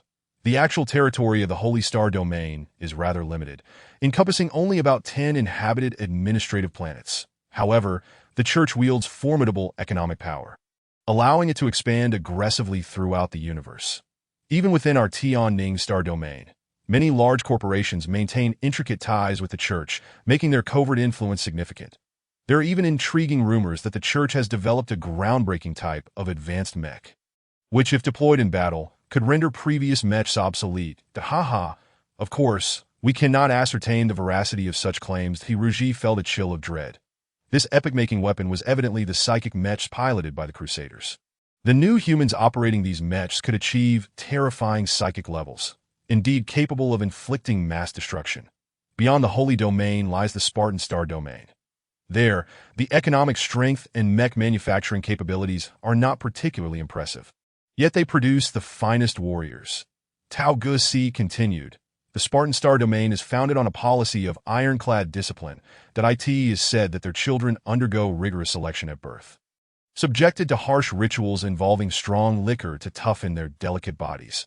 Those who cannot endure are mercilessly discarded. As they grow, Spartan children face unimaginable hardships, including brutal trials where they fight to the death until only one remains. The youths forged through such methods are bloodthirsty and warlike, making the Spartan Guard a force that can instill fear throughout the cosmos. Despite their low economic standing and small population, Ruaji could not help but ask, what do they rely on for survival? Tao Gusi chuckled. Some Spartans become mercenaries or serve in government militaries, while others descend into the realm of space piracy. They are both the finest soldiers and the most fearsome thieves. However, there is no need to worry about conflicts of interest between Spartan mercenaries and pirates. They are a proud people who hold martial honor in high regard, showing no sympathy even towards their own kin on the battlefield. Ruaji sighed, clenching his fists. He was eager to witness these beastly warriors. Tao Gusi gently tapped the table, saying, between our Tianning star domain and the Earth sphere lies the Seton star domain. This is a realm of highly advanced mechanical technology, where the 3 known planets have been transformed into semi-mechanical domains by the Seton people. Their technological prowess is the most advanced in the universe, having produced countless excellent mechs, even merging their own bodies with machinery in a bid to create a new form of life. Chapter 15. A second husband? Ruaji exclaimed. Can those who merge with machines still be considered human? Tao Gusi sighed. During the era of the Federation, as the Seton people possessed unparalleled mech manufacturing technology, others relied on them, rendering this question somewhat nebulous. Now that the Federation has effectively fractured, addressing this matter has become quite challenging. Perhaps one day, it may ignite a racial war, Ruaji queried. Does Tianning's technological strength not rival that of the Seton star domain? Tao Gusi paused before responding. It cannot be so simply compared. Our Tianning star domain pursues a path of developing biological technologies, fostering harmony between humanity and nature in the realm of biomechanical technology. The Seton do not surpass us. Implicitly, aside from biomechanical technology, the Seton are indeed somewhat stronger in traditional metallic mechs. Seeing Ruaji's slight disappointment, Tao Gusi scoffed. That strength is not solely due to their own merit. They stumbled upon the remnants of another advanced intelligent species during their cosmic adventures. These remnants belong to a race of mechanical beings whose technology far exceeds that of humanity. Even the remnants of their technology are sufficient for the Seton to dominate their domain. The spatial wrist devices we currently utilize are based on a technique called atomic space compression, left behind by the indigenous people of Seton. Understanding dawned on Ruaji.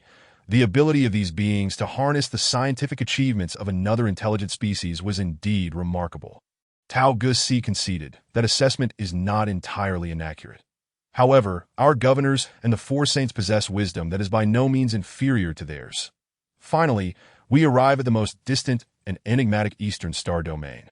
Inhabited by people akin to you, with yellow skin and black eyes, Eastern star domain. Ruaji was taken aback, believing that racial distinctions had long since faded in the current cosmos. Tao Gusi remarked, I am not well acquainted with the Eastern star domain. As it is an exceedingly insular territory, that it is said that its residents adhere to ancient customs, living in accordance with lifestyles from millennia past. Engaging neither in trade with outsiders nor contributing anything to the Federation, that Ruaji furrowed his brow, living as they did thousands of years ago. Their armed forces must be quite lacking. Tao Gusi shook his head. It is said that the inhabitants of the Eastern Star Domain utilize a very unique type of mech. Each one is a master of super martial arts, capable of executing splendid and dazzling mech combat techniques. Even the Spartan mech knights would not dare to underestimate these reclusive individuals. Are they akin to the warriors on Earth? Hiruaji asked excitedly. Earth? Tao Gusi scoffed. Earth is merely a minor asteroid, utterly insignificant in the contest among the 5 major star domains. The warriors of Earth may have preserved some primitive combat techniques, but they are not even in the same league as the super martial arts honed through centuries of real combat.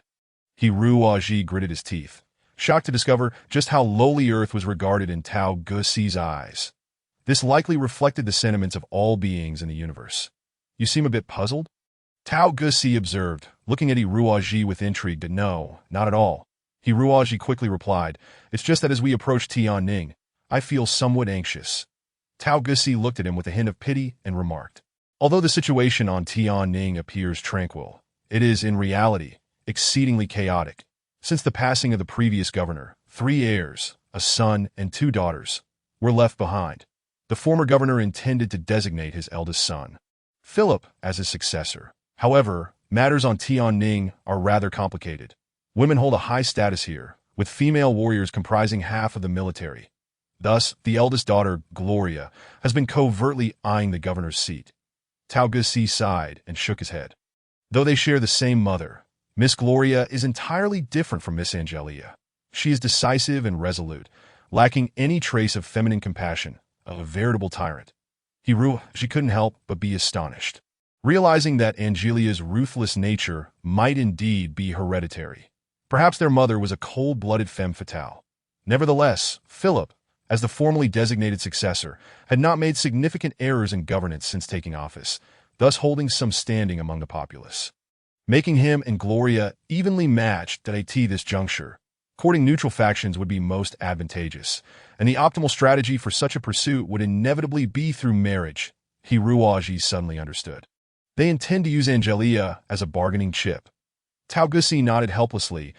It was then that Hiruaji realized why Angelia had spared his life that day. Marrying a worthless wretch was hardly an appealing prospect. Yet, being treated as an object for exchange, tied with a ribbon and passed around, was certainly preferable to being at the mercy of others. Tao Gusi sighed. If only Miss could find a husband skilled in martial arts, she might escape this fate. However, judging by your current state, I fear you may not even be able to preserve your own life, let alone that of Miss Angelia. Alas, whether it be the faction of Philip or that of Gloria, neither shall stand idly by as Ong Lyre becomes your bride.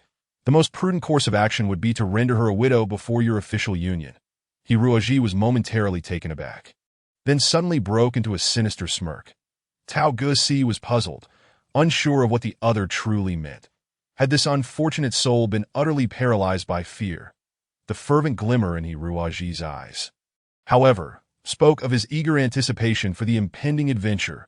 After a journey spanning over 10 days, they finally reached the principal planet of the Tianning star system, Tianning Xing. Upon entering the atmosphere, Hiruaji was met with an unprecedented shock.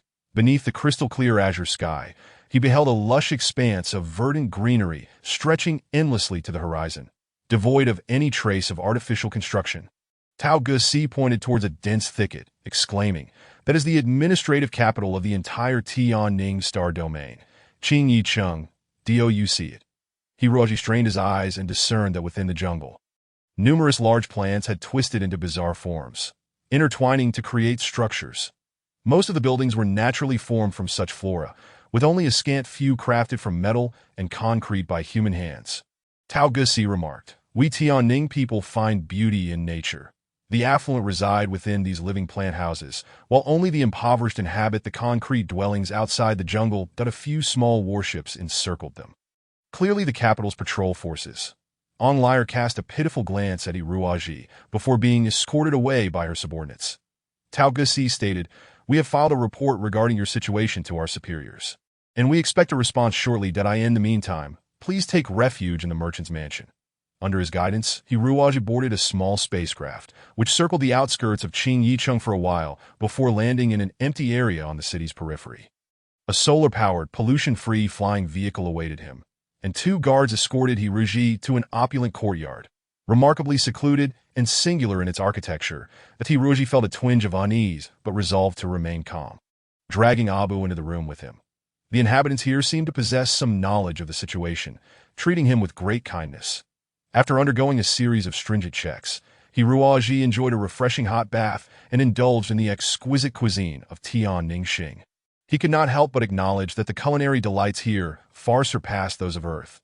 The vibrant array of dishes was overwhelming, leaving him bewildered as he savored each morsel, nearly biting his own tongue in delight. Never had he tasted such delectable fare. Tears welled in Hiruaji's eyes. Just as he was relishing his meal, a commotion erupted outside the door. Upon opening it, he was met by a group of 7 or 8 sullen-faced young warriors storming towards his room. At that moment, Hiruaji had just finished bathing, draped only in a towel, with a rib bone in hand, his expression one of childlike innocence and confusion. An utterly unfortunate sight. One young man with crimson hair pushed through the crowd, standing before Hiruaji with palpable fury, as if Hiruaji were the slayer of his father. Through clenched teeth, he coldly spat, "You are the one who hails from Shaxing." Hiruaji, still chewing on his delicacy, cautiously assessed the young man. This individual bore a grave countenance and donned lavish attire, suggesting he held significant status in Tian Ningxing. His movements were fluid and muscular. Yet at that moment of outrage, his hands remained unwavering, indicating an extraordinary level of self-control. He reminded Hiruaji of a creature, specifically a tiger. Hiruaji was bewildered as to when he had provoked such an adversary. Yet deep within, a desire for combat began to stir. Hiruaji coolly nodded in acknowledgement. The red-haired youth proclaimed with pride, "My name is Long Yun, and you must remember it, for I am destined to be Ong Liar's true husband." Chapter 16. The Challenge. Long Yun was seething with frustration. His father was one of the 4 holy envoys of Tian Ningxing, the Tian Long envoy, Long Zhan, a significant figure whom Governor Philip was eager to court. Although the 4 holy envoys nominally served under the governor, their actual status was exceedingly elevated. Some of the venerable envoys wielded even more formidable influence than the governor himself, that if the governor wished to solidify his reign. These envoys were indispensable allies. However, Long Yun's affection for Ong Liar was far from merely a political alliance. From the moment he first laid eyes on her at the tender age of 8, he had been enamored with the pure-hearted girl. To safeguard Ong Liar, Long Yun diligently honed his mecha skills, and he had now ascended to become one of the foremost young masters of Tian Ningxing, his prowess rivaling that of the 4 holy envoys. Even his father, Long Zhan, believed that given another 5 or 6 years of practical experience, he would become the strongest mecha knight in Tian Ningxing. Long Yun was immensely proud, considering himself an invincible king of beasts. Anything he desired in this world would undoubtedly fall within his grasp. Naturally, he was aware that Ong Liar was to hunt war lizards on Shaxing. He had assumed that the desolate planet was devoid of life, and that the crew from Tian Ningxing would not dare to provoke Ong Liar, hence anticipating no unforeseen complications. Little did he expect that a rogue would emerge along the way. Long Yun disdainfully scrutinized Hiruaji, dismissing him with a mere glance and scoffing. "This fellow is nothing but a feeble waste of flesh."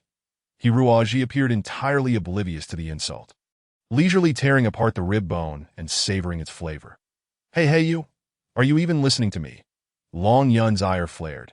Being born into a prestigious family and gifted with exceptional skills, he had never endured such humiliation. His companions stood in astonishment. This fool truly seemed unaware of the gravity of his situation. Finally finishing the rib, Hiruaji nodded at Long Yun and raised a banana with his other hand. "You scoundrel! I am speaking to you. Do not dare to harass Ong Liar. She is but an innocent child, so pure and kind." Ah, cough, cough. Upon hearing Ong Liar, how infuriating. The boss slipped on a banana peel that was carelessly left on the ground by that guy. A massive human-shaped crater emerged on the solid ground. All the force that Long Yun had intended to unleash upon Hiruaji was redirected onto himself, resulting in such a terrifying pit as he fell, causing him to lose consciousness. What on earth just transpired? Hiroaji appeared bewildered. How could Mr. Long Yun be lying here? The crowd fell silent. What had just occurred was that this extraordinarily fortunate fellow somehow survived Long Yun's attack in such an unbelievable manner. One onlooker exclaimed in disbelief, considering that our boss Long Yun has engaged in over 70 duels, always resolving them within a minute. Yet who would have thought? Long Yun's subordinates hurriedly lifted him up, looking utterly dazed as they lowered their heads and hastily departed. Watching their retreating figures, Hiroaji couldn't help but smile wryly. Abu, do you think it would have been better if I had let this guy give me a beating? If so, I might not have to marry that witch in Gilear, right? Abu squinted with delight, thoroughly enjoying various delicacies. Master S movements are so swift, I hardly caught a glimpse. That wasn't his swiftness. It was merely a slip of the hand. After a brief interlude, Hiroaji had already indulged in food and drink. After lounging in the room for a while, he yearned to venture out and experience the exotic allure of this alien planet. However, just as he reached the courtyard entrance, two guards politely stopped him, stating that, per higher orders for the sake of guest safety, he was not permitted to go outside. Dejected, Hiroaji returned to his room, where Abu suggested, "Master, why don't we engage in a virtual star battle instead?" Hiroaji shook his head. "Your tactical repertoire is rather limited. I have already devised all possible methods to defeat you. Continuing this would yield no further progress." Abu complained. "This cannot be blamed on me. The information contained in that Taugus electronic reader is simply too scant that I have put in considerable effort to compile these strategies." Suddenly, Hiroaji had a brilliant idea. "So if we input more data, you could devise more new strategies?" Certainly, that he pondered. Since Qingye City is the capital of the Tianning star domain, there must be numerous military libraries here. Perhaps we can find valuable resources there to enrich your database. Libraries? Abu's eyes turned into hearts that a delightful scene unfolded in its mind. Rows of neatly arranged bookshelves, with countless elegantly poised female students quietly perusing various texts. Master S' plan is indeed splendid. I like it. But look, surveillance cameras are installed in every corner of the room. Those fellows are monitoring us. Leave this to me. Abu extended a metallic filament from its body, sneaking through a gap in one of the cameras to infiltrate the surveillance system, transmitting a virtual image. For the next 3 hours, the monitors would repeatedly display this deceptive footage, creating the illusion that they remained inside the room.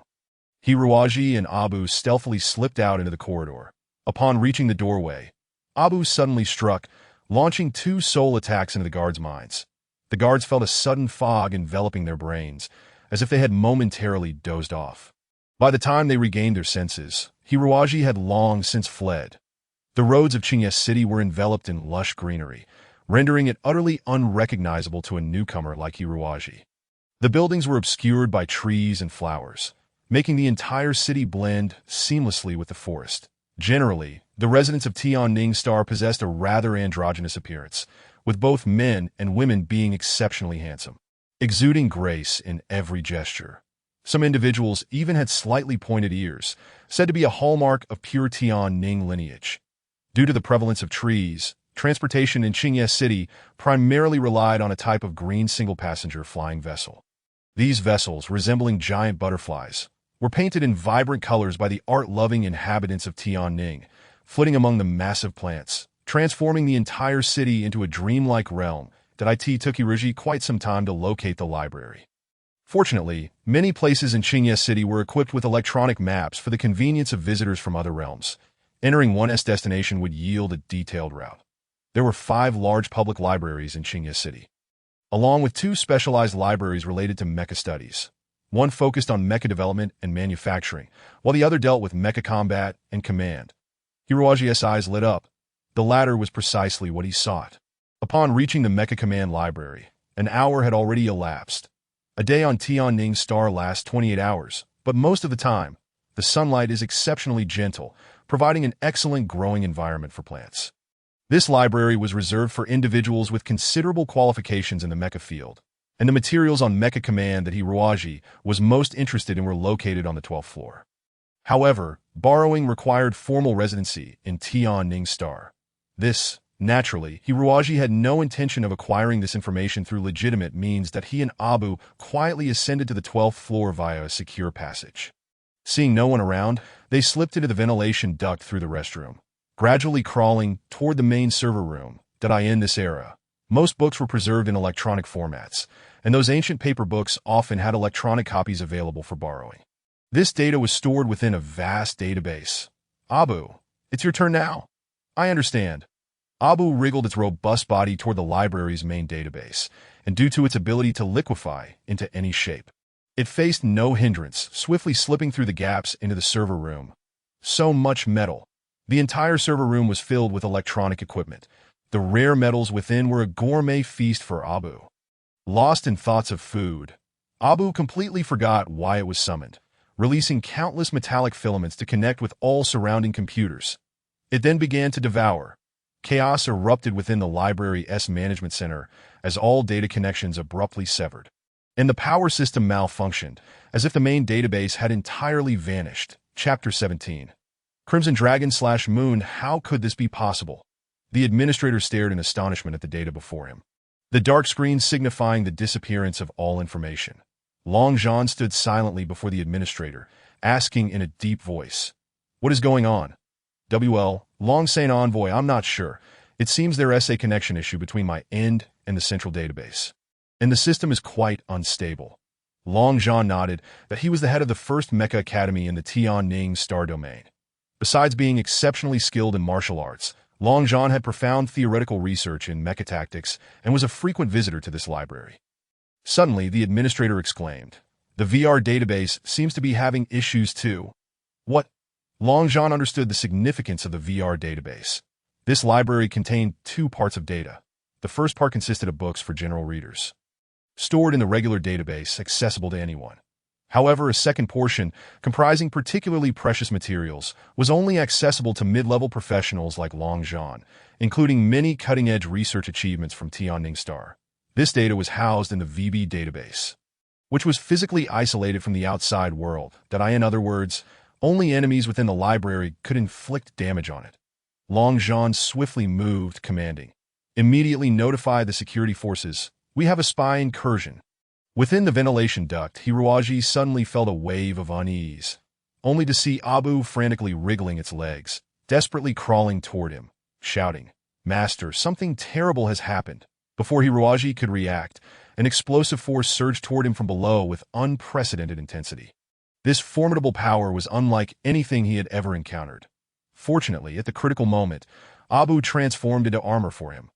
Otherwise, Hiruaji would have surely sustained serious injuries. "What have you done?" Hiruaji felt a chill run down his spine. The strength of the enemy before him was beyond anything he had ever seen. Perhaps only the paladin Mozart could rival him. "I merely consumed their entire computer database." Long John was nearly driven to fury. The extent of the damage to the database exceeded his imagination. Although the facility was designed to withstand the impact of high-energy weaponry, the enemy had somehow employed some peculiar method to internally sabotage the facility, nearly obliterating the entire database. Bastard! To be so humiliated before him, one of the four holy envoys. If word got out, he would have no place left to hide. Long John's eyes blazed with fury. Fixated on the opponent, who wore peculiar armor evidently possessing high defensive capabilities, the fact that his full-force strike had failed to inflict serious harm was utterly inconceivable. While he assessed the adversary, Hiruaji, too, was discreetly observing the enemy's appearance. Long John is a quintessential martial arts enthusiast, his body sculpted with bulging muscles, and his long hair tied back, revealing a visage of profound depth. Notably, his hands are disproportionately long, extending almost beyond his knees, and each hand is as large as a palm. It is evident that he possesses formidable techniques at his disposal. A worthy adversary. The fighting spirit within Hiruaji surged wildly, adopting a stance of desperate confrontation, only to turn and flee. He had no qualms about experiencing the opponent's prowess firsthand. However, the severe destruction caused by that scoundrel Abu in this area meant that the numerous security forces from Tianning Star would undoubtedly respond. Hiruaji had no desire to confront a throng of Tianning warriors here, nor did he wish for his identity to be revealed. Long John was momentarily taken aback. The overwhelming aura emanating from his opponent signaled that he too was a warrior of considerable stature. To his astonishment, the adversary fled in such a manner. In a flash of silver, that individual had already reached the wall's end, effortlessly punching a large hole through it before leaping down without hesitation. Long John could not allow him to escape so easily and followed suit, summoning his mech, Crimson Dragon Moon Slash. As he leaped from the 12th floor, a magnificent machine of dark red hue appeared in midair. Its propulsion system unleashing a powerful stream of flames, stabilizing its massive form point. One of the most advanced mechs in the entire Tianning star domain made its grand entrance. Crimson Dragon Moon Slash wielded a colossal super magnetic storm saber measuring 12 meters in length with one hand, while its other arm extended to a remarkable 20 meters, typically folded and concealed within its shoulder, the hand replaced entirely by a fearsome dragon's head. As soon as this mech emerged, Hiroaji sensed that the situation had taken a turn for the worse. Even with his limited knowledge, he could discern the formidable presence of his opponent. Moreover, Tao Gusi had previously briefed him about the strength of the 4 great envoys of the Tianning star domain while aboard the spaceship. Crimson Dragon Moon Slash was renowned as the most powerful mech among the 4 envoys' vehicles, perfectly complementing Long Zhan's incisive and decisive combat style. That it was said that no one had ever escaped his grasp after 10 moves. Most adversaries found themselves cleaved in two by his infamous magnetic storm weapon, Moon Slash, within mere moments of confrontation. Not to mention the concealed super weapon, Crimson Dragon, nestled within his left hand, capable of both ranged and close combat. Anyone ensnared by it had no hope of escape. Hiroaji silently cursed his ill fortune for encountering such a formidable foe today. Perhaps the best strategy would be to retreat, making a hasty exit. Fortunately, the dense foliage of Qingye City provided ample cover, and his smaller stature allowed him to evade immediate pursuit. He leaped nimbly among the branches, deliberately veering away from the hotel direction to take a wide detour. As the terrifying mech drew ever closer, Hiroaji's breath quickened, and at that moment, his wrists suddenly throbbed with intense pain. What is happening? A voice echoed in his mind. This fellow seems quite powerful. An ominous premonition washed over Hiroaji. Blackwing, don't stir trouble. I wonder which of us is stronger. This is a question for another time. You promise to stay put. I've been quite obedient for a long time. Just 3 minutes will suffice. The winds in the jungle suddenly shifted, and Long Zhan sensed an inexplicable pressure sweeping toward him, as the radar indicated a powerful energy fluctuation nearby. A flash of white light surged forth, the high-speed airflow whipping the surrounding leaves into a frenzy, accompanied by a chilling wail. Long Zhan barely had time to evade, as the white light grazed a narrow wound along the chest-to-shoulder area of Crimson Dragon Moon Slash before soaring upward, tracing a beautiful arc across the sky before plunging back into the dense forest. In that instant, Long Zhan retaliated with the left hand of Crimson Dragon Moon Slash. The left limb surged forward like a roaring dragon, plunging deep into the heart of the jungle, followed by a resounding explosion. After landing a hit, Long Zhan felt a momentary sense of relief. This adversary was undoubtedly the strongest opponent he had ever encountered. Managing to initiate an attack against the renowned Crimson Dragon Moon Slash and inflicting significant damage upon him. The material of the opponent's weapon was unknown, but it had nearly obliterated his sturdy chest armor. However, now that the enemy had endured his full-powered strike, they should have lost the ability to move. Right? He was mistaken. The trees parted on either side, revealing a grotesque, devilish mech ascending slowly. Although Crimson Dragon Moon Slash's left hand had inflicted considerable damage, it was far from incapacitating. A biological mech. Long Zhan's pupils constricted. The adversary's mech evidently employed a special product made from biological materials, a technology only the knights of the Tianning star domain could master. Could it be that the enemy was one of his own? Long Zhan discerned that this devilish biological mech was crafted with technology that rivaled his own Crimson Dragon Moon Slash, perhaps even surpassing it in intricacy. Who exactly was this foe? Governor Philip, Gloria, or? Long Zhan's fighting spirit waned slightly, replaced by a heavy cloud of doubt. Meanwhile, Hiroaji in the cockpit was also panting heavily. The power of a 4-envoy-level being was indeed formidable, capable of withstanding the full force of the bone-sized frontal assault while still having the strength to inflict such severe damage upon him. Are you satisfied now? Hiroaji replied tersely. Blackwing roared like a beast. What a remarkable opponent. This is exhilarating. Then let's proceed, but remember, you have 2 minutes left. Once engaged in battle, Hiruaji completely forgot about the notion of retreat, especially since it was impossible to order Black Wing to back down in its current state. He resolutely entered a soul fusion state and charged once more towards Long Zhan, infused with the soul of the battle lizard. The newly reborn Black Wing spirit became extraordinarily ferocious and bloodthirsty, its attacks increasingly aggressive and marked by moves that would lead to mutual destruction. In an instant, a storm of dark clouds enveloped Long Zhan entirely. Long Zhan quickly recognized that his opponent was undoubtedly a prodigy with exceptional mental fortitude. The control exhibited over the mech was remarkably intricate, with many combat maneuvers appearing as though the pilot had become one with the machine. Yet Long Zhan was utterly oblivious to the concept of retreat. He thrived in the heat of battle. The conflict between them was a true clash of titans, as the two mechs transformed into countless phantoms, wreaking havoc upon the surrounding vegetation. Wherever they fought, trees and flowers turned to ash. Had anyone been present to capture this scene, they would have had a perfect instructional video on mech combat without needing to edit a single frame. Boom! Black Wing's final, audacious strike finally brought a conclusion to this fierce battle. The bone scythe severed the energy transmission lines of Long Zhan's mech, rendering him incapable of high-speed movement. Yet the cost of this victory was steep. The entire head of his mech was obliterated by Long Zhan's left hand.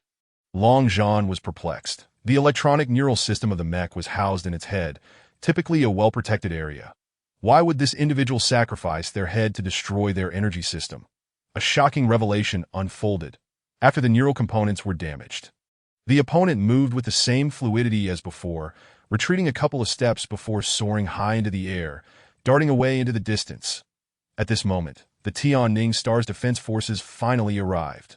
Long Zhan realized that the reason his enemy had paid such a heavy price to disable their energy system was simply to avoid entanglement with him and create an opportunity for escape.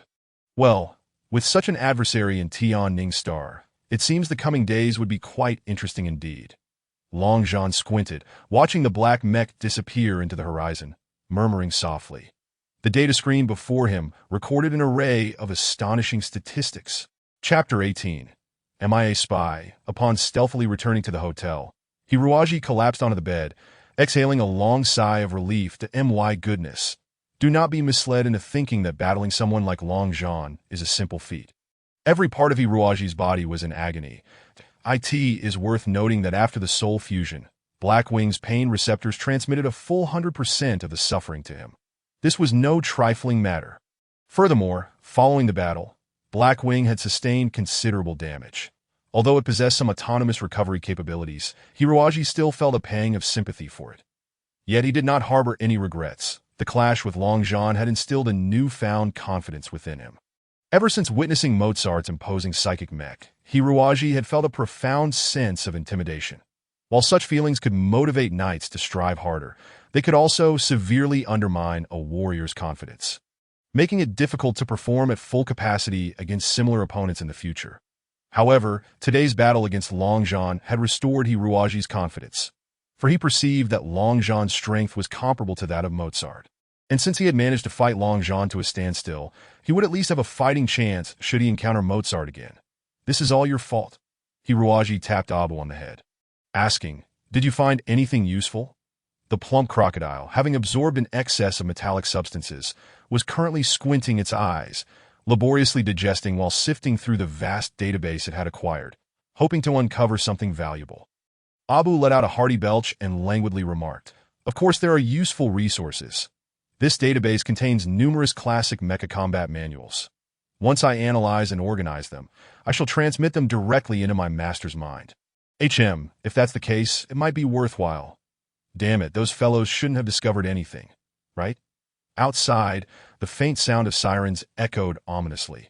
Before long, the corridor was filled with the sound of hurried footsteps, as if a large group of people were rushing towards them.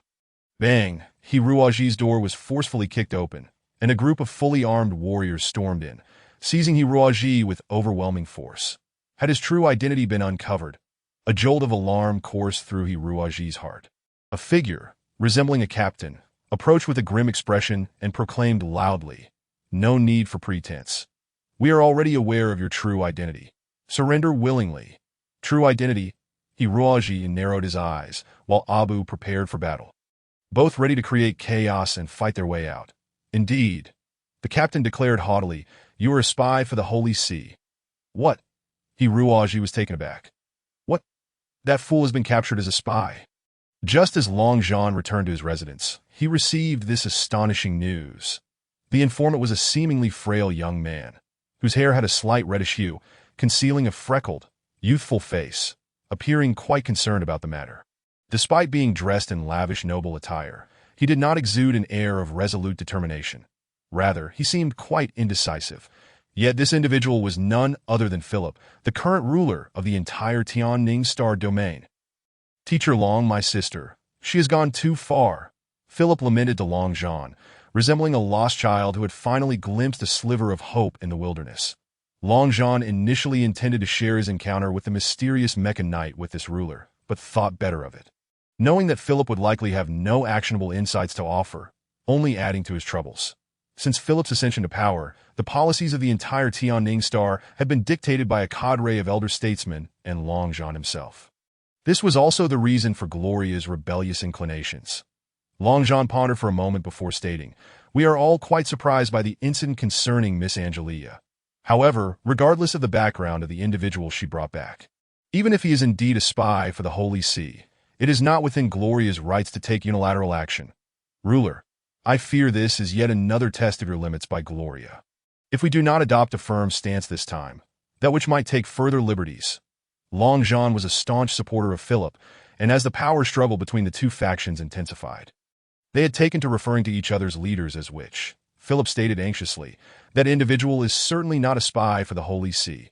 Gloria merely wishes to prevent Angelia from marrying someone of unknown origins. Teacher Long, you are aware that the son of Saint Ian, Tuzin, is also infatuated with Angelia, that if she were to marry that fellow, what would become of Long Yun?" Mentioning his own son caused Long Zhan to pause. He knew that Long Yun genuinely cared for Angelia, unlike Tuzin, who was merely enamored with power. The two had been at an impasse. Tuzin was comparable to Long Yun in both appearance and martial prowess, and Angelia had remained non-committal. However, upon her return from Shaxing, she unexpectedly brought back a mysterious individual, claiming he had become her fiancé, according to ancient clan customs. Long Zhan contemplated for a while, and then inquired again, "Ruler, what is the background of the person Miss Angelia brought back?" Philip replied, "Our people have conducted a thorough investigation. In terms of martial skill and mental prowess, he is utterly inept, appearing to be a complete waste of space. He is likely a mere pawn that my sister found to fill a role that's so. He poses no threat to the larger scheme of things. That should be the case. Then, let us allow Gloria to act as she wishes. Once she deals with that young man, we shall have reason to confront her," Long Zhan declared. Raising his head, as they concluded their discussion, Philip's bodyguards escorted the ruler outside, where they were about to board an armored vehicle when Long Yun, wrapped in bandages and limping, stumbled in, looking utterly disheveled. Long Yun, both Philip and Long Yun, who had been classmates at the Mecha Academy and regarded him as a confidant, were taken aback by his appearance. Long Yun was not surprised to see Philip, as his father was Philip's most steadfast ally, leading the often frail ruler to frequently visit their home for counsel on administrative matters. Long Yun seemed to have made a resolute decision as he stepped in front of Philip and said, "Your Excellency, after returning, please inform Miss Angelia that I, Long Yun, am inferior in skill and have suffered a crushing defeat at the hands of another. To uphold my promise, I shall never disturb Miss Angelia again." "What?" Even Long Zhan, who had just reached the doorway, was taken aback and quickly urged Long Yun to clarify. Long Yun, head bowed, recounted how he had sought a duel with Hiruoji, how he had sworn to defeat his opponent within a second, and so forth, his face flushed with shame. "You slipped on a piece of fruit peel, and that caused your downfall?" Philip found it utterly incredulous. That a warrior of Long Yun's caliber could fail for such a ridiculous reason was simply too strange. Long Yun lamented, "A man's word is his bond. Regardless, I lost, and thus I have no right to pursue Miss Angelia any further." Long Zhan opened his mouth, at a loss for words that he had always instilled a warrior's moral code in his son. And keeping one's word was a fundamental principle. Moreover, he knew his son well. Though often arrogant and domineering, He would never go back on a promise. Long John sighed. Well, if that is the case, what more can I say? Philip exclaimed anxiously, Teacher Long, but if that's the case, we will have no strong candidates to compete with Tuzin. Long John's gaze sharpened, and he coldly replied, If that is the case, we must act swiftly to thwart Gloria's maneuvers. A peculiarly shaped airship sped towards the southwest. This vessel was enormous, resembling a small warship, yet it moved at an astonishing pace, exceeding 10 times the speed of sound that I in the blink of an eye. It had departed from the continent housing Qingyi City. Below lay a sea shimmering with a violet hue, filled with countless massive whirlpools, resembling a myriad of terrifying eyeballs. Enormous serpentine creatures glided through the waters, unfazed by the swirling currents. However, for humans to navigate these waters would prove quite troublesome. The horizon soon vanished from sight, revealing a solitary island in the sea that Hiruaji was bound tightly, resembling a dumpling. His captors, seemingly wary of him as a spy for the Holy See, had restrained him with chains made of high-strength metal that could conduct high-voltage electricity. Any sign of disobedience would result in immediate execution. Hiruaji was confident that they would be all too eager to do so. Of course, they were unaware that he could easily break free if he so desired. However, he was not inclined to do so at present, as Hiruaji hoped to seize this opportunity to distance himself from that little witch Angelia, allowing him to disappear and continue his search for Mu Xiaoping and the Empress. He scrutinized the surroundings coldly, contemplating strategies for both escape and retaliation. Eliminating everyone aboard the ship was not an issue. The challenge lay in executing it discreetly. Chapter 19. Death Island, a pale, lanky young man approached him with a smirk, disdainfully tapping Hiruaji's face with his toe, boasting, I am Tuzin, the master of Death Island. All those who have committed the gravest offenses in the Tianning Star domain are imprisoned here until they are slowly tortured to death. And you, as a spy for the Holy See, are no exception. Hiruaji regarded the man coolly, recognizing him as a formidable adversary. Tuzin could be considered quite handsome, yet at this moment, his face was contorted with malice, his eyes radiating a savage gleam that Hiruaji felt a flicker of confusion. It seemed this individual harbored a deep-seated grudge against him, yet he had never wronged him since arriving at Tianning Star. Hiruaji had been thoroughly bewildered by a series of upheavals, yet he was certain that the other party was still unaware of his true identity. This performance was merely a result of being swept up in the trivialities of a power struggle. Fortunately, Abu was still present. Hiruaji felt a connection, and Abu immediately responded from outside the ship's hull, unnoticed by anyone, utterly oblivious to the fact that it was Hiruaji's greatest ally. Seeing Hiruaji's silence, Tuzin assumed his opponent was frightened, and his heart swelled with pride that he seized Hiruaji by the collar and delivered 4 resounding slaps across his face, gritting his teeth as he spat. What sort of person do you think I am? You, a creature akin to a pig or dog, dare to compete with me for women? At last, Hiruaji realized that Tuzin was yet another individual akin to Long Yun. However, unlike Long Yun, who had challenged him one-on-one, Tuzin's approach was anything but honorable. That a wave of contempt surged within Hiruaji. Tuzin sneered, Humph, it is too late for regrets now. When you arrive at Death Island, you will truly understand the meaning of being unable to survive or die. The island is home to the most dangerous criminals in the entire Tianning Star domain, and someone like you may not even last 3 days there. However, Gloria has instructed me to take good care of you, ensuring you don't perish for at least a month. Rest assured, I shall comply. As they approached the ominous expanse of Death Island, 2 warriors guided Hiruaji to the window. Tuzin grinned maliciously. Take a good look at this island. It shall be your final resting place. Hiruaji peered down, observing that the island was surrounded by jagged rocks, dark and sharp like a multitude of spears, leaving no place to anchor. Ships could never linger here. The island resembled a vast cauldron, with sheer cliffs all around, becoming increasingly flat and low toward the center. The slopes and plains were densely populated with bizarre plants, unlike those in Qingyi City, appearing fearsome and grotesque. Deeper within lay a stretch of black sludge, resembling a vast swamp, at the center of which was a small yellow lake, its waters boiling and emitting thick toxic fumes. The skies above the island were shrouded in yellow and green smoke, creating an atmosphere of pervasive mist. Faintly, the howls of ferocious beasts could be heard. Enjoy your stay here. Tuzan laughed heartily, and with a wave of his hand, the two warriors ushered Iruaji into the rear cab. His mind raced, and he ultimately abandoned the thought of escaping immediately. Given the fierce power struggles raging across the Tian-Ning star domain, even if he managed to flee, it would only incite relentless pursuit. He was not keen on facing dozens of formidable opponents daily for the upcoming months. Instead, he resolved to bide his time on this island, using it as a period of recuperation to digest the mechanized command knowledge he had acquired from the library in his mind. Regardless of whether the place resembled hell, he was confident in his ability to survive. That in the rear cabin, a large iron cage held 4 or 5 shackled prisoners, though none were bound as tightly as Hiruaji. In prisons, the more securely confined a criminal was, the stronger their abilities. And seeing Hiruaji in such a state aroused the curiosity of the other inmates regarding his supposed crimes. The towering bald prisoner maliciously bared his teeth and made a throat-cutting gesture towards Hiruaji. One of the warriors chuckled. This fellow is a notorious serial rapist and murderer, having assaulted 21 women and 12 men over 3 years.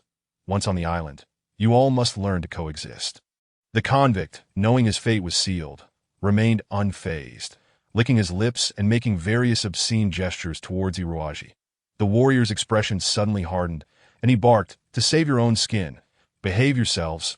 We are about to commence the disposal operation." With that, Hiruaji was shoved into a solitary iron cage, and a lever was yanked with force. Suddenly, the lower section of the spaceship opened, and Hiruaji, along with a large cage, plummeted downward as they pierced through the swirling mist surrounding the islands. Jagged mountains loomed below. Just before reaching the ground, the jetting devices on the cage erupted in flames, allowing it to land with a thud. Immediately, the door of the cage swung open. The disoriented prisoners scrambled out, bewildered and questioning why there were no guards to prevent their escape. They soon realized that in this isolated place, with the surrounding seas impassable, who could possibly flee, and where would they go? Surrounded by a foreboding jungle, towering trees blocked out the sunlight, and the underbrush teemed with enormous insects. The howls of predators echoed nearby, instilling a sense of dread.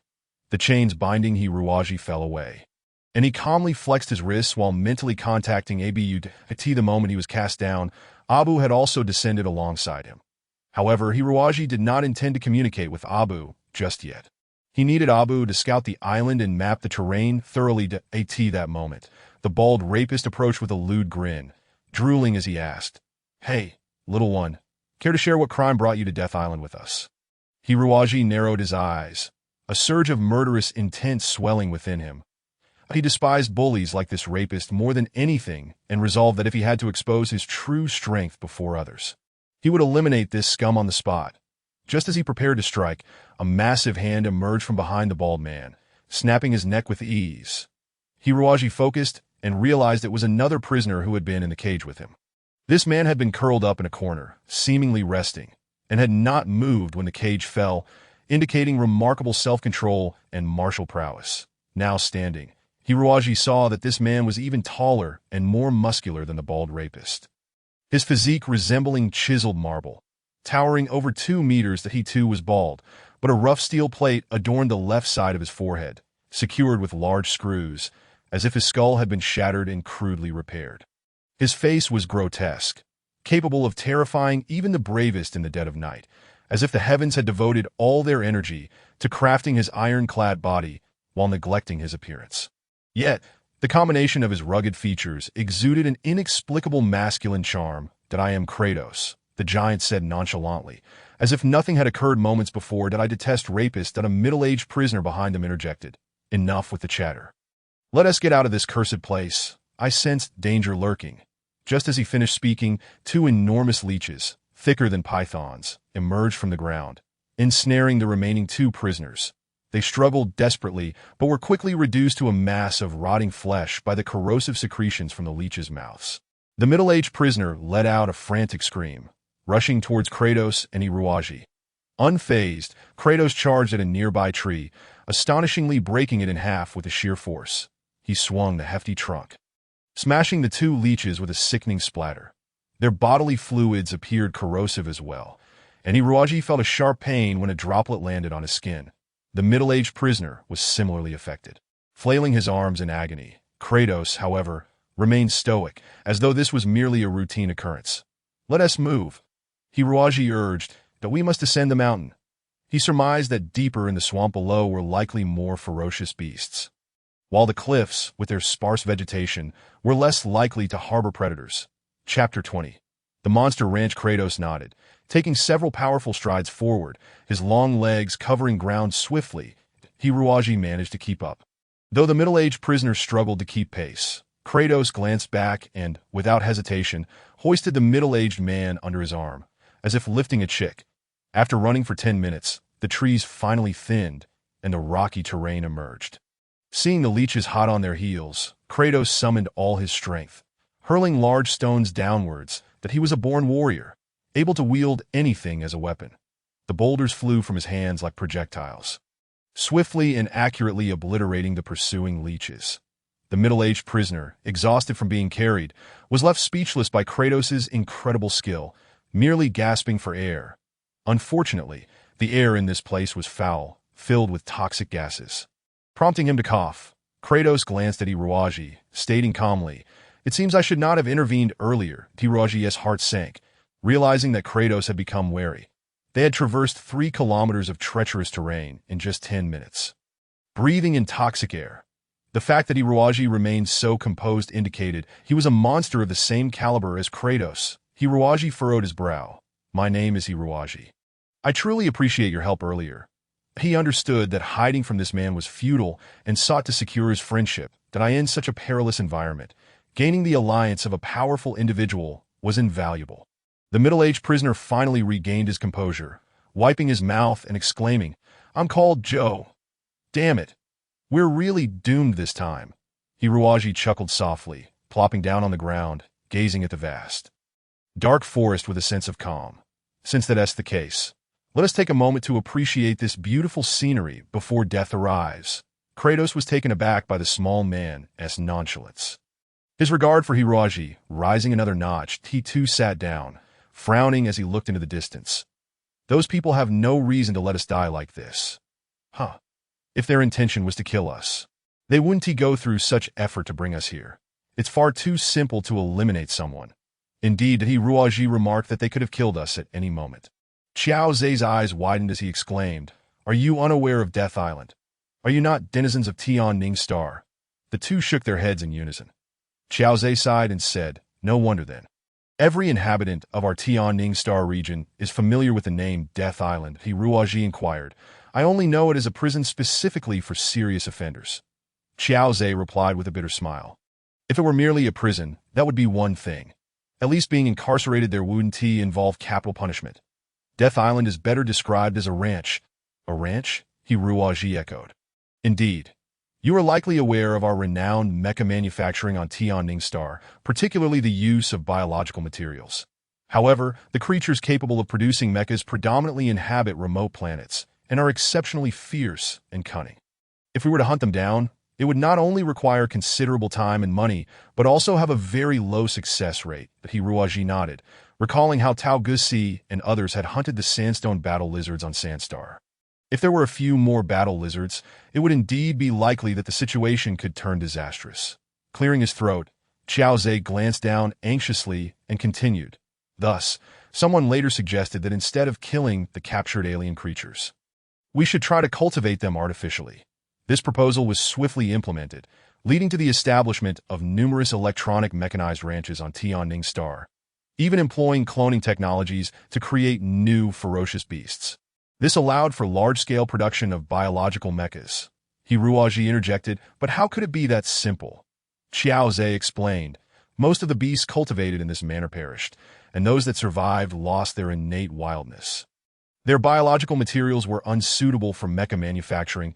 It appears that we must restore them to their original alien forms, and then cultivate them in a semi-wild state to obtain authentic biological mecha materials." Hiruaji's eyes widened in realization. "So this Death Island serves as a habitat for those alien beasts?" Qiao Zhe nodded. Death Island did not originally exist.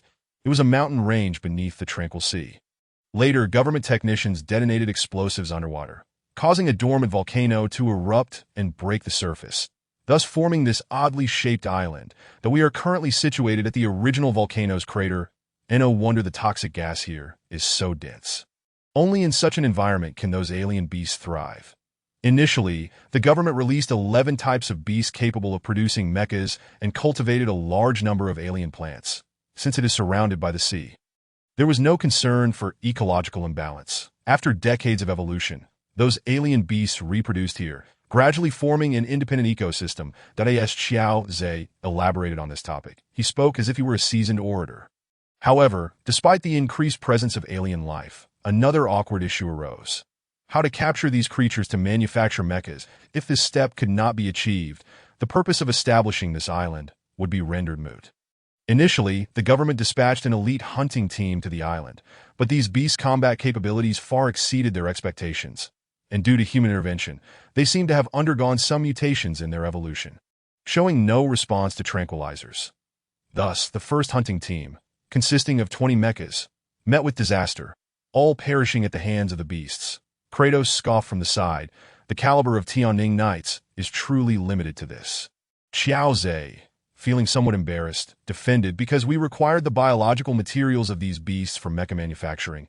Many large-scale weapons of destruction could not be employed, leading to this outcome that in any case, after that, numerous hunting teams were sent, all returning empty-handed, which greatly disappointed the government. Ultimately, someone proposed an idea, suggesting that death row inmates be used to replace the elite knights for the most perilous tasks in this hell on earth. After all, if they are condemned to death, there is little to lament should they perish. That Ruoji chuckled coldly. What a splendid idea. Xiao Zhe continued. Indeed, among these death row inmates emerged extraordinary individuals, accomplishing tasks that the elite teams could not. The government, of course, could not reintegrate these inmates back into society, but recognizing their utility, they would not easily execute them, thus creating a peculiar micro-society on Death Island. Hiruaji asked, "Are you saying this place is controlled by prisoners?" Xiao Zhe clarified, "The nominal leader of Death Island is the son of the Oracle of Ai Yin, Tu-Sun. However, such a privileged youth cannot possibly remain on the island year-round. Nor do regular guards stay in this living hell. Therefore, he has cultivated some death row inmates to serve as his enforcers, representing his interests. Moreover, with the island's inconvenient transportation and the severe scarcity of both living and recreational facilities, Tu-Sun can acquire a single item from the outside world at the cost of a life." Xiao Zhe summarized, "In essence, this is a place where beasts lurk menacingly from without, while within, various vicious prisoners turn on one another.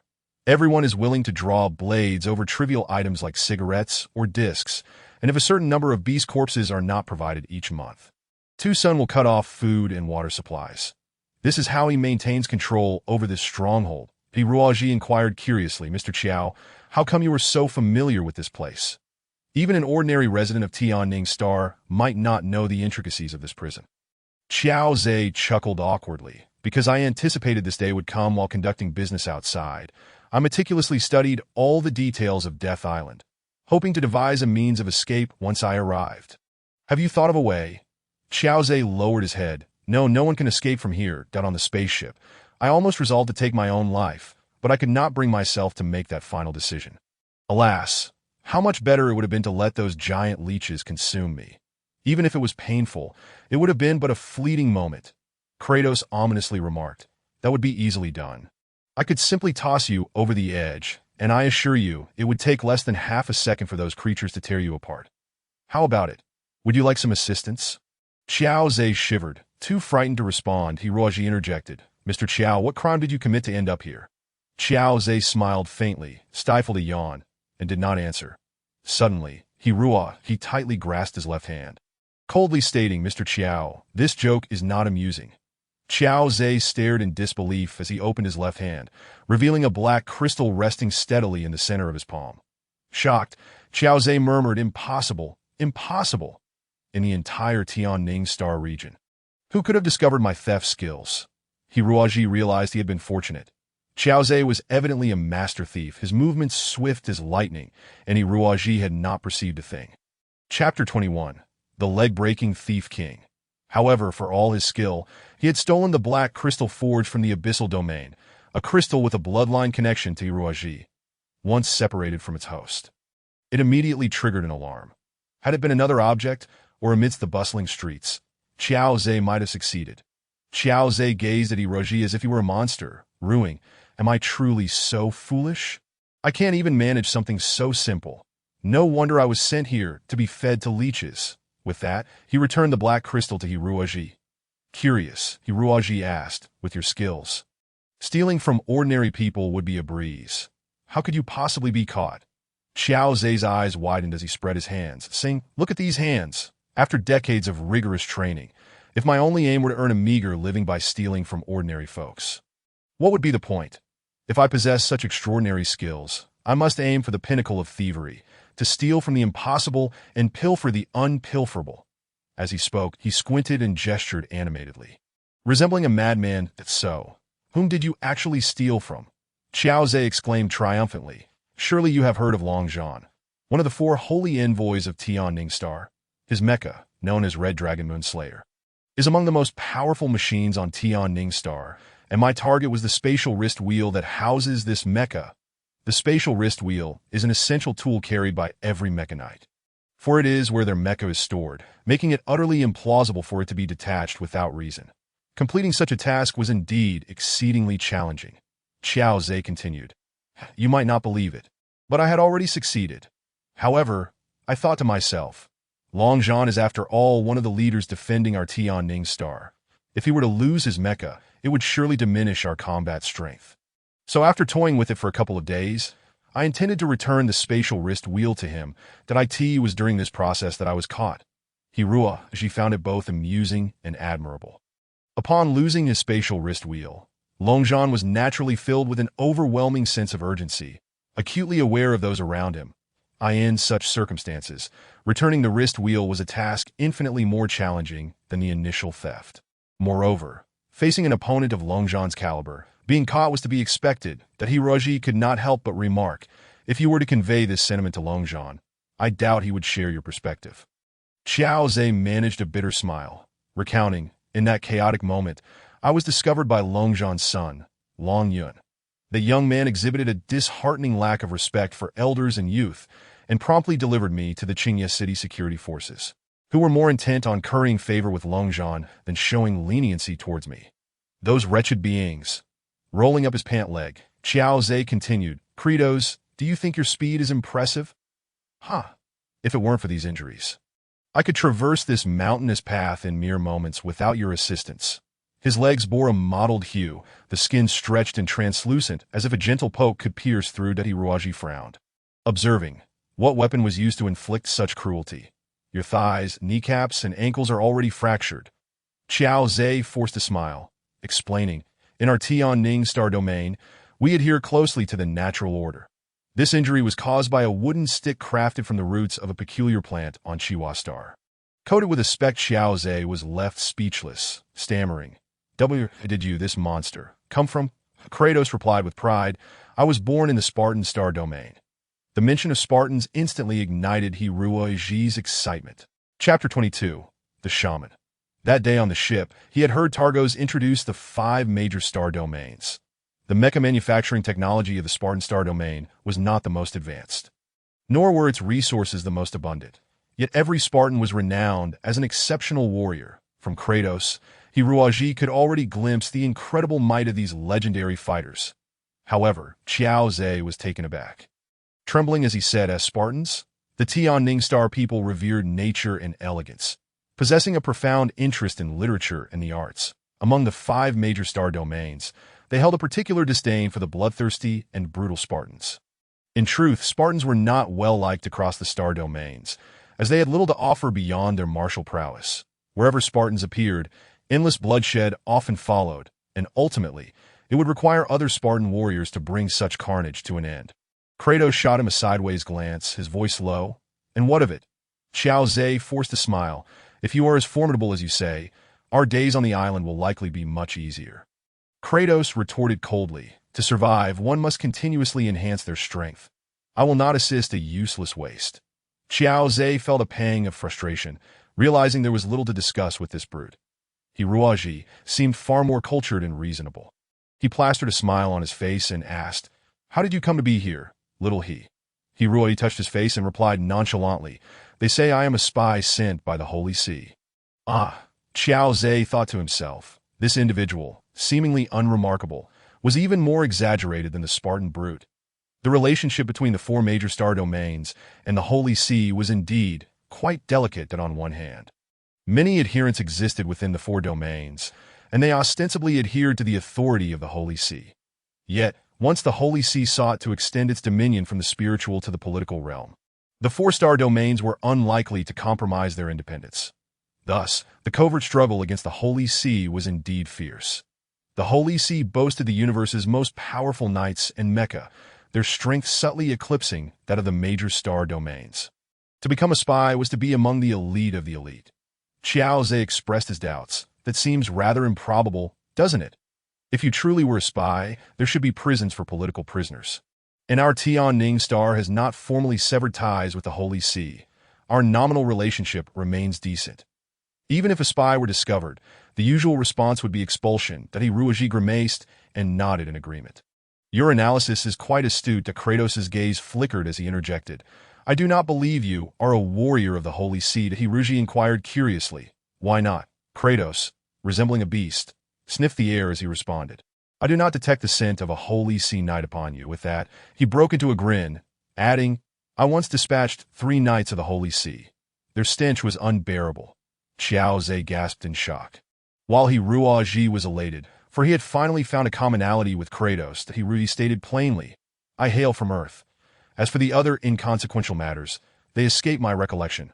Kratos replied solemnly. I have heard others say that Earth is inhabited by savage, bloodthirsty tribesmen. It seems such rumors are unfounded. You are correct, since we have all arrived at this place. The past is inconsequential. The only vital question is how we shall survive here. Kratos laughed heartily. I am eager to see what will ultimately claim my life. But before that, how far can I advance? The mighty man stood proudly atop the cliff, surrounded by swirling mists, resembling not a mere prisoner, but an imperious king reviewing his troops. After a brief wait, the jungle finally echoed with the roar of engines as 7 massive mecha emerged from the thicket. These mecha were adorned with drab camouflage, appearing quite unsightly. However, Hiroji appreciated them immensely. Valuing practical combat, he understood that a flashy exterior was of no use. One must conceal oneself to gain the upper hand in battle. The 7 mud-caked mecha formed a circular formation, advancing towards the mountain. Observing their arrangement, Hiroji frowned slightly. After rigorous training with Abu, he had gained considerable insight into tactical command of such small squads. Were he to command these mecha, he would not adopt such an overt formation, as it not only exposed their strength but also proved unfavorable in terms of energy consumption. Following the mecha were several tracked vehicles, 3 of which ascended the terrain effortlessly. Their dark electromagnetic cannon muzzles aimed at the trio that a few prisoners leapt down, menacingly approaching them. Qiao Zhe whispered, Look at that red-haired fellow. He is the boss here, known as the shaman. Are there many bosses on Death Island? Indeed, on Death Island, strength reigns supreme, and with no guards to enforce order, various territories have emerged. This shaman controls the largest territory, having secretly received support from Tucson. His power here is immense, aside from his lack of freedom. He practically reigns as the warden. Qiao Zhe paused before adding, However, I have heard there is another nominal boss, known as the Old Sea Man. The Old Sea Man is said to be among the first prisoners to arrive on Death Island, having provided considerable assistance to later arrivals, thus becoming a spiritual leader here. Even the shaman, despite his might, would not dare to confront the Old Sea Man directly. As he spoke, the opposing group had already drawn near. Hiruoji scrutinized them closely, noting that the 10 or so prisoners were clad in soft armor crafted from sturdy beast hides. Some bore the skulls of wild animals as helmets, wielding advanced laser weaponry, exuding an air of ferocity akin to savages. The leading red-haired brute, with an exceptionally elongated face resembling that of a great ape, caught sight of the imposing Kratos and exclaimed, Strong man, I am the shaman, the boss here. Since you have arrived at this place, you must have learned what Death Island truly is. However, as long as you heed my commands, surviving here will be no issue. With a wave of his hand, several of his lackeys produced sealed vacuum bags containing food and water, tossing them over. The shaman maliciously stepped on the provisions, contemptuously gesturing towards Kratos. "What do you say?" Big guy, without a moment's hesitation, Kratos fell to his knees before the shaman and submissively stated, "I am willing to obey the commands of the shaman." Huh. The shaman was elated, initially worried about the strength of this robust man. Fearing he could be a valuable subordinate or a formidable foe, he was taken aback by the ease with which Kratos surrendered, devoid of dignity for the sake of mere food. The shaman lifted his foot, kicking the food package towards Kratos, sneering, "Eat." Kratos remained silent, hurriedly tearing open the plastic bag and ravenously devouring its contents, producing unpleasant slurping sounds in his haste, he even swallowed the plastic bag itself. The lackeys erupted in laughter. Hiruaji mentally heightened his vigilance, reassessing the threat level posed by Kratos. Initially, he had believed Kratos to be merely a brutish warrior lacking in cunning. However, it now appeared he was a dangerously skilled fighter. Anyone foolish enough could become a brave brute, yet only those who had endured the trials of life and death, repeatedly battling against mortality, would know how to cast aside pride and anger. Honing themselves into a cold, unyielding, and razor-sharp spear, Hiruaji was confident that Kratos would not submit to the shaman for a mere package of food, yet he undeniably required sustenance to replenish his energy. For these warriors, everything was unreliable except for their own bodies. Kratos would go to great lengths to care for his body, and when the time came, his formidable physique would unleash its full potential to repay this warrior. At that moment, perhaps it would mark the shaman's demise, that Hiruaji's eyes betrayed a glimmer of admiration.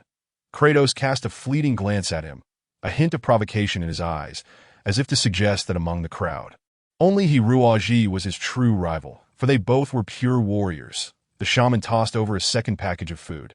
"Hey, you come here," he beckoned to Qiao Zhe. Chapter 23, The Old Seaman. Qiao Zhe scrambled forward, greedily eyeing the package of food on the ground, yet he lacked the courage to seize it. The shaman coldly remarked, "I have been informed that you were once a highly skilled thief. To be frank, on Death Island, thieves are of little use. If I, the shaman, need something, I simply take it. However, I have always held a certain respect for experts of your caliber. This package of provisions lies before you. Should you consume it today, I shall ensure your protection from this day forth. Conversely, should I require your assistance in the future, you would do well to recall this offering." After a moment's hesitation, Qiao Zhe glanced at Kratos and nodded in agreement. The sorcerer grinned wickedly. "Excellent. Should you ever forget, fret not. I shall personally extract this food from your very belly. Eat." A shiver coursed through Qiao Zhe as he tore open the package and began to eat cautiously. "Is there another?" The sorcerer narrowed his eyes, scrutinizing Hiruaji, perplexed as to why this unassuming individual garnered such favor from the Lord of Tuzan. "Brothers, make this young man feel welcome, despite his confusion." The sorcerer obeyed the Lord of Tuzan's command, issuing orders. 5 burly men, their heads gleaming, surrounded Uji with sinister smiles, clad in black leather, their faces obscured by breathing masks. They resembled specters, wielding hard plastic spiked clubs with formidable protrusions. Such industrial implements were clearly not native to Death Island, but rather smuggled in from the outside world that a single blow sent Hiruaji sprawling, blood spilling from his mouth as he fell to the ground. A cry of anguish escaping his lips, the 5 men closed in, their clubs raining down mercilessly, as if intent on beating Hiruaji to death. Yet unbeknownst to all, beneath the onslaught, Hiruaji's anguished visage was graced by a pair of eerily calm black eyes, as if the brutal beating were naught but the bite of an insect. With mastery of the darkbone arts, his bones had become as resilient as steel. If he so wished, he could shatter those clubs with ease. The pain he felt was trivial compared to the suffering he had endured in the past, merely akin to a mosquito's sting. Qiao Zhe could bear it no longer. "Kratos." He crawled over slowly, fearing for Hiruaji's life. Yes, they would indeed kill him. Kratos replied impassively, his gaze fixated on the remaining half of the food in Qiao Zhe's hand. Startled, Qiao Zhe exclaimed, "What shall we do? I mean, we cannot simply watch him perish. He saved me earlier." Kratos nodded affirmatively. "Give me your food, and I assure you, that fellow will not die." Taken aback by the unexpected demand, Qiao Zhe hesitated momentarily. Having possessed little since his capture and feeling quite hungry, he recalled Hiruaji's cries and thought of his own legs. Gritting his teeth, he relinquished the food. "Here." Kratos grinned broadly, devouring it in a few bites. Hurry, save him, Xiao Zhe urged anxiously. Kratos shrugged. Who said anything about saving that man? I cannot guarantee I can eliminate all these thugs under the current circumstances. Their mechs are not to be trifled with. You, Xiao Zhe, protested, but you said, I merely stated that fellow would not die. Trust me, they do not wish to kill him, at least not here. Moreover, Kratos mused thoughtfully, observing Hiruaji with great caution. I do not believe these men possess the capability to take down that youth. Kratos spoke the truth. After a severe thrashing, the sorcerer signaled to his subordinates to toss Hiruaji onto an armored vehicle. Administering rudimentary medical care, the injuries he sustained were merely superficial. They were not fatal. The sorcerer declared, Listen well, lads. Every newcomer to my Death Island is typically subjected to such hospitality. However, recognizing that both of you are valuable assets, I could not bear to have you ruined, so that unfortunate soul bore the brunt of the punishment on your behalf. Understand this. Everything here follows rules that as long as you do not violate my sorcerer's laws. You shall lead a life far superior to that of the wretched confines of a death row cell. With a wave of his hand, the sorcerer commanded. Back to Fallen Town, the steep cliffs suddenly roared. As if the very mountains were crumbling apart, revealing a broad, even road. The Fisher stood two fortified bastions, armed with energy weapons to defend against the perilous creatures of Death Island. The sorcerer's convoy boldly entered the cavern. Kratos surveyed his surroundings. It appeared as though the entire mountain had been hollowed out. The cavern was immense, the main chamber resembling a vast plaza, its walls riddled with numerous burrows, each serving as a residence. Some tunnels led into the depths of darkness, and in the plaza stood a resplendent town. Kratos could scarcely believe his eyes. A city constructed within a cavern. Crowds of people bustled about, death row inmates setting up stalls to brazenly sell an array of contraband, including weapons and drugs. That in the distance, a raucous concert erupted, with voluptuous women performing provocative dances on stage. The sorcerer whispered in his ear, Surprised, are you? The Lord of Tuzan is a remarkably benevolent man. Since we toil to hunt ferocious beasts and convert them into mech materials, why not forget some of our less savory past and indulge in a modicum of joy? What harm is there in that? Kratos, I find you quite commendable, an astute individual. Shortly, I shall grant you 1,000 death coins for you to enjoy in my town, allowing you time to contemplate your future path. What are death coins? Death coins are the currency exclusive to Death Island. Listen well, none of us are mere laborers. We are businessmen that we hunt beasts and trade them to the Lord of Tuzan in exchange for essential living supplies, such as fine liquor, tobacco, drugs, weapons, and even women. It is a complex exchange process, hence we use death coins for transactions. Kratos nodded. I understand. The more beasts we hunt, the more death coins we can acquire. The sorcerer shook his head. We need not hunt the beasts ourselves. Do you grasp this? We can easily control those hunters. Understand this. There are thousands of inmates on this island. Sometimes, even the power of money is insufficient to bend these unruly souls to our will. At which point it is our turn to intervene. To put it plainly, we are the convicts of Death Island, albeit illegally. Yet, what in this world is genuinely lawful? Nothing at all, Kratos comprehended. The majority of inmates must risk their lives to hunt ferocious beasts to earn their right to survive. However, a small faction, individuals like the sorcerer, exploit other inmates, wielding clubs to discipline those unruly ones, thereby reaping substantial profits to sustain the operations of this fallen town and the thugs they train. Kratos, a true warrior, held disdain for such practices. Yet, without hesitation, he nodded. I understand. I certainly do not wish to contend with those beasts, that I am willing to follow the sorcerer. Indeed, hunting down scum like the sorcerer should prove far more gratifying than slaying beasts. They arrived at another vast cavern, stopping before a sign that indicated it was a mech repair facility. Several thugs roughly pulled Hiruaji from the armored vehicle. The sorcerer remarked, Lock this fellow up in the black prison.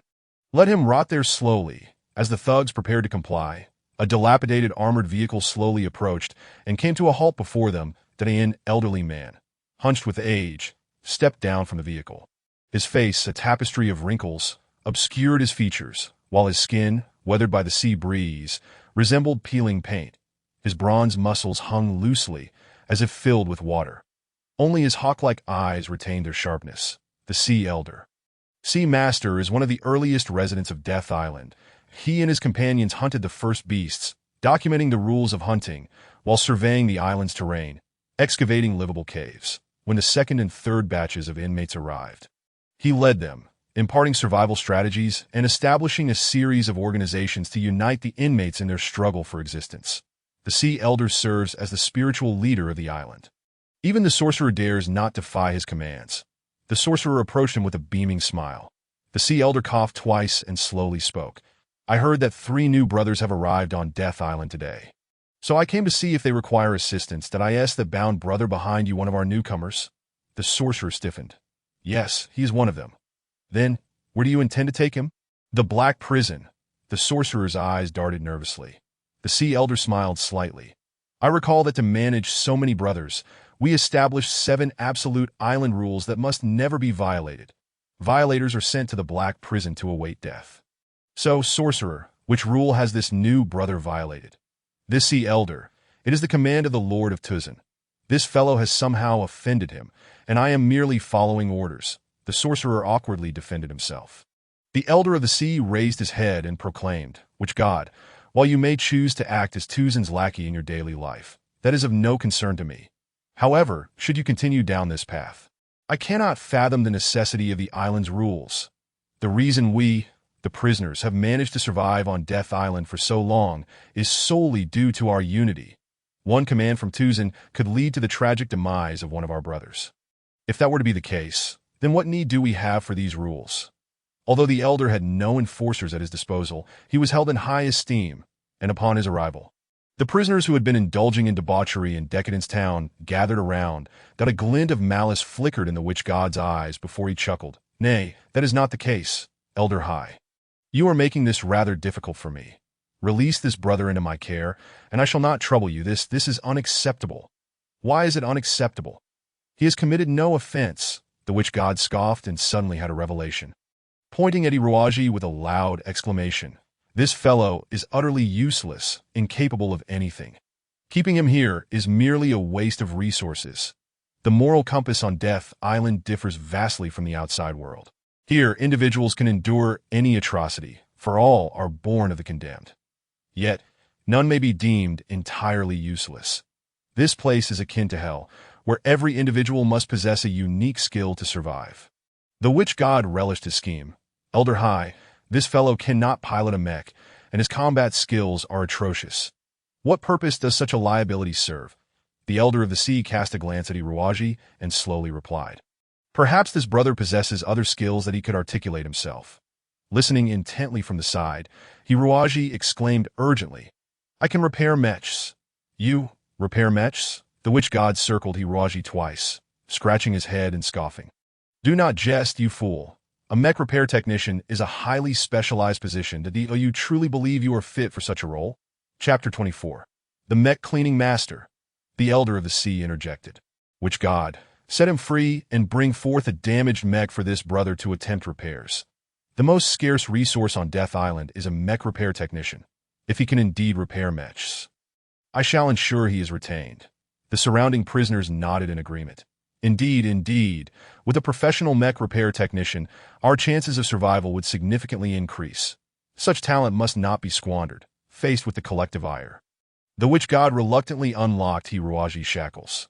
However, he quickly concocted a devious plan and whispered to one of his subordinates, who nodded and departed. The witch god grinned. All right, I shall not make this too difficult for you. Most of the mechs on Death Island are in a severely damaged state, and it would be quite unfair to expect someone of your age to repair them. That I have a mech here. If you can clean it thoroughly within 5 hours, removing all the grime, then we shall deem you qualified, and Elder High shall take you away. Elder High, what say you? The Elder of the Sea, perplexed by the witch god's intentions, understood that cleaning a mech is a fundamental skill for repair technicians. Though not particularly challenging, one must question the witch god's altruism. Nevertheless, at this juncture, the Elder had no choice but to acquiesce. Before long, the mech in need of cleaning was brought forth. Gasps of disbelief filled the air. Good heavens, did this mech just participate in a mud wrestling contest? Standing at 9 meters tall, its body was entirely enshrouded in sludge, rendering its original form unrecognizable, resembling a statue molded from mud. The foul-smelling black sludge emitted a noxious odor that made even a glance at it repugnant. The witch god smiled. This is the mech in question. My apologies. During a hunt the day before yesterday, this mech inadvertently fell into a mud pit, unbeknownst to us that it was filled with the excrement of the rock dragon, resulting in this predicament. The waste of the rock dragon is a substance with a remarkably adhesive quality, compounded by special chemical properties that produce an unbearable stench. Even the most advanced cleaning tools may struggle to eliminate these stains entirely. And even after thorough cleaning, a faint odor may linger. That moment, the Elder of the Sea realized that the witch god was terrified that this young man might truly be a mech repair technician.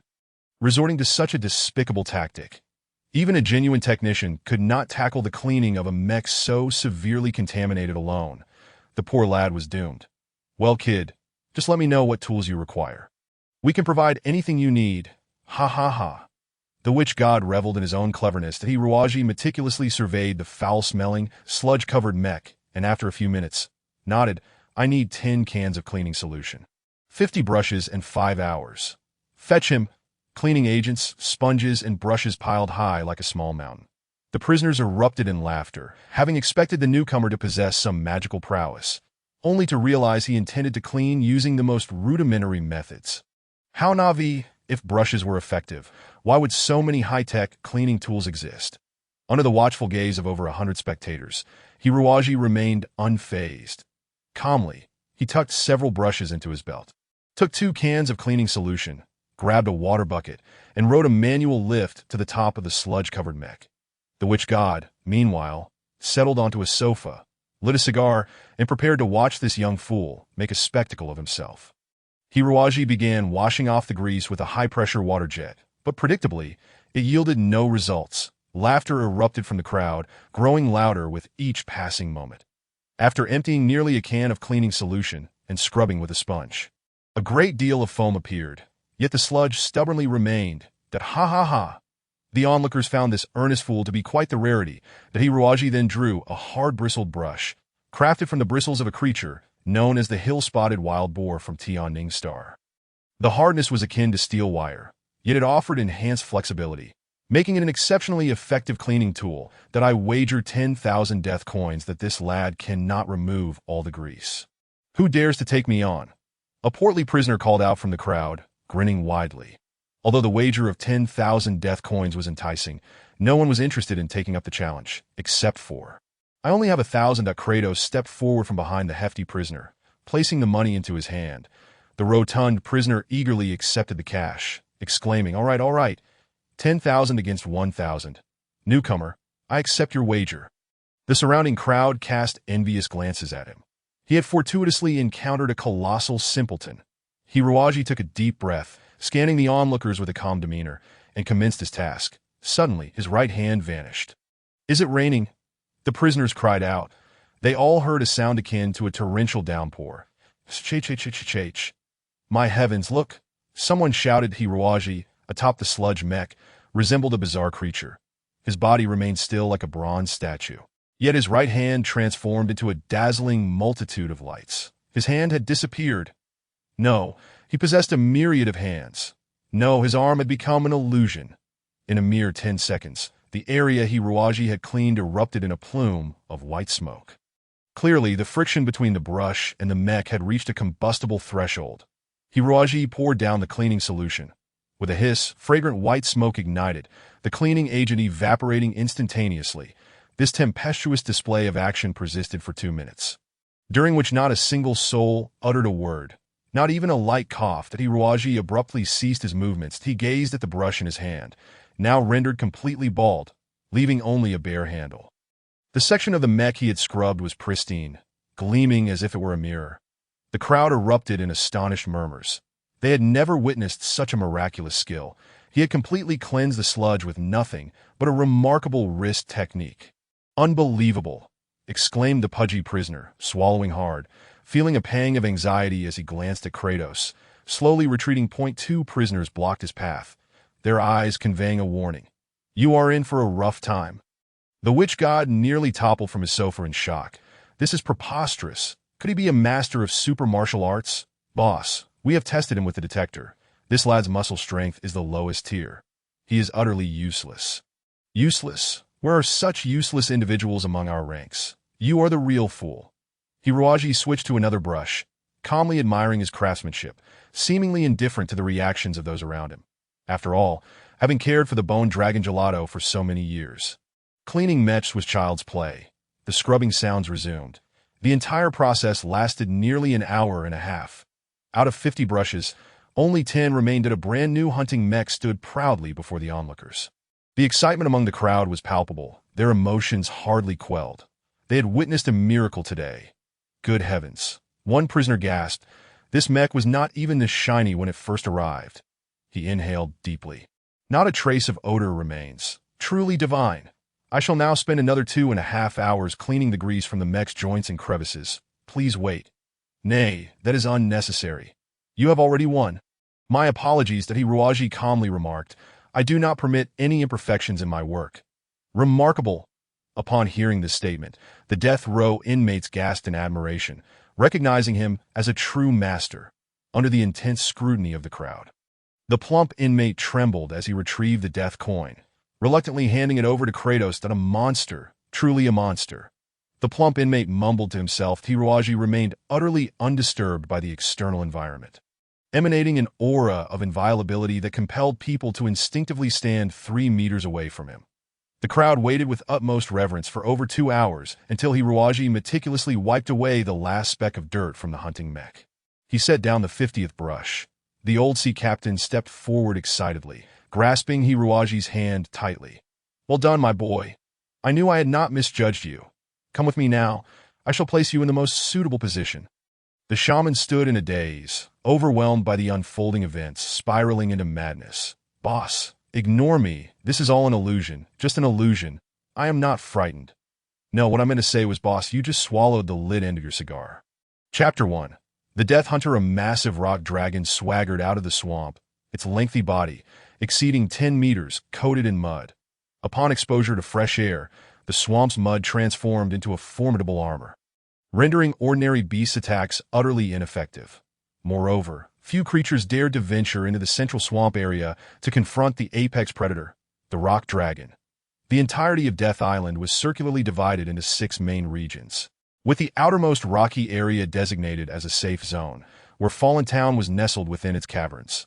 The closer one ventured to the center of Death Island, the more ferocious the beasts became, and the higher the danger level, especially within the swamp area at the island's core, regarded as the very entrance to hell by the death row inmates.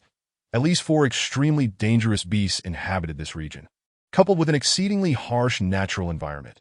Even an ordinary person risked their life merely by taking a stroll here, let alone attempting to reside and hunt long-term. The rock dragon seemed acutely aware of this reality as it traversed a small patch of forest without regard, pausing beneath a palm tree to rub its skin vigorously against the bark, a rare indulgence for such a colossal creature. Noticing no signs of horned dragons or the hissing of one-horned vipers nearby, and with the dense treetops obstructing the approach of winged tigers, aside from these 3 predators, there was nothing else in the forest that could threaten it. The rock dragon mused, entirely unaware of a shadow silently approaching from behind, an armored mech, caked in mud, covered in decaying leaves and weeds, resembling a mass of filth. Even the magnetic blade it wielded was smeared with a thick layer of mud. Death arrived in an instant. The ghostly mech inexplicably appeared beneath the rock dragon, plunging a dagger into its abdomen. The rock dragon, encased in muddy armor, possessed a singular breathing hole in its underbelly. This vulnerable aperture became a fatal nexus. Within mere seconds, the oscillating force shattered the dragon's internal organs. The captain has returned. Suddenly, the only earthen mound in the swamp area split open, revealing a flat roadway, flanked by automated defensive fire networks. This was the 13th hunting team, the sole squad stationed in the swamp region. The captain of the 13th team, named Kai, was a well-trained former soldier. In fact, all 26 inmates of the 13th team were professional soldiers from the same unit. Before being cast into this living hell, they had undergone rigorous jungle combat training, navigating through the harsh jungles of various planets. Over the 2 years spent here, these former Special Forces soldiers had been honed into near beasts. Kai tossed the prey to the logistics officer and climbed down from the mech cockpit. a middle-aged man with black hair, his temples unnaturally white, a scar cutting across his left eye, while the remaining right eye exuded an intimidating fierceness. Damn it, slaying just one rock dragon managed to damage this new mech's power unit. Kai grumbled, frowning at the garage, where an armored off-road vehicle was parked. That mo phone did a vehicle just arrive from the shaman's place. Typically, the shaman would not send someone into this perilous area without compelling reason. Every month, it was the 13th team that delivered their catch to the outside world in exchange for a month's worth of food and supplies. That mo phone. Kai's aide in the military tossed his long hair and smiled wryly. The shaman sent us a new recruit. A new recruit? Kai scoffed. The shaman isn't that benevolent. What special skill does this guy have? The swamp environment was exceedingly harsh, and each member of the 13th team possessed unique abilities to survive here. Mo Feng's expression turned peculiar as he grimaced. I heard his specialty is cleaning mechs.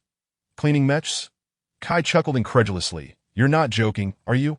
Mo Feng shook his head and sighed.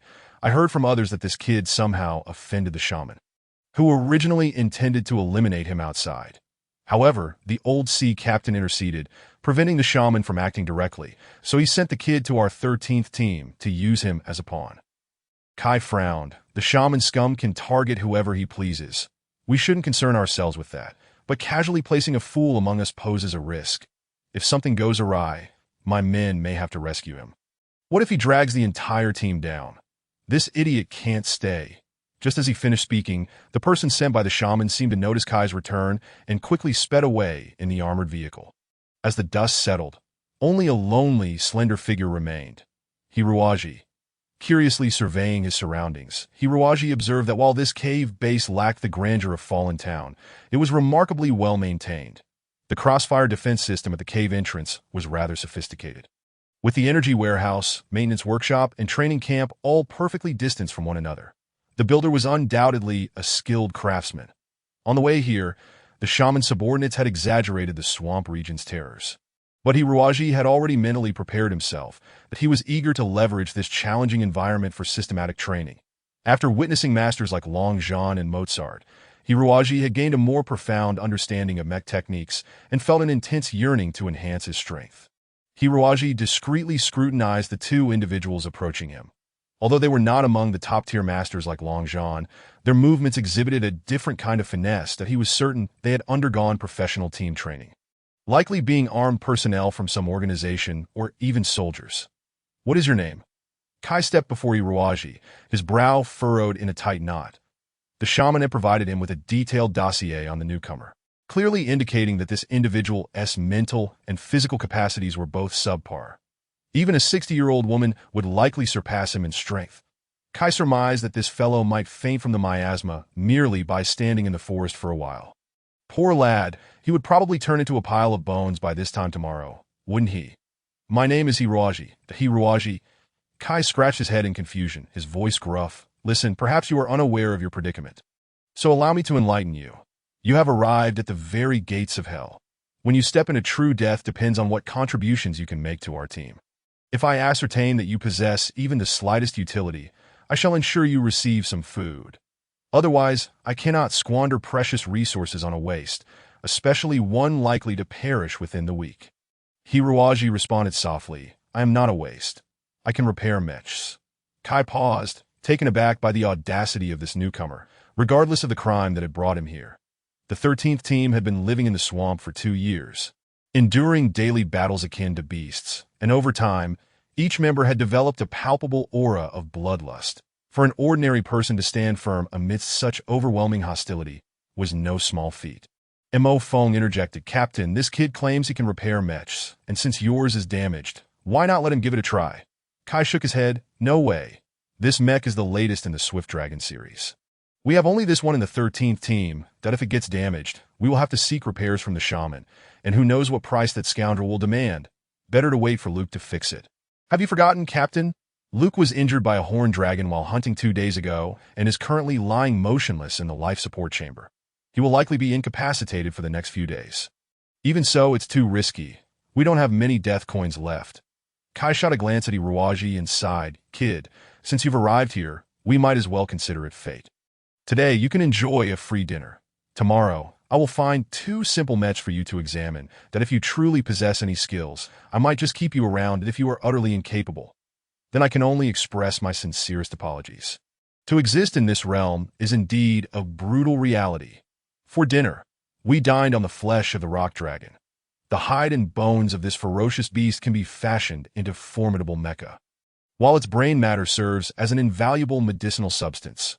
All of these items must be processed before being transported outside, exchanged with the shaman for essential survival supplies, as for the rock dragon meat. It constitutes a feast for the members of the 13th hunting squad. To be frank, the taste of this meat is quite abysmal. It is not only tough and coarse like leather, but also emits a peculiar and offensive stench, causing severe discomfort in the stomach once ingested. What is more disheartening is that this meat cannot be cooked over a fire. If the temperature exceeds 100 degrees, it destroys 99% of its nutritional value, rendering it virtually worthless. Most of the hunters have grown accustomed to the rock dragon meat, merely slicing off chunks with their daggers, relishing every bite. They hardly have time to consider whether the texture is tender or the flavor palatable. Here, nutrition is paramount. Only with ample sustenance can survival be hoped for. Today, however, the situation is different, as a newcomer has joined them, reportedly an exceedingly weak individual. In stark contrast to the hunters, whose bodies are hardened and rugged like bronze from the elements. Hiroaji appears rather frail and wholly out of place within this environment, that he resembles a sheep among a pride of lions. Even if none harbor malice, the circumstance is dire enough. One hunter, grinning widely, slices off a large, bloody, and pungent chunk of meat from the rock dragon's leg and hands it to him. Here, newcomer, give this a try. Laughter erupts among the group as they envision Hiroaji choking on it. After all, even they, seasoned special forces trained in the harsh jungles, had vomited bile upon their first encounter with rock dragon meat. This is quite the spectacle. Under the watchful gaze of all, Hiroaji leisurely places the meat before him, borrowing 2 daggers from Kai and Mo Foam, and begins to slice deftly. In the blink of an eye, he has transformed the meat into perfectly thin slices, each no thicker than a page of a book. With remarkable elegance, he picks up a slice and savors it, chewing thoughtfully as if relishing an exquisite delicacy, before swallowing it down decisively. Delicious, Hiroaji declares with a smile. All the hunters are left speechless. Is he human or monster to claim that rock dragon meat is delectable? Could it be that his sense of smell is impaired or his taste buds destroyed? Truly an oddity. While they are still in shock, Hiroaji has swiftly devoured every last morsel, leaving not even a crumb behind. Unfulfilled, he apologizes and rises, boldly approaching the carcass of the rock dragon. Its innards, exposed and putrid, repel even the hunters. Yet Hiroaji, wielding 2 daggers, deftly extracts a substantial piece of flesh. The area he has cut reveals pristine white bones, devoid of any residual meat. He recalls Kratos, who always insisted on filling one's belly before anything else. For him, it is the same. Only by absorbing energy from the outside world can he hope to preserve himself in the face of future adversities. Suddenly, a hunter exclaims, "Look, he has cleaned the bones." Upon witnessing Hiroaji's handiwork, the group rises in astonishment. Kai excitedly exclaims, "Hiroaji, you've managed to separate the meat from the bones so thoroughly." Chapter 2. A marvelous skill. Hiroaji nods, puzzled as to why this is so remarkable. Unbeknownst to him, the muscle and bone of the rock dragon are intricately connected, making separation by conventional means exceedingly difficult. Typically, a special corrosive solution is employed to dissolve the meat and tendons adhering to the bones. But this risks compromising the quality of the bones. Neglecting the remnants would diminish the purity of the materials during the production of biological mecha. The quality of the materials directly influences the amount of death coins one can acquire. So how could they not be excited to witness Hiroaji's extraordinary talent? Try it again. Kai urges, "Can you extract the entire skeleton of the rock dragon?" Hiroaji nods that he is an expert in osteology. Despite the myriad forms of life in the world, all carbon-based organisms share a fundamental similarity in their skeletal structures. The rock dragon's bones are quite similar to many other creatures he has encountered. Thus, the task should not prove too challenging, that he meticulously examines the creature and soon begins to remove the bones with remarkable finesse. Watching him separate the skeleton from the muscle is almost a pleasure, with some areas requiring no more than a gentle touch to detach the muscle from the bone. Half an hour later, a complete rock dragon skeleton is presented before the astonished onlookers. Whispers ripple through the crowd. Where did this kid come from, possessing such skill? I hail from Earth, Hiruaji replies calmly. The crowd suddenly comprehends. So he is from that barbaric planet, which explains so much. You were born to do this sort of work. Hiruaji. The survival rules on Death Island are indeed starkly pragmatic. Given Hiruaji's remarkable butchering skills, he naturally garnered favor for assisting in the processing of prey. He is assigned to a secluded cave, furnished with a pile of soft, dry grass, making for a rather pleasant environment. Yet Hiruaji remains perplexed, considering the caliber of prey the 13th hunting squad can provide. They should be able to exchange for a substantial amount of death coins. Why then, are there no signs of modern living facilities here? Restlessly tossing and turning in the grass, he contemplates Kai's Mecha. Upon its arrival, Hiruaji had felt a surge of excitement, recognizing it as an advanced mecha utilizing biological materials, so cutting-edge that it defied logic. For a master mechanic like Hiruaji, having such a mecha before him is akin to placing a sumptuous feast before a gourmet. There is simply no reason to abstain. As his excitement mounts, Hiruaji quietly rises and stealthily makes his way to the maintenance area, although there were originally 2 guards stationed at the entrance of the cave to fend off beasts. They were oblivious to the fact that someone else was at work behind their backs. With reverence, Hiruaji gazes at the enormous mecha, though much of its armor is caked in mud. He can still discern the raw power and beauty it embodies. Even lying still on the ground, the mecha seems to possess a life of its own, and Hiruaji can almost hear its roars and howls. "It is magnificent," he murmurs, climbing onto the mecha's pedestal and feeling each screw one by one. This mecha is clearly not merely intended for prisoners to hunt. The technology and materials contained within are top tier. Even the Crimson Dragon Moonslayer, piloted by one of the 4 saints of the celestial domain, Longzhan, may not boast such outstanding performance. Yet, there are many aspects of this mecha that remain rather crude, resembling an unfinished product. This is not a conclusion drawn from precise measurements, but rather an instinct, a mechanic's intuition. Closing his eyes, Hiruaji imagines the mecha racing through the swampy jungles, pondering in what areas it could be improved. As dawn approaches, inspiration strikes him. However, modifying the mecha requires specific materials, a dilemma that weighs heavily on Hiruaji's mind. Suddenly, he recalls the pristine rock dragon skeleton he had meticulously cleaned the previous night. A smile of excitement spreads across Hiruaji's face. The members of the 13th hunting squad are roused by an unusual sound, akin to the buzzing of mosquitoes or the gentle patter of rain. Kai is the first to react, quietly commanding his subordinates to arm themselves and stealthily approach the source of the noise, the mecha maintenance area. Upon entering, they are taken aback by the scene before them. The ground is strewn with various disassembled mecha components. And Kai's own swift dragon mecha lies in pieces, exposing its bare skeleton. The rock dragon skeleton they had hunted the previous day has also been dismantled beyond recognition. That Hiruaji, brow furrowed, remains fixated on the mecha before him, seemingly oblivious to the arrival of the others.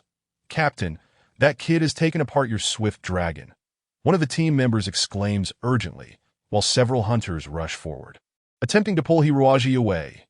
"Wait," Kai interjects thoughtfully, "since it's already opened up, let him give it a try." For reasons unknown, seeing the rapt expression on Hiruaji's face fills Kai with confidence in this mysterious youth. As if he is certain that a miracle will unfold, Hiruaji holds a piece of the mecha in each hand, a dagger clenched between his teeth, scrambling over the swift dragon mecha with remarkable agility. His hands move at a speed tenfold that of his earlier work on the skeleton, and even the keenest marksman cannot discern what he is doing. It is as if his hands possess a certain magic, causing the swift dragon mecha to grow increasingly robust and complete. Done. After half an hour, Hiruaji exclaims triumphantly, rising from the mecha. The onlookers are left in a daze, and Hiruaji, puzzled, asks, "Why are you all staring at me like that?" He remains unaware of the astonishing prowess he has just displayed.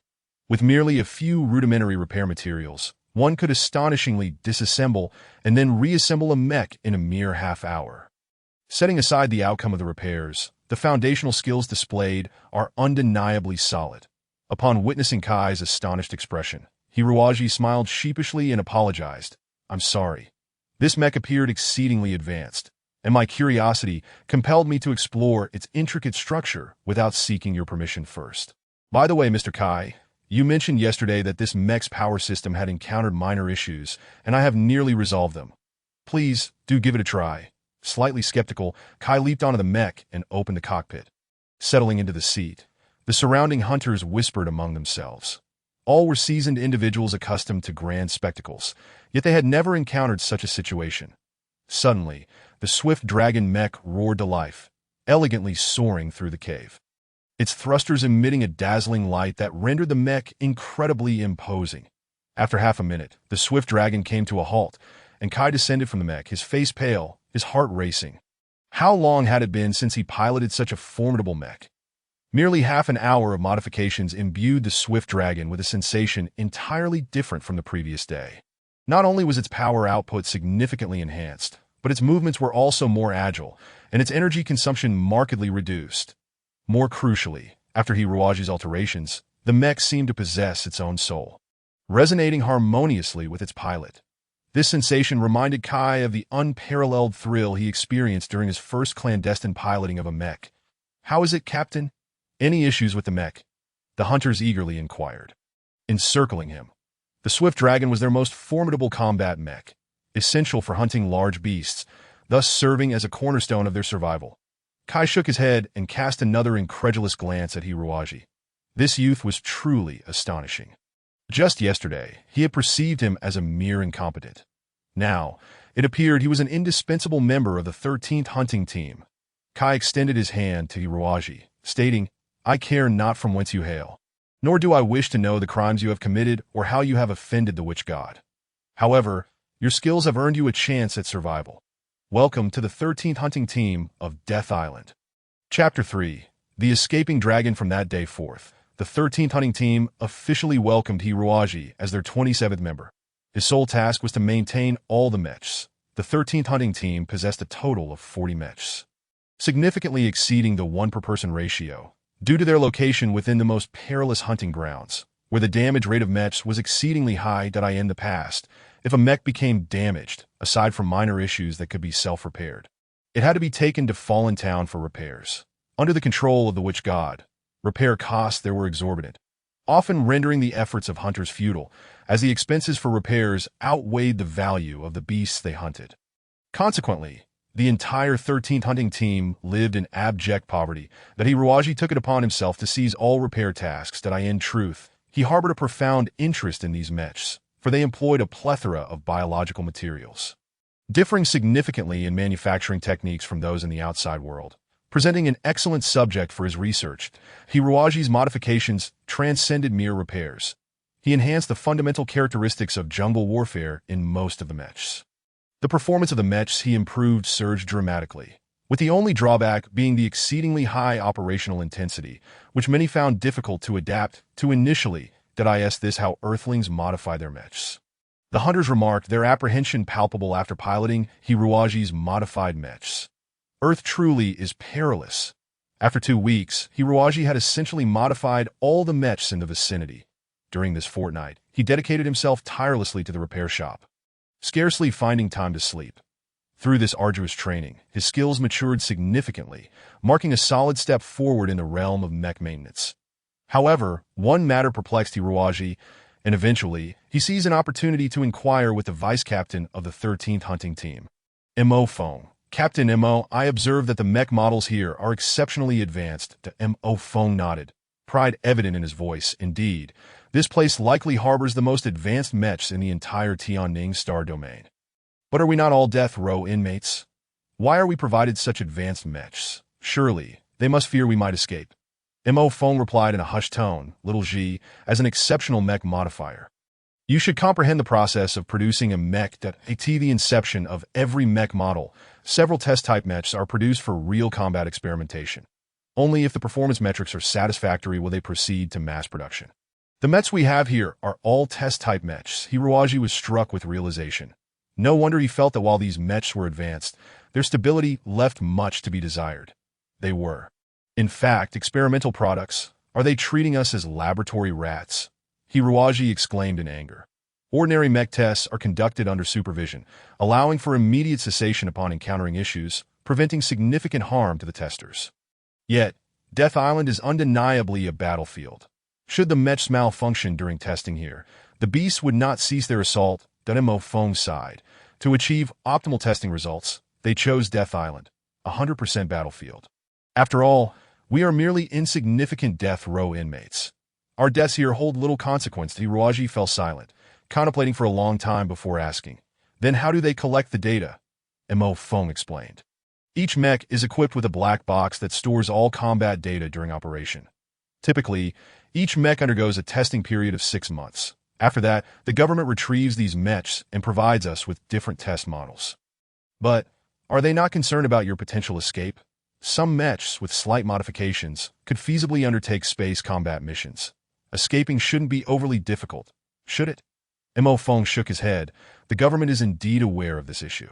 They have implemented specific protocols in all mechs that if we stray beyond a 20-kilometer radius of Death Island, the self-detonation mechanism will activate, engulfing the mech in flames within 3 seconds.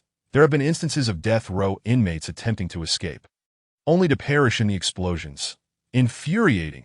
Hiroaji retorted coldly. Are all the mechs on this island like that? Mo Fong nodded. Yes, nearly all the mechs are test models and equipped with self-detonation systems.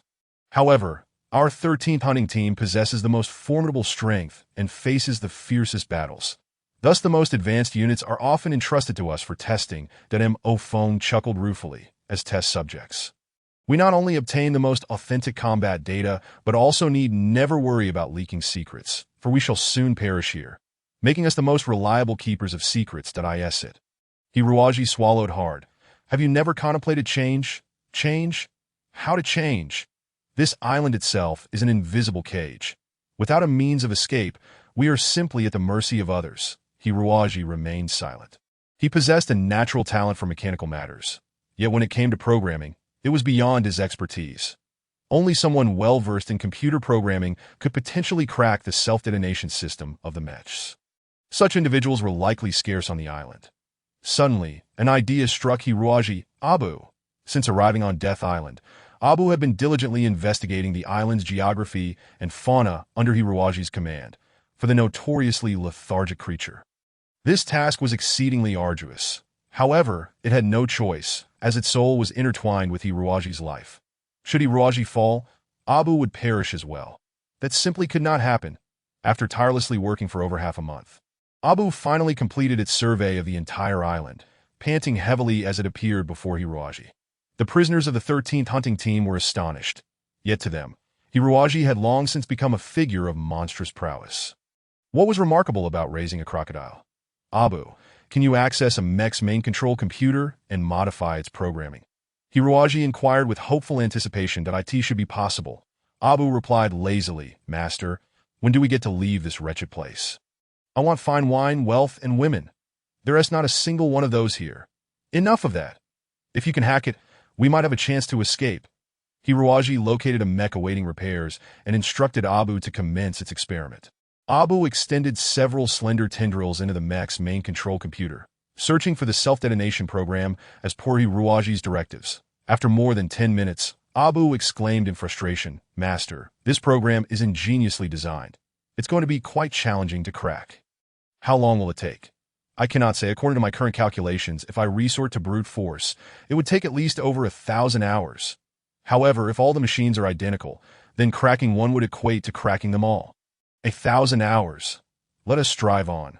Whether we can escape relies solely on you, Abu. In Kai's eyes, Hiroaji was an enigma.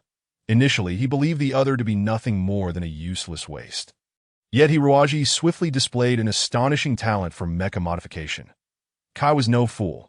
He recognized that possessing such skills marked one as a genius in the realm of mecha modification, an elite individual distinguished on any planet. Thus, he found it perplexing why the government of Tianning Star would so carelessly overlook such a rare talent, allowing him to fall into his current predicament. Kai couldn't help but wonder if this fellow harbored ulterior motives for being here, though he soon dismissed that notion. Had he not already sunk to such depths? Was there anything of value left within him? No. Though his 13th Hunter Squad was indeed a formidable force from a certain perspective, even a mere finger of the other was worth far more than the entire 13th Squad. Subsequently, An event occurred that further elevated Kai's regard for Hiruaji.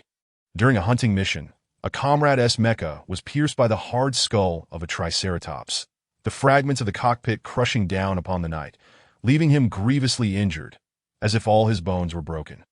The members of the 13th Hunter Squad were experienced medics, and at a glance, they knew this brother was beyond saving. However, upon returning to base, Hiruaji offered a different perspective. Let me give it a try. If this brother possesses a strong will to live, there may still be hope that Hiruaji once again showcased his devilishly mysterious techniques, surpassing even the greatest healers with his nonchalant ease. Remarkably, the injured comrade was able to walk again merely a week later. Defying the natural laws of bone regeneration, gradually, many began to shift their attitude towards Hiruaji from skepticism to trust, and from trust to reverence. In their eyes, Hiruaji had become a figure of boundless capability. A Superman. The beast bones he treated fetched a considerable sum in death coins at the fallen town. Moreover, the repair costs were significantly reduced, requiring only the purchase of a few materials. With this influx and outflow, it was the first time in 2 years that the 13th Hunter Squad found themselves in surplus. One day, Mo Fong returned from Fallen Town with an abundance of fine wines and delectable dishes, and the group joyously gathered to celebrate Hiruaji's 1-month arrival. Every hunter was ecstatic, with some even drunkenly dancing. That Hiruaji was pleased as well, yet he curiously inquired, why not celebrate in Fallen Town? Surely the entertainment facilities there are more plentiful. Kai proudly replied, we are not like other death row inmates. We would never stoop to such places. What was the story behind that? Hiruaji had long wished to ask. For the prisoners on Death Island were mostly individuals who had committed solitary crimes, forming their respective groups only upon arrival. Yet the 13th Hunter Squad seemed as though they had been organized externally, captured together as if they had all committed capital offenses. Was it possible that so many had jointly committed such grave crimes? Kai snorted disdainfully, Little G, since you are now one of us in the 13th Hunter Squad, I shall enlighten you about our past and in truth. None of us have broken any laws. We are all innocent victims of a conspiracy. A conspiracy? He responded, indeed. Kai sighed, 3 years ago, we were all members of the Tianning Knights. And at that time, I led these fine lads, regarded as one of the most elite assault squads in the entire Tianning Star domain. However, we were young and reckless, believing that our meager mecha skills granted us impunity. Thus, we inadvertently offended many. During one mission to eradicate interstellar pirates, we faced a formidable enemy that had taken control of a small planet, constructing a massive city within which many women and children resided. For us, eliminating these pirates was not inherently difficult, yet the challenge lay in how to protect the innocents. Some were hostages taken by the pirates, while others were their families. Though the pirates were despicable, their families were blameless, that we could have resolved the issue with large-scale destructive weaponry. Yet to prevent harm to hostages and innocents, we opted for ground combat instead. The pirates held the advantage of terrain, and the battle was arduous. We fought for every inch of land. After 5 days, half of my troops had fallen, and we had only just breached the city's entrance at that moment. However, the higher-ups could no longer tolerate the prolonged stalemate. In their desperate bid to resolve the matter swiftly and enhance their own accolades, they heartlessly deployed biochemical weapons, launching gas shells into the small planet. Most of my soldiers were inside the planet at that time, and they perished needlessly. Along with them, nearly 20,000 lives from the planet were lost. Chapter 4. Hackers break through. The operation was deemed a success, yet the military had not anticipated that some journalists had clandestinely recorded the entire assault. The public uproar was immense, especially from the families of the hostages, many of whom held significant status and power. Other citizens also expressed outrage at the military's brutal methods, deeming their actions crimes against humanity. Under such circumstances, the military was compelled to stage a trial, seeking scapegoats to appease the public. Kai chuckled bitterly. As soon as we, the surviving remnants, returned to Tianning Star, we were isolated and scrutinized, soon finding ourselves before a military court. Those in charge presented undeniable evidence, claiming we had independently employed gas weapons, committing grave offenses. The entirety of our assault team was sentenced to life imprisonment without the possibility of parole. Subsequently, we were sent to Death Island. So that was it. Hiruaji breathed a sigh of relief. He had been somewhat concerned that if they were truly heinous criminals, he could not allow them to roam free. To his surprise, they, like him, were victims of deception, that Hiroaji harbored no doubts regarding their honesty, for he could sense that as Kai spoke, his spirit bore no traces of hesitation or fluctuation. After a moment of contemplation, Hiroaji inquired, "So, what do you all plan to do now? Do you intend to remain in this living hell forever?" Kai shook his head, remaining silent. Death Island is isolated amidst the ocean, surrounded by terrifying whirlpools. Escape by mere human strength is utterly impossible. As for relying on Mecha, every machine here is equipped with a self-destruct system, and it is exceedingly complex that a year ago a highly skilled computer hacker was imprisoned on Death Island. Despite his efforts over 6 months, he could not crack this self-destruct program, rendering us even more helpless. That Hiroaji pondered for a moment and said, "Captain Kai, if we could escape this place, have you considered what path you would take afterward?" Kai gazed skyward with a deep sigh. "If one day we manage to escape this cursed place, I shall ensure my brothers never suffer again. We could flee to one of the other 4 star domains. Given the current fractured state of the 5 major star domains, as long as we escape Tianning, no one could hinder us. There, we could live as mercenaries or serve as bodyguards for others. That I believe there wouldn't be better mercenaries or bodyguards in this world than us." Kai had unwavering confidence in his squad. 2 years prior, they had been among the most elite forces in the Tianning star domain. After 2 years of hellish training on Death Island, though they had lost many brothers, those who survived had grown even more formidable. They were now the Shura dancing on the battlefield. Hiroaji made a decision. Looking into Kai's eyes, he solemnly stated, "What if I told you I have a way to help you escape?" Upon hearing these words, the cave fell into a profound silence, as all present set down their food and drink, staring at Hiroaji in stunned disbelief. Are you serious?" Kai exclaimed. Hiroaji smiled lightly. "When have I ever deceived you?" Kai, filled with excitement, grasped Hiroaji's hand, speechless with anticipation. "What is your plan?" Hiroaji replied, "I possess a remarkable method to crack the self-destruct program installed within the Mecha. As for what follows, that will depend on you." Kai was elated, proclaiming, "As long as we can crack the self-destruct program, we shall handle the rest ourselves." That I am not exaggerating. Even if all the other prisoners on Death Island banded together, they would still be no match for our 13th Hunter Squad. Everyone was consumed with exhilaration. They had suffered injustice and found themselves in this dark, despairing place, believing they had no path to escape.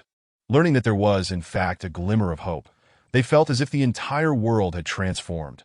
Some gritted their teeth and declared, "If we manage to escape, we must find those scoundrels who conspired against us and seek revenge."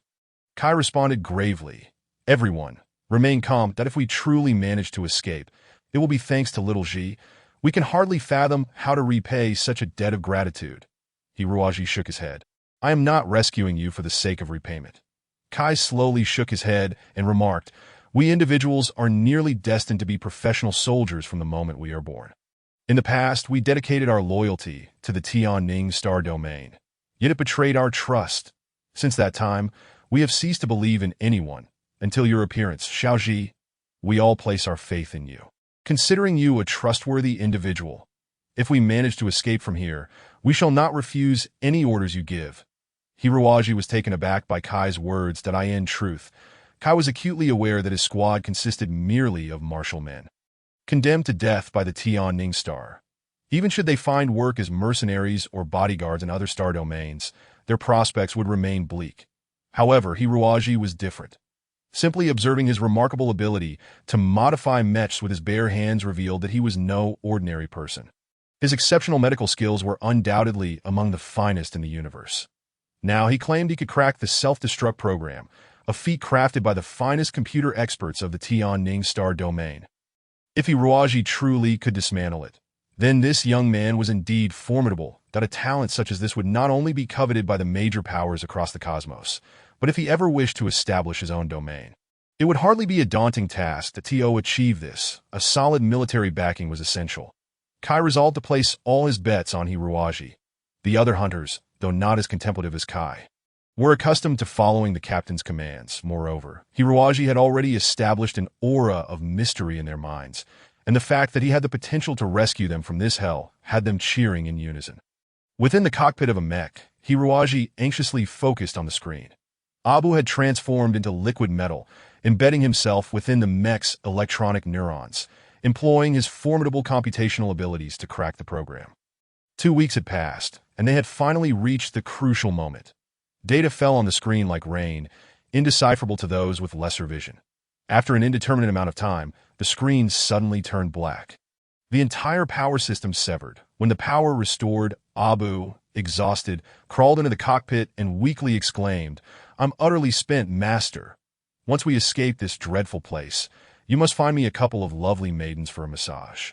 "That would be quite delightful," Hiruaji urged. "Did you crack the self-destruct program?" Abu replied with pride, "Of course. Have you forgotten who I am?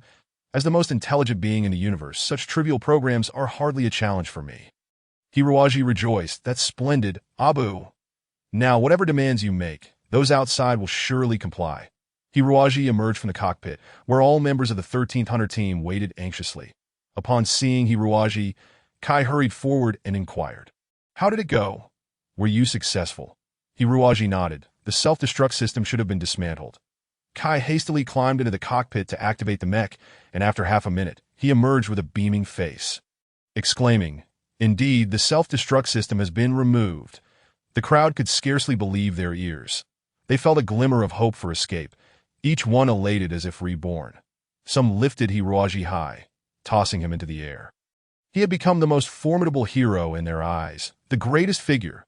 Kai's face radiated joy, yet he maintained his composure, saying, "Everyone, let us not rush. There are still 40 mechs with self-destruct systems that need dismantling."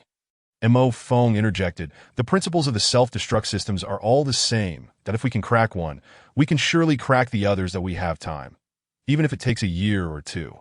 "What does it matter?" Kai shook his head. "Have you forgotten? Every 6 months, they will reclaim the test mechs and replace them with new models that if they discover that we have managed to crack the self-destruct program.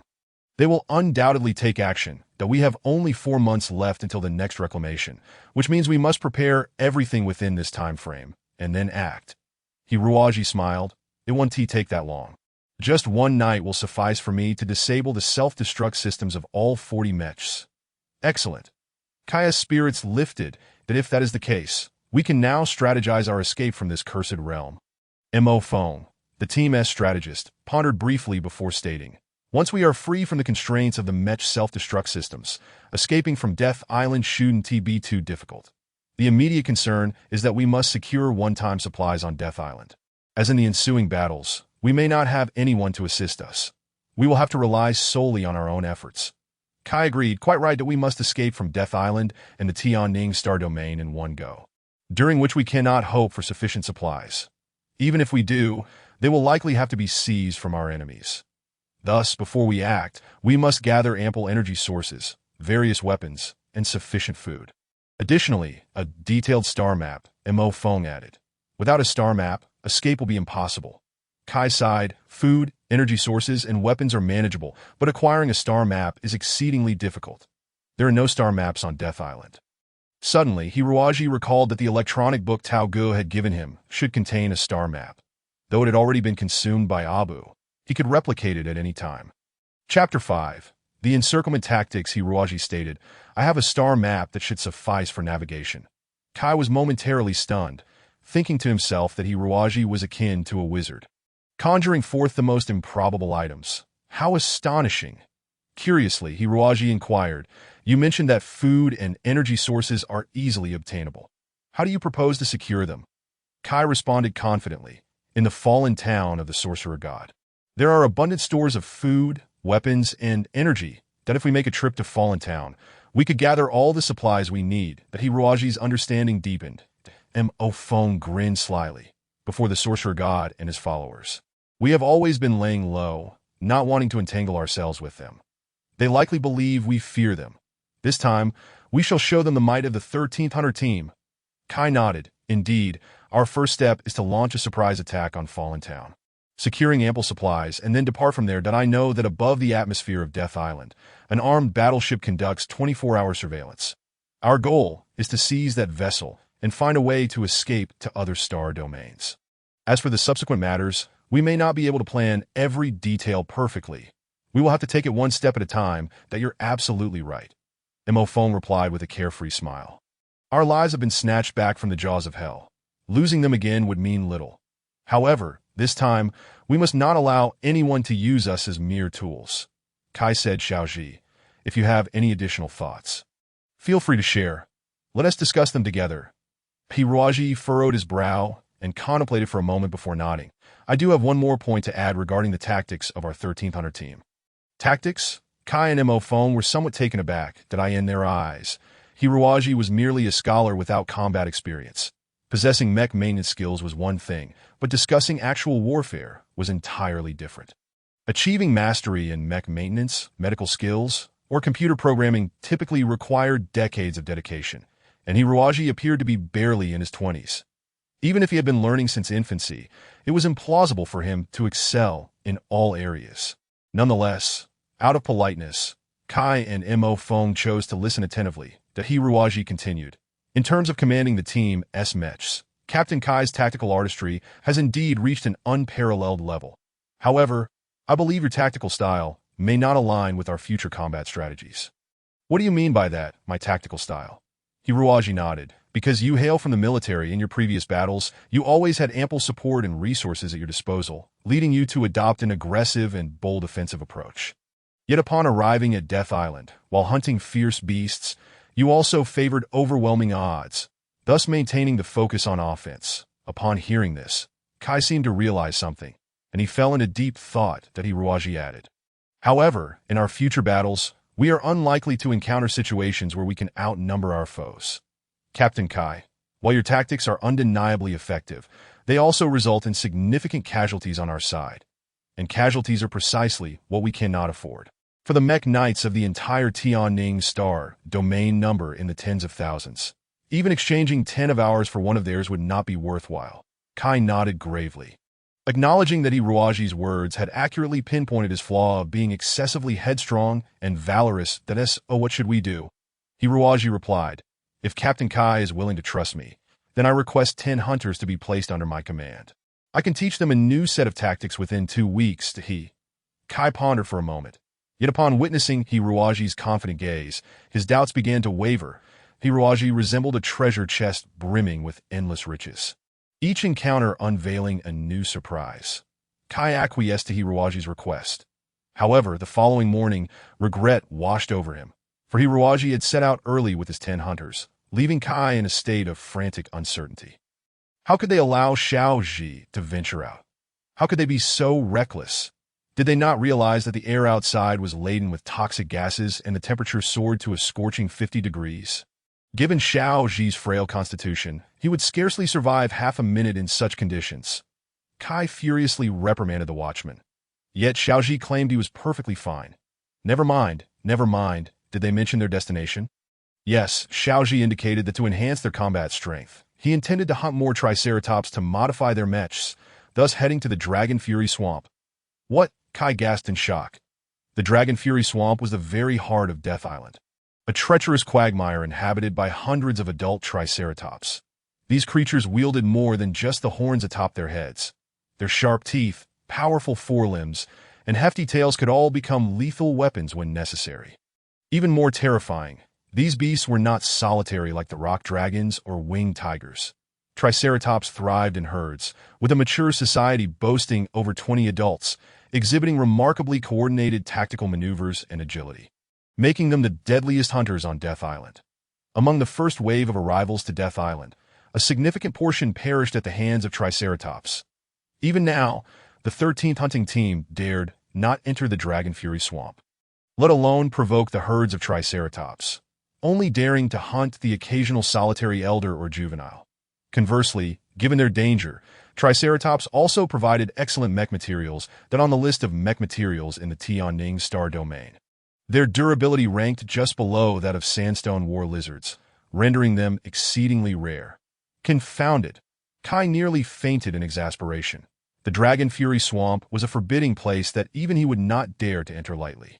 Xiaoji truly, no, we must go save them. The guard hunters hesitated, saying, Xiaoji instructed me to inform the captain that he understood precisely what the Dragon Fury Swamp entailed, and given that the captain was left with only a little over 10 warriors, it would be futile to attempt to withstand the onslaught of so many Triceratops. Hence he advised you not to expend unnecessary effort. By the way, Deputy Captain Mo also accompanied them. Mo phone went too. Kai felt a slight sense of relief. Mo phone was astute and seasoned, and with him present, the situation should be more manageable. For now, they could only wait. Days turned into weeks. Yet Iruwaji maintained a communication silence, only sending a message back to the base each afternoon that all was well, leaving Kai in a state of anxiety, unsure of what to do. During this period, Kai intensified the training of the remaining hunters. Everyone, knowing they had a chance to escape, became invigorated, their enthusiasm for training greatly heightened. Interactions with Fallen Town became more frequent, as Kai dispatched several scouts to immerse themselves in Fallen Town, meticulously observing the residence of the shaman and his troops. Kai understood that in the impending operation, the other death row inmates posed no threat, but the shaman's subordinates might present significant complications. Thus, they had to act decisively to eliminate this nuisance. After 2 weeks, everything was prepared. Hiruaji returned with his 10 hunters. All their mechs were battered and broken, resembling mere scrap metal. Each appeared to have shed 2 to 3 pounds, looking gaunter, yet their eyes sparkled with an intense glow. Kai exhaled a sigh of relief. The damage to the mechs was not catastrophic, as the 13th hunting team had surplus mechs, and as long as the people were unharmed, that was what mattered. However, Hiruaji's surprise did not end there. They had brought back a staggering 15 Triceratops. How could this be possible? Kai was utterly astounded. He sought out Mo Fong, eager to inquire about the events of the past fortnight. Mo Fong scratched his head, explaining, "For the first 2 days, we concealed ourselves in the thickets, meticulously observing the movements of the Triceratops and their hunting strategies. For 2 whole days, Xiaoji forbade us from moving, insisting we closely monitor every action of the Triceratops. Is that all?" Kai was perplexed. What kind of strategy was that? Mo Fong continued. "Starting from the 3rd day, Xiaoji led us to actively harass the Triceratops, provoking their wrath and then fleeing. According to him, as long as we could evade their attacks, we would have achieved a significant portion of success. This consumed a week of our time, evading amidst the Triceratops." An image flashed through Kai's mind. Over 10 mechs racing desperately through the jungle, pursued by hundreds of enraged Triceratops. It was truly chilling. Mo Fong chuckled wryly. "Quite absurd, isn't it? I only just realized that this Hiruaji is a ruthless character, showing no regard for our lives." "No, that might not be entirely accurate. It's more that when he commands the troops, he treats them like mere chess pieces. As long as the pieces obey his commands, he can ensure they unleash their maximum combat potential while minimizing casualties.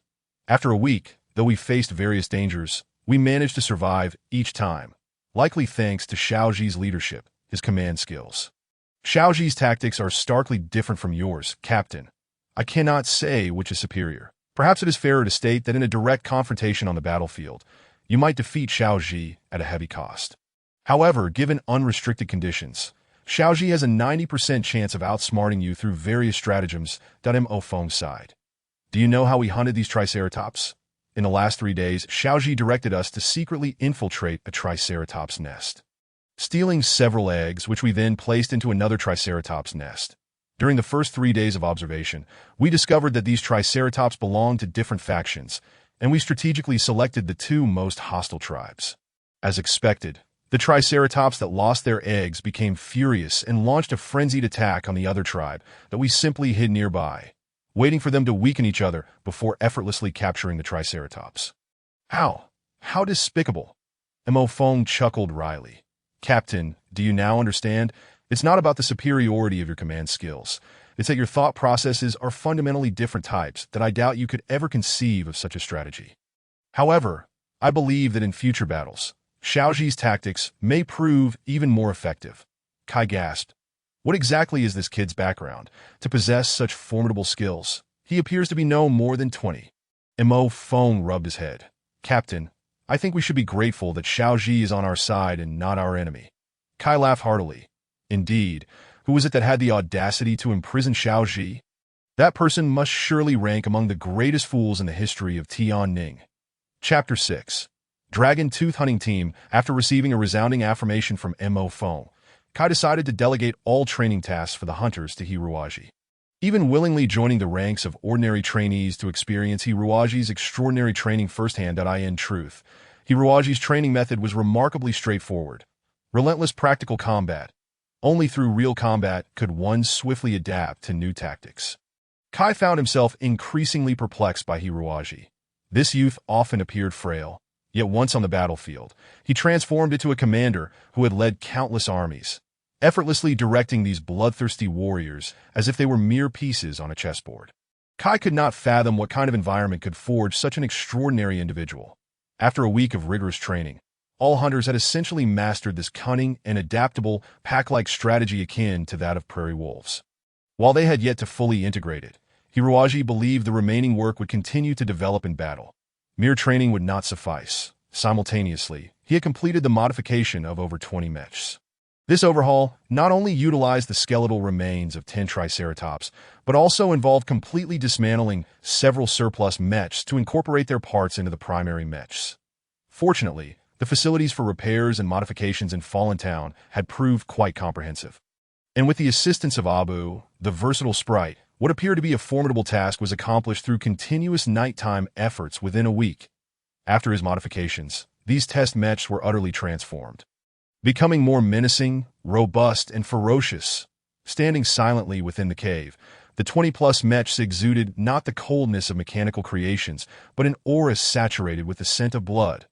A hunter gazing at his mech, which had been his companion for half a year, yet now bore no resemblance to its former self, could not help but exclaim, "Is this still our mech? It's transformed into a living, breathing beast." Kai spoke somberly. "Well said. We are the ferocious beasts forged in this hellish jungle. Whoever dares obstruct our path to freedom shall pay the price in blood." Mo Fengdao. Captain, these mechas have undergone a complete transformation compared to the past. Furthermore, we must free ourselves from the control of Tian Ningstar. Should we not consider bestowing new names upon these mechas?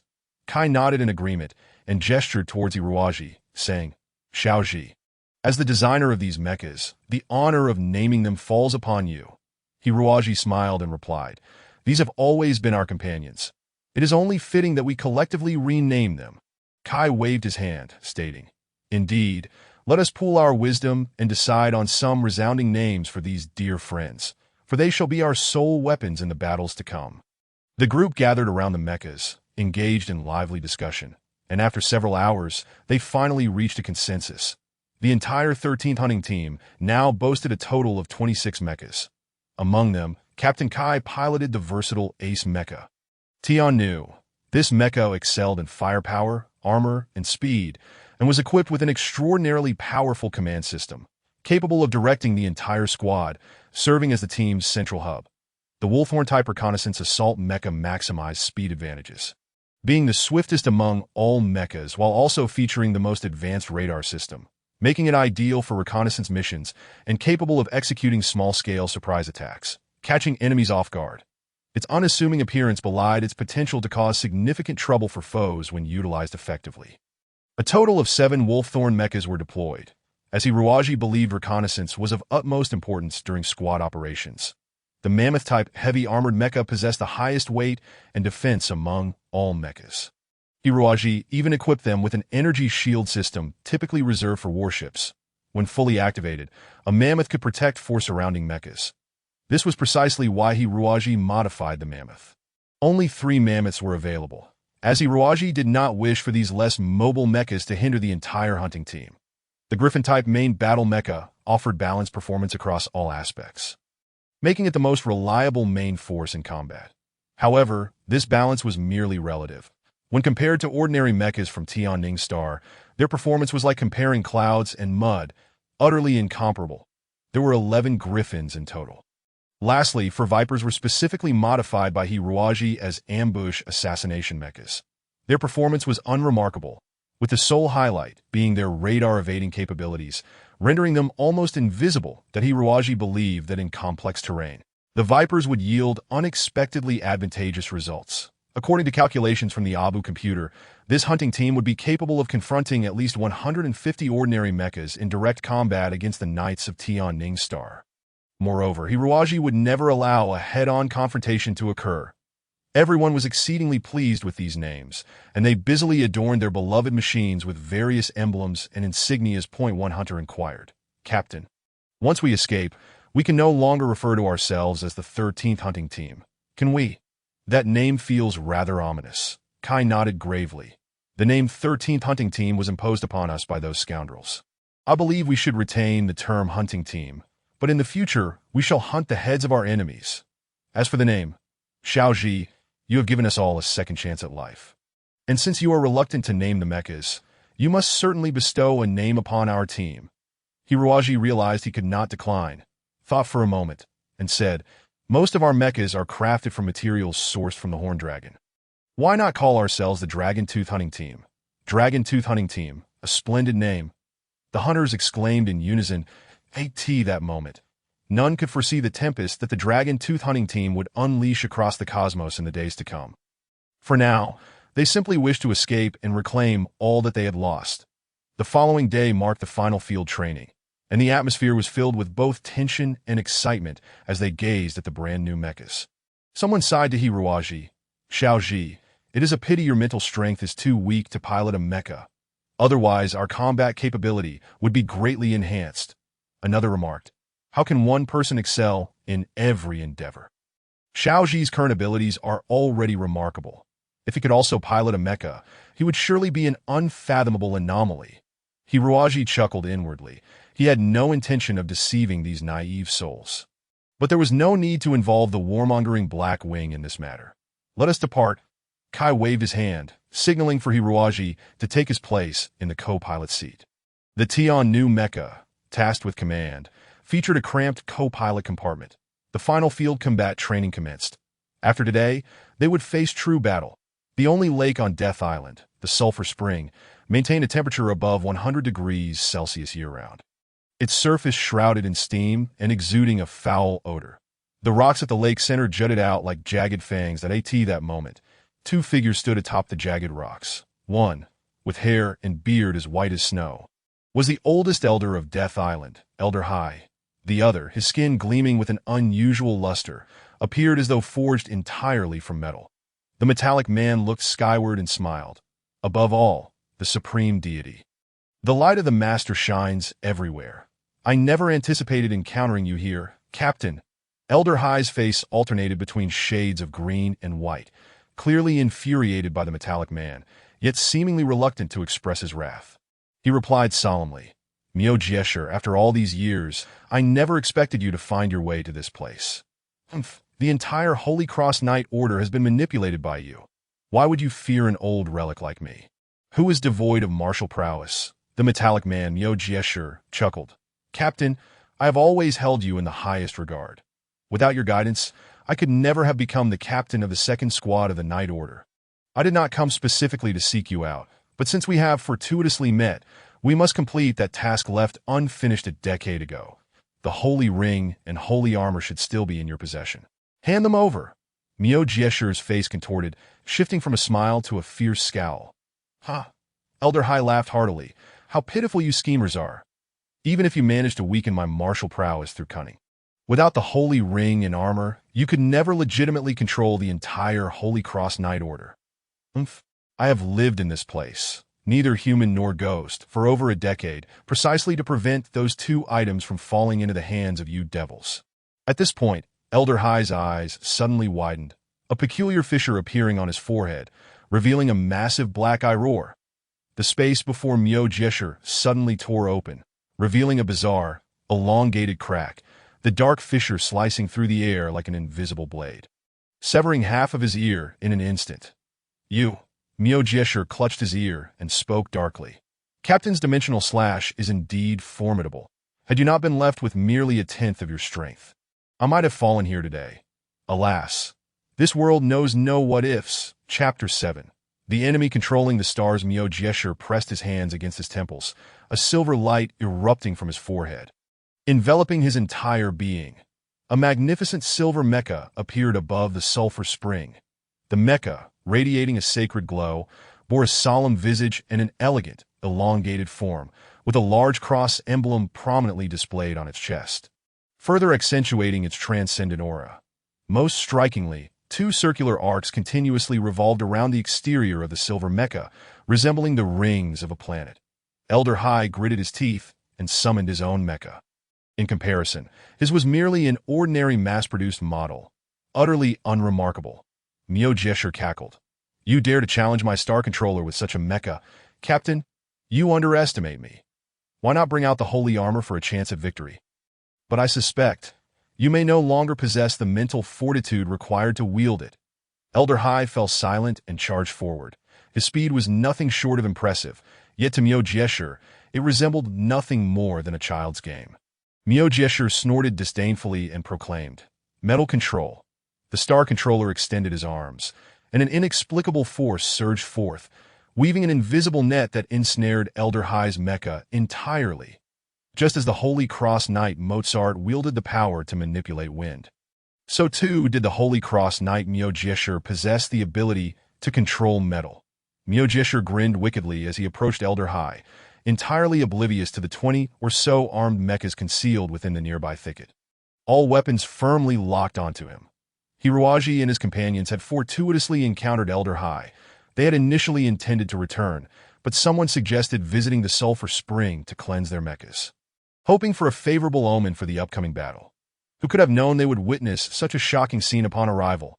Elder Hai was a venerable figure on Death Island, having looked after the 13th hunting team when they first arrived, teaching them many of the local customs. However, at that time, everyone believed that the old man Hai was merely an ordinary elder in poor health, possessing nothing but a wealth of experience and lacking any real combat prowess. To their astonishment, he was capable of piloting a mech. Moreover, he even conjured a bizarre object from his forehead. What manner of creature was that? Mo Fong exclaimed, stunned, over the communication channel. It's a new human. Hiruaji murmured, surprised to discover that the old man Hai was also a new human. Although he couldn't overhear the conversation between the two, it was evident that they were not old friends reuniting. The group adhered to their tactical arrangements, lying in ambush and preparing for a surprise attack. How could a knight of the church become a captive of Tianning Star, confined to this island?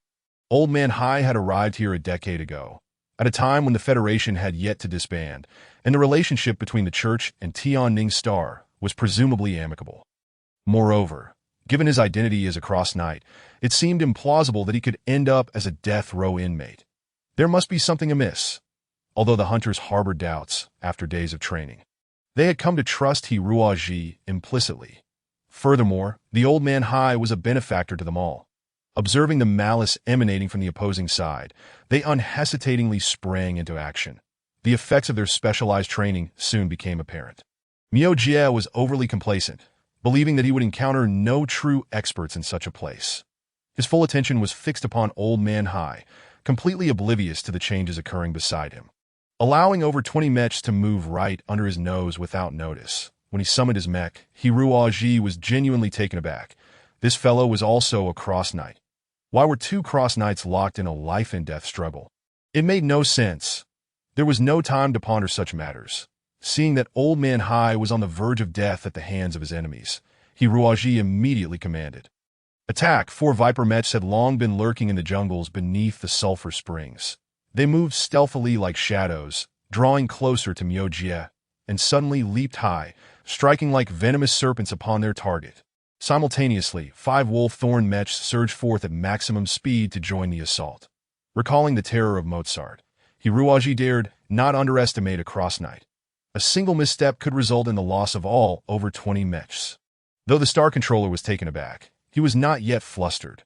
Myo squinted, coldly declaring, "So, there are a group of lackeys." The 2 curved machines surrounding the star controller began to spin at high speed, emitting boundless energy as they did so. The 9 mechs attempting to assault him found themselves rendered immobile, stiffened in place. Hiruaji began to understand. It appeared that the opponent excelled in a certain form of superpower, capable of restricting the movements of enemies. However, retreat was no longer an option.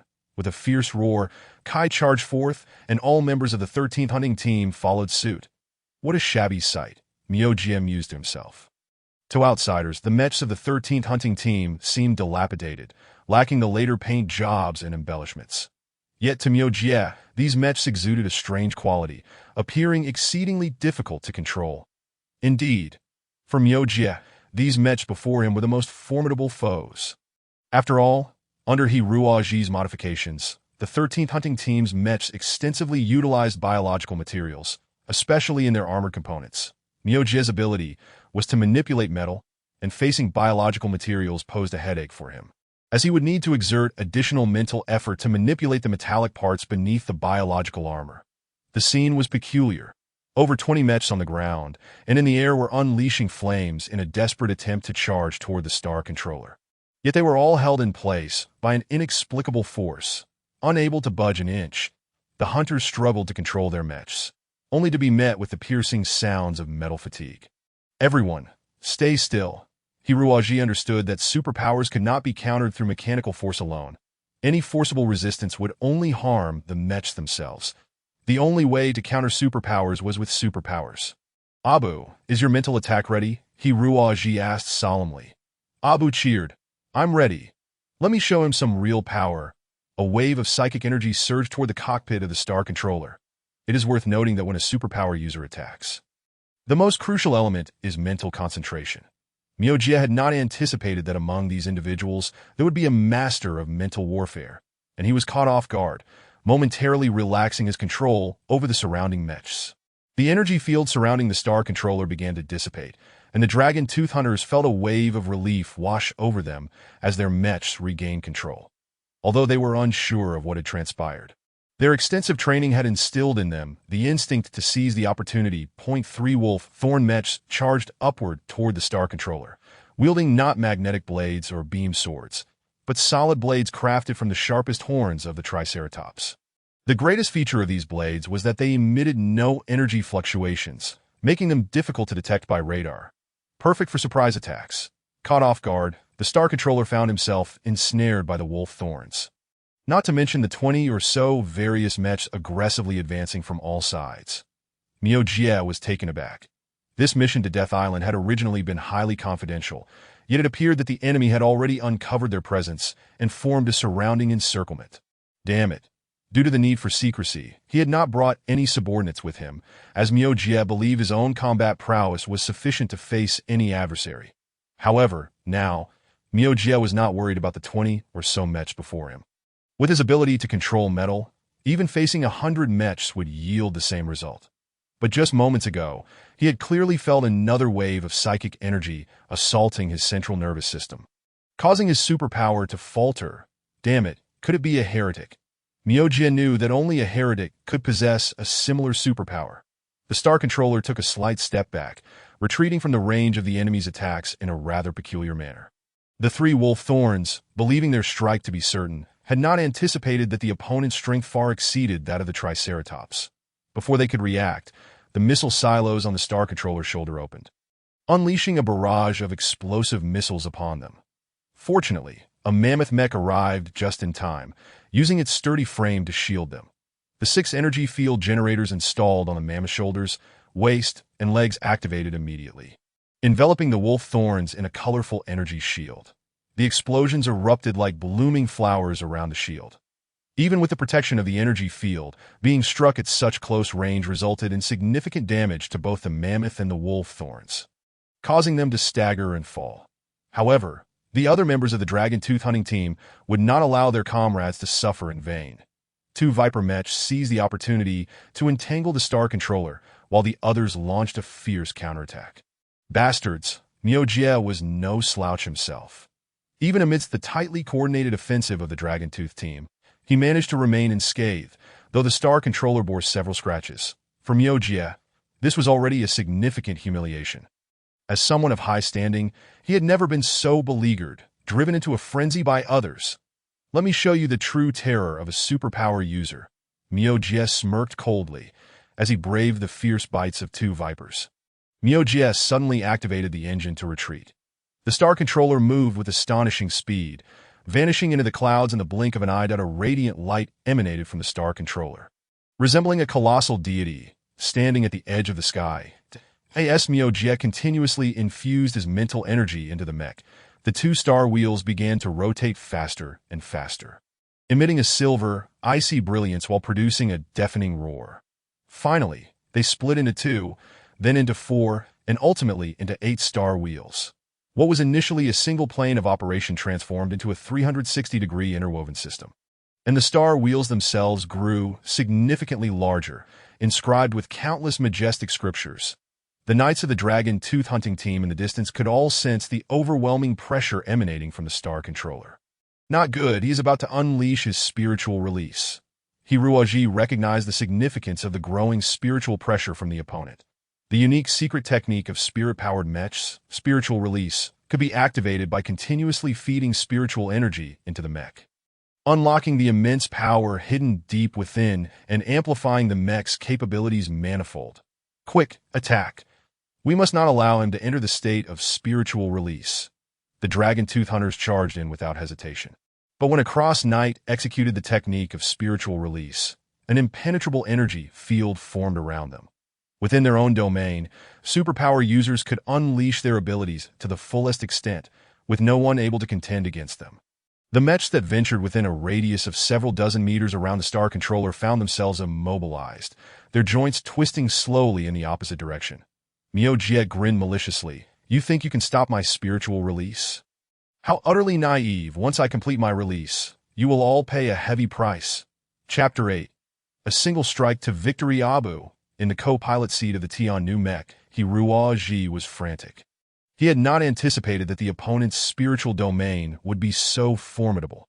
If they could not breach it, there would be no chance to bring down the enemy during the release process. Yet if he completed the spiritual release and amplified his strength severalfold, everyone here would perish. Abu was also anxious, exclaiming, Master, the opponent's mental power is so strong. I truly lack confidence in launching another mental attack. It is futile. There is but one way to save us. Even if it requires merely a second of attack. I can only guarantee half a second. Very well, Hiruoji declared with unwavering resolve. Then turned to Captain Kai, who was situated in the cockpit ahead, and said, Captain Kai, the adversary seems to be employing a peculiar energy shielding system. However, I have half a second during which I can dismantle this system. Are you able to defeat him within that brief window? Kai nodded firmly. If not, I shall make it so. I will exert my utmost strength. Excellent. Behind all the mechs, the main engine of the Tianyu mech surged to its maximum power, leaving behind an ethereal afterimage in the sky, akin to a falcon diving fiercely towards the Star Controller. Mio-Jiet had not regarded this individual as a threat. If only he had 2 more seconds. The spiritual dissolution would have been complete by that time. Even if the heretical mech were nearby, it would surely pose no challenge to him. Yet at that very moment, a bizarre energy fluctuation erupted from the roaring mech that was charging towards him, striking precisely into Mio-Jiet's consciousness. Even though he was somewhat prepared, he could not help but be momentarily distracted. It was merely a fraction of a second's lapse. Yet when Mio-Jiet regained his focus, he discovered that the menacing mech had already soared before him, its sharp combat blades aimed directly at his cockpit, cold steel emanating an endless chill, as if the entire cockpit had been turned to ice. No, a resplendent rainbow arced across the sky, and the Tianyu mech executed a graceful turn. Appearing at the end of the rainbow, in the wake of that crimson tail flame, the Star Controller remained rigid, save for a terrifying gash in the cockpit, revealing no other visible damage. However, since the pilot had journeyed to the infinite beyond, the mech, deprived of spiritual energy input, began to lose its vibrant luster, gradually reverting to cold metal, even appearing somewhat rusted. Boom! The chest armor of the Star Controller erupted in a fireball, plummeting from the sky. Hiruoji felt utterly drained, although he had not directly participated in the battle. He was perhaps the only one fully aware of the peril they had faced in the mental clash between Abu and the opponent. He had contributed a significant portion of his spiritual energy to bolster Abu, and it could be said that it was through their combined efforts that they had barely managed to breach a gap in the enemy's psyche. That it was precisely this fleeting tenth of a second that Kai had seized upon. And it was only through the trio's concerted efforts that they had managed to overcome the FOE. Truth, Mio-Jiet was rather unfortunate. Given his prowess, he should never have found himself in such an awkward predicament.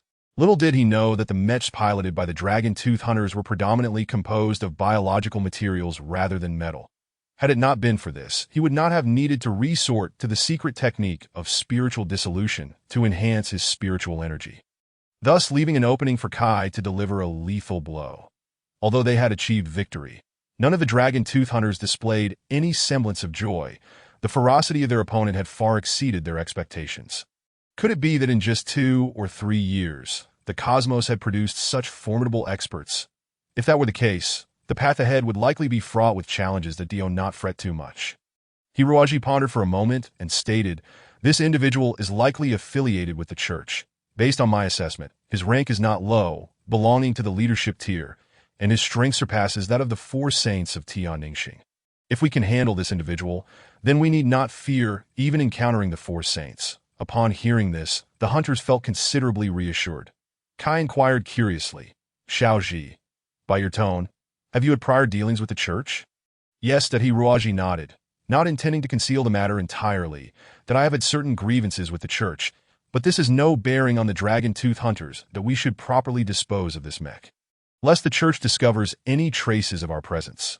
Kai snorted coldly and remarked, "From this point forward, the fate of the dragon-tooth hunters is irrevocably intertwined with your fate, Xiaoji. Since the church is your enemy, it is naturally our enemy as well." Hiroaji forced a smile, warmth swelling in his heart. He understood that it was impossible to refuse someone as passionate and steadfast as Kai. And he murmured, "Let us return to the base and bring Elder Hai back with us." That be why the time Elder Hai was delivered to the base, he was already on the brink of death. Although the base was equipped with comprehensive medical facilities, the nature of Elder Hai's ailment was exceedingly peculiar, eluding detection by ordinary instruments. That Hiroaji suspected that the elder had exhausted his spiritual energy, leading to a debilitating depletion of his mental faculties, and at his age, he should not have been engaged in such intense combat. Shortly after arriving at the base, Elder Hai regained consciousness, though his body was frail. His mind remained remarkably clear. Upon realizing that he had been rescued by Kai, a strange expression crossed Elder Hai's face. Kai explained the situation to Elder Hai candidly, even disclosing his intention to escape from that place, as Elder Hai was the spiritual leader of all on Death Island. However, Kai concealed the details regarding Hiroaji, attributing the dismantling of the mech's self-destruct program to one of his subordinates. "You should come with us. We will surely find a way to rescue you," Kai exclaimed excitedly. Elder Hai smiled and shook his head, speaking in a halting manner. "You youngsters are still young. You should certainly seek a way to leave this wretched place. However, I am different from you. I voluntarily came here many years ago, that if I wished to leave, I could do so at any moment. But to where would I go? The outside world has become polluted, and I refuse to live in such a filthy realm. Voluntarily." Kai found it quite strange. Who would willingly come to such a place? Indeed. Elder Hai nodded slightly, explaining that he had come here to evade a formidable enemy. "Little did I expect that after 10 years of hiding here, I would ultimately be discovered by my foe. Yet Kai, your subordinate possesses such formidable strength that he could defeat someone like Miao Jiesher. I believe that on Tianjing there should be no one capable of obstructing you. Go forth and pursue your own world. But how can we leave you here to suffer?" I will not suffer. I am acutely aware of my own condition. Look, the God of Light is already summoning me from the clouds. Angels with pure white wings await my arrival there. I shall return to the embrace of the Lord, and the only pride I carry is that I have not betrayed the Lord's will, not even in the most trying of times." The elder began to speak incoherently. His vital signs were rapidly declining. Everyone understood that this venerable elder, who had cared for them and guided them to survive on Death Island, was now on the brink of death. At that moment, Elder Hai suddenly opened his eyes once more, his gaze radiating warmth yet authority, sweeping across the faces of all present. Under his scrutiny, everyone felt a twinge of embarrassment and lowered their heads. Except for Hiroaji, who remained oblivious and stared blankly at the elder. Regardless, the elder was a new breed of humanity from the church, and Hiroaji had always felt a natural distance from the church. Thus he stood at the back. Unexpectedly, the elder's gaze fell upon him, and his eyes brightened as he trembled and pointed at Hiroaji, saying, "Child, come here, Dada." Hiroaji's heart raced as he was pushed forward by the others to stand before the elder. Thinking to himself that the elder must have seen through his sinister identity and in his final moments wished to use him to fulfill some task for his god, dragging this demon before his lord. Chapter 9. The Mysterious Legacy. Fortunately, there was no enmity in the elder's eyes, only a glimmer of warmth, as he kindly addressed him. "Your name is Hiroaji, is it not? I once saw you in the fallen town. At that time, you truly angered the witch god quite a bit." Hiroaji nodded in acknowledgement. You are a brave child, and thus I have a task, or rather, a wish I wish to entrust to you. Kai, you and your people should leave first. I wish to speak with this child privately. Whatever I discuss with him, I hope your people will refrain from inquiring about later. Is that agreeable? Kai hesitated momentarily. After all, the elder could not last much longer, and he must honor this final wish. Kai nodded, gesturing for his subordinates to exit together before closing the door to the medical room. Alone with an individual from the church, likely a high-ranking member, Hiroaji felt a surge of anxiety. Elder Hai smiled and grasped his hand. There is no need to be anxious, my child. The Lord has bestowed upon us countless paths, and we need only rely on the strength of our hearts to traverse these paths. Hiroaji shook his head. I am not anxious. I simply cannot comprehend why it is imperative for me to undertake this task. You see, Elder Hai, I am utterly inept. I possess no skills in mech combat. My spiritual energy is laughably low, and I am essentially a fool. Captain Kai has devoted considerable effort to looking after me, and I am uncertain whether I shall even be able to leave this place. I truly cannot fathom how I might assist you. Forgive him for the fibs directed at a dying elder. For if the elder's last wish is to maintain cosmic harmony and eradicate the malevolent spirits threatening peace, then he must regretfully decline. The elderly man nodded slightly, conveying a profound understanding, and murmured, Do not fear, my child. External abilities are but illusions. The essence lies within your heart. I can see that you are a remarkably brave and kind-hearted child. No, do not hastily shake your head. First, hear me out. Listen to my words. I'm not human, Dada. Hiroji displayed a flicker of alarm and confusion at that moment. To be precise, I am not an ordinary human. In fact, my genetics differ subtly from those of typical humans, a distinction that endows me with a wondrous power, which I refer to as spiritual force. This spiritual force is the foundation upon which the Church maintains its dominion, and it is also the origin of all chaos. Hiroaji widened his eyes, his curiosity genuinely piqued. He had only heard the term spiritual force from Mu Xiaoping before, and now he was learning from the elderly man himself about the nature of his being. 10 years ago, the old man began, his voice fragmented, I was once the commander of the Holy Cross Knights of the Church, akin to the commander of the main fleet guarding your Tianning star. My status within the church was paramount. I was one of the 3 titans who governed the entire Holy Domain. The commander of the Holy Cross Knights, the chief justice of the Holy Will Tribunal, and the head of the Inquisition. Our power was immense, to the extent that even the Pope was manipulated by us from behind the scenes. This revelation thoroughly startled Hiroaji, and no matter how vivid his imagination, he could never have anticipated that this frail old man had once been the leader of the Knights, a figure of formidable prowess. It was worth noting that even the madman Mozart was merely a captain within the Knights. The power of a commander must be staggering. If he had been in his prime, a mere cough could have crushed Hiroaji like a fly. Hiroaji shuddered at the thought. Grandpa Hai, why are you telling me all this? I have no understanding of the church. It must be a distant place, right? Ha, the old man replied, a hint of regret in his voice. I apologize, Xiaoji. If circumstances permitted, I would not wish to embroil you in such an inexplicable calamity, but I have my own responsibilities to bear. Please listen to my story. 15 years ago, the leader of the Holy Domain, Pope Alexander XI, was summoned back to heaven by the Lord, necessitating the appointment of a new leader. The most suitable candidate at that time was Valentino, the eldest son of the former pope. And as his martial arts instructor, I strongly supported this decision. However, the Chief Justice of the Holy Will Tribunal and the head of the Inquisition opposed Valentino taking power, for the boy, at the age of 12, had already displayed considerable wisdom. Should Valentino ascend, it would inevitably diminish the power of the 3 of us titans. The old man coughed a couple of times, his gaze drifting toward the endless distance, as if recalling the events of yesteryear. He continued slowly. Thus, they orchestrated a surprise attack against Valentino and me, attempting to eliminate us discreetly and elevate another ignorant and youthful child as the new pope, allowing them to continue their roles as puppeteers. Caught off guard, Valentino and I became separated, and the entire Holy Domain was engulfed in rebellious knights. The situation was perilous. Valentino may have perished amidst the chaos. With no other options, I had to flee alone. Wandering through the cosmos to evade the pursuit of the 2 titans, I traversed every remote corner of the universe.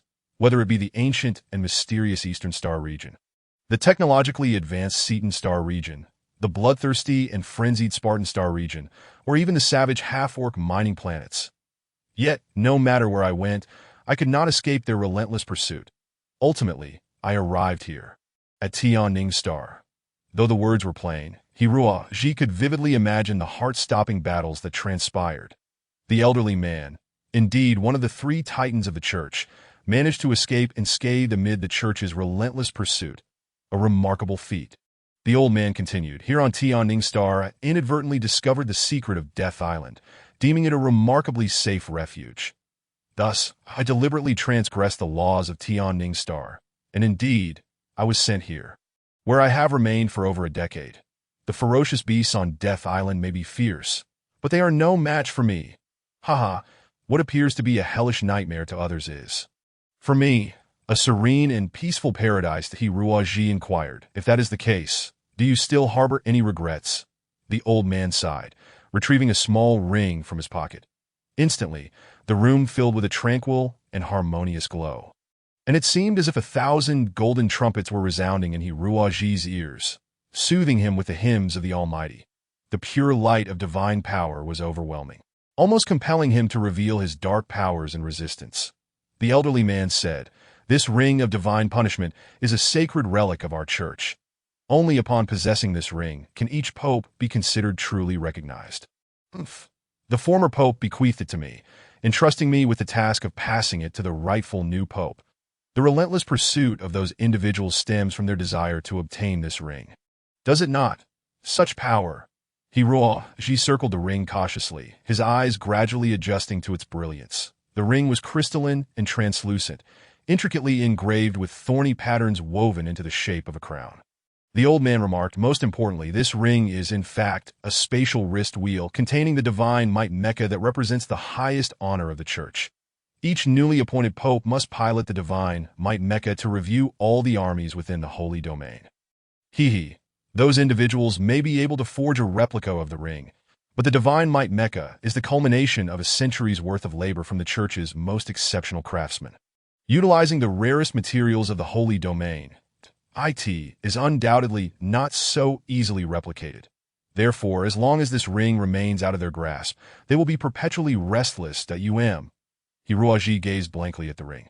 Could it truly contain the church's most glorious and powerful weapon? Perhaps he was the first to come so close to the church's radiance as a being of darkness. The elderly man discerned the astonishment in Hirua Ji's eyes, smiled gently, and handed the ring to him, stating, "Here, this ring is now entrusted to you." Hirua Ji was taken aback. "You mean to give the ring, which symbolizes the highest authority of the church, to a being of the undead? Is this some sort of cruel jest? Surely, the divine might Mecha won't leap out and bite me, will it? Grandpa, this is too much chaos. How can I accept such a thing?" The old man sighed. "Were it not for the fact that I am on the brink of death, I would never share this experience with an outsider, let alone surrender the sacred relic of my church to someone who is not even a believer. However, Xiaoji, you have seen for yourself that today marks my final day in this world. And since the church has arrived on Death Island, they will inevitably turn this place upside down one day. If they discover the ring, the entire church will fall under the manipulation of those two blasphemers. Your appearance may be the arrangement of the Almighty, so I have resolved to entrust this to you. Perhaps one day, you will encounter someone genuinely loyal to the church, and then you can pass this on to them." That it was evident that the elderly man spoke truthfully in his dying moments. He could conceive of no better course of action than this. "But you could also give the ring to Captain Kai. His strength is far superior to mine. I am utterly useless," Hirua Ji questioned. Perplexed, the old man smiled slightly. "Precisely because Kai and his companions possess such formidable strength, I cannot entrust the ring to them. Kai is a pure warrior. If a warrior were to accidentally gain control of a powerful mecha, how would he react? Would he be able to suppress the urge within him and refrain from attempting to pilot that mecha?" Hirua Ji hesitated. "I do not doubt Kai's character, but certain instincts are inherent to humanity. He would be unable to resist the temptation. Moreover, when the church arrives on this island and discovers that I am dead, while the ring is missing, whom do you think they will suspect first? Of course, it will be those with the greatest martial prowess, especially since they have already fled. For this reason, I cannot entrust the ring to Kai. Hiruaji shrugged. The old man's reasoning, though unsettling, was not without merit. But you are different. You possess no ability to unlock the ring, have no interest in piloting the mecha, and will not arouse suspicion. Thus, I can rest assured in entrusting it to you. The old man had not been mistaken. In truth, Hiruaji currently lacked the ability to unlock the divine might ring. That it was not due to a deficiency in his spiritual power, but rather because his spiritual energy was entirely dark and sinister, fundamentally incompatible with the pure and holy power contained within the ring. That Hiruaji pondered for a moment before asking, "What then should I do with this ring?" The old man replied, "As I mentioned earlier, we adept newcomers utilize a method known as spiritual liberation to instantly enhance our powers. However, what I did not mention is that each new human spiritual essence bears its own unique mark. Now, I shall impart to you my distinctive method of spiritual enlightenment, which will leave a profound imprint upon your soul. That in the future, should you encounter Valentino or any of my other disciples, they will recognize your soul's signature." What? Hiruaji has endured countless stimuli today, yet none have struck him with such intensity as this, the liberation of the soul. On that day, Mozart relied on this life-altering technique to transform into a formidable super warrior, vanquishing the heretical mech forces with ease. Now, to think that the old sea master intends to teach me how to achieve soul liberation. How absurd! This sounds like a truly impressive skill. Why would you choose to teach me? A mere heretic. The old sea master chuckled softly. If it were Kai and the others, I would unequivocally refuse. Their mental fortitude is already formidable, and mastering spiritual enlightenment would allow them to engage in actual combat. However, you Xiaoji are different. Your inherent mental strength is quite fragile. Spiritual enlightenment will merely bolster your physique and invigorate your spirit. You will be unable to wield it for battle. This is the second reason I have chosen you. I see now. Even if a weakling amplifies their power tenfold, they remain merely a slightly more formidable weakling. That Hiruaji felt a mix of amusement and frustration. Grandfather Hai, how can one possibly master such a complex technique in such a brief time? The old sea master shook his head, panting slightly. Do not concern yourself. I have my methods. Xiaoji, come closer. I have more to say. Hiruaji complied, only to be taken by surprise as the old sea master suddenly regained his vigor. Striking swiftly to press his hands against Hiruaji's temples, his mind went blank, and he could only think, "It's over. He has discovered my true identity, and the old man intends to silence me." Yet, what flowed from the old man's palms was a pure, radiant force, as he transmitted the last remnants of his nearly depleted power into Hiruaji's body. Simultaneously, he imparted memories accumulated over 2 or 3 decades, particularly regarding the cultivation methods of soul liberation. The old man was perplexed. His radiant power should have been pure and invigorating, causing an ordinary person to feel completely at ease. Why, then, did Hiruaji seem as if he had just ingested 10 packets of rat poison? Little did he know that Hiruaji possessed a dark constitution, and the radiant power was utterly incompatible with him, overwhelming him even in its non-combative form. Every cell within Hiruaji felt as though it were a battlefield of light and darkness, inflicting pain so intense he could scarcely bear it. Fortunately, the old sea master was nearly spent. Had he not just engaged in a fierce battle with Miao Jiesher, transmitting the radiant power, then might have revealed Hiruaji's true form on the spot. With a groan, the old sea master withdrew his hands. In just a few seconds, his muscles appeared as though they had been drained of life, rendering him a mere living skeleton. You should feel quite comfortable now. Xiaoji, tears brimmed in Hiruaji's eyes as he gritted his teeth. Yes, I feel so comfortable. A warm force flows chaotically within me. The old sea master replied with satisfaction. It is unfortunate that your constitution is too weak. I can only impart this limited power to you. In truth, I had another 20% of strength reserved if you wish for it. Thank you, but no, please keep it for yourself, Hiruaji insisted. Remember, the method of soul liberation is now etched deep within your consciousness.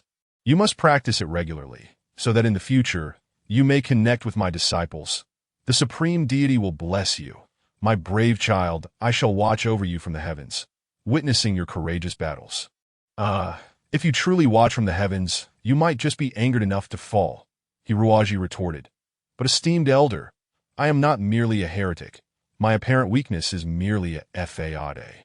My true identity is that of a death warrior. Before Hiruaji could finish, the old man was summoned away by his master.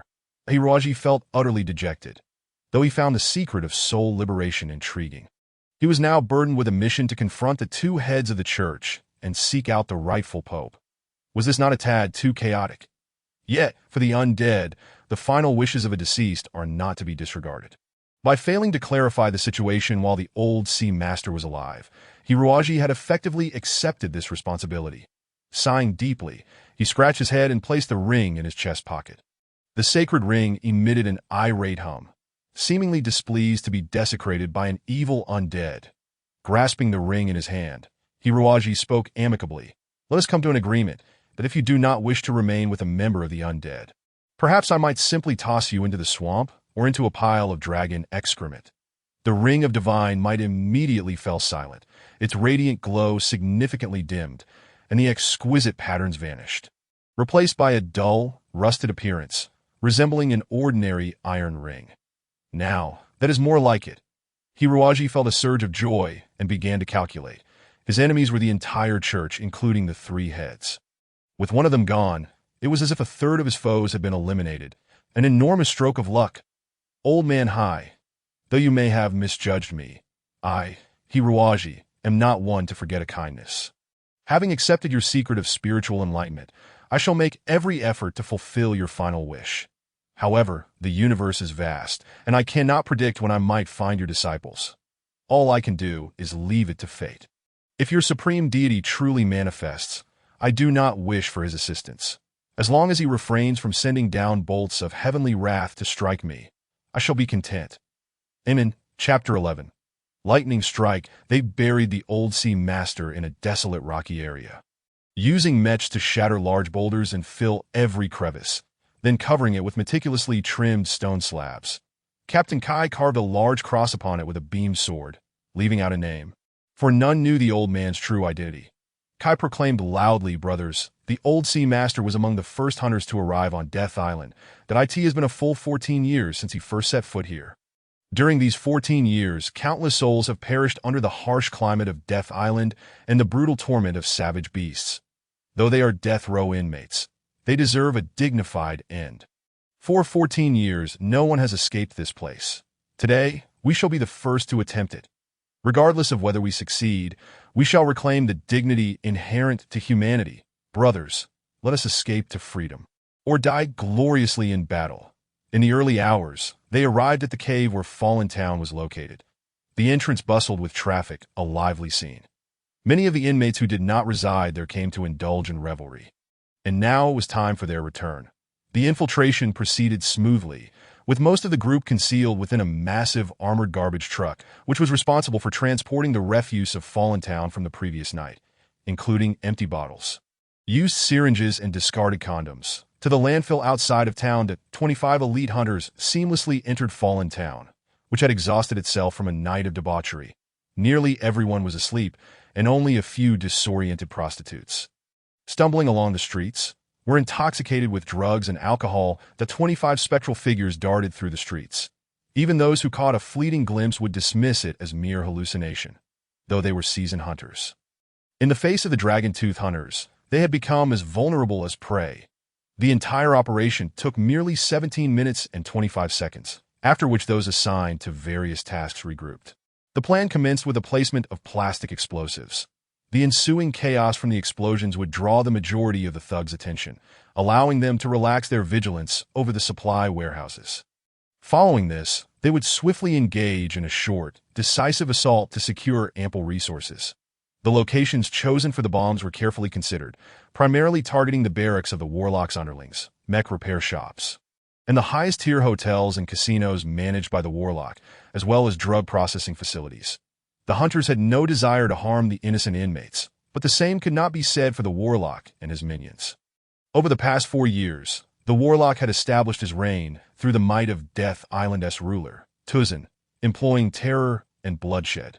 Before his arrival, the Hunters Association led by the Old Sea Master could negotiate with the authorities, trading quality goods for basic necessities, such as sufficient food, weapons, and entertainment.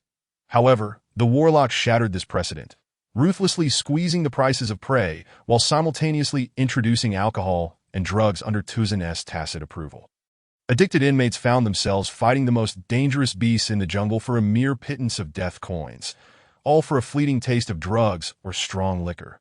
Some individuals yearned to resist. Yet the sorcerer, wielding blood-soaked prophets, has assembled a fiercely loyal band of enforcers.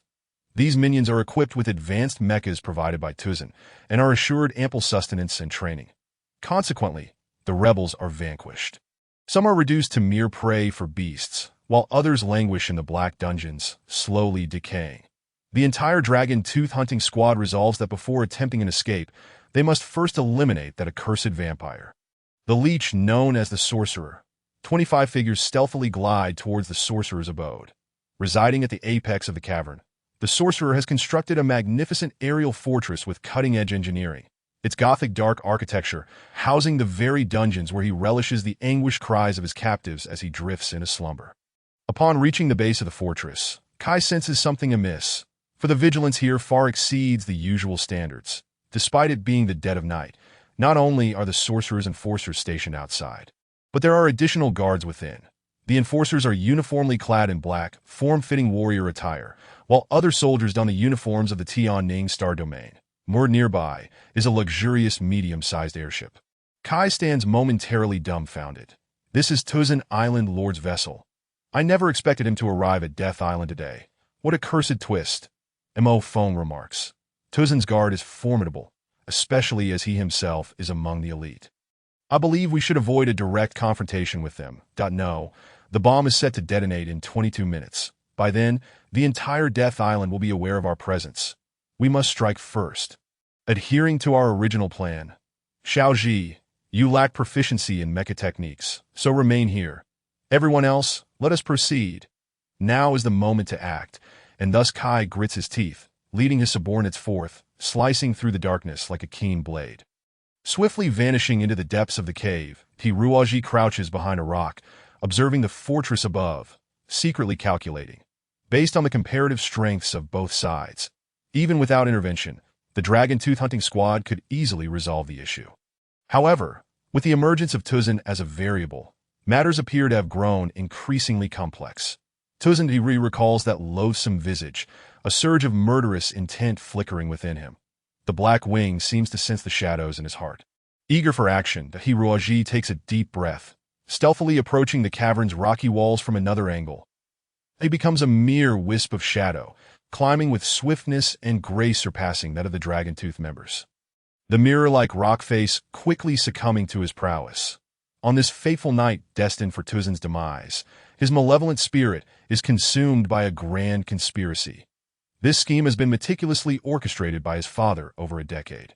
Ignited by others with ulterior motives, should it succeed, certain individuals could seize the supreme power of the entire star domain. To achieve this goal, Tuzin must amass all available forces at his disposal, including the vile dregs on Death Island. This is why he seeks to discuss this matter with the sorcerer before dawn breaks. The secrecy of this plot fills Tuzin with satisfaction. His complexion grows paler, yet his cheeks flush with vivid crimson spots, as if all his fervor is concentrated upon his face. This cannot continue. Tuzin murmurs the church, the Spartans, the Cetans, and the Orientals. All are striving to expand their military capabilities, exhausting their entire industrial systems to produce warships and armed mechas, arming those ferocious brigands to form countless armies. Do you comprehend the reason behind this, my friend? The sorcerer is unaware of what his master wishes to hear. This simian-like brigand occasionally exhibits a simian-like cleverness that he knows his master is a madman, and typically, people are oblivious to when he might spiral into insanity. The sorcerer muses, to my knowledge, it is to counter the threat of the alien insects. That is utter nonsense, Tuzin retorts. What are alien insects? So far, humanity has only lost a few border asteroids, and those were merely destroyed by some inferior insectoid species. Even 1% of our current armed forces could handle these beasts. Humanity's true enemy can only be humanity itself. As a new arms race looms, We have no reason to remain in the shadows, as doing so would render us nothing more than a morsel on the banquet table of great powers, ripe for slaughter. Then, since the rulers of the Tianning star domain are oblivious to this situation, willingly allowing the entire star domain to fall behind, we, the powerful, should rise to alter this predicament, appointing those truly strong and capable of contending with other formidable foes as leaders. When that time arrives, those who have aided him will receive their due rewards, Tuzin insinuates. The sorcerer's eyes gleam. What rewards? A legitimate identity, perhaps the presidency of a security company, or even merely becoming a millionaire, that a villa in a scenic area, or an entire apartment building in the capital. The sorcerer nods. Of course. I shall heed your every word. What must I do? Tuzin counts off on his fingers. In the next 2 months, I require the game yield on Death Island to increase by 150%. And you must train a cadre of elite death warriors, who will prove invaluable at that time, that you will not worry about manpower. In the coming 2 months, I will devise a method to send an additional 2,000 individuals. All strong and capable men. The sorcerer grits his teeth. Increasing yield is no problem. I can certainly press those wretched hunters to their limits. But you know, Lord Tuzin, those brutes harbor a deep resentment towards the government. It may be difficult to train them into loyal warriors that MY soldiers could manage, but their numbers are too few. I only have 100 reliable men. Tuzin waves his hand, a wicked grin spreading across his face. Do not fret. My friend, over these years, you have procured quite a bit of narcotics from me. Once those addicts are in the throes of their cravings, they will hardly recognize their own parents. The sorcerer is taken aback. The combat efficacy of those addicts is quite weak. Tuzin replies, I possess a new batch of goods that serves both as narcotics and stimulants. After consuming a certain dosage, these addicts will obediently fall under my control, and we shall employ them as a suicide squad. Haha, the entire Tianning star domain is soon to find a new master. The master is brilliant. The sorcerer quickly feigns a smile, cold sweat beading on his forehead, grateful he made a wise choice years ago. This master is truly inhuman. Well then, it is settled. My aide will discuss the specifics with you. The sorcerer opens the soundproof chamber door, bowing and scraping. Master, please, before the words have even left his mouth. The sorcerer feels a chill run through his body, as a sharp blade pierces his flesh. The last sight the sorcerer witnesses in this world is a demon clad in silver skeletal armor, standing outside the door. Hiruoji discards the corpse to the ground, not pausing for a moment as he lunges toward Tuzin. He had been hiding just outside the door, having overheard every word exchanged between the two. Regardless of Tuzin's vile schemes, using the lives of so many innocents as a bargaining chip is utterly unconscionable. Tuzin is struck with shock. He never anticipated an ambush in such a secluded location. Chapter 12. The Mad King Kratos. Realizing that everything he just uttered may have been entirely eavesdropped upon fills Tuzin with a chilling dread. For an individual of his caliber, if a foe with equally formidable mental prowess approaches, an instinctual reaction is inevitable. However, this individual remains undetected until he bursts through the door to assassinate the sorcerer, leaving only 2 possibilities. If he is not a particularly weakling devoid of psychic strength, then he must be an unfathomable adversary. Tuzin instinctively wishes to scream, yet the intruder leaps up like a venomous serpent, the sharp blade aimed directly at his throat. Tuzin, left with no choice, bellows, kicking out in an attempt to use the recoil to escape the peril. Unexpectedly, his strike connects with the intruder's chest plate, yet the anticipated recoil does not occur.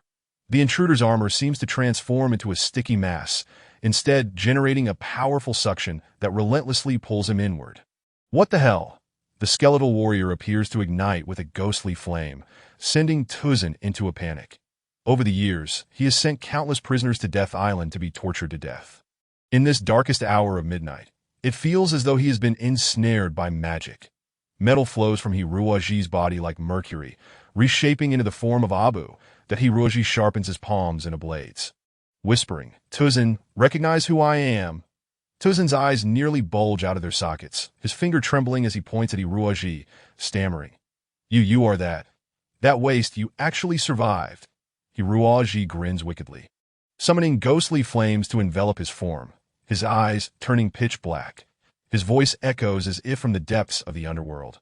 No, I was tortured to death by your minions in the Black Dungeons. In the Black Dungeons, now I seek vengeance. I shall slay you alive, and when you reach hell, thousands of vengeful spirits will await you, yearning for your arrival. Tuzin's soul nearly exits his body. He was once a highly rational individual. Yet anyone in such a predicament would likely crumble. The enigmatic silver armor, the ethereal ghostly flames. Before him stood a person who should have perished, uttering those harrowing words. Tuzin seemed to perceive, amidst the seething hellish magma, the tormented souls he had sent here to their demise, howling in anticipation of his arrival. Those condemned prisoners would not forget what vengeance entailed. With a piercing scream, Tuzin staggered and collapsed, frothing at the mouth. His mind utterly shattered, Hiruaji cracked a smile, his eyes radiating an icy chill, poised to deliver the final blow to this wretch when a sudden flurry of footsteps echoed from outside. A towering figure, akin to an iron colossus, entered with 2 guards in tow to Hirui. He called out. Kratos, clad in a black guard uniform adorned with a captain's insignia, had evidently become a trusted lieutenant of the witch god during this time. His prowess was indeed remarkable. While the others had yet to sense the tumult of the battle within the secret chamber, he had already perceived it with beast-like instincts and rushed in ahead of time. Upon seeing the witch god's corpse on the ground, Kratos displayed no surprise.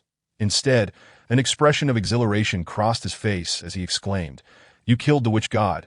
Hiruaji, listen to me," he implored. "We have discovered a way to escape from Death Island. Why do you continue to serve the witch god? Join us and flee together." The 2 guards stood momentarily stunned, their faces a picture of disbelief.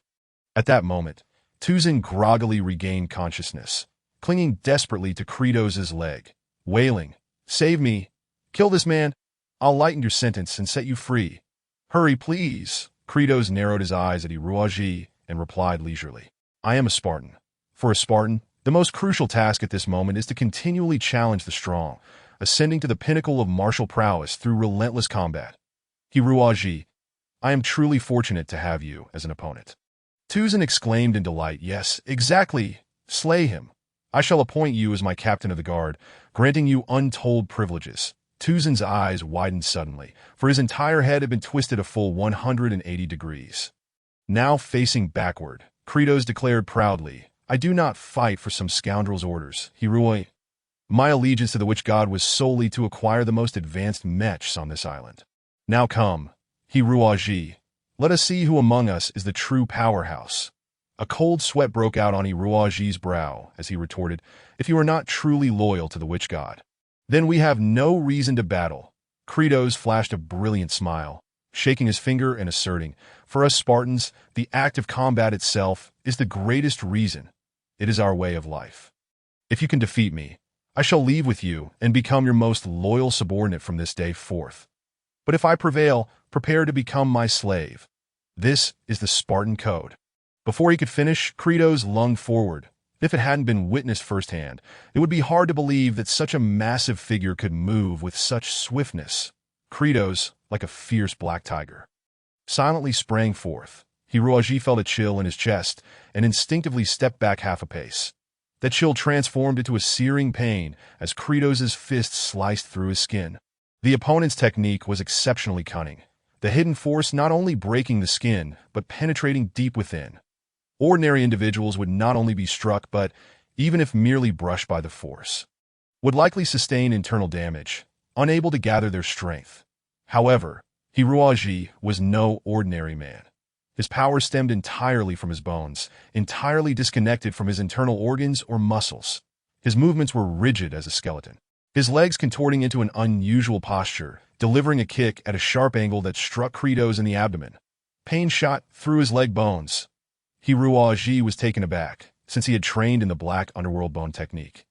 No one had ever inflicted pain upon his sturdy bones, let alone in such a vulnerable spot. Kratos' strength was indeed formidable. What he failed to anticipate was that Kratos' astonishment was likely even greater than his own. Kratos' energy martial arts allowed him to instantly gather all surrounding floating energy particles, coalescing them into a tangible force that wreaked havoc upon his adversaries. The powerful blow had clearly connected with Hiruaji's chest. And logically, Once the force penetrated the body, it would immediately seal off all blood vessels and meridians, leaving even the mightiest of masters in a temporary state of power stagnation. Yet, Hiruoji exhibited no reaction, counterattacking in less than a second. Even more astonishing was that his leg struck with the might of an indomitable hammer, delivering such force. The sturdy body technique was a widely practiced defensive skill on Spartan Star, and Kratos, having mastered it to the highest level, believed that no one could harm him. This unassuming young man, barely half his size, possessed the strength of a beast.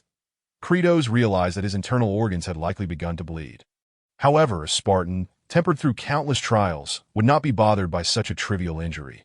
The two locked eyes, mutual respect and admiration reflected in their gazes, and simultaneously they shouted, plunging back into the fray. The two guards, nearly swept away by Kratos' fierce wind of fists, were now cowering behind the sofa in sheer terror. Peeking out, they could hardly discern the forms of the two combatants, let alone their lightning-fast strikes. All they could see was furniture shattering inexplicably, deep fist imprints mysteriously appearing on the walls, the gusts of their blows.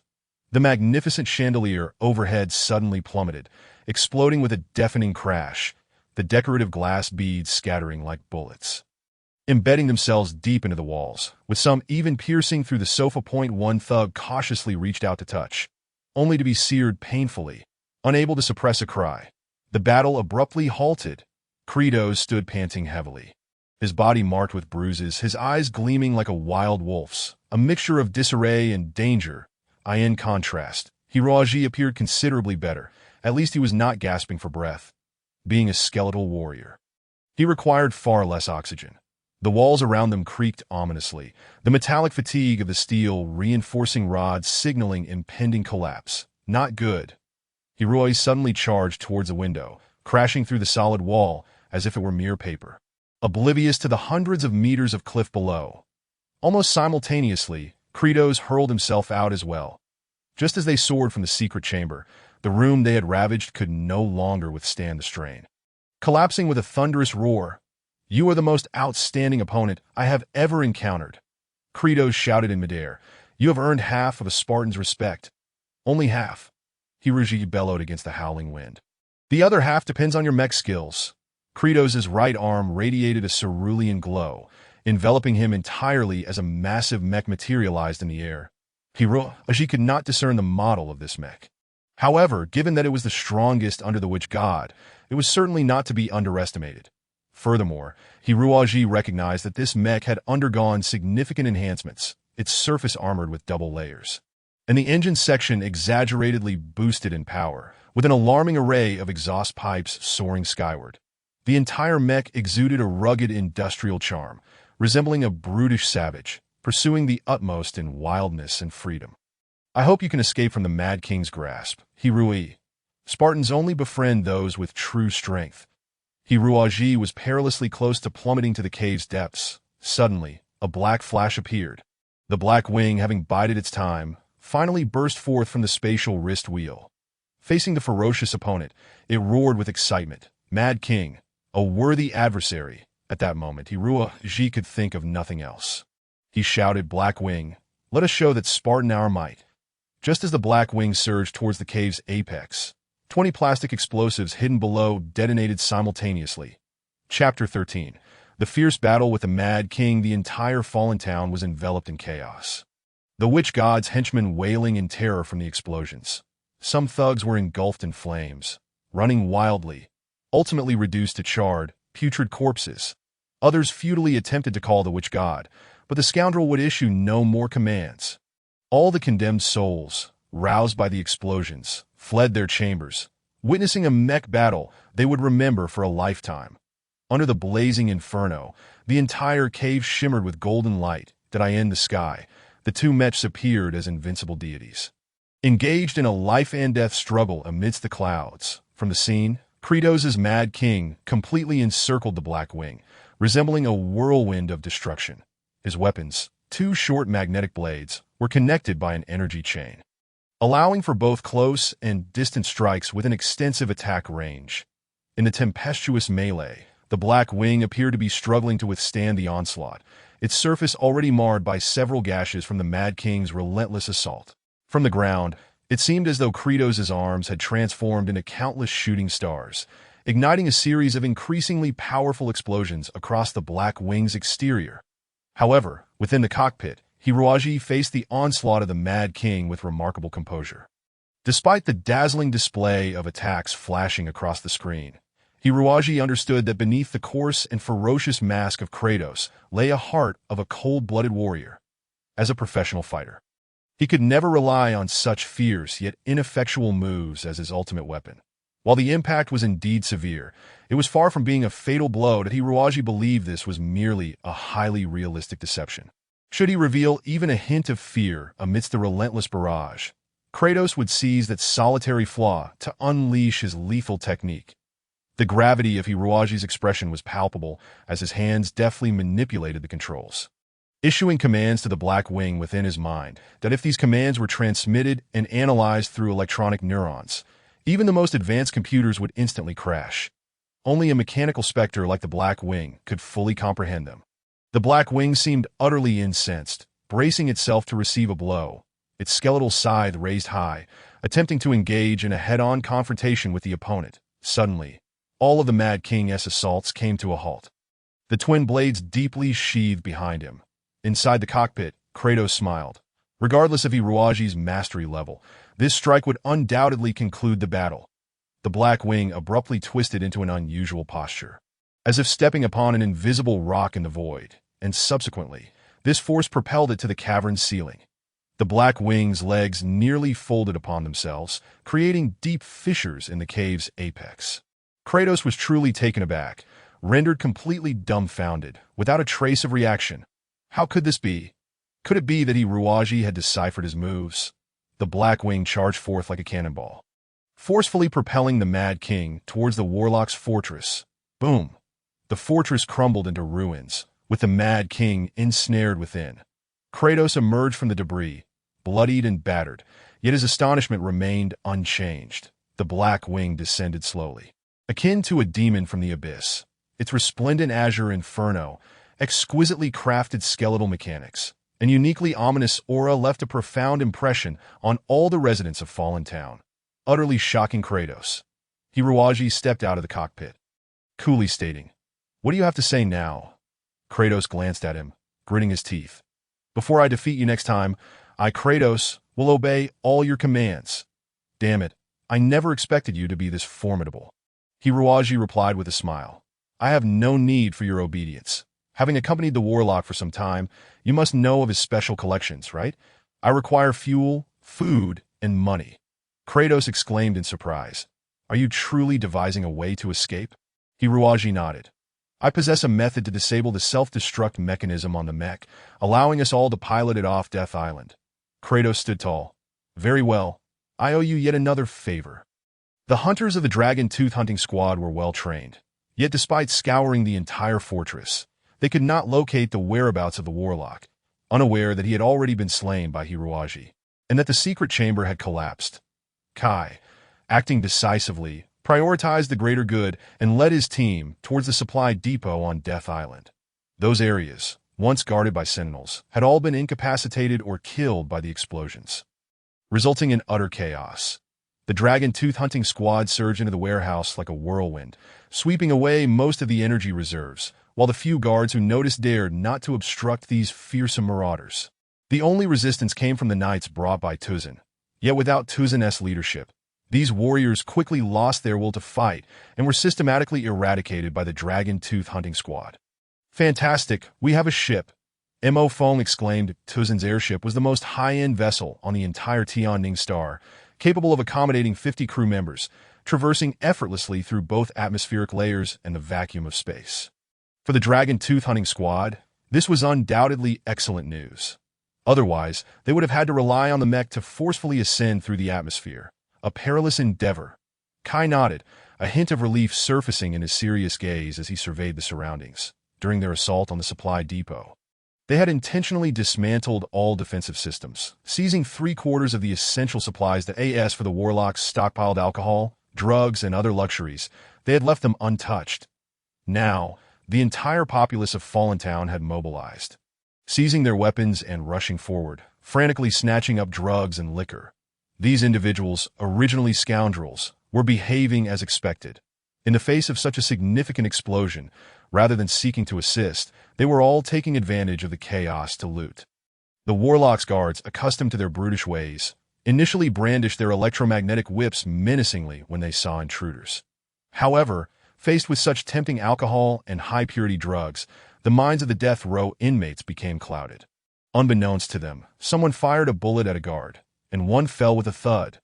This seemed to signal a coordinated assault, as all the inmates, eyes aflame, surged forward, tearing every Warlock guard to shreds. These guards, who had relied on the Warlock's power to oppress the inmates, finally met their just desserts.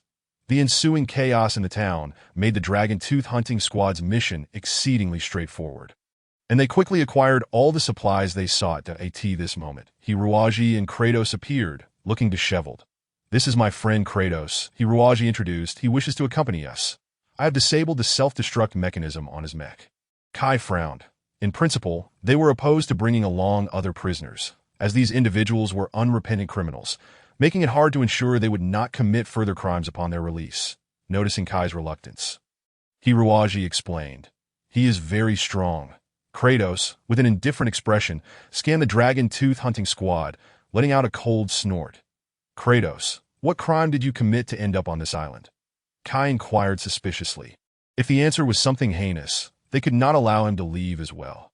Kratos raised his chin. "I was gambling in a casino on Ondastar, merely winning a paltry 5 million star coins. And the owner sent 2 thugs to take my life. After dispatching those 2 ruffians, I made my way to the casino owner's home, yet the police arrived quicker than anticipated, before I could smash that guy's second kneecap." Kratos paused before adding, "I was captured after demolishing the 21st Police Mech. Those guys were truly weak, but it was still a thrilling battle." Kai and Mo Phone exchanged glances, then looked back at Hiruaji, with Kai finally conceding, "Very well, you may join us, but should you engage in any immoral conduct after we escape, I will personally see to your demise." Kratos smiled slightly. "Fear not, I will not cause trouble. But this is not for my own sake. I merely wish to show Hiruaji some respect." Kai was taken aback.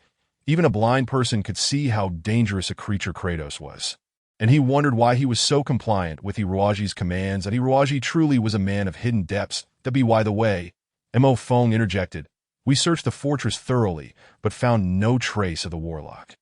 "That guy is exceedingly cunning. No need to worry about the Warlock," Hiruaji replied with a smile. "With all this chaos, it is quite possible that he could be killed by the riders outside. Now, let us make haste. Indeed, we must leave before the Tianning Star Defense Force realizes what has transpired." Chapter 14. Breaking free from death, more than 20 knights moved the supplies into Tuzin's spaceship, while Kai, Mo Fong, and 2 other technicians entered the cockpit. For these elite special forces, piloting various types of vehicles was a trivial matter, just as the death row inmates were embroiled in fierce disputes over a scant amount of alcohol. A roaring fire suddenly erupted at the bottom of the cave, as a spaceship ascended gracefully from the flames. The passageway at the cave's apex opened to the sides. The first rays of dawn illuminated the vessel, casting it in a fiery glow. The sky remained as cold and unyielding as tungsten, and the spaceship pierced the heavens like a meteor, soaring into the infinite expanse. As Hiruaji gazed down at the island below, which appeared as small as chess pieces, he was filled with profound reflections. The environment on Death Island was undeniably harsh and unforgiving. Yet even in such dire conditions, some individuals managed to hold on to their will, living with dignity. They had now departed from this island. However, how much better could the outside world be compared to Death Island? Nevertheless, Hiruaji believed that these brave souls would surely compose a stirring melody upon a grander stage. He sighed, rising to return to his quarters, but the commotion in the command room caught his attention. "Report, Captain, we have captured a death row inmate. This fellow was hiding beneath the bed in Tuzin's room, and we have no idea who he is." 2 members of the Dragon Tooth Hunting Squad flanked a diminutive, disheveled figure. With a stern expression, Kai remarked, "This fellow is still clad in prison garb. He must be one of the death row inmates from the island. He was likely once a notorious criminal, and we cannot let him go free." a member of the Longya hunting team gruffly suggested. That is simple enough. Just toss this rascal out the door. The man, terrified, shrieked in a voice that resembled a woman's. I am not a violent criminal. I am merely a thief. Hiruaji took a closer look and couldn't help but chuckle. Xiaoze! It turned out that this man was indeed the infamous thief Xiaoze, who had been cast on a death island alongside Hiruaji and had previously stolen the Mecha of the celestial envoy Longzhan. Upon seeing Hiruaji, Xiaoze appeared as if he had spotted a savior, desperately writhing. Xiaoji, save me. You must tell them I am no dangerous criminal. I am so timid that I wouldn't even dare to butcher a chicken. Hiruaji, puzzled, inquired, Xiaoze, how did you end up on the ship? Xiaoze, feeling somewhat embarrassed, lowered his head and replied in a timid voice, I have been stranded on this island for nearly 2 months. Lacking skills, I couldn't hunt anything worthwhile to earn some money. You know how hard life is? Coincidentally, I saw a magnificent spaceship land in Fallen Town today, and I must confess, I felt a little tempted. I lingered there for over 3 hours, waiting for the right moment to sneak aboard. I thought this room looked the largest and most luxurious. Surely the captain's quarters, but before I could make my move, these people arrived, then the whole ship suddenly took off. In my excitement, I was discovered. She found it both exasperating and amusing. Xiaoze was indeed audacious. As the Lord of Death Island, Tucson wielded absolute power over life and death on the island. It was astonishing that Xiaoze dared to board his ship. Words failed Hiruaji to express his thoughts. Hiruaji glanced at Xiaoze's legs and asked, Are your feet feeling better? Xiaoze nodded vigorously, expressing his gratitude. All healed, all healed. At first, I thought I would be a cripple for life, but I didn't anticipate your incredible skills, Xiaoji. I, Xiaoze, truly do not know how to repay you. You may as well tell me what you desire to steal. Aside from the stars and the moon, everything else is fair game. Enough. Had I known your thieving heart remained unchanged, I might as well have let you become a cripple. Hiruaji retorted, then turned to Kai and explained, Captain Kai, this Xiaoze is a master thief, not a violent felon. Kai's blade-like gaze swept over Xiaoze several times, causing him to shudder. Finally, Kai remarked, I find his strength to be rather unimpressive. He likely won't engage in anything too outrageous. Since fate has brought you aboard this ship, consider it your good fortune. However, let me make one thing clear. Whether you are a grand thief or a petty one, if I catch you engaging in any unscrupulous activities within my sight, I will have no choice but to toss you overboard to feed the fish. I wouldn't dare. I wouldn't dare. Xiaoze exclaimed joyfully, bowing repeatedly. Then he turned to Hiruaji, somewhat puzzled. Xiaoji, what act are we putting on here?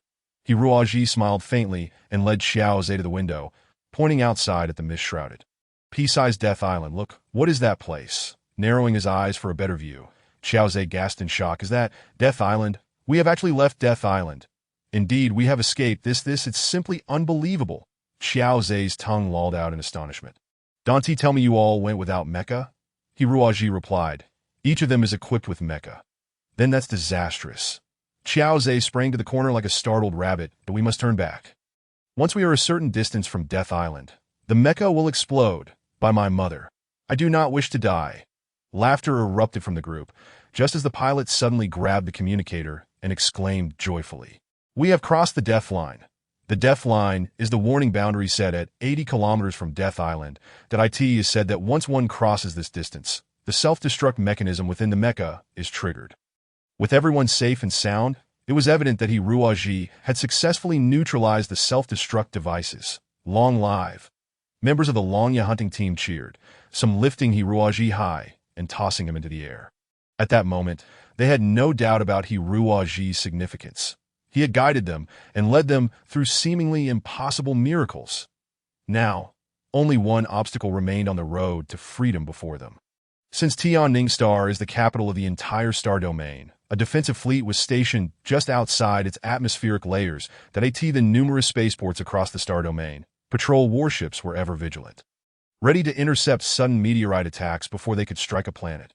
Additionally, long ago, some space pirates had attempted to assault Tianning Star, but they had undoubtedly met with utter defeat. The skies above Death Island were not a strategic location, so there would not be many patrol ships present. The only issue was to act swiftly. If they delayed too long, the Longya hunting team would not easily escape when reinforcements arrived. Our destination is Shadow Star. Kai indicated their target on a holographic star map. Shadow Star was situated in a relatively remote part of the star domain, essentially a barren and desolate asteroid. Kai explained that 20 years prior, it had been the lair of several bands of space pirates who used Shadow Star as a trading post for their ill-gotten gains and as a haven for Star-class smugglers. To address this issue, the Tianning Star Defense Force dispatched an elite unit to eradicate the pirates. This was a long, arduous, and perilous task. Due to the pirates' long-standing roots and geographical advantages, progress was exceedingly difficult. It took a decade for this unit to largely eliminate the pirates from Shadow Star and establish a military base, gaining a strategic foothold. The unfortunate soul who had to endure this mission for 10 long years was none other than Kai. "Bart is my subordinate," Kai stated.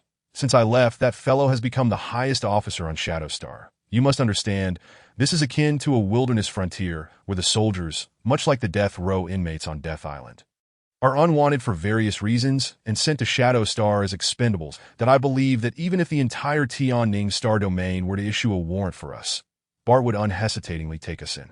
Hiruaji nodded, trusting in the loyalty of Kai's subordinate, but Mo Feng added, "Moreover, the environment surrounding Shadow Star is incredibly complex, rife with asteroid belts, infamous as a death triangle.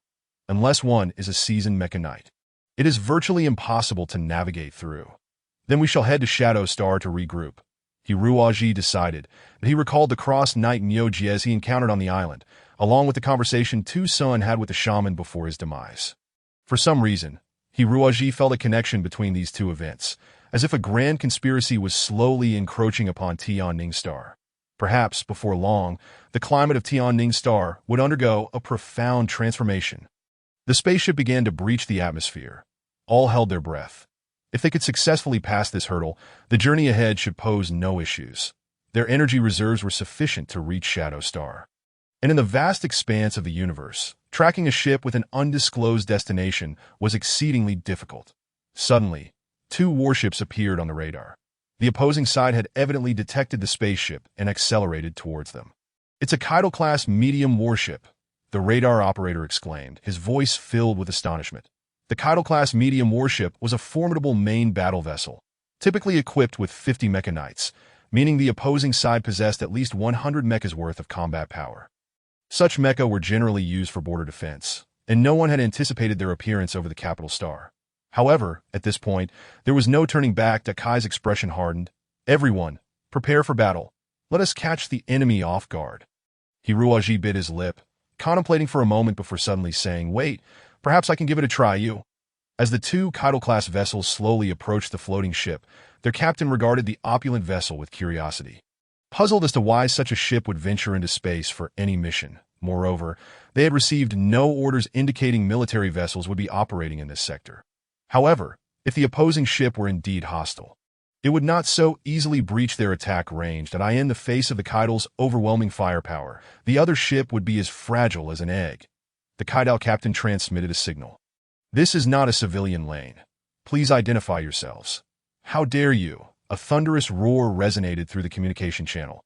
Shaking the captain's ears, that on the holographic projector appeared the furious visage of Tuzan, who, brandishing a conductor's baton, coldly inquired, "What, do you not recognize me?"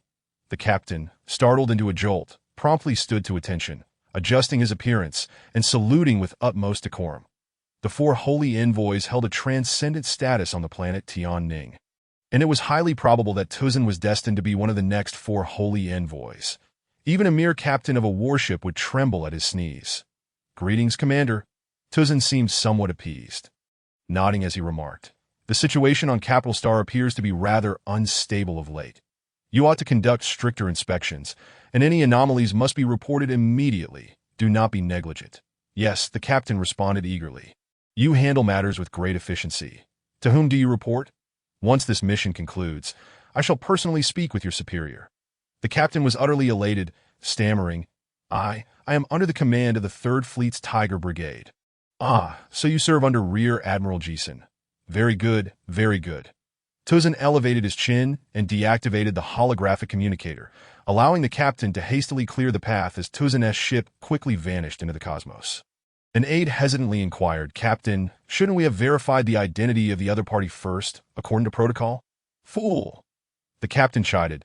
"That was clearly Tuzin, the Major General's vessel. I saw him during a drill last year. And the individual on the communicator was undoubtedly a Major General as well. What further verification is needed? If we were to hinder Major General Tuzin in executing his confidential duties, even 100 heads would not suffice to atone for it. Well, this matter need not be recorded. I believe Major General Tuzin must have pressing affairs that necessitate his departure from Capital Star, especially given the current tumultuous circumstances." He chuckled. The captain squinted his eyes, imagining the favors he would receive from Tuzin in the future, his heart swelling with joy. Little did he realize that Tuzin had already become a lifeless corpse in the eerie caverns of Death Island. Chapter 15. The Doomsday Skeleton. He could not possibly foresee that Abu, a half-metallic being, could manipulate computer systems to conjure Tuzin's image and voice, even mimicking his usual demeanor and the officer profiles of the Tianning Defense Forces. In 2 days, news of Tuzin's demise would reach the capital, Qingye City. This captain would be secretly apprehended 7 days later due to the betrayal of his aide. Tuzin's father, Muse the Holy Envoy, oversaw the secret police operations throughout the Tianning Star Domain, that in the damp, grimy underground cells of the secret police headquarters. This captain would be interrogated for 3 days and 5 hours before meeting his end. Yet, he would remain oblivious to the identity of the individual with whom he had conversed. In truth, at that moment, Hiruaji and his companions had already arrived above Shadow Star. Kai and Mo Fong could never have imagined that a massacre could be so artfully substituted. They gazed in astonishment at Abu, exclaiming, "Xiaoji, your pet is truly remarkable." Abu twisted its form, displaying an air of self-satisfaction. That Hiruaji scratched his head, saying, "The other party's alertness is exceedingly low, but I suspect that news of our prison break will soon reach the outside world. At that point, it will be nearly impossible to evade detection." Kai laughed heartily. "Fear not. We possess the finest radar operators and pilots in the entire Tianning Star Domain. We shall remain undetected." He spoke the truth. In the ensuing days of navigation, they experienced smooth sailing as the dragon-tooth hunters chose a highly discreet route, typically traversed only by pirates, star thieves, and smugglers. These individuals occasionally detected their vessel. Yet there existed an unspoken understanding to avoid one another. For in this passage, no ship was untainted, and every crew member bore a stack of warrants. During this time, aside from utilizing the sole mecha maintenance chamber aboard to repair the hunters' mechas, Hiruaji devoted his primary efforts to studying the Divine Judgment Ring and the radiant force that the Sea Elder had imparted to him. The Divine Judgment Ring harbored an overwhelmingly potent light energy. Even when merely kept nearby, Hiruaji discerned faint traces of his skin being scorched. Attempting to harness the mecha within for enlightenment was an utterly impossible endeavor, for the radiant energy bestowed upon him by the Sea Elder. It posed an even greater dilemma. The Sea Elder had intended well. Had Hiruaji been an ordinary human, this power would have merely enhanced his strength and prolonged his life. However, Hiruaji was, in fact, half a wraith born of darkness. The intrusion of light energy into his body was akin to placing ice into boiling oil, igniting a tumultuous upheaval. Yet, with drawbacks came advantages. Hiruaji astonishingly discovered that during this period, the dark energy within him had significantly increased. Originally, according to his training methods, he would spend a portion of each day in a resting state. However, since the light energy had entered his body, Hiruaji's physique had to continuously operate the netherbone technique to withstand the encroachment of the light energy. This relentless training had elevated the level of his dark powers to a new echelon. Hiruaji recalled the esoteric teachings regarding the release of spiritual energy imparted to him by the Sea Elder before his demise. According to the Sea Elder, even the most ordinary individual harbors spiritual energy within. Yet most dissipated imperceptibly in daily life. The spiritual energy of a mecha knight surpasses that of an ordinary person, yet their consumption is also considerably higher. However, in many instances such expenditure is unnecessary, such as when a mecha knight is engaged in daily activities.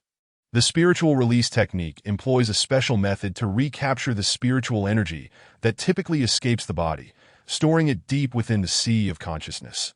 When combat is required, it can be rapidly released, maximizing combat effectiveness. From a certain perspective, soul manipulators, like Mozart, do not possess significantly higher spiritual energy than ordinary warriors, yet they can unleash the energy accumulated over days or even months within a mere 10 minutes. The potential for such combat prowess is unimaginable. Hiruaji was utterly captivated by this technique. However, significant challenges remained in its practical application. The Sea Elder's memories were cluttered with extraneous information unrelated to the technique, much of it comprising theological texts and prayers of reverence to the supreme deity, which left Hiruaji, the child of darkness, utterly bewildered. Moreover, whether the techniques applicable to light energy were equally suitable for dark energy remained an unsolved mystery. In addition to studying the spiritual release technique, Hiruaji spent most of his time engaged in combat training with Kratos. That Hiruaji was well aware that Kratos, the martial fanatic, was no easy opponent. He had indeed listened to his advice, yet the price was that he had to endure an hour of combat training alongside him each day. After the first session, Hiruaji regretted it. Damn it! I would wager that the word training does not even exist in the Spartan dictionary, or perhaps it merely means a brutal duel without regard for life and death. Kratos was not training. He had transformed into a ferocious beast, a wolf starved of blood for 4 days. The training room was filled with the swift movements of the two, like flashes of lightning. Hiruaji justified his actions by stating that he needed to learn some skills to endure the arduous journey ahead. Kai and Mo Fong were deeply concerned. Kai remarked that Kratos is truly something. I can hear Xiao Ji screams even from the command room. Could he not adopt a more gradual approach for a beginner? Mo Fong added, indeed, perhaps we should teach Xiao Ji ourselves. That man is nothing short of a steel-clad beast. In the training room, Hiruaji exclaimed, Damn you, Kratos! You Spartans are truly a monstrous bunch. I will never spar with you again. Kratos retorted, You bastard! You have dislocated my limbs for the 15th time. Now I lie here on the ground, unable to move, and you still pretend to be all dramatic, accusing me of being a monster? You, in truth, are the real monster. The perilous interstellar journey was finally nearing its conclusion. Starting from the 12th day, everyone was filled with joy, for according to the star charts, Shadow Star lay just ahead. Xiao Ji, look! Kai pointed at the star map and declared, In half an hour, we shall behold Shadow Star. He gestured toward the radar. There it is. That's Shadow Star done on the central three-dimensional radar system. The black dot representing Shadow Star gradually entered the designated area. What about those flickering points nearby? Hiruaji inquired curiously. Kai and Mo Fong scrutinized the display. Their faces turned pale, and after a prolonged silence, they could scarcely believe their eyes. Those should be intense energy feedback. To put it simply, Shadow Star is under siege by mechas. In less than 20 minutes, it became evident through the electronic screens that they spoke the truth. Shadow Star appeared as a dull gray asteroid. If not for a thorough search, it might easily be mistaken for a small stone on the periphery of the galaxy. That moment, above Shadow Star hovered an oddly shaped warship. This vessel resembled a colossal beehive, with countless mechas weaving through it, relentlessly descending upon Shadow Star. They unleashed destructive missiles, electromagnetic beams, and shockwaves upon the planet. The firepower retaliating from the Shadow Star is nothing short of ferocious, yet the enemies on the Hive side appear utterly reckless. Relentlessly pressing towards the Shadow Star, the 3 defensive satellites surrounding the Shadow Star have nearly all been obliterated, and the adversaries are poised to land on the territory of the Shadow Star.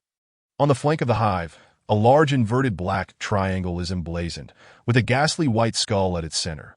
Kai and Mo Fong simultaneously inhaled sharply, exclaiming in unison, Doomsday Skull? What is the Doomsday Skull?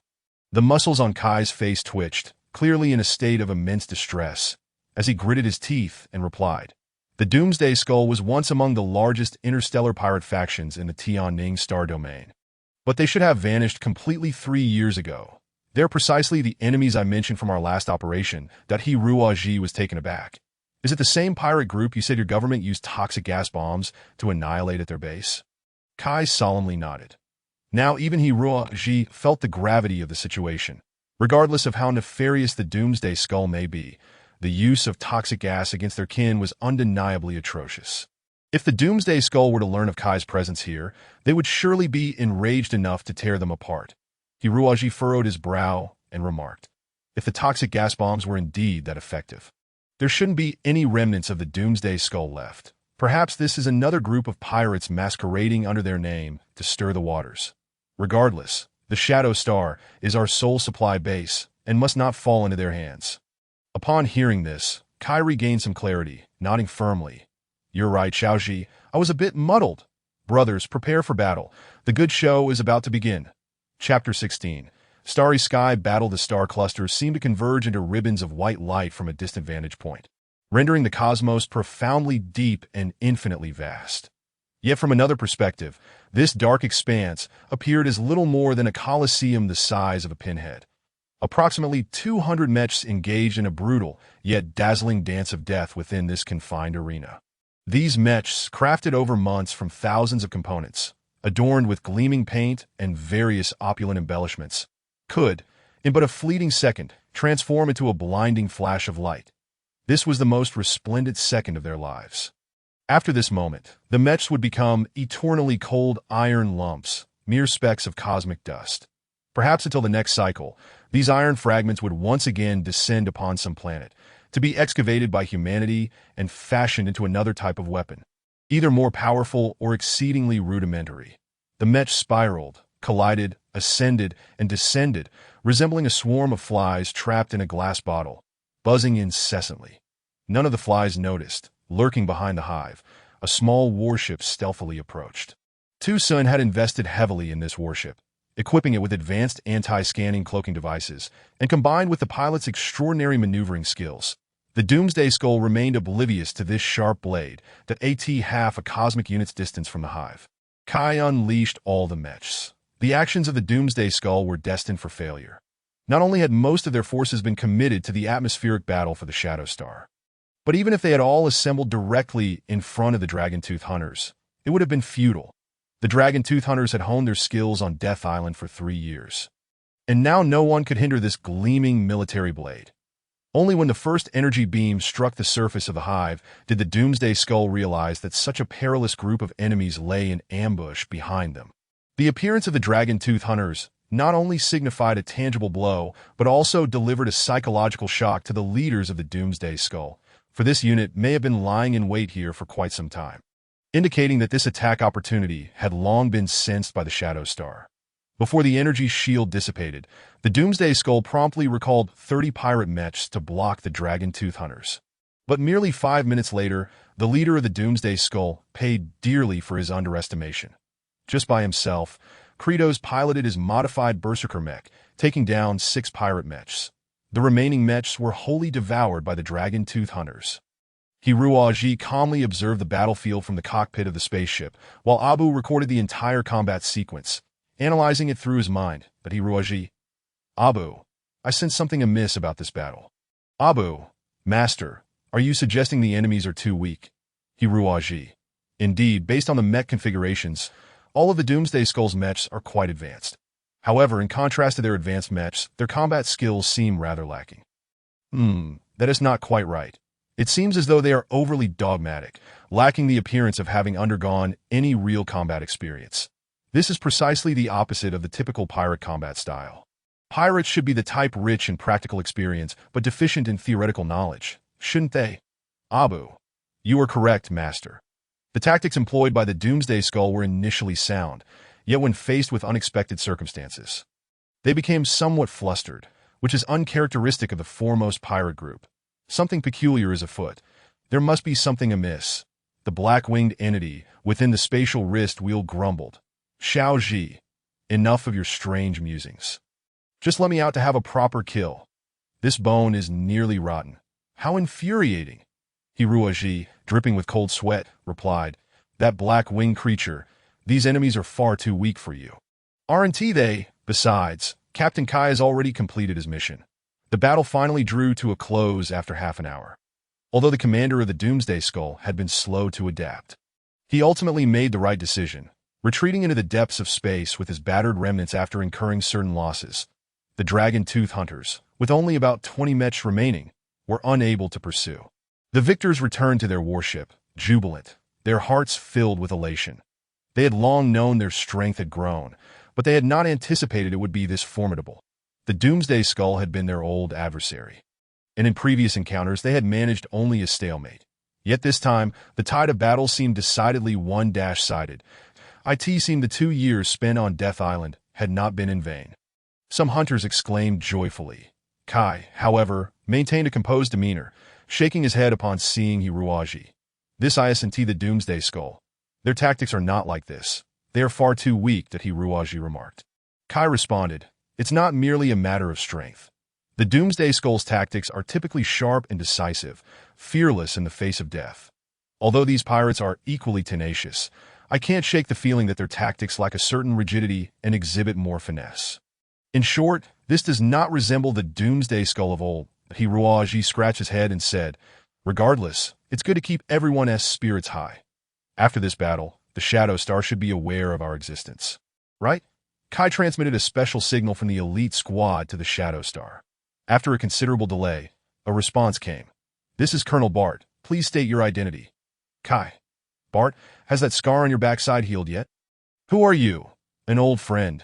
Now let us land already. The brothers have been adrift in space for half a month and are nearly starving. When we land, you'll know who I am. Stop hesitating like a coward. Kai retracted all the mechs and sealed the deck, rendering the ship defenseless.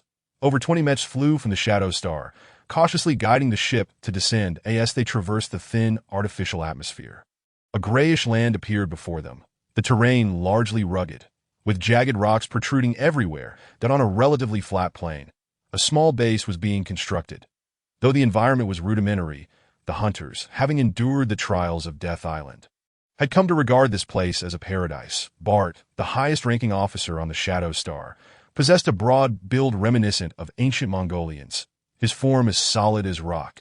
His unruly black hair gleamed like a stallion's mane, wild and dancing behind his round head. When the spaceship's door opened, Bart and all the soldiers of the Shadow Star gaped in astonishment. They could scarcely believe their eyes, as a man who should have perished 2 years prior stood before them. Captain, Bart shouted, rushing forward to embrace Kai fiercely. You're alive. You're actually alive. Kai, puzzled, replied. It's been 3 years since we last met, Bart. You've gotten even more robust. Strange, who said I was dead? Our superior, General Morphus. He claimed to use biochemical weapons during the final assault on the Doomsday Skull, resulting in a death sentence from the military tribunal. Damn it, Eddie, Grant, you all survived? Was that bastard lying to me? As Bart beheld his comrades descending from the spaceship, disbelief washed over him. Kai waved his hand and declared, that scoundrel Morphus. One day I shall settle this old score with him. But first, let us get my boys some food. We're famished. Of course. The hunters of the Dragon Tooth team feasted heartily, becoming the most celebrated heroes on the entire Shadow Star 3 years prior. These individuals had already established themselves as elite members of the Special Forces, and just recently, they had rescued the entire Shadow Star from the clutches of the Doomsday Skull in an instant. The soldiers surrounded them, bombarding them with questions about their adventures over the past 3 years. Some of the fresh recruits were oblivious to the identities of these formidable figures, while the veterans mystically informed them. These are our finest lads. When I fought alongside them, you were still suckling at your mother's breast. Within the command room of the Shadow Star military base, Kai recounted the events of the past 3 years in detail to Bart, who was a straightforward and loyal man, and who was now seething with rage. Damn Morpheus. He has sullied the honor of all soldiers. I want to rip his head off and hang it on my mech. That beast, that worm, that vulture that feasts on corpses. Kai declared, Morpheus owes us. One day we will collect what he owes. But right now, we are all prisoners condemned to death, and perhaps the entire Tianning Star domain will seek us, with Shadow Star being no exception. Bart, I do not wish for you to fall into the hands of those scoundrels. All I ask for is a brief respite here to replenish our supplies and energy, after which we shall venture deeper into the cosmos, possibly to other star domains that no, Bart vehemently rejected. Captain, you will always be my esteemed captain. I cannot allow you to simply walk away. He continued, to be honest. Our time on this planet has been abysmal, no different from the treatment you received on Death Island. What's more, this is a region rife with pirates, and ever since your death sentence was pronounced, the military has drastically reduced our supplies that we can no longer procure the latest mechs. We are left to rely on antiquated relics to stand against our enemies. Moreover, the number of new recruits is pitiful. We only get a handful each year, I had been perplexed as to why this was the case, but now I understand. Morpheus intends to exhaust our elite force here, as we are his direct subordinates and could pose a threat to him. Kai's expression darkened. He had not anticipated Morpheus's utter shamelessness, that he knew that the troops he had trained were the most elite warriors in the entire Tianning Star regular army. And no matter the personal grievances he held against Morpheus, such hatred should not be directed towards the innocent. That scoundrel Morpheus. By the way, Kai inquired, who were those attacking Shadow Star today? Could it truly be that the Doomsday Skull has resurfaced? Bart, equally distressed, shook his head and said, "Damn it, these individuals are exceedingly strange. I have no idea where they come from. Though there are many interstellar pirates surrounding Shadow Star, none possess mechs of such advanced technology. Even if they did, why would they choose to assault our wretched Shadow Star instead of plundering lucrative trade ships? I fail to comprehend what benefit they could possibly derive," he added with a chuckle. "Thank goodness you arrived just in time, or I would have been utterly humiliated." Kai nodded in confusion. Interstellar pirates were primarily motivated by wealth. Moreover, modern pirates differed vastly from their historical counterparts. Ancient pirates and bandits would expend little more than time and food on a raid, whereas contemporary interstellar pirates would require millions of star coins for a single assault. The energy expenditure alone was astronomical, not to mention the costs of repairing damaged mechs. Why would they possess such high-quality mechs, yet choose to attack Shadow Star, which offered no riches save for a few sweaty soldiers? Suddenly, Bart recalled something and furrowed his brow. Moreover, I suspect that members of the Doomsday Skull have infiltrated Shadow Star. Yesterday was precisely the day for the monthly mech inspections, and half of our mechs were undergoing maintenance. That if there were no spies, how could the Doomsday Skull launch such a perfectly timed attack? Damn it, if not for that, I wouldn't have been caught in such a predicament. Clearly, Bart was still troubled by the outcome of yesterday's battle. Kai nodded, stating the Doomsday Skull would not attack Shadow Star without reason. If they indeed have some unforeseen objective, then deploying spies in advance would be a highly plausible tactic. Perhaps the spy has been hiding here for quite some time, merely biding their time. Bart seethed. If I find that scoundrel, I will make sure to squeeze the life out of him. Damn it. I'll instruct my gendarmerie captain to conduct a thorough search and capture this traitor. Kai cautioned, this matter should be handled discreetly to avoid causing panic among the troops. Those I brought with me are all quite reliable. You may deploy them as you see fit. Bart chuckled. Of course, your veterans are worth 10 of my men. We must resolve this matter swiftly. I fear the Doomsday Skull will not rest until they achieve their goals. And they are far from weakened. That it is likely they will return soon. With a slam of his fist on the table, Bart exclaimed, "Damn it. Unfortunately, my supplies are scant, and there are hardly any competent mech repair technicians available. Yesterday's battle left half of our mechs in ruins. That if the Doomsday Skull returns, what on earth will I have to defend myself with?"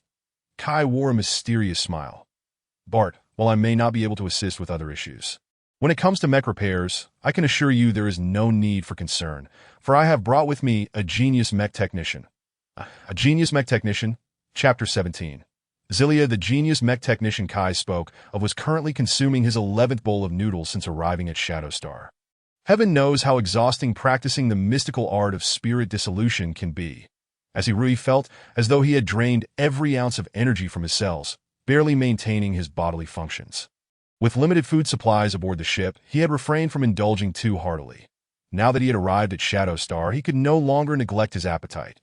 Bart hurried in, accompanied by the most senior technician on Shadow Star, as he incessantly chatted with the seasoned technician in his 50s. "Old Rotor, today I am introducing you to this master repairman, a genius among geniuses, a truly extraordinary figure in the mech repair field. It is said he can assemble a combat mech from nothing but dry twigs and transform agricultural mechs into military-grade excellence." Old Rotor yawned dismissively. "Bart, when did you learn to boast so extravagantly?" Having served nearly 40 years in the military, Old Rotor was an old hand and spoke casually even to his superiors. While he possessed no exceptional skills in mech repair, his wealth of experience made him quite knowledgeable in the field. "I knew you wouldn't believe me. These are the exact words of Captain Kai. Captain Kai said that." Old Rotor was taken aback. He knew that Kai never spoke in jest. Bart beamed with pride. Indeed, Captain Kai claims he has never admired anyone in his life, yet he holds this genius mech technician in the highest regard. I must tell you, old rotor, such exceptional talents often possess peculiarities that ordinary people find difficult to comprehend. Thus, when you see this genius, do not be surprised by his appearance or actions, but humbly seek his guidance. Understood? Old rotor snorted.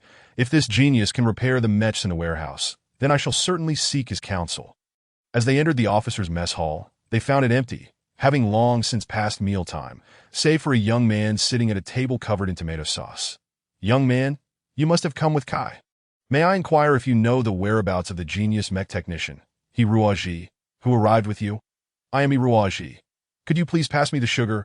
Old rotor stared at Bart in disbelief, utterly bewildered. Are you really the genius mech technician? Hiruaji nodded. I studied mech repair for a few years. Old rotor was furious. Studied for a few years? What kind of nonsense is that? It took me 2 years just to learn how to tighten screws under my master's guidance. Who is this brat? Hiruaji stood up, munching on noodles, before letting out a hearty burp and rubbing his stomach. Captain Kai informed me that many mechs in the base were damaged yesterday and hoped I could assist with repairs. Now that I'm full, let us get started. Damn it, old rotor whispered to Bart. Are you really going to let this guy try his hand in the warehouse? Don't say I didn't warn you. You just ordered all the soldiers to gather in the warehouse to witness the universe's greatest mech technician's skills. I fear that after this kid tries, those hot-headed soldiers will throw eggs at your face. My commander. Bart was on the verge of tears. He had absolutely trusted Kai's words, which led him to issue such an order. The morale on Shadow Star had been dismal for the past 2 years, particularly after the resurgence of the Doomsday Skull. Bart intended to seize this opportunity to rally the troops. To his astonishment, the so-called master mecha technician that Kai spoke of turned out to be so utterly naive. Hiruaji, with an innocent demeanor, still bore a trace of ketchup at the corner of his mouth. Suddenly let out a loud burp, followed by a somewhat embarrassed yet radiant smile. Alas, Bart sighed inwardly. At this point, there was no other recourse. He could only hope to salvage a dead horse as if it were alive. Listen here, kid, Bart exclaimed, forcefully patting Hiruaji on the shoulder. In a moment. I will present you with the easiest mecha to repair, but you must adopt a remarkably sharp demeanor. Do you understand what I mean? My soldiers are all kind-hearted and simple-minded fellows. I do not wish to deceive them. However, you must project the image of a true mecha repair genius. Do you comprehend? Hiruaji tilted his head. Pondered for a long while, uncertain about what constituted a genuine mecha repair genius. May I ask what that looks like? Like the authentic mecha repair experts you usually watch in their repair videos. Or akin to how your teacher would appear. I'm sorry, but I seem to have never seen anyone else's repair videos, nor has any teacher ever instructed me in mecha repair. Hiruaji replied innocently, confessing that all his repair skills were self-taught. Damn it, this is truly a disaster. Bart entered the repair bay with a dejected expression, while old Rod appeared resigned to fate, Hiruaji, trailing behind, wore a blank expression. The repair bay was already filled with over 300 soldiers, the entirety of the military on Shadow Star. Upon noticing the young man with a hairless face following old Rod, they all froze in disbelief. Who is that kid? Wasn't it said that a highly skilled repair technician would come? Could it possibly be him? Fool. There are only ace mecha knights in their 20s. How could there be an ace repair technician of the same age? Hiruaji paid no heed to their conversations, his gaze calmly sweeping over the rows of damaged mechas until it landed on the last one. Revealing a hint of genuine interest that I will repair that one, Hiruaji declared, pointing to a nearly irreparable black mecha at the end of the line. Old Rod nearly stumbled in shock. Why on earth did that kid choose the most severely damaged mecha? Damn it. Even a blind man can see that this mecha is utterly beyond repair. Old Rod beckoned to the soldier managing the repair bay, his own apprentice, grabbing the lad by the collar. You fool! Why did you bring that mecha out here? Sir, that mecha was originally meant to be disassembled for spare parts and then scrapped, but today has been so hectic that I haven't had the chance to deal with it. Old Rod wiped the sweat from his forehead, momentarily setting aside his anger as he stood in front of Kid, why would you choose that mecha? It's completely irreparable. Because Hiruaji squinted.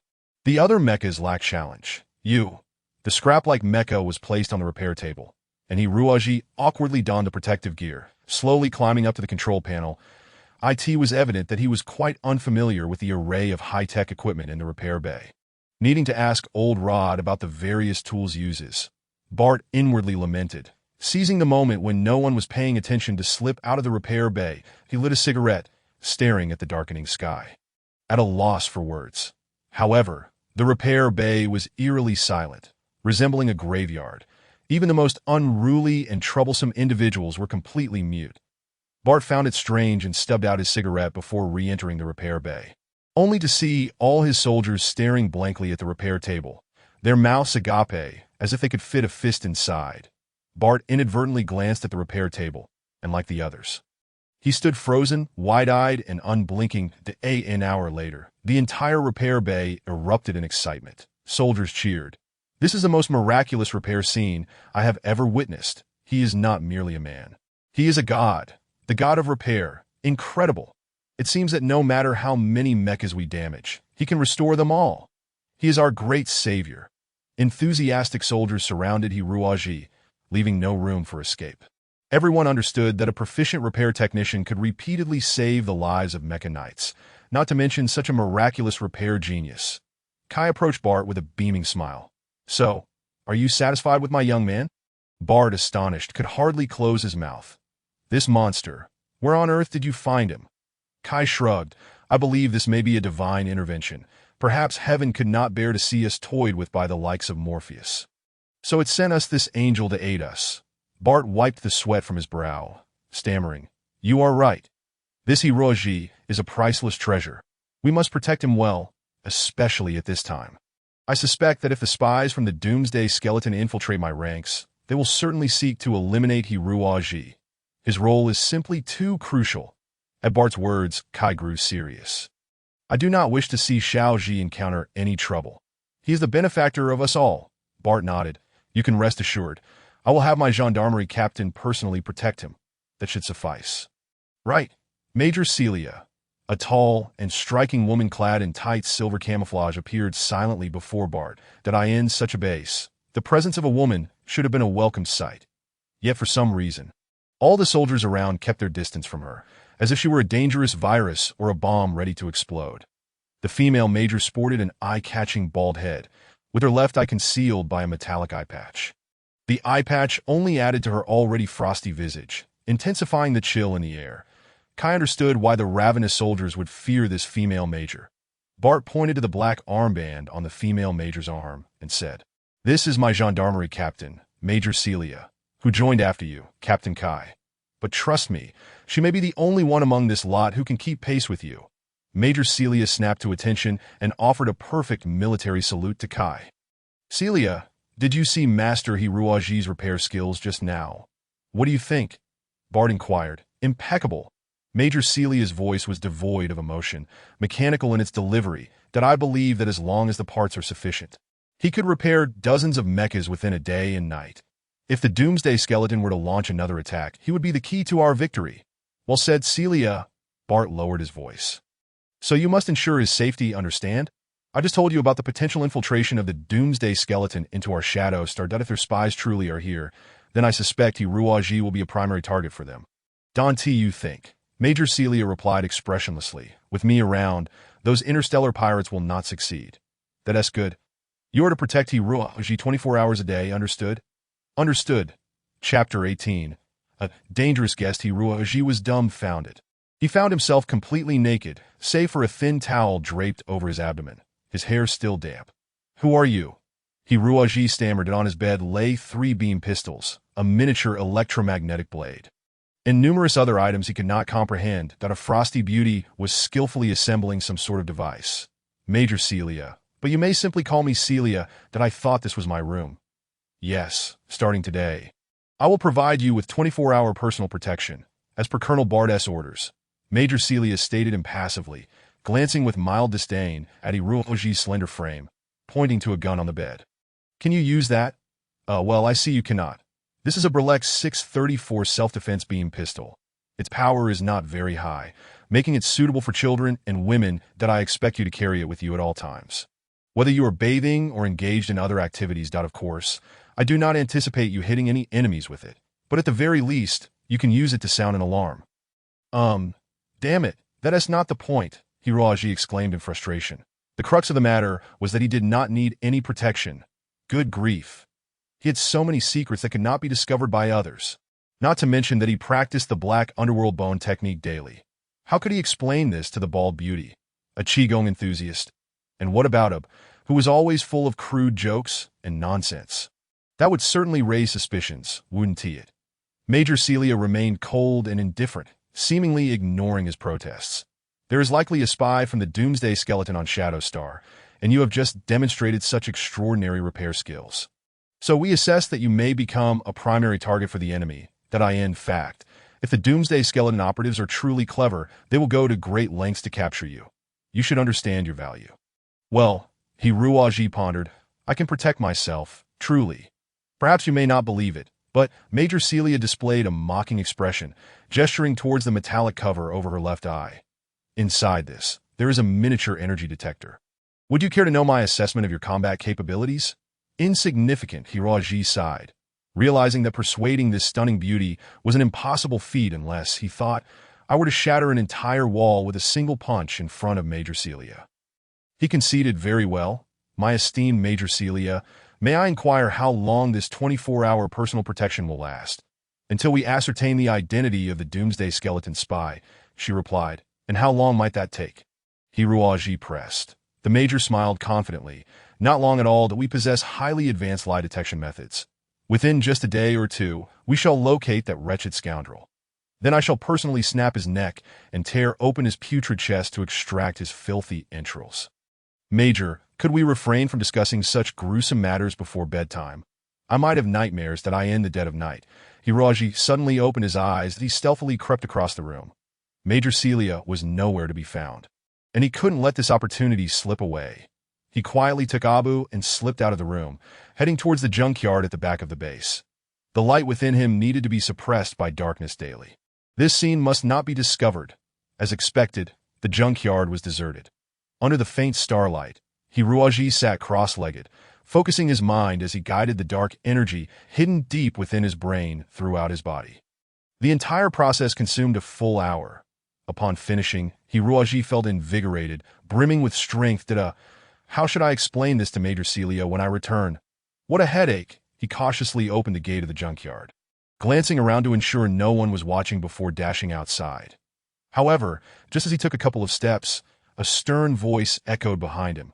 Mr. Hiruaji, Major Celia stood with her hands on her hips. Her face as cold as ice. Major.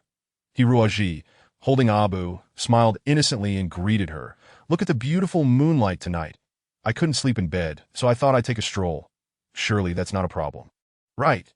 The Shadow Star has no satellites. Major Celia replied coldly to Mr. Hiruaji. We are in a critical situation. The spy for the Doomsday Skeleton may be lurking in the shadows, waiting to wreak havoc. I am already quite busy protecting the entire base. Please do not add to my workload. I apologized. Hiruaji lowered his head in embarrassment, then added defensively, but I don't believe I'm that significant. If there truly were a spy or an assassin, it would be important figures like Colonel Bart or Captain Kai who would be their targets, wouldn't it? Major Celia scoffed.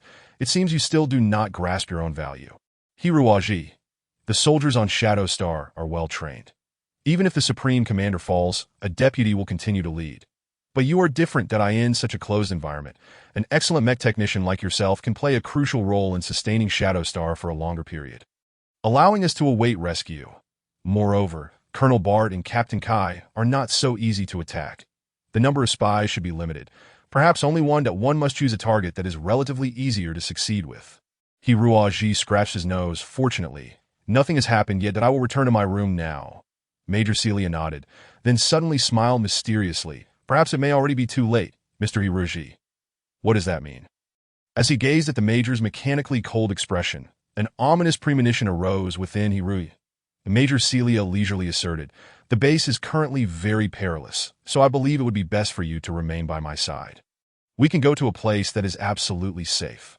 Where? Major Celia smiled slightly and replied leisurely, the headquarters of the Doomsday Skeleton. This time, Hiruaji was genuinely taken aback that a finely crafted energy pistol appeared in Major Celia's hand, as if by magic. Though its power was not high, it was lethal enough. The Major coldly remarked, I warned you, Mr. Herod, I mentioned that there might be spies from the Doomsday Skeleton outside, yet you did not believe me and insisted on venturing out. Since we are so fated, then please accompany me. Hiruaji suddenly understood. You are the spy for the Doomsday Skeleton. Correct, but there is no reward for that answer. Listen, I do not wish to harm a mech technician of your caliber. Once we reach headquarters, you will still be needed to repair our mechs. Therefore, you must obediently follow my orders. Understood? Now, move forward. Hiruaji had intended to say something more, but upon seeing the ominous muzzle of the gun in her hand, he frowned slightly and ultimately chose to comply, trailing behind Major Celia until they arrived at a small port. The port was deserted, save for a small spacecraft anchored in the center, indicating that Major Celia had long since prepared for an escape from Shadow Star. Hiruaji obediently sat in a seat as Major Celia shut the spacecraft's hatch, narrowing her eyes with a hint of threat as she said, I do not wish to restrain you. So it would be best not to cause any disturbances, understood? Of course, of course. Hiruaji nodded vigorously.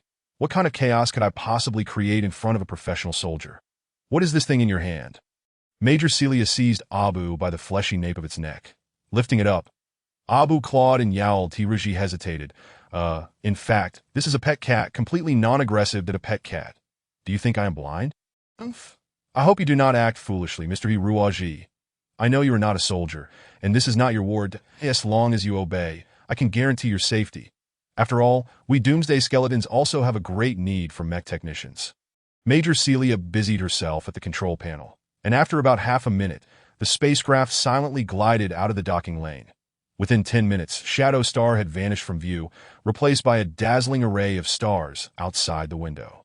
Major Celia set the autopilot route, crossed her arms, and walked over to Hiruaji, retrieving some semi-liquid food from a storage box and offering it to him, her expression softening slightly. Thank you, Hiruaji said politely, elegantly tearing open the food package. Major Celia shrugged. You performed quite well just now. If you continue like this, I believe we may have a promising collaboration, Hiruaji chuckled. I suspect that even if I hadn't stepped outside just now, Major, you would have already decided to capture me. Wouldn't you? Indeed, Major Celia admitted without hesitation.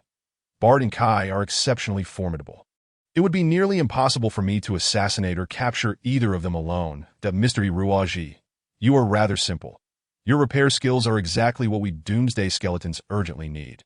Moreover, yesterday you put on quite a performance before all the soldiers on Shadow Star. If you were to go missing now, it would surely cause panic among the troops. In such a case, we Doomsday Skeletons could swiftly launch a second attack.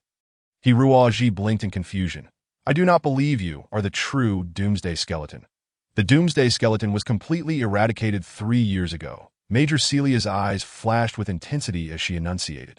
Indeed, we are no longer the Doomsday Skeleton of the past.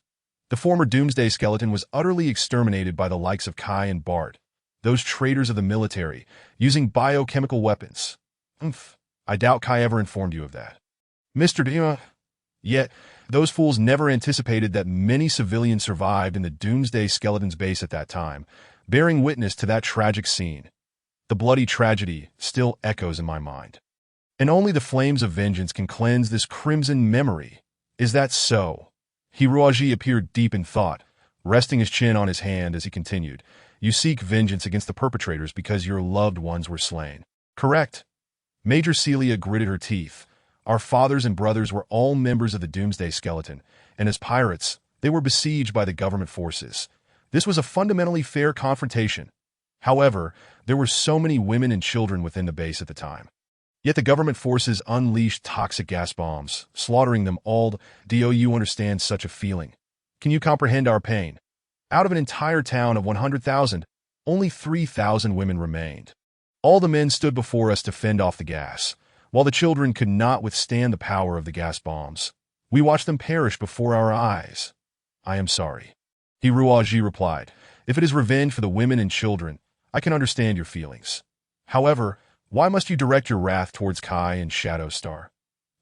After we escaped from the base, we learned through various inquiries that it was the special forces led by Kai that launched the attack on the Doomsday Skeleton. Now this special unit is commanded by Bart and is stationed on Shadow Star. Upon receiving this information, I endeavored to infiltrate Shadow Star by all means, enduring humiliation and hardship for 3 years, gradually uncovering the entire situation of the planet, initially believing that this strike would surely succeed. I was taken aback when that Devil Kai reappeared. This fiend has once again thwarted our plans. However, it matters not. This time, we shall not allow him to escape. Major Celia glanced at Iruaji. Now that you have seen Kai's true nature, do you still harbor such intense hostility towards us? Although we have inherited the name of the Doomsday Skeleton, we are certainly not space pirates, nor have we ever plundered the innocent. Our sole wish is to avenge those who have died unjustly. Once our desire is fulfilled, the Doomsday Skeleton shall disband on its own. Hiruaji opened his mouth at a loss for words. Kai could not possibly be as he described. Otherwise, he would not have endured such torment on Death Island for so long. Yet even if he voiced these thoughts, it was clear that a furious Celia would not believe him. For the past 3 years, she had been continually hypnotizing herself, viewing Kai as her only enemy. And such self-deception could hardly be dispelled in an instant. In truth, if Hiruaji truly wished to, he could employ certain dark arts from necromancy to influence Celia's mind, subtly altering her thoughts. However, the repercussions of such methods were too severe, and he deemed them too despicable to resort to. The key issue lies in. Hiruaji squinted. He believed that Celia was not deceiving him. The current Doomsday Skeleton was indeed comprised of a group of vengeful orphans and widows. As evidenced by their combat style, that a person driven by the desire for revenge might learn advanced mech skills in just a year or two, that yet experience is not something that can be mastered merely through practice. The critical question remains: who trained this group, and who provided them with standardized advanced mechs? The Doomsday Skeleton might be concealing some treasure or other, but advanced mechs cannot simply be acquired with wealth. Not to mention that enormous, cutting-edge hive warship. There must be someone lurking in the shadows manipulating the entire situation. There is certainly a conspiracy at play, and the timing is far too coincidental. Reflecting on the events that transpired on Tianning Star, Hiruaji suddenly felt that some vague answers were beginning to surface in his mind. What he lacked now was a clear clue to string these answers together like pearls. All these answers could likely only be unraveled at the headquarters of the Doomsday Skeleton. After a full day of travel, the surrounding electromagnetic storms intensified, and the asteroid belt became increasingly dense, rendering any semblance of a navigable route non-existent. Progressing along such a path, Hiruaji estimated that even if he piloted the mech, he would need time to familiarize himself. Yet Major Celia maneuvered effortlessly. The ship deftly avoided various lethal hazards until an enormous asteroid loomed before them. The scale of this asteroid was colossal. If the ship was an ant, then this asteroid was at least the size of an elephant. As the ship approached the asteroid, the entire starry sky was obscured. Upon closer inspection, the asteroid was pockmarked with countless craters, each one a scar left by smaller meteors. Each pit was the size of a city. Major Celia skillfully piloted the ship towards one of the craters. Just as the ship was about to crash into the crater, something strange occurred. A large opening suddenly split open at the bottom of the crater, revealing that it was hollow within. Hiruaji gasped in astonishment. To carve out adequate space in such an asteroid to construct a city was evidently no simple feat. However, once accomplished, the asteroid itself would serve as the best disguise and armor, significantly enhancing the base's resilience and stealth capabilities. After the base's entrance closed, Hiruaji discovered that ahead lay countless passages, each nearly 50 meters in diameter, capable of accommodating several mechs or small warships with ease. The walls of the passages emitted a faint silver glow, guiding their way forward. Yet the multitude of forks in the road made the interior of the asteroid resemble a vast labyrinth, where a stranger would undoubtedly become lost. Hiruaji quietly asked Abu, "Have you recorded our route in?" "I have recorded it all, Master." After flying inward for more than 20 minutes, the ship finally descended slowly at a dock. Hiruaji stared out the window, utterly incredulous. Inside this colossal asteroid, there was not merely one base, but a town of moderate size. Within a vast hollow measuring several dozen kilometers in diameter lay a stretch of flat land. Beneath the surface was an immense anti-gravity device, allowing this land to float in the void. Above them was a nuclear-powered artificial sun, providing heat and illumination.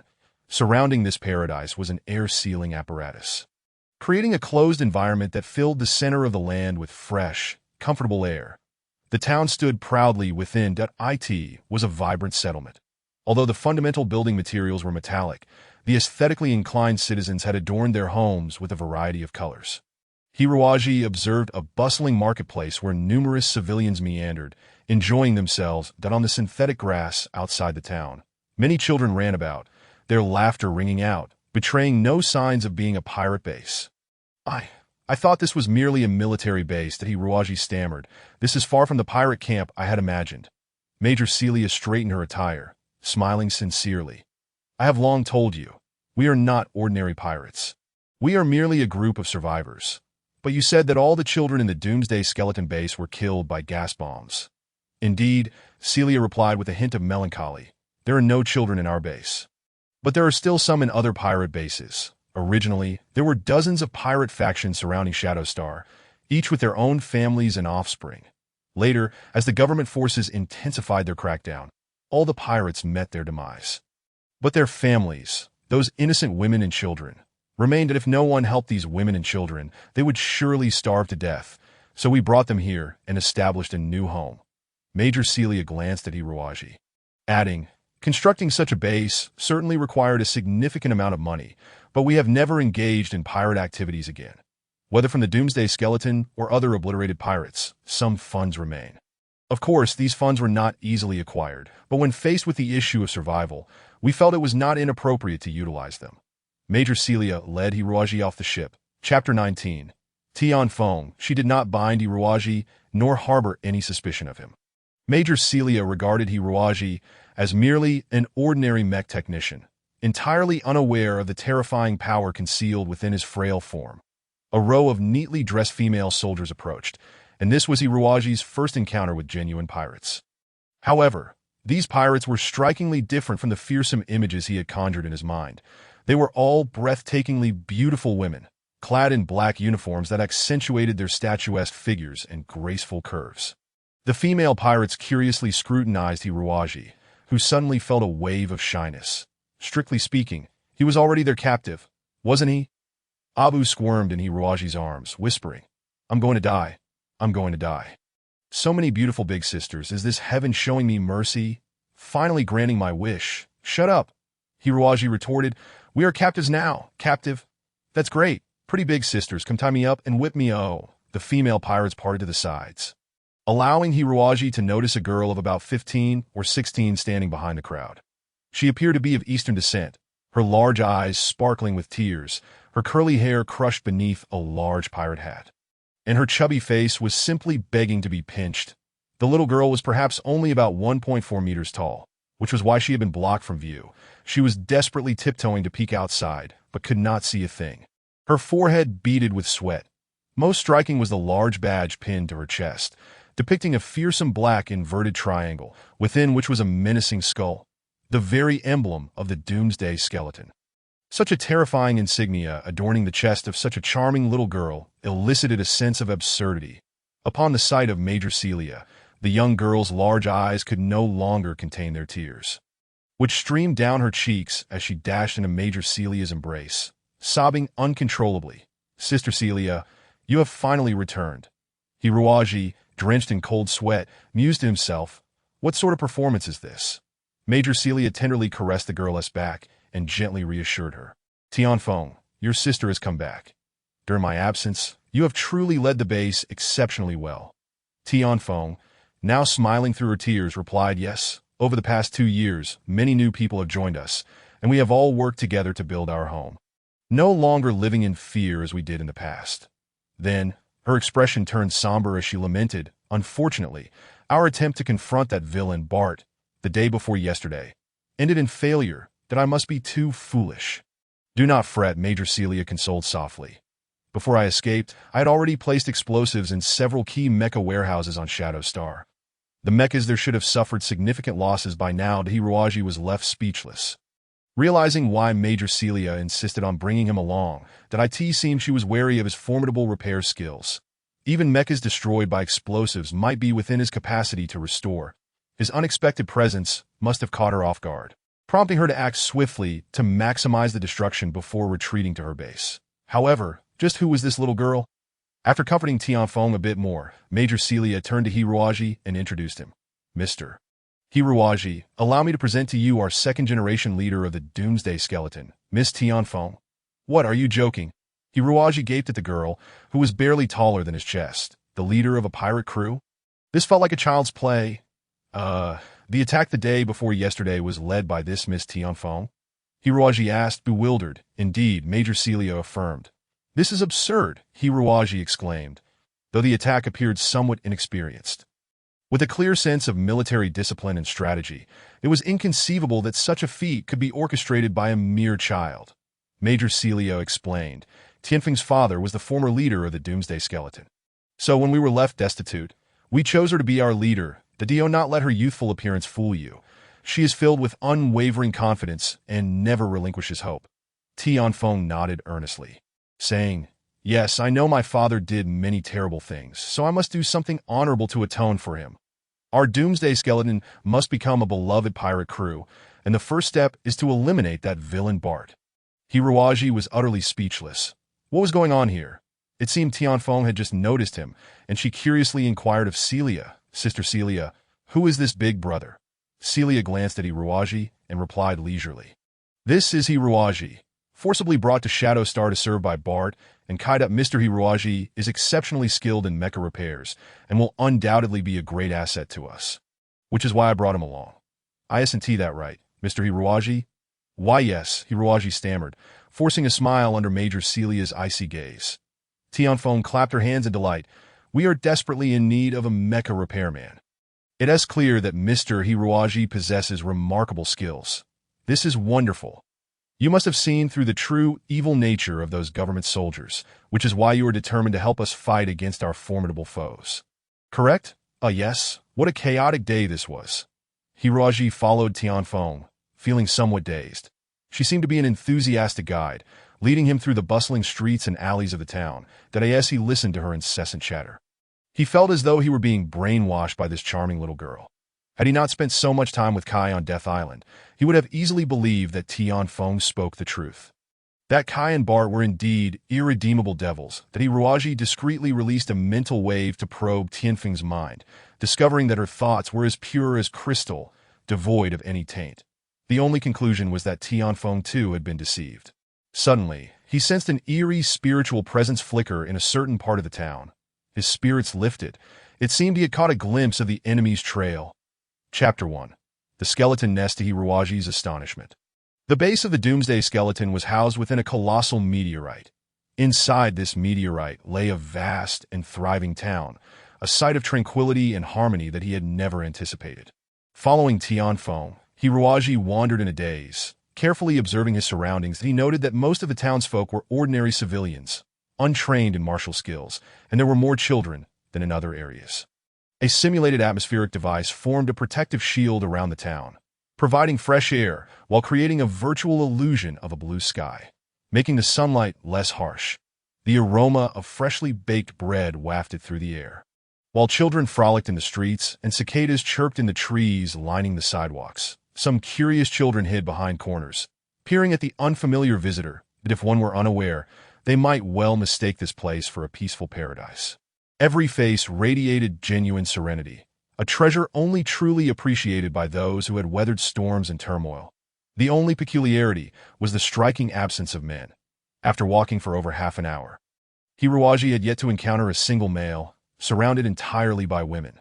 The lone male presence, himself, was regarded by the curious townsfolk as a rare spectacle. Quick, come see, a man, indeed, such a handsome young man. Is he new? He doesn't look like a pirate. He seems so refined. Look, he's blushing a bit. How shy. Hiruaji lowered his head, quietly asking Tianfeng, is there really no men in this town? Tianfeng nodded. Yes, there are very few men here. Even when there are a few, they often engage in heavy labor or operate mechas. The big sisters often clamor for more male citizens, but I don't understand. Why is it necessary to have more men? Isn't it nice as it is? After all, men are just rough and troublesome. Having grown up in a pirate camp, Tianfeng equated men with ruffians, viewing them as brutish creatures. That Hiruaji chuckled. You may not grasp this just yet, but in time, you will come to understand. He continued, it is no small feat for you women to build such a substantial base from nothing. At this, Tianfeng nodded vigorously, her eyes sparkling. Indeed, It was quite challenging at first. We attempted to establish bases in many locations, but initially, the government forces had no goodwill towards us, and other pirate groups attacked us, leading to a very difficult existence. That is to be expected. As the largest pirate group in the Tianning Star region, the Doomsday Skeleton possesses many precious treasures. After the government forces annihilated your group, it is only natural that other pirates would swarm like sharks sensing blood. It is indeed peculiar that these orphans and widows were not completely plundered by other pirates, Hiruaji pondered, suspecting that the answer to this mystery lay within that very peculiarity. Oh, how did you manage to survive?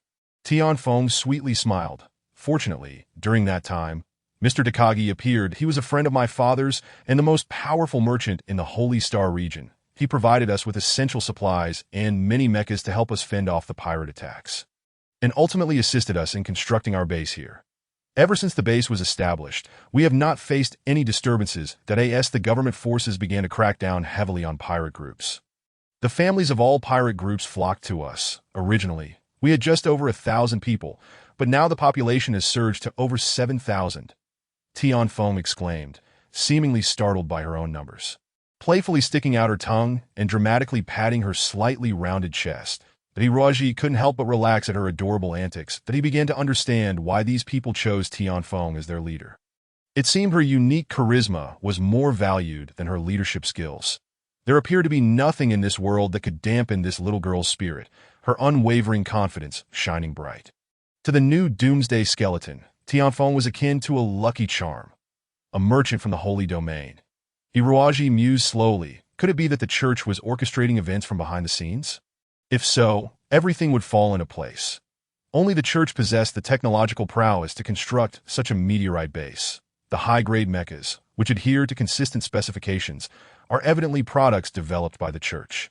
The various Mecha Knights of the Doomsday Skeleton likely once studied at the Mecha Academy within the Holy Domain, honing their skills in mecha arts. Alternatively, they may have received remote instruction from the church's instructors via the internet. This explains their mastery of mecha techniques, albeit with a slight deficiency in practical combat experience. That Mr. Takagi is an exceptionally kind individual. Tianfeng cheerfully remarked that he is still here with us, assisting in the development of our town. Is that so? Hiruaji recalled the spiritual sensation he had just detected.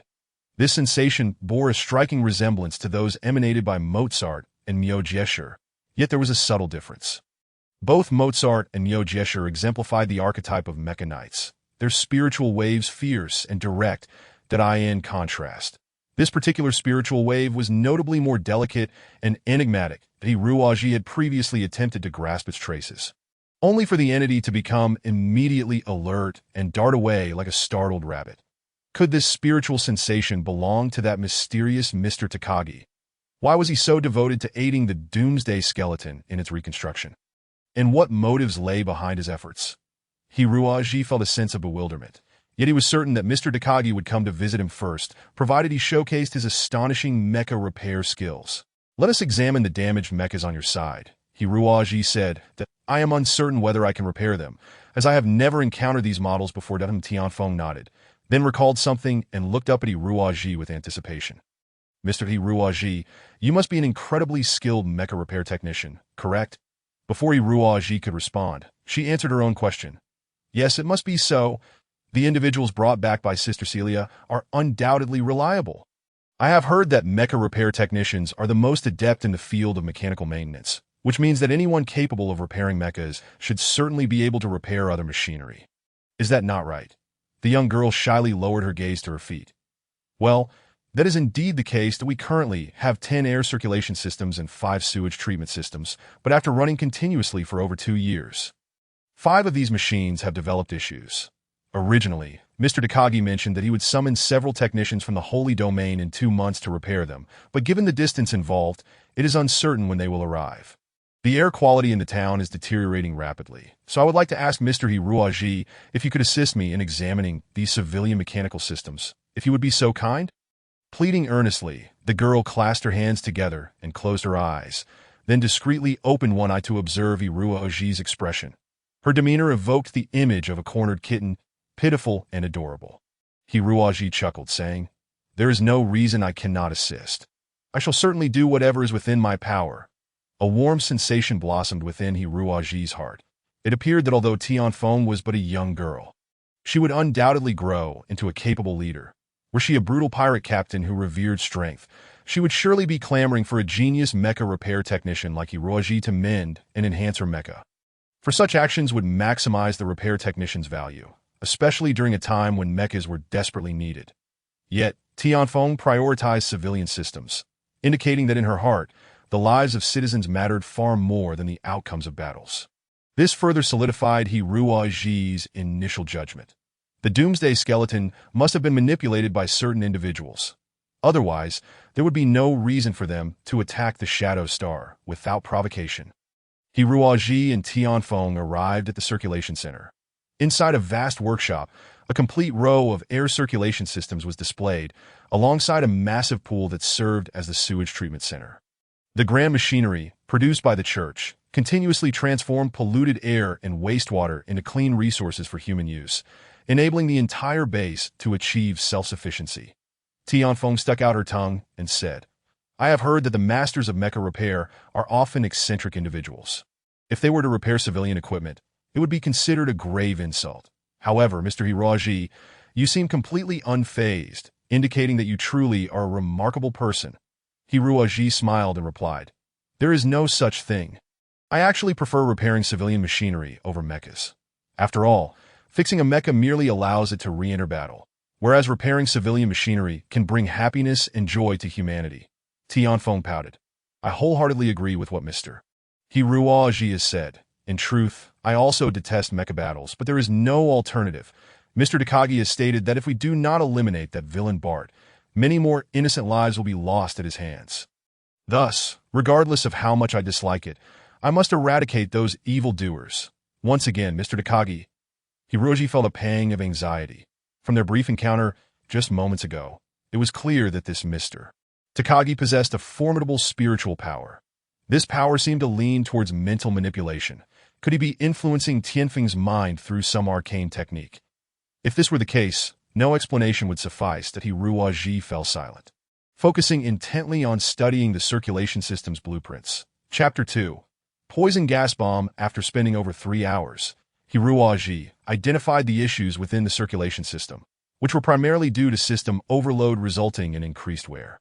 After replacing the appropriate components, the circulation system returned to normal functionality. "Marvelous!" Tianfeng cheered excitedly from the sidelines, clapping her hands vigorously as though Hiruaji had just performed a miraculous feat. "Mr. Hiruaji is truly impressive." Hiruaji scratched his head, saying, "It was not particularly complicated. However, many components are due for replacement and maintenance, so I believe it would be prudent to conduct a comprehensive overhaul within the next 6 months to ensure the machinery operates effectively in the long term." Tianfeng nodded vigorously. "Now, let us head to the Mecha Repair Center." Upon entering the Mecha Repair Center, Tianfeng rushed into Major Celia's embrace, eagerly recounting Hiruaji's recent accomplishments. "Sister Celia, the Mr. Hiruaji you brought back truly is a wonderful person. He has helped us repair both the water purification system and the air circulation system." The nearby mecha repair technicians exchanged disdainful glances upon hearing this. Historically, there has always been a clear distinction between civilian machinery repair technicians and military machinery repair technicians. Military machinery repair is viewed as an advanced profession, and for military repair technicians, civilian machinery is beneath their consideration. Elite mecha repair technicians would never deign to stoop so low as to repair civilian machinery, regardless of the compensation offered. This has become an unspoken rule within the profession. Seeing Hiruaji, who appeared so young and had just repaired civilian machinery, they regarded him with a degree of condescension. Some even questioned internally whether they should entrust their valuable mechas to this young man. If he failed to rectify existing issues and inadvertently introduced new ones, it would spell disaster. However, just 10 minutes later, Hiruaji utterly captivated all the technicians present with his extraordinary skills. His sharp gaze, astonishing hand speed, and fluid motions transformed the act of repair into a dazzling dance. His hands seemed to play a grand symphony upon a piano. His poise was as graceful as a cloud. A subtle yet confident smile graced his face, rendering even the most severely damaged mechas mere trifles in his eyes. In a mere 10 minutes, all the technicians in attendance reached a unanimous conclusion. This seemingly unimposing young man possessed the most exquisite skills in the world, surpassing the combined value of all of them. Even merely observing him at work was an unparalleled delight. In the face of these mechas hailing from the holy domain, Hiruaji felt invigorated. The church's approach to mecha development diverged from that of the Tianning star domain, exhibiting a somewhat retro, yet orthodox design philosophy. Its most significant feature lay in the control of spiritual energy. Although they were not psionic mechas, they still required high-spirited knights to operate them. The advantage of elevated spiritual power was the ability to control more ranged weaponry, thereby expanding the attack range. This distinctly different design philosophy presented Hiruaji with an exhilarating challenge. Initially, he attempted to adjust his own thought process, but later he suddenly pondered whether it would be possible to unify the design aesthetics of Tianning star mechas with those of the holy domain. If so, he could surely craft a mecha that excelled in both offense and defense. This endeavor consumed 3 to 4 hours, and before he knew it, night had fallen. The virtual projection system illuminated the sky with a brilliant full moon, prompting Hiruaji to stretch and exclaim, "Let us conclude for today. We shall continue tomorrow." The technicians below, roused from their reverie, approached him with beaming smiles, eager to shower praise upon the talented young repair technician. Hoping to glean a few tips from him. Master, may I inquire as to which esteemed repair master you are a disciple of? Truly, heroes emerge in youth. Hiruaji tilted his head and pondered for a moment before replying. My master is named Old D. Old D. Indeed, he is a blacksmith. 5,000 years ago, he was not a blacksmith? Everyone was left in a state of shock. Seizing the opportunity, Hiruaji slipped out of the repair area, feeling quite hungry. Did I wonder what delicacies this place has to offer? Major Zelia appeared before Hiruaji, having changed out of the military uniform of Tianning and donned the attire belonging to the Doomsday Skeleton. She still exuded an air of discipline and professionalism, though her expression was considerably softened. Thank you, Mr. Hiruaji, she murmured, a faint blush momentarily gracing her cheeks. Thank me for what? Hiruaji inquired, perplexed. You could have chosen not to assist me. Major Zelia replied that I believe anyone faced with a gun, coerced into a pirate base, would feel a great deal of anger or fear. Yet, I found neither of those emotions in you. So, anger? Hiruaji smiled. If it were you, Major, perhaps I would indeed have reason to be angry. However, I doubt there exists a man in this world who could witness Tian Feng's innocent and lovely visage and still feel anger. As for fear, I can only say that I have endured experiences 100 times more terrifying than this. Fear resolves nothing, does it? On behalf of everyone here, I thank you, Major Zelia said, especially Tian Feng. Having grown up in the Doomsday Skeleton pirate camp, her perception of men has undoubtedly been skewed since arriving here. She has had little opportunity to meet normal and exceptional men that I hope you can treat Tian Feng like a younger sister, showing her that not all men in this world are the terrifying creatures of piracy. You seem to have enjoyed a pleasant interaction today. I am hardly what one would consider a normal man. Hiruaji mused internally, yet nodded in agreement. Since you all recognize the shortcomings of the former Doomsday Skeleton, why persist in harboring such grievances? Kai and Bart were merely following orders. I believe you have no reason to pursue a vendetta. Major Zelia's expression darkened abruptly, her voice icy. That I have already told you. We do not seek revenge for our fathers, brothers, or husbands who became pirates, but for the innocent lives lost to the gas attacks. But it was not Kai who ordered the use of gas. Hiruaji countered that he was the captain of the attacking force. Was it not he? Think carefully. At that time, Kai and his soldiers were engaged in close-quarters combat within your base, entangled with members of the Doomsday Skeleton. If gas was deployed then, it would likely harm their own side. If you were Kai, would you issue such a command? Perhaps they employed an antidote. That type of gas lacks any antidote. You should understand this better than I. Major Zelia paused, then resolutely declared, That is impossible. You needn't say more on the matter. Hiruaji sighed. Very well, I shall relent. But Major Zelia, please tell me how you came to know of this, under the circumstances. You surely lacked the time and resources for an investigation, did you not? We entrusted this investigation to Mr. Takagi. Major Zelia explained that Mr. Takagi has a business network in the Tianning domain, so he is well informed on various matters. Ah, that Takagi. Hiruaji now surmised that the issue lay with this Takagi, how he anticipated the forthcoming confrontation. Hiruaji narrowed his eyes, contemplating that this encounter would not be far off. Chapter 3. The Battle of Illusions in the Dead of Night. After completing his cultivation, Hiruaji lay quietly on his bed. Abu concealed himself beneath, and the two entered a state of soul fusion. Utilizing Abu's formidable mental prowess, Hiruaji expanded his spiritual awareness throughout the meteorite. Searching for any anomalies that he quickly detected the spiritual energy he had sensed earlier that day. However, this time Hiruaji was much more astute. He merely locked onto the energy from a distance, refraining from immediate contact. For Mr. Takagi was exceedingly cunning and alert. Any rash engagement would only serve to alert him that Hiruaji was certain that his actions from earlier had reached Takagi's ears. If Takagi indeed harbored ulterior motives regarding the Doomsday Skeleton, he would not allow any unusual occurrences to go unchecked and would certainly come to investigate Hiruaji's situation as anticipated. The spiritual energy meandered outside the town for a while before gradually approaching the inn where Hiruaji resided. He quickly retracted all his external spiritual energy, storing it deep within his consciousness that to any observer, he now appeared as an ordinary, powerless individual. Before long, that energy drew nearer, and even before Takagi entered the room, his spiritual presence had unknowingly permeated the space. Takagi's energy bore a striking resemblance to Abu's mental assault, gradually numbing Hiruaji's brain. Were Hiruaji merely an ordinary person, he would likely have succumbed to hypnosis by now. However, circumstances had changed. Takagi slipped into the room. Under his command, Hiruaji sluggishly opened his eyes. Clad in black, Takagi wore an iron mask adorned with intricate rose patterns, revealing only his emerald green eyes. Those eyes brimmed with an enchanting power, radiating an unnerving brilliance. Under his influence, Hiruaji felt as though he were drifting in a dream, rising to his feet slowly. "Who are you?" Takagi inquired leisurely. To him, this operation seemed effortless as a specially trained talent in mental combat by the church. Dealing with an ordinary person like Hiruaji posed no challenge whatsoever. That my name is Hiruaji. I am a mecha maintenance technician, Hiruaji replied vacantly. Why have you come here? Takagi pressed further. I am a freelance technician. Someone offered me a substantial sum to repair mechas on Shadow Star. So I came. Later, Major Zelia compelled me to come here, though I do not understand why.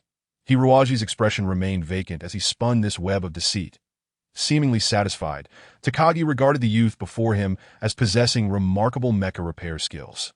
While his threat level appeared negligible, Takagi had complete faith in his ability to control minds.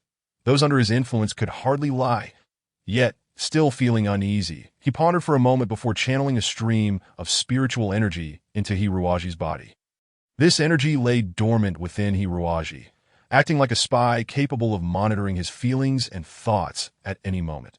However, an unexpected phenomenon occurred. As soon as the energy entered, it was swiftly drawn away by a powerful force, as though Hiruaji's body housed a colossal vortex that instantly consumed it. Hiruaji chuckled bitterly. He had intended to maintain his ruse a bit longer, waiting for a chance to strike. He had not anticipated that the opponent would directly transmit a beam of light energy. That it was important to note that within him resided the pure light energy bestowed by the Sea Elder. The power of the Sea Elder was formidable. Takagi's meager light energy was akin to the difference between a firefly and the moon. The Sea Elder's light energy acted like a magnet, instantly drawing away Takagi's light energy. Now, Hiruaji could no longer pretend. Suddenly, Hiruaji opened his deep black eyes, unleashing a surge of dark spiritual energy that struck like lightning into Takagi's brain. Hiruaji, being a master of mental attacks, coupled with the extraordinary force of Abu, meant that their combined mental power was immense. Takagi staggered back, gasping as he leaned against the wall. Hiruaji seized the moment, fixing his gaze upon Takagi's eyes, and in a low voice declared, Takagi, from this day forth, you shall be my slave.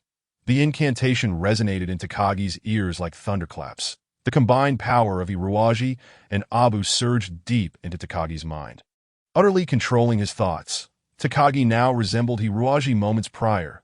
Eyes vacant, expression dazed, his body quivering slightly. What is your true identity? Hiruaji turned the tables. The last remnants of light energy within Takagi's mind struggled to resist, but ultimately succumbed. He slumped, as though deflated, murmuring, First-class deacon of the Inquisition, Takagi. The Inquisition. Hiroji raced through his mind, seeking information regarding the organization. Before his demise, the Sea Elder had transmitted many valuable memories to Hiroji. Though these memories were imbued with potent light energy, making Hiroji reluctant to utilize them. From the Sea Elder's recollections, Hiroji learned that the Church's armed forces were primarily divided into 3 branches. The first was the Holy Cross Knights, subdivided into 7 knight squads, akin to regular military forces in other star domains, responsible for the Church's armament. The Holy Will Court served as the internal security agency, maintaining peace within the Holy Domain and punishing criminal acts. Much like a police force (DAS) for the Inquisition, it was initially established as an assassination organization to combat heretics, but gradually evolved into a dedicated espionage agency.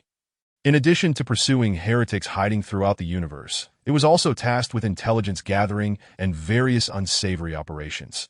The Inquisitors, though often lacking in martial prowess compared to the Crusaders, possessed numerous unexpected arcane secrets, manifesting a formidable and elusive power. Now, this very force has seemingly emerged within the Tianning star domain, leading Hiroji to surmise that the Church must be orchestrating a grand conspiracy against Tianning. What is your mission? Takagi pondered for a moment before dully responding. To fully support the reconstruction of the Doomsday Skeleton, inciting hostile sentiments towards the Tianning government among the crew of the Doomsday Skeleton pirates, and prompting the Doomsday Skeleton to target various objectives within Tianning. Why? Upon hearing this question, Takagi appeared as though he were a robot that had lost power, offering no reply to Hiroji speculated that Takagi was merely following orders from his superiors, thus unaware of the intricacies involved. After some contemplation, he inquired further, "Was the assault on Shadow Star part of your planning as well?" Takagi nodded. "Yes." "Was it your superior who ordered you to do this?" "Yes." "Who is your superior?"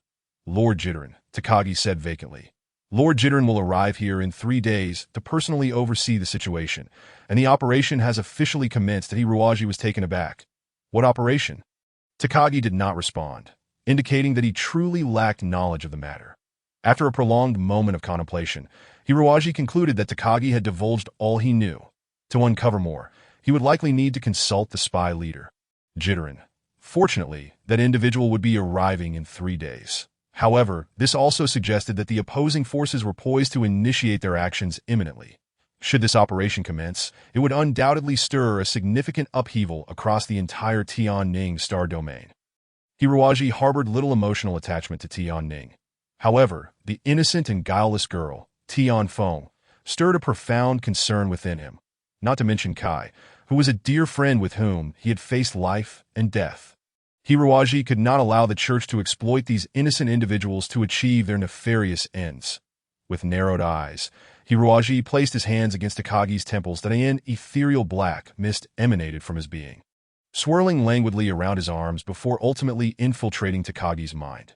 Just as Takagi sought to implant a spy within him, Hiroji sent forth a dark essence, intertwined with his own consciousness, into Takagi's form, enabling him to gather intelligence through Takagi's senses. When the Bamazan executive arrived, Hiroji then instructed Abu to cast several minor illusions, thoroughly disorienting Takagi's thoughts before retreating 3 steps back to the bedside.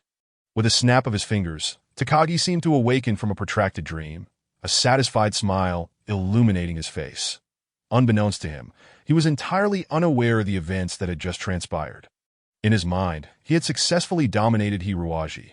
With a confident smile, Takagi addressed Hiroji. "Now lie down and sleep, my slave." Hiroji complied obediently, soon producing soft snores. Chapter 4. Electronic Warfare at the Crack of Dawn. Hiroji arose, perhaps due to the complete restoration of the air circulation system, as the morning air was exceedingly refreshing. He strolled leisurely through the town, which was already brimming with vitality, as many early rising citizens began their day's labor, heralding the return of the vibrant daylight. Initially, Hiroji intended to linger longer at the marketplace. However, the glances of the women, who had not seen men in ages, radiated a fiery intensity, having lived among pirates. These women exhibited no societal constraints in emotional expression, each one bold and unrestrained. Hiroji felt a chill run down his spine, akin to a lamb being stalked by a pack of hungry wolves. He feared that should he linger any longer, he would be torn apart. He fled in disarray, finding himself in the Mecha repair facility, which was bustling with activity, since Hiroaji had resolved several critical issues the previous day. The remaining tasks were not insurmountable for the ordinary technicians. Under their intense repairs, numerous mechas swiftly returned to combat readiness. Several pilots immediately climbed into the cockpits, undertaking urgent tests. Tian Feng and Celia stood alongside the repair area, pointing and discussing. Upon spotting Hiroaji, Tian Feng joyfully rushed over, her round face beaming. "Good morning, Mr. Hiroaji, good morning. Have you had breakfast? I specially prepared a meal for you." The breakfast consisted of simple milk and bread. However, the bread was exceptionally well-baked, and the milk tasted particularly sweet. Hiroaji devoured it in mere moments, letting out a contented burp. Life here was indeed delightful. Hiroaji gestured towards the rows of mechas. "I noticed the repair progress appears quite urgent, with many testing procedures being bypassed. Why is that?" Tian Feng nodded. "Yes, because the previous assault on Shadow Star was unsuccessful. We must launch a second attack before the enemy can respond. If we delay further, reinforcements may arrive, making our task considerably more challenging.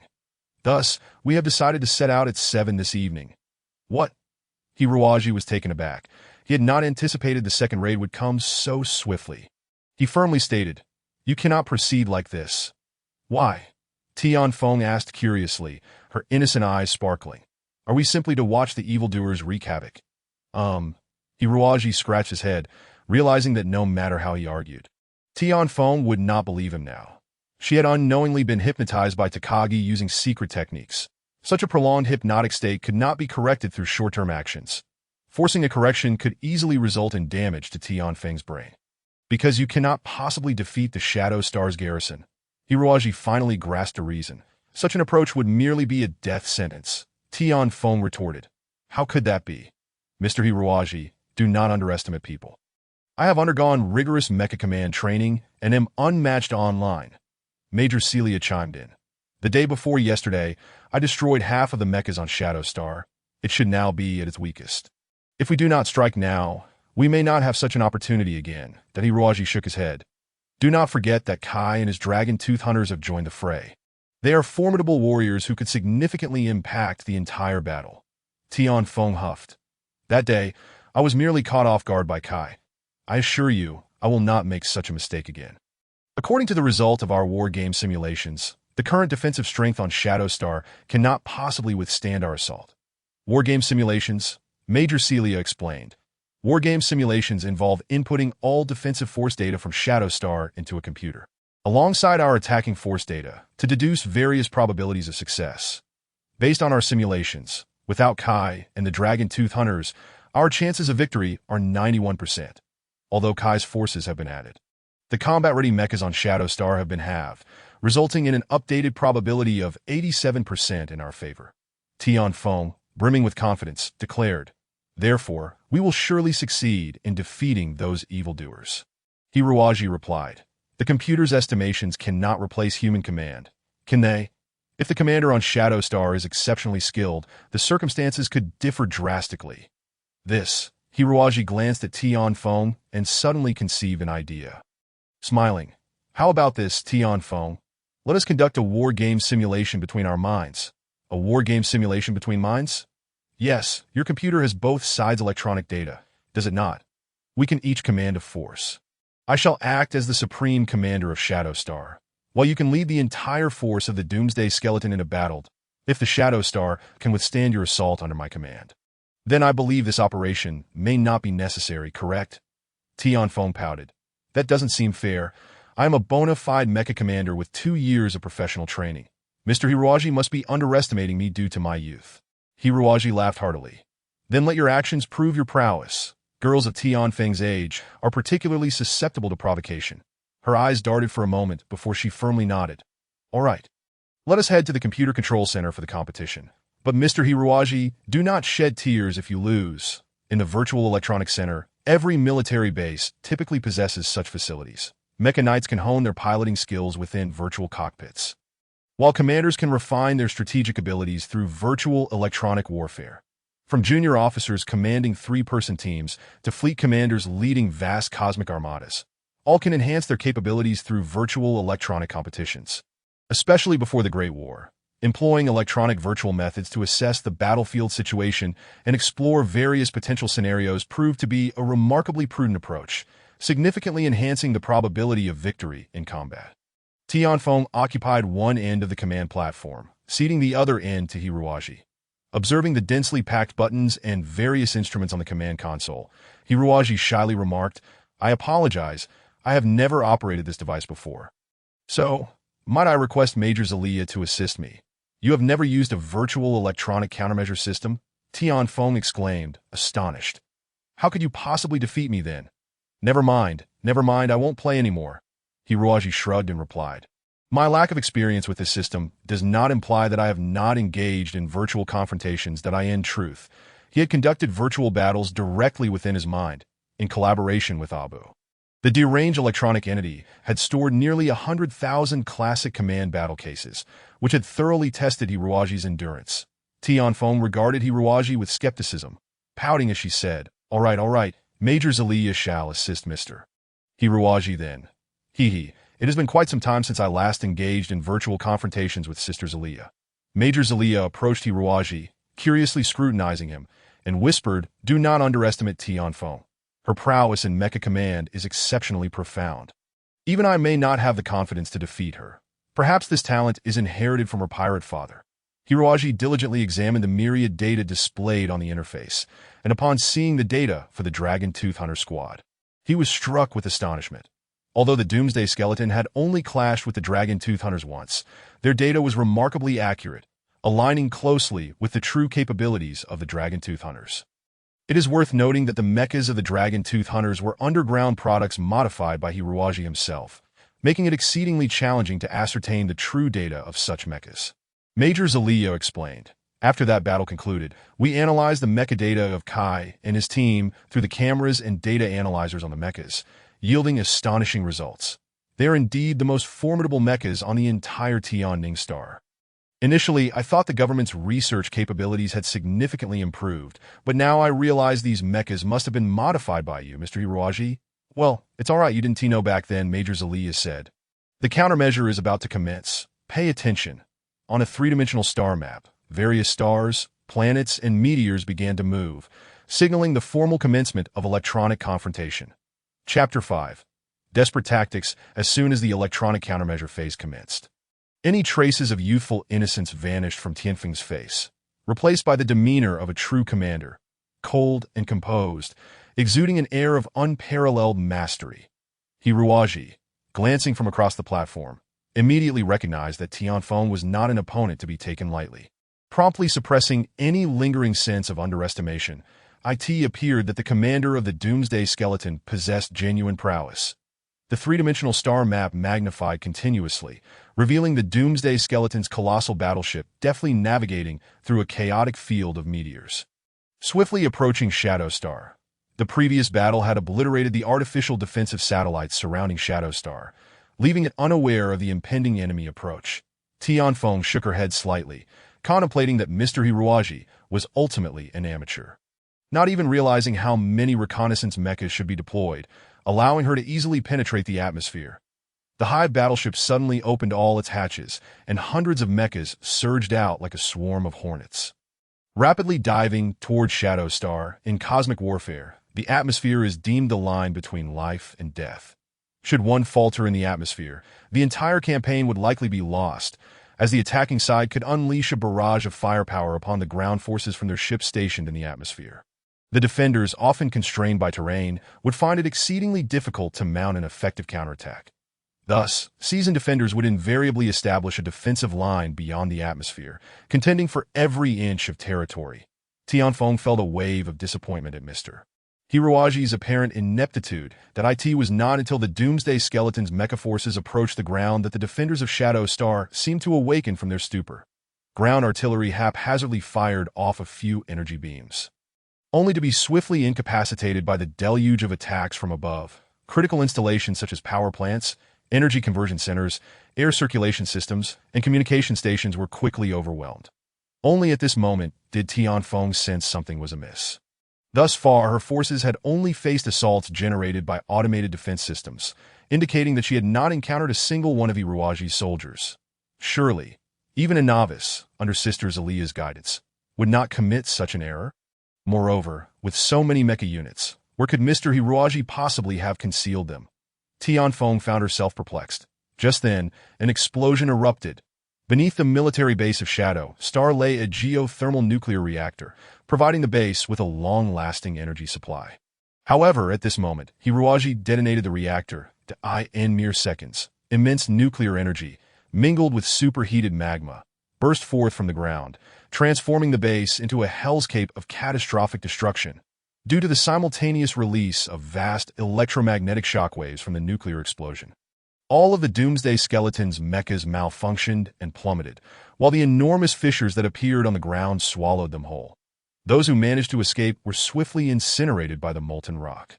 1 minute later, the entire base resembled an overturned bowl, plunging into the depths along with the unwelcome invaders. The Tianfeng's complexion turned ashen.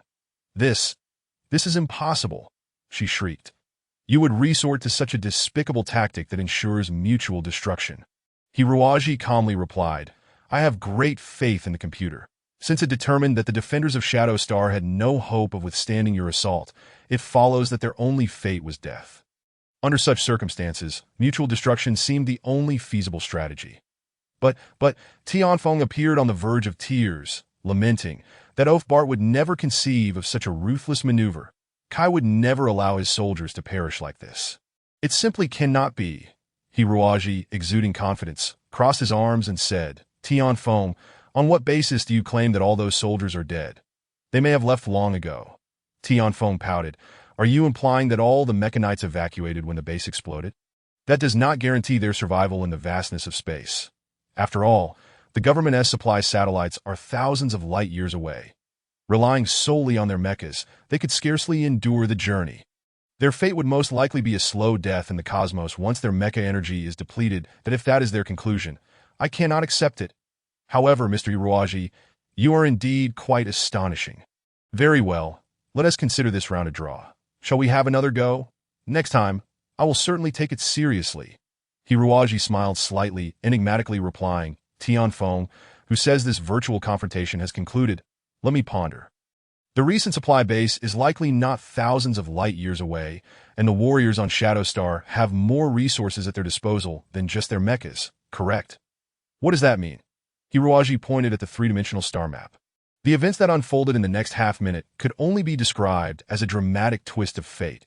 From the far side of Shadow Star suddenly emerged a large group of mechas, consolidating the entire defensive force of Shadow Star into a nearly flawless offensive formation, charging towards the Hive battleship. Due to Tianfeng's excessive overconfidence, she had committed all her forces to ground combat on Shadow Star, suffering devastating losses in the recent explosion. Consequently, the Hive battleship had become a defenseless target, a delectable meal. The defenders of Shadow Star effortlessly dismantled the pitiful few defensive electromagnetic cannons on the Hive battleship, tearing through its armor and breaching the interior. Almost 20 minutes later, the computer indicated that the command center and power source of the Hive battleship had been seized by the forces of Shadow Star, granting them the capability to navigate through the cosmos. I now possess a ship, Hiroaji exclaimed with a beaming smile. The Hive battleship slowly adjusted its course, plunging into the asteroid belt.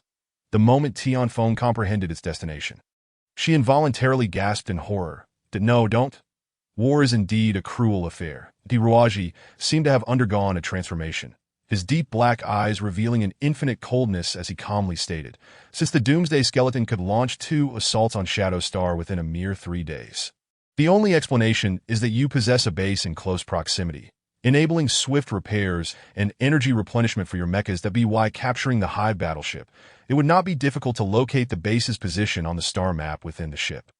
The subsequent actions become exceedingly simple. By suppressing the Doomsday Skeleton's base, we can survive on the resources within while awaiting reinforcements. That it is precisely due to this plan that I unhesitatingly obliterated the base on Shadow Star. It was a desperate gamble for survival. Tianfeng found herself utterly speechless, her gaze fixed vacantly upon the three-dimensional star map. The scene swiftly transitioned to the meteorite base, where the battle had been declared over even before it had commenced. I have lost, she stated matter-of-factly. However, Her momentary despondency quickly dissipated, her large eyes regaining their brightness. Mr. Hiroaji, I never imagined you to be such an adept commander of mechas. Hiroaji shrugged nonchalantly, responding, the principles of mecha command are quite similar to those of mecha maintenance. Repairing a mecha is not an exceedingly difficult task. One merely needs to place the appropriate parts in their designated positions, and they will function autonomously. In the same vein, I simply made the right decisions at the right moments. Positioning the warriors of the Shadow Star accordingly. What nonsense. That's merely a childish explanation. How infuriating. Major Zelia gazed at Hiroaji with a significant look. All of Hiroaji's commands had been executed through her specific actions, allowing her to grasp the essence of his tactical command more profoundly. I can't believe I had never heard of you before. Major Zelia remarked with a slight frown at Mr. Hiroaji. You are not a native of the Tian-Ning star domain. Are you? Otherwise, with your capabilities, you would have certainly made a name for yourself within the government forces. Hiroaji smiled charmingly. That is not a pursuit I am particularly fond of. Major Zelia fell silent. The brilliance of Hiroaji's command skills having exceeded her expectations, leaving her even more puzzled regarding his background. The study of mecha command is not a field accessible to just anyone. Substantial support is required to cultivate a competent commander. Therefore, it stands to reason that Hiroaji must have some formidable backing, which implies that there would be no reason for him to be in her captivity. A sudden feeling of being toyed with washed over Major Zelia, and she exclaimed, Mr. Hiroaji, why exactly are you here? Hiroaji, taken aback, replied, Major Zelia, did you not invite me here? Upon hearing the word invite, Zelia's face flushed crimson, and she shot Hiroaji a fierce glare, thinking to herself, what a slick-tongued brat. I initially thought he was an honest person, but now I have no idea what mischief lurks within him. Chapter 6. Executive of the Dadeland, Hiroaji earnestly stated, in truth, you should be the one most aware of my reasons for being here. Major, I merely wish to prevent any further conflict between the Doomsday Skeleton and the Shadow Star. I am certain that there exists no animosity between you, but rather a common enemy. I believe this enemy is instigating discord to ensure your mutual destruction. As for their motives, I am still unclear. But I trust that results will emerge within a day or two. Major Zelia questioned, how can you be so certain that results will materialize in a day or two? Hiroaji could not disclose that he had already gained control over Takagi from the church, from whom he had learned that a master from the church was soon to arrive. He believed that the day this master arrived would mark the onset of the conspiracy. Frustrated, Hiroaji ran a hand through his hair, helplessly stating, in any case, please trust me. I have no reason to deceive you. Major Zelia glanced at Tianfeng, who was deep in thought, clearly contemplating the feasibility of Iridia's words. In truth, Major Zelia felt a slight wavering in her conviction, as she had come to know Bart over the years, and had a semblance of understanding about his character, that a man of Bart's rugged demeanor would hardly concoct such a despicable idea as employing gas bombs. Had they been unjustly accusing Kai and Bart all along? Major Zelia hesitated. Tianfeng also felt a struggle within her. She shot Hiroaji a fierce glare and bit her lip, saying, fine, I lost to you today. So do as you please. Humph, but mark my words, one day I will defeat you. Of course. Hiroaji stuck out his tongue. Tianfeng's talent for mecha command was undeniable, had she not encountered the anomaly that was Hiroaji. With some practical training, she would have surely ascended to great heights. An exceptional genius indeed. Observing Tianfeng's disgruntled expression, Hiroaji's heart softened, and he gently said, do not be upset, my lady Tianfeng. How about this? I noticed that your overall tactics during the landing operation were largely correct, yet there are some variations that could be made in the implementation. May I offer you some guidance? Really? Tianfeng's eyes sparkled. Her fervor for mecha command ignited at the prospect of such an opportunity, and she leapt with joy. A starship adorned with a red cross slowly approached the port. On the surface, it appeared to be a medical vessel belonging to the Red Cross, indeed carrying numerous medical instruments and various humanitarian aid supplies. However, the crew aboard was not comprised of helpless physicians, but rather officials and adjudicators from the Church's Inquisition. Takagi awaited the Dadeland executive at his residence. The executive was a significant figure in the Inquisition, second only to the supreme adjudicator. Clad in an exquisite black robe, the Dadeland executive bore a silver mask, intricately adorned with patterns that lent him an air of sanctity. The Supreme Adjudicator is thoroughly displeased with your work, the Dadeland executive declared with piercing eyes, his tone unyielding. Takagi, trembling with fear, wiped the sweat from his brow. Scarcely able to utter a word, I assure you, I have acted entirely according to your directives, he lamented. The Dadeland executive's expression darkened as he intoned, the key to our holy domain strategy in the Tianning Star lies here. For 3 years, we have continuously dispatched vast resources to aid those wretched pirates in establishing a new base, even providing them with advanced mechas and comprehensive training courses. All of this was for the sake of rendering a small service today. Yet, Takagi, why must it be such a hassle to have the Doomsday Skeleton assault a Shadow Star base? Takagi replied with a furrowed brow. Executive, our conquest was nearly successful, but that Kai emerged from seemingly nowhere and repelled our advance. Kai. The Dadeland executive paused. Is that the man who was supposed to be the first sacrifice in the plan? Yes. How could that scoundrel still be alive? What is that fool Morpheus doing? Dreadful.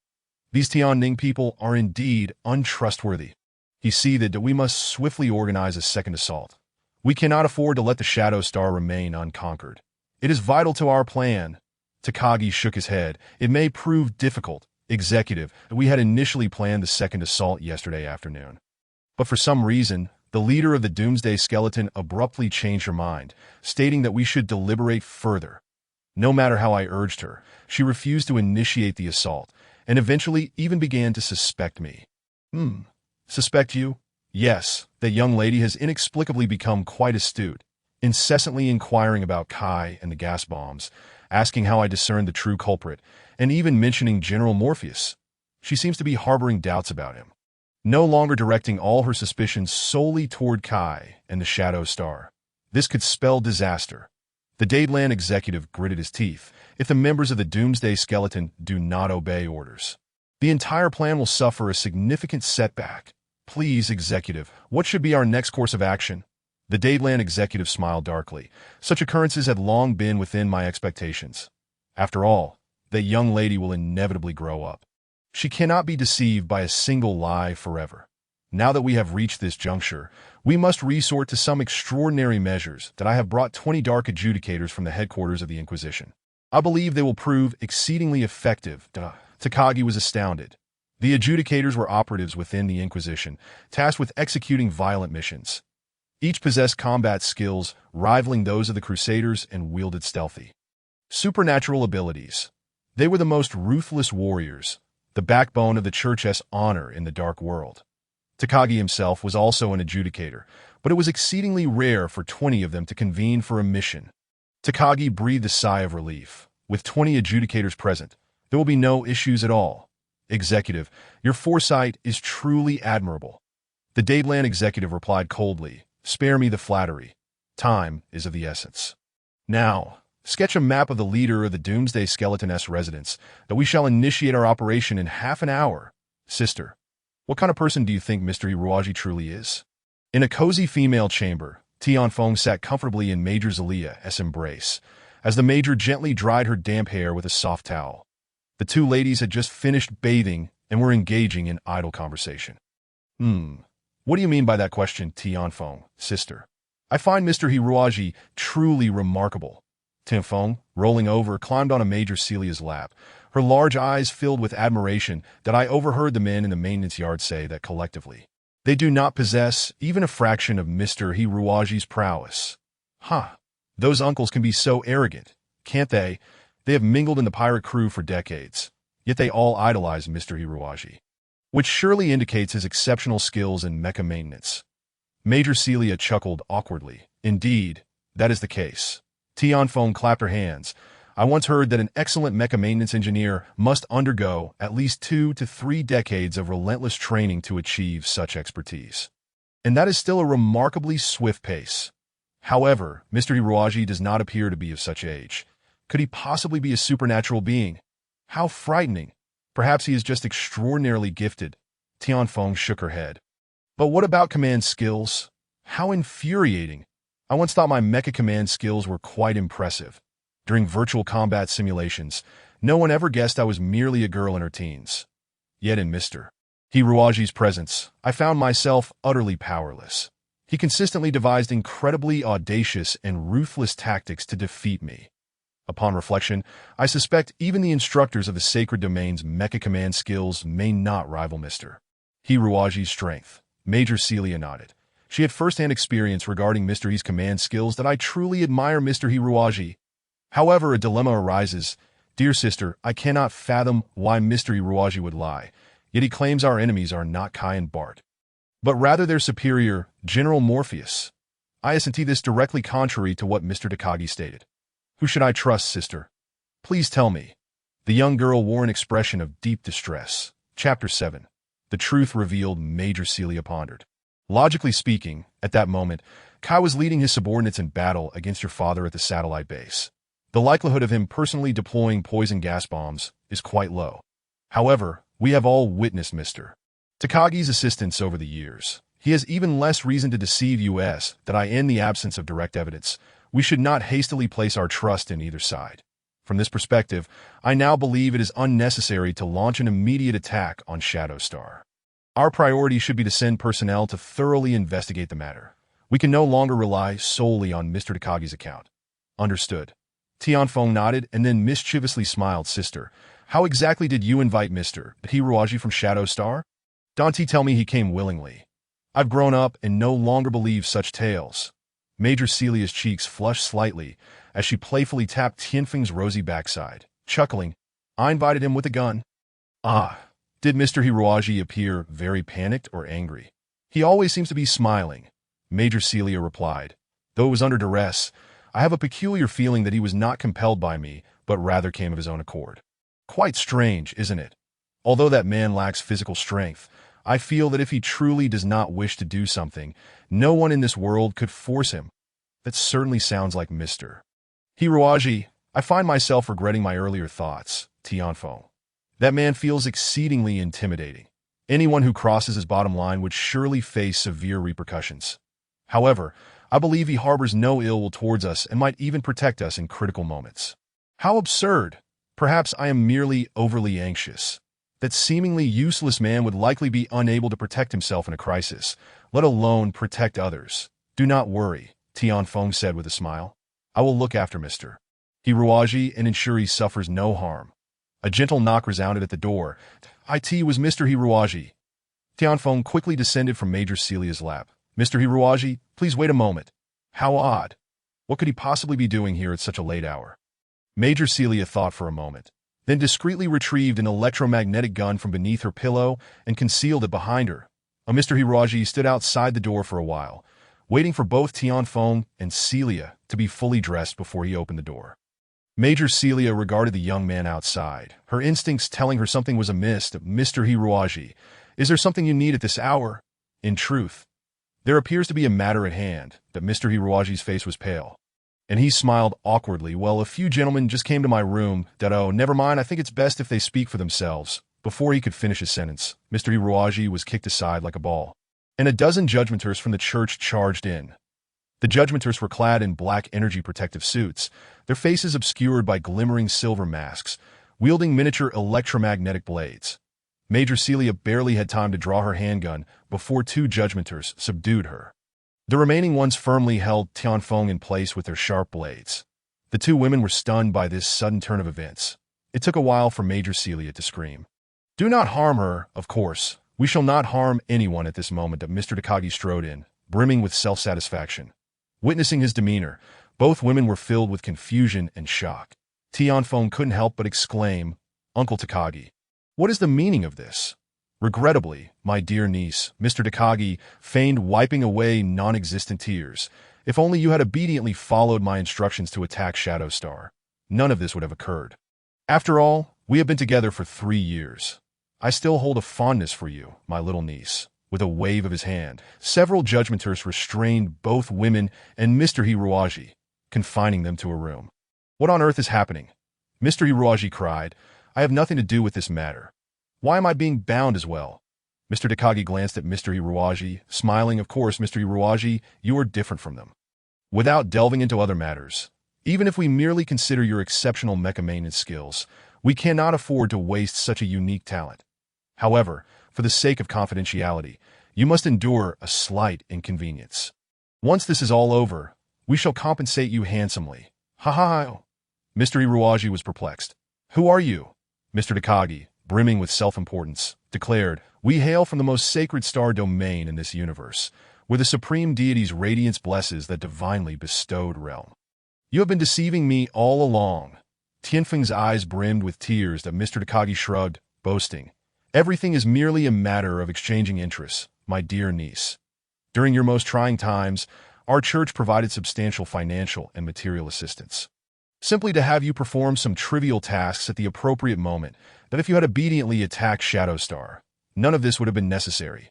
Why did you change your mind? Tianfeng widened her eyes in disbelief, exclaiming, You mean Bart and Kai are not our enemies at all? You wanted us to attack Shadow Star solely for your own benefit. Ha! Mr. Takagi laughed maniacally. The truth behind many matters is far from pleasant. The one who truly issued the order for the poison gas attack was General Morpheus. Kai and Bart were merely scapegoats. Why? To be frank, General Morpheus is a figure we have spent nearly 20 years cultivating within the church.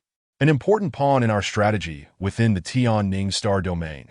We exhausted every means to expedite his ascension into the leadership ranks of the Tianning military. I end this context. The so-called biochemical gas scandal was not our intention. It merely forced Kai and Bart to take the blame. Now do you understand? These revelations were freshly imparted to Mr. Takagi by the executioner of Netherland.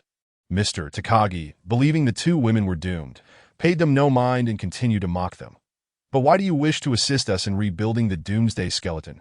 Major Celia inquired earnestly that Mr. Takagi sneered dismissively. I am afraid I cannot disclose that information to you both. This top-secret matter is beyond the purview of someone of Mr. Takagi's stature. Mr. Hiroji pondered for a long time, finally lifting his head. His eyes gleaming with understanding. Did I see you? Mr. Takagi regarded him skeptically. Mr. Hiroji smiled faintly, as if he were not in a position of captivity, but rather a guest at a grand banquet, and spoke eloquently. Thus, everything falls into a logical explanation. Why there is a need to support the Doomsday Skeleton anew, and why it must attack Shadow Star? Oh, Mr. Hiroji is aware. Tianfeng exclaimed in astonishment. Hiroji confidently declared. Although the Holy Domain has shown interest in Tianning Star, I believe that employing warfare to acquire benefits would be rather foolish, and no matter how many high-ranking officers pledge allegiance to you. The Tianning Star domain still possesses substantial strength. Moreover, the current chaotic political landscape on Tianning Star provides fertile ground for a coup. Indeed, I suspect that you will certainly command General Morpheus to initiate such a coup. However, the entire Tianning Star is home to numerous troops, not just those under General Morpheus's command. Thus, the strategy would be to instigate a large-scale pirate uprising in the border territory of Shadow Star, and then dispatch elite forces from Tianning Star to suppress it. Consequently, the capital planet, already weakened in its defenses, would fall right into General Morpheus's hands. This also clarifies why Tuzin has intensified the production of biological mech materials on Death Island. He is organizing a temporary force to support General Morpheus. From this perspective, some of the Four Saints must have already allied with the Holy See. Takagi pondered for a moment, a smile gracing his lips, and remarked, Mr. Hiri, you are truly a genius. However, sometimes it is not necessary to showcase all of one's wisdom, especially when one finds oneself on the chopping block. What do you intend to do? Tianfeng exclaimed loudly. Takagi replied, under the leadership of our Jidalang executive.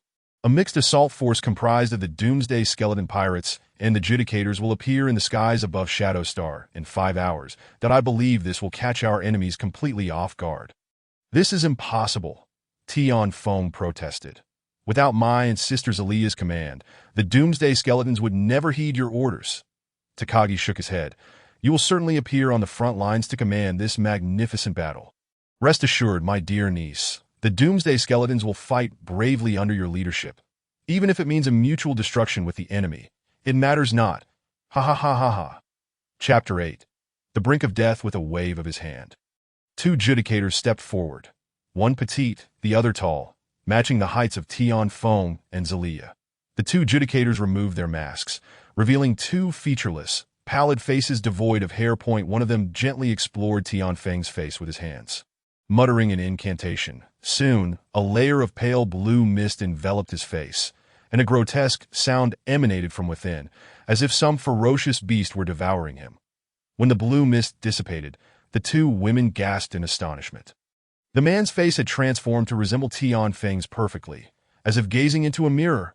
Subsequently, the other judicator employed the same method, morphing into Zelia's likeness. Takagi boasted, "This is the latest achievement of our Holy Seas biotech research, the plastic memory cells, capable of completely altering one's appearance. Now, we must take our leave, my dear niece." Despicable. Tian Feng couldn't help but curse. Takagi touched his nose, shrugging with feigned regret, to ensure the radiance of the god of light envelopes the entire universe. "I believe a little trickery will earn the heavens' forgiveness." The group swiftly exited the room, leaving two judicators to stand guard. Shortly after, a familiar voice crackled through the communication channel. Had Tian Feng not been bound, she would have thought it was her own voice. "Emergency assembly. Immediate departure. Target. Shadow Star." Half an hour later, the sound of mechs whizzing by and the vibrations of the Hive battleships starting up filled the air. These mechs had already been prepared for a second assault, thus completing their readiness in a remarkably short time.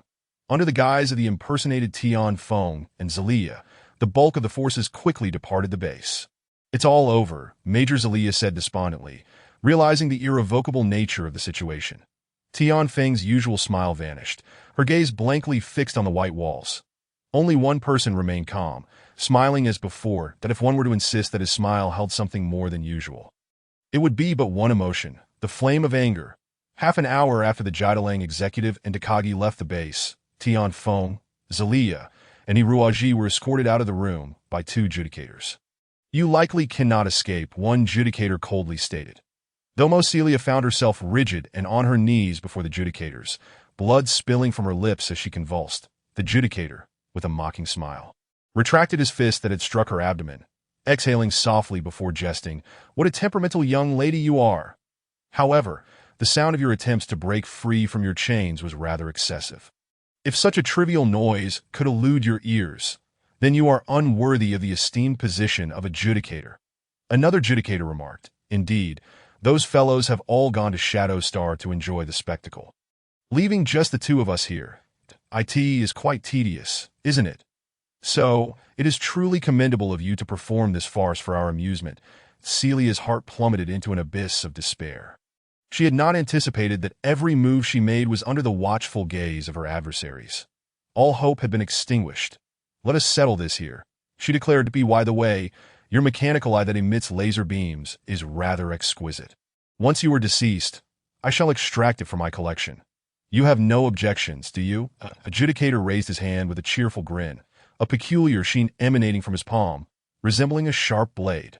Tian Feng could not restrain her tears of anguish. Once the floodgates of sorrow opened, they could not be closed. The young girl rushed forward, positioning herself defiantly before Celia. "No, do not harm my sister, such a predicament." "Then killing you first will suffice," came the reply. Chapter 9.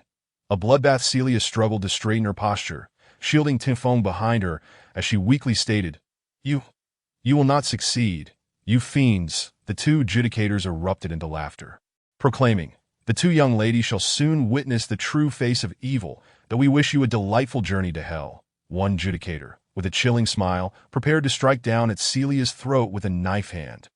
Suddenly, the other judicator felt a shiver run down his spine, as though 36,000 steel needles were piercing his body.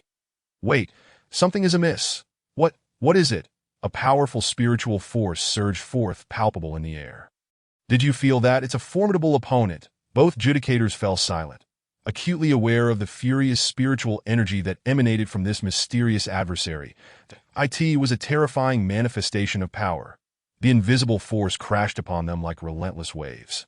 They were gripped by an overwhelming dread. Even Celia and Tian Feng sensed a formidable aura nearby. "Look at the ground," one judicator exclaimed in alarm. On the silver-hued surface, tainted by the artificial moonlight, a grotesque shadow loomed, stretching inexorably longer. Following the direction of the shadow, they slowly turned their heads to behold a striking figure perched at the apex of the medical ship's bow, illuminated by the silvery moonlight. An imposing crocodile. "What in the world?" The crocodile opened its mouth wide and laughed exaggeratedly, Ugly bipedal creatures, you wretched beings who should not exist in this universe. Listen closely to me. Abudale, there are countless rules in this world. Yet for me, Abudale, there is but one rule that crosses my line. Do not lay a hand upon lovely and beautiful young ladies. Those who violate this rule, you hideous bipedal creatures, shall find hell is your best destination. A crocodile can talk. One judicator was taken aback. The other retorted, who is hiding in the shadows playing tricks? This must be a remotely controlled automaton, producing sound through computer programming. How dare you slander me as a mere remote-controlled automaton? You vile scum, aware of your own ugliness, yet hiding behind masks. Even so, it is intolerable. Prepare to meet your end. Abudale roared, leaping high from the ship's peak, appearing as a divine being under the glow of the artificial moon. Celia turned back in bewilderment to glance at Iruwaji, puzzled. Isn't that Iruwaji's pet mechanical crocodile? How could this be? Iruwaji responded with an enigmatic smile. Prepare to perish. All male humans must die. As soon as the words left his mouth, the dozen or so prepared warriors of the church launched their assault. Approximately 5 or 6 high-energy laser beams pierced through Abudale's body. Following closely were explosive electromagnetic cannons. And finally, 7 or 8 miniature missiles aimed at mechanized targets. Boom! Abudale transformed into a brilliant fireball, crashing to the ground in a tragic manner. Easily dispatched, one judicator scoffed, who would create such a tedious automaton. But another judicator interjected, the spiritual energy is still intensifying. Indeed, if the original spiritual force was but a surge of waves, it had now morphed into an endless ocean. Everyone was ensnared within this spiritual energy. No one could escape. Hiruwaji's expression hardened as he approached slowly. Where are your chains? A judicator bellowed. Hiruwaji shrugged and flicked the remnants of shattered iron from his palms onto the ground.